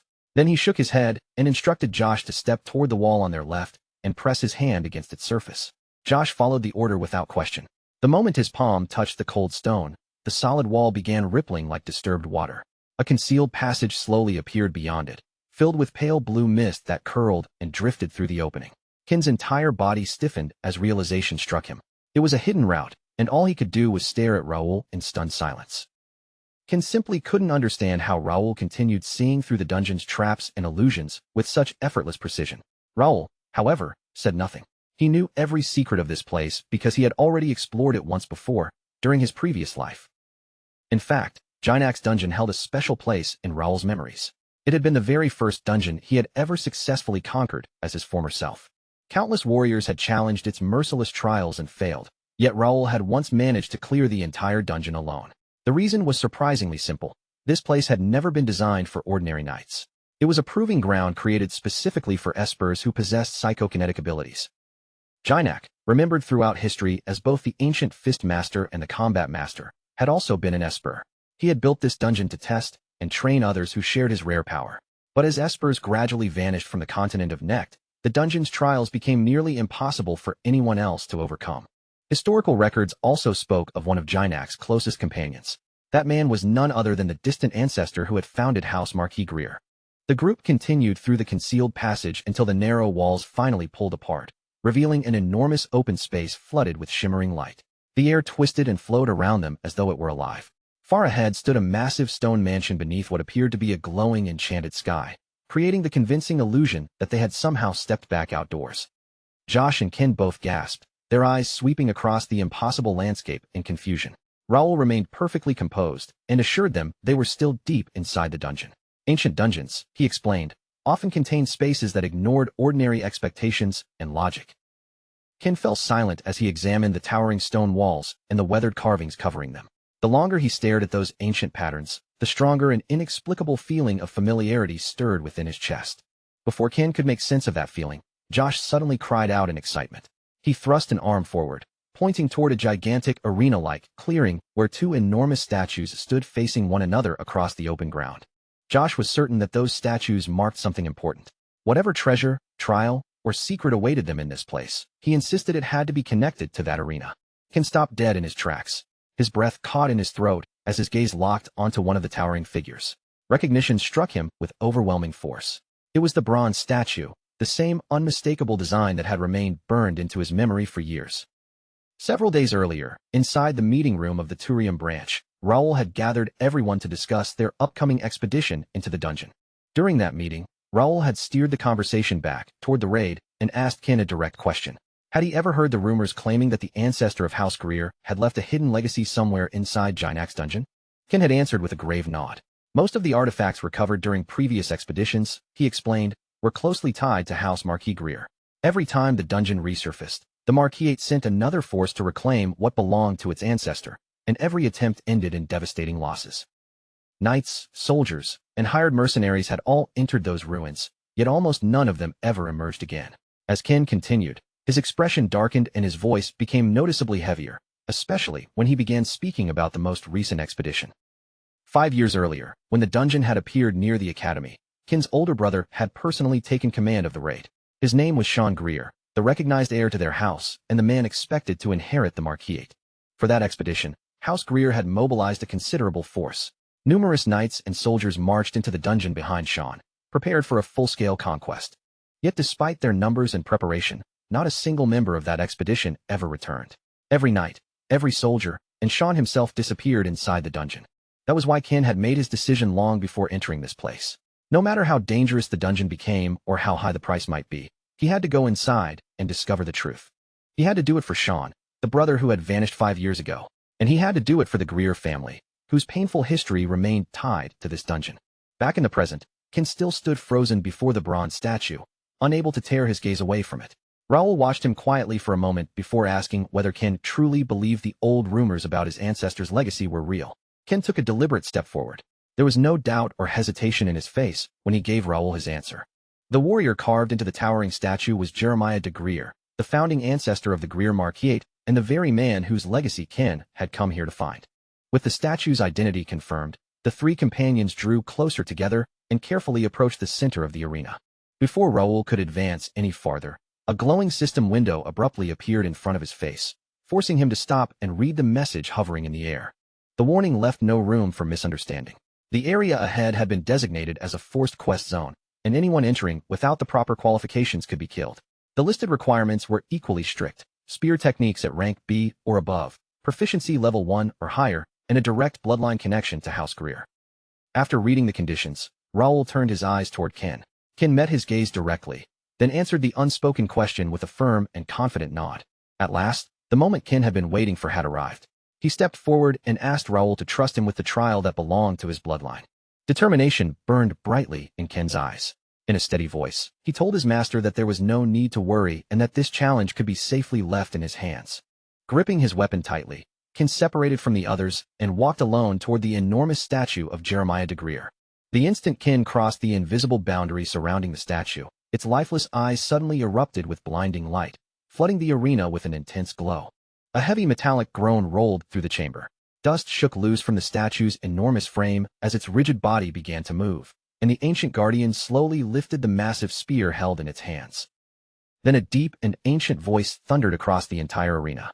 The statue demanded to know the identity of the intruder who had dared interrupt its eternal slumber. Ken raised his own spear and planted his feet firmly against the stone floor. Taking a disciplined combat stance, he introduced himself as Ken of the Greer Marquisate and formally requested the teachings of the house's revered founder. A low chuckle rumbled from within the towering statue. There was no warmth in the sound, only amusement and open mockery toward the descendant standing before it. The statue acknowledged that the blood of House Greer truly flowed through Ken's veins. However, its voice immediately turned cold as it warned him that no mercy would be shown. If Ken wished to inherit the Greer legacy, then he would have to prove himself by risking his very life. The warning had barely finished echoing when the gigantic statue suddenly lunged forward. Despite its immense stone body, it crossed the distance with speed that seemed completely impossible. Ken met the incoming spear head-on, bracing his weapon with both hands and blocking the crushing strike through sheer force. His concentration sharpened to its absolute limit, and his unblinking eyes tracked every movement of the statue's spear. He recognized the technique immediately. It was the legendary Greer spear art known as Fury Wave. Ken understood exactly how dangerous the confrontation had become. A single wrong judgment would cost him his life, so he couldn't allow even the smallest shift of the statue's hands or feet to escape his attention. Their weapons smashed together again, producing a thunderous blast that rolled across the entire arena.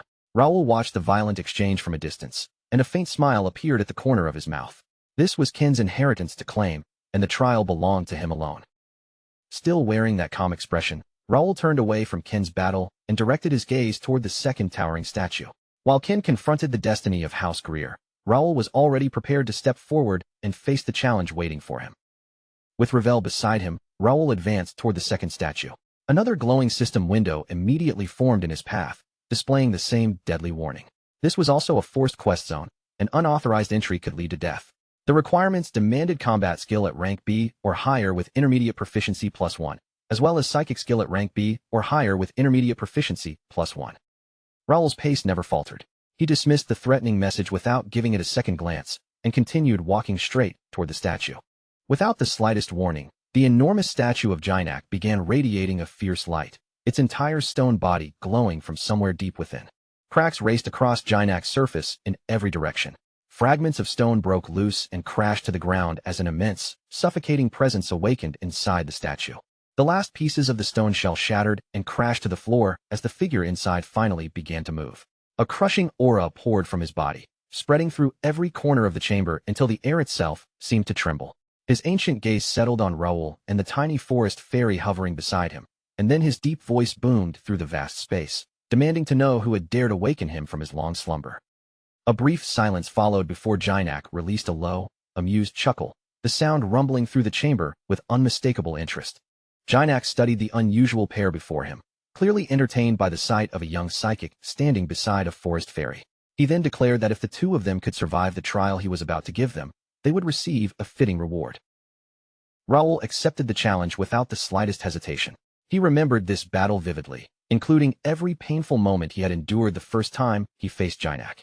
In his previous life, Raoul had entered this fight with nothing more than intermediate level 3 telekinesis, and surviving had pushed him to the very edge of death. But things were completely different now. His abilities had grown far beyond what they had been back then. With one casual sweep of his hand, Raoul released a powerful surge of psychic energy. Countless telekinetic swords appeared in midair, their sharpened forms hovering in a wide formation around him as they waited for his command. For the first time, Jinak's expression shifted. His eyes narrowed slightly as he examined the enormous number of weapons floating around the young psychic. The sheer force contained within Raoul's intermediate psychokinesis was completely abnormal, surpassing anything that level should have been capable of producing. Even so, Jinak quickly dismissed what he saw. In his eyes, Raoul merely possessed unusually inflated power, not the refined strength of someone who truly understood how to use it. A massive aura rolled around Raoul's body, yet he only gave a quiet chuckle. Rather than fear, a flicker of anticipation shone in his eyes as he prepared to test how far he had come. Without rushing or breaking his composure, Raoul calmly stepped forward and began closing the distance between them. Jinak made the first move. His body shot forward as brilliant green martial energy ignited around his clenched fist, wrapping it in a dense and dangerous glow. Raoul thrust out his hand, sending the surrounding blades streaking toward Jinak from multiple directions. But Jinak twisted between them at inhuman speed, slipping through the barrage before launching an immediate counterattack. Ravel reacted the instant danger approached. The small fairy raised a reinforced mana barrier in front of Raoul, but Jinak's glowing fist pierced straight through the magical shield as though it were nothing more than thin glass. The punch slammed directly into Raoul's torso and drove him backward across the arena. Agonizing pain burst through his entire body, but in that same instant, he recognized the technique. Jinak had used an advanced penetration fist, an attack designed to ignore whatever defense stood in its path. Trying to block it was completely pointless. The only reliable answer was to avoid the strike altogether. Just as Raoul reached that conclusion, another presence stirred from within the regulator armor covering his body. A calm voice began evaluating the situation, offering a dry assessment of the opponent as though the battle were merely an interesting exercise. Hearing it, Raoul could only grimace inwardly. Jinak's fists passed through barriers and armor as though neither existed. But Raoul also understood that endlessly running from those attacks would never allow him to turn the fight into a true duel.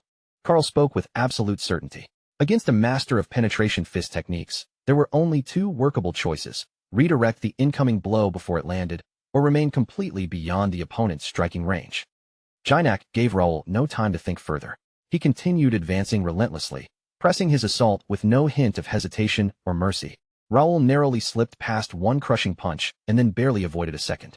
The next fist passed so close to his face that the pressure alone sliced across his skin like a sharpened blade. Jinak then adjusted his footing and lowered his posture, and the sudden change in stance was impossible to misunderstand. The brief warm-up had officially ended. Thick green martial energy wound itself tightly around Jinak's fist, condensing layer after layer as he gathered terrifying power for a single decisive blow. Raoul clenched his teeth as frustration flared inside him. Only now did an unpleasant truth from his previous life become obvious. Back then, Jinak had never fought him seriously. He had been holding back the entire time. As the violent green aura churned around Jinak's body, Raoul remembered exactly what made him so terrifying. Jinak possessed two separate psychic abilities, flame manipulation and body reinforcement, and together, they strengthened both his attacks and his defenses to extraordinary extremes. When those abilities were combined with Jinak's master-level martial arts, he became one of the most dangerous close-range duelists Raoul had ever encountered in either of his lives. The moment Jinak unleashed his next killing strike, Raoul activated Flicker without wasting even a fraction of a second. Raoul's body vanished from the ground in an instant. He reappeared high above the arena, leaving Jinak staring upward in momentary surprise as his fist struck nothing but empty space. Suspended in the air, Raoul released his aura without restraint. A new ring of psychic swords formed around him, each blade glowing far more intensely as reinforced energy flowed through its structure. Up here, Raoul held the advantage. The open sky was the battlefield where a telekinetic could display his true dominance. Raoul activated Infinity Sword, and the countless blades plunged downward like a storm of blazing meteors. Rather than retreating from the overwhelming barrage, Jinak planted himself firmly and faced it head-on.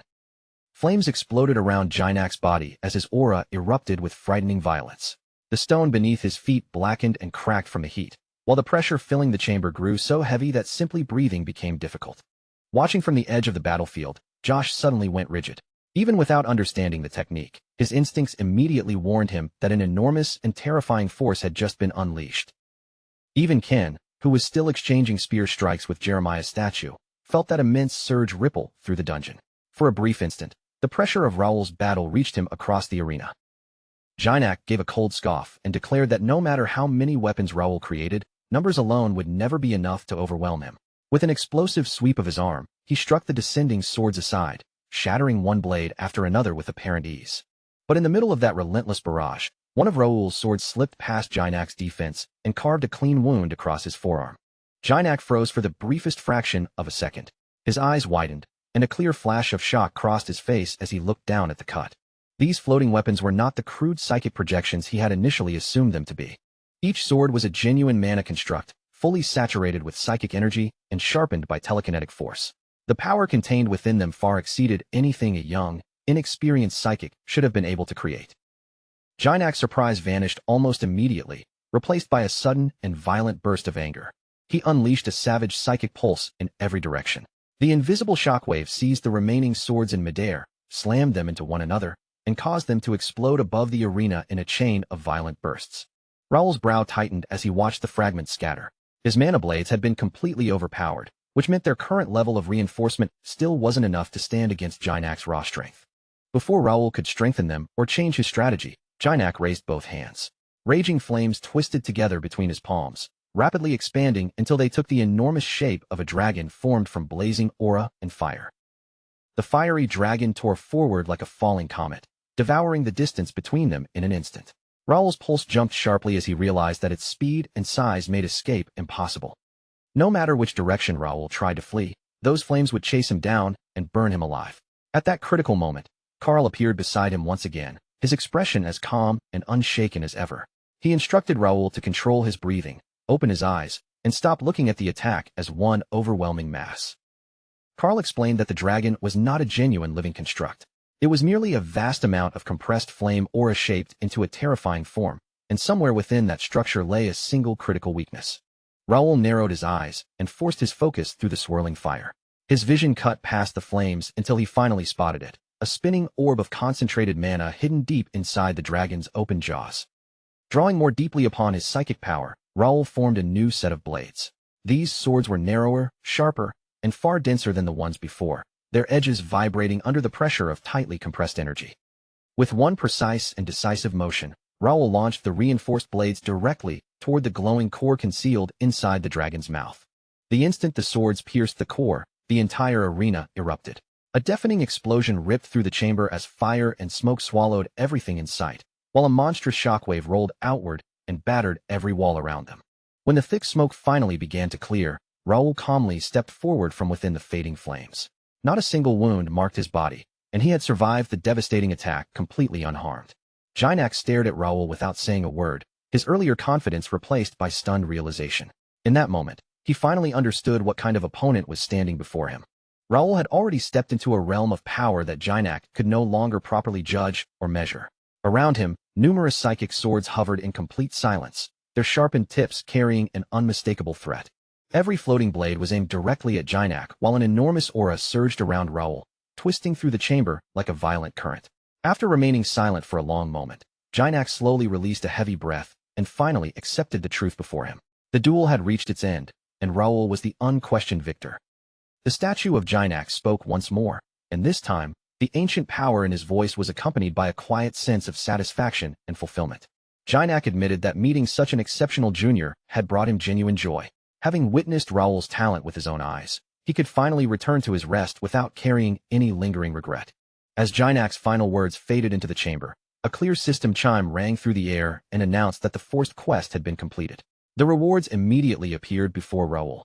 A key to the Taipei Mansion warehouse, 50,000 player coins, an enormous amount of experience, and a special title reserved for someone who had personally earned Jinak's acknowledgement.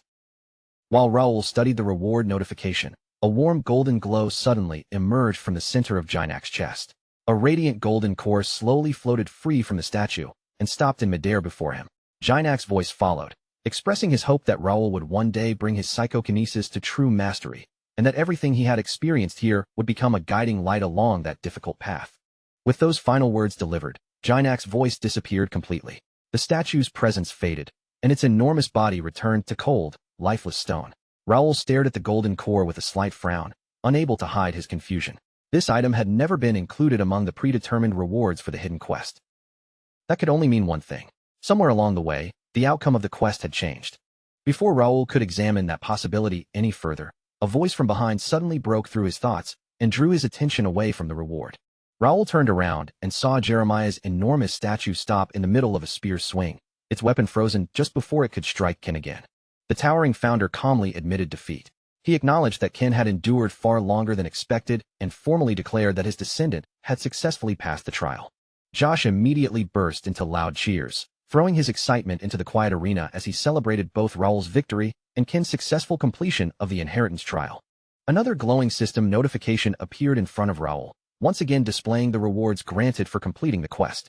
A small, satisfied smirk slowly formed across Raoul's lips as he read the message. Ken had passed his challenge as well. With both trials successfully completed, every part of Raoul's plan was unfolding exactly as he had intended. Later, after the group entered the Greer mansion, Josh wandered through the interior with wide eyes. He made no attempt to hide his amazement as he openly admired the tremendous size, rich decoration, and overwhelming grandeur of the place. Raoul responded simply that they had earned the right to enjoy it. He instructed Josh and Ken to rest for the time being and told them that he would contact them later through the guild channel. Josh and Ken both offered Raoul their sincere thanks before taking their leave, eventually allowing him to remain alone inside the quiet room. Once the doors closed and silence settled around him, Raoul opened his system interface and began carefully reviewing and organizing everything he had gained from the dungeon. Among the many rewards displayed before him, the newly acquired title immediately drew his attention more strongly than anything else. The title granted an extraordinary effect, increasing his combat power, psychic strength, and overall skill proficiency by a full 20%. Raoul briefly thought that an additional improvement to his swordsmanship would have made the reward even better. Still, he quickly dismissed the concern, knowing that he could obtain that kind of enhancement through other means later. After finishing with the title, Raoul reached into his inventory and brought out the mysterious golden core he had received directly from Jinak. The system identified the object as Jinak's S-grade spiritual core. It was an exceptionally rare item capable of enhancing psychic abilities while also granting special growth effects, shaped by the choices of whoever consumed it. Raoul stared at the glowing core with genuine disbelief. During his previous life, the greatest reward he had ever received from this dungeon had only reached grade B. Every later attempt had produced nothing better than weakened grade C items. Compared with those disappointing rewards, the S-grade core in his hand belonged to an entirely different level of value and power. Raoul did not hesitate for even a moment. He lifted the core to his mouth and swallowed it immediately. Brilliant golden light surged through Raoul's entire body the instant the core dissolved within him. A system chime announced that the spiritual core had been consumed successfully. then informed him that he must select 2 growth effects compatible with his natural aptitude. 3 choices appeared in front of his eyes. The first option focused on psychokinetic power.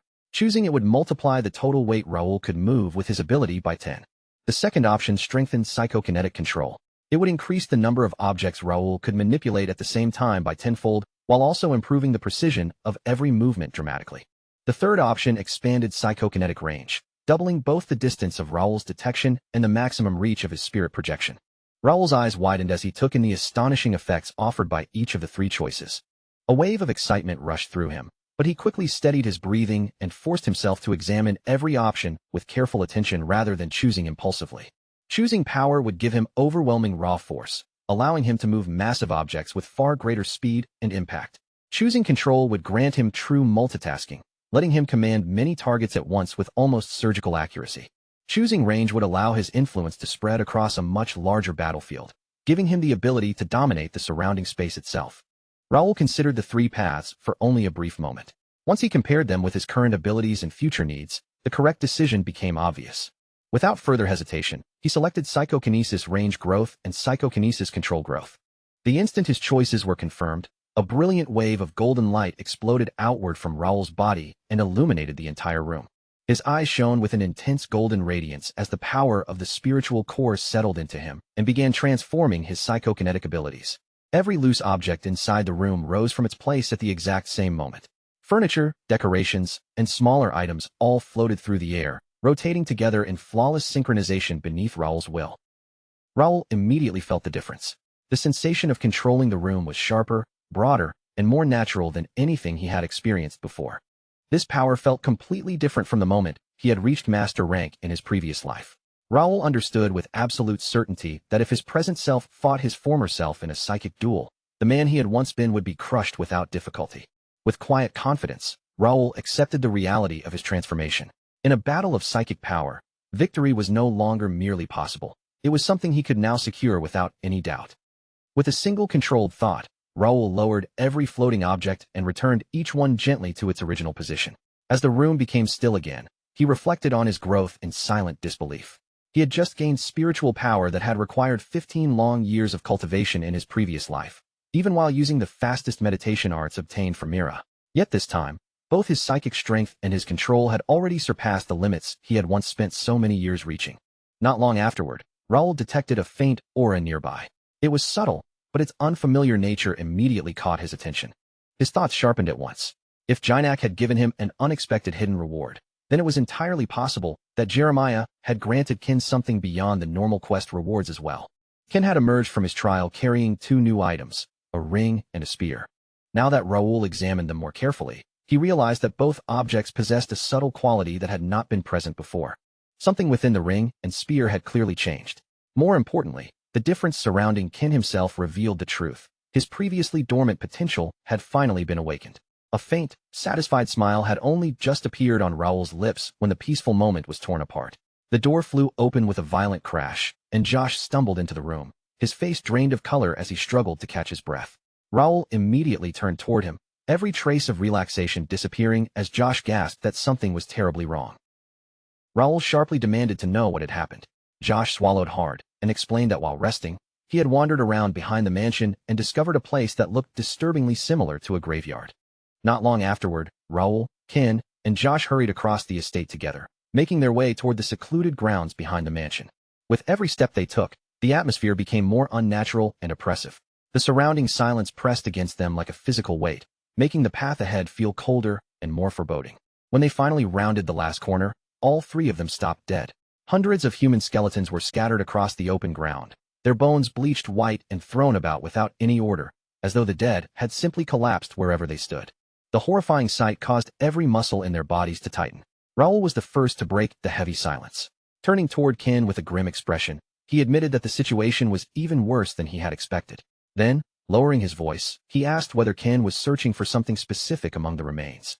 Ken gave a stiff nod. His face had gone rigid, and the tension in his eyes made it clear that he already feared what they might find. Raoul said nothing more.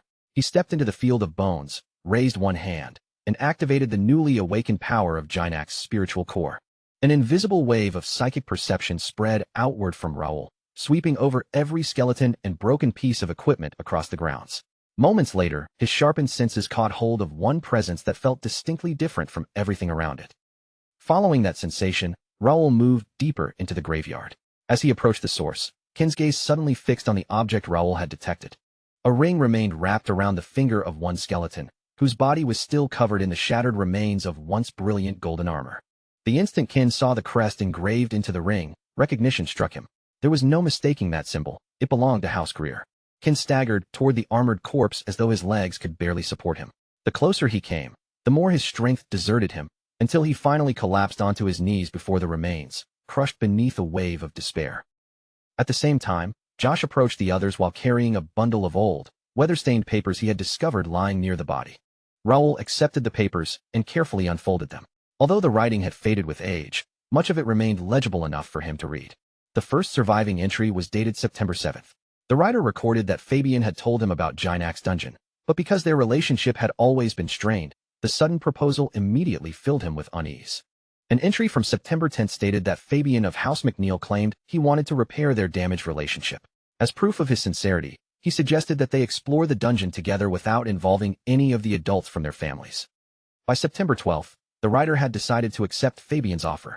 Waiting for support from his family would take too long, so he resolved to enter the dungeon and reclaim House Greer's secret art through his own strength. On September 15th, the group entered the dungeon with escorting knights and soldiers. During the early stages of the expedition, Fabian behaved cooperatively and gave no obvious indication of betrayal. However, by September 19th, the expedition had begun falling apart. They encountered spirit-type creatures that could not be harmed by physical attacks, leaving the knights and soldiers almost powerless against them. The entry dated September 21st finally revealed the betrayal. Fabian and the people accompanying him disappeared during the night. Soon afterward, the guide and priest hired for the expedition vanished as well. At that point, the writer realized that the guide and priest had been involved in the scheme from the very beginning.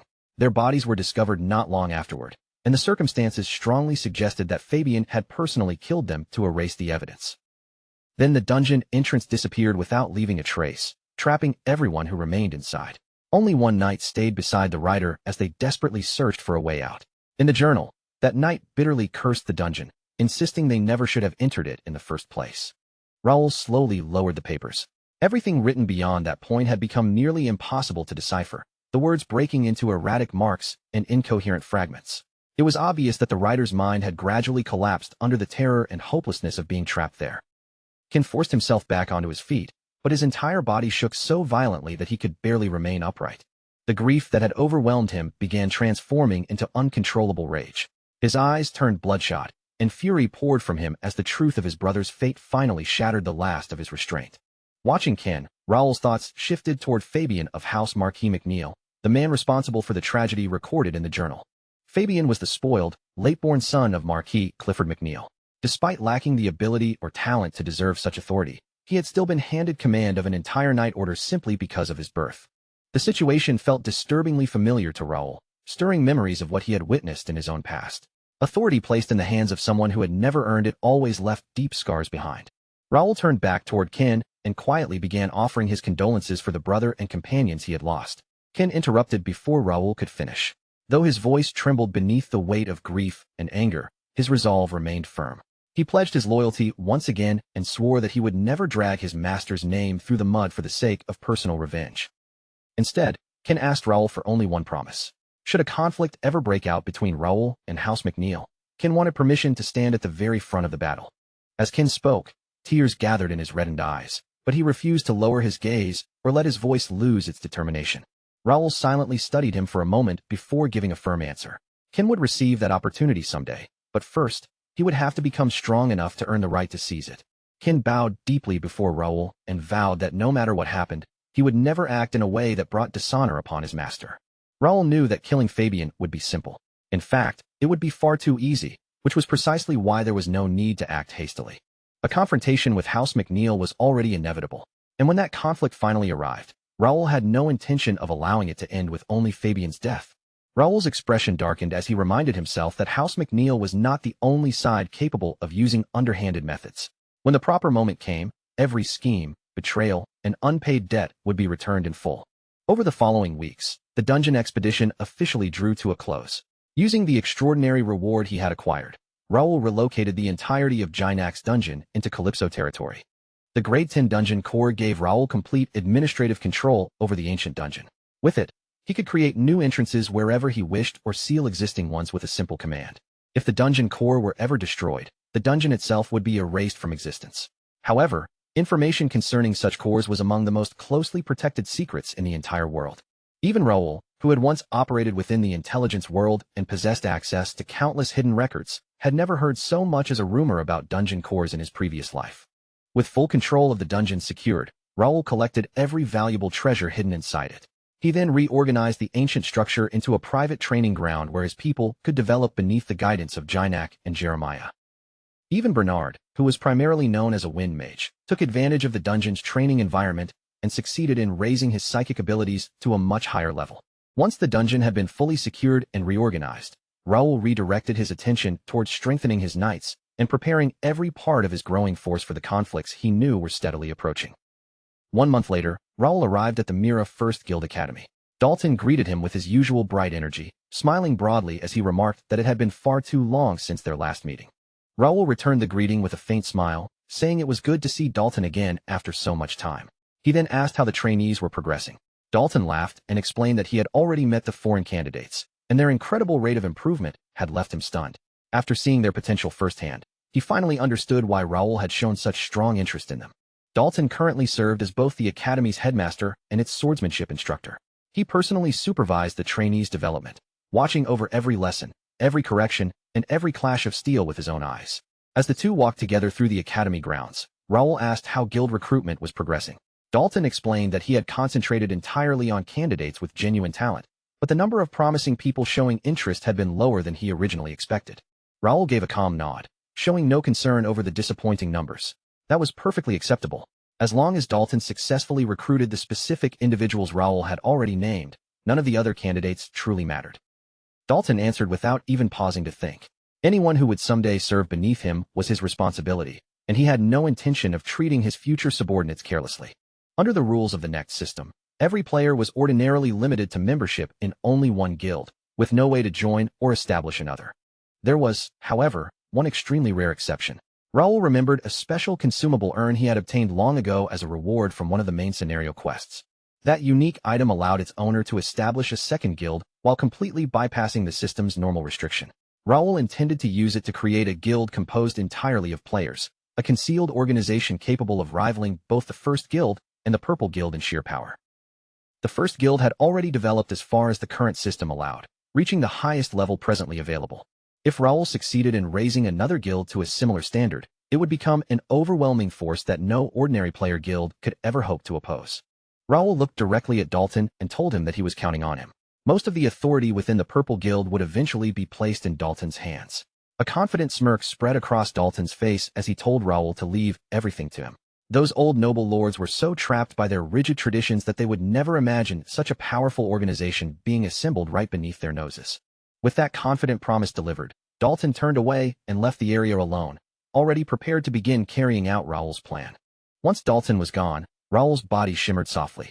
His appearance shifted with smooth precision until he had completely transformed into his former identity, Bei Du-hyun. His features hardened with determination as he quietly remarked that it was time to update the day's record. Later that same day, a student suddenly burst into one of the academy classrooms. His face was flushed from running, and his eyes were wide with excitement as he announced that Bei Du-hyun had appeared inside training arena number 1. The entire classroom erupted at once.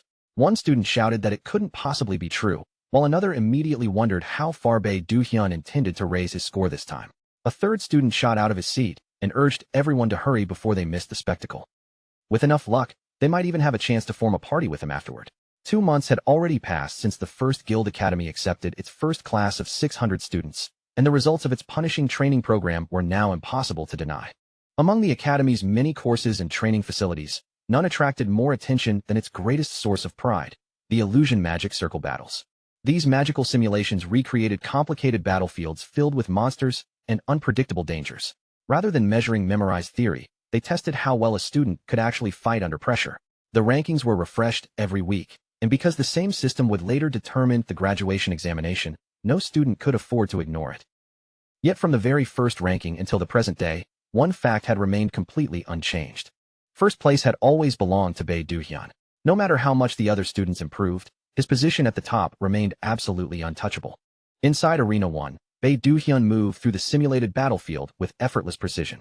Every attack landed cleanly, every movement served a purpose, and each strike arrived at exactly the right moment.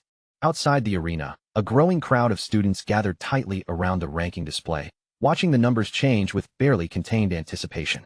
One student stared at the screen in open amazement and whispered that Bae Do-hyun had broken yet another record. Beside him, another student clicked his tongue, unable to hide his frustration at the impossible score. Someone in the crowd asked how Bae Do-hyun continued producing such unbelievable results when he barely attended ordinary classes. A nearby student replied that even the instructors had stopped questioning it. According to the rumors, Bae Do-hyun spent most of his time carrying out missions on behalf of the First Guild. Not long afterward, the entrance to Arena 1 opened, and Bae Do-hyun calmly walked out after completing another record-breaking run. Several students immediately rushed toward him before he could get far. Blake was among the first to arrive, eagerly stepping forward and asking Bae Do-hyun to spar with him. Before Bae Do-hyun could give an answer, another student pushed into the conversation and aggressively insisted that his group had reserved the chance to challenge him first. The noisy situation grew even more chaotic when Wang Tianming forced his way through the crowd. He loudly ordered everyone to move aside and boldly declared that this time, he would finally avenge his previous defeat.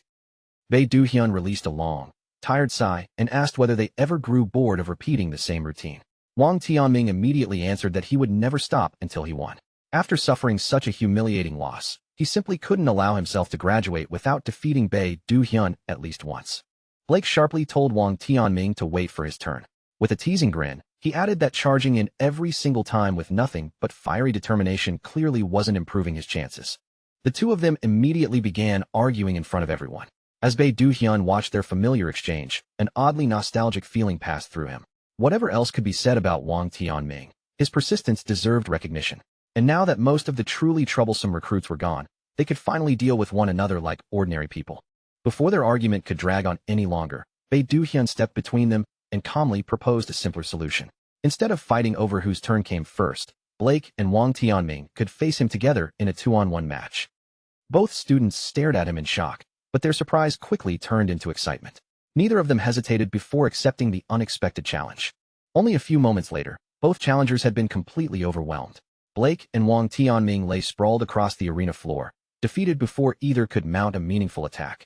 Wang Tianming clenched his teeth in bitter frustration. He admitted that even with both of them attacking together, they had failed to land a single blow, then angrily cursed Bae Do-hyun for being an absolute monster. Still flat on the ground, Blake muttered that Bae Do-hyun felt more like an irregular existence than a normal student. He could hardly believe the three of them were even the same kind of player. Already irritated by the defeat, Wang Tianming snapped that Blake simply lacked enough skill.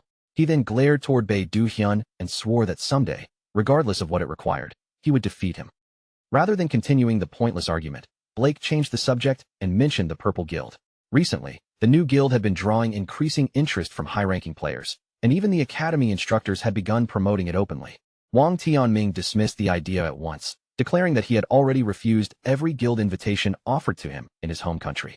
Blake, however, admitted that he was seriously considering the Purple Guild because the membership conditions were unusually generous. Wang Tianming paused at that, then turned back and asked exactly what those conditions included. He bluntly stated that if he ever joined a guild, it would have to be the strongest one offering the best possible treatment. With a frustrated scoff, he added that even if he established a guild himself, it still probably wouldn't surpass the organization Bae Do-hyun belonged to. Blake gave a quiet chuckle and advised him to think more carefully. Once their time at the academy ended, opportunities to encounter Bae Do-hyun would become extremely rare. If Wang Tianming truly intended to defeat him someday, joining the same guild and patiently waiting for the right opportunity might be the smartest approach. Wang Tianming fell silent. In his mind, he could already picture the future moment when he finally stood victorious over Bae Do-hyun. After considering the idea for a moment, Wang Tianming asked whether Blake still had the Purple Guild brochure. Blake looked at him strangely and replied that Wang Tianming should already possess one of his own. With visible irritation, Wang Tianming admitted that he had thrown his brochure away in a burst of anger after losing to Bae Do-hyun. Blake told him to obtain another copy from one of the instructors and added that Wang Tianming seriously needed to control his temper. His face flushing with embarrassment, Wang Tianming immediately snapped at Blake to mind his own business. Elsewhere, events were unfolding at the Mira branch of the First Guild. A blonde-haired guild member approached Roel and reported that the business they had established for outsiders was finally beginning to generate a profit. Raoul responded with a faint, approving smile and said that it was encouraging news. The man continued by explaining that they expected a large wave of newcomers soon. Because neither manpower nor funding posed a problem anymore, they were already making preparations to expand the shop. Raoul assured him that if the business required anything, the guild would provide its full cooperation. The blond man bowed respectfully and sincerely thanked Raoul for offering his direct support. At that exact moment, a glowing system window flashed into view before Raoul, notifying him that an urgent guild audio message had just arrived. Raoul opened the transmission immediately. Bernard's tense voice came through the channel, reporting that a serious problem had suddenly occurred. The news that followed struck Raoul with enough force to wipe the calm expression from his face. Their informant stationed inside Confort Castle had just confirmed that Count Melvin had unexpectedly collapsed. Raoul's gaze darkened in an instant, and a quiet curse escaped his lips as the implications rushed through his mind. Had it already begun? Just as Raoul had feared, the scenario preserved in his memories might have started unfolding far earlier than expected. Without wasting another second, he activated an emergency transmission and sent it across the entire guild. His voice was absolute, leaving no space for doubt or delay. Every member was ordered to enter the highest level of alert, regard the crisis as a full state of war, and make all necessary preparations at once. The replies came back almost immediately, every voice united and unwavering. Raoul swept quickly through the corridor, his pace sharp and purposeful. Several knights moved in formation around him, keeping close to his sides as he continued issuing command after command without slowing down. Every knight belonging to the Mirror Branch was to abandon all other duties and proceed straight to Calypso Castle. Once they had gathered, a formal meeting of the officers would be held before the night was over. Until a new command was issued, no one was permitted to relax or leave their assigned position. Every member was to remain fully prepared and await further orders.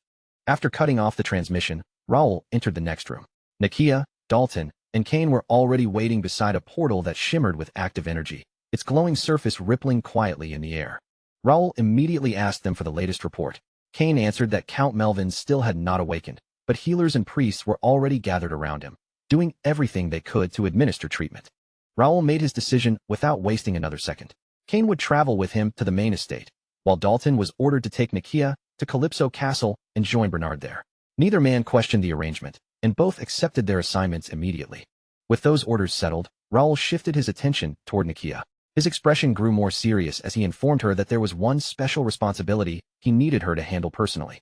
Rather than speak where the others might overhear, Raoul sent the confidential instructions directly into Nakia's mind through a secured mental transmission. Not a single word of the private order escaped into the room. Once the secret message had been delivered, Raoul turned and gave Kane a brief signal. There was no more time to spare. They were leaving for the main estate that very moment. As Raoul moved forward, determination blazed behind his steady gaze. He remembered the promise he had made from the instant he awakened in the body of Raoul Ashton.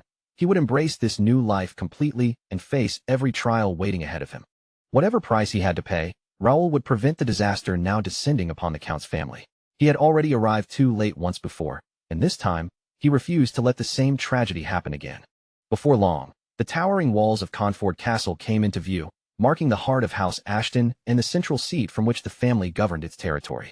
Raoul passed through the castle's main gates with Kane following close beside him. The moment he entered the courtyard, he raised his voice and called for Ivan, wasting no time on formal greetings. The elderly butler hurried toward him as quickly as his shaking legs would allow. He bent into a deep bow, his entire body trembling, and with his voice cracking beneath the weight of guilt, confessed that he had failed to serve the Count as he should have. Raoul cut him off before he could blame himself any further. Ivan was not to carry this burden alone. The only thing that mattered now was his father's condition. Raoul demanded to be taken to him immediately, then raised one hand in a sharp gesture and summoned Philip, one of the estate's retainers.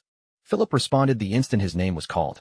Stepping forward without hesitation, he turned and quickly guided Raoul, Kane, and the others through the castle toward the Count's private chambers. Outside the chamber doors, several knights stood rigidly at attention in complete suits of armor.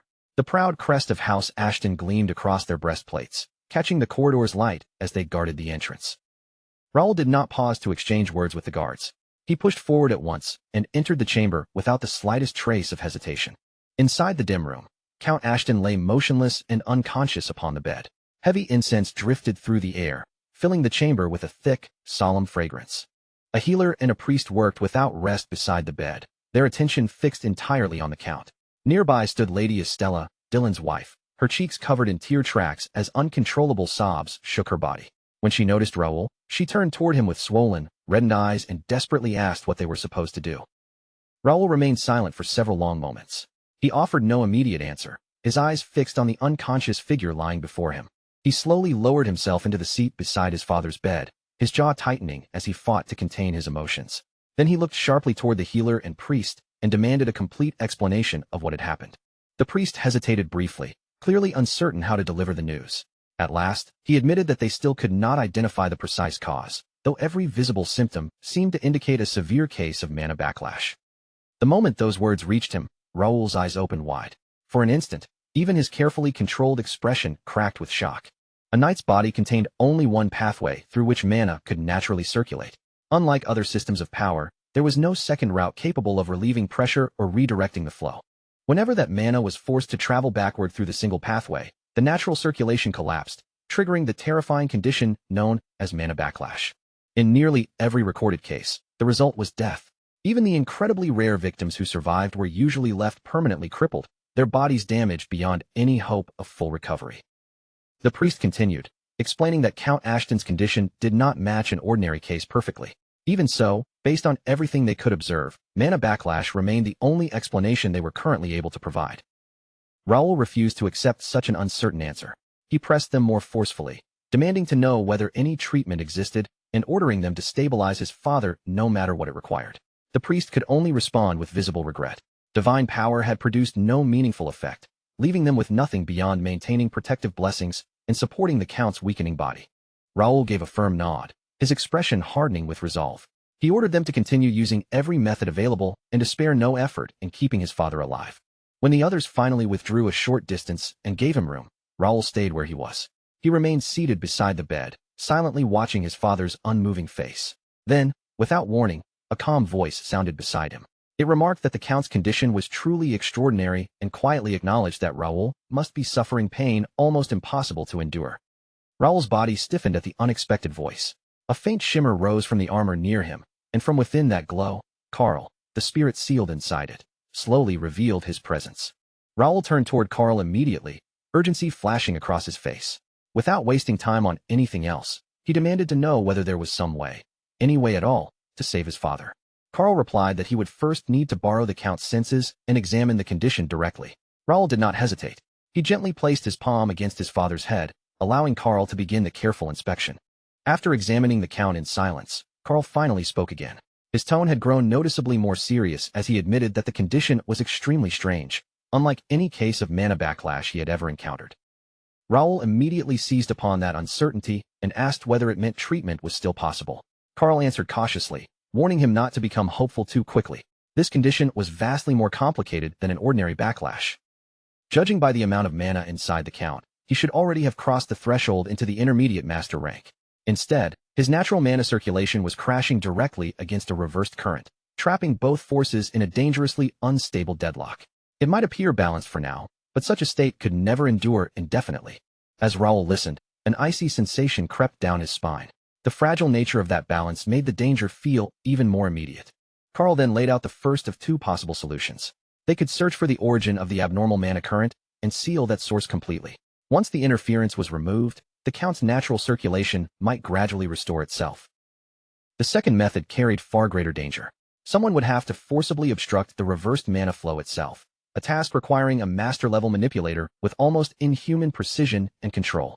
Even with such an expert, the slightest mistake could prove disastrous.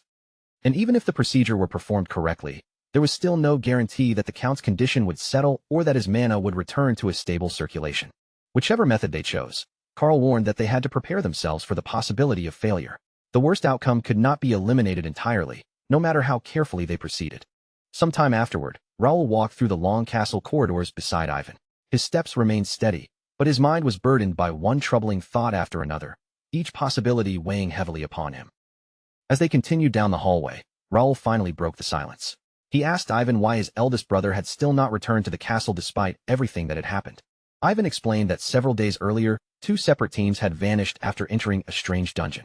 When no one returned, the eldest young lord personally set out to investigate the disappearance. Raoul's brows drew together as the pieces began to fit. That must have been why the missing party had never answered any of the guild's messages. He immediately asked whether they had received even the smallest update since then. Ivan shook his head and added that the dungeon lay at the extreme edge of the Count's territory. Raoul's eyes widened slightly at that detail. In the next instant, his expression hardened, and the concern in his gaze sharpened into suspicion. He quickly demanded information about the Knight Commander and Viscount Ernest Bozel. Ivan replied that the Knight Commander had entered the dungeon together with young Master Dylan, while Viscount Bozel had already been away for more than a week, leading a mobile training exercise. Raoul's jaw clenched as the situation grew more suspicious by the second. Turning his gaze toward Ivan, he demanded to know exactly who was currently responsible for overseeing the estate and maintaining the castle's defenses. Ivan answered without delay. The main estate was presently under the authority of Baron Carlo de Ashton, commander of the Silver Bear Knights, while Baron Dwayne de Ashton, the head of the security forces, had taken charge of guarding the castle itself. Raoul lowered his voice, muttering thoughtfully to himself. So that was the reason the Silver Bear Knights had been placed on escort duty instead of remaining at their usual posts. The county possessed 4 separate knight orders, each one formed for a different purpose and carrying its own position within House Ashton's military structure. The Golden Bear Knights were the elite warriors who served House Ashton directly. The Silver Bear Knights consisted mainly of members from the Ashton family itself, while the Iron Bear Knights gathered capable fighters of common or foreign birth. The Chain Knights, meanwhile, were still a developing order whose members remained in active training. Yet despite the prestige attached to their family name, the Silver Bear Knights were generally considered less capable in real combat than the battle-hardened warriors of the Iron Bear Knights. Raoul reached a decision immediately. He ordered Ivan to send out a messenger at once and summon the Golden Bear Knights back to the estate, directing them to reinforce the defenses and cover any remaining gaps alongside the Chain Knights. At the same time, Raoul commanded Baron Dwayne to place the entire castle under complete lockdown. Until another order came directly from him, no one was to enter or leave the grounds. Ivan accepted every instruction without hesitation and hurried away to carry them out. As Raoul continued through the corridor, his thoughts refused to settle. Every detail kept circling through his mind, and the more he considered the timing, the more unnaturally perfect it seemed. The others might have viewed his father's sudden collapse as nothing more than a terrible accident. Raoul, however, could not bring himself to believe that explanation for even a moment. It was simply too convenient that the Count had fallen precisely when Raoul's brother and most of the family's fighting strength were away, leaving the estate dangerously exposed. Had Raoul not placed an informant inside the main house, the news might never have reached him until it was already too late. If his father had died before help arrived, the entire county would have been thrown into disorder almost overnight. They had avoided complete catastrophe, but only by the narrowest possible margin. With the threat now pressing in from every direction, Raoul knew there was no longer any time to hesitate or second-guess his next move. He immediately opened a private guild channel and began delivering orders one after another. Jake was instructed to establish a private portal and transport both knights and guild members directly into Confort Castle. Dalton was also ordered to come to the estate, bringing Nakia and Ken along with him. The replies returned at once, firm and completely unquestioning. Raoul knew their enemies still had no understanding of the military power under his control, much less the vast reach of the First Guild. He intended to use that ignorance against them, quietly placing his forces where they were needed while forcing every concealed traitor to crawl out from the shadows. Just then, Kane's voice crackled through an incoming audio message from his position along the castle walls, cutting sharply into Raoul's thoughts. Kane reported that 6 baronial families bordering 4 Ashton territories had begun moving troops toward the county's frontiers. Their forces were far from insignificant, with entire knight orders marching among the soldiers supporting the advance. Raoul drove his palm down with a violent thud. Then, instead of showing fear, a slow and dangerous smile spread across his face as his determination hardened. So the traitors had finally chosen to act. In that case, he would personally teach every rotten conspirator what happened to those who dared stab him in the back. Elsewhere, far beyond the eyes of the public, a secluded mansion stood hidden away as the site of a secret gathering. Inside the mansion, a silver-haired man inclined his body in a respectful bow as he welcomed Viscount Jaden de Ashton. He apologized for the crude and isolated location, explaining that circumstances had forced them to conduct the meeting there. Jaden dismissed the apology with a careless wave of his hand. He had no interest in discussing the surroundings and immediately cut through the formalities. Fixing the men before him with a cold stare, he demanded a complete report on how the operation was progressing. The answer came promptly. Their spy inside the estate had confirmed that the Count was already hovering near death, while most of the castle's main military strength remained absent after being dispatched to deal with the dungeon subjugation. A cold, satisfied smile gradually formed across Jaden's face. He remarked that such an ending suited the Count perfectly, a fitting consequence for all the disasters the man had invited through his own foolish choices. His satisfaction became even more obvious as he added that Dylan had taken their bait exactly as they had anticipated, walking straight into the trap without realizing it. The silver-haired man confidently assured Jaden that no one capable of properly uniting the Count's remaining forces was left at the estate. However, after a brief pause, he cautiously added that Raoul Ashton had recently appeared at the mansion. The moment Raoul's name was mentioned, the satisfaction vanished from Jaden's face. His expression darkened immediately, and his eyes turned cold. Ever since the incident in the capital, Raoul had become far too active, repeatedly involving himself in matters where Jaden would have preferred him to remain absent. Noticing Jaden's displeasure, the silver-haired man quickly attempted to reassure him. Troops had already been stationed within Raoul's own territory, which should force him to abandon the estate and rush back to defend his lands. Jaden answered in an icy tone that the plan had better work. They had already paid an enormous price to move each of their pawns into the correct position, and he would not tolerate that effort being wasted. He ordered the man to keep Raoul under constant surveillance and report even the smallest movement he made. The silver-haired man bowed again and accepted the command without the slightest hesitation. Jaden then turned away from him and faced the knights assembled in rows behind him. His voice rang through the hidden chamber with absolute confidence as he declared that they had waited long enough. Slowly raising one hand before the gathered warriors, Jaden announced that the moment they had prepared for had finally arrived. Their great cause was now officially underway. Their objective was clear. They would correct the Ashton bloodline by purging the filth that had disturbed the family's proper order, then rewrite the history of House Ashton with their own hands. At those words, the knights answered with a thunderous roar of approval. The assembled knights thrust their fists into the air as Jaden's smile twisted with chilling satisfaction. Within his mind, he could already picture the Count's bloodline being stripped of its power and torn apart piece by piece. Back at Confort Castle, Raoul showed no sign of slowing down. He continued arranging the defenses and repositioning his forces without allowing himself a moment of rest. Before him stood Warren, a senior knight of the Golden Bear Order. With a firm posture and an unwavering voice, Warren pledged that Raoul could rely completely upon both his loyalty and his ability. Raoul accepted the assurance without saying much. His eyes remained fixed on the veteran knight as he carefully judged the man's strength and devotion, already aware that Warren was the best available choice for the responsibility ahead. By the following day, 24 hours after his father's collapse, knights stationed throughout the nearby Ashton territories had begun returning to Confort Castle. After watching the returning men closely and weighing each of them in silence, Raoul entrusted the protection of his father to Warren. With that decision, he placed Count Melvin's life directly into the senior knight's hands. At that moment, Baron Carlo, commander of the Silver Bear Knights, stepped out from among the gathered men. His expression revealed clear dissatisfaction as he questioned whether Raoul's precautions had gone too far. Without softening his words, Carlo asked whether the decision to assign even more guards meant that Raoul had no faith in the Silver Bear Knights already protecting the estate. Raoul answered in a calm, measured voice, never once raising his tone. This was not specifically about distrusting Baron Carlo. The truth was that Raoul had no intention of placing complete trust in anyone. Until his elder brother returned, he would continue strengthening the guard, and he expected the Baron to understand why that was necessary. Behind his composed expression, Raoul had already completed the details of his security plan and settled exactly how his father would be protected. 5 Golden Bear Knights would take turns guarding the 5th floor, where the Count's private chambers were located. No one, regardless of status or family connection, would be permitted to enter without Raoul's direct approval. Raoul's gaze grew harder as one conclusion rooted itself firmly in his mind. This conspiracy had begun somewhere within the household itself. Until every hidden enemy was dragged into the open, trust was a weakness he could not afford. For now, only overwhelming strength could keep his father alive. Later, Raoul returned once more to his father's bedside. Count Melvin remained completely motionless beneath the blankets, while Bishop Alonso of the Xenon Order watched over him and maintained the treatment. Standing beside the bed, Raoul lowered his voice and quietly asked whether there had been even the slightest improvement in his father's condition. Bishop Alonso bowed his head with a deeply apologetic expression. He admitted that there had been no real recovery, and that simply preserving the Count's current condition was already pushing his power to its absolute limit. Raoul said nothing in response. He remained beside the bed for a long while, staring silently at his father's weakened and motionless body as the weight of the crisis settled even more heavily upon him. At last, Raoul spoke in a quiet, gentle tone. He thanked Bishop Alonso for everything he had done, then asked him to leave the chamber for the time being.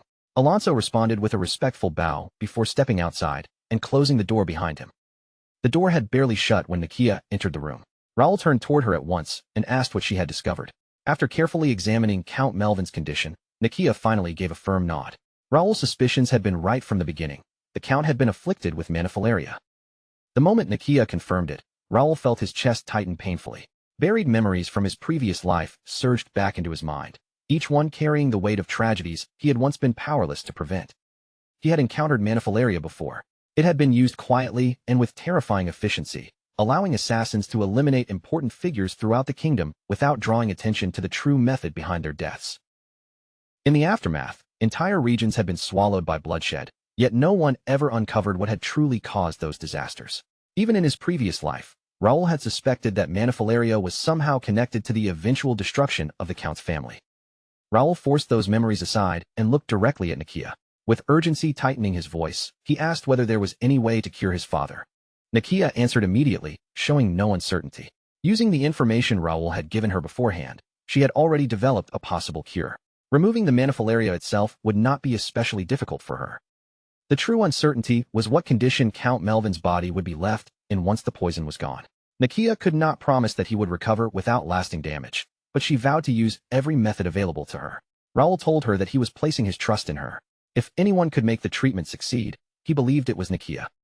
Nakia lowered her head in a respectful bow. Without wasting another moment, she turned away and left the chamber to begin preparing everything required for the cure. Once Raoul was alone again, the calm expression he had maintained finally disappeared. His eyes darkened, and a cold heaviness settled across his face. The person responsible had gone far beyond anything Raoul could forgive. In complete silence, he made a merciless vow to uncover whoever had done this, hunt them down, and ensure they could never escape his retaliation. Sometime later, Raoul met privately with Philip and asked whether hostile troops had been spotted near the borders of the Calypso estate. Philip confirmed the reports, explaining that the approaching force appeared to consist of a private knight order supported by a sizable number of mercenaries. No formal declaration had been delivered, but the size and organization of the deployment made its purpose impossible to dismiss. This was not merely an attempt at intimidation. A full territorial war had become a genuine possibility.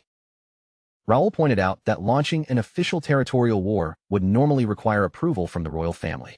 Philip, however, warned him that the enemy's forces had already finished taking their positions. Whether permission had been granted or not, they were prepared to begin hostilities at any moment. With every passing minute working against them, Raoul made his choice. They could not remain at the castle any longer. They would return to the territory immediately.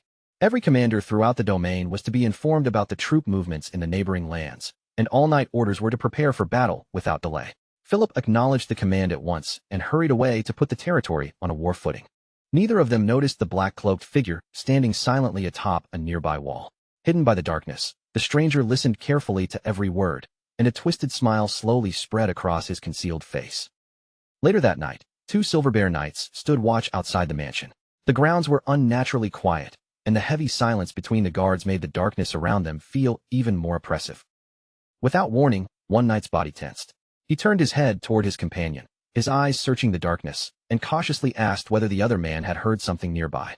Before he could say another word, a dagger tore through the darkness with a sharp flash. The blade struck directly into his neck, cutting off both his warning and his breath. Blood burst from the wound as the knight's strength vanished instantly. His body dropped heavily to the ground, already lifeless before he could offer the slightest resistance. The second knight fell almost as quickly. Before he could understand what had happened, another blade drove deep into his throat, silencing him before any alarm could leave his lips. From the darkness, the assassin finally stepped into view, his movements calm and chillingly deliberate. He introduced himself as Imperial Hound 6, then looked over the fallen guards with contempt and mocked the pathetic security surrounding the mansion. Moments later, one of his subordinates slipped out from inside the mansion and reported that every preparation had been completed exactly as promised. All the windows had been opened. Imperial Hound 6 nodded with satisfaction, then ordered his men to move into their assigned positions and wait quietly for his signal. The instant that signal appeared, they were to slaughter every person inside the mansion and set the entire building ablaze, leaving nothing behind but corpses and ashes. The assassins obeyed without speaking. They scattered in different directions and vanished into the surrounding darkness so quickly that it seemed as though they had never been there. Imperial Hound 6 released a low, unstable laugh. He murmured that he had waited for this night for decades, his grin stretching wider as madness gleamed in his eyes. At last, with his own hands, he would extinguish the final breath of Count Ashton's bloodline. Across the mansion, the windows remained spread wide open, creating silent paths into the building. The Silver Bear Knights stationed nearby continued their patrols, completely unaware of the killers already creeping through the shadows. Then a red flare suddenly blossomed across the night sky, bathing the mansion grounds in an ominous crimson glow. One of the knights noticed the light and turned toward it, confusion immediately crossing his face. At that exact moment, a dagger shot through one of the open windows and punched straight through the knight's skull. He died before even a single cry could escape him, while the guard beside him stood frozen in horror at the sudden killing. The second knight barely managed to draw his next breath. Before he could move or call for help, a cloaked figure appeared silently behind him. A gloved hand clamped firmly over the knight's mouth, trapping every sound in his throat. At the same time, a blade slid cleanly across and into his neck with practiced precision. The knight's body immediately lost its strength. He folded to the floor without making a sound, leaving the corridors silent once again. The assassins moved through the mansion with terrifying coordination. Two of them quietly entered the chamber where Lady Estella, Dylan's wife, lay sleeping peacefully, completely unaware of the violence spreading outside. The faint scrape of approaching footsteps disturbed her sleep. Lady Estella's eyes began to open, but before she could sit up or understand what was happening, the intruders were already beside her. One assassin pressed a cloth soaked in a powerful sleep-inducing chemical firmly over her mouth, preventing her from crying out for help.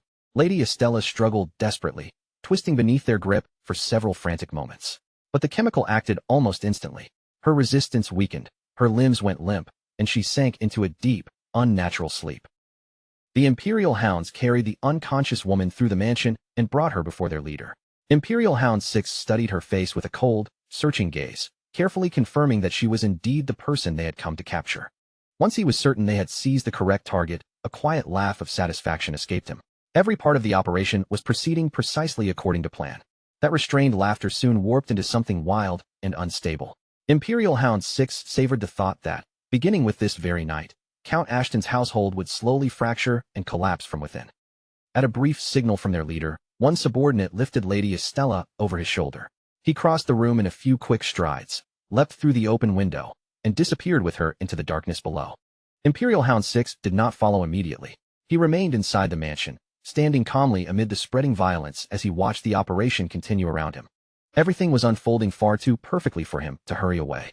Certain that the next stage would begin soon, he lingered in place and waited patiently for the signal he knew was coming. Only moments later, the signal appeared. Another flare ignited across the night sky, and almost at once, flames erupted throughout the mansion. The surviving Silver Bear Knights finally realized that the estate was under attack and hurriedly sounded the alarm. But by the time the warning rang out, the enemy was already inside, and it was far too late to contain the assault. The Imperial Hounds cut through the defenders with ruthless, practiced precision. Their movements were faster, their attacks more decisive, and the stunned knights could barely respond before being struck down. Fire spread rapidly from room to room, racing along the mansion's corridors and consuming everything in its path. Thick columns of smoke curled upward, pouring into the night sky above the burning estate.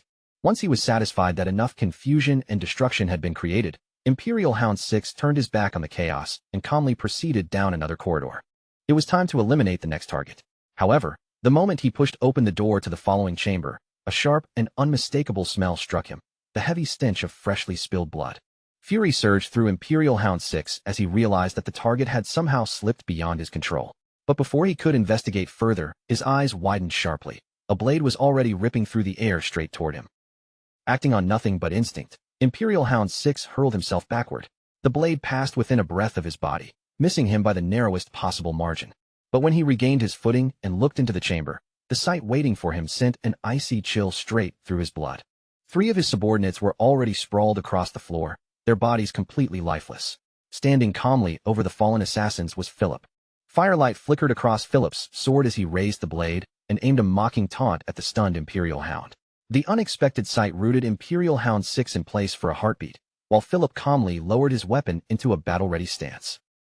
In that brief instant, Imperial Hound 6 understood that the entire situation had turned against him. He cursed bitterly inside, having been completely certain that Philip had already left the estate with Raoul. Now, with Philip standing directly before him and 3 assassins dead at his feet, there was no denying it. He had misread the situation from the very beginning. With no path to victory left inside the chamber, Imperial Hound 6 spun around without hesitation and fled into the mansion's smoke-choked corridors. As he raced through the haze, he risked a quick glance over his shoulder to see whether Philip was pursuing him. Relief washed through him when he realized Philip had remained behind. That confirmed his suspicion. Philip's true priority was protecting the target inside the chamber, not chasing down a retreating assassin. Imperial Hound 6 ground his teeth in frustration. Raoul must have secretly stationed hidden forces throughout the estate before leaving, placing defenders exactly where an attack was most likely to occur. He cursed his own arrogance for never considering that possibility. Even so, he refused to admit complete defeat, clinging stubbornly to the belief that his side could still claim victory before the night came to an end. Later, inside one of the estate's meeting rooms, the strain left behind by the attack finally boiled over into open conflict. A Golden Bear Knight slammed his fist against the table with enough force to rattle everything upon it. Anger burning across his face, he demanded to know how such a devastating disaster had ever been allowed to happen. Baron Carlo, commander of the Silver Bear Knights, fired back immediately. His voice sharpened with outrage as he insisted that responsibility for the catastrophe could not be placed upon his order alone. The Golden Bear Knight answered just as fiercely, pointing out that both the inner mansion and the outer grounds had been entrusted to the Silver Bears. He declared that every detail would be investigated and that those responsible would be held accountable. Baron Carlo bristled at the accusation, snapping that he would not remain silent while knights who had sacrificed their lives defending the estate were treated with contempt. Before the confrontation could escalate any further, Philip stepped forward. His cold, commanding presence cut across the heated argument like the edge of a drawn sword. The room fell silent almost instantly. Every raised voice disappeared, and the gathered knights turned their attention toward him. Philip demanded a complete report on the damage. A Silver Bear Knight stepped forward, his voice tight with strain, and announced that 30 guards and 5 Silver Bear Knights had lost their lives during the assault. The report continued. One entire annex had been reduced to rubble, half of the eastern garden had burned to ash, and the mansion's main building had suffered severe structural damage from the flames and fighting. Then came the most devastating piece of news. Lady Estella had been abducted during the attack, and the revelation struck everyone in the room with the force of a hammer. Baron Carlo and Sir Warren both froze as the full weight of the report crashed down upon them. Shock was written plainly across Carlo's face, while Warren lowered his gaze and murmured bitterly that he no longer had the dignity to stand before either the Count or young Lord Dillon. Philip immediately cut through their despair and asked whether the kidnappers had left behind any trail that could still be followed. The reporting knight explained that traces of the attackers had been found inside the mansion, but the moment they escaped the inner castle, their movements became almost impossible to track. Philip responded with a grim nod. Every available method would be used to find them. He reminded the room that the castle gates had been sealed the instant the attack began, which meant the enemy was almost certainly still hiding somewhere within the castle grounds. Turning toward Warren, Philip ordered him to protect the Count above all else. Warren straightened at once and accepted the responsibility without the slightest hesitation. Philip then faced Baron Carlo and instructed him to secure the mansion again from the ground floor to the roof. Any remaining Imperial hounds could still be hiding inside, waiting for another opportunity to strike. He further explained that the attackers had intentionally destroyed the outer portal, severing the quickest route by which the Count's main forces could return to the castle. That single act proved the assault was unlikely to end with the mansion fire. Another attack could arrive at any moment, perhaps before the defenders had even recovered from the first. From that point onward, every knight was to remain constantly alert. Once Philip had delivered the final order, the emergency meeting was brought to an end. The knights dispersed quickly, each hurrying away to carry out the duty assigned to him. After the meeting room had emptied, Philip moved into a secluded corner, opened a private guild channel, and reported that every instruction had been successfully executed. From the other side of the concealed connection, his master's calm voice emerged from the darkness, offering quiet approval. The reply was brief but satisfied. Philip had handled the situation well, and according to his master, the true prey would soon be unable to resist taking the bait placed before them. With his resolve hardening, Raoul knew the preparations were finally complete. The time had come to stop hiding the trap and deal with every rat that had crawled into his territory. Elsewhere, inside a military tent lit by hanging lanterns, Baron Tate suddenly burst through the entrance. Barely able to catch his breath, he delivered urgent news that Dillon Ashton and the Golden Bear Knights had returned from the dungeon. Viscount Jaden immediately lifted his head from the table, his attention snapping toward the breathless Baron. His gaze sharpened as he demanded a complete account of the enemy's position, direction, and current movements. Baron Tate hurried to the central table and spread a large map across its surface. Pointing quickly between marked locations, he began explaining the situation in detail. The commander-in-chief and the Count's central army were currently positioned in the west. They had already begun withdrawing from the border of the Forbidden Zone, but they were still far from Confort Castle. Because the portal had been destroyed, the army had lost its fastest route home. Even while marching without delay, they would need at least 5 days to return. Viscount Jaden's forces, however, were stationed much closer to Confort Castle within Baron Bennett's territory. If they deployed their cavalry immediately, they could reach the castle in only 2 days. Jaden studied the map without speaking, his eyes moving carefully over every road and border. After a moment, he asked about Conford Castle's present defenses. Baron Tate admitted that the immense size and fortifications of the castle would make any direct assault extremely difficult. He continued with the known numbers. Conford Castle was currently protected by 5,000 soldiers, 60 elite knights, and approximately 100 members of the Chain Knights. Jaden silently weighed those defenses against his own force of barely 1,500 elite troops. Even with surprise on their side, capturing such a heavily defended castle in a short period would be no easy task. Even so, Jaden reached a cold conclusion. No matter how the coming battle unfolded, the hostages already in their hands would still serve the purpose for which they had been taken. A thin smile appeared on Baron Tate's face. He reflected with satisfaction that the captives had been seized directly beneath the Count's nose, while also acknowledging just how valuable their collaborators inside the estate had proven. Jaden dismissed the accomplishment with a contemptuous remark. There was nothing extraordinary about deceiving the current Count, because the man simply lacked the competence to prevent such an outcome. Baron Tate readily agreed. He called the Count far too weak and soft-hearted for his position, then praised Viscount Jaden's ruthless decisiveness as exactly what the present crisis demanded. Viscount Jaden rose slowly from his seat, his expression settling into cold determination. The moment had finally arrived, he declared, to remove the current Count and place someone else in his position. Jaden stepped through the tent entrance and found his knights already assembled outside, standing in disciplined ranks beneath the dark sky as they awaited his command. At a single signal from Jaden, a war horn sounded across the encampment, its deep blast rolling through the night and calling every soldier to action. Viscount Jaden raised one hand above the assembled ranks and gave the order without hesitation. Every unit was to break camp immediately and begin marching toward Conford Castle at once. Elsewhere, the tense atmosphere of the military camp gave way to the quiet banks of a gently flowing river. Dylan and the Golden Bear Knights had stopped there for a brief rest.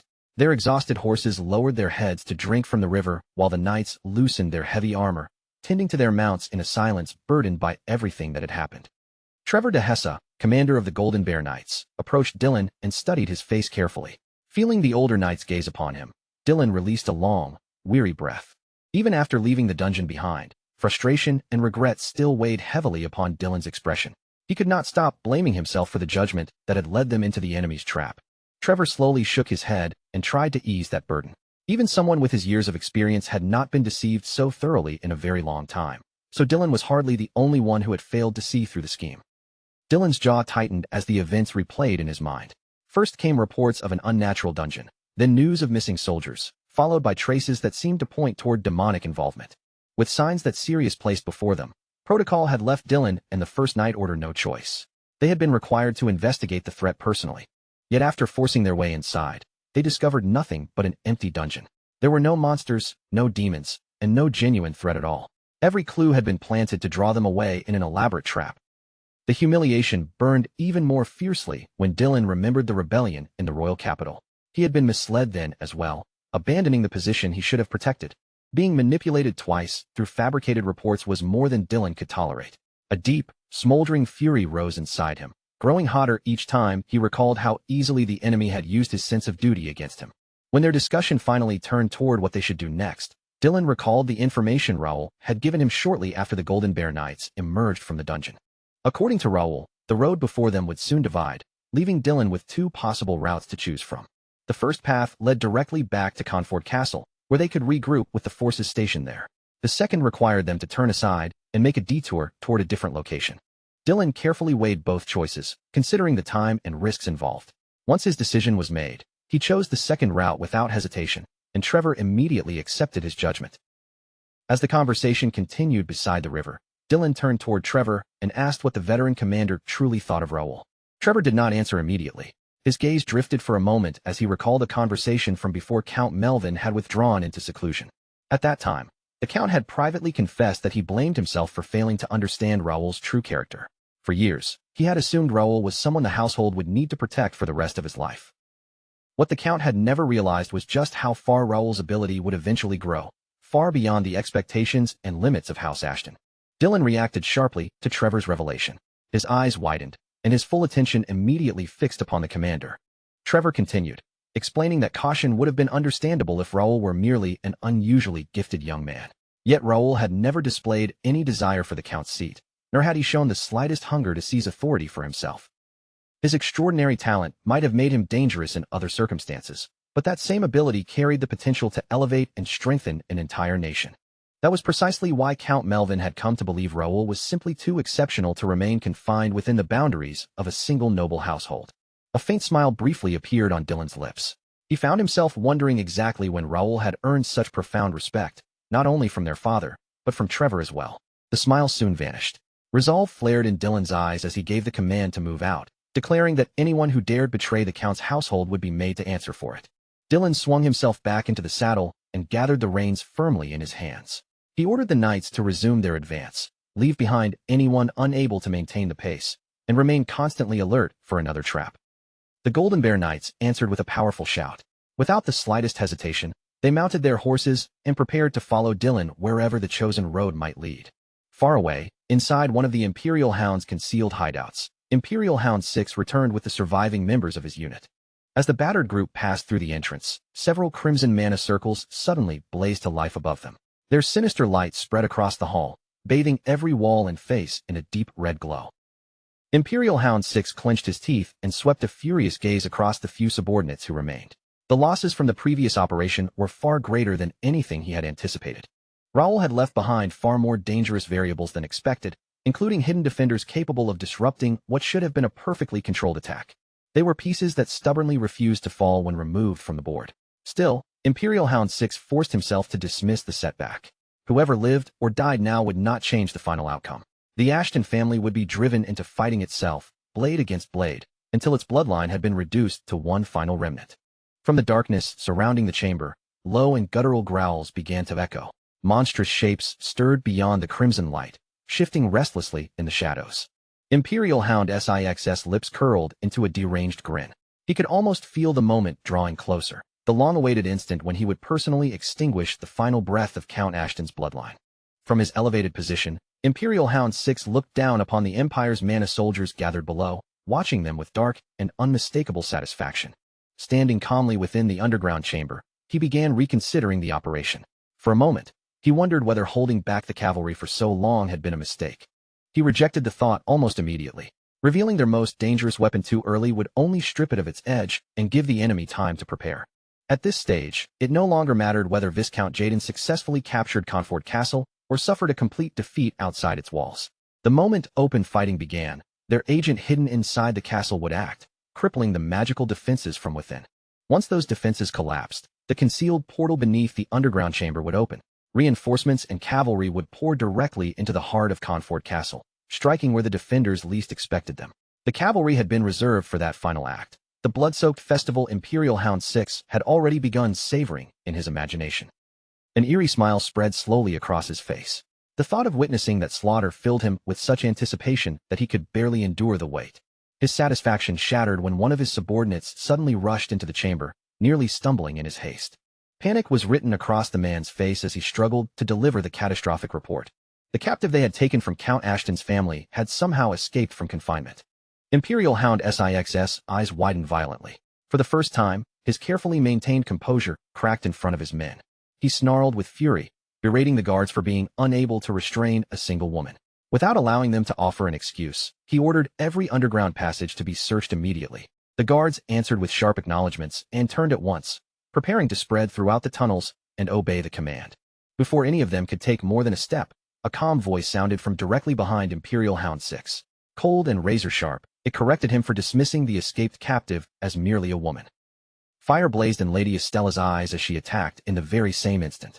The subordinate beside Imperial Hound 6 dropped dead before even the beginning of a scream could leave his throat. Imperial Hound 6 spun around in disbelief and found Lady Estella standing before him, alive and burning with defiance. His shock lasted only a heartbeat before he shouted to the others, ordering every remaining guard to seize her immediately. The two men rushed in at the same time, blades already drawn and flashing cold in the dim light, but she slipped between them like a passing shadow, every movement silent, sharp, and brutally precise. Before either attacker could even process the blur crossing their vision, their bodies crumpled lifelessly at her feet, falling one after the other as if death had reached them before fear could. Imperial Hound 6 froze where he stood, his chest tightening as his heartbeat thundered in his ears. A chill crept through him, because those movements were far beyond anything a normal human should be capable of. Then, right before his eyes, her figure began to ripple. The disguise slowly came undone, peeling away like a false skin. Then the bronze mask was removed, revealing a face Imperial Hound 6 had never imagined would be standing in front of him.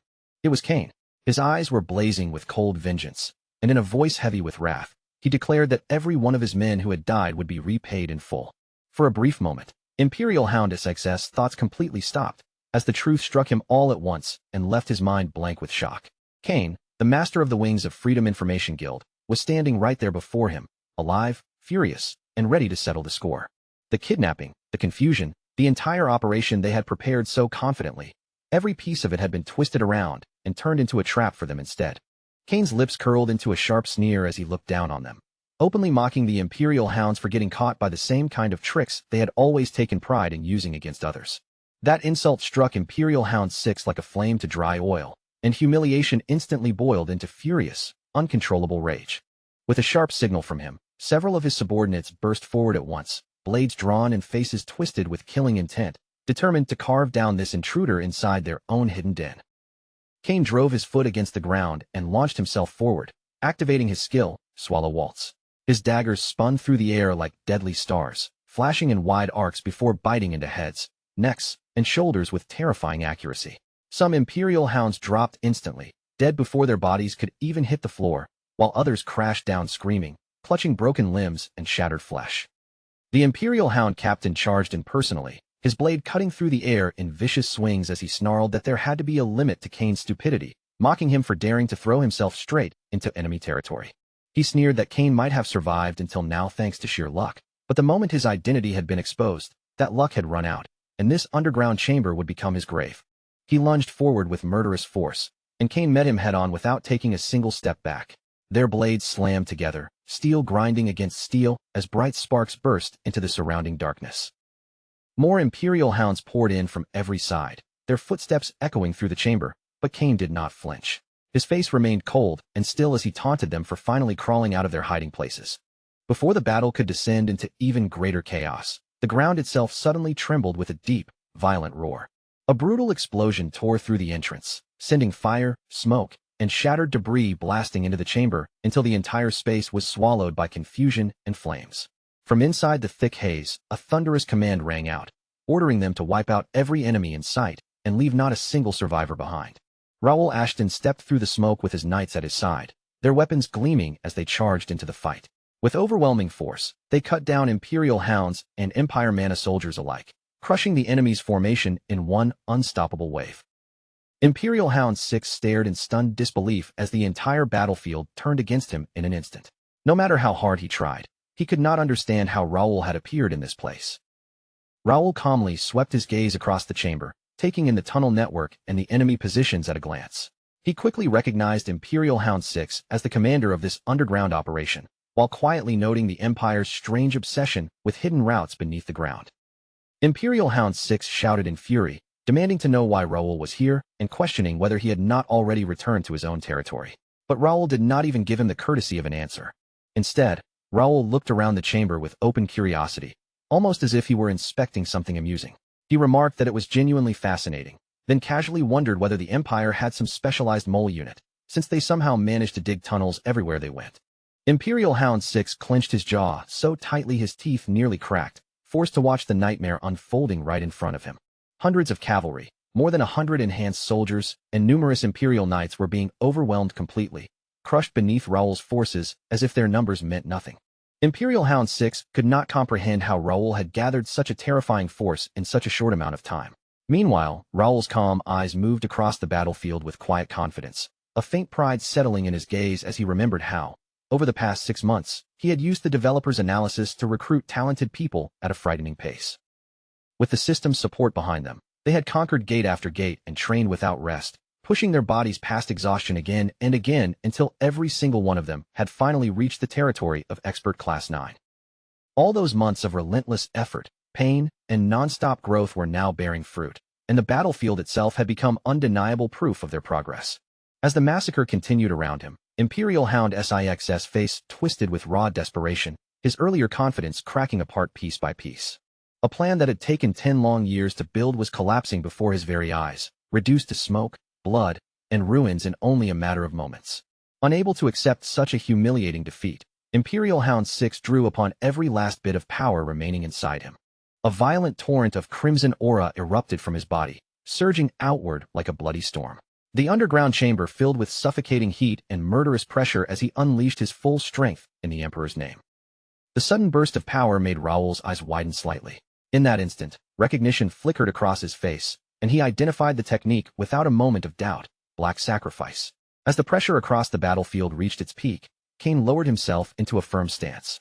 His daggers were locked tightly in his hands, and his entire presence sharpened like a blade as he faced Imperial Hound 6 head-on. Raoul watched the confrontation in complete silence, his eyes fixed on Cain and the berserk enemy before him. He measured every detail with calm precision. This was no ordinary opponent, an expert-level combatant with activated tattoos, now sunk deep into a berserk state that had amplified his strength to a terrifying level. And yet, beneath all that madness, Raoul could still sense it. One thin thread of emotion, one small flaw. A faint smile curved across Raoul's lips as he asked Cain if he was ready. In response, a greenish light spread over Cain's body, wrapping tightly around his blades, and being trusted by his master lit something fierce inside him. Cain's resolve hardened completely, and with his gaze locked forward, he swore that he would personally repay the fallen with his own hands. Imperial Hound 6 was the first to move, launching himself forward in a violent rush, his entire body driven by berserk fury and crimson killing intent. His attack came crashing down with overwhelming force, but Cain met it head-on without backing away. Steel collided against steel, and the impact sent shockwaves bursting outward, blasting dust and debris across the chamber. Raoul followed every movement of the exchange without blinking, watching the rhythm of the fight as if he could already see where it would end. At that moment, a knight approached Raoul and reported that every Imperial Knight and Demon Cavalry soldier stationed below had been completely wiped out. Raoul turned slightly toward him, a brief flicker of relief passing across his face as he acknowledged the report and praised everyone's efforts. The lower battlefield had ended even faster than expected. The duel grew even more intense. Watching the clash closely, the White Knight frowned, noting that the berserk enemy still appeared to have the upper hand, and questioned whether the situation could truly remain stable. Raoul stayed perfectly calm, his eyes never leaving the battle. Inwardly, he could see that Cain was holding out far better than expected, and to him, this fight was already approaching its final moment. The White Knight added that if Cain needed support, he only had to say the word. But Cain rejected the offer immediately, forcing himself through the crushing pressure as Imperial Hound 6's rage surged even higher. The enemy pulled back and gathered his strength, preparing to unleash another devastating blow. But before that attack could fully descend, Cain suddenly moved in a burst of speed. His dagger flashed cleanly through the air, and a sharp, decisive slash tore across Imperial Hound 6's body. A scream ripped through the underground chamber as blood sprayed wildly from the wound, painting the air in a brutal red arc. The berserk warrior collapsed heavily to his knees, his dark aura still flickering stubbornly around him even as it began to break apart and fade. Cain turned his gaze back toward the White Knight, his voice steady and filled with confidence as he made it clear that he alone was more than enough. Raoul gave a quiet, approving nod, his gaze steady as he acknowledged the duel without hesitation. It was clear to him how far Cain had progressed, and there was a faint sense of recognition in his eyes for that growth. In response, Cain lowered his head slightly, speaking with restrained humility as he admitted that even now, his performance was still far from perfect, as if he had not yet reached the level he truly aimed for. Raoul did not dwell on Cain's words for even a moment.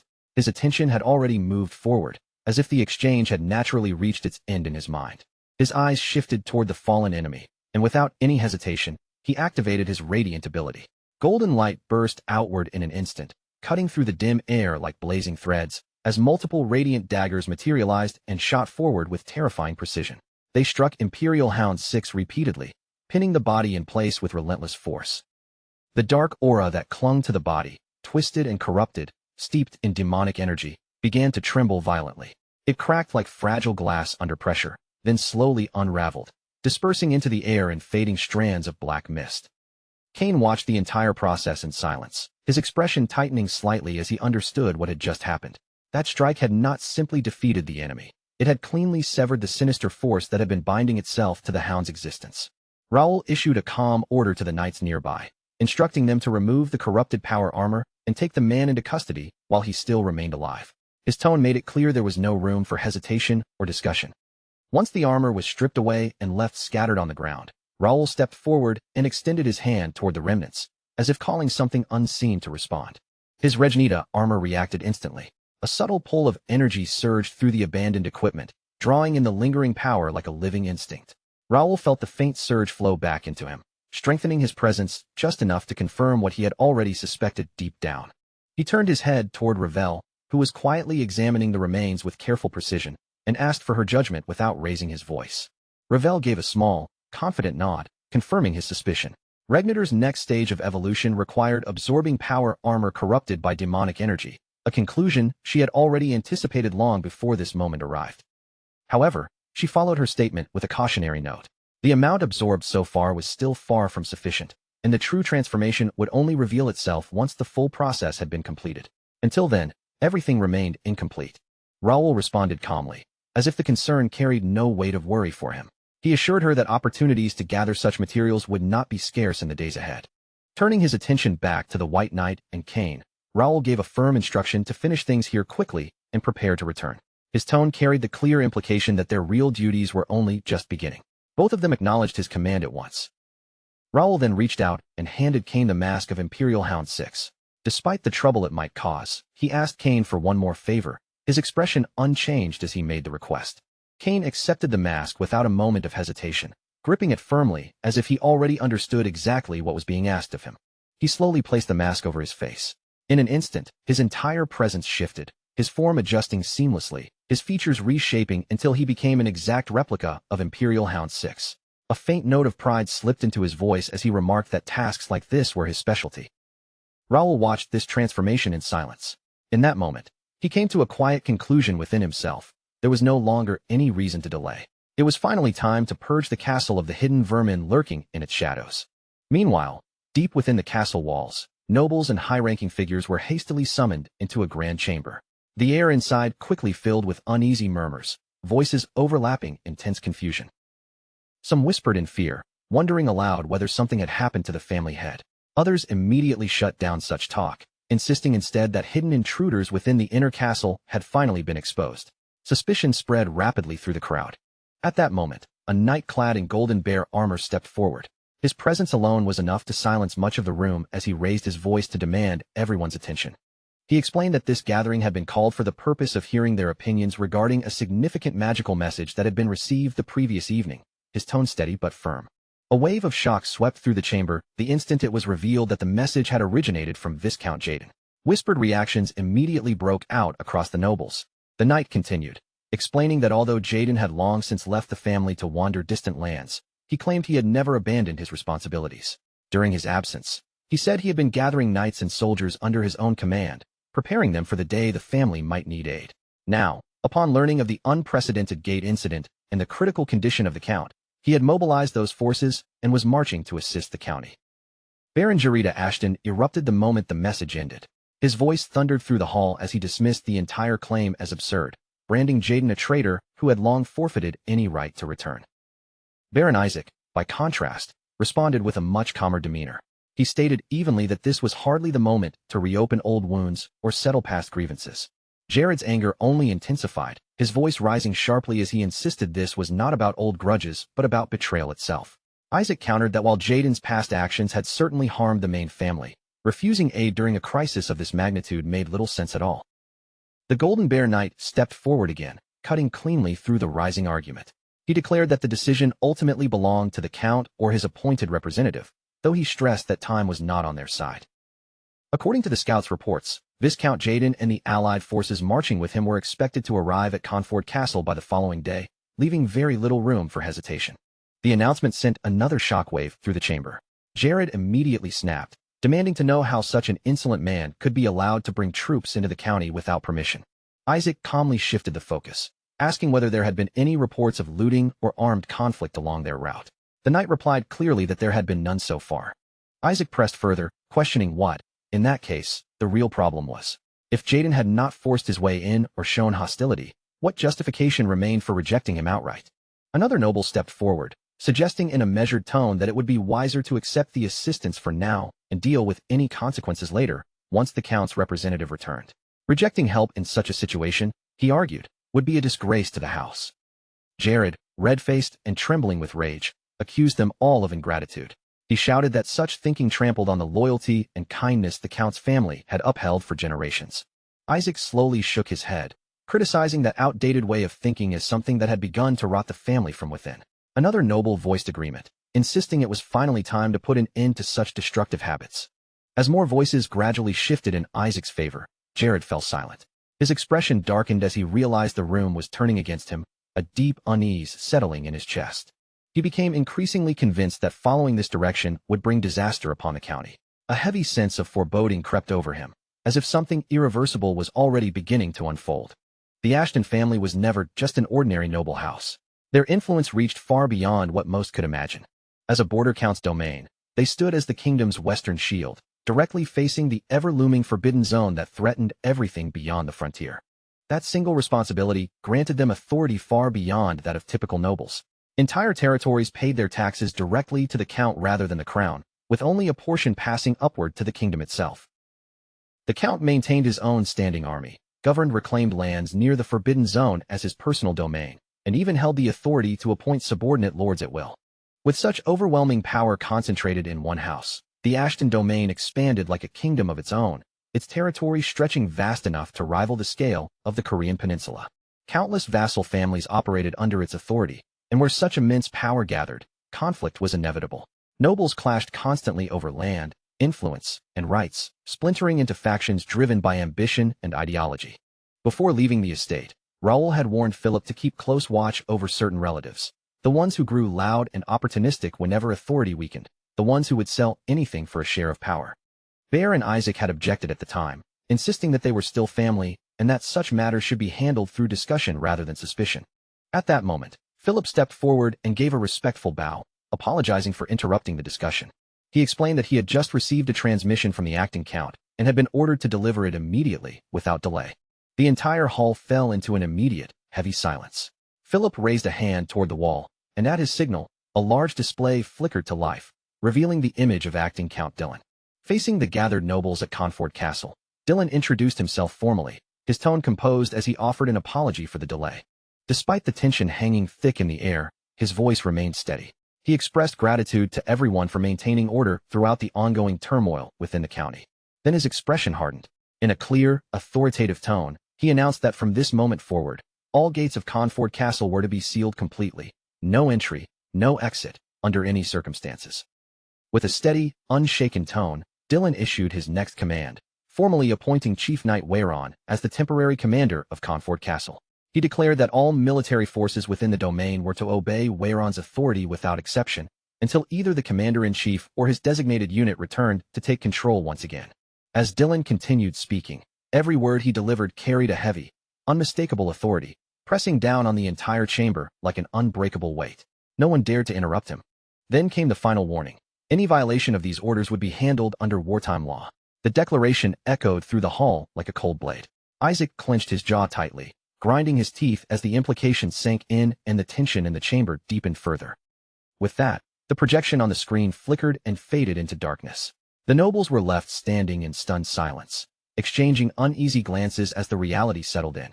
Everything they understood about authority had just been rewritten in an instant. Philip lowered his head and formally announced that the briefing had ended, dismissing everyone from the hall. Baron Isaac's expression darkened the moment those words were spoken. His eyes sharpened, cold and heavy with restrained emotion. Without uttering a single word, Isaac turned on his heel and strode out of the hall with firm, forceful steps, leaving the atmosphere behind him even heavier than before. Philip watched Isaac's retreating figure, his face grim and conflicted.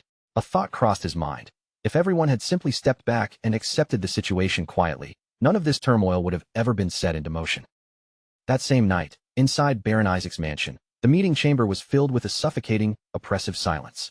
The air itself felt dense, as if weighed down by unseen pressure. Seated at the head of the long table, Isaac leaned forward slightly and asked in a low, controlled voice whether all troop deployments had been fully confirmed. His gaze swept across the room with sharp focus. Devant, commander of the Guard Corps and a chain knight, gave a firm nod before reporting. The Count's central army was positioned deep within the inner castle, while the guard forces were stationed along the two outer walls. The Silver Bear Knights, meanwhile, had been assigned to defend the outer gate. After a brief pause, Baron Duane, captain of the guard, spoke up thoughtfully. He remarked that concentrating the main forces in the inner castle actually worked in their favor rather than against them. Isaac's eyes narrowed sharply as he immediately questioned who had issued the order to place the Silver Bear Knights outside the walls. Devant replied that the instruction appeared to have come directly from the temporary commander and had been relayed through the Knight Commander without alteration. Isaac slowly shifted his gaze toward another officer, his voice calm but probing, and asked whether that deployment arrangement might cause any complications moving forward. Baron Lamar, Vice Commander of the Chain Knights, answered without hesitation. If the concern was the Silver Bear Knights, there was no need to worry. Several of them had already been brought over to their side, and the remaining isolated ones would not pose any real difficulty to handle. Isaac leaned back slightly in his chair, his expression tightening as he sank into thought. The Chain Knights were still officially a probationary order awaiting full integration into the regular military forces, yet they already held control over Conford Castle's Guard Corps and several other key strongholds. In other words, aside from the elite Knight orders, nearly every other armed force within the region was already drifting under their influence, whether openly or silently. A faint, satisfied curve formed on Isaac's lips as he reached a conclusion. Baron Lamar and the Chain Knights would be more than enough to handle whatever remained of the Silver Bear Knights. One of the nobles hesitated before speaking up, voicing a lingering concern. He asked whether it was truly safe to leave the inner castle unchecked, especially without securing control over the manor itself, warning that everything might collapse if that step was ignored. Isaac replied with an unsettling calmness, explaining that their goal was never to ignite a civil war. Once Baron Jaden entered the castle, legitimacy would naturally fall into place on its own. He continued, stating that Viscount Jaden was bringing several hundred knights with him. Even if force became necessary, taking control of the manor would be effortless once those forces arrived. Another noble nodded in agreement and added that once everything unfolded as planned, they could seize the families of key county figures as hostages, ensuring total control over the situation. A silver-haired noble quietly agreed, noting that such a move would cripple the Central Army and the elite Knight orders, leaving the surrounding vassals with no reason to support Dylan. Isaac's voice turned cold and decisive as he issued the final order. Everyone was instructed to complete their preparations without delay. Baron Jaden, the true authority of the county in their eyes, would be arriving soon. One after another, the nobles stood and filed out of the meeting room, their footsteps echoing faintly as they departed. Once the last door closed, a subtle, knowing smile slowly appeared on Baron Lamar's face, hidden from the others. In that same instant, the disguise held perfectly steady, concealing the truth that the man seated there was not Baron Lamar at all, but Cain, flawlessly maintaining his shape-shifted identity. The next morning, chaos erupted inside Confort Castle. A Silver Bear Knight burst into the operations room, his voice breaking as he shouted that a disaster had occurred overnight. Wayron, now acting commander of the castle, immediately rose from his seat and demanded a full explanation, his tone sharp and commanding.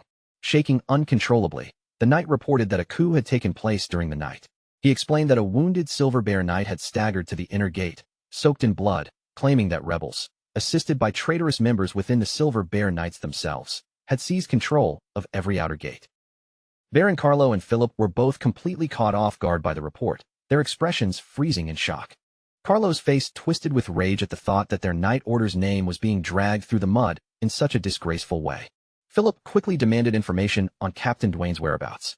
The knight replied bitterly that Dwayne had likely defected, having left under the excuse of inspecting the situation and never returned. Wayron ran a hand through his hair, tension etched deeply across his face, reminding everyone that Baron Jaden was expected to arrive around noon. Carlo's fury exploded again.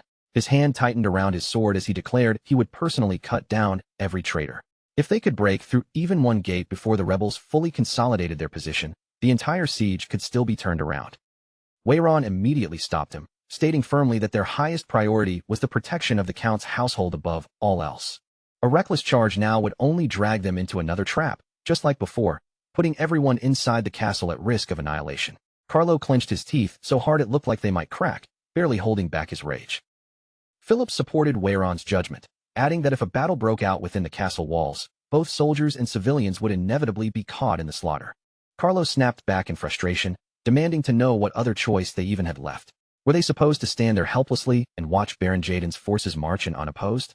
At that moment, a calm voice came from the doorway, cutting cleanly through the tension. Everyone turned at once. Raoul stepped into the room with steady confidence, his presence immediately shifting the atmosphere. He stated evenly that such a scenario would not be allowed to happen, adding that they had all already endured more than enough. Shock spread through the knights as they questioned how Baron Raoul had appeared there. Raoul continued walking forward without hesitation, a faint, composed smile on his face, and said calmly that he had come because he already had a way to resolve the situation. Sometime later, along the outer walls of Confort Castle, a group of Silver Bear Knights stood gathered under heavy cloaks. Their formation felt fractured, their loyalties visibly divided even in silence. Some of them still remained loyal to the house, while others had already been swayed to Isaac and Dwayne's side, creating an atmosphere thick with distrust. Soon after, Isaac and Dwayne themselves arrived at the wall. A knight immediately announced their presence, identifying the captain of the guard as he stepped forward. Dwayne approached and requested a full report. Instead of answering verbally, the guard silently handed him a small scope, instructing him to observe the situation himself. The moment Dwayne looked through it, his entire body stiffened. Beyond the inner castle, there were no signs of troop movement at all. No banners, no formations, no alarms. Only an unnerving, unnatural stillness stretched across the distance, making his stomach tighten with unease. Sensing his reaction, Baron Isaac asked what he was seeing. Dwayne muttered in confusion that there should have been some kind of response by now, questioning why everything remained so silent. Isaac answered calmly, suggesting that they had likely already understood the situation and were simply hesitating, unsure of how to respond under the command of an inexperienced leader. Dwayne slowly nodded, trying to accept the explanation, but a deep sense of unease still lingered in his chest. Even an incompetent commander, he thought, should have at least sent out a scout or envoy to test their intentions by now. For a brief moment, a darker thought flickered through his mind, whether this entire situation was being deliberately engineered to provoke open conflict. But almost immediately, he dismissed it with a silent scoff, considering the idea too absurd to take seriously. They commanded hundreds of trained knights. Against that kind of force, there was no realistic chance the opposition could resist. Even if this escalated into a full political struggle, the outcome already seemed predetermined. In his mind, whether Dylan truly held legitimacy or not no longer mattered. There was no way he could ever stand against a seasoned figure like Baron Jaden. Dwayne's expression darkened further, a bitter memory surfacing beneath his frustration. If Count Melvin were still alive to oversee everything, none of this chaos would have ever been allowed to take root. Before he could dwell any longer on that thought, a massive magic circle suddenly ignited above the outer wall, glowing with intense energy. The nearby guards staggered backward in panic, shouting that something was manifesting from within the formation. Every eye on the wall snapped upward at once as the swirling energy condensed into a floating projection in midair. The entire battlefield seemed to pause, uncertainty hanging in the air. Raoul's image formed clearly above the battlements, steady and composed. He gave a light, almost casual clearing of his throat before asking calmly whether everyone on both sides could hear him clearly. The moment Dwayne saw that face, his expression twisted in shock and disbelief. Something in his memory snapped into place instantly, as if an old scene had been forcibly pulled back to the surface. It flashed back to earlier inside the operations room. Raoul standing there with calm certainty, speaking directly to Weyron, and claiming he already had a method to resolve everything unfolding in the castle. Weyron had immediately pushed back, insisting that the situation was far too volatile and warning that if internal fighting broke out, the damage would be irreversible and catastrophic for everyone involved. Yet Raoul had answered without hesitation, his tone unwavering, stating that there would be no battle at all, and that what they were seeing was far less dangerous than it appeared. He explained that the majority of soldiers stationed along the outer defenses were not true enemies at all. They were simply following orders without understanding the full situation. When Weyron still showed confusion, Raoul clarified further that the real instigators were only a small group of chained knights and opportunistic nobles. The rest of the guards had been unknowingly swept into the scheme, acting under commands they believed were legitimate. All that was needed, Raoul had said, was to wake them up, remind them of their true allegiance and what they were really meant to protect. Back in the present, Raoul's voice now echoed clearly across the outer walls through the projection, firm and carrying undeniable authority. He declared that Ashton County had no desire to shed meaningless blood. Their true duty, he continued, was to protect their families, their neighbors, and the land they called home, not to turn their blades against their own comrades. He warned them not to be misled by the poisonous words of a few shameless traitors hiding behind borrowed authority. His voice pressed on without pause, repeating with unwavering clarity that Ashton County would never sacrifice its people for the ambitions of a few individuals. The Silver Bear Knights were protectors of the realm, not instruments of manipulation, and they must not allow themselves to be dragged into civil bloodshed. Baron Isaac's restraint shattered in an instant. He slammed his fist hard against the stone wall, his voice erupting in anger as he barked out orders for the broadcast to be shut down immediately. But by then, it was already far too late. Along the outer walls, soldiers began shifting uneasily. Some stepped back from their positions, others slowly lowered their weapons, and a few outright refused to obey further commands. Isaac's face twisted in realization. Raoul wasn't just speaking to them, He was dismantling their resolve, stripping away their justification in front of everyone. Control was slipping away piece by piece. Raoul then clearly announced his identity, Raoul Ashton, and made a firm declaration. Any soldier who had been misled or forced into rebellion would be granted forgiveness. Only those who had orchestrated the betrayal would be held accountable. Isaac's voice cracked as he shouted desperately, trying to rally the troops, insisting that the real traitors were the ones occupying the inner castle itself. But his words echoed into emptiness. No response came back. The battlefield no longer listened to him. Instead, soldiers gradually began to reposition themselves. One after another, they turned away from Isaac's faction, their formation breaking as allegiance shifted toward the inner castle. Dwayne felt the confidence drain from his chest. The situation was deteriorating faster than expected, yet he forced himself to cling to hope. They still controlled the gates. Time was still on their side. If they could hold out until Baron Jaden arrived, everything would be reversed. In his mind, these emotional broadcasts and scattered speeches meant nothing. They would never be enough to retake control of the castle by force. Raoul, in his view, simply didn't have the strength to truly overturn the situation, or so Dwayne convinced himself. But at that very moment, movement stirred near the inner gate as a group of nobles arrived. Their troops assembled and banners raised. A knight stationed there immediately stepped forward, raising his voice sharply to demand their identity and allegiance. One noble stepped out from the formation and declared himself Tyrannian of Ashton, stating that after hearing the broadcast, he had come to support the suppression of the traitors. Shortly after, a red-haired noble named Zenito Talon also stepped forward, declaring the same intention to assist in restoring order. Then a blonde knight let out a low chuckle, smirking as he remarked that he had come simply to see for himself the so-called fools daring to rebel. Moments later, a guard rushed into the operations room and urgently reported to Sir Wayron that more than 2,000 reinforcements had already assembled within the inner castle grounds. The adjutant had already completed their deployment, and the assembled knights were now openly demanding permission to move out and punish the traitors occupying the outer walls. Wayron exhaled slowly, tension tightening across his face as he realized with growing unease that every development was unfolding exactly as Lord Raoul had predicted. At the same time, panic began spreading among the rebel knights stationed on the outer wall. Whispered voices rippled through their ranks as they looked toward the inner castle and saw the overwhelming scale of forces gathering against them. Some began to falter completely, insisting in shaken tones that they had never intended to take part in a civil war. One by one, weapons began dropping to the ground. Several knights abandoned their positions entirely, claiming they had only followed orders before turning and fleeing in panic. Their commander roared after them in fury, shouting that this was blatant treason and disobedience, but his voice carried no authority anymore. No one listened. Inside the inner castle, knights raised their weapons high, voices rising in unison as they called for the traitors who had dared to rebel against the Count's house to be crushed. Their unified battle cry thundered across the entire city, shaking the resolve of anyone who heard it and echoing like an unstoppable tide. On the outer wall, Baron Isaac and Baron Dwayne stood frozen in place, staring at the rapidly shifting battlefield before them. Isaac swallowed hard and asked what they should do now, admitting that even if Baron Jaden arrived soon, there was no way they could stop a suppression force of this magnitude. Dwayne said nothing. His gaze drifted instead toward the soldiers behind them, whose morale had already collapsed at the sight of the unified forces forming against them. After a long, heavy silence, Dwayne finally gave his order. He commanded the archers to prepare fire arrows and instructed them to gather oil and tinder while selecting the most agile men for the task. Isaac's eyes widened in shock as he grabbed Dwayne's sleeve, urging him to reconsider. He warned that innocent lives lived beneath the walls and that setting the area ablaze would be a catastrophe. Dwayne snapped back, insisting coldly that he was thinking clearly now that they had already been branded as traitors. There was no reason left to hold back.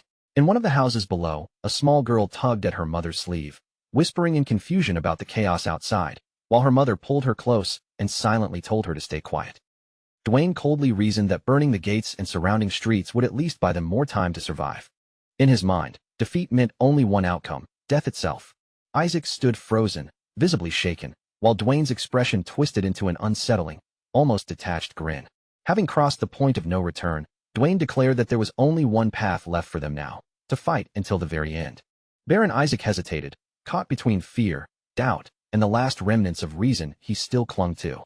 He argued desperately that burning the castle would destroy whatever support they still had among neutral nobles watching from afar. Dwayne, already fully unhinged, dismissed the concern with a cold laugh, saying that death was already certain and that consequences no longer mattered. In the chaos, no one would be able to determine who started the fire, and excuses could always be fabricated later. At this point, only one objective remained in Dwayne's mind: to to survive long enough for Baron Jaden to arrive and turn the tide. Isaac fell into a heavy, uneasy silence, his mind finally catching up with the grim logic behind Dwayne's desperate stance. Bit by bit, the reasoning settled in, and though he disliked it, he could no longer deny it made sense under their collapsing situation. At last, he turned his body away from the table and muttered that he would issue the order. Dwayne answered only with a cold, approving nod, as if sealing the decision without hesitation. Just as Isaac pivoted to leave the room, another presence arrived at the threshold, Baron Lamar. Yet beneath that familiar name stood Cain, perfectly concealed under a flawless disguise that gave nothing away. Isaac's expression shifted instantly, the tension in his face easing as a spark of relief and satisfaction appeared in his eyes. He immediately declared that the timing could not have been better, urging Lamar forward. In a firm voice, he ordered him to command the chain knights to bring oil, set the surrounding streets ablaze, and use the resulting chaos as cover to break through the gates. Before Isaac could even finish speaking, Cain moved. A sharp flash cut through the air as his sword came down in a single, decisive motion, slicing violently into Isaac's arm without hesitation. Dwayne's eyes snapped wide in shock as he instinctively recoiled, watching blood spray across the cold stone floor in a brutal arc. Isaac collapsed with a strangled cry, clutching his ruined arm as pain and disbelief twisted his expression. Above him, Cain stood motionless, staring down with open disgust, as if even breathing the same air had become intolerable. He offered no explanation at all. Instead, Cain raised his voice sharply, issuing a clear, commanding order for all rebels to be seized on the spot. Chaos erupted instantly. Knights who had secretly infiltrated the rebel ranks revealed themselves without warning, turning their blades inward and striking the traitors with ruthless precision. Steel clashed violently across the wall as panic spread like wildfire, screams and metal ringing together in a collapsing rhythm of order. Instinct took over Dwayne. He ripped his sword free in a flash and charged directly at Cain, refusing to retreat even in the chaos. Their blades met midair with a deafening screech of metal, sparks exploding between them as Cain effortlessly deflected the attack. Dwayne roared accusations of betrayal, but Cain only answered with a mocking, almost amused smile, casually throwing the accusation back at him as if it meant nothing. A cold dread suddenly crept up Dwayne's spine, and his eyes widened as the realization began to form. Something about this opponent was fundamentally wrong. Cain's movements were too smooth, too precise, too controlled, nothing like Lamar. The truth struck him like a hammer. This was not Lamar at all. Snarling through gritted teeth, he swore he would recognize any subordinate he had worked with for years. With a furious swing, Dwayne forced Cain back several steps, trying to regain control of the exchange. Cain only let out a soft, mocking laugh, as if amused by how late the realization had come. He told Dwayne calmly that he had figured it out far too late to change anything. Before Dwayne could respond, a sudden presence flared violently behind him, sharp and immediate. He spun on instinct, raising his sword just in time to block a crushing strike aimed at his blind side. The impact reverberated through his arms like a shockwave, nearly forcing him to his knees under the sheer force of the blow. When he finally steadied himself and turned his head fully, his blood ran cold. Jake stood before him. Jake's gaze was sharp and merciless, stripped of all warmth. He greeted Dwayne calmly, almost casually, remarking that it had been a long time. Then, with a faint, cutting smile, he asked whether he should still call him senior, or if traitor was now the more fitting title. A bead of cold sweat slid down Dwayne's temple as Jake stepped closer, his eyes quietly dissecting him. Jake noted how far he had fallen since leaving the Golden Bear Knights, committing acts he once would never have even dared to imagine. Dwayne stared back in horror, unable to understand when Jake had become this strong, this composed, this completely unrecognizable. At that moment, Cain's body shimmered and distorted. The disguise peeled away like fading mist, revealing his true form beneath. He stepped closer to Jake, acknowledging that they did indeed share a past, though it was anything but a friendly one. Around them, the remaining rebel knights were swiftly overwhelmed and bound, resistance collapsing under coordinated force. Dwayne let out a hollow, broken laugh, as if everything had finally clicked into place. If Cain was here, then Raoul must already be moving as well. He muttered bitterly that perhaps he had truly grown too old to keep up with this world. Cain's expression tightened at the disrespect directed toward his master, irritation flashing in his eyes. But before he could act, Jake stepped past him, his presence turning instantly cold and lethal. In a blur of motion, Jake surged forward and drove his fist straight into Dwayne's face with crushing force. Blood sprayed through the air as Dwayne's body went limp and collapsed heavily onto the stone floor, unconscious. Without even glancing down, Jake activated the guild communication channel and reported that the rebel forces occupying the outer walls had been completely suppressed. Raoul's calm voice responded immediately. He praised the execution and ordered that all captured rebels be confined to the underground prison, while additional units were dispatched to secure the estates of every noble involved in the uprising. Jake acknowledged the command and ended the transmission. Moments later, confirmation arrived that every noble and knight order member connected to the rebellion had been successfully apprehended. Raoul accepted the report without hesitation, stating that the evidence was now undeniable and that no one would be able to dispute their guilt. Privately, he reflected that the corruption festering within the main house had finally been cut out at its root. His gaze sharpened as he noted one final remaining piece on the board, one unwanted visitor still left unresolved. When he inquired about Viscount Jaden's whereabouts, he was informed that Jaden's forces would arrive within the hour. Raoul straightened slightly, his expression hardening with resolve, and immediately issued orders to begin full preparations. Baron Carlo, commander of the Silver Bear Knights, stepped forward without hesitation and declared his full loyalty, stating that he would follow Raoul to the very end.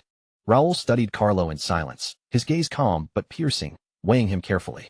He saw the losses etched into the man's presence, the betrayal that had torn through his command, and the unwavering resolve to bear responsibility rather than shift blame onto others. Raoul understood exactly what kind of burden Carlo was carrying. Philip stepped closer and lowered his voice, asking quietly what their next move would be. After a brief pause, Raoul answered that they would attempt negotiation first. Viscount Jaden, after all, was technically his elder uncle by blood and title. Philip nodded, then carefully asked what would happen if Jaden chose violence instead of dialogue. A faint, almost cold smile appeared on Raoul's lips as he replied that if it came to that, they would eliminate every enemy, without hesitation or mercy. Far beyond the castle roads, Viscount Jaden and his knights continued their steady march toward Confort Castle, unaware of the situation unfolding ahead. Their formation moved with confidence and discipline, completely oblivious to the storm already gathering in the distance, waiting for their arrival.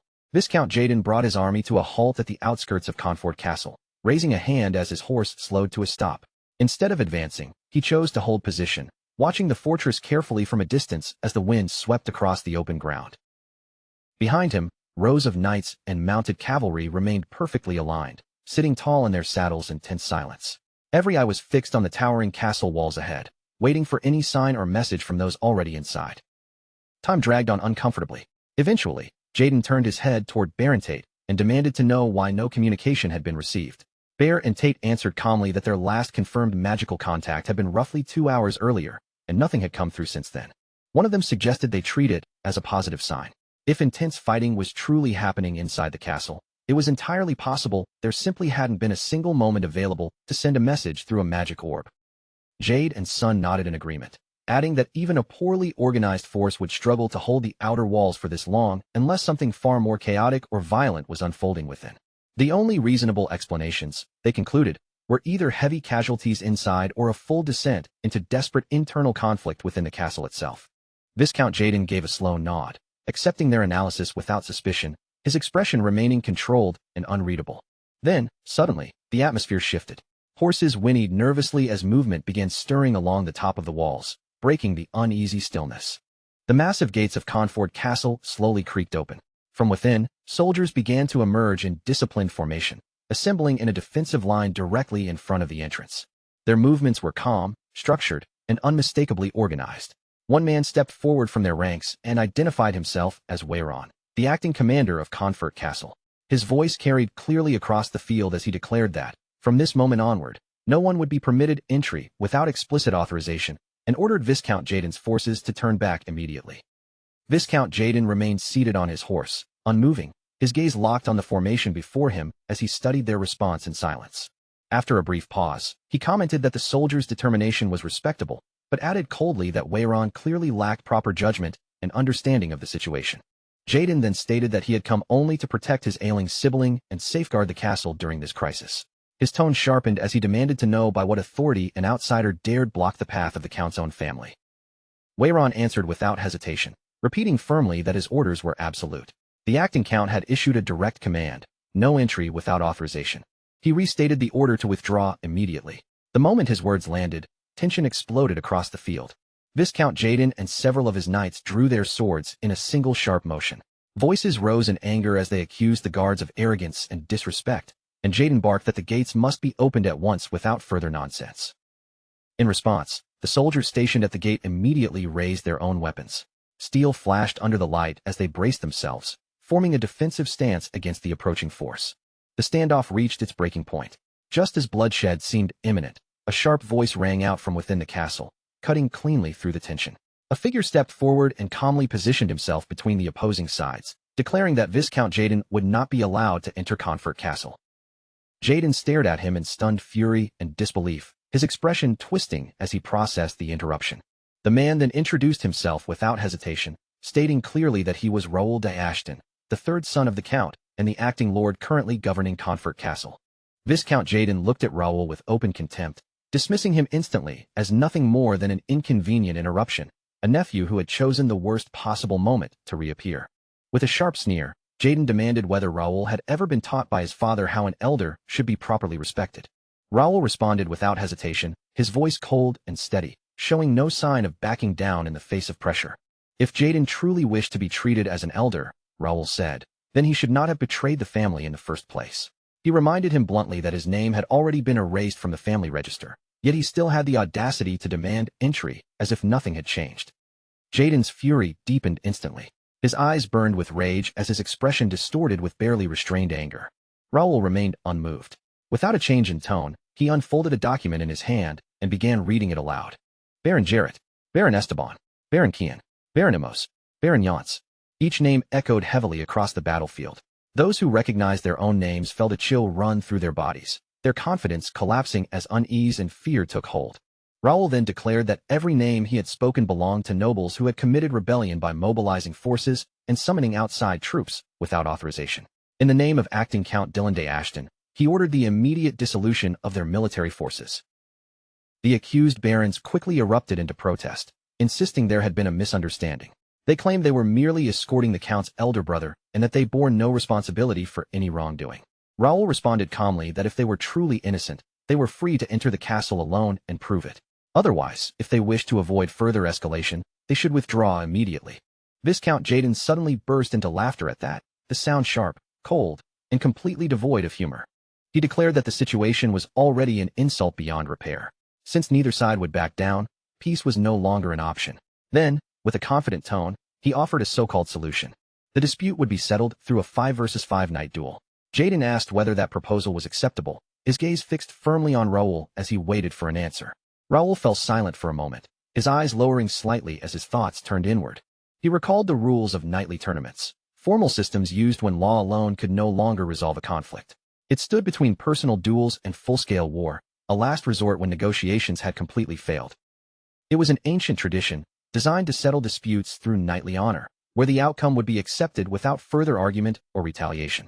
Behind Raoul, Weiron stepped forward in anger, raising his voice and demanding how a man without honor could even speak of a knightly duel as if it were legitimate. Viscount Jaden replied calmly that his proposal carried no disadvantage for them. If they refused, then the only remaining option would be open battle right here and now. Raoul felt a surge of anger rise within him at Jaden's arrogance and thinly veiled provocation, though he kept it tightly controlled. Beside him, the army commander stepped forward and bluntly suggested abandoning restraint altogether and crushing the enemy immediately, declaring that he would lead the charge himself without hesitation. Raoul felt the temptation of that option as well, but he knew clearly that this was not a decision that could be made on impulse alone. Several advisors urged caution, warning that a direct engagement would lead to catastrophic losses. Others immediately countered, arguing that their forces already outnumbered the enemy nearly 2-1, making victory seem straightforward. Those against immediate battle quickly pointed out the critical flaw in that assumption. The enemy possessed a decisive advantage, knights equipped with power armor, something their forces could not properly counter. Raoul acknowledged this fact silently, his expression tightening as he considered the implications. The true issue was indeed the power armor. That single factor changed everything. Although they had managed to recover a limited number of such armors themselves, the quantity was far too small to balance the overwhelming difference in scale. If a battle broke out here, the castle walls themselves would suffer severe destruction under armored impact. Starting a fight under these conditions meant accepting massive losses before victory could even be secured. A proper war, Raoul understood, could only be fought when timing, terrain, and conditions all aligned in their favor. Anything less would be reckless. After carefully weighing everything in his mind, Raoul finally lifted his gaze back toward Viscount Jaden, his expression steady and unreadable as he cut straight to the point, asking him plainly what it was he truly wanted from all this. Jaden did not hesitate. With calm certainty, he answered that if they were to win the knightly duel, then several lords, including himself, would be granted permission to enter the inner castle and personally meet the Count face to face. But if they lost, they would quietly withdraw their entire force without resistance or complaint, as if the matter had never escalated at all. In Jaden's mind, everything was already calculated with cold precision. They had pushed forward this far, and turning back empty-handed was no longer an option. At the very least, they needed to secure their original purpose, paying proper respects to the Count. Only by achieving that first step could they justify any future moves or opportunities that might come later. He believed, deep down, that they were already being treated as outsiders, pushed away from the true center of power. Yet he was certain that once Melvin was gone, the entire structure would shift. To pursue the next countship, they needed a justification so undeniable that no one could openly oppose it. That meant every move had to be measured, deliberate, and carefully arranged. Never reckless force, but controlled political pressure that would slowly shape the outcome in their favor. After a long silence, Raoul finally gave his answer. He agreed. He would accept the nightly duel without further conditions or hesitation. The instant those words left Raoul's lips, Viscount Jaden felt a surge of triumph rise sharply in his chest. He didn't bother hiding it at all. A low, satisfied laugh slipped out, growing heavier with each breath as his confidence swelled and settled over him like a victory already secured. In Jaden's mind, the outcome had already taken shape. Right here, on this very day and this very ground, he would prove Raoul completely wrong. Not through armies or open war, but through honor itself twisted into a public stage of defeat. He intended to turn the duel into a spectacle, one that would strip Raoul of dignity in front of everyone watching. As his laughter slowly faded, his eyes burned with absolute certainty. This was exactly the stage he had been waiting for. And when it ended, he was convinced no one would doubt who truly stood above the Ashton name. Viscount Jaden then declared that the rules of the duel would need to be formally negotiated and properly established before anything could proceed. His attendants quickly stepped in and informed him of the standard continental law governing nightly duels. It followed a best-of-5 structure. The first side to secure 3 victories would be declared the winner. Each match would only conclude when one combatant was either unable to continue or openly admitted defeat, leaving no ambiguity in the result.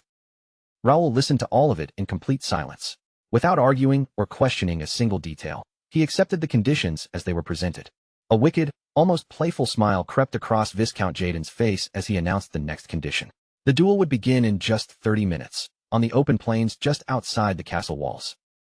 Both sides were instructed to use that short window of time to prepare their forces, gather their fighters, and assemble once again before the gates when the time came. Without another word, Raoul turned and walked back inside the castle, returning to his own side to discuss the situation in detail. Inside, the atmosphere among the knights was already burning with excitement. Energy filled the air as anticipation spread through the ranks, each warrior eager for action. One knight stepped forward boldly, declaring that the vanguard position naturally belonged to the Golden Bear Knights. His voice carried confidence, as if it were already decided. Another immediately responded with equal intensity, shouting that the Silver Bear Knights were just as prepared and would not be outdone. A third knight then stepped forward without hesitation, insisting that even the Chain Knights deserved their chance.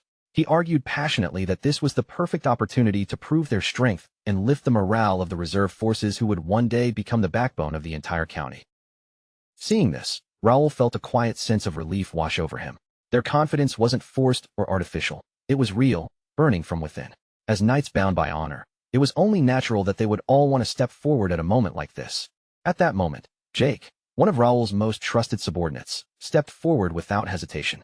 He declared bluntly that he would take responsibility himself and eliminate the traitors completely, leaving no trace behind. Raoul immediately rejected the idea. Without even pausing to consider it, he stated firmly that Jake would not be participating in this duel. In his mind, Raoul reasoned that Jake and his knights belonged to his direct personal force. But this situation carried far greater weight than a private matter. It could not be resolved by outside hands or personal retainers. This had to be settled by the Count's household knights themselves.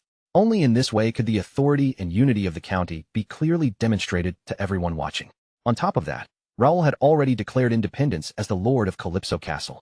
If he allowed outside interference here, it would send the wrong message entirely. But as these thoughts settled, a new uncertainty began to form. With so many capable and willing knights stepping forward, the question of who should actually represent them became increasingly difficult to answer. Raoul frowned slightly, carefully weighing every possibility. Just as he was about to make a decision, a voice suddenly called out from behind him, breaking his concentration. At the very same time, within Viscount Jaden's camp, an entirely different conversation was taking place, unfolding under a very different atmosphere. Inside the barracks, Baron Tate spoke with thinly concealed satisfaction. Despite the earlier complications, everything had still worked out better than expected. Above all, he found it almost unbelievable that Raoul had agreed to a nightly duel so easily. Watching from the sidelines, he sneered inwardly, mocking their decision as if it were nothing more than predictable foolishness. In his view, no matter how impressive the younger generation tried to appear, they were still nothing more than hot-blooded fools. A single provocation was enough to strip away their composure and reveal their immaturity. Viscount Jaden spoke next with absolute confidence, stating that their opponent was nothing more than a minor lord from some rural backwater. There was no possibility they could stand against the Black Bear Knights, who had trained relentlessly for 15 long years without pause. He then turned slightly and asked the commander beside him whether he shared the same assessment. Luciano, commander of the Black Bear Knights, answered without the slightest hesitation. He declared firmly that there was no reason whatsoever for them to lose to opponents who clung stubbornly to outdated sword techniques. With a dismissive scoff, he added that the enemy's worn and predictable style was obvious at a glance. In truth, Luciano felt confident, almost pleased. The opposing side knew nothing about the true depth of the Black Bear Knights, and that ignorance alone guaranteed their downfall in the coming duel. Just then, another man stepped forward calmly, announcing that he also wished to participate in the battle. Viscount Jaden looked at him with mild surprise, then gave a slow nod. If he truly wished to join, he would be allowed, though it was unusual for him to volunteer so suddenly. The man replied that he was tired of always standing behind others. He simply wanted to experience firsthand the legendary swordsmanship said to be the finest in the Reuben Kingdom. He introduced himself as Graham of the Delamian family, originating from the Bread in Republic. Viscount Jaden's son frowned sharply at Graham's tone, clearly finding his attitude disrespectful and far too arrogant for the situation. Graham continued speaking, explaining that after sparring with their soldiers, he had developed a sudden interest in the ancestral greatsword techniques that were passed down through generations. Viscount Jaden merely nodded in approval and allowed it without objection, telling him that the matter was now in his hands and instructing him to deal with the enemy knights properly. Deep inside, however, Jaden believed this confrontation would finally crush the foolish main household faction once and for all. Whoever stepped onto that field, he intended to defeat them without exception. Soon after, a clear announcement echoed across the battlefield, signaling that the nightly duel was about to begin and ordering both sides to take their positions. The moment Luciano saw Sir Zion step onto the field, he burst into loud laughter, unable to contain his mockery. He openly ridiculed them, declaring that the Count's household must truly be desperate if they were forced to send out a retired old man. Sir Zion responded with calm composure, his voice cold and cutting. He remarked that Luciano hadn't changed at all compared to 16 years ago. That single line struck directly at Luciano's pride. Luciano's expression twisted instantly with anger as the words sank in. Without wasting another second, the duel began. Luciano surged forward immediately, his sword cutting through the air as a crimson aura burst outward in a sharp, destructive slash aimed straight at Sir Zion. But Sir Zion shifted lightly to the side, evading the attack with effortless precision, as though it had never posed any threat at all. He continued speaking in a calm, almost teasing tone, asking whether Luciano was really holding back just to avoid embarrassing an old man. Provoked beyond reason, Luciano launched forward again, this time abandoning restraint entirely as his attacks grew sharper, heavier, and far more reckless. Sir Zion met the assault with a faint, mocking smile, casually pointing out that Luciano's old habit of losing control whenever anger took over had never truly disappeared. Enraged to the point of shouting, Luciano roared that he would personally destroy and shatter the outdated swordsmanship of the Count's household with his own hands. A violent red aura crackled around his body like thunder as he poured every ounce of strength into his relentless offensive. Yet once again, Sir Zion intercepted the blow with complete ease. He calmly noted that Luciano had indeed trained hard, even pointing out that his movements bore traces of the spear techniques used in the Brennan Republic. Luciano showed no reaction to the observation. His confidence remained unshaken, fully convinced that recognition alone would never be enough to change the final outcome of this battle. Yet Sir Zion's instincts told him something entirely different. Beneath the clash of steel and surging aura, he could feel it, something awakening inside him, something far beyond a simple duel of strength. In that instant, a rush of life surged through Sir Zion's body. Despite his age, his spirit ignited as if it had been struck by lightning, his blood boiling with a fierce, almost forgotten excitement that made him feel younger than he had in decades. From the sidelines, Raoul quietly watched the battlefield unfold. A faint smile formed on his lips as he took in the intensity of the fight, the violent exchange of power lighting up the plains before him. Sir Zion stood fully alert in the center of the battlefield, every sense sharpened to its peak. Something strange and overwhelming coursed through his body, something he had never once experienced in all his long years of combat and training. A wide, Almost instinctive smile spread across Sir Zion's face, so natural it looked as if it had been carved there by raw energy itself. Beneath his feet, the ground trembled faintly, reacting to the immense force building within him. Across from him, Luciano froze completely. His eyes widened in disbelief as he struggled to comprehend how the situation had shifted so suddenly, as if reality itself had tilted in an instant. At the same time, Luciano's thoughts spiraled into confusion. He could feel his mana behaving unnaturally, twisting and drifting out of his control, as though something far greater was forcibly redirecting its flow. No matter how he tried to rationalize it, nothing made sense. How could a retired knight, an old man long removed from the battlefield, radiate such crushing pressure that even the air itself felt heavy? Before he could recover, Sir Zion moved. Driven by absolute resolve, he exploded forward without hesitation. A brilliant yellow flash tore through the air as his strike descended like sudden lightning from a clear sky. At that very moment, Sir Zion felt his body become strangely light, almost weightless, as if the burden of age and time had been stripped away in an instant. It was as though he had been dragged straight back into the peak condition of his youth. Deep inside, he understood this was no ordinary feeling. To him, it was nothing less than a divine blessing, a gift granted beyond reason or explanation. Just minutes earlier, Sir Zion had approached Raoul in private, requesting permission to take part in the battle personally. Raoul had been visibly surprised at the request, never expecting that Sir Zion would volunteer to step into such a dangerous confrontation on his own. Sir Zion had explained calmly that the next opponent would almost certainly be someone deeply familiar with the Count family's swordsmanship, a style refined and preserved over more than 1,000 years. Against such techniques, relying only on straightforward or improvised combat would likely be dismantled by precise counters.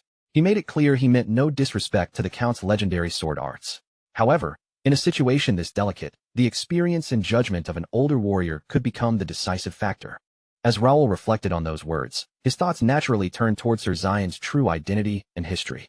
This was a man who had once served as vice-captain of the Golden Bear Knights, a name that had been spoken with respect across entire kingdoms. In his prime, Sir Zion had stood among the elite, his reputation forged through countless inter-kingdom duels and prestigious tournaments. Whenever chaos erupted on the battlefield, when unknown techniques appeared and split-second decisions determined life or death, his judgment and adaptability had always been regarded as unmatched. After a brief silence, Raoul made his decision without hesitation. Sir Zion would be the one to step forward. Jake, although he never doubted Sir Zion's instincts in battle, still felt a faint unease. Years of retirement had left him distant from real combat, and his mana had clearly thinned with time. Jake could not help but wonder whether Sir Zion would truly be able to endure what was about to come once steel clashed again. As Sir Zion steadied his breathing, he lowered his gaze toward the sword in his hand, silently preparing himself. At that moment, Raoul called out to him, asking for a private word before the battle continued. Sir Zion gave a calm nod and approached without hesitation, asking what Raoul wished to tell him. Instead of responding verbally, Raoul activated his ability. A warm, radiant light suddenly surged around Sir Zion's body, enveloping him completely. His entire frame stiffened in shock as the glow wrapped around him like a gentle but overwhelming tide. In an instant, the constant pain that had haunted him for years simply disappeared, as if it had never existed. His body felt refreshed, restored, and even his mind sharpened into a clarity he had long forgotten. Sir Zion stood frozen in place, unable to speak or move, completely stunned by what had just happened and unable to comprehend such an impossible transformation. Deep in his heart, he became certain that this was no ordinary power. To him, it could only be the blessing of the divine, proof that the young lord had been chosen by the gods themselves. But Raoul knew the truth behind it all. What Sir Zion perceived as sacred, divine energy was in reality nothing more than Raoul's radiant aura, slightly enhanced by a system-like buff effect. Because Sir Zion had not yet officially joined as a guild member, the full effect remained restricted, its true potential still locked away. Back in the present moment, Sir Zion and Luciano were already locked in intense, high-speed combat. Their swords collided again and again, each impact sending sharp echoes rolling across the open plains like bursts of thunder. But Luciano could not keep up. In this state, he was being completely overwhelmed, forced backward step by step under Sir Zion's relentless pressure, unable to regain any control of the fight. Inside, Sir Zion coldly dismissed Luciano's strength, thinking that this was all the man had managed to achieve after years of effort, and that in the end, it amounted to nothing more than hollow power. As those thoughts pressed heavily in his mind, disbelief began to spread through Luciano's heart. Sir Zion's presence alone seemed to push Luciano inward, as if forcing him to reflect. 16 years ago, Luciano had left the Count's household. In that silent pressure, Sir Zion seemed to ask whether Luciano could honestly claim that his life since then had burned with the same intensity as it once had under the Count's banner. Luciano almost laughed at the thought, his confidence still intact. In his mind, his current life was far better than staying in the countryside, endlessly killing monsters without purpose. He believed the path he had chosen carried greater meaning. Yet as he thought back, bitter memories began to surface, twisting his expression. He remembered endless brutal training within the Count's household, being thrown into forbidden zones without rest, forced to fight monsters until his body nearly broke. Even after risking his life countless times to protect the land, he had never received proper recognition for it. Looking back now, he felt a strange relief. Leaving had been the correct decision. His current life, in his own judgment, was unquestionably better. And then, without warning, violent red energy erupted from Luciano's body. His form began to twist and distort, becoming something monstrous and unnatural as the power surged outward uncontrollably. Shock swept across the battlefield. Every onlooker widened their eyes in disbelief at the sudden transformation unfolding before them. In that instant, Sir Zion recalled Raoul's warning and immediately realized he should have remained even more cautious. Raoul had told him clearly that the opponent possessed a hidden trump card, something that would only emerge when pushed into a corner. He had also warned that once it was revealed, a brief opening would inevitably appear. Sir Zion instantly understood what this meant. That final transformation was connected to the Emperor's tattoo. A chill ran through him as he realized the enemy had chosen to go that far. Sensing Sir Zion's momentary hesitation, Luciano sneered inwardly, convinced that even a single opening would be enough to end the battle. From a distance, Jake tensed sharply and warned Raoul that Sir Zion was now in grave danger. Yet Raoul remained perfectly calm, his expression unchanged, watching everything unfold without the slightest panic. Sir Zion narrowly slipped past Luciano's opening barrage of attacks, his movements precise but tense, yet he could clearly feel it. The opponent's fury was rising with every passing strike, growing heavier and more dangerous by the second. The power Luciano unleashed no longer felt human. It was something far beyond ordinary limits, as if he was burning through both his life force and mana at the same time. Each burst of strength was paid for with his own longevity, sacrificing the future for overwhelming short-lived power that surged in terrifying spikes. Sir Zion steadied his breathing, forcing his racing heartbeat to slow. In the chaos of the fight, Raoul's earlier words resurfaced in his mind. Endure, wait, and the opening would eventually come. He tightened his focus and held himself back. Raoul had placed his trust in him. That fact alone anchored Sir Zion's resolve. He could not allow himself to fail here, nor could he betray the confidence placed in him at such a critical moment. With that thought burning in his chest, he pressed forward again, every muscle and nerve aligned with a single purpose: to seize victory in this moment and return alive, fulfilling the promise without deviation. Luciano had completely surrendered himself to rage. A dense crimson aura engulfed his entire body as he launched relentless attacks, refusing to give Sir Zion even the smallest gap to breathe. Each strike carried monstrous force, strong enough to shatter rock and scatter debris across the battlefield like exploding fragments. Some of those shattered stones and debris didn't just fall nearby. They were blasted outward with enough force to streak toward the castle walls and even the station guards. But Raoul calmly raised his hand. Without panic or haste, he exerted his power, freezing the incoming debris midair before it could reach the defenses, silently neutralizing the danger. By this point, Raoul had already seen enough. The rhythm of the duel, the flow of momentum, everything had become clear to him. It was time to put what he had learned in the Janax dungeon to the test. Slowly, he lifted his hand higher, fingers curling inward as though gripping something invisible in the air itself, shaping unseen force with careful control. At that exact moment, Sir Zion felt something strange ripple across his back, an unfamiliar sensation spreading through him as if space itself had shifted behind him. It felt like a steady, invisible wind had begun to gather there, gentle, yet firmly pushing him forward with quiet persistence. Suddenly, Luciano's relentless attacks became noticeably easier to read and evade. It almost felt unnatural, as if an unseen force was guiding Sir Zion's movements and shielding him from every lethal angle. The truth was far simpler. It was Raoul's doing. He had activated his telekinesis enhancement technique, an ability he had previously only used to reinforce his own body and strength. Because the ability relied on spiritual energy, extending it outward onto another living being had always been considered nearly impossible. Influencing something that possessed its own soul was thought to be beyond its natural limit. But Raoul no longer believed in those old boundaries. In his mind, those restrictions were meant to be broken, not obeyed. With that new momentum flowing through him, Sir Zion surged forward once more, pressing the attack instead of defending. In the middle of the violent exchange, he finally caught it, the opening he had been waiting for. In a single decisive motion, he struck, sending Luciano's body crashing violently into the ground. That one blow marked the end. The first duel was decided in an instant. Viscount Jaden stood frozen in stunned silence. In contrast, the Golden Bear Knights erupted in loud cheers, their voices shaking the air as they celebrated Sir Zion's return as the victorious champion. Upon returning, Sir Zion formally reported his result, declaring that he had secured victory in the first duel as ordered by the Viscount. Raoul responded with sincere praise, acknowledging his performance and, on behalf of the Count's household, commending his unwavering effort and resolve. On the opposite side of the field, Viscount Jaden's mind churned rapidly. Anxiety crept in as he began calculating his remaining options and how the rest of the duels might unfold. A short while later, another announcement echoed across the battlefield. The second duel was about to begin. On one side stood Carlo de Ashton, commander of the Silver Bear Knights, his presence firm and composed as he stepped forward. Opposite him, Ray of the Black Bear Knights walked into position, facing him without hesitation as the second match was set. Carlo's displeasure was obvious from the start. With a cold sneer, he mocked Ray for refusing to properly identify himself, calling such behavior disrespectful in a knightly duel built on honor and formality. To Carlo, this silence was nothing but arrogance, an insult to the Ashton County itself, and he declared coldly that the duel would now proceed. From a distance, Raoul observed the exchange with mild amusement.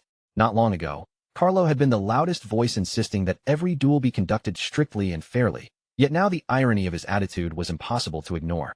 Raoul's attention shifted to Ray. It had been a long time since he last witnessed him fight in person, and memories of past encounters quietly resurfaced. He wondered when Ray would finally reveal the true extent of his abilities. Ray had already shown hints of his strength during the incident at the captain's mansion, and even then, he had never been an ordinary fighter. Raoul quietly asked himself how much stronger Ray had become since that day. The moment the duel was officially declared, Ray and Carlo exploded forward at the same time, their movements colliding with sudden, violent force. Watching from afar, Raoul carefully studied the exchange and came to a clear conclusion. Ray was absolutely a warrior worthy of attention. More than that, Ray was not someone who could simply be suppressed through skill alone. His presence alone suggested something deeper and more dangerous. As their blades clashed, Ray spoke calmly, even respectfully, praising Carlo's technique and admitting that his reputation as the kingdom's strongest swordsman was well-deserved. Yet beneath that calm exterior, Ray had already decided the outcome. Red mana began to surge violently around him as his power intensified, spiraling outward in controlled waves. He believed this situation was different. Unlike Luciano's reckless frenzy, his strength was deliberate and precise. His dual blades moved faster and sharper with each exchange, becoming increasingly difficult to track. In his mind, the moment Carlo revealed even the slightest opening, the fight would end instantly. And then, it happened. In the chaos of the clash, Ray saw it. He believed this was the moment Carlo would regret for the rest of his life. But at the exact same instant, Carlo read the movement just as clearly. To Carlo, Ray's attack looked like nothing more than a desperate trick. He considered it a sign of weakness, proof that Ray lacked the courage to face him directly. Without hesitation, Carlo moved in, his blade flashing with deadly precision as he struck what he believed to be a finishing blow. Coldly, he dismissed Ray's technique as hollow and flashy, lacking true substance. And just like that, the second duel came to an end. No celebration followed, only blood on the ground, fractured pride, and a heavy silence of unresolved tension spreading across the battlefield like a burning weight. Carlo stood as the clear victor, surrounded by his men as they erupted into thunderous cheers of triumph. Relief and pride spread through their ranks. Their confidence surged, reaffirmed by the belief that a top-tier knight of the Count's household could not be defeated so easily. Their victory reignited their excitement. On the far side, Viscount Jaden seethed in silence, while Raoul watched calmly, already aware that the conflict was far from over. Only one more victory remained to decide everything. Inside his barracks, Viscount Jaden finally lost control of his composure. In a fit of rage, he began hurling objects across the room, his restraint completely collapsing under pressure. Tears mixed with fury as he shouted in disbelief, unable to accept that both of his carefully chosen fighters had been defeated. Nothing had gone the way he planned. Two men rushed in, urgently volunteering themselves, insisting they understood the Count family's swordsmanship and begging for the chance to fight. But Jaden cut them off sharply without hesitation. Even Luciano had fallen to that old knight. He snapped in anger. What made them think they could do any better? No matter what, this final duel had to be won. At that moment, Jaden's son finally stepped forward and broke the tension with a calm voice. He claimed he had a plan, one that could overturn the entire situation, and asked his father to entrust him with the next match. He understood it better than anyone. Another defeat here would mean total collapse. Jaden knew it as well. The momentum had to be overturned by force, no matter what price had to be paid.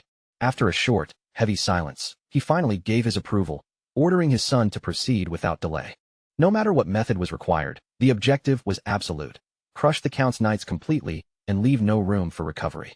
His son accepted the order without hesitation, confidence burning brightly in his eyes as he prepared to act. Meanwhile, Raoul had already begun setting his own plan in motion. He had decided that Enrique, the veteran senior knight, would be the next to step onto the battlefield.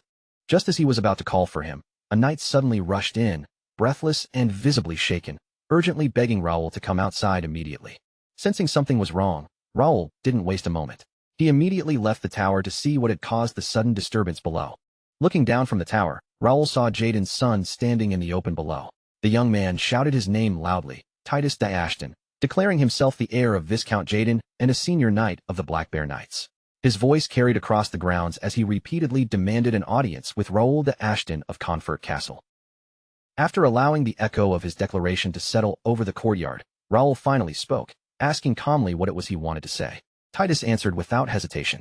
As a member of House Ashton, he claimed Raoul's actions were unjust and insisted that right and wrong should be settled through the blade. Raoul studied him briefly, then asked whether he was meant to be the third knight representing Jaden's side in the duel series. Titus quickly corrected him, stating that this was not part of the official duels at all. It was a personal challenge, knight against knight, with only the two of them involved. Without even a moment's consideration, Raoul refused. He turned away as though the matter was insignificant, stating plainly that Titus had no qualifications to demand a duel, not even holding a proper standing to do so. In that instant, Titus's carefully laid plan collapsed. He stood frozen, stunned by the rejection. He had expected Raoul to react impulsively, to be easily provoked, but instead, Raoul dismissed him completely, without a trace of emotion. Panic began to creep into Titus's mind. The duels were slipping beyond their control, and if this continued, everything they planned would fall apart. In desperation, he concluded that the only way forward was to eliminate Raoul himself, the one orchestrating everything. Raising his voice, Titus suddenly announced again that he was the third duel knight, shouting for Raoul to return and face him if he dared. His tone turned sharp and mocking as he provoked him, calling him a coward if he refused. With a cold sneer, he added that surely the direct heir of the prestigious Ashton Count's family would not run from a fight or fear defeat. This time, Raoul stopped. He turned back and looked down at him calmly, then stated that if Titus truly was the third participant, then the situation changed. In that case, he would accept the duel.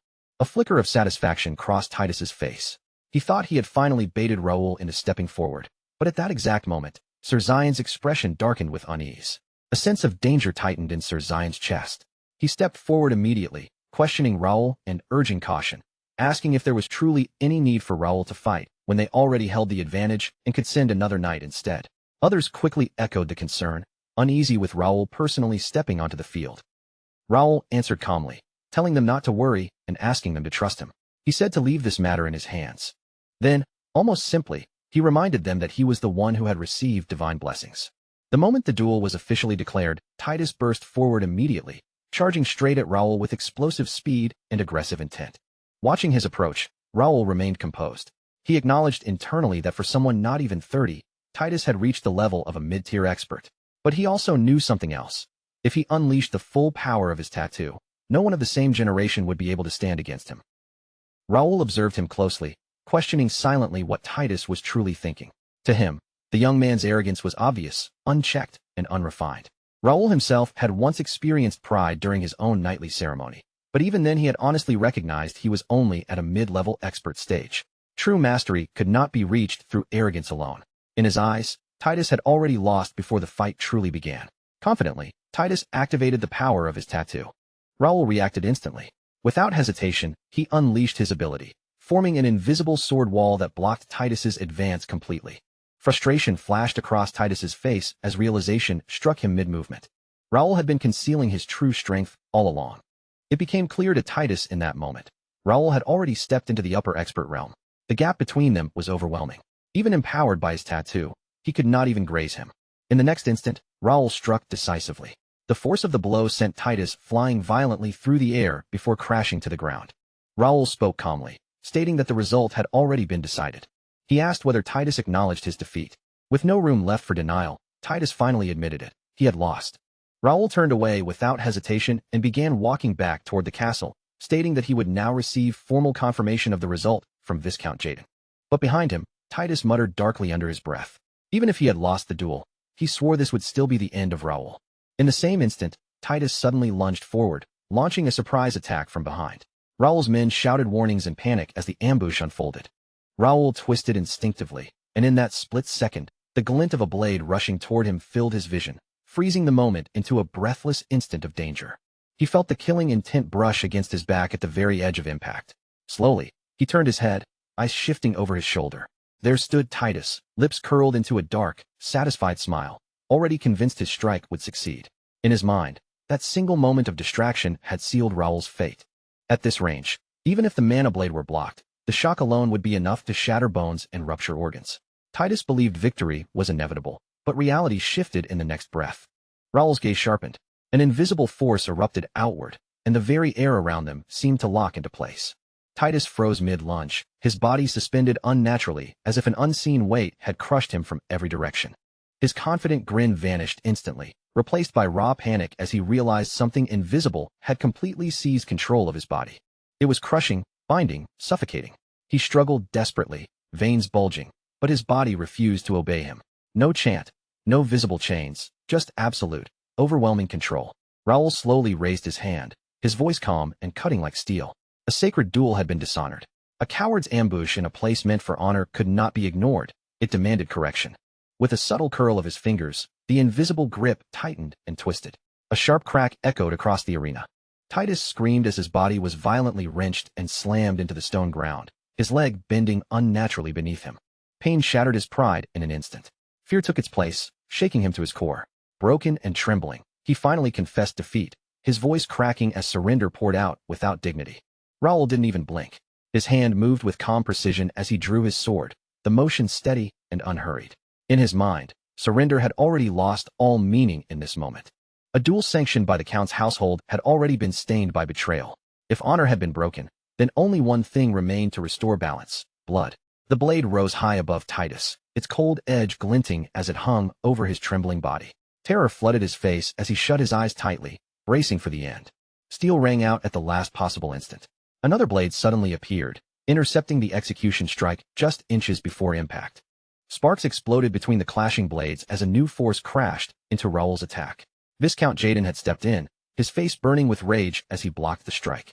Without a moment's hesitation, Jaden pushed back with overwhelming strength, driving Raoul across the arena floor despite his guard, the sheer force of the counterattack shaking the ground beneath them. A wave of shock rippled through the crowd. What they were witnessing was unthinkable. The sacred grounds of a knightly duel had been violated by interference from a noble himself. Raoul steadied himself, boots scraping against stone as he halted. His eyes locked onto the Viscount, calm but sharp. So this was it.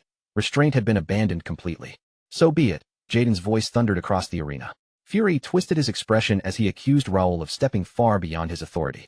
A mere son of the Count's house, nothing more than a subordinate by blood, yet daring to pass judgment on him. Jaden declared that such insolence had dragged their entire domain into humiliation. He roared that he would personally reveal who truly held the right to lead the succession. Around them, steel began to sing as swords were drawn from their scabbards. Retainers moved into formation behind their lords, weapons raised high. The air tightened instantly, tension snapping like a bowstring pulled to its limit. Yet Raoul remained unmoved. This was acceptable. There was no need to search for another battlefield. His presence alone anchored the space as his voice carried effortlessly across it. I am Raoul Ashton, Lord of Calypso Castle. His gaze locked directly onto Jaden. And before all who stand here, I will expose every crime committed by the traitor who dares oppose me. The entire arena fell into an oppressive silence. Raoul's voice still echoed through the air, cold, sharp, and completely unyielding.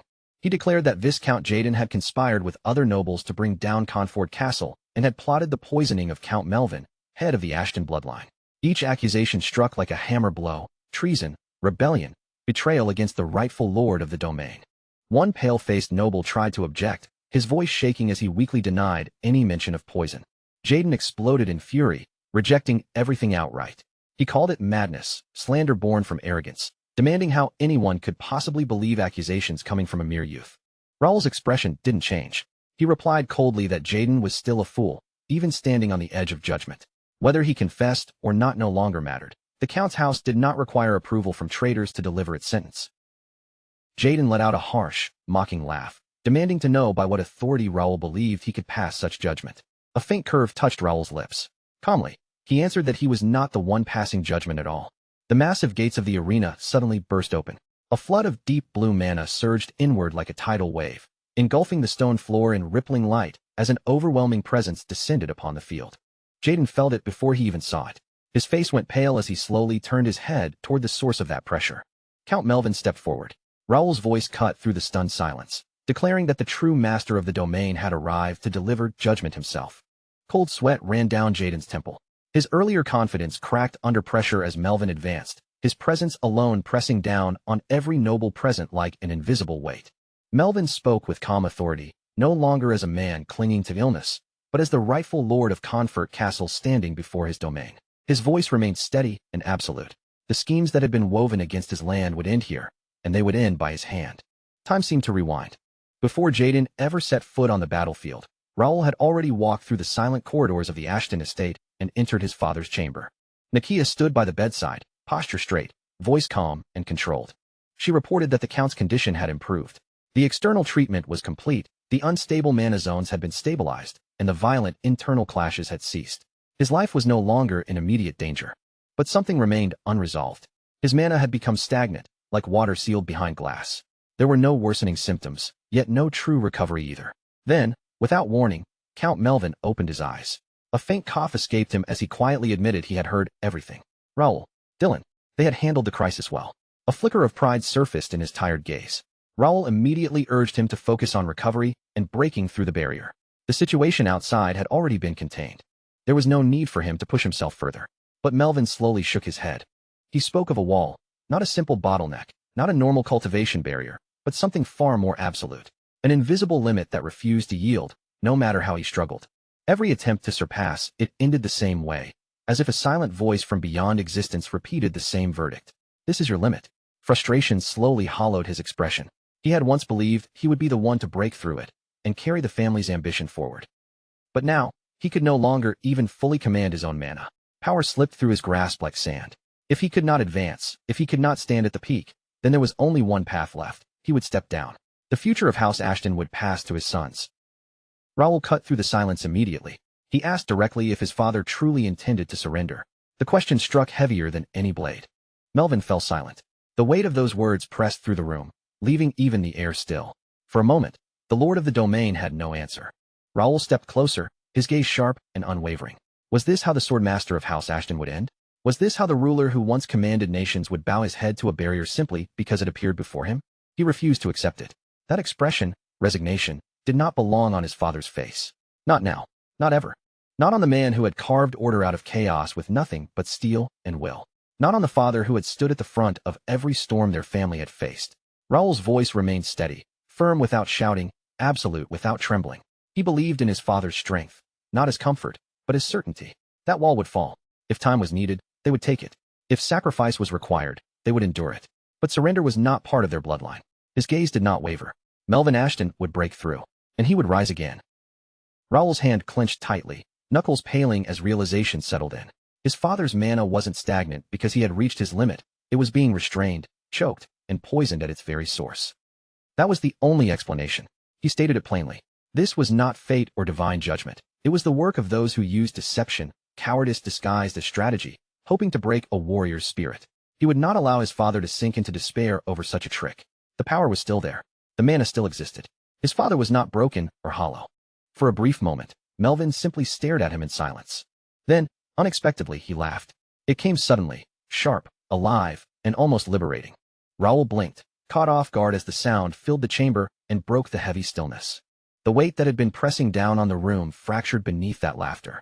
Melvin's gaze sharpened as he admitted it. He had shown weakness, a pitiful shadow of himself. Not the man who had once carved his path through countless hardships. Not the swordsman who had bled and fought his way to the very top of House Ashton. Every step of his life had been forged through relentless struggle, and that truth still remained unbroken. Was this truly the edge of his fate, the point where everything was meant to end? Raoul lifted his gaze into the unseen pressure ahead, his expression hardening as if refusing even the concept of surrender. Even if this boundary had been written by the will of a god itself, he would tear straight through it without hesitation, cutting it down as though it meant nothing at all. A deep blue mana suddenly ignited from Raoul's body, bursting outward like a blazing core coming alive.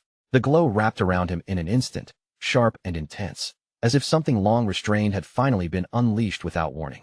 That power didn't stop at his skin. It surged outward in heavy, rolling waves. Each pulse carried overwhelming density, stacking pressure upon pressure until the very air seemed to compress under its weight. The entire chamber began to tremble under the force, as if the space itself could no longer hold its shape. The atmosphere thickened, and invisible pressure flooded every corner, making even breathing feel slightly heavier. Raoul felt it crash into his senses like a violent storm breaking overhead. In that instant, he understood it clearly. This was not ordinary strength, but the absolute aura of a true domain lord, something that commanded existence itself to yield.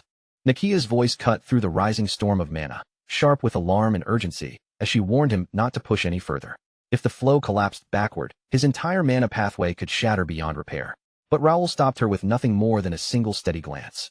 When she demanded an explanation, his answer came calm and unwavering. Everyone carried something within them more important than life itself. And at this moment, what mattered most to him was his father reclaiming exactly that thing. Without a hint of doubt, Raoul turned his attention fully to Nakia and asked if she could seal the chamber completely. His tone carried no hesitation, only absolute urgency. Nakia answered immediately that she could fully isolate the space from anything outside interference. Without wasting another breath, she moved, her hands weaving intricate streams of mana that rapidly formed into a sealing barrier, locking the chamber away from the outside world. Raoul then summoned Ravel without delay. The forest fairy appeared in an instant, as if she had been waiting for the call all along. Soft luminous arcs gathered around her delicate form, illuminating the chamber with a gentle green glow. Raoul instructed her to stabilize the chaotic mana inside and continuously support his father's condition, and she responded at once. Her magic spread through the room like flowing vines of light, intertwining with the violent blue currents and slowly calming them. She guided those turbulent forces with precision, preventing the entire structure of mana from collapsing, while Nakia reinforced the sealing barrier layer by layer, tightening its structure against any possible breach. Then Raoul called upon Karl. From within the Regnator armor, the sealed spirit emerged, its presence heavy and ancient, pressing down on the entire chamber like a forgotten weight from another era. After a brief but careful inspection, Karl spoke with a grim certainty that immediately shifted the atmosphere. His tone carried the weight of something undeniable. Something was suppressing the Count's mana core. That single truth explained everything. The imbalance between his power, his cultivation, and even his physical condition. His strength had never truly disappeared. It had been forcibly restrained. At that moment, blue mana surged again, not gently but violently, expanding like a storm trapped inside an unbreakable vessel, slamming against the chamber walls. Raoul turned sharply toward Karl, his voice cutting through the pressure like a blade as he demanded whether there was any way to fix it. Karl's response was heavy and unsettling. This was not a matter of willpower, talent, or effort. Something external had sealed the Count's progression, a force that actively refused to let him advance. And that interference carried a signature so profound it seemed to rival divinity itself. The very air trembled under its implication.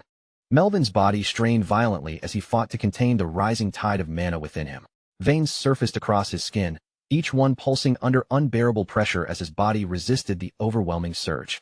His breathing turned rough and uneven, each inhale heavier than the last. Inside him, mana roared like a wild beast, clashing against unseen restraints that refused to loosen. Nakia's voice trembled now with urgency as she warned that the first signs of backflow had already begun. If it continued even a little longer, his entire mana pathway risked collapsing completely. Without hesitation, Raoul stepped forward instead of retreating from the pressure. His eyes locked onto his father with unwavering resolve. The obstacle blocking him was not fate, nor destiny. It was a curse, a deliberate chain meant to bind him. And Raoul refused to accept, even for a moment, that the Lord of House Ashton would ever bow to something so corrupt. One day, his father would shatter it with his own strength. But that day was not today. The world would not wait for their timing, and House Ashton needed its pillars standing now, not later. Raoul's expression hardened. He would not allow his father to refuse again. If the barrier could not be destroyed from within, then it would be broken from the outside. Without hesitation, he opened the system interface and sent a guild invitation directly to Count Melvin. A brilliant flash detonated through the chamber, erupting through the windows in blinding waves of light that froze the very atmosphere for an instant. Time itself seemed to stall. Raoul remained suspended in a pale radiance as crimson warning panels erupted before his vision, flooding the space with urgent alerts and force scenario warnings. Lines of critical calculations spiraled rapidly, forecasting catastrophic deviations in every direction imaginable. If the binding force was released, thousands of interconnected quests and systems would collapse in sequence. The structure of everything he had built risked unraveling at once. His influence within House Ashton would plummet dramatically, and every predicted outcome twisted toward failure. Yet even then, Raoul did not hesitate. None of it mattered. He confirmed the invitation without a second thought. Time snapped violently back into motion. The acceptance came through. Melvin agreed. The effect was instantaneous. Mana erupted from him like a dam bursting apart, surging outward in massive tidal waves that shook the entire chamber, as if thunder itself had struck the room. Carl's voice rang out sharply, commanding everyone to fall back immediately. Raoul reacted in an instant. He grabbed Ravel and pulled Nakia back in one motion, shielding them as the chamber filled with chaotic blue torrents that surged in every direction without control. Even outside the chamber, Philip felt the shockwave ripple through the air, his expression freezing as he sensed the overwhelming aura erupting from within. Raoul turned sharply toward Nakia at once, asking about the barrier. She replied that it was centered on the chamber itself. It wavered under the strain, but the surge would not extend beyond the mansion's boundaries. Ravel added calmly that she would reinforce the outer stabilization herself. The mansion would remain standing no matter how violent the storm became inside. Inside the sealed chamber, the storm only continued to rise, growing more intense with each passing second. Raoul's fingers curled tightly into a fist, knuckles turning pale as the flashing warnings replayed endlessly in his mind. Every message, every forced directive, every unseen force attempting to dictate his path burned into his thoughts. Under his breath, he swore with quiet but unshakable resolve that this would be the last time anyone else decided the course of his fate. Across from him, Count Melvin's mana surged like an awakened tempest. Blue waves of power distorted the air around him as his gaze sharpened into something almost blinding. Through that overwhelming pressure, he declared with absolute certainty that from this moment forward, no destiny, no outcome, and no ending would ever be written by anyone but himself again. A violent explosion of mana erupted outward with deafening force, tearing through the chamber like a cannon blast. Windows shattered into countless fragments, furniture splintered instantly, and cracks raced across the walls as debris scattered violently across the floor. At the heart of the destruction, Count Melvin slowly regained full control over his surging power. Radiant blue lights still filled the room, but now it was stable, flowing in controlled currents around him as he sat firmly on the bed without moving. Having finally seized command of the overwhelming mana, he remained composed. Raoul immediately stepped forward, concern etched clearly across his face as he asked if his father was all right. Count Melvin lifted his head slowly. His expression had transformed, sharpened by resolve, while immense mana still coiled tightly around his body like a living aura. Raoul felt an immense pressure crash against his chest, as though an entire mountain had pressed down on him. For a brief moment, even breathing became difficult under that overwhelming presence. As the storm of energy finally began to settle and the light softened, Count Melvin spoke with a voice carrying both relief and triumph. He had done it. After all the years of struggle, the wish their family once believed impossible had finally been achieved. Clenching his fists with pride burning in his eyes, he declared that the long-awaited moment had finally arrived. He had reached this point with his own strength, and he looked directly at Raoul, stating firmly that none of it would have been possible without him. Raoul's mouth curved into a calm, unwavering smile, and the pride in his eyes was impossible to hide. With genuine warmth, he congratulated his father for finally stepping into a new realm, fully aware of the countless years of discipline, pain, and silent endurance that had brought Count Melvin to this moment. Nakia remained rooted in place, her eyes stretched wide, as if her mind still could not catch up with what had unfolded before her. A beat later, Philip also offered his congratulations, and the respect in his voice came through clearly. As the servants slowly drew nearer and the suffocating tension that had filled the room began to loosen, Count Melvin fell quiet. Behind his steady expression, his thoughts started turning inward. For so many years, he had convinced himself that breaking through that wall had to be done by his own strength alone, with no one standing beside him. He had believed that accepting support from others would somehow taint the meaning of his achievement. But now, at last, he understood. That way of thinking had never been noble resolve. It had only been his own stubborn pride. In truth, he had never been fighting alone. There were loyal retainers around him, people prepared to shed blood without hesitation for his sake. There were those who depended on his protection, and above all of them, there was the family he held more precious than anything else. Deep within his chest, Count Melvin quietly admitted something he could not deny. Once again, he owed Raoul a debt he could never take lightly. Then, without even the slightest warning, a crimson window suddenly blazed to life right in front of Raoul's eyes. Urgent red letters throbbed across the screen. Warning. Main scenario NPC, Count Melvin to Ashton, has resisted compulsion. Alert. Target has joined the first guild. Error detected in the fourth scenario, Fall of House Ashton. Critical. Karma instability increasing. Notice. This deviation may trigger a large-scale quest collapse. The system warned him that disaster could fall upon them at any moment. If the established progression protocols were ignored any further, the warning made it clear that thousands of quests tied together beneath the surface could begin collapsing all at once. Raoul's eyes moved across every line with careful attention, his face giving away almost nothing as he absorbed the meaning behind the warning. For the first time since arriving in this world, he truly felt the weight of karma pressing down around him. In his previous life, it had been almost unthinkable for players to interfere with required scenarios. NPCs had always continued down their assigned paths, moving as though some invisible divine hand had already written their fate.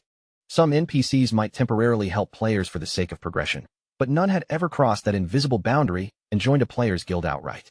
That was exactly why the great guilds had always chosen to remove key scenario figures instead of trying to recruit them.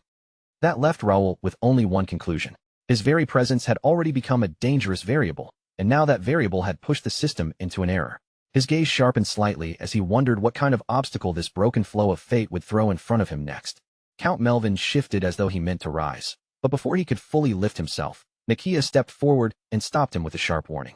He had only just broken through into a new realm, and forcing his body now would put unbearable strain on his core. Raoul quickly joined in, his voice still tight from everything he had seen, telling his father there was no reason to push himself. Whatever remained could be handled by him and his brother. Melvin looked at Raoul in silence for a long moment. Then he slowly reached out and rested his hand on his son's head, patting him with a rare gentleness. A faint, almost tender smile appeared at the corners of his lips. He apologized for making Raoul worry and thanked him from the bottom of his heart, acknowledging that his son had handled everything remarkably well. He admitted that Raoul must have suffered greatly under a father who had looked powerless and inadequate for so long. Then, little by little, the tone of his voice changed. Melvin said he wanted Raoul to stand at his side and watch how this matter reached its end, then quietly asked if his son would agree to it. Raoul only paused for the briefest moment. He still did not know how this unstable karma would spread through his fate, or what price the world might demand from him for creating such a deviation. But there was one thing he understood with absolute clarity. Some roads were worth stepping onto, even when the consequences were impossible to predict. So Raoul gave his answer without wavering. He would stand there and see it through. In the next moment, the arena appeared before them once more. Count Melvin walked toward Viscount Jaden, waves of mana rolling off him in a steady, overwhelming rhythm. The pressure surrounding each step was so intense that even the air seemed to bend around him. Jaden narrowed his eyes and let out a cold, mocking sneer. He said he had heard Melvin's condition had worsened until he was practically on the edge of death, and yet here he was, standing perfectly unharmed. With a twisted curl of his mouth, he wondered aloud if Melvin had even deceived his own household. Melvin's eyes grew colder.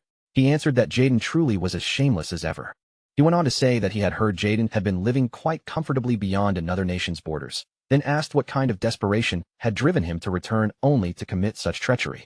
At those words, Jaden's face contorted, fury twisting through his expression. He bared his teeth and accused Melvin of forgetting everything that had happened in the past. Everything Melvin now possessed, Jaden claimed, had once been handed over to him. He spat out that his generosity had been repaid with suspicion and condemnation, then demanded to know whether Melvin had completely lost his mind. Melvin did not waste any more breath arguing. His voice cut cleanly through the arena as he gave a single, firm order to proceed. Before long, two figures stepped forward and took their places beside Nakia. One was Bishop Alonso of the Xenon Order, standing with solemn dignity. Beside him stood Carissa, a six-circle mage sent by the Mage Association.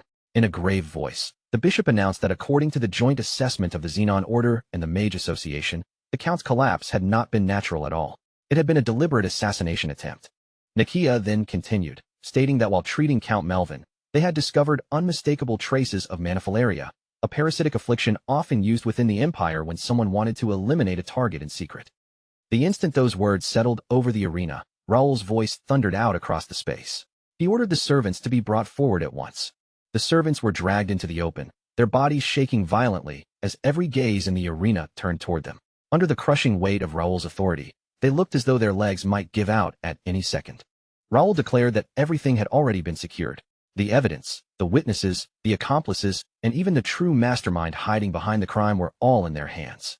Steel rang through the air as several swords were drawn at once, their sharp tips aimed directly at the culprits. Raoul's eyes turned icy as he ordered them to confess every crime they had committed, clearly and without a single lie.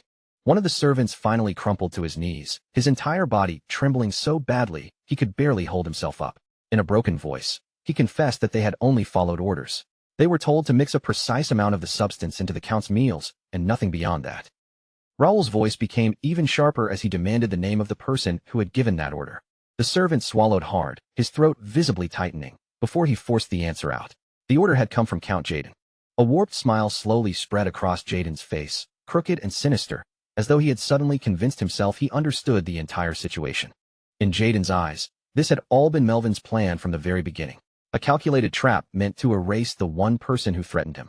He accused Melvin of fooling everyone, reversing the entire situation, and even using him as a pawn in the scheme. His voice shook with rage as he swore through clenched teeth that he would never forgive Melvin for humiliating him like this. Then, without warning, Jaden hurled himself into the air, his blade flashing as it came slicing down toward Melvin's head. But the attack never reached him. Melvin lifted his arm with almost effortless precision, stopping the strike cleanly as steel crashed and ground against steel. Jaden's eyes burned with hatred as he spat out one bitter accusation after another. He said Melvin had always looked at him with that same cold gaze, that same superior expression, as though everyone else stood beneath him. His aura erupted violently as he shouted that decades had passed, yet he had never forgotten. Everything Melvin now possessed, his status, his influence, his recognition, had once been meant for Jaden. If Melvin had never existed, all of it would have belonged to him. And with that, the last thread between them finally snapped. Melvin's patience came to an end. His voice turned as cold as ice as he declared that he would no longer entertain Jaden's delusions. From that moment onward, he would not acknowledge Count Jaden as his elder brother. Then, with formal authority, he charged Count Jaden with treason for disrupting and attempting to destabilize the Count's domain. Jaden shouted back in disbelief, demanding to know what authority Melvin thought he had to make such an accusation. But before he could continue, his voice suddenly died in his throat. An overwhelming wave of mana crashed down over him like the sky itself had collapsed. The crushing pressure forced the breath from Jaden's lungs and froze his limbs in place, as if unseen chains had wrapped around his entire body and pinned him where he stood. Then Melvin moved. A devastating burst of blue energy erupted forward, tearing through the distance between them with terrifying force. Jaden flung his sword upward just in time to guard himself. But the instant the blow crashed against the steel, his entire arm began trembling uncontrollably beneath the crushing impact. His eyes stretched wide with naked horror as the truth finally struck him. The overwhelming force pressing down on him could never have come from an ordinary warrior. This was unmistakably the might of a high master. As Melvin slowly rose into the air, his expression grew even colder, and the oppressive pressure surrounding him deepened. Melvin's next assault was no longer anything as simple as a sword strike. It burst outward like a raging tempest, with violent waves of mana screaming across the arena. The earth shook beneath that power, and raw, unrestrained energy flooded every corner of the battlefield. The roaring mana storm gradually weakened and disappeared. As the swirling dust finally began to settle, the devastation left behind revealed everything. Deep, jagged wounds had been carved across the ground, each scar silently displaying the terrifying force that had ripped through the arena. Viscount Jaden had been completely unable to endure the attack. The impact hurled him several feet backward, his boots scraping long, helpless trenches through the stone before his balance finally gave way beneath him. Blood poured from the corner of his mouth as a violent cough tore through his body. His strength collapsed, and he dropped heavily onto both knees in the ruined arena. At that moment, everything became painfully clear to him. This had not been some normal breakthrough. Count Melvin had entered the realm of a high master, reaching a level far beyond anything Jaden had anticipated or calculated. Panic squeezed tightly around Jaden's chest, yet his wounded pride refused to let him collapse without resistance. Memories of the decades he had endured flashed through his mind. The schemes, the humiliation, and the bitterness he had silently buried for years. With rage exploding from his throat, Jaden forced his battered body upright and swung his sword forward. Crimson mana erupted from the blade in a vicious arc, tearing straight toward Melvin. Even as the attack approached, Melvin did not take a single step back. Remaining perfectly calm, Melvin guided mana into his own sword. Brilliant blue light gathered tightly along the steel before he swung, slicing directly through the crimson wave as effortlessly as though he were cutting apart a layer of mist. He gave Jaden no opportunity to recover. Melvin immediately stepped through the fading energy and drove his clenched fist straight toward him. Jaden desperately lifted his sword to block the incoming punch, but Melvin's fist smashed directly into the flat of the blade. A sharp, violent crack rang across the entire arena. Fractures raced across the weapon in an instant. The steel split apart, splintered beneath the pressure, and then shattered completely. Jaden stood frozen as the full weight of his situation finally sank deep into his bones. He had gravely underestimated Melvin. Before Jaden could change his stance or even react, Melvin's fist continued forward and slammed brutally into his face. The tremendous force launched Jaden backward, sending his body twisting helplessly through the air before he crashed against the ground. He clutched his face in agony as his vision blurred from the impact. Above him, Melvin's voice rang out, cold and unwavering, as he admitted that he had been far too lenient in the past. His poor judgment had allowed this hatred to spread and fester for far too long, and countless people had suffered because of that mistake. Melvin would permit it no longer.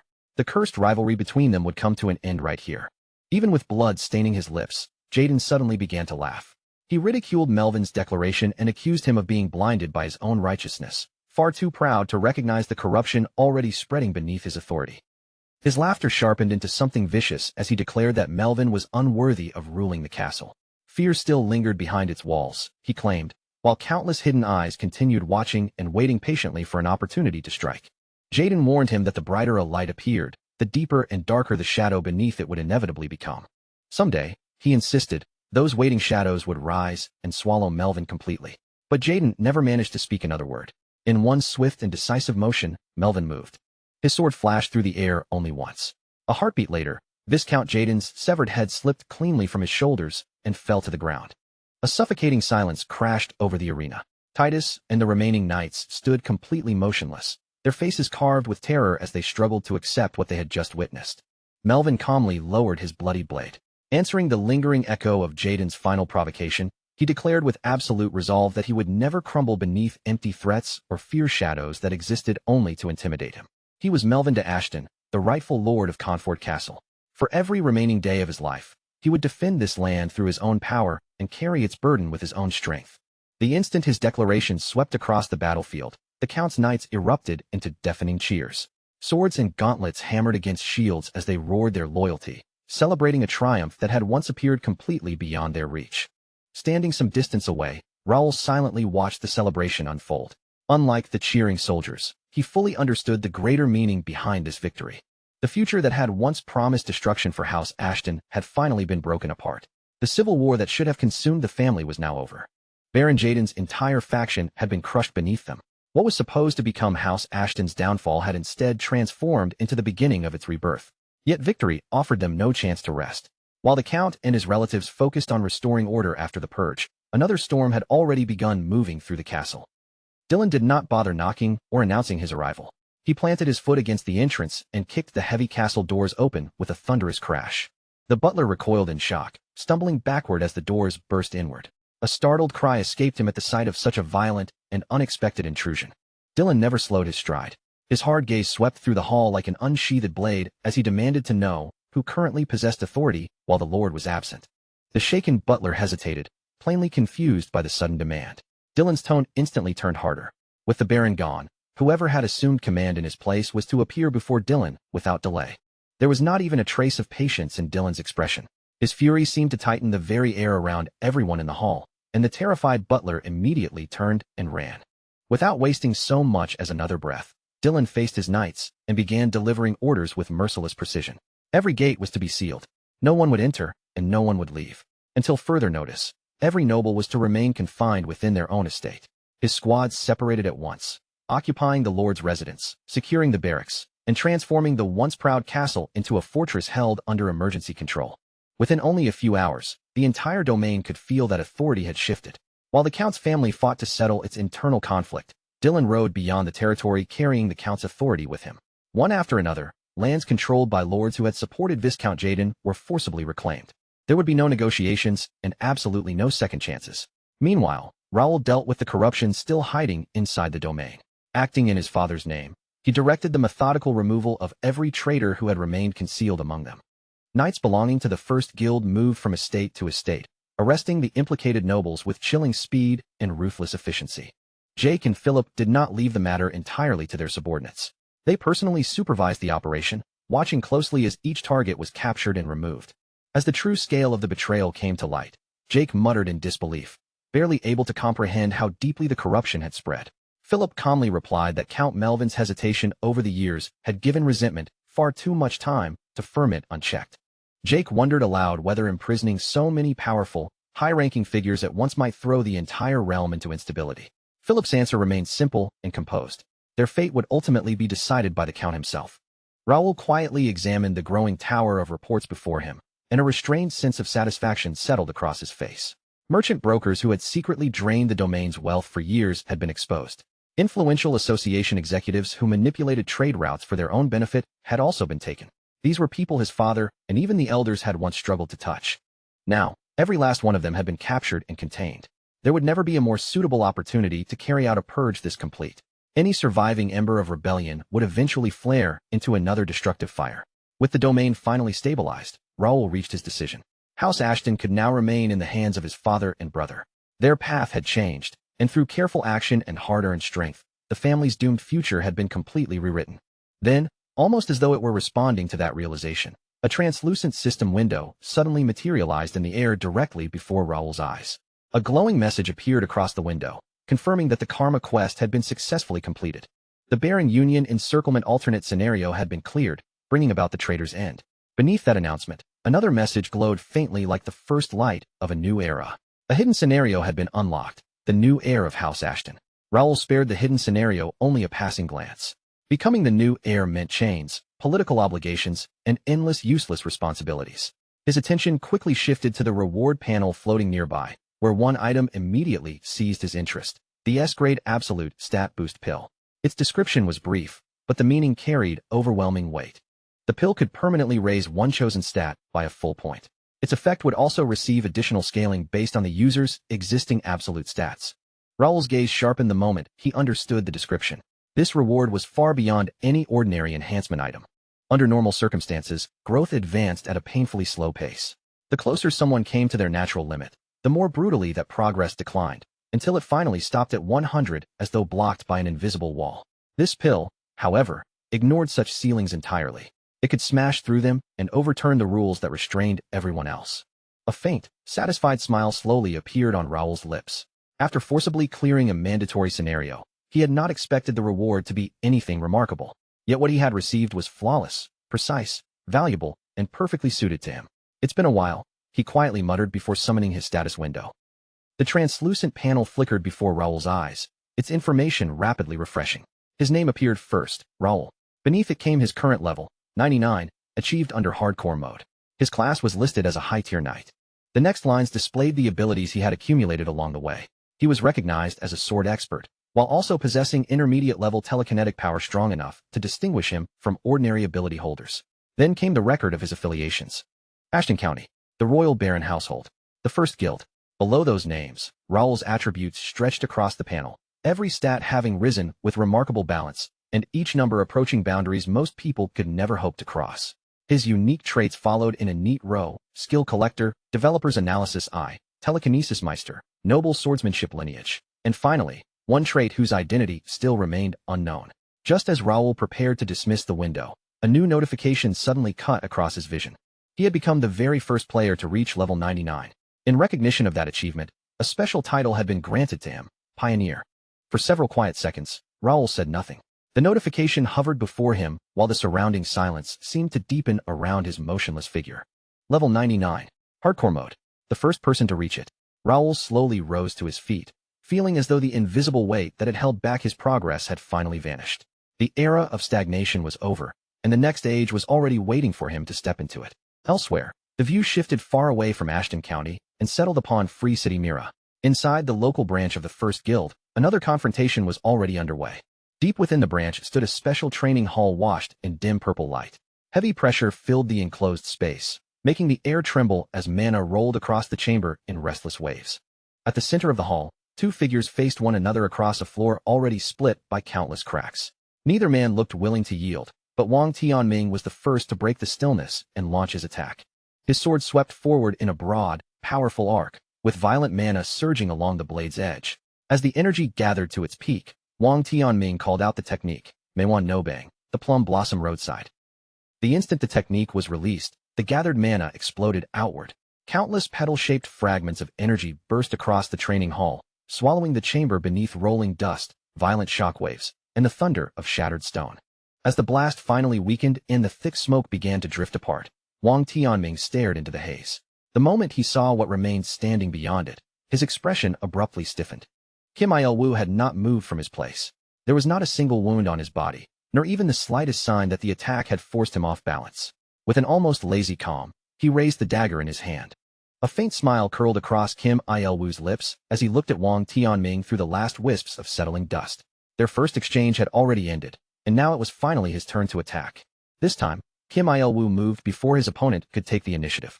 His body blurred as he rushed across the broken floor at tremendous speed, but Wang Tianming held his ground without retreating even half a step.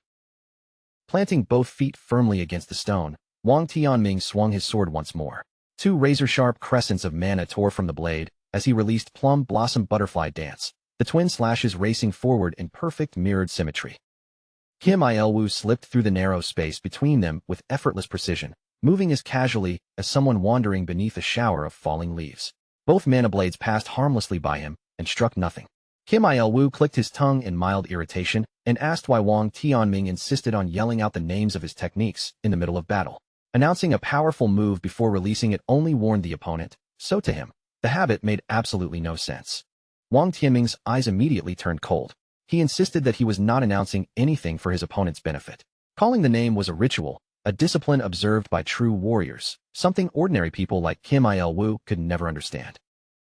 Kim Il-woo let out a quiet breath, clearly unwilling to continue arguing over the matter. Near the edge of the training hall, Blake stood with his arms folded, silently watching the two fighters trade blows. Han Seo-hyun stood beside him, her full attention fixed on the battle. Known as the mythical bee summoner, she followed every movement with sharp eyes, carefully observing how both fighters responded under pressure. Blake admitted under his breath that their abilities were unquestionably impressive. Still, the moment those two drew their weapons, they seemed to transform into completely different people. As steel rang against steel and surging mana collided throughout the hall, Blake shook his head, unable to decide whether Wang Tianming's behavior came from some unique personal code or simple stubbornness. Han Seo-hyun answered immediately. Anything that interfered with combat efficiency was nothing more than stubbornness. There was no deeper meaning to it. At that very moment, however, the presence surrounding Kim Il-woo suddenly fractured and split apart. One identical figure after another stepped out from his body, each copy carrying the same appearance and silent composure. Within seconds, the duplicates had spread throughout the training hall and taken their positions in a surrounding formation. Wang Tianming's brow tightened as he found himself encircled by the matching silhouettes. With open disapproval, he declared that resorting to a secret technique so early was already an act of cowardice. Kim Il-woo merely smiled at the accusation. He reminded Wang Tianming that only moments earlier, Wang Tianming himself had used a special ability. Under those circumstances, there was nothing dishonest or underhanded about Kim Il-woo doing the same. As Blake watched the identical figures close in around Wang Tianming, he quietly admitted that everyone had changed tremendously since graduating from the academy. Back in those early days, there had been moments when he genuinely wondered what any of them were doing. Looking at them now, however, the difference was impossible to deny. Han Seo-hyun's expression softened as she replied that all of their growth could be traced back to one person. Blake turned his eyes toward her and spoke the name first, Bae Do-hyun. They had not seen him for quite some time. Han Seo-hyun confirmed it, explaining that he had apparently left to complete his second job advancement, and nearly 2 full weeks had passed since his departure. During all that time, there had been no contact and no new information. None of them knew where Bae Do-hyun had gone, what kind of trial he had encountered, or what he might currently be facing. Their thoughts drifted back to an earlier time. 5 months after the open beta first began, the First Guild Academy had held the graduation ceremony for its very first class. The ceremonial stage shone beneath brilliant lights, while tall banners bearing the Academy's insignia rose proudly overhead. Rows of graduates stood before it, waiting for the moment that would officially mark the end of their training. From the stage, the announcer declared the graduation ceremony officially concluded and wished every cadet glory and good fortune on the paths awaiting them. The moment those words rang out, the graduates erupted into loud, triumphant cheers. 3 relentless months of training had completely remade them. The anxious and inexperienced recruits who had first entered the academy no longer existed. In their place stood hardened players, sharpened through fierce competition and tempered by the constant struggle to survive. By graduation day, the results spoke more loudly than any praise could. Every single graduate had fought their way into the top 1,000 rankings. It was neither luck nor coincidence, but undeniable proof of what the academy had forged. Guild scouts flooded the grounds from every direction, each one eager to recruit promising talent before a rival could claim them first. For those graduates, the road ahead already seemed bright. Yet among all the guild names being whispered throughout the academy grounds, one organization created more excitement and attention than all the others combined. It was the Purple Guild, a newly founded player guild led by Bae Do-hyun, the current #1 ranked player. Despite being a new organization, Its recruitment standards were so severe that merely being considered was already an achievement. Only the Academy's strongest, top-tier cadets had any chance of entering its sights. Even among that exceptional group, direct recruitment offers were extended to only a rare handful of individuals. For most cadets, joining the Purple Guild was no more than a distant dream. Back then, Dalton had summoned 4 graduates into his office: Han Seo-hyun, Kim Il-woo, Wang Tianming, and Blake. Once they had gathered, he went directly to the point. The Purple Guild had sent recruitment offers for all 4 of them. Kim Il-woo was the first to hesitate. Looking around at the others, he asked whether the invitation truly included every person in the room. Dalton smiled and immediately confirmed that it did, adding that an opportunity of this caliber was unlikely to appear a second time. Dalton then asked for their thoughts. Han Seo-hyun admitted that the conditions were generous, almost suspiciously generous, but wondered whether accepting would be appropriate without direct approval from the guild's founder. Dalton dismissed her concern at once. Recruiting the 4 of them had been Bae Do-hyun's intention from the very beginning. After saying that, Dalton's gaze shifted and settled directly upon Kim Il-woo. The look in his eyes made it clear that the general recruitment offer was not the only reason he had called them there. Bae Do-hyun had personally chosen Kim Il-woo to serve as the Purple Guild's vice guild master. The moment Dalton revealed this, a heavy silence spread through the entire office.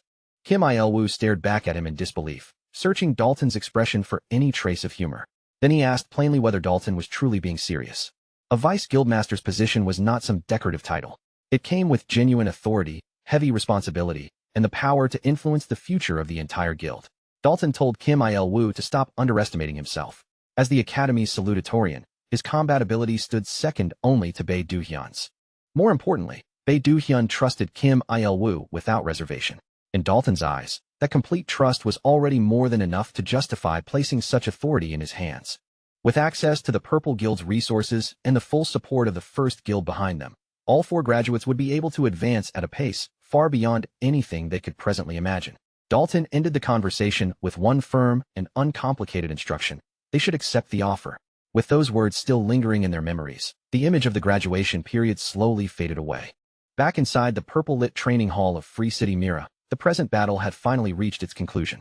During the last exchange, Kim Il-woo's attack broke through Wang Tianming's defense and sent him skidding backward. Wang Tianming drove the point of his sword into the floor, using the buried blade to stop himself from sliding any farther across the fractured stone. Kim Il-woo approached and held out a hand to help him up, bluntly warning that if Wang Tianming continued fighting in that manner, he would never defeat Bae Do-hyun.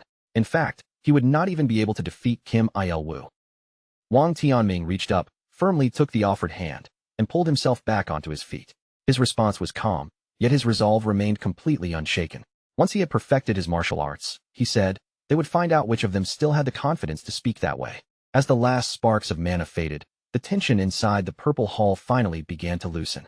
Han Seo-hyun and Blake walked toward the 2 fighters while the lingering energy settled around them. Han Seo-hyun remarked that Kim Il-woo's growth had become genuinely frightening. The way he now summoned and controlled his clones looked completely effortless. Blake agreed, saying such overwhelming progress was only fitting for the Purple Guild's vice guild master.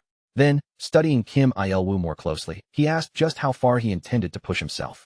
The purple-lit chamber fell silent once again, yet the heavy pressure still hanging in the air made one thing unmistakably clear. None of them were Academy cadets anymore. Every one of them was preparing for something far greater than their old training matches. Kim Il-woo calmly explained that Bae Do-hyun had once warned him not to imprison himself within predetermined skill frameworks. Skills were never meant to become cages. They were extensions of the person using them. Once Kim Il-woo stopped treating each ability as a fixed technique and began embodying it as part of himself, his growth accelerated far beyond anything he had expected. Han Seo-hyun then asked whether Kim Il-woo had received any recent word from Bae Do-hyun. The 2 of them had always been close, so she assumed he might know more than the others. Kim Il-woo slowly shook his head. There had been no news at all, and Bae Do-hyun's advancement was taking much longer than anyone had anticipated. At that exact moment, the atmosphere abruptly shifted. Before anyone could speak again, an enormous system announcement expanded across the vision of every player. The message announced that player Bae Do-hyun had successfully completed his second job advancement. With the appearance of the first second job advancement holder, graduation towers had now manifested throughout every free city. Test courses were available for both combat and non-combat classes. Once at least one representative from either category successfully graduated, all movement restrictions between the free cities would be lifted, and access to the main quest would finally be granted. Failure, however, would result in a cooldown penalty. The system recommended that challengers reach at least level 50 and complete their second job advancement before attempting the tower. A stunned silence followed the announcement. Han Seo-hyun stared at the glowing message with open admiration, barely concealing how impressed she was. Bae Do-hyun had truly done it. Blake gave a firm nod, acknowledging the incredible achievement without the slightest hesitation. Wang Tianming's expression hardened the instant he finished reading the announcement. Without offering a single explanation, he turned away and started walking toward the exit. Kim Il-woo watched him go, then called out and asked where he thought he was going. Wang Tianming answered without looking back. He was going to grind experience until he qualified for his own job advancement. Whatever it took, he refused to remain behind Bae Do-hyun. Kim Il-woo understood that determination and made no attempt to argue. Instead, Kim Il-woo immediately hurried after him. If Wang Tianming intended to train until he advanced, then Kim Il-woo declared that they would go together. Far from the training hall, the view shifted to Mira Square. The enormous plaza was packed shoulder to shoulder with players, and countless overlapping voices blended into a constant roar that filled the surrounding streets. One player swept his gaze across the crowded square and remarked that there did not seem to be a single corner of the city untouched by the First Guild's influence. His companion casually replied that this was hardly surprising, since most of the local shops already operated beneath the First Guild's banner. Free City Mira had grown into an immense urban center, housing well over 100,000 residents while receiving a never-ending stream of newly arriving players. Thanks to Raoul's long-term planning and carefully structured development, Mira had evolved into a hub built almost entirely around player convenience. Every major facility catered directly to their needs. Restaurants adjusted their menus to provide useful in-game stat benefits. Potion stores arranged their stock for maximum combat efficiency. Offices purchasing monster byproducts operated through clean, streamlined logistics. Even clothing shops offered outfits that balanced attractive designs with minor beneficial effects. It was true that most contribution points generated throughout the city ultimately flowed into the First Guild's hands. Even so, hardly anyone complained, because the welfare benefits provided in Mira far surpassed those available in other regions. Player satisfaction remained exceptionally high, and reviews posted across the forums were overwhelmingly positive. Now, standing at the very center of this thriving city, was the newly manifested graduation tower. Its vast structure pierced high into the sky above the square, quietly radiating a restrained yet unmistakable pressure. After some time, the tower's entrance opened, and a battered party staggered outside. Their armor and clothes were stained with blood, their faces were drained of color, and several of them could barely remain standing. Watching from within the crowd, a brown-haired player muttered that several days had already passed since the tower appeared, yet not a single challenger had managed to conquer it. His companion replied that many had originally hoped another city would clear it first. The Hesse Guild, in particular, had sounded extremely confident when the towers first emerged. Apparently, even they had failed. In the end, all those disappointed expectations left only one name lingering in everyone's thoughts. Another player's eyes suddenly lit up as he spoke that name aloud, the undisputed #1 ranked player, Bae Do-hyun. The moment Bae Do-hyun was mentioned, the mood within the group immediately changed. Still, one troubling problem remained. Even though the system had confirmed his second job advancement, there had not been a single piece of news about him afterward. No public appearance, no announcement, and no explanation. The brown-haired player gave a knowing chuckle and leaned back, claiming the reason was obvious. Bae Do-hyun was probably waiting deliberately, allowing everyone else to fail before descending at the perfect moment and making himself shine more brilliantly than ever. Such a dramatic arrival might seem appropriate for someone standing at the very top. However, the blue-haired player's face darkened the moment he heard that accusation. Irritation flashed through his eyes as he sharply insisted that Bae Do-hyun was not that kind of person. If he had not appeared yet, then something must have happened. There had to be another reason for his absence. Just then, a quiet cough interrupted their growing argument. Both players immediately turned toward the sound and noticed a cloaked man seated nearby, someone who had remained completely silent until that moment. The blue-haired player's companion quickly slipped an arm around his shoulders and began guiding him away. In a lowered voice, he said they should focus on securing their own advancements instead of obsessing over someone who was not even present. The brown-haired player continued talking as they disappeared into the crowd, completely unaware of the truth. Once their voices had faded into the distance, the seated man slowly raised a hand and removed his cloak. Beneath it was Raoul, or more accurately, Raoul wearing Bae Do-hyun's face. A faint smirk pulled at the corner of his mouth as he murmured that he had not expected even his quiet observation of the crowd to be noticed. By then, Raoul had already seen everything he needed. He had measured the atmosphere, judged the public tension, and understood exactly what the crowd was waiting for. With the stage now perfectly prepared, he decided that the time had finally come to step forward, precisely according to plan. As Raoul strode down the street wearing Bae Do-hyun's appearance, He moved with complete confidence and not the slightest trace of hesitation. One conversation after another abruptly died as players noticed him approaching.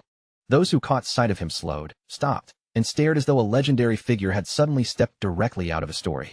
One player rubbed his eyes in disbelief and whispered that it could not possibly be him. His companion swallowed hard before answering in a stunned voice. It really was Bae Do-hyun. The realization spread through the crowd like wildfire. Voices surged from every direction as players called out to him, some begging him to glance their way just once while others proudly shouted that they were devoted fans. The already noisy street transformed into a frenzy centered entirely around his arrival. Raoul, still wearing Bae Do-hyun's face, merely raised one hand and responded with a relaxed, casual wave. At that moment, a soft glow shimmered beside him, and Ravel, the forest fairy, materialized at his side. She looked over the excited crowd and dryly commented that being so popular must feel wonderful.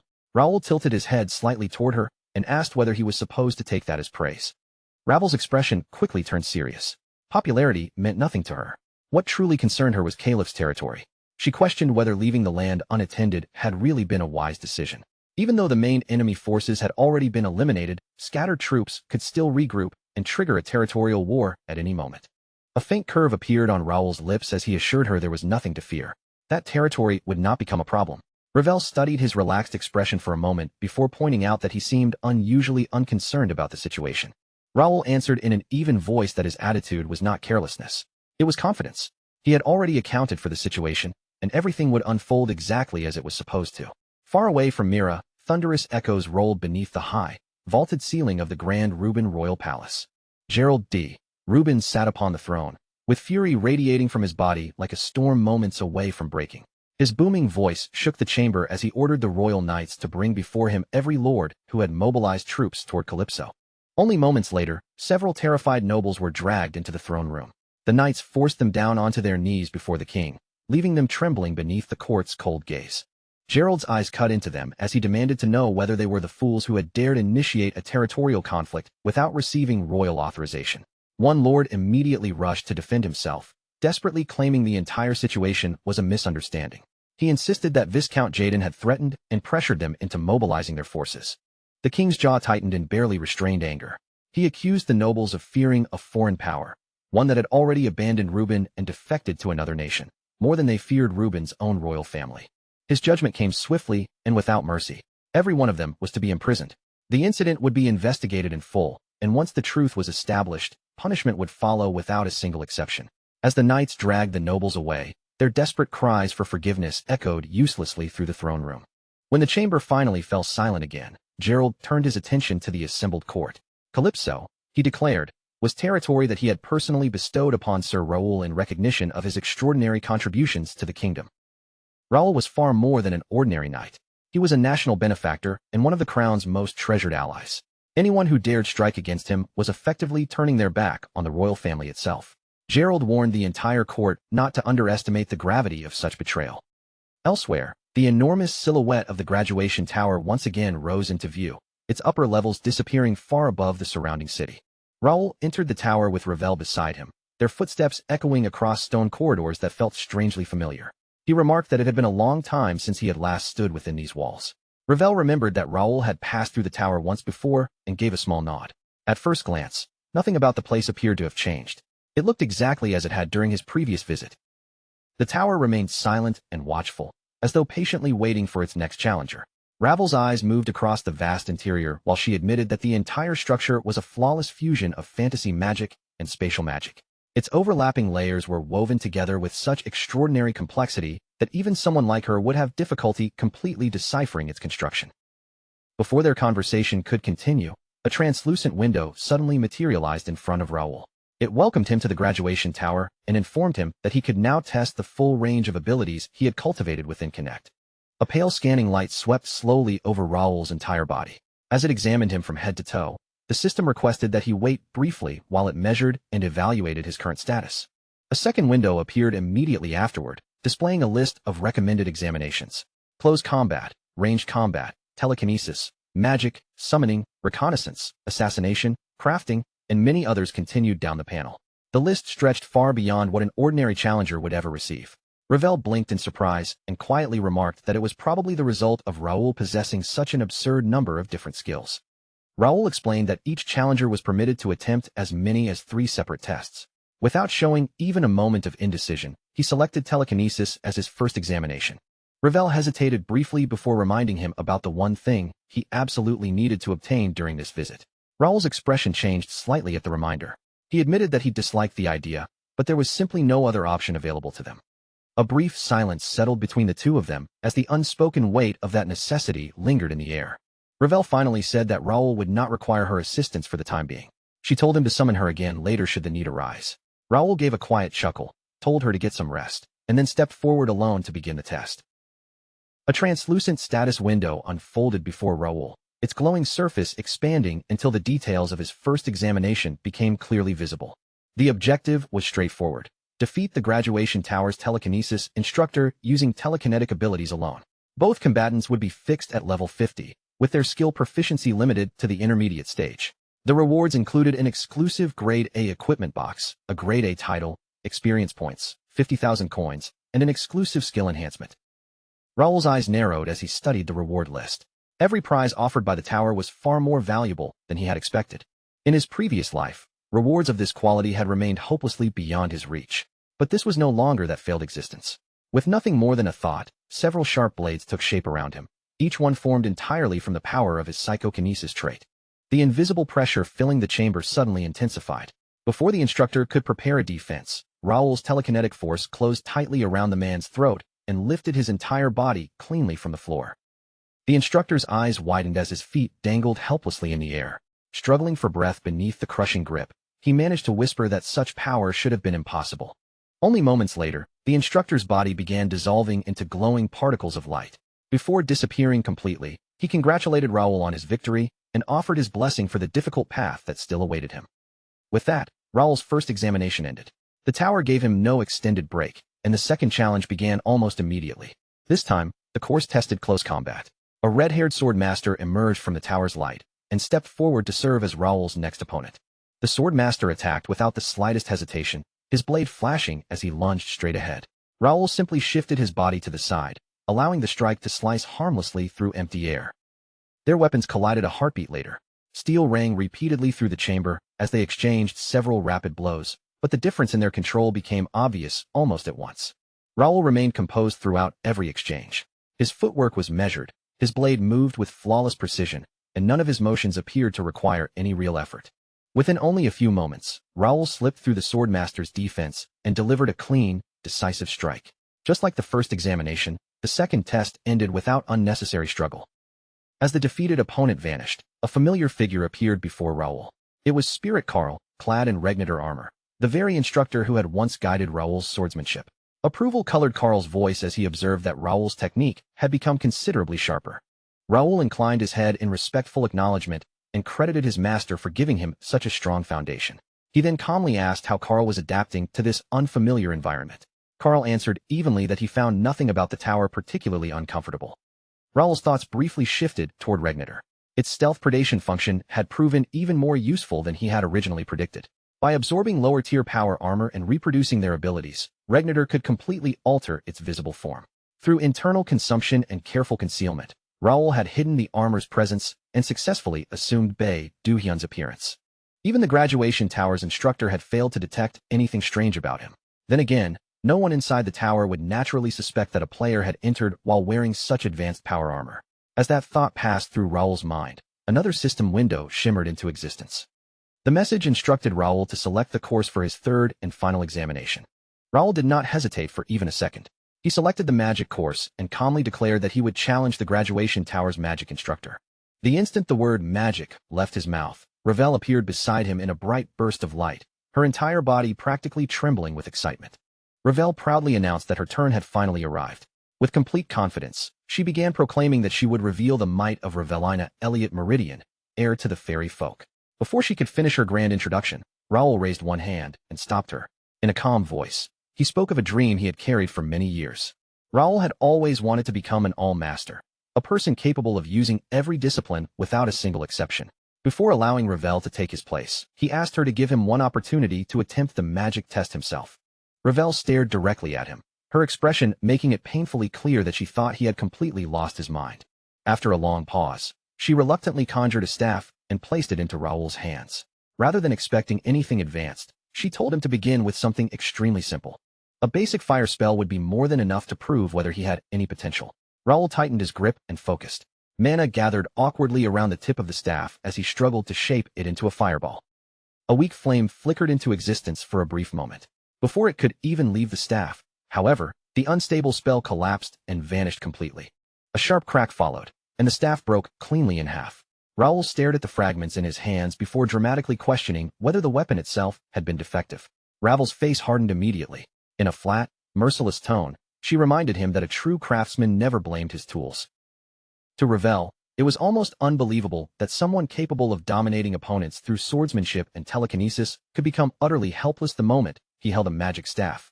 Raoul protested that sword techniques and psychokinesis operated according to completely different principles. Magic required its own separate structure of control, but Ravel showed him no sympathy. She bluntly declared that Raoul lacked even the faintest trace of magical affinity. His reckless fantasy of mastering every discipline needed to end immediately. Her words struck him with more force than any physical attack, and Raoul released a defeated sigh before admitting that he had once genuinely dreamed of becoming an all-master. Under Ravel's unwavering and deeply judgmental stare, even Raoul began to wonder whether the time had finally come to abandon that long-held ambition for good. Before the awkward silence between them could grow any heavier, the atmosphere inside the chamber abruptly changed. Their opponent for the third examination appeared before them, a mage dressed in elaborate ceremonial robes. He greeted Raoul with formal courtesy and calmly asked whether they were ready to begin. Ravel's eyes immediately lit up. She declared that she had already waited more than long enough and had absolutely no intention of remaining on the sidelines for another moment. Without giving the mage any further warning, Ravel shot forward across the chamber, finally ready to display the full extent of her magical power.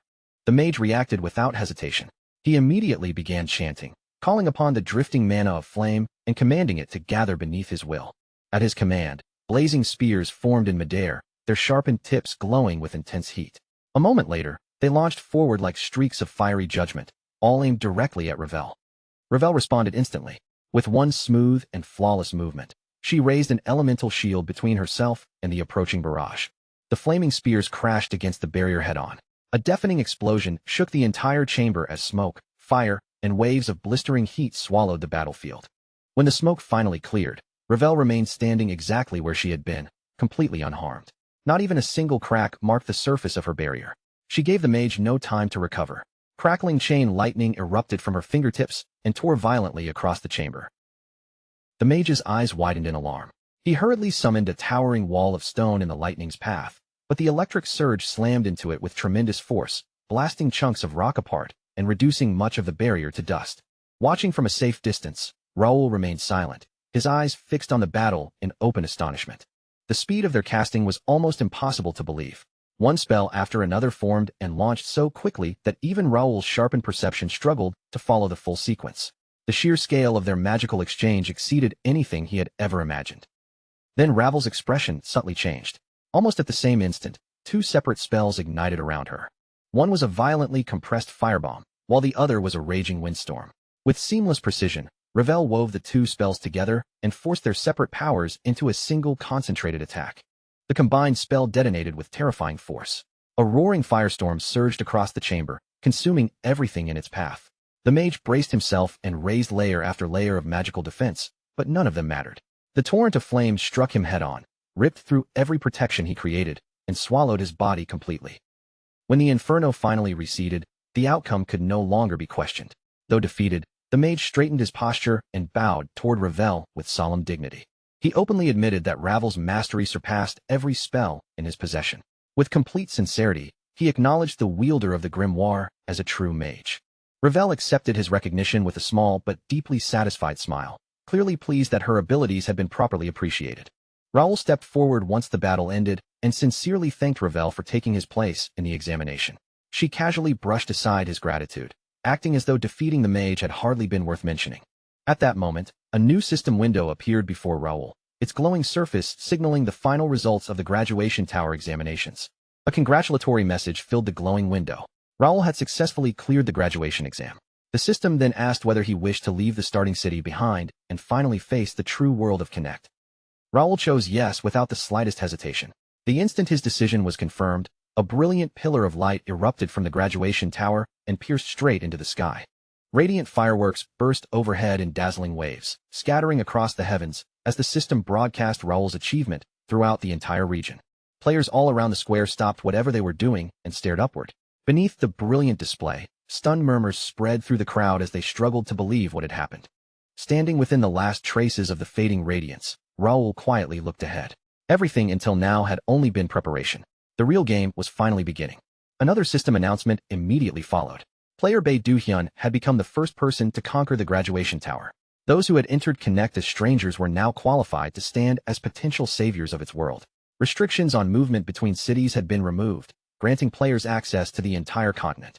Outside officially designated safe zones, however, the system's protection would no longer apply. The age of shelter had ended. The moment that declaration rang through every player's mind, the world changed forever. The main quest, Appearance of the Savior, officially began as a continent-wide mission. Every player was ordered to spread across the land, assist its inhabitants, and accumulate contribution points. There were no shortcuts or secret conditions, only a quiet command carrying consequences far greater than any ordinary game. Then, without warning, the view shifted away from Connect and crossed into the real world, to Seoul, South Korea. Inside a conference room guarded under the highest level of security, the atmosphere felt heavier than steel. Most of the seats were occupied not by physical bodies, but by holographic figures flickering beneath faint blue light. Only one man was present in person. Among the projected attendees sat Sukyoon Jong, the current prime minister. Although his voice remained controlled, the concern beneath it was impossible to miss. Unexplained phenomena had begun appearing across multiple nations, including South Korea. It was still too early to reach a final conclusion, and no one could yet call the matter certain. Even so, the warning signs one particular individual had predicted were no longer confined to theory. They were now emerging across the globe. The only person physically seated in the room was Sung Yong-han, chairman of the Daesung Group. Leaning back slightly, he observed in a measured tone that both the United States and China were reportedly experiencing similar irregularities. He then asked whether the so-called VIP had issued any new statements. A younger government official hesitated before voicing his concern. With so much still uncertain, he questioned whether direct intervention by the government might be premature. Another attendee released an impatient breath and pointed out that rival nations were almost certainly already taking action behind closed doors. If South Korea waited too long, it could find itself hopelessly behind. The younger official sharply warned him to choose his words with greater care. This was a matter of national importance, not some casual debate. The middle-aged official refused to back down, replying bluntly that reality would not slow itself merely because they wished to proceed cautiously. Before the disagreement could grow any more hostile, Dae-Yeep Kim, the half-bald Minister of Science and Technology, intervened with composed authority. His calm voice cut cleanly through the rising tension. He explained that since Connect's official launch, several earlier predictions had begun matching real-world measurements with disturbing accuracy. As he spoke, he gestured toward a series of charts floating in the center of the room. Worldwide temperatures were increasing at an exponential pace.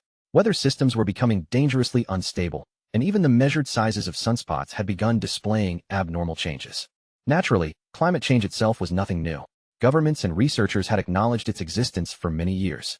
However, the changes recorded during the previous 6 months had advanced far beyond every established prediction and exceeded even the most severe existing models. Sukyoon Jong clarified that this exact possibility was the reason he had gathered them. Even if the likelihood remained small, the potential consequences were too serious for them to simply dismiss. Until official policy could be finalized, he requested coordinated support from the private sector in the interest of national security. Once his request was made, a heavy silence settled over the conference room. Sung Yong-han was the first to answer. Under circumstances of this scale, money was meaningless. If the danger proved genuine, then the cost of preparing for it did not matter. Still, he warned that future meetings would need to produce firmer conclusions rather than endless speculation. The Prime Minister thanked him and emphasized that transparent information sharing would become essential as developments within Connect continued to unfold. One after another, the holographic attendees flickered and disappeared. The secure room gradually fell silent until only Sung Yong-han remained, seated alone amid the quiet aftermath. As the last projection vanished, his expression hardened. Without wasting time, he pressed the call button built into the table and ordered someone waiting outside to enter. A few moments later, his eldest son, Seon Woo-han, stepped into the room. He had silently observed the entire meeting, and his first remark went straight to the heart of the matter. Not one person in that conference had been truly transparent. Every participant had concealed something. Sung Yong-han slowly nodded in agreement. Daesung had hidden information as well, and no one in the room had revealed everything they knew. He then asked the only question that truly mattered. What should they do next? Xian Wu answered without hesitation. They needed to recruit capable people, bring them into Connect, and begin building influence from within its world. If even part of the forecast proved accurate, Connect would not remain a simple platform. It would become a battlefield of influence and a strategic position no major power could afford to surrender. For the Daesung Group, it might also become the opportunity that defined its future. Sung Yong studied his son in thoughtful silence.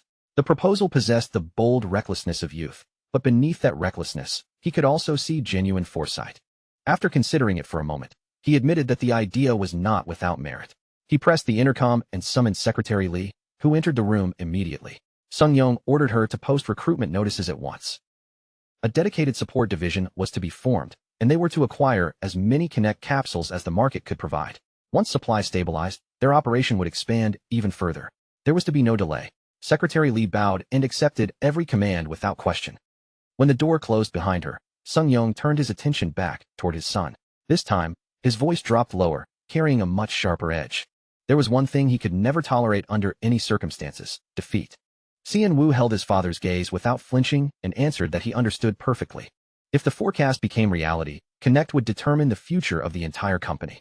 There would be no room for mistakes, hesitation, or failure. His father warned him above all else not to stain the Daesung name. The view shifted once more, returning to the world of Connect and settling inside the first guild's building.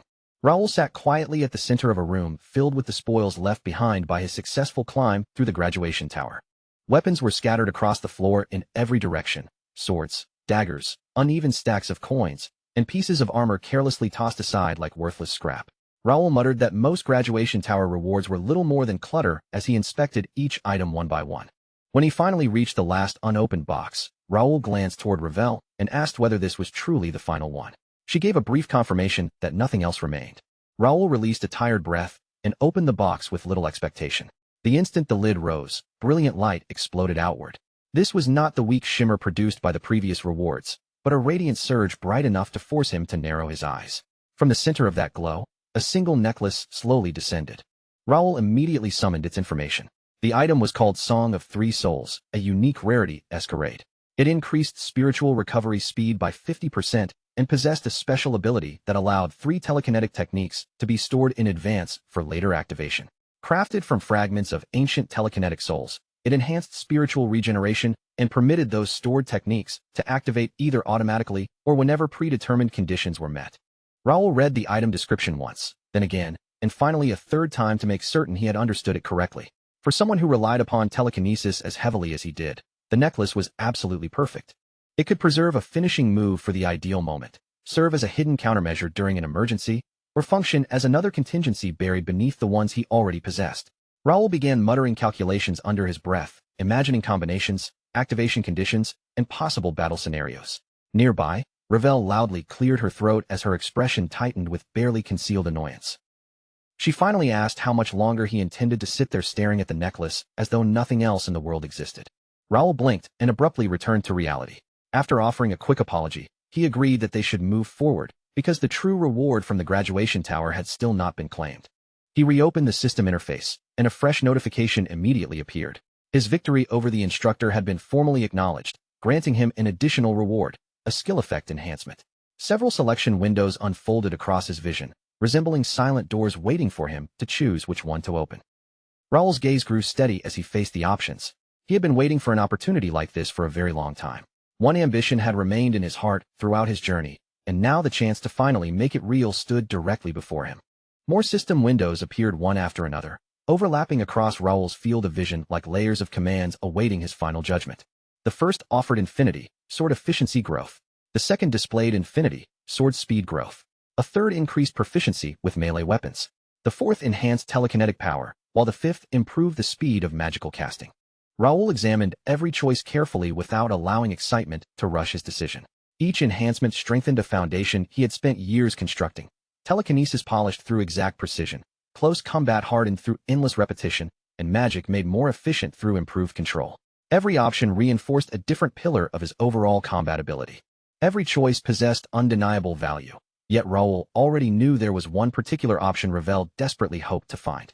As she moved through the hovering panels, her expression suddenly changed, first with surprise, and then with unmistakable recognition. At that moment, another window rose into view. The system announced the release of the Magic Item Skill Collection seal. According to the glowing panel, one portion of the sealed collection had now been unlocked, and the artifact had officially bound itself to the player Bei Bei Duhyun. Ravel's eyes immediately flew wide with excitement. Pointing toward the message, she declared that they had finally found it, proudly reminding Raoul that she had predicted something like this would appear. Raoul remained composed, simply acknowledging that her instincts had proven correct once again. She truly deserved her reputation as an expert on information gathered from the internet. Raoul wasted no time praising her further. Without the slightest delay, he reached toward the panel and selected the option to release the seal. The instant Raoul confirmed his choice, strange letters appeared from thin air around Ravel. The unfamiliar symbols formed a wide ring around her body, slowly revolving as though caught in an invisible current. The atmosphere inside the room abruptly tightened. Mana scattered throughout the surrounding space began gathering with eerie precision, each current falling neatly into place as though it had received a command no one else could hear. Those streams of concentrated energy then surged forward all at once, flowing directly into Ravel's body without spilling even a trace. Ravel turned her head from side to side, visibly confused by the sudden transformation unfolding around her. As the process continued, the rotating letters gradually lost their shape, dissolving one after another into shimmering particles. Every last trace of the gathered mana sank into her form, merging completely with her existence until no loose energy remained in the surrounding air. When the entire process finally came to an end, Ravel gave a deeply satisfied chuckle. At the same moment, another translucent system window opened in front of Raoul, displaying the results of the partial release. The panel listed the collection's grade as epic, while its overall status remained sealed. 3/5 of its power had now been bound. The librarian registered to the collection was Revel, and its primary effect strengthened skill power according to the categories and total number of recorded abilities. At present, the archive contained an astonishing 1,573 skills. A newly unlocked function appeared beneath the main information, skill book creation. The explanation stated that any recorded skill could now be converted into a physical skill book. From that point onward, newly acquired abilities would also be archived automatically, though creating each book would still require certain special materials. Raoul read the information once, then slowly went over it a second time. Skill book creation. In other words, every ability he had collected could potentially be transformed into physical, transferable knowledge that another person could learn. This was no ordinary convenience. It was a system capable of producing skills on a massive scale, an arsenal that could continue expanding as long as he gathered the right materials. The implications were so enormous that, inside Raoul's mind, the balance of power quietly began shifting. Ravel crossed her arms over her chest, wearing an unmistakably proud expression. Clearly, Raoul had made the correct decision by listening to her advice. Turning toward her, he asked how she felt after the release and whether she could sense any noticeable changes. Ravel explained that both the shape of her body and the outline of her wings had become clearer and far more defined than before.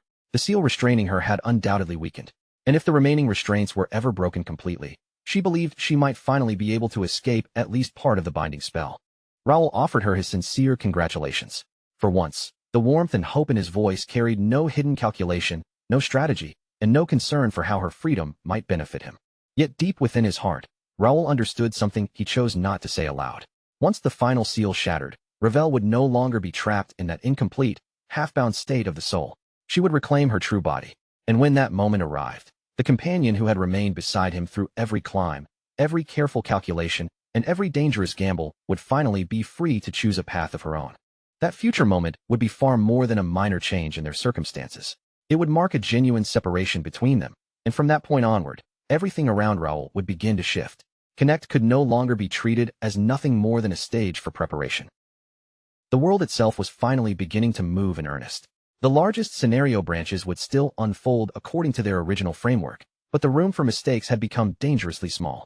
A single careless step could spread consequences far beyond anything even Raoul could fully anticipate. He accepted that reality without complaint. From now on, he would act with even greater caution. But caution did not mean hesitation. No matter how uncertain the future became, Raoul had no intention of stopping or shrinking back. More than anyone else, Raoul trusted the strength he had built with his own hands. With that conviction settled firmly in his mind, the surroundings faded, and the focus shifted elsewhere. Far away, at the northwestern edge of the continent, an enormous barrier towered over the frozen land. Beyond that colossal wall stretched a region few dared to enter. Deep inside that forbidden territory, a dungeon had been carved through layers of cold, unforgiving stone, its narrow passages swallowed by darkness. A squad of armored knights moved carefully through the dungeon. Every measured step sent the faint scrape of metal against rock echoing along the cramped walls. Their breath emerged as pale mist in the dim, frigid air. Focused entirely on the path ahead, none of them noticed the wolf-shaped monster silently creeping through the shadows behind their formation. None of them noticed, except for one man. His blade flashed before the creature could strike, and with one smooth, perfectly controlled motion, he severed the beast's head before it managed to release even a single growl. The knight who had nearly been torn apart released a shaky breath, and immediately thanked his savior. Lawrence de Ashton, the second son of House Ashton, calmly wiped the moment from his expression and slid his sword back into its sheath. Lawrence warned the squad not to lower their guard for even a second. The number of monsters roaming this dungeon was already far greater than what they had encountered during their previous expedition. As the group continued deeper into the frozen passage, Lawrence's thoughts grew increasingly heavy. Beyond the Great Barrier lay the Canyon of Despair, a cursed route directly connected to the infamous Corpse Road. For years, monsters and undead had been pouring into the region from the restricted mountain range located beyond that path, flooding the surrounding land no matter how many were destroyed. Even after repeated eradication campaigns, the dead simply stood back up and returned to battle. It had become an endless war of exhaustion, consuming soldiers and resources without solving anything. At last, headquarters had organized a special expeditionary force to uncover the true source of the disaster. Their recent investigations had uncovered dimensional gates scattered throughout the region. At the same time, dungeonization was progressing at an alarming speed, while monsters reproduced at rates far beyond anything considered natural. Worse still, creatures killed inside the region frequently returned as undead, creating a self-sustaining cycle of death and infestation. After studying every available option, the expedition concluded that the only practical solution was to seal every dungeon entrance located beyond the barrier. Loren stated the danger without softening his words. If their sealing operation failed, the barrier itself would eventually collapse. Another knight added that the accompanying mages had recently detected changes in the fundamental structure of the dungeon spaces. Passageways and internal layouts were shifting without warning, while the flow of mana had become increasingly unstable. Lawrence confirmed the reports with a grim expression. Decades of carefully gathered field data could no longer be considered dependable. Of the 5 candidate locations selected for sealing, this dungeon was the final site remaining. Provided nothing unexpected happened, the squad could complete the operation within 3 days and finally begin the journey home. A brief flicker of relief crossed several weary faces at that news, but their exhaustion was just as obvious. 2 full weeks of constant combat had drained nearly everyone in the expedition to the limit. For one quiet moment, Lawrence allowed himself to imagine writing a letter home after the mission was finished and the final dungeon had been sealed. He had failed to send his family a proper reply for several months, and he knew they must have been worried. But before that gentle thought could fully settle in his mind, the atmosphere around the squad suddenly changed. Deep within the darkness ahead, countless pairs of red eyes snapped open at once. A heartbeat later, bats erupted from the ceiling, pouring through the corridor in a shrieking black swarm. The entire dungeon began shaking with tremendous force. Stone ground violently against stone, and the floor buckled beneath their boots, as though something unimaginably large had started awakening below them. Lawrence immediately broke into a sprint, racing ahead of the squad to inspect the disturbance. But the moment he reached the next chamber, he stopped so abruptly that his entire body went rigid. Standing in the darkness before him were 3 enormous gates, each one filled with a depthless, unnatural blackness. The gates throbbed and pulsed like open wounds torn directly into the fabric of space, their edges twisting with ominous energy. From those openings came an endless flood of enemies. Zombies staggered forward in packed waves, skeletal soldiers marched behind them, and twisted demonic creatures forced their way through the gates without any sign of stopping. Chunks of rotting flesh dragged wetly across the stone floor as the undead crowded deeper into the chamber. Rusted armor rattled and clanged with every step, while the suffocating stench of decay spread through the dungeon, flooding the knight's lungs and turning the air almost unbearable.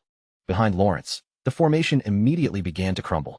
Some knights trembled so badly that their weapons shook in their hands, while others froze completely, convinced they were staring at the final moments of their lives. Lawrence's command tore through their panic like steel smashing against steel. He ordered everyone to regain formation, withdraw at once, and retreat all the way to the barrier so they could report what had happened without delay. There was not the slightest trace of hesitation in Lawrence's voice. But before the knights could carry out his command, another voice drifted through the cavern, calm, amused, and almost playfully impressed as it praised his composure. Beyond the advancing tide of undead, 2 figures slowly stepped into view. One carried a wand topped with a human skull, and a faint, sinister glow flickered inside its hollow eye sockets. Beside him stood a silent warrior gripping a long sword, his posture stiff and disciplined. The Skull-Wand mage tilted his head, clearly entertained by Lawrence's response. He praised the knight for maintaining his reason even while facing certain annihilation. Then, with exaggerated courtesy and open mockery, he offered Lawrence the privilege of abandoning his humanity and serving his majesty as one of the undead.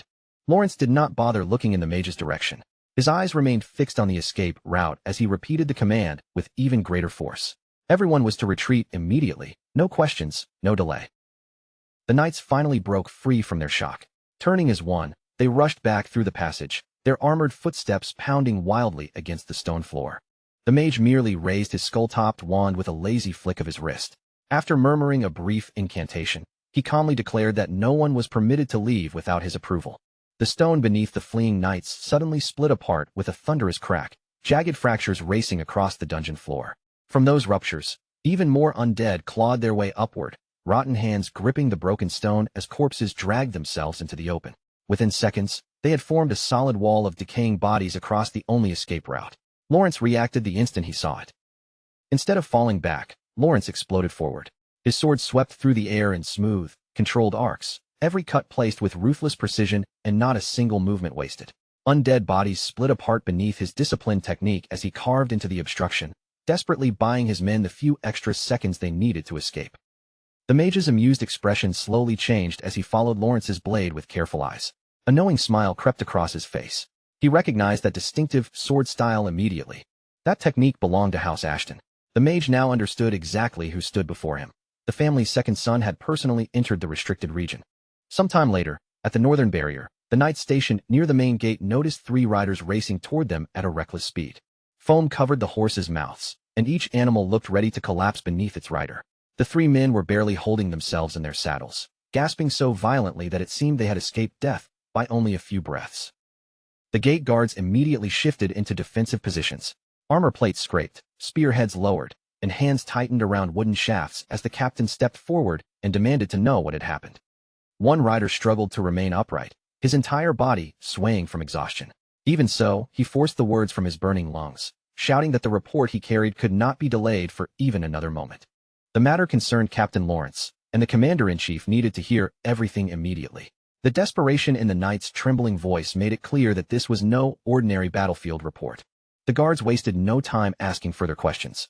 Supporting the exhausted riders, they escorted all 3 men directly through the fortress and into the commander's office. Once inside, the accounts spilled from them in broken, breathless fragments. Every detail carried fresh terror, and every sentence made the situation sound more hopeless. The commander-in-chief listened without interrupting, his weathered face revealing nothing. But as soon as the final word left the knight's mouth, he rose and took action. A quill raced sharply across a sheet of parchment, leaving hurried lines of dark ink behind. The finished dispatch was formally sealed, fastened to a carrier pigeon, and sent straight toward the estate of Count Melvin Ashton. When the message finally reached him, Count Melvin Ashton accepted it without a word. He stood in complete silence as he read what had been written. Raoul and Dylan were summoned at once. The dispatch was then read aloud before them, and each new sentence landed with more force than the one before it. As the full situation became clear, Raoul's expression gradually darkened, like storm clouds silently gathering across the sky. Raoul offered no response. Without saying a single word, he turned away and left the room. He maintained his composure until he reached his own chamber, but the instant the door closed behind him, the unbearable weight of the news came crashing down. The strength suddenly vanished from his legs. His knees struck the floor, and Raoul collapsed where he stood, unable to keep himself upright any longer. Ravel urgently called out his name, but Raoul gave no answer. His thoughts were already spiraling out of control. The restricted area scenario had begun moving ahead of schedule, far faster than he had calculated and far sooner than he had ever prepared for. The system's earlier warning returned to him with merciless clarity. Forced karmic retribution would follow anyone who interfered with a mandatory scenario. The resulting misfortune would strike without a predictable pattern and without offering the slightest mercy. Raoul pressed one hand tightly against his head, his breathing rough and uneven as the truth finally settled over him. There was no longer any doubt. This was the backlash the system had warned him about. And Raoul understood exactly how he had contributed to it. He had changed the original flow, interfering at a point where he had never been meant to intervene. Worse still, he had failed to calculate how severe the consequences might become, especially when it came to Lawrence. But regret could accomplish nothing now. Raoul finally forced himself to speak and called Ravel's name. Her answer came back immediately, without even a moment's delay. Raoul took a breath and carefully assessed his own condition. This was not the time to hesitate, and he could not afford to remain collapsed on the floor while Lawrence's life was in danger. The choice behind all of this had been made long ago, and what he faced now was simply the result of that decision. Raoul would trust the strength he had accumulated and continue moving forward. He ordered Ravel to open the guild chat immediately. Preparations had to begin at once, because he intended to enter the restricted area personally. Not long afterward, Raoul arrived at the continent's northwestern barrier. Behind him stood a small but carefully selected detachment of his own knights, each one prepared to follow him into the forbidden territory. Waiting near the barrier was Julius, commander-in-chief of the Iron Wall Knights. The elderly warrior welcomed Raoul with surprising warmth, remarking that he had arrived much sooner than expected and must have exhausted himself during the journey. Raoul lowered himself into a deep, respectful bow. Keeping his voice calm and steady, he said it was an honor to stand before a legendary warrior like Commander Julius. Behind him, Josh leaned slightly toward Jake and whispered that Julius looked far more like a gentle village elder than a commander hardened by countless battles. Jake did not react to the comment. As a veteran who had already served at the barrier and a sworn member of Raoul's Knight Order, he remained perfectly silent, his posture straight and his eyes fixed firmly ahead. Raoul quietly observed Julius for several moments, studying everything from the old warrior's relaxed stance to the rhythm of his breathing. It did not take long for him to understand the truth. Julius's strength was neither loud nor oppressive. Every trace of it had been drawn inward and restrained with flawless control. Although Julius had already entered the Master Realm, not even the faintest thread of aura escaped from his body. That absolute command over his own power was precisely what made the elderly commander so dangerous.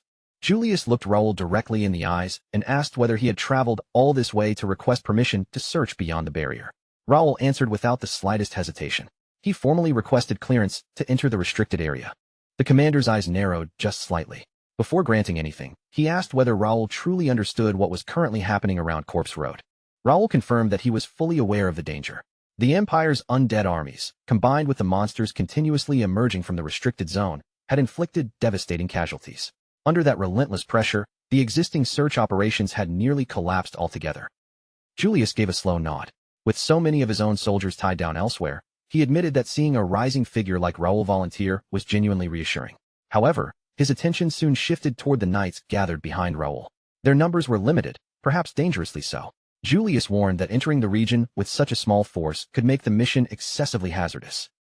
Josh immediately stepped forward, answering in a firm and confident voice that their group had survived missions far more dangerous than this one. Kane then calmly added that undead were naturally drawn toward the vitality of living humans. A larger formation would only shine like a brighter signal, attracting even more enemies, while a compact squad would draw less attention and move through the terrain far more easily. Julius remained silent for a moment, carefully weighing their argument. At last, he accepted their reasoning and granted Raoul's group official permission to cross through the barrier. His warning came immediately afterward. Raoul and his knights were to complete their objective and return as quickly as they possibly could. Monsters throughout the surrounding region had become increasingly restless, and if the situation deteriorated any further, every passage through the barrier into the restricted area would be sealed without exception. Raoul accepted the command without argument and assured Julius that he understood. Before allowing them to depart, however, the commander offered one final piece of information that could prove critical to their search. Barrier stones were scattered throughout the restricted area, and each one suppressed the flow of magical energy around it. Julius believed the Empire was searching for those nodes so it could open dimensional gates with greater speed and efficiency. Until the enemy obtained them, Lawrence would most likely be kept alive, since a valuable prisoner would be far more useful than another corpse. It was hardly enough to ease Raoul's fear, but it gave him something precious to hold on to: hope. Julius quietly apologized, explaining that this was the only guidance he could offer. Raoul bowed once more and sincerely thanked him. Even that small amount of information could completely change how the rescue mission unfolded. Only moments later, the enormous gate built into the towering barrier finally began to open before them. Ancient mechanisms groaned from somewhere deep inside the wall, while heavy magical seals released one after another. The air around the entrance changed as Raoul's squad prepared to move. Josh muttered that having the alchemist accompany them would have been useful. Raoul replied that Nakia had already been assigned to another operation and therefore could not join their expedition. Their destination had already been decided: the Formica dungeon, the last location Lawrence had been seen heading toward. Meanwhile, the other allied teams would spread across the surrounding area, securing the perimeter and preserving a corridor the rescue squad could use to retreat. Directly ahead of them stood the magical barrier that separated the continent from the restricted zone, its immense presence sealing away everything on the other side. The barrier's surface shimmered and shifted like a living wall made entirely from condensed energy. Raoul waited in silence until the glowing surface finally separated, opening a narrow passage through which his squad could enter. From a distance, Julius watched the knights prepare to cross. He offered them no further warnings and spoke no final words, carrying only a silent hope that every one of them would return alive. Raoul stepped forward into the newly opened passage, while deep inside his chest, one single promise settled deep in his heart and turned unbreakable.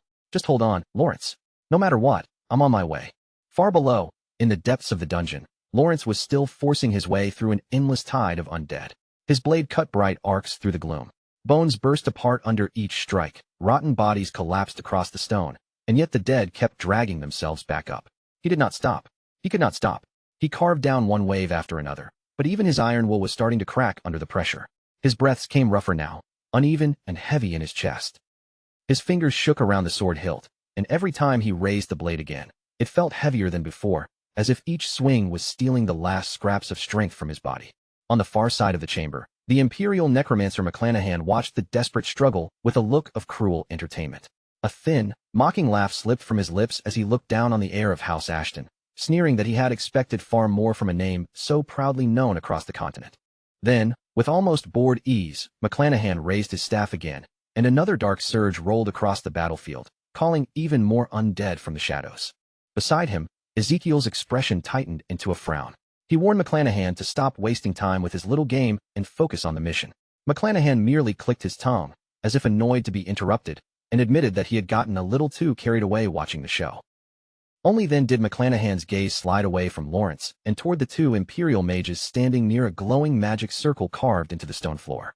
He asked how far their work had progressed. One mage quickly reported that the barrier stones were interfering with the gate signals.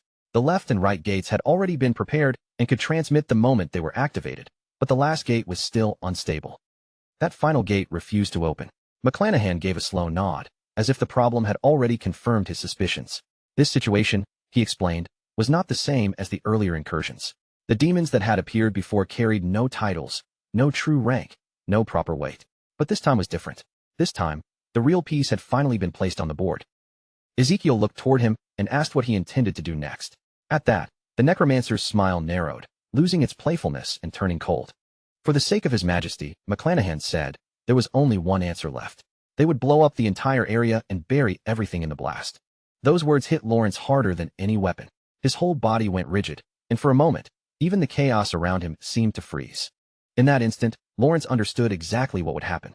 If the gates exploded out of control, the monsters would pour straight toward the barrier. Undead, demons, and dungeon creatures would all crash into it at once, like a flood breaking through a dam. The defenders waiting outside would be swallowed before they even knew what struck them. Through the fog of exhaustion, Lawrence's mind suddenly became clear again. He tightened his grip around his weapon and forced his battered body upright. Every muscle screamed at him to fall, but Lawrence Ashton's resolve did not bend. Across the battlefield, McClanahan studied him with quiet amusement, like a man watching some stubborn little insect continue to twitch after being crushed. Lawrence planted his feet and steadied his stance. Even if stopping them cost him his life, he would not let them succeed. Some time later, Lawrence had been driven down to his knees. His sword was stabbed into the cracked dungeon floor, not as a weapon now, but as the only thing keeping him from collapsing completely. Each breath scraped painfully through his lungs. All around him, the undead closed in tighter and tighter, their empty eyes fixed on the last weak flame of life still flickering before them. From across the field, McClanahan watched with a twisted smile spreading across his face. He mocked Lawrence without restraint, asking where all that confidence had disappeared to. Where was the proud dignity of House Ashton now?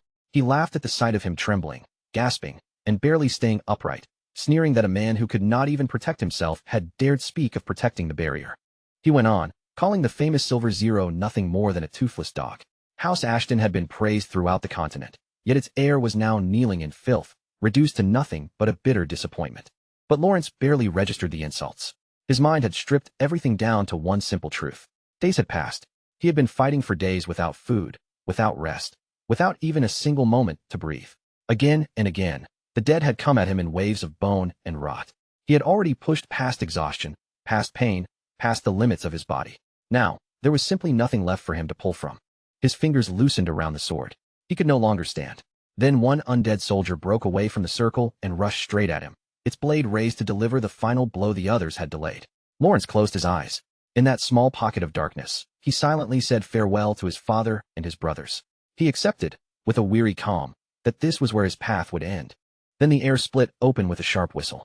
An arrow ripped across the battlefield at terrifying speed and punched straight through the charging undead's neck.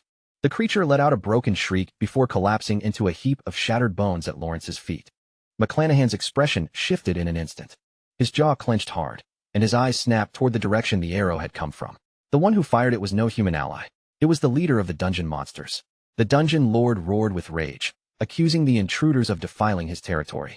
At his command, his monster warriors surged forward with weapons raised and fury burning in their eyes. But they did not rush at Lawrence. They charged straight into the undead, and in the next breath, steel, claws, bone, and rotting flesh collided across the battlefield. Lawrence slowly opened his eyes and found the chaos turning in a direction he never expected. Monsters were cutting down Imperial undead. The very creatures he had thought would finish him off were now tearing into McClanahan's army instead. He stared at the scene before him, too stunned to make sense of it. A short while later, another force entered the battlefield. Raoul arrived with his knights, their armor still carrying the urgency and dust of a forced march. He had pushed them to reach the Formica dungeon as fast as possible, using haste buffs to close the distance without delay. But even after all that urgency, nothing could have prepared him for what he saw inside. Monsters were fighting undead. Raoul watched in silence for several seconds, taking in the impossible sight before finally speaking. They were not attacking humans. They were aiming directly for the necromancer's army. Beside him, Kane muttered under his breath that something like this should not even be possible. Raoul admitted that even while seeing it with his own eyes, the situation made no sense. Then he lifted his hand and opened his system window. A warning panel flashed sharply in front of him. A fourth scenario had become active in the area. The main quest appeared before his eyes: defend the Forbidden Zone. The barrier suppressing the dimensional gate was now under threat from intruders. The mission was to repel the invaders, protect the seal, and prevent the gate from opening. Rewards would be distributed according to achievement level. But beneath that objective, another message pulsed with far more urgency. The enemies currently present in this scenario exceeded the recommended combat threshold. Retreat was strongly advised. Raoul read the warning again, his eyes narrowing. Level 99. Peak tier. And even at that level, the system was still telling him to retreat. His thoughts sharpened immediately. What kind of enemy could trigger a warning that severe? Before Raoul could think any further, Josh suddenly pointed toward the center of the battlefield. Lawrence. Raoul's gaze locked onto the kneeling figure trapped in the middle of monsters and undead. The tension in Raoul's face tightened at once, and his expression turned deadly serious. There was no time left to stand there and think. Raoul moved immediately.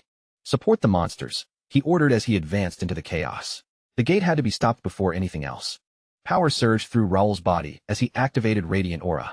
A brilliant golden light burst from him, spreading across his back in the shape of luminous wings.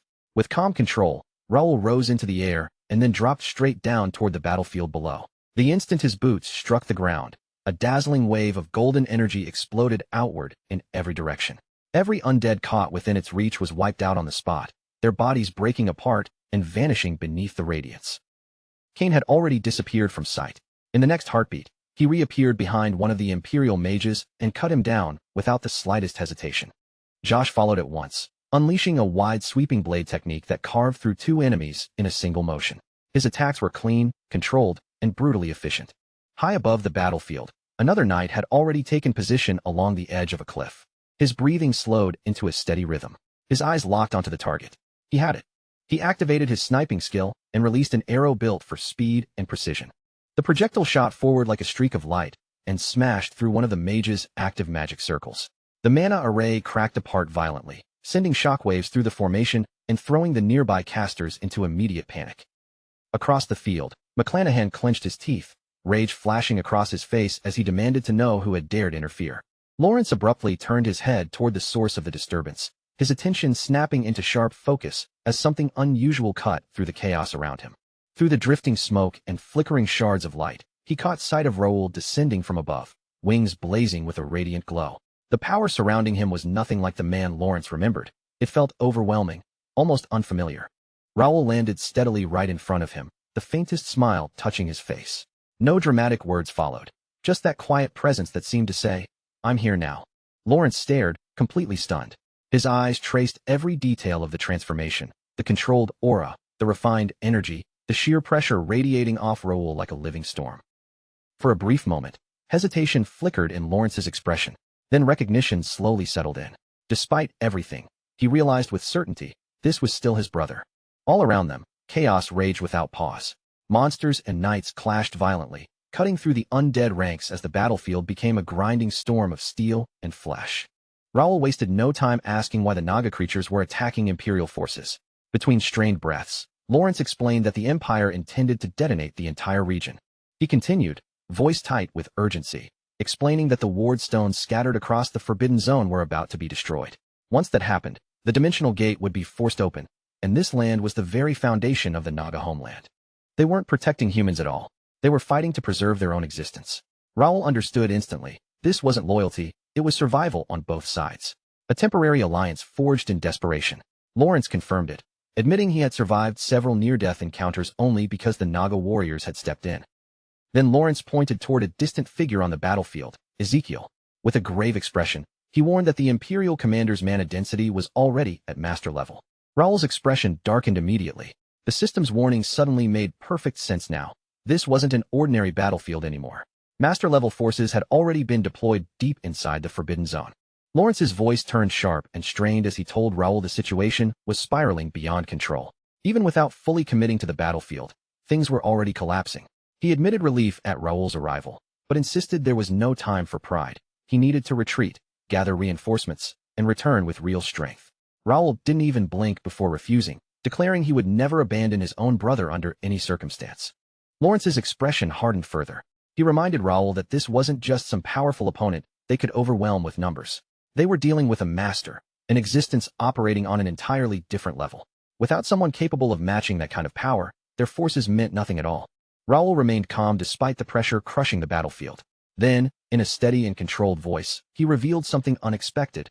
There actually was someone capable of standing against a master. He stated clearly that he had brought someone who understood sword masters better than anyone alive. Around them, the chaos never stopped. Raoul's knights continued to clash with the monstrous tide, steel colliding with bone and corrupted flesh as the battlefield burned with relentless motion. Lawrence scanned the battlefield with growing unease, his eyes darting through the chaos as he tried to understand exactly who Raoul was referring to.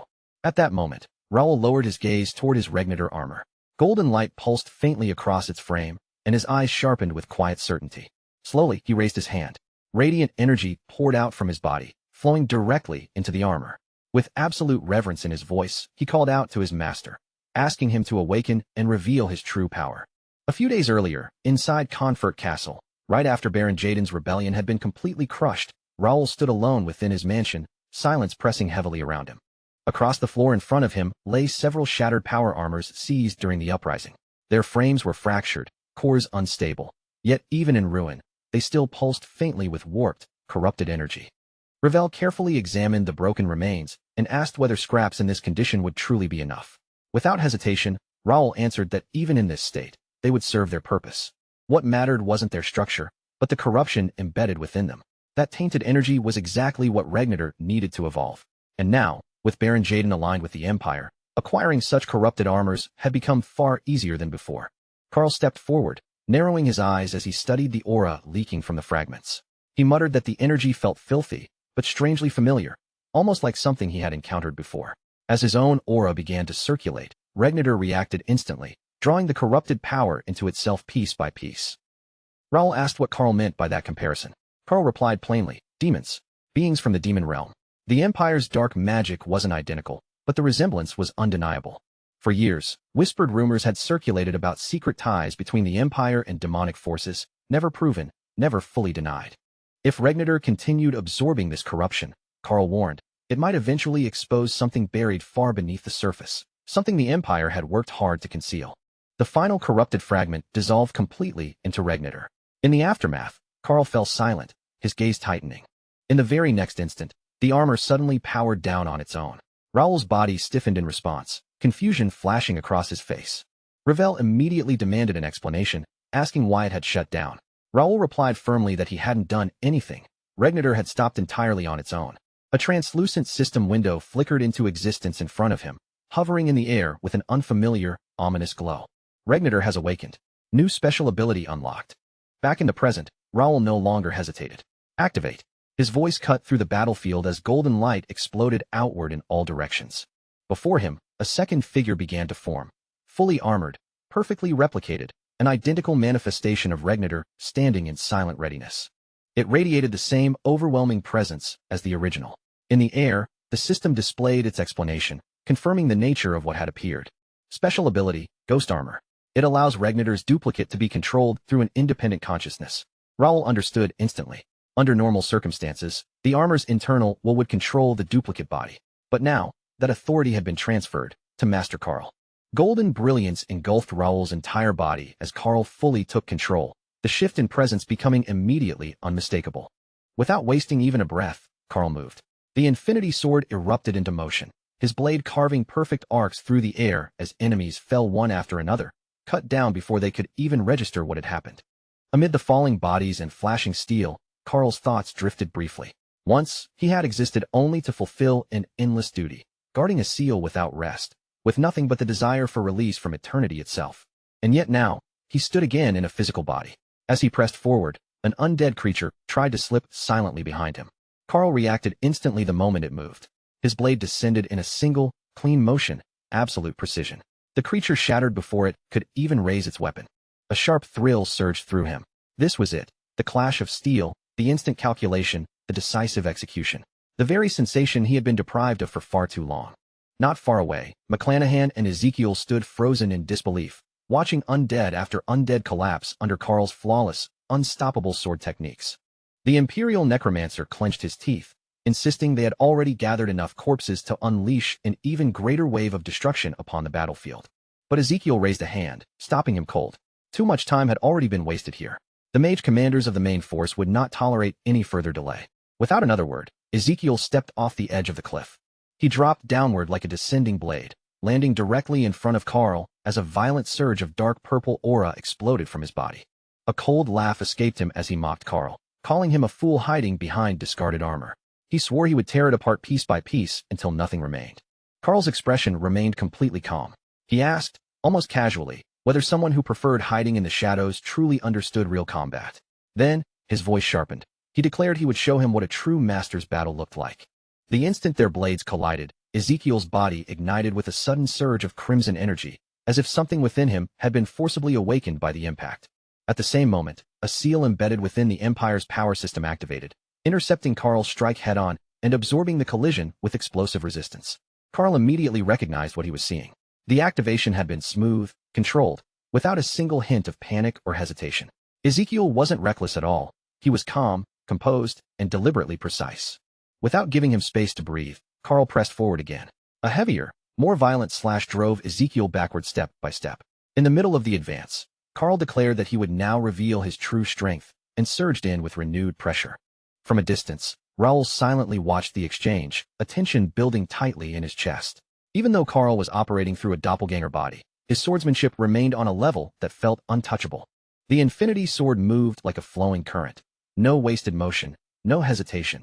Every movement seamlessly continuing into the next without break or delay. Each combination of strikes blended into flawless arcs, weaving patterns through the air as if the blade itself were performing a grand, deadly dance. Beautiful in form, precise in execution, and absolutely lethal in intent. Yet Raoul understood the situation clearly. Ghost armor had its limits, and the longer the battle dragged on, the more dangerous it became. Without hesitation, he shifted his focus and moved forward to reinforce the fight himself. Nearby, Raoul's knights and the Naga warriors continued their relentless assault against the undead horde, steel and scaled strength tearing through bone as the battlefield remained locked in brutal chaos. Raoul activated his skill, and in an instant, dozens of floating swords materialized around him, hovering in the air with a sharp, humming resonance. With a single command from him, the suspended blades shot forward like streaks of light, piercing straight through the undead ranks and obliterating everything in their path almost instantly. For a brief moment, the momentum of the battlefield began to shift. Victory seemed to be tilting in their favor, and at this pace, the enemy forces looked ready to collapse completely. Then, without warning, the ground behind Raoul split open violently. From the shattered earth, an undead knight rose, its presence immediately locking onto him. Its aura was dense, suffocating, and far more oppressive than anything else on the battlefield, a pressure that clearly surpassed the others. At the same time, McClanahan's cold voice rang out across the chaos, mocking the idea that inferior knights could ever properly wield divine power, and suggesting that Raoul's strength must have been nothing more than a temporary blessing. McClanahan narrowed his eyes as his killing intent sharpened. He declared that Raoul himself was the source of the divine energy spreading across the battlefield, and that he would personally erase him. Raising his wand, he unleashed a violent surge of purple aura that spiraled upward like a storm. Massive magic circles unfolded layer after layer behind him, each one etched with intricate runes, while distorted ghostly figures began to emerge within the light, writhing and screaming as they gathered under his command. Raoul did not step back. Instead, he turned fully toward the undead knight before him, golden aura tightening around his armor as he lowered his stance, steady and unshaken. At that moment, a translucent system window appeared before his eyes. Player Raoul has reached level 100. For a brief instant, the entire battlefield seemed to fall silent, as if even the chaos itself had paused in disbelief. Far away, at the northwestern barrier, the thunder of marching footsteps and heavy steel echoed across the ground like an approaching storm. A new force had finally arrived on the battlefield. Above the rising dust, banners bearing the crest of Marquis Fabien de McNeil unfurled into the air as his household army advanced in disciplined formation. Armored knights surged forward with perfect coordination and military precision, entering the battlefield at last to reinforce the front lines. Fabien dismounted from his horse and stepped forward calmly, his movements measured and free of arrogance. The moment he saw Julius ahead, Fabien offered a formal and respectful greeting, addressing him as the Supreme Commander. He introduced himself clearly, Fabien de McNeil of House McNeil, and explained that upon receiving word from the barrier, he had immediately mobilized his personal knight order to provide reinforcement at the front. Julius's gaze shifted past Fabien, studying the formation behind him with a slight narrowing of his eyes. Something about them didn't quite match the traditional image of knights. Fabien answered without hesitation. They were mercenaries he had personally contracted.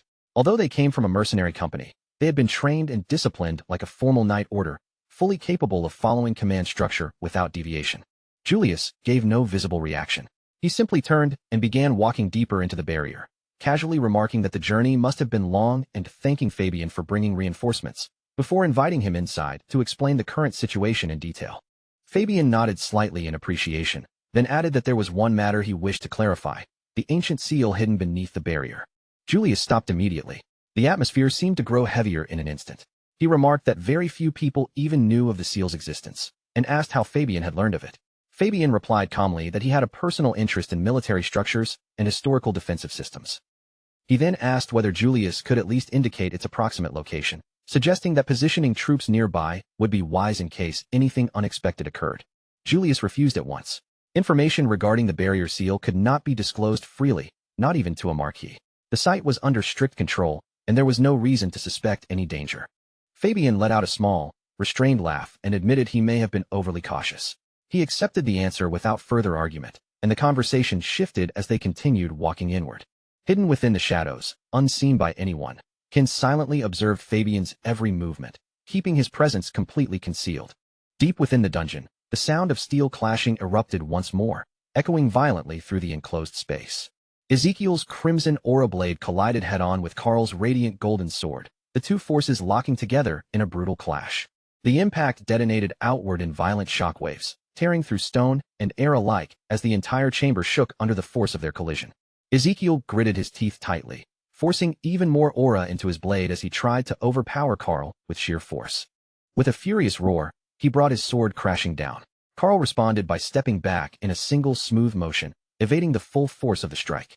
The blade struck the ground instead, releasing a violent burst of energy that shattered the stone floor and sent destructive shockwaves rippling across the dungeon walls.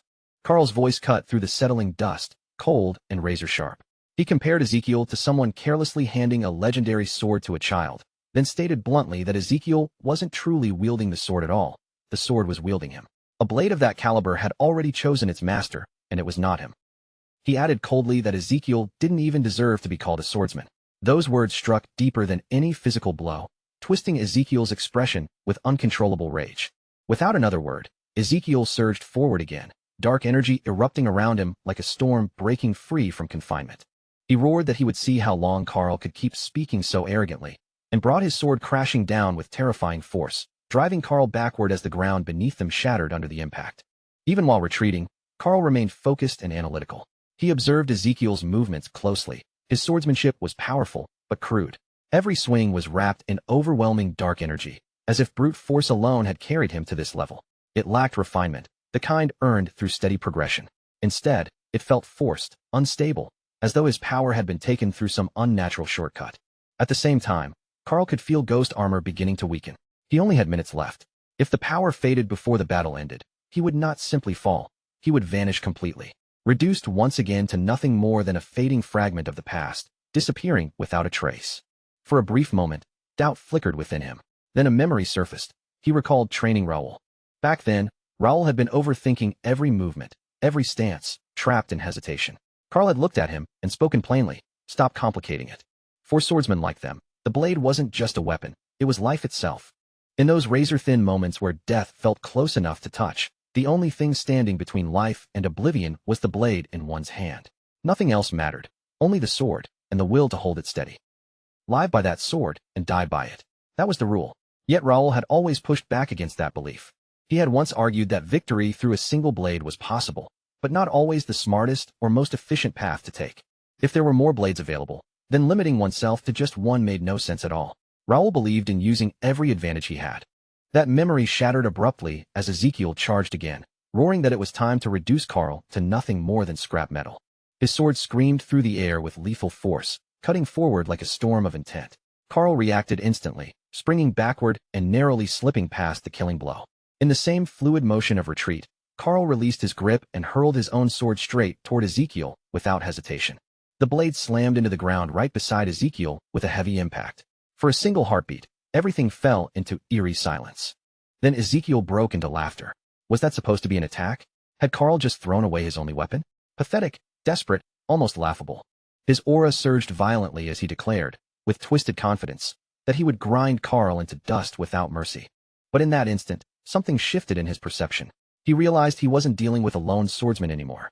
Figures emerged from the battlefield's edges, Jack, Josh, and Kane, appearing from multiple directions like shadows stepping into light. Their presence clicked into place with unnerving precision, as if the entire formation had been prepared long before this moment arrived. Ezekiel froze for a fraction of a second, stunned. When had they gotten there?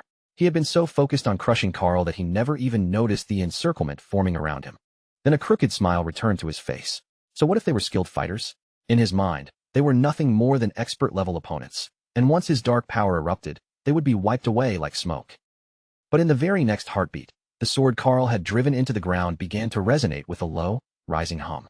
A thin stream of golden light leaked from the blade at first, then suddenly erupted outward in a violent surge, flooding the battlefield with radiant brilliance. That golden force clashed head-on with Ezekiel's suffocating darkness, tearing through it like sunrise ripping apart the last remnants of night. His dark aura trembled, fractured, and scattered before it could fully stabilize. Only then did Ezekiel finally understand. This had all been planned. Carl had never abandoned that sword. He had planted it, and before Ezekiel could regain control of his own power, it was already too late. From every direction, Raoul's knights moved at once. Jack struck first, Josh followed through without mercy, and Kane attacked from a blind angle. Steel flashed through the air. Their combined assault pierced Ezekiel's defenses in an instant. A raw, broken scream tore out of him, filled with shock, rage, and disbelief. Carl stepped forward calmly, his gaze colder than death itself, and declared that when all of Raoul's swords stood together, defeat simply did not exist. Those words landed like a final verdict. A moment later, Ezekiel's body collapsed heavily onto the shattered ground, blood splashing across broken stone as the dark aura around him finally faded into nothing. Silence followed. Jack flexed his hand, muttering that his fingertips were still buzzing from the impact. Josh stared at the fallen body, voice shaky, admitting he had actually taken part in bringing down a master-level enemy. But before relief could settle in, another knight sharply reminded them not to lower their guard. The gate was still open. Until their master finished sealing it completely, they had to hold the line, no matter what came pouring through next.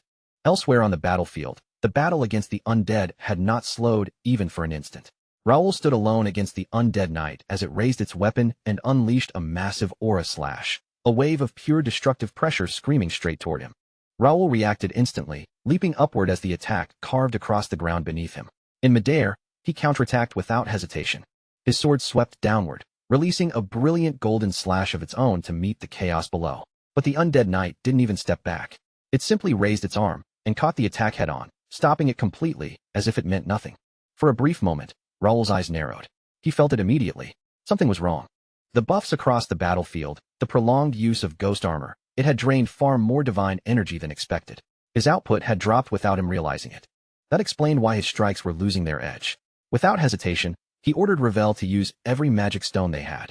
Ravel acted instantly. One by one, the stored stones activated, releasing sealed energy that surged back into Raoul's body like a flood. Divine power roared through his veins. His golden aura erupted once more, brighter and more intense than before, forcing the surrounding undead to recoil in instinctive fear. Not far away, the necromancer sensed the change. His expression tightened. Even after everything, Raoul still retained that level of strength. The realization made his decision final. He would resort to the forbidden method.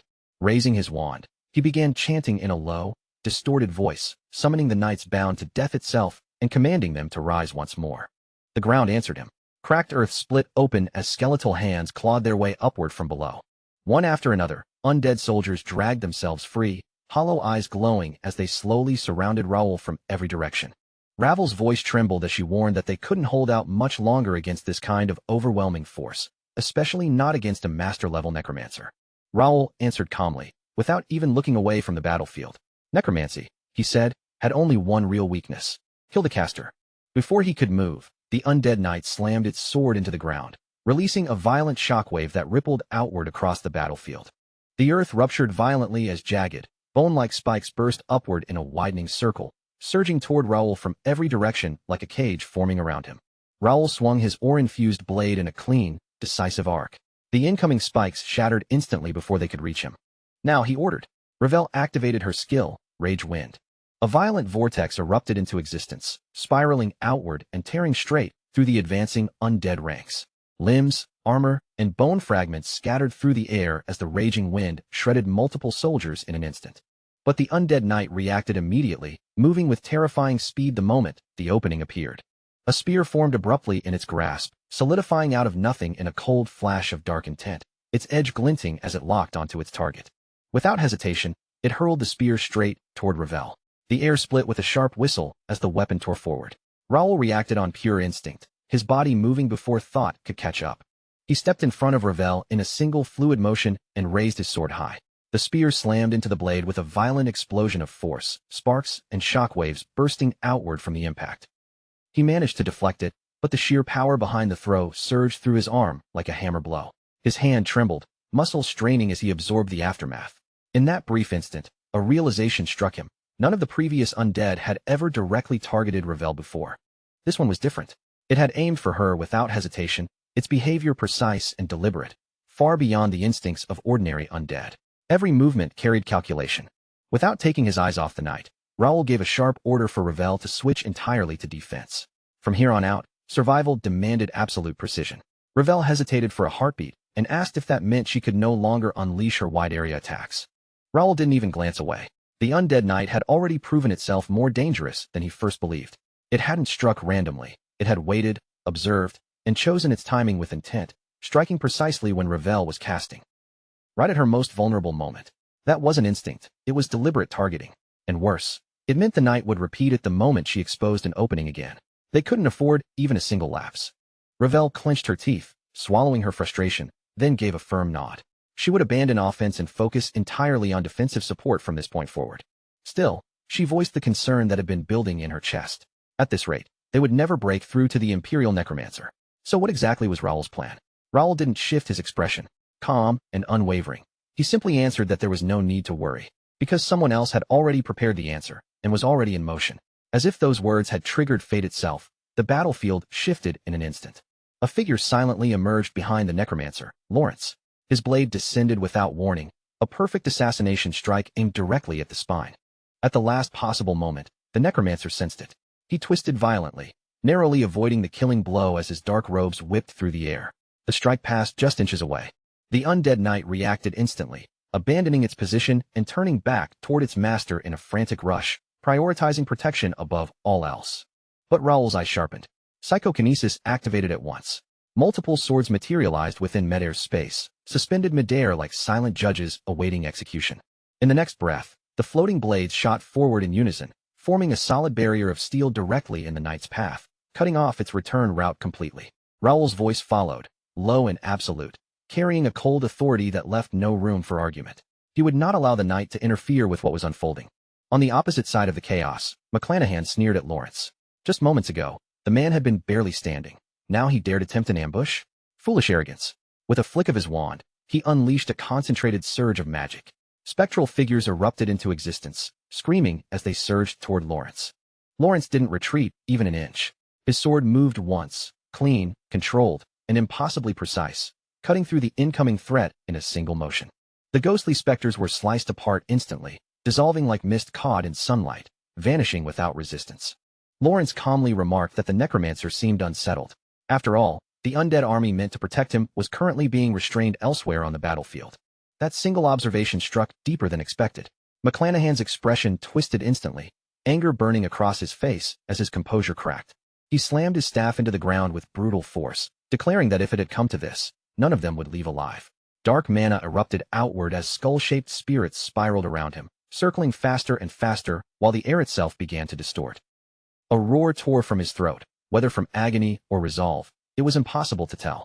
In that instant, his body began to change, and a massive surge of power detonated outward in a devastating shockwave. Raoul stared, momentarily stunned.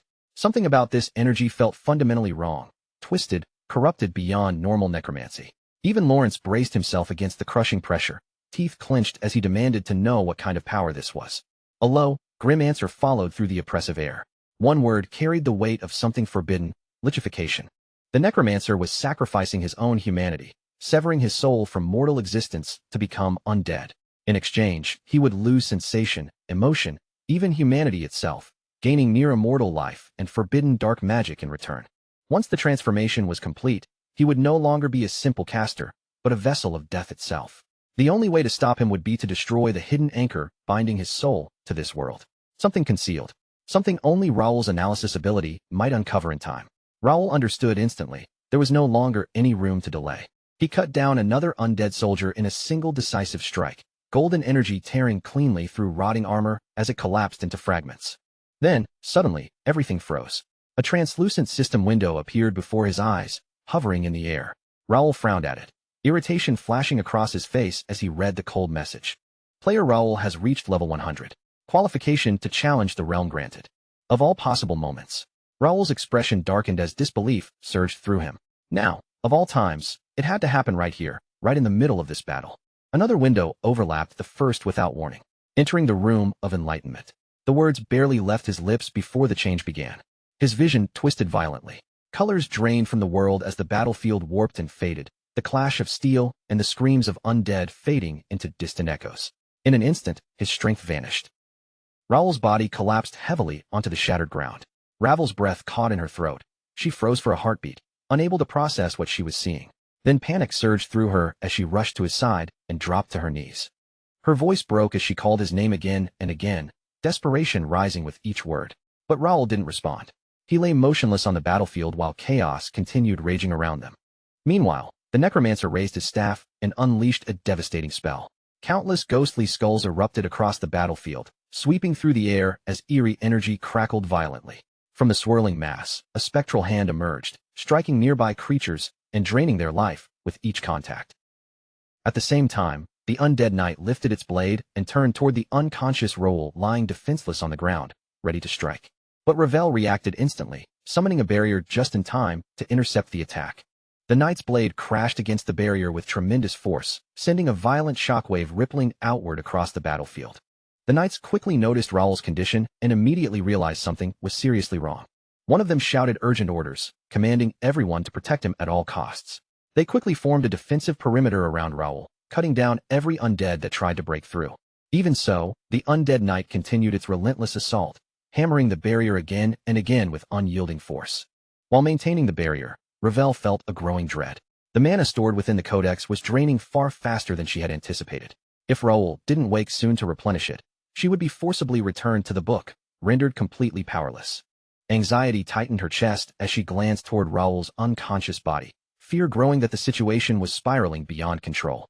At that very moment, Raoul arrived in the room of enlightenment.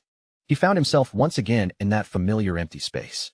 His eyes slowly adjusted as recognition set in, and for a brief moment, he could hardly believe he had returned here again.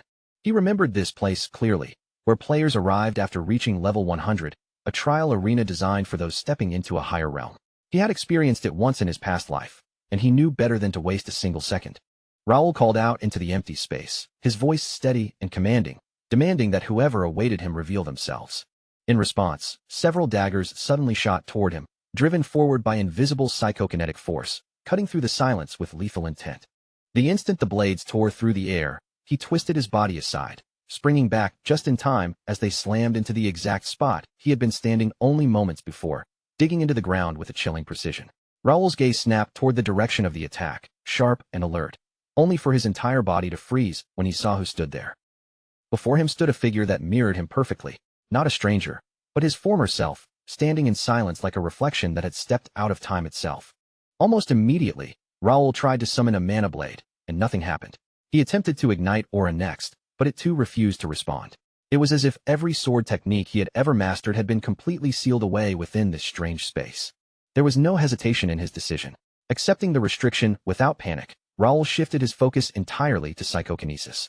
If swordsmanship was locked away, then he would fight with what remained, and in that domain, he already knew he surpassed the version of himself standing in front of him.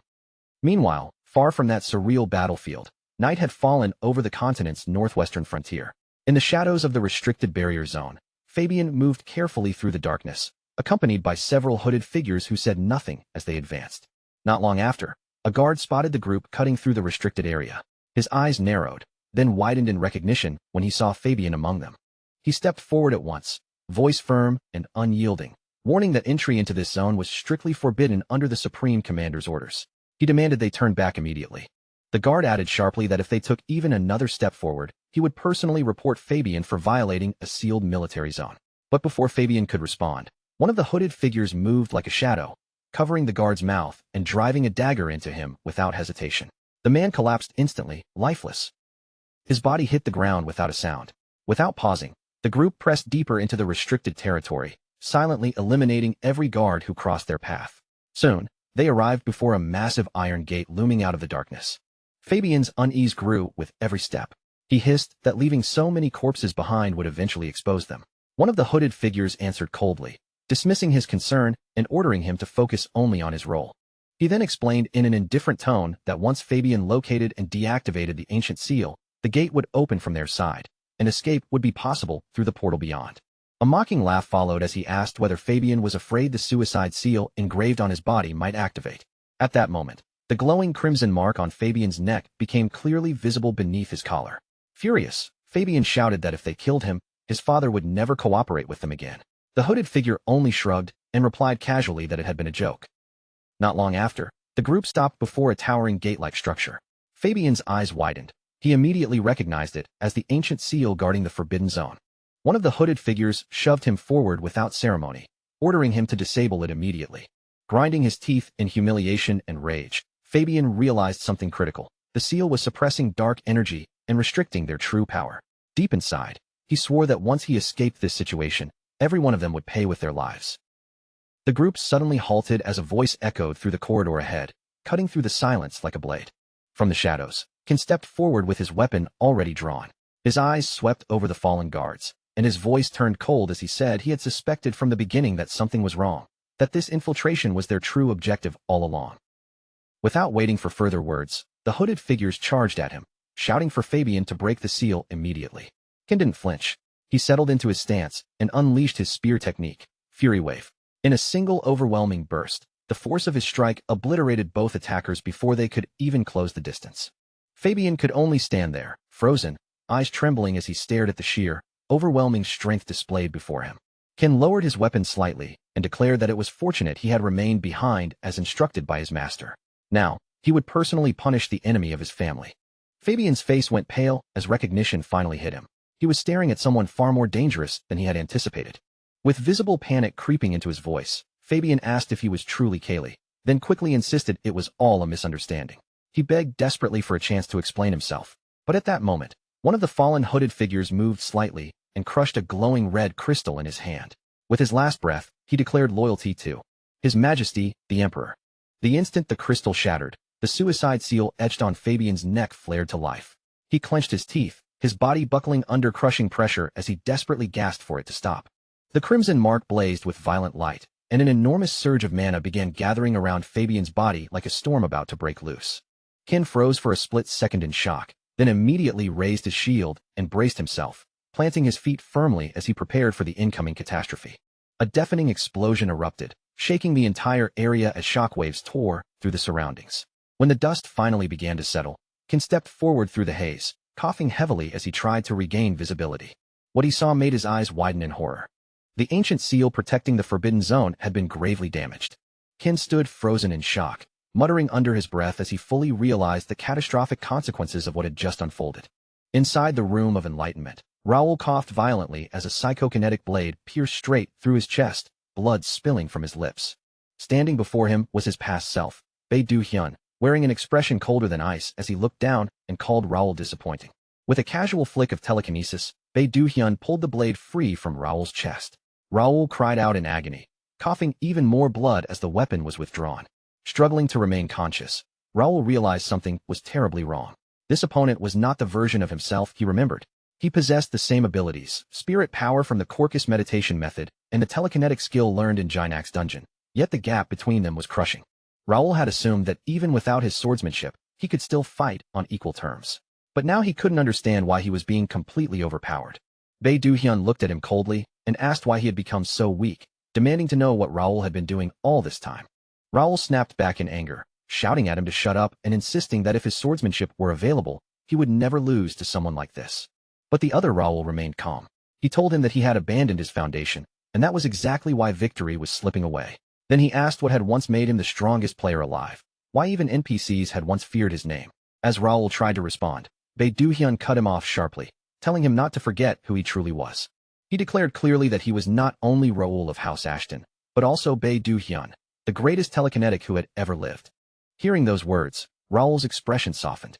A faint smile formed as realization flickered across his eyes. He had nearly forgotten that truth. Without hesitation, Raoul activated his power.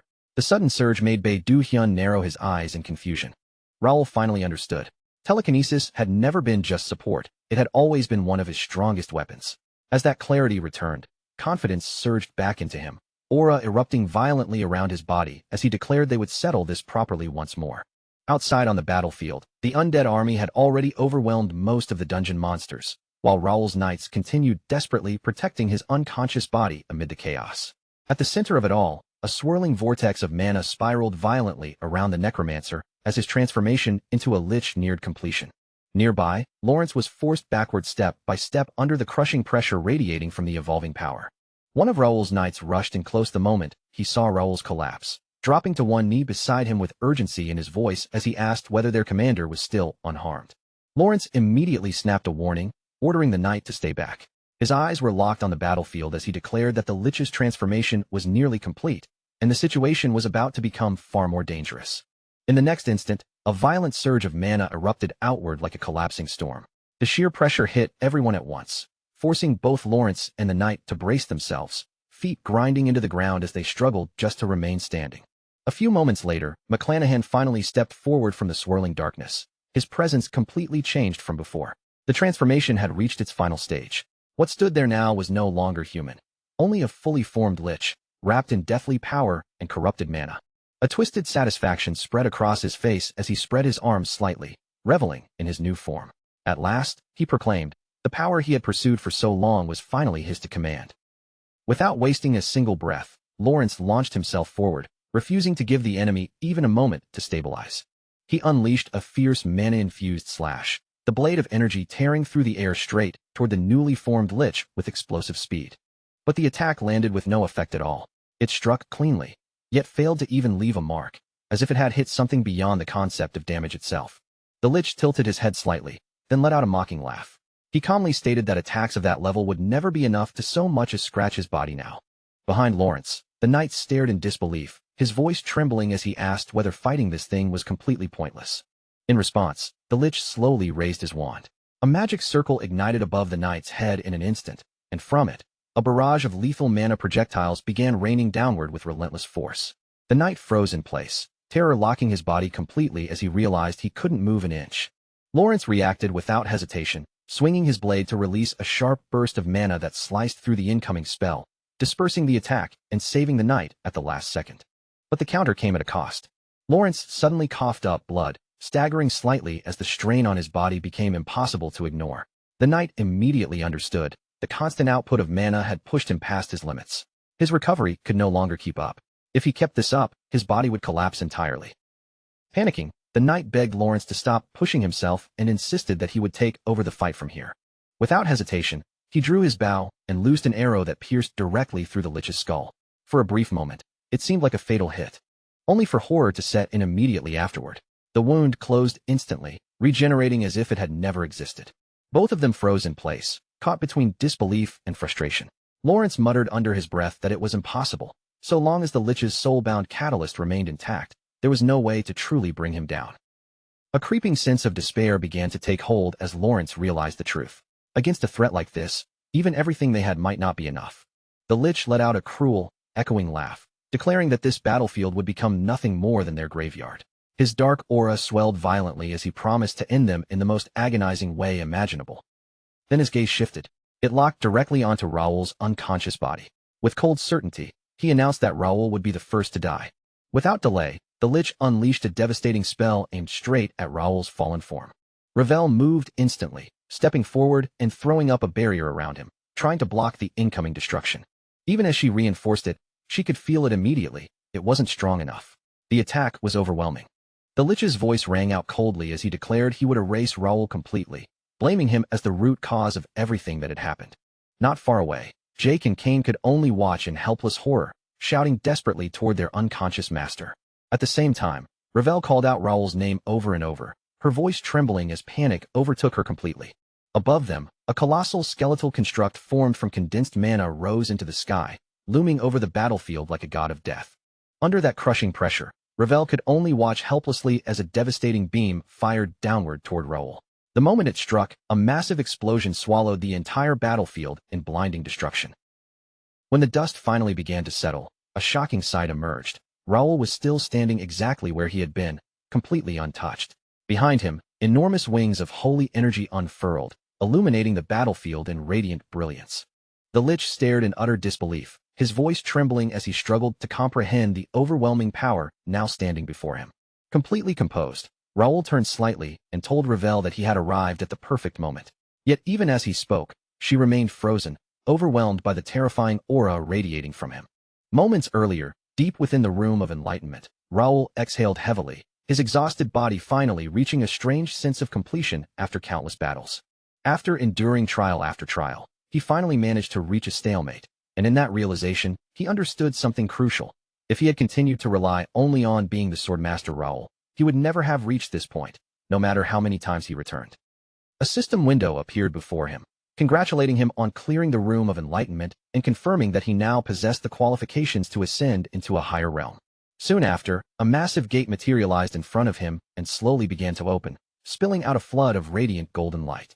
With a faint, knowing smile, Raoul said that everyone outside was probably waiting for him, then stepped forward without a trace of hesitation. Returning with his newly awakened strength, Raoul stood with absolute confidence, his presence already changed compared to before. At that moment, a skeleton knight charged straight at him. Raoul didn't move from his spot, but his expression sharpened as he calmly assessed the incoming threat. The instant the skeleton knight saw the golden aura radiating from him, its charge halted abruptly, as if instinct itself had screamed at it to stop. Raoul released his aura fully, and the overwhelming pressure forced the skeleton knight down onto its knees. Around it, nearby skeletons collapsed instantly, while the knight struggled desperately just to resist being crushed.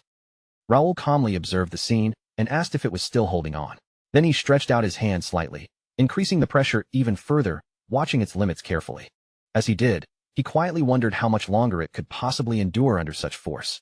Even so, the skeleton knight forced itself upward, pushing through the crushing pressure in a desperate attempt to lunge once more.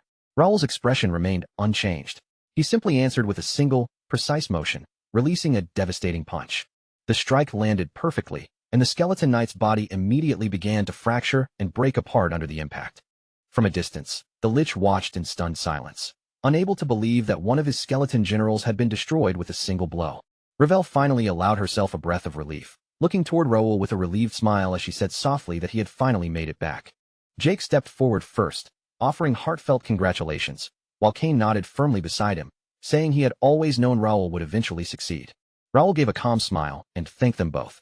His gaze swept across the battlefield as he acknowledged that their efforts had held the line and prevented the situation from spiraling into something far worse. Then his expression hardened. Turning toward the Lich, Raoul stated with quiet certainty that it was time to settle everything here in the Forbidden Zone and bring this battle to an end. Without even a pause, he stepped forward, his body already surging with momentum. The Lich's eyes burned with fury as he misjudged the situation, believing Raoul was still fighting completely on his own. With a proud declaration of being a masterclass Lich, he raised his wand and unleashed a spell. A magic circle bloomed in the air, and from it, countless ghostly skulls erupted forward, screaming as they charged straight toward Raoul. But Raoul didn't even slow down. A holy barrier surged into existence in front of him, effortlessly swallowing the incoming barrage and stopping the attack cold. Ravel's voice cut in urgently, warning that they had already exhausted most of their mana stones used for restoring holy power and that this battle had to end quickly. Hearing this, Raoul immediately asked if there was still enough holy power left for a single decisive strike. Ravel hesitated, caught off guard, then nodded in disbelief, confirming that there should still be enough for one final attack. Raoul's lips curved slightly. Calm, confident, and certain, he declared that if that was the case, then one strike would be enough. In the next instant, he drew in a massive surge of holy energy, compressing it into his fist as light flared violently around his arm, before he drove it straight toward the Lich. The impact detonated on contact, sending fragments of the Lich's skeletal body scattering violently in every direction. Yet deep within, the Lich sneered. He believed the attack was meaningless. No matter how much holy power was packed into a single blow, a mere punch could never harm his immortal body. Looking down on Raoul as an inexperienced threat, the Lich prepared his counterstrike, dark aura surging outward in overwhelming waves as he prepared to erase him. At that exact moment, Lawrence's voice rang out, calling toward Raoul with clear concern. But Raoul didn't look away even for a second. His eyes locked onto the Lich as he murmured under his breath that he had found it. The Lich frowned in confusion, only for that confusion to turn into sudden terror. Raoul extended his hand, releasing concentrated holy energy, and in that instant, he pinpointed the vessel tied directly to McClanahan's soul. Raoul spoke calmly, explaining that earlier the overlapping presence of multiple souls had made it difficult to detect, but now that he had identified the core vessel, there was nowhere left to escape. With unwavering focus, Raoul struck down the vessel, destroying it completely in a single decisive act. The Lich let out a piercing, despair-filled scream as his body began to break apart. He mourned the loss of his stolen immortality and forbidden knowledge before disintegrating into nothingness. Nearby dungeon monsters recoiled in shock, stunned by the sudden collapse of the terrifying presence they had been obeying. A system window appeared shortly after, announcing the completion of the main quest, Defense of the Forbidden Zone. It confirmed that the invading forces had been repelled, the dimensional gate suppression maintained, and that a member of the temporary alliance had developed goodwill toward Raoul. Not long after, Raknisha, the great chief of the Naga tribe, approached Raoul. With a respectful tone, he addressed him as a young but courageous human warrior before delivering his message. He explained that while contact with humans was normally forbidden, Raoul's actions had protected both the sacred land and the tribe itself. Speaking on behalf of his people, he expressed their sincere gratitude. Raoul lowered his head slightly and returned the gratitude in kind, saying that without the Naga tribe's help, he would never have been able to save his brother. Raknisha then explained that once the barrier fully stabilized, the ominous gate would be sealed once again. With their commander defeated, the remaining enemy forces had already lost all will to fight, and he advised Raoul's group to withdraw and leave cleanup to the tribe. Raoul accepted the suggestion without objection. At that moment, Josh rushed over urgently, reporting that an Imperial transfer gate had been discovered inside a cave. He revealed that its destination coordinates pointed toward the wall. The revelation sent shock through everyone present. Raoul clenched his teeth in frustration, cursing the Imperial Knights as suspicion grew that yet another hidden scheme was unfolding. He questioned what was truly happening at the wall, sensing that the situation there was rapidly growing more dangerous and unstable. Later, Raoul and his group stood before the transfer gate, the atmosphere tense and uncertain. Josh confirmed once more that the destination was indeed near the wall, adding that they had been receiving continuous signals from that location for some time. He turned to Raoul and asked what their next move should be. Raoul fell silent, carefully weighing the Empire's intentions. He concluded that they would not have coordinated such movements and installed a single gate without a larger plan in motion. He realized that something significant must already have occurred at the wall. In the worst case, they might even be forced to seal off access to the Forbidden Zone entirely.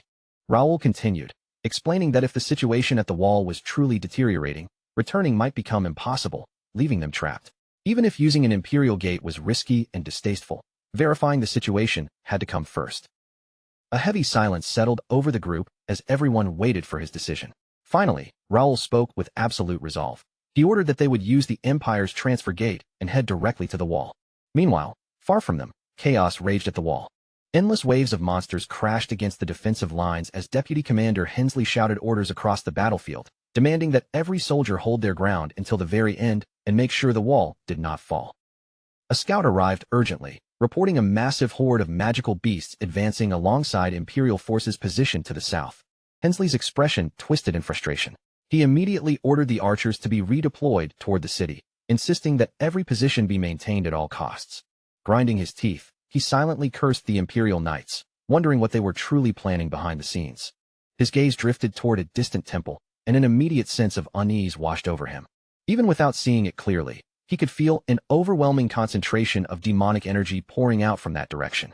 He reflected grimly that the inner barrier and protective magic circle were still holding for now. But if something powerful breached them, collapse would only be a matter of time. If that happened, the devastation would not remain confined to the battlefield. The entire continent could be consumed by catastrophe. Fully aware of the stakes, Hensley concluded that reinforcements and the commander-in-chief had to arrive as quickly as possible. Until then, the only option was to hold the line no matter the cost, and he ordered the knights to tighten their formation and defend the wall with their lives if necessary. And so, amid roaring chaos, the knights continued their desperate struggle against the endless tide of monsters pressing in from all sides. From the shadowed slope of a distant mountainside, a lone figure stood still, half hidden against the rocks and drifting mist.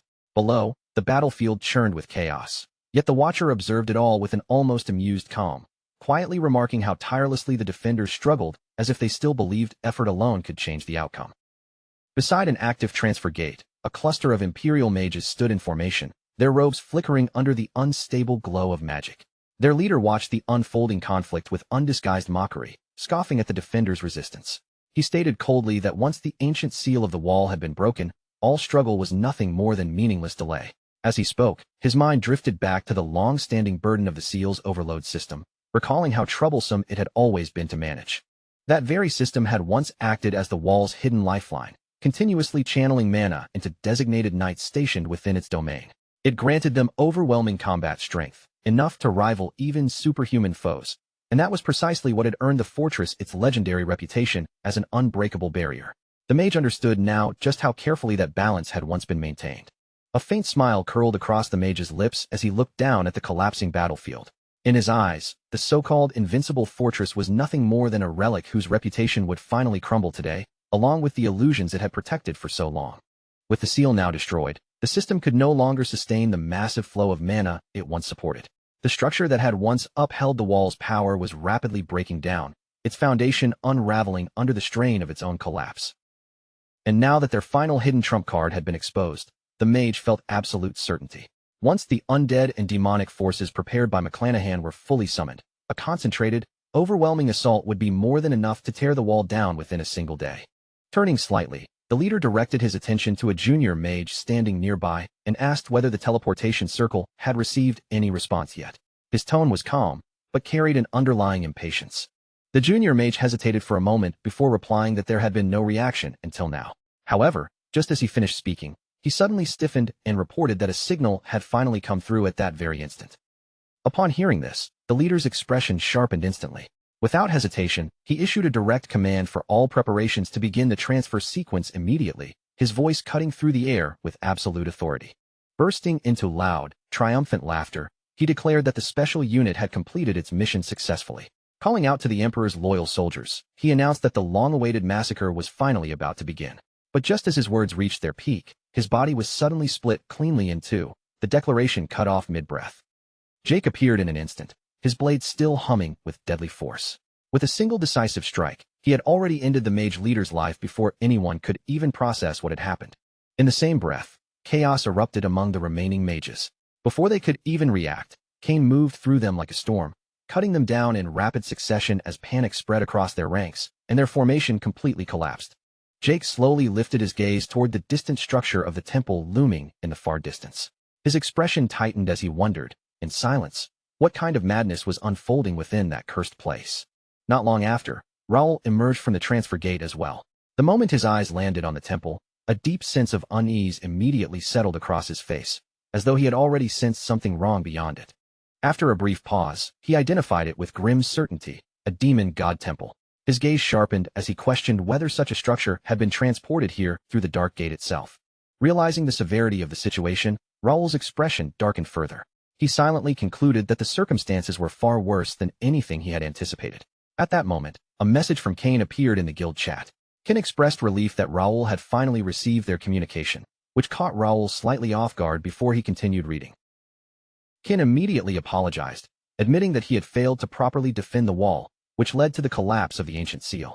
Raoul responded calmly, telling him not to shoulder all the blame alone, and reminded him that the Empire had never intended to fight fairly in the first place.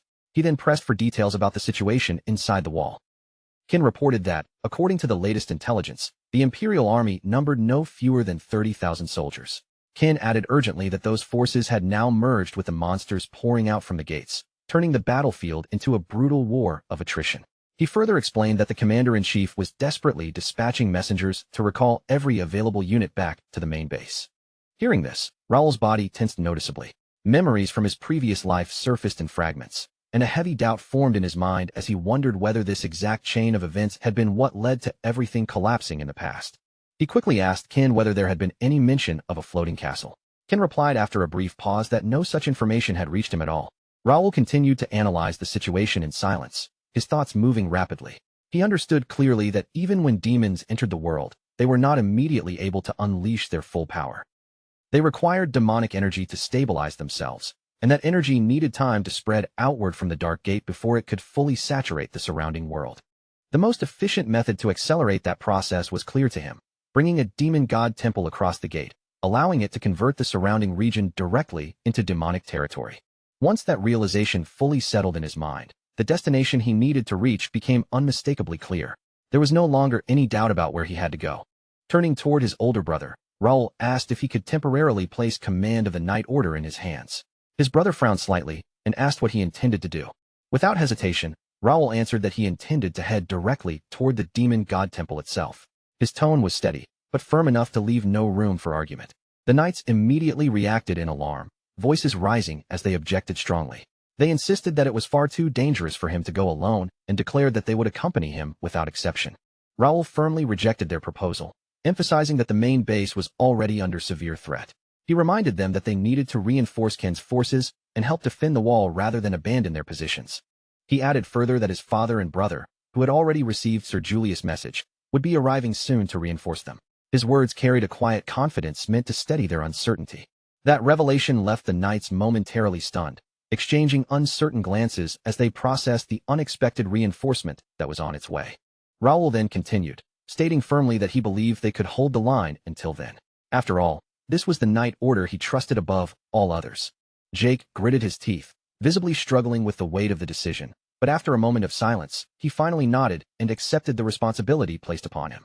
One by one, the other knights stepped forward as well, their expressions hardening with determination. They vowed that they would not fail and promised to protect the line with everything they had. With no further words needed, Raoul turned away from them. He told them plainly that he was leaving this side in their care, trusting them to hold everything together. Without hesitation or delay, Raoul and Ravel composed themselves and began moving forward together, advancing steadily toward the direction of the demon god temple. As they walked, Raoul's voice rang out with quiet resolve, declaring that it was time for them to face the monstrosity waiting ahead. At that moment, a brilliant aura erupted from Raoul's body. Golden wings of light unfolded from his back, spreading wide as they shimmered with overwhelming power.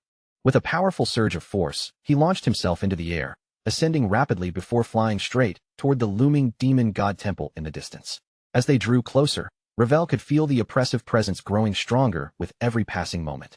She muttered that such cold, twisted energy could only mean one thing. Raoul confirmed it, identifying it as the vast demonic power radiating from the temple itself.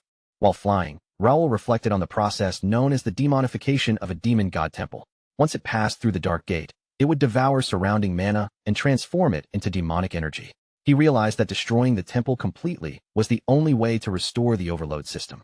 The real problem, however, was their lack of reliable information. His master had still not responded, likely still recovering, and beyond this point lay an unfamiliar, uncharted region of the connected world. For a brief moment, doubt flickered in Raoul's mind. He questioned whether he could truly handle everything that lay ahead on his own. Sensing his hesitation immediately, Ravel spoke up beside him, reminding him of everything they had already overcome together through countless battles and trials. She expressed unwavering confidence that they would succeed again this time, urging him to trust their bond and continue moving forward without hesitation. Raoul turned toward her and sincerely thanked her for her words. With his resolve fully restored, Raoul's expression hardened once more. He declared that it was time to see just how dangerous their enemy truly was. Upon arrival, Raoul descended from the air with calm precision and stepped directly into the demon god temple without hesitation. Inside, they were immediately met with a horrifying sight. The entire corridor was smeared and coated in thick, congealed blood that clung to the stone like a living stain. Raoul carefully examined the overwhelming demonic energy saturating the area, while Ravel instinctively turned her face away, covering her nose as she struggled against the suffocating pressure in the air. As Raoul advanced deeper, his eyes traced the structure carefully. He detected the barrier he had anticipated and recognized that minor spatial expansion spells had been woven throughout the building.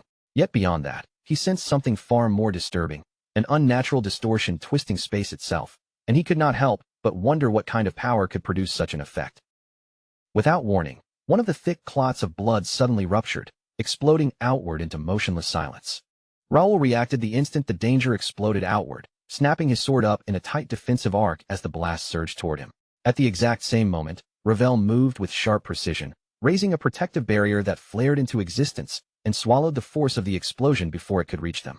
The air trembled violently from the impact, yet both of them held their ground, eyes locked forward in full alert. From deep within the temple, a voice rolled out through the vast space, carrying irritation and a sense of being disturbed from rare peace. The tone echoed off the stone walls, thick with annoyance at the intrusion. Raoul's expression tightened instantly as his gaze sharpened toward the direction of the voice, every muscle in his body tensing as the true presence ahead finally made itself known.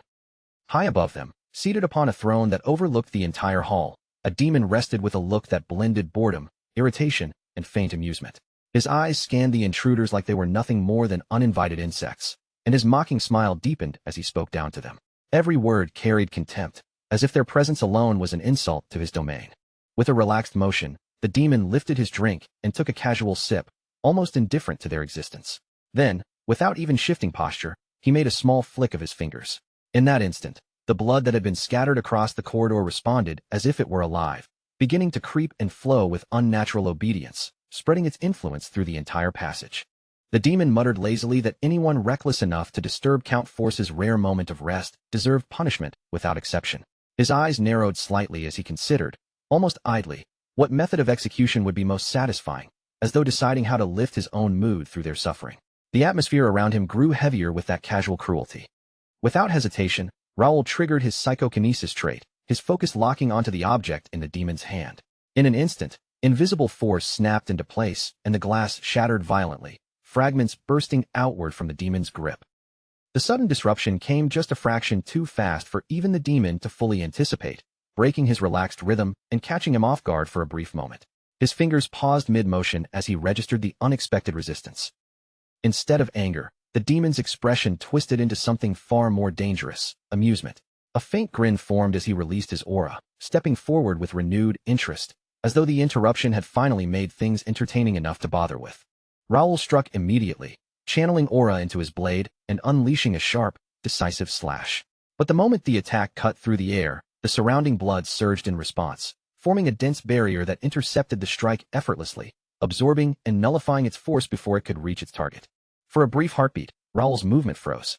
His eyes widened slightly as he realized something was fundamentally off about the way his attack had been handled, a quiet sense of danger settling in as he reassessed the situation mid-battle. Ravel's voice cut through the tension as he quickly asked if Raoul had noticed it too. Raoul gave a sharp confirmation, his gaze narrowing as understanding finally clicked into place. He stated that he now clearly understood the source behind the demon's strange ability. The strange distortion they had felt earlier was not coming from the air itself, but from the blood saturating the entire area. Every inch of the space had been soaked in demonic energy, turning the environment into something entirely under the demon's control.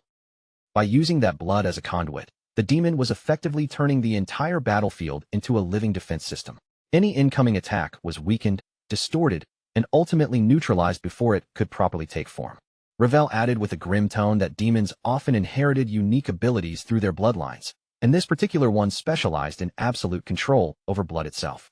Even though he had not fully recovered his original strength after passing through the gate, his current power was already on a terrifying level, making him an extremely dangerous opponent. Watching the demon's wicked grin deepen, Raoul silently acknowledged the truth in his mind. This enemy was far more troublesome than he had anticipated, especially under these conditions where every movement felt like it was being swallowed by the environment itself. Digging through fragments of his previous life's memories, Raoul searched for any record of a demon like this, but found nothing. In that timeline, the wall had already fallen by this point, meaning this encounter itself was something that should not have existed as he remembered it. A question surfaced in his mind as he tried to piece it together. What force had intervened in the past, and what kind of power had been strong enough to destroy part of the corpse road along with a monster of this level? The mystery only deepened as he fought to maintain focus. Sensing Raoul's brief lapse in attention, the demon's expression darkened with irritation. He snapped that such disregard was disrespectful, and blood immediately coiled into his hand like a living weapon as he prepared another attack. Raoul answered without hesitation, summoning multiple condensed blades of aura and launching them forward in a rapid burst. The air filled with streaking light as the attacks shot straight toward the demon.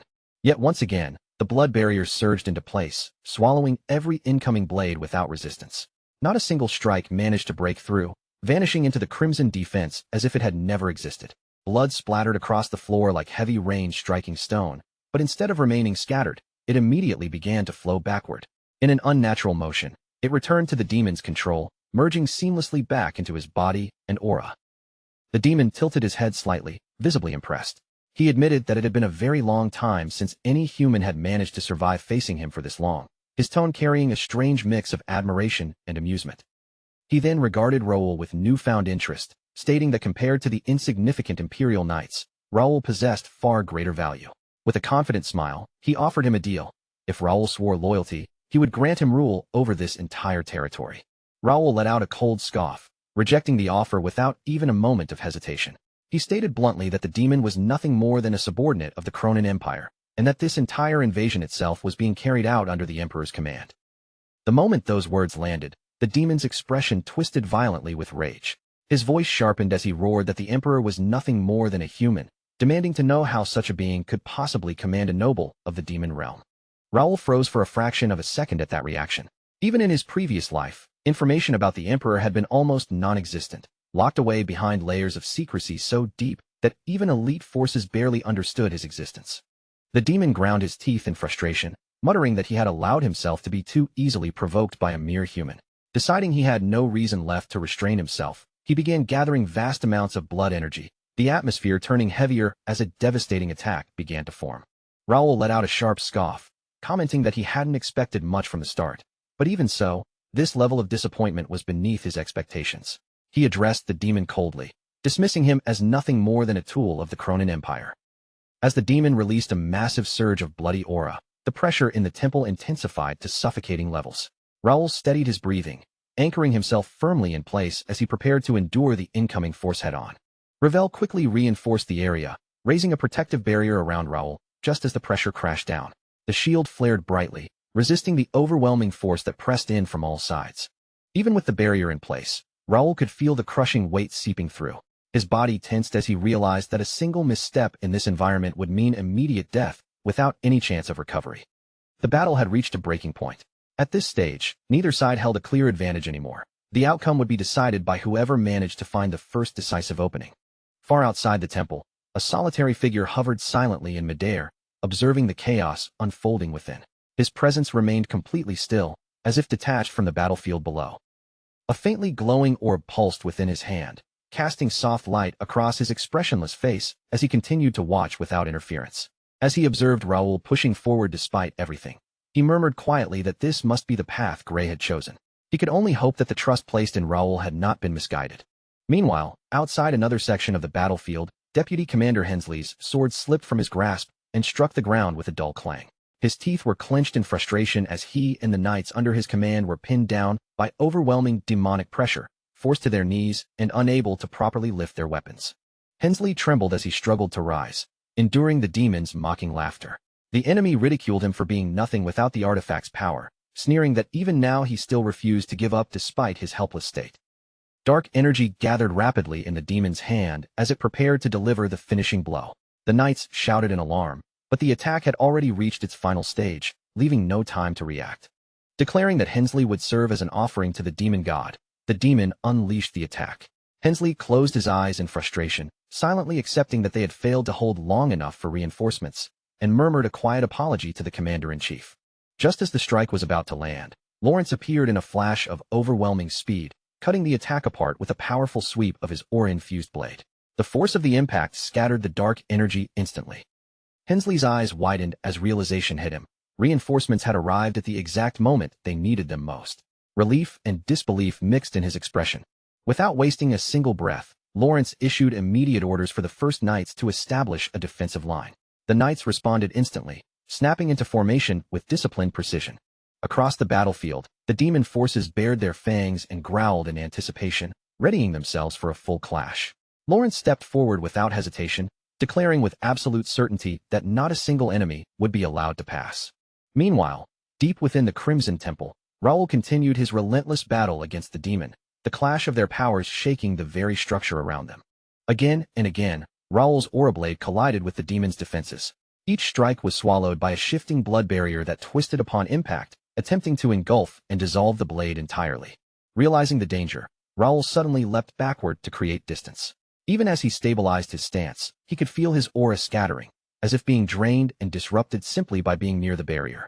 Using his system-like analysis, Ravel quickly assessed the structure of the barrier and explained its nature. It was formed by compressing demonic energy with blood as the medium, creating a perfect counter to Raoul's aura output. Rather than simply blocking attacks, the barrier actively absorbed and neutralized the energy within them, causing both forces to cancel each other out on contact.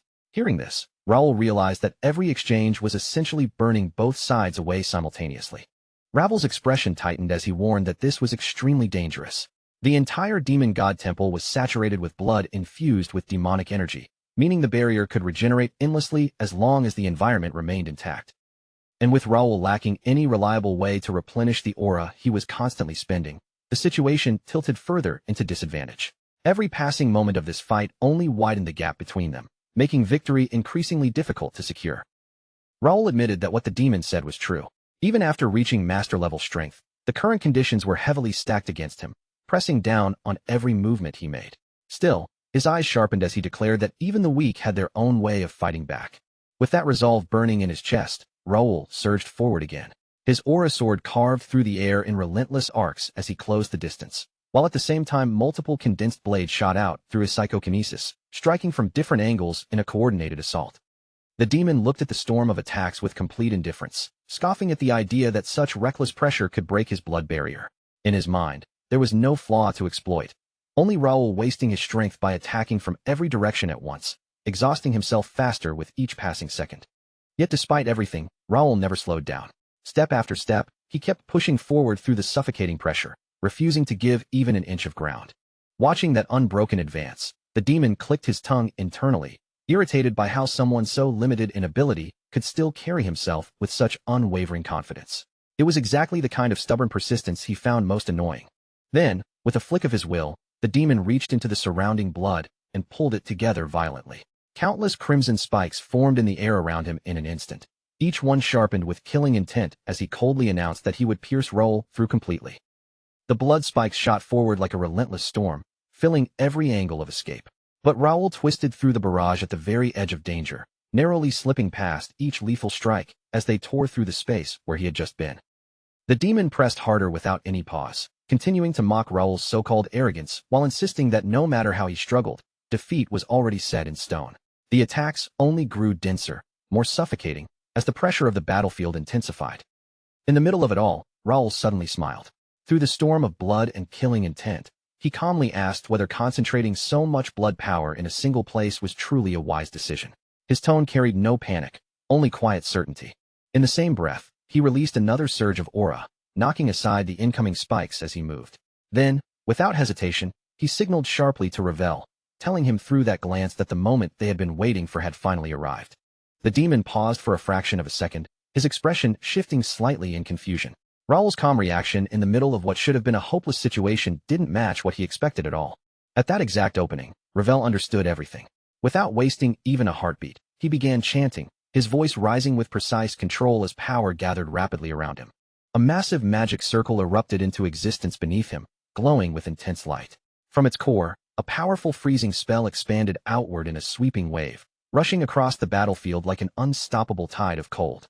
The demon immediately recognized the high-tier elemental magic and tried to reinforce his blood barrier in response. But the spell had already been unleashed at full speed. There was no time left to properly adjust his defense. To his shock, the blood itself froze almost instantly, locking into solid crimson ice before cracking under its own strain. In the next moment, it shattered completely, breaking apart into fragments as the freezing force overwhelmed it. The demon stood there frozen in disbelief, watching his once perfect defense collapse in an instant. His voice twisted with rage as he cursed the situation, realizing that even his demonic energy had been neutralized in a single decisive strike. Without giving him even a second to recover, Raoul lunged forward and seized the opening. Aura surged from his arm as he grabbed the demon by the collar and lifted him cleanly off the ground into the air. The demon clenched his teeth in fury, refusing to accept the situation even while being restrained. He spat out mocking words at Raoul, as if still trying to assert dominance despite the reversal. Raoul remained completely calm. With his sword slowly rising, he declared that what they had just gone through was only Phase 1, and now, Phase 2 was about to begin. Decades earlier, the Empire's invasion had erupted into a continent-wide war that dragged everything into ruin. Cities burned, borders collapsed, and the entire world was thrown into chaos. As the war dragged on year after year, the Four Kingdoms were pushed to the brink of collapse. Their people suffered endlessly under the weight of destruction, with no end in sight to the devastation. But even in that era of darkness, hope still emerged. Heroes rose like distant lights in the abyss, sacrificing their lives to bring down the Empire's ruling figures. In the end, after countless losses, peace finally returned to the continent. Yet that peace was never truly guaranteed. It carried an unspoken warning beneath its surface, as if it were only a temporary pause before another storm. The continent's three great sages, White, Black, and Gray, were the ones who voiced that warning. They declared that this peace would not last forever, and that vigilance must never be abandoned. Having witnessed the endless slaughter of the war firsthand, and seen the continent nearly consumed by it, they insisted that every kingdom prepare for the day the Empire would inevitably return. Their proposal was accepted by the Alliance. Beneath the wall at Corpse Road, preparations designed by the three sages were secretly put into place. Once activated, the buried death energy under Corpse Road would erupt outward across the entire region, transforming it into a forbidden zone where no living being could survive or enter for at least 3 years. It was essentially a catastrophic failsafe, a final detonator meant to stop any invasion at any cost, even if it meant sacrificing the defenders stationed at the wall along with countless elites. Though it would be condemned by all sides if revealed, it remained the ultimate line of defense. And under the unwavering insistence of Great Sage Black, the control switch was entrusted solely to him. That was why, when the Empire's invasion began and the wall vanished without a trace, the truth behind its disappearance was tied directly to that very contingency plan. In the present, Great Sage Black stood watching Raoul's battle unfold deep within the blood-soaked temple. The detonator switch rested in his hand, but even that hand trembled slightly, revealing a rare moment of hesitation. Meanwhile, at the wall, the First Night Order was locked in brutal combat against the invading demon forces, the battlefield shaking under constant clashes. During the chaos, a knight rushed in with urgent news for Qin. Scouts had detected Imperial troops positioned behind their base, having arrived through a transfer gate. Qin immediately demanded their numbers, but the answer he received sent a chill through the ranks. The force was so massive it couldn't even be accurately estimated. The report grew worse. At the front of that army, an Imperial demon general had already been confirmed. With the knights barely holding the line against the demons alone, the arrival of the Empire would tip the battlefield into complete collapse. Qin raised his voice across the battlefield, calling out to the First Night Order and reminding them that Raoul was currently facing the demon god temple alone. He declared that as the Night Order serving such a man, they could not afford fear or hesitation. They had to inherit his resolve and fight forward without breaking. His words reignited their spirit, and the knights roared as one before charging back into battle. Nearby, Lawrence surged forward, his aura sword cutting toward a demon royal with devastating force. But the strike was halted midair by a wall of dense, dark blood energy. At the same time, the Night Order launched a coordinated assault from another angle. However, the demon immediately detected them and unleashed a burst of demonic power, forcing them back before they could close in.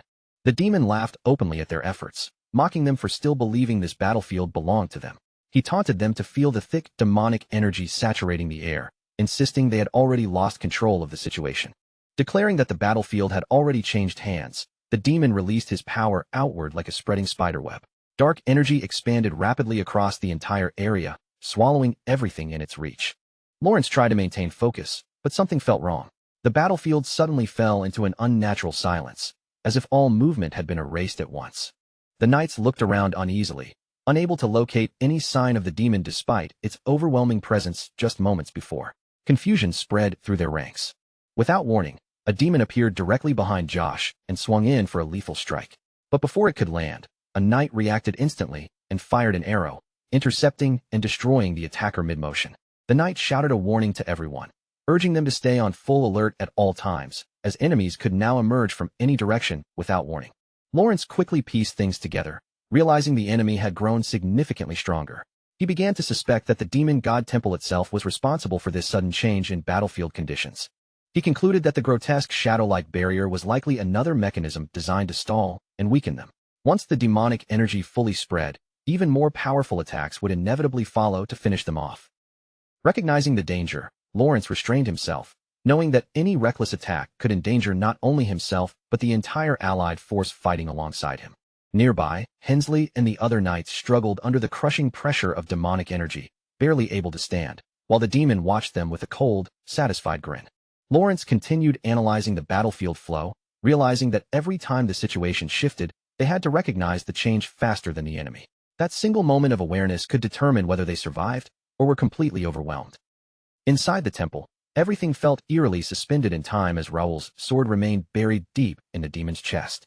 The air itself seemed to hold its breath, the impact frozen in a tense stillness that stretched across the battlefield.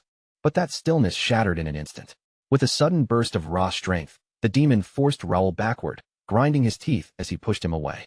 Raoul's eyes widened slightly in frustration as he realized the truth. This opponent still hadn't revealed everything it was capable of. Worse yet, something about the demon's energy had shifted entirely.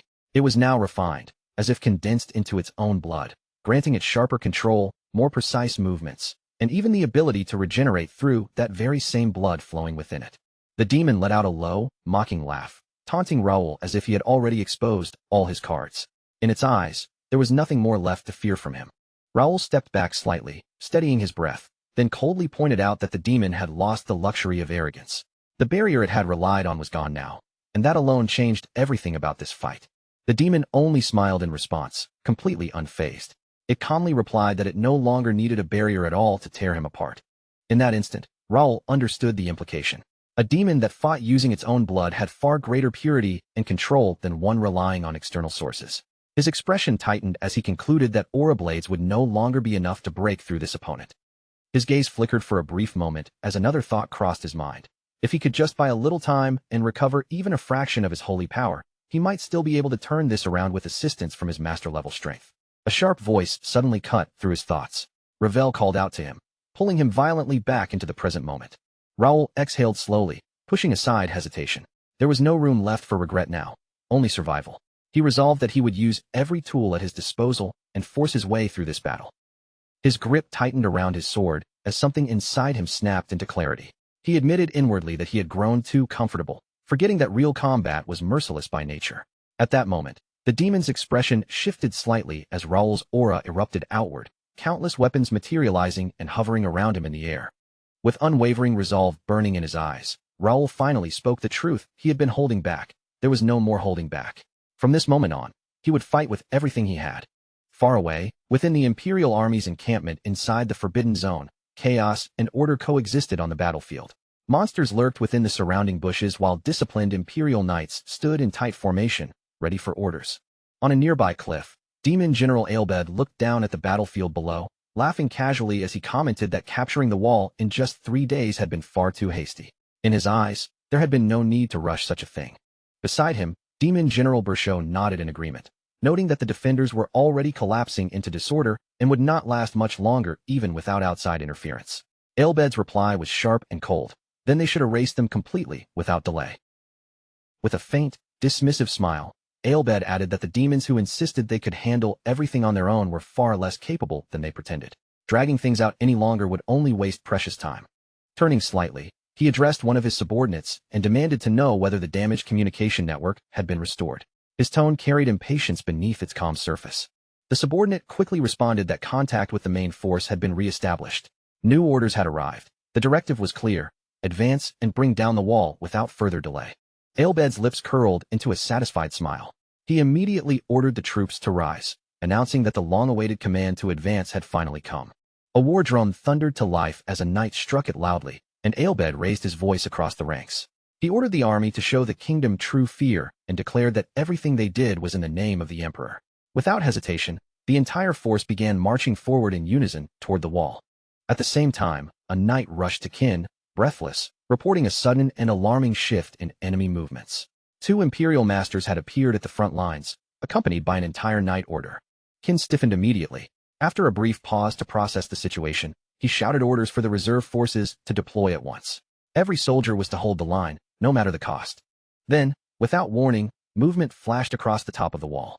A dark figure suddenly leapt up onto it, drawing immediate attention from everyone below. Qin looked up sharply as the figure landed directly before them. Revealing himself without hesitation, Demon General Aelbed had arrived in person. Aelbed glanced around casually, a faint smile on his face as he remarked that the wall stood about 30 meters tall. To him, clearing it in a single jump was hardly worth considering. Realizing at once that he was facing an imperial master, Qin lowered his stance and gripped his spear tightly. His mind raced as he wondered why Aelbed had come alone and where the second master was hiding. Aelbed scanned the defenders with visible disappointment, mocking their strength as beneath expectations. Then he asked coldly where the kingdom's Iron Wall Knight, Sir Julius, had gone. Qin answered without hesitation, stepping forward and declaring that Aelbed would have to get through him first. In the next instant, he surged forward, unleashing his technique with full force. Fury Wave. Aelbed barely reacted, dismissing the attack with complete indifference as he coldly stated that Qin was essentially asking for death. He drew his sword in a smooth motion and swung once. A devastating aura slash erupted instantly, tearing through Fury Wave without resistance and continuing straight toward Qin with overwhelming force. Qin spun his spear in desperation to intercept it, but the impact forced his arms to strain violently. Sweat formed on his face as he struggled against the crushing pressure of the incoming attack. Aelbed watched him struggle and spoke coldly, saying Qin looked eager to die alongside the others. He added that this wish would soon be granted, and that the emperor's loyal hounds would arrive shortly. Hearing those words, Qin's expression darkened. A grim realization set in as he quietly cursed himself, suspecting that the second imperial master was already moving toward the main entrance. At the same time, near the entrance, Demon General Berchot arrived with his forces. His eyes swept across the battlefield, immediately filled with dissatisfaction. He coldly called the situation a complete mess, criticizing the demon currently engaged with Raoul's Knight Order. He reminded them that he had already declared he would handle this area personally. Berchot continued his rebuke, condemning the demon for dragging out a battle that should have ended long ago. From this moment forward, he declared, command would be taken back under their control. The demon clenched his teeth in frustration, muttering bitterly about human arrogance under his breath. Without further warning, Berchot raised his axe high. His eyes sharpened as he brought it down in a massive vertical aura slash aimed directly at the barrier trapping Lawrence and the others. The barrier shattered instantly under the sheer force of the strike. Lawrence was completely caught off guard, his eyes widening as the protection around them collapsed without warning. The moment the barrier disappeared, he felt the shift in danger immediately. His instincts screamed at him. This situation had just become far worse. As Berchot advanced alongside the Imperial Knights, one of the soldiers stared at the overwhelming enemy forces ahead and muttered in disbelief, stunned by their sheer scale. Lawrence turned toward his exhausted allies, realizing they had already pushed their stamina far beyond safe limits since leaving the cave. At this rate, they would soon reach their breaking point.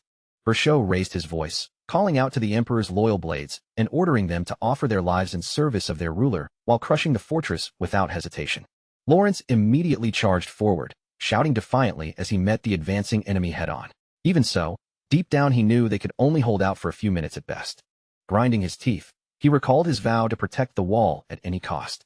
Yet without Raoul's support, that promise now felt like it was slipping beyond reach. Jake joined the battlefield beside him, cutting through Imperial Knights with swift precision. Still, Lawrence could only hope for a miracle that might somehow reverse their collapsing situation. At that very moment, the Ashton family flag was suddenly raised high above the battlefield, catching everyone's attention in an instant. The Imperial army slowed to a halt almost at once. Every soldier turned their gaze toward the entrance, their attention fixed on the unexpected newcomers who had just arrived. Berchot also snapped his head toward the same direction, and for the first time his expression tightened with visible shock. Whatever he had just sensed or seen was enough to shake even someone like him. At the forefront of the arriving reinforcements stood Count Melvin Ashton, his presence unmistakable as he advanced with absolute authority.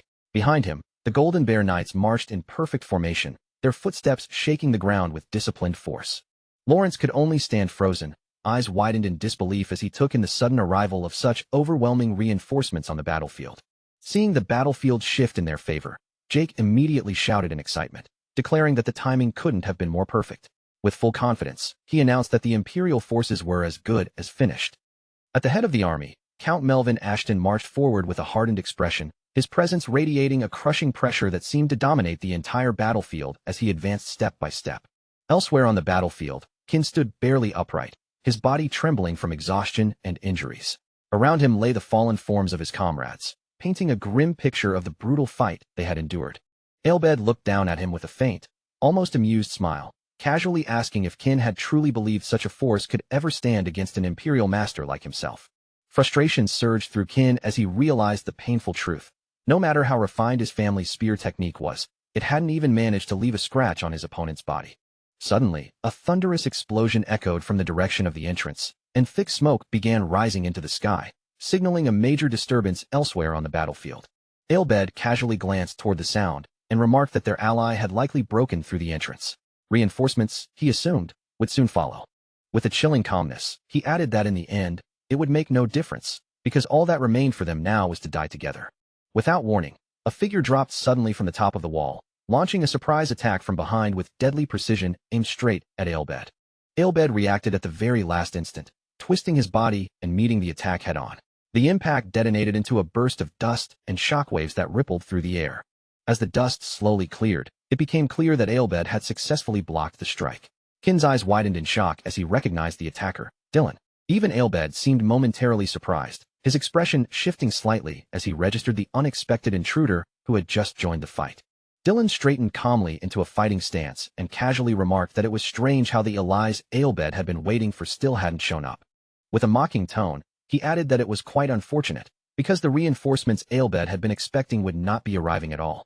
Meanwhile, at the entrance, the demon watched the unfolding situation in stunned disbelief, unable to process how the battlefield had turned so quickly against them. He recalled how the numerical advantage had once been overwhelming, so vast that the fall of the wall had seemed absolutely inevitable from the start. And yet, despite that certainty, he could not understand how everything had spiraled into this completely reversed situation. Looking at Berchot's defeated state, he remembered their earlier clash.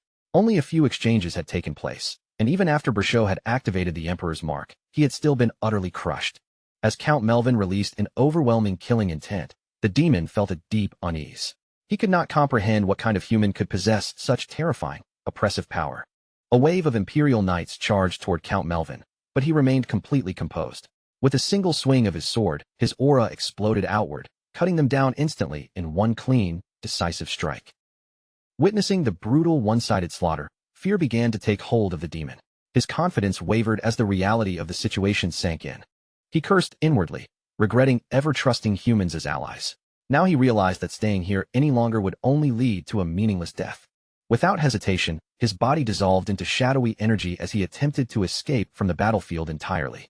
However, the commander of the Iron Wall Knights had already noticed the movement. With a cold voice of disdain, he mocked the fleeing demon and drove his sword straight into the shadow. Aura erupted violently through the blade, obliterating the demon instantly. A final, distorted scream echoed across the battlefield before fading into silence. Count Melvin raised his sword once more, unleashing an even greater surge of aura. His voice rang out across the field as he challenged anyone still willing to step forward. Far away, Aelbed felt that overwhelming presence wash over the battlefield. For the first time, a faint unease appeared on his expression.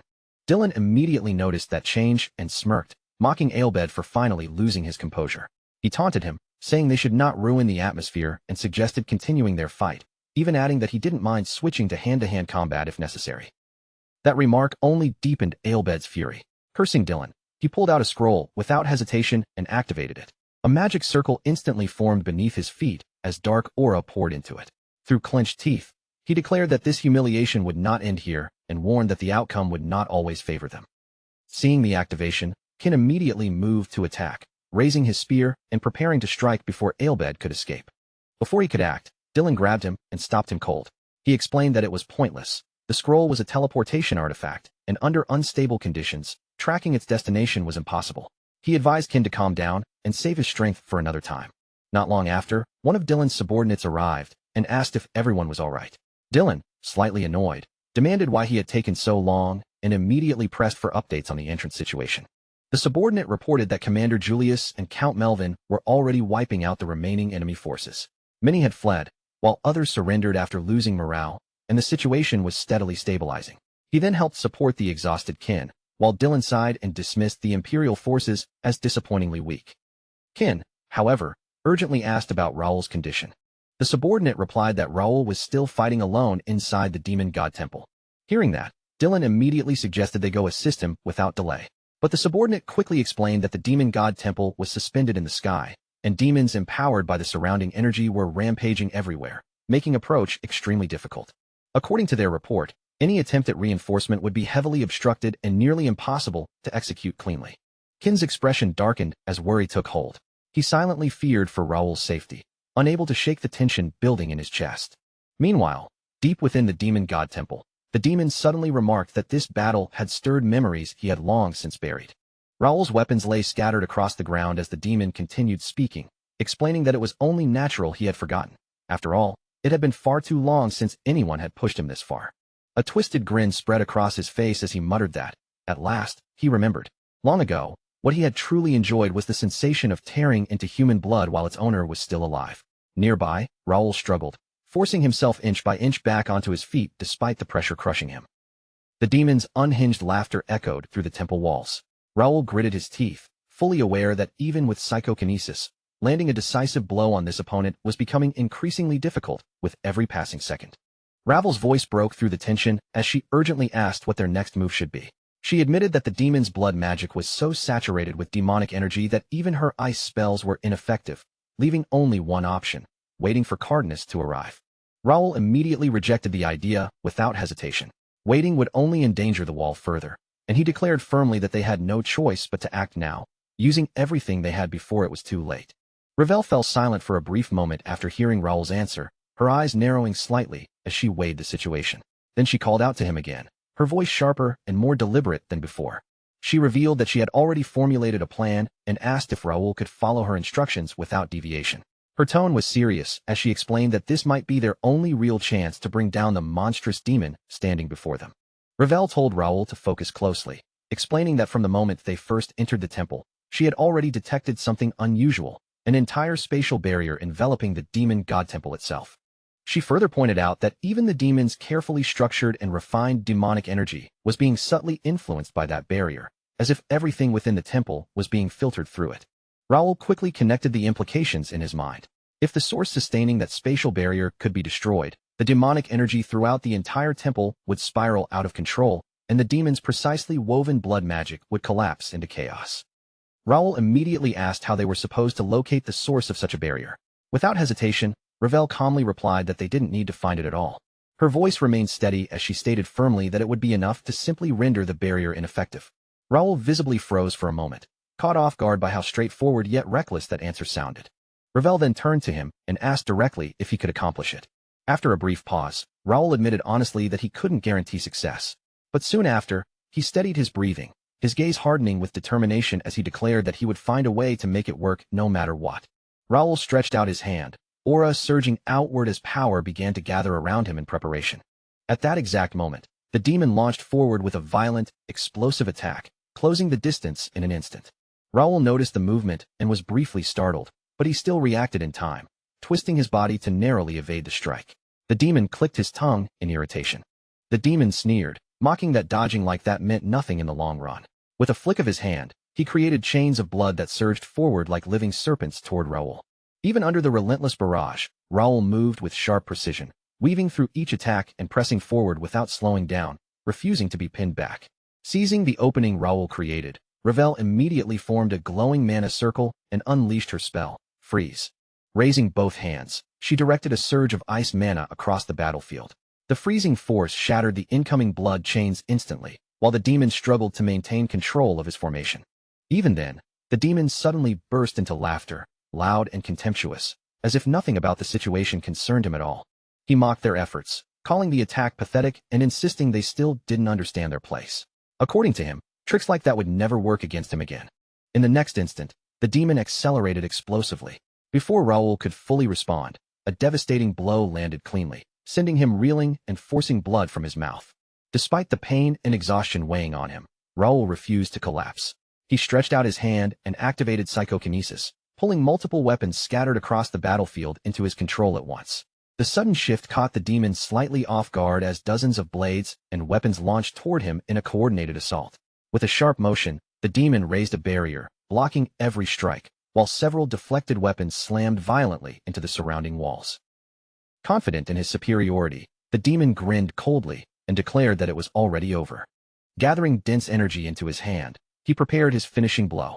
He acknowledged that Raul had managed to survive this long using nothing more than desperate tricks, but stated that he would now grant him eternal rest as a reward for that persistence. Raul, breathing heavily and visibly strained, quietly signaled to Ravel that he was ready.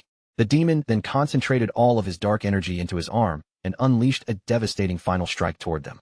At the same instant, Ravel activated a high-output elemental shield, deploying it at full strength to intercept the incoming attack head-on. The demon relentlessly poured more power into his strike, forcing it forward as it pressed against the barrier with overwhelming force. As the two powers collided, violent shockwaves exploded outward, rippling through the entire temple and shaking its structure. Amid that chaos, Raul shifted his focus to the spatial barrier itself. In a sudden burst, he charged forward and slammed into it with all his strength, unleashing a surge of overwhelming aura at the point of impact. The barrier finally shattered under the force of the strike. The moment it broke, the entire structure of the temple began to destabilize and collapse, leaving the demon momentarily frozen in shock. With a faint, almost casual smile, Raul remarked that this was exactly why proper maintenance mattered. The demon looked around in disbelief, completely stunned as he realized the barrier had actually been destroyed and was now collapsing around him. Without wasting a second, Raul followed up with another full power strike, unleashing a fresh wave of destructive force that tore through the collapsing structure. More sections of the demon god temple began breaking apart as the demon struggled to comprehend how the situation had spiraled so far out of his control. Outside the temple, Great Sage Black observed the unfolding chaos. Even his expression shifted slightly as he registered the unexpected turn of events.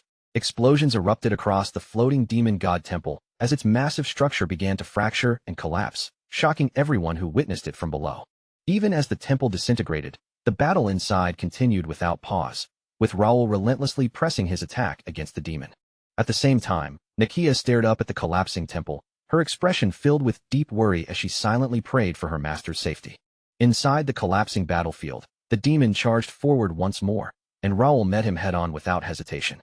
Raul raised his sword and blocked the incoming strike directly, holding his ground against the impact.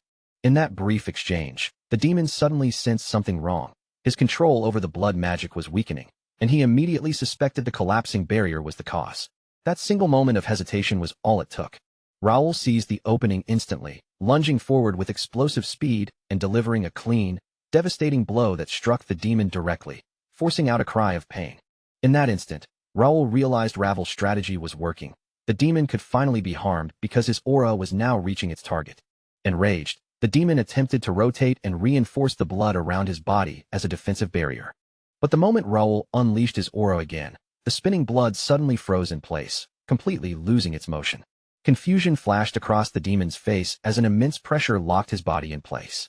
Frustration followed immediately as he realized he could not even move a single drop of blood anymore. And in that instant, he finally understood the vast gap between their strengths. Without a moment's hesitation, Raul stepped forward, driving his blade straight into the demon's chest with absolute precision, as if he had been waiting for this exact instant all along. A wave of panic instantly swallowed the demon as Raul unleashed his overwhelming aura through the sword, forcing destructive energy deep into its body. The demon let out a piercing scream, its body convulsing violently as that surging energy tore through every part of it, beginning to erase its very existence.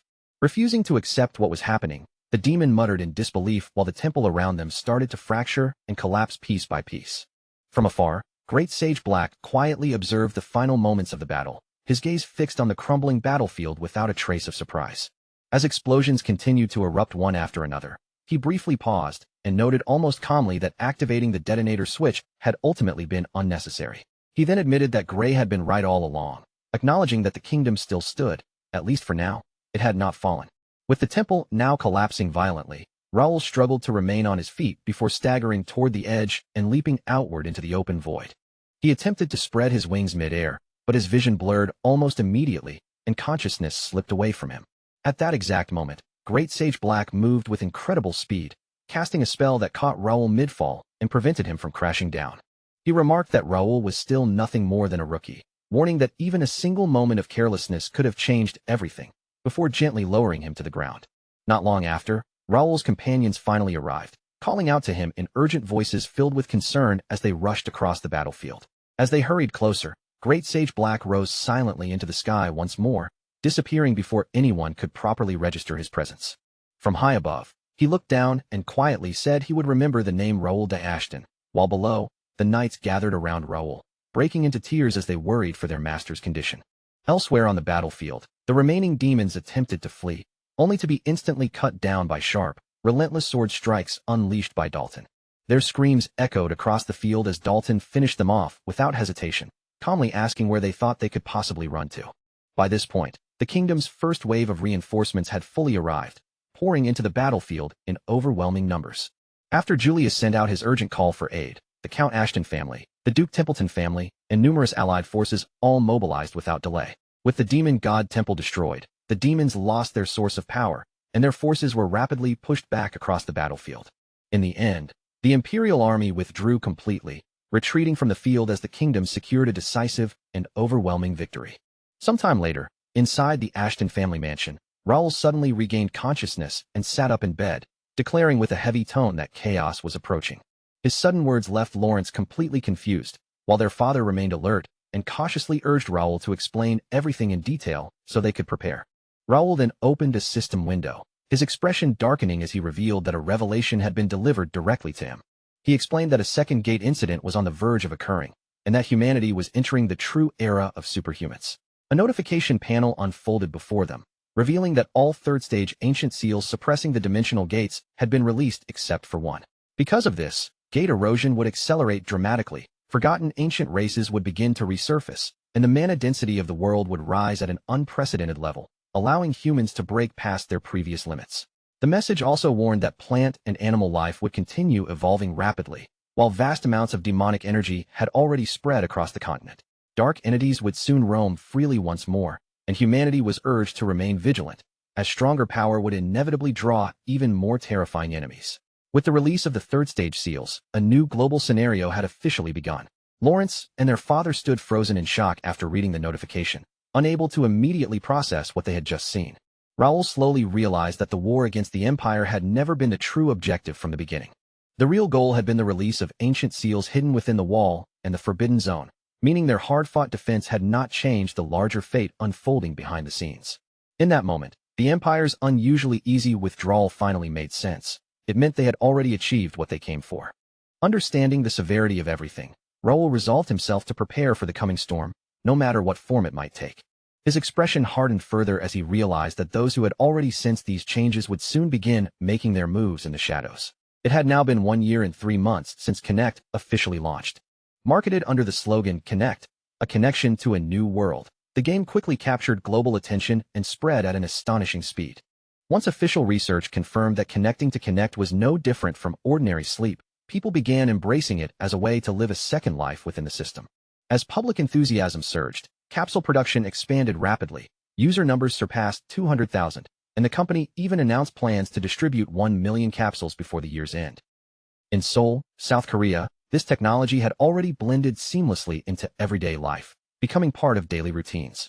During a television broadcast, a news anchor asked legal expert Dr. Han Byung-tae for his opinion on whether an NPC from a game could establish a company in the real world.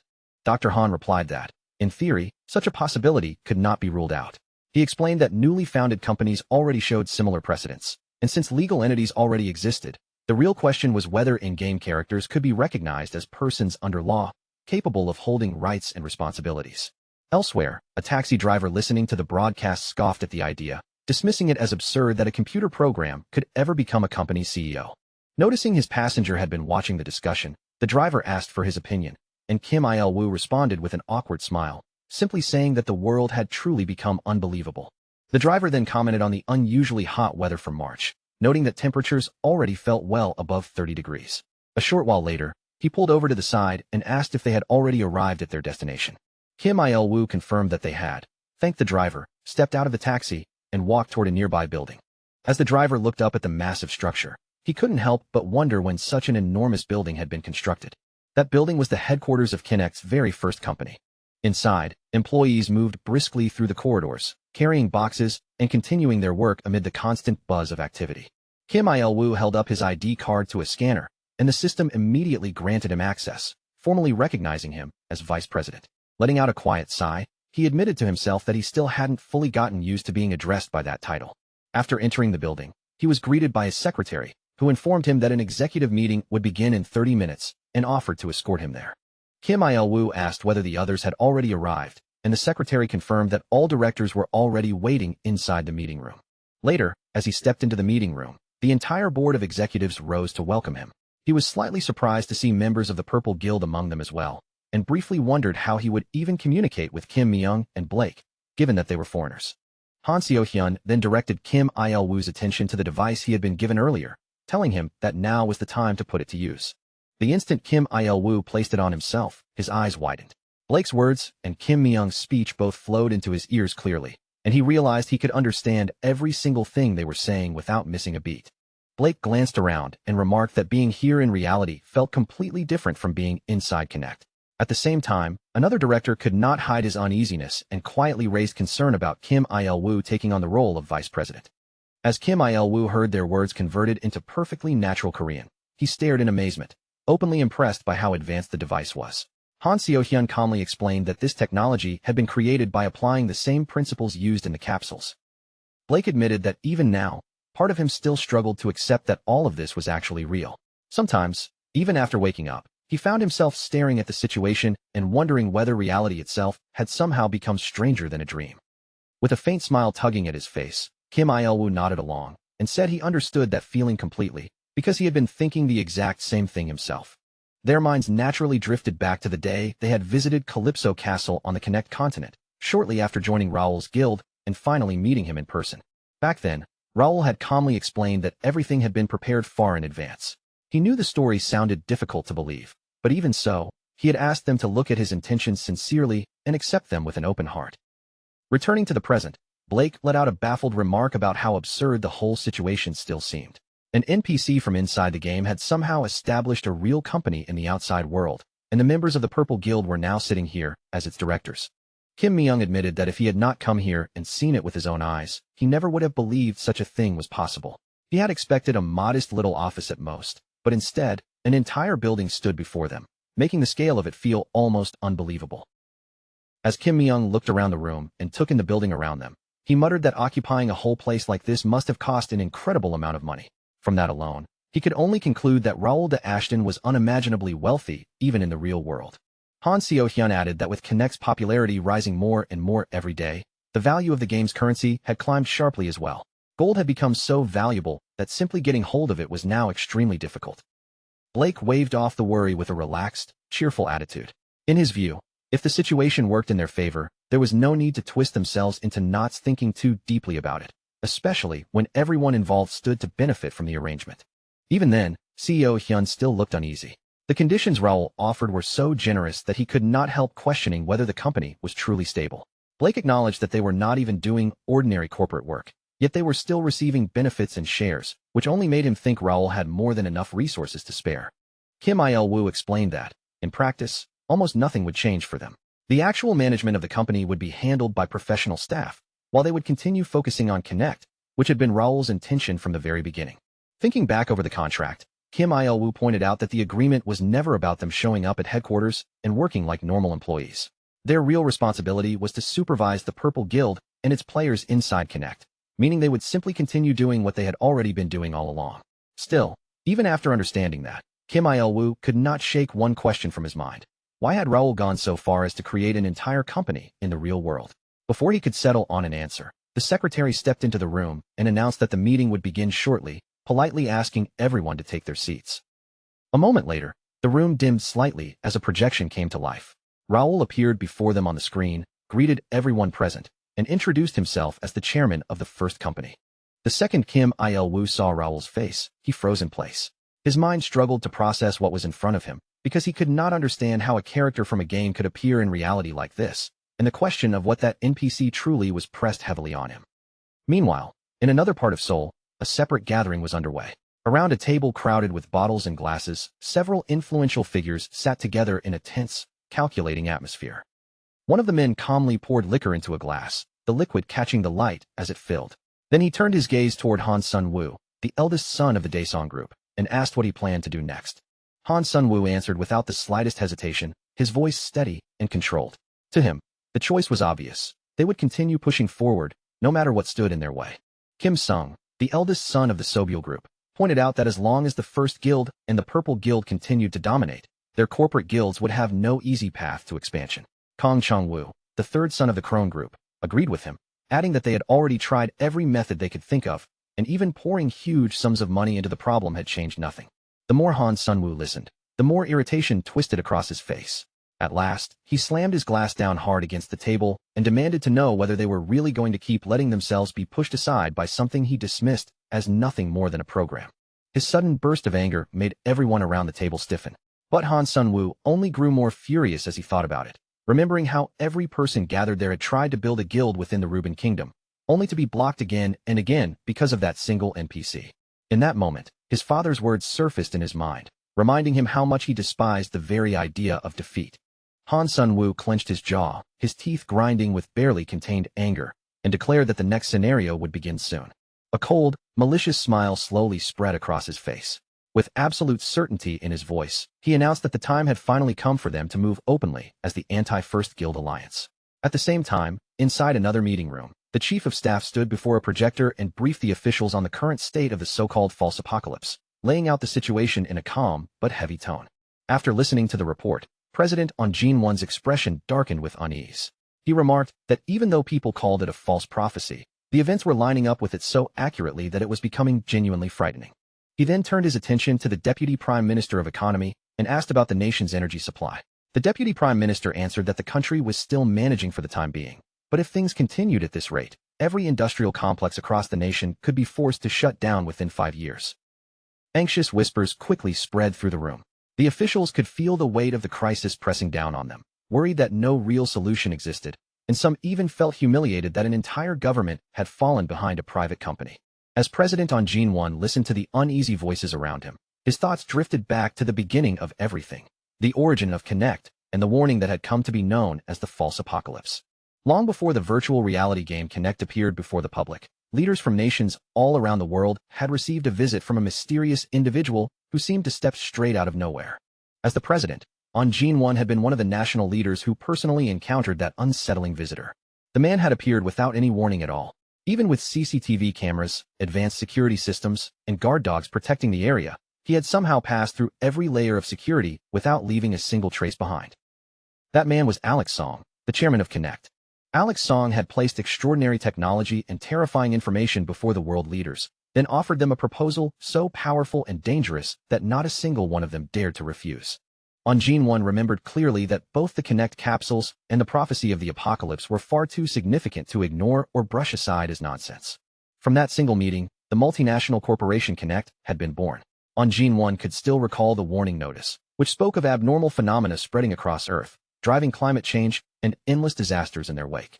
Countless people, it claimed, would fail to adapt and die, and humanity's only chance of survival was to interconnect and discover the answer from within. During the current meeting, a silver-haired expert stepped forward and reported that the energy efficiency of every electrical device on Earth had dropped by roughly 30%. The change was permanent, and no one had been able to identify what had caused it. On Jin-won immediately realized that the timing matched the moment Connect became available to humanity. The expert then added another grim warning. Unless alternative power sources were secured soon, electricity rationing could become unavoidable. The president asked whether Connect had given any kind of response to the crisis. The chief of staff answered that a written reply had arrived that very morning, then displayed the message on the projector for everyone in the room to see. The message stated that the prophecy was continuing exactly as predicted, and that the only way to resolve the situation was to find the answer through Connect itself. The response instantly sparked anger among several officials. Voices rose around the room as they criticized Connect's attitude as arrogant and condemned the company for refusing to cooperate directly with governments during a crisis of this scale. The chief of staff continued, explaining that the United States military had already planned to deploy search teams across the world and had even considered raiding Connect headquarters. Yet despite all of those efforts, they had still failed to uncover Alex Song's true identity or pinpoint where Connect's operations were actually based. On Jin-1 quietly remarked that if even the United States military could not accomplish it, then gathering reliable information on Alex Song would be just as difficult for them. Understanding just how serious the situation had become, the president ordered his officials to prepare special legislation at once. He also instructed them to secure Connect capsules for the military as well as for major corporations. In President on Jin-1's eyes, the scenarios unfolding inside Connect were no longer just part of a game. They could very well become the key that determined the future of humanity itself. The focus then shifted back into the world of Connect, near the border between Ashton County and Raval's Viscounty, where swarms of monstrous orcs and goblins surged forward in waves, charging straight toward the newly built Fortress Peleth. The Knight Captain reacted at once, raising his voice over the chaos and ordering the inexperienced soldiers to steady themselves, stay exactly where they were posted, and follow the manual without making a single reckless move. Even though fear was written all over the recruits' faces and their nerves were clearly on edge, they forced themselves to breathe, grip their weapons, and somehow hold their composure. Just then, one of the orcs tore a huge tree straight out of the ground, lifted it with terrifying strength, and hurled it toward the fortress walls. But before it could smash into the stone, the magical barrier flared up and stopped the entire attack cold. The moment he saw the barrier hold firm, the Knight Captain shouted that there was absolutely no reason for anyone to panic. The fortress barrier had proven itself almost immediately, and with renewed confidence in his voice, he declared that a fortress this strong would surely protect them. After watching the barrier block such a brutal attack, the soldiers finally felt their courage return. Their stiff shoulders loosened, their eyes sharpened, and they rushed back into action with fresh determination, ready to throw everything they had into the defense. Far above the battlefield, Bernard, Nakia, and Raoul stood watching as the entire fight unfolded below them, their gazes fixed on the clash between the fortress and the monster wave. Raoul observed the situation quietly, then remarked that the result was even better than he had expected. From what he could see, the defensive barrier was functioning smoothly and performing exactly as intended. He turned to Nakia and praised her for doing an excellent job, but Nakia did not take the compliment for herself. Instead, she humbly said that Raoul's support had been a major reason everything had come together. Raoul thought back to the time when he had been away rescuing his brother Lawrence. During that period, Nakia had worked tirelessly, gathering mana stones and bringing mages together to complete the formation inside the mage tower. Now, with the barrier holding strong, all of that effort was finally showing real results. Of course, Raoul had already been lectured at length about just how many resources were being burned through to maintain both the barrier and the defensive shield. But once everyone saw with their own eyes how effective the system was, he figured those complaints would probably disappear on their own. Meanwhile, Bernard's expression grew more strained the longer he watched Raoul remain so calm. While the battle raged below, Raoul's relaxed attitude only made Bernard's frustration rise even higher. Unable to hold back any longer, Bernard snapped and demanded to know how much longer Raoul planned to keep running these tests. He asked whether Raoul even understood how many mana stones were being consumed just to keep the fortress barrier active. They already had enough information about the outsiders and the commanders, so in Bernard's eyes, there was nothing left worth testing. Raoul only smiled faintly, thinking to himself that Bernard was reacting exactly the way he had expected. A little while later, Nakia descended toward the battlefield and calmly announced that it was time to bring the battle to an end quickly. She added that the outsiders were already doing more than enough on their side, so the remaining work here should simply be left to them. Without wasting another moment, Nakia released her aura. Several magic circles bloomed around her at once, glowing in the air, and she shot forward straight toward the orcs. The monsters immediately broke into terrified screams as Nakia closed the distance, their fear exploding the instant they realized what was coming for them. At the same time, Bernard activated his wind magic and called out after Nakia, warning her not to go overboard and reduce everything in front of her to ashes. As Bernard unleashed his own attack, he reminded her to leave the monster corpses in a recoverable state, making it clear that they still needed the remains collected cleanly afterward. Raoul watched the two of them step directly into the battle and quietly remarked that, at this rate, the monster wave would probably be cleaned up before much longer. At that very moment, a system window suddenly appeared in front of Raoul, announcing the start of a new scenario called Forbidden Zone Opening Invasion. The message revealed that 4 forbidden zones existed across the Neck continent: the Western Monster Forest, the Northern Ice Mountain Range, the Eastern Elemental Jungle, and the Southern Devil Sea. It went on to explain that a serious problem had emerged within these ancient forbidden zones, places that had long been protected by old seals. While the gates inside the kingdoms had been managed properly, the gates hidden deep inside the forbidden zones had continued to decay, without anyone controlling them. Because of that, the ancient seals had weakened until they could no longer function as they should, allowing large numbers of high-level monsters to pour out. The notice also warned that monsters forced out of their own territories by the gates were now being driven toward the borders of the forbidden zones. If this invasion could not be stopped, humanity might once again lose the very lands it called home. A second warning appeared right after that, making the situation sound even worse. It stated that enormous numbers of high-level monsters, far beyond what ordinary players could handle, would soon begin appearing. The system urged everyone to cooperate with the residents of Connect as much as possible, because only by working together could they resist the invasion and hold the monsters back. After carefully reading through the notice, Raoul's thoughts turned immediately toward the monster forest in the west. Defending against the monsters coming from that direction had always been Ashton County's original duty, and he had already poured a great deal of preparation into that front. Because of that, Raoul believed the Western Front should remain stable for the time being. Even so, he quickly understood that the scenario itself was moving far too fast. In the original timeline, the Forbidden Zone opening was not supposed to begin until the 4th year of service, yet now, fewer than 2 years had passed. Everything was happening much earlier than it should have. Naturally, that also meant the current situation was far more dangerous. Compared to his previous life, both the total number of players and their average levels were still much lower. While the soldiers continued fighting the last remaining orcs below, Raoul calmly reached a conclusion. If events continued developing at this speed, then a new guild coalition led by the military, the government, and the major corporations might eventually rise up and push his side out of the center of power. Just then, Nakia and Bernard returned to him and reported in a calm tone that the monster wave had been wiped out. From the look of things, they said, the fighting for the day was probably over. Raoul did not answer right away. He simply kept a faint smile on his face, while inwardly noting that those people had no idea just how much preparation he had already completed in order to reach this point. As Raoul looked back over everything that had happened so far, he understood one thing clearly. His goal was no longer limited to simply stopping the monster waves in front of him. With a firm, resolute look in his eyes, Raoul recognized that he was already moving towards something far greater than that. 1 full month had passed since the new scenario first began. And yet, even after all that time, the monsters showed no sign of ending their relentless assault on the fortress. Standing on top of the fortress wall, one knight stared out at the enormous monster wave surging toward them and felt anxiety creep into his chest. Faced with such overwhelming numbers, he could not help wondering whether the fortress barrier could really endure it. Another knight glanced at him and asked if he was a newly assigned recruit. The soldier straightened up and answered firmly that he had been dispatched here on an urgent assignment. The knight, sounding completely relaxed despite the approaching horde, casually invited him to join the current bet. That only made the recruit more confused, and he asked what they were even wagering on, while several nearby knights kept talking among themselves about their choices. The knight explained as if it were the most normal thing in the world that they were betting on which player would end the day ranked first in contribution points. Hearing that, the recruit could only stare in stunned disbelief, especially with a massive, terrifying monster wave still closing in right before their eyes. At that moment, Purple Guild member Han Xiaohyun moved forward to intercept the monsters, riding her mythical beast owned by Yeol, a white fox.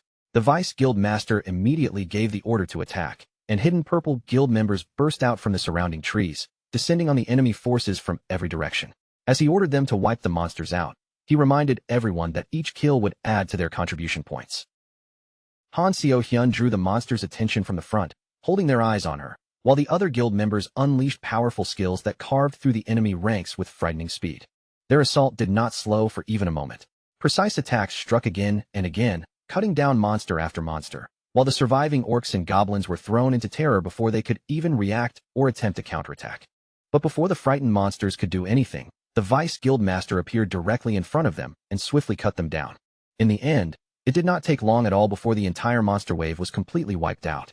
After finishing off the last of the enemies, the Vice Guild Master finally let out a slow breath, the pressure of the battle easing from his shoulders. After witnessing that overwhelming display of combat ability, Blake walked over to him and remarked that the Vice Guild Master was starting to look more and more like a monster himself. The Vice Guild Master only sighed in response and admitted that, even now, he was still nowhere near Do-hyun's level. Blake then asked if he was still bothered by the situation with the Master. The question immediately pulled his thoughts back to the shocking truth Raoul had revealed not long after the new scenario began. Back then, Raoul had called Kim Il-woo into his office and told him something almost impossible to believe. Bae Do-hyun and Raoul Ashton were actually the same person, and that secret had already been shared with the other directors. The revelation struck Kim Il-woo so hard that he was left completely stunned, unable to process it right away. As he thought through the truth behind that identity, he came to understand the strange reality before him. He himself was Bae Do-hyun, and Bae Do-hyun was Raoul. As unbelievable as it sounded, he accepted it as the truth he had uncovered. Trying to make sense of everything, he began sorting the entire chain of events in his mind, tracing the story all the way back to where it had first begun. It had all started when he became a capsule test pilot. In the real world, Bae Do-hyun had unexpectedly crossed paths with NEC chairman Alex Song. After listening to Alex Song's proposal and accepting it, he ended up becoming one of the test pilots. The instant he opened his eyes within the capsule, he realized something impossible had happened. His consciousness had slipped straight into the body of Raoul, the character he had once controlled in the game. Once he heard that explanation, the pieces that had been scattered in his mind finally began to connect, and many of the questions that had bothered him for so long suddenly made sense. It finally explained why the first guild had accepted the Connect system so naturally and made full use of it, while the other nobles had kept their distance. It also answered the even stranger question of how an NPC could understand Earth well enough to establish an entire company. There were still parts of Raoul's story that sounded absurd, almost too impossible to believe, but by then Kim Il-woo had already stopped caring about whether it made perfect sense or not. In Kim Il-woo's heart, Raoul was still the person who had lifted him up and given him everything he now had, and that kindness was a debt he had no intention of leaving unpaid. Because of that shared resolve, everyone there chose to keep Raoul's secret hidden and promised to support him in whatever way they possibly could. While Kim Il-woo was still deep in thought, his expression quiet and focused, Blake turned toward him and asked what their next move should be. Kim Il-woo answered without panic, telling them that their first priority was to wrap up the assignment in front of them as quickly as possible. Another patrol zone was already waiting, and they could not afford to waste time standing still. The view then moved to the western monster forest, where Raoul advanced alone through the dense wilderness, surrounded on every side by thick trees and untamed growth. As he swept his gaze across the forest around him, Raoul quietly muttered that there was not much farther left to go. The deeper Raoul walked into the forest, the more his mind drifted back to his previous life. Back then, he had once dreamed of becoming the first pioneer to reach the Forbidden Zone, the one who would break open the path and allow other players to follow. But reality had gone in a completely different direction. A massive guild alliance eventually appeared, seized control of the Forbidden Zone for itself, and crushed independent players like him before they could rise. After 10 long years of brutal warfare, he had been stripped of everything he valued, and in the end, even his life had been taken from him. As those memories surfaced, Raoul could not stop himself from wondering if the outcome might have changed if he had possessed strong allies by his side back then. Before long, his eyes caught sight of a mark carved into a nearby tree. Raoul recognized it at once. It was the signal left behind by Josh, the scout he had previously sent to investigate the Forbidden Zone. Raoul understood immediately that this mark was most likely pointing to the beginning of the mysterious barrier Josh had spoken about, the so-called player line. After carefully checking the surroundings, Raoul stepped forward without the slightest hesitation and crossed into the Forbidden Zone, entering a land that only players were permitted to access. He continued traveling for some time, moving through the lonely terrain until the broken remains of an old fortress wall finally came into view. As Raoul looked over the crumbling structure, memories from his previous life rose again. He remembered how the large guild alliance had once tried to seize this very location and turn it into their main base. This place had once been the only A-rank city positioned right at the entrance to the Forbidden Zone, making it the ideal foothold for anyone hoping to push deeper into those unexplored lands. When Raoul finally reached the gate, he grabbed the large metal handle and pulled, expecting the entrance to open. Instead, the old handle snapped clean off and ended up sitting uselessly in his hand. Raoul lowered his gaze to the broken handle resting in his palm, and for a brief, awkward moment, all he could do was stare at it in silence. As Raoul stepped inside the ruined fortress, Ravel suddenly appeared beside him. She looked around at the collapsed and worn-down surroundings, then openly complained about how terrible the place looked, wondering if anything useful could possibly remain there. Raoul stayed composed and told her that the current condition did not really matter, because from this point on, they would build it up themselves. Ravel looked at him in confusion and asked if he seriously planned to develop the entire place. Raoul did not pause for even a second. With complete certainty, he answered that yes, that was exactly what he intended to do. At that exact moment, a system window appeared before them. It announced that, through the efforts of brave players, the monster invasion from the Forbidden Zone had been successfully stopped. But the message continued, saying that reclaiming and restoring the lost territory was just as important. Then it declared that the Forbidden Zone opening invasion scenario had officially ended, and that a hidden development site inside the Forbidden Zone had been discovered by a player with extraordinary pioneering spirit. After reading the notice, Raoul stated that the peaceful era of everyone joining hands to fight monsters had finally reached its end. Raoul and Ravel then moved deeper into the ruined fortress, carefully looking over the broken walls, the damaged structures, and every decayed corner of the abandoned city. After inspecting the place for a while, Ravel remarked that it might actually be easier to tear everything down and rebuild it from the ground up. She even questioned whether such a wreck could truly be called an A-rank fortress. Raoul, however, calmly explained that the fortress still had outstanding terrain advantages, along with an enormous amount of space for future expansion. This place would become the foundation from which they would slowly spread their influence deeper into the Forbidden Zone. Raoul then approached a nearby statue, stood before the ancient structure, and released his aura directly into it. As Raoul's power flowed through the old statue, the corrosion and erosion clinging to its surface began to fade away little by little, as if the structure were being awakened from a long sleep. Right after that, another system window appeared, announcing a new development quest called Rebuild the Gateway City. The A-rank mission required them to restore the collapsed walls, repair the damaged magic circles, and defend the city against future monster invasions within a 15-day limit. As a reward, the quest would grant management rights over both the city expedition and the surrounding territory. The system also revealed that this expedition site had once been humanity's very first gateway city, built for the development of the Forbidden Zone. While Raoul read through the quest details, he thought about the harsh restrictions tied to the Forbidden Zone development scenario. He wanted to gather knights, develop as much territory as possible, and move straight toward the next scenario, but the system itself had clearly been built around players alone. That also explained why Josh's scouting team, which Raoul had sent ahead earlier, had been unable to cross the strange player line no matter how far they investigated. Raoul turned his attention toward Ravel and asked if she was prepared. Ravel answered with confidence, saying that she could set up the required portal immediately, and it would not take long at all. Soon after, a teleportation portal opened inside the ruined fortress, and Pierce stepped through it with a group of knights following close behind him. The knights expressed their gratitude to their master for everything he had done, then assured him with firm voices that they would handle the rest from that point onward. Pierce wasted no time at all. He immediately began giving precise orders, telling the knights to inspect the personnel, begin the repair work, distribute construction materials according to the plan, and organize all the essential information for the players who would arrive later. While the knights moved quickly to carry out those commands, Raoul remained quiet, continuing to think through the hidden rules and mechanics that governed the Forbidden Zones. He understood now that the non-player inhabitants of Connect were not allowed to be the first ones to enter the Forbidden Zone because of the scenario's restrictions. Certain requirements had to be met before entry into the Forbidden Zone could truly become possible. At that moment, members of the Purple Guild also arrived at the fortress, and Kim Il-woo reported to Raoul that the guild would begin its scouting operations right away. As Raoul watched them prepare to move out, he continued looking past the surface of the situation, trying to understand the deeper purpose hidden within the scenario itself. Raoul came to the conclusion that only areas activated and developed directly by players could receive temporary management rights. Only after that condition was satisfied could portals be installed. To Raoul, the real purpose behind this scenario was already clear. The Forbidden Zone had been designed as territory meant specifically for players. Without those restrictions, powerful kingdoms ruled by masters would have inevitably marched in and tried to seize complete control of the land. Raoul remembered how, in his previous life, nobles and large guilds had taken advantage of that exact system. Driven by greed, they monopolized nearby Forbidden Zones and treated players as nothing more than tools for making profit. Because of that exploitation, the development of the scenario had slowed down dramatically. They controlled the territories that had already been developed, yet offered nothing meaningful in return to help the process move forward.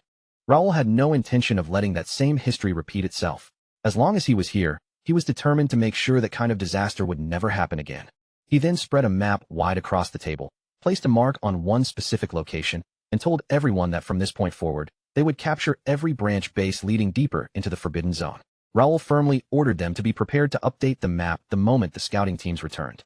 He knew that while other guilds would focus on slowly developing the entrance routes, his own side had to push farther inward and secure high-ranking developed territories before anyone else could claim them. The scene then shifted to the Eastern Forbidden Zone, a region known as the Elemental Jungle. There, Anti-First Guild Alliance Vice Guild Master Zhou Minshan was leading guild knights through the dense terrain.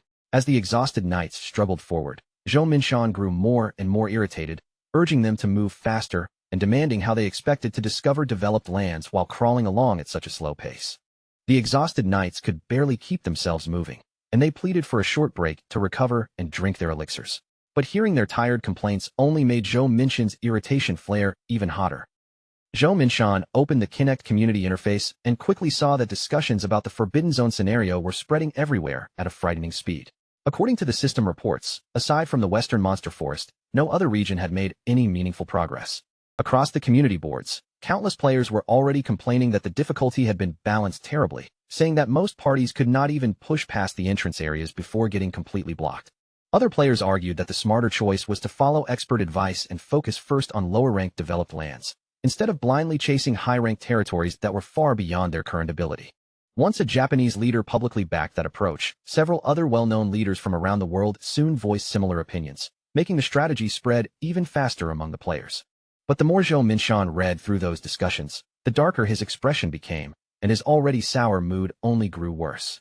Unable to hold back his anger, Zhou Minshan slammed his hand against a nearby tree and cursed silently to himself, furious that his alliance had searched this far and still failed to find anything truly valuable. His thoughts soon drifted back to a conversation he had once had with Kim Sung, the eldest son of the Sobyul group. At that time, Kim Sung had explained in a calm voice that even though Kinect was filled with an enormous number of players, the ones who truly ruled that world were still the NPCs. And among all those powerful figures, the most influential person was Raoul Ashton, the man standing at the center of the first guild. According to Kim Sung, this scenario was an enormous opportunity. It gave them a chance to claim territory meant only for players and establish themselves as the true rulers of that land. Zhou Minshan had pointed out that the Western Monster Forest was already practically controlled by the First Guild and the Purple Guild, and that trying to force their way into another developed territory would require a massive amount of resources. Kim Sung had brushed that concern aside as if money meant nothing, telling him they could pour in as much gold as necessary. As long as they secured valuable developed land, the Sobyul group would fully fund the anti-First Guild alliance without worrying about the cost. Now, back in the present, Zhou Minshan clenched his jaw hard enough to grind his teeth. His mind was completely trapped by one thought. If he could discover even one S-rank developed territory, both he and the Sobyul group would rise straight to the top of Kinect. He muttered curses under his breath, furious that after searching for so long, they still had not uncovered even a single place worth claiming. Just as his frustration was about to boil over, one of his subordinates suddenly rushed over and called out, reporting that a scout had discovered a strange tree nearby. Zhou Minshan immediately ordered them to take him there. As they guided him through the thick jungle, he strode forward impatiently, swinging his sword and cutting down every branch that dared to block his path. When he finally arrived, he stopped in place, his eyes widening as a massive, glowing tree towered before him. He sucked in a sharp breath, stunned that something so huge had remained hidden until now. In the very next moment, his mind leapt to a single conclusion. This had to be his special base. Excitement flooded through Zhou Minshan as he became convinced that this was an S-rank developed territory. Without wasting even a second, he ordered his subordinates to scatter at once and search for the activation point. Greed completely took hold of him, and in Zhou Minshan's mind, the territory was already his. A wide grin spread across his face as he imagined no longer having to bow his head to arrogant NPCs who treated players like nothing more than high-level mercenaries. To him, the manager of a developed territory was basically a king, and at that moment, he truly believed his brilliant future had finally been placed right in front of him. But before his fantasy could continue, a sudden scream rang out from one of his subordinates nearby, slicing through the jungle air. Zhou Minshan turned toward the sound with a frown, immediately assuming it was just another exaggerated reaction. His annoyance rose again, thinking they were panicking over nothing just like before. Still irritated, he demanded to know what had happened and marched toward the source of the noise, insulting his own men along the way as a useless group of weaklings. After moving only a short distance, Zhou Minshan angrily demanded an explanation for all the commotion. Yet he had no idea that behind him, two gigantic trees with glowing red eyes were silently watching from the darkness. The scene then shifted back to the Western Monster Forest, where a colossal golem burst out into the open. Its massive body was layered with brown and green stone, its blazing red eyes burned beneath the rough surface, and a bright blue core throbbed violently in the center of its chest. The enormous creature unleashed a thunderous roar that shook the surrounding ruins, then charged forward with terrifying force, each heavy step cracking the ground beneath it. Standing directly in its path was Raoul, completely still and utterly calm, watching the monster rush toward him as if the danger meant nothing at all. Before the golem could land a blow, Raoul released his aura and swept one hand through the air, sending a brilliant arc of light slashing straight across the creature's face. Shattered chunks of stone blasted outward in every direction as the huge golem stumbled back. Its roar twisted into a broken, miserable sound, and then cracks spread across its entire body before its massive frame collapsed into pieces. When the dust finally settled, Raoul looked across the battlefield and shifted his gaze toward the great winged statue, standing at the entrance to the deepest fortress, its stone wings spread wide under the filtered forest light. Staring at that statue, Raoul calmly remarked that the deepest fortress in the Western Monster Forest had finally been conquered. Not long after, Philip arrived with a group of knights behind him and approached Raoul to give his report, informing him that the expedition team had safely reached the fortress. Raoul turned toward Philip and praised him for his hard work, then told him he would be counting on him to manage Fortress Cupidus. Philip accepted the duty at once and assured Raoul that he would give it everything he had. Raoul then thought about the S-rank fortress known as Cupidus, a name that meant hope in the ancient language. This fortress was essentially the heart of the monster forest, and he realized that they had now reached the deepest point humanity had ever occupied in his previous life. He also noted that the first development site expedition had already been completed some time ago, while the development quests in the remaining A-rank cities were still progressing smoothly without any major issues. In silence, Raoul thought about how the knight deployments and portal placements had already been finished in preparation for possible invasions from outside forces. Even if he chose not to remain there personally, those defenses would be enough to protect the territory. Right after that thought passed through his mind, Ravel appeared beside him and asked where he planned to go next, now that everything in the Western Forbidden Zone had been completed. Raoul opened his system window and began checking the information before saying that he already had a destination in mind. But the moment Raoul looked at his status window, his expression suddenly shifted, and surprise flashed across his face. A notification informed him that players from several major guilds had recently been wiped out by an S-rank development quest near the entrance of the Eastern Elemental Jungle, and that they were now filing complaints against the game company. Raoul thought the result was only natural. Those players had let greed carry them forward without ever understanding where their own limits actually were. He remembered that in his previous life, even he had suffered a game over during that exact same quest.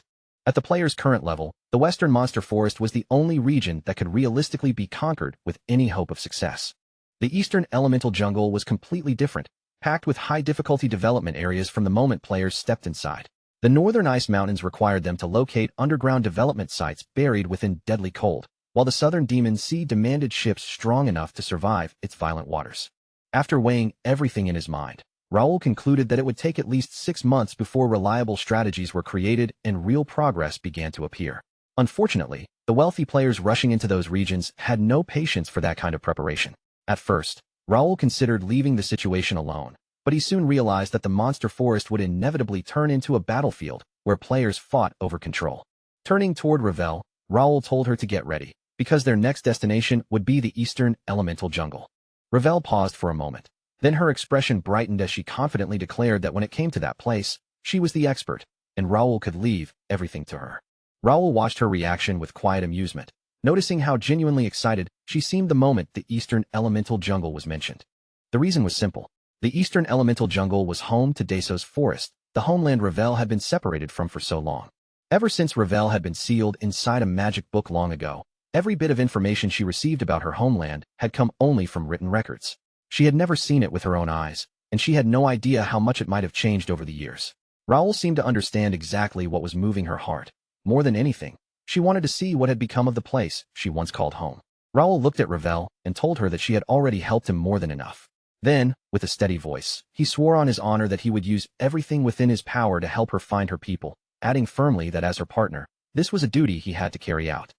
Ravel had not expected those words at all, and for a moment, she was completely caught off guard. His sincerity reached her directly, leaving her genuinely moved where she stood. As Ravel looked back at him, a faint blush slowly rose across her face. Realizing her own reaction, she quickly grew flustered and forced herself to regain composure, saying that she still had preparations to handle and would be leaving first. Raoul simply watched her with a soft laugh and told her that was fine. Raoul then stepped forward, quietly thinking that the eastern region had already been his destination from the start. It had been a very long time since he had last set foot in that direction. The view then shifted away from Raoul and moved toward the Marcus Kingdom. There, in Free City Jena, the market streets were overflowing with travelers, merchants, and all kinds of passing visitors, filling the entire city with a lively and restless atmosphere. In the public square, recruiters were shouting at the top of their lungs, calling for mages, spiritists, and espers capable of elemental manifestation to join raid teams bound for the Eastern Elemental Jungle. Nearby, top-ranked tankers were also advertising their protection services, trying to attract anyone desperate for safety. Not far from the noise of the square, 2 local residents stood together and casually chatted about everything happening around them. One of them remarked that the city had become packed because of the Forbidden Zone development. The other replied that once nobles decided to cooperate with outsiders, greedy people would never be able to ignore a gold mine sitting right in front of them. Moving quietly through the packed streets was Crash, who looked around at the changed city and thought that it had transformed so much it was almost impossible to recognize. In his previous life, Free City Jinnah had never become anything impressive. From beginning to end, it had remained nothing more than a rural settlement. Located in the eastern part of the Marcus Kingdom and known as the easternmost free city on the continent, Jinnah had once been considered underdeveloped even when compared to other free cities. As Crash continued walking through the crowded streets, he reflected on how different things were this time. The Western Forbidden Zone had already been brought fully under control, and because of that, players had gathered here in overwhelming numbers. They could have simply relied on Connect forums or online communities for information, but the fact that so many had come in person showed just how eager they were to move and how little patience they had for sitting back and waiting. Not long after, Bae Do-hyun arrived at the first guild's branch in Jinnah, where Kane was already waiting for him inside. The moment Do-hyun stepped into the room, Kane immediately noticed him and acknowledged his arrival. Do-hyun praised Kane for the effort he had put in to reach this point, then asked how the preparations were coming along. Kane reported that they had already secured a sponsor who would oversee the development site, and that a noble from the Marcus Kingdom would soon arrive to begin detailed negotiations. After listening to the report, Do-hyun concluded that once the base was secured, the kingdom's nobles would be responsible for development, protection, and tax collection. To him, it was a clear win-win proposal, and there was no reason for either side to refuse it. Do-hyun then told Kane that the remaining issues would be left in his hands. He instructed him to handle any further negotiations or cooperative agreements and report back once everything was settled. At that moment, Kane's expression sharpened, his gaze becoming far more focused as he transformed into Raoul. With complete confidence, he assured Do-hyun that everything could safely be entrusted to him. As Do-hyun prepared to leave, a teleportation portal opened in front of him, its light spreading across the room. Do-hyun then put on his mask, settling it into place as he got ready to step through and depart. Before he could leave, Kane called out to him and reported that solo players in the region had recently been attacked. From the pattern of the incidents, he suspected that large guilds might be involved behind the scenes. But before Kane could continue any further, Do-hyun turned toward him and calmly cut him off, saying there was no need to worry.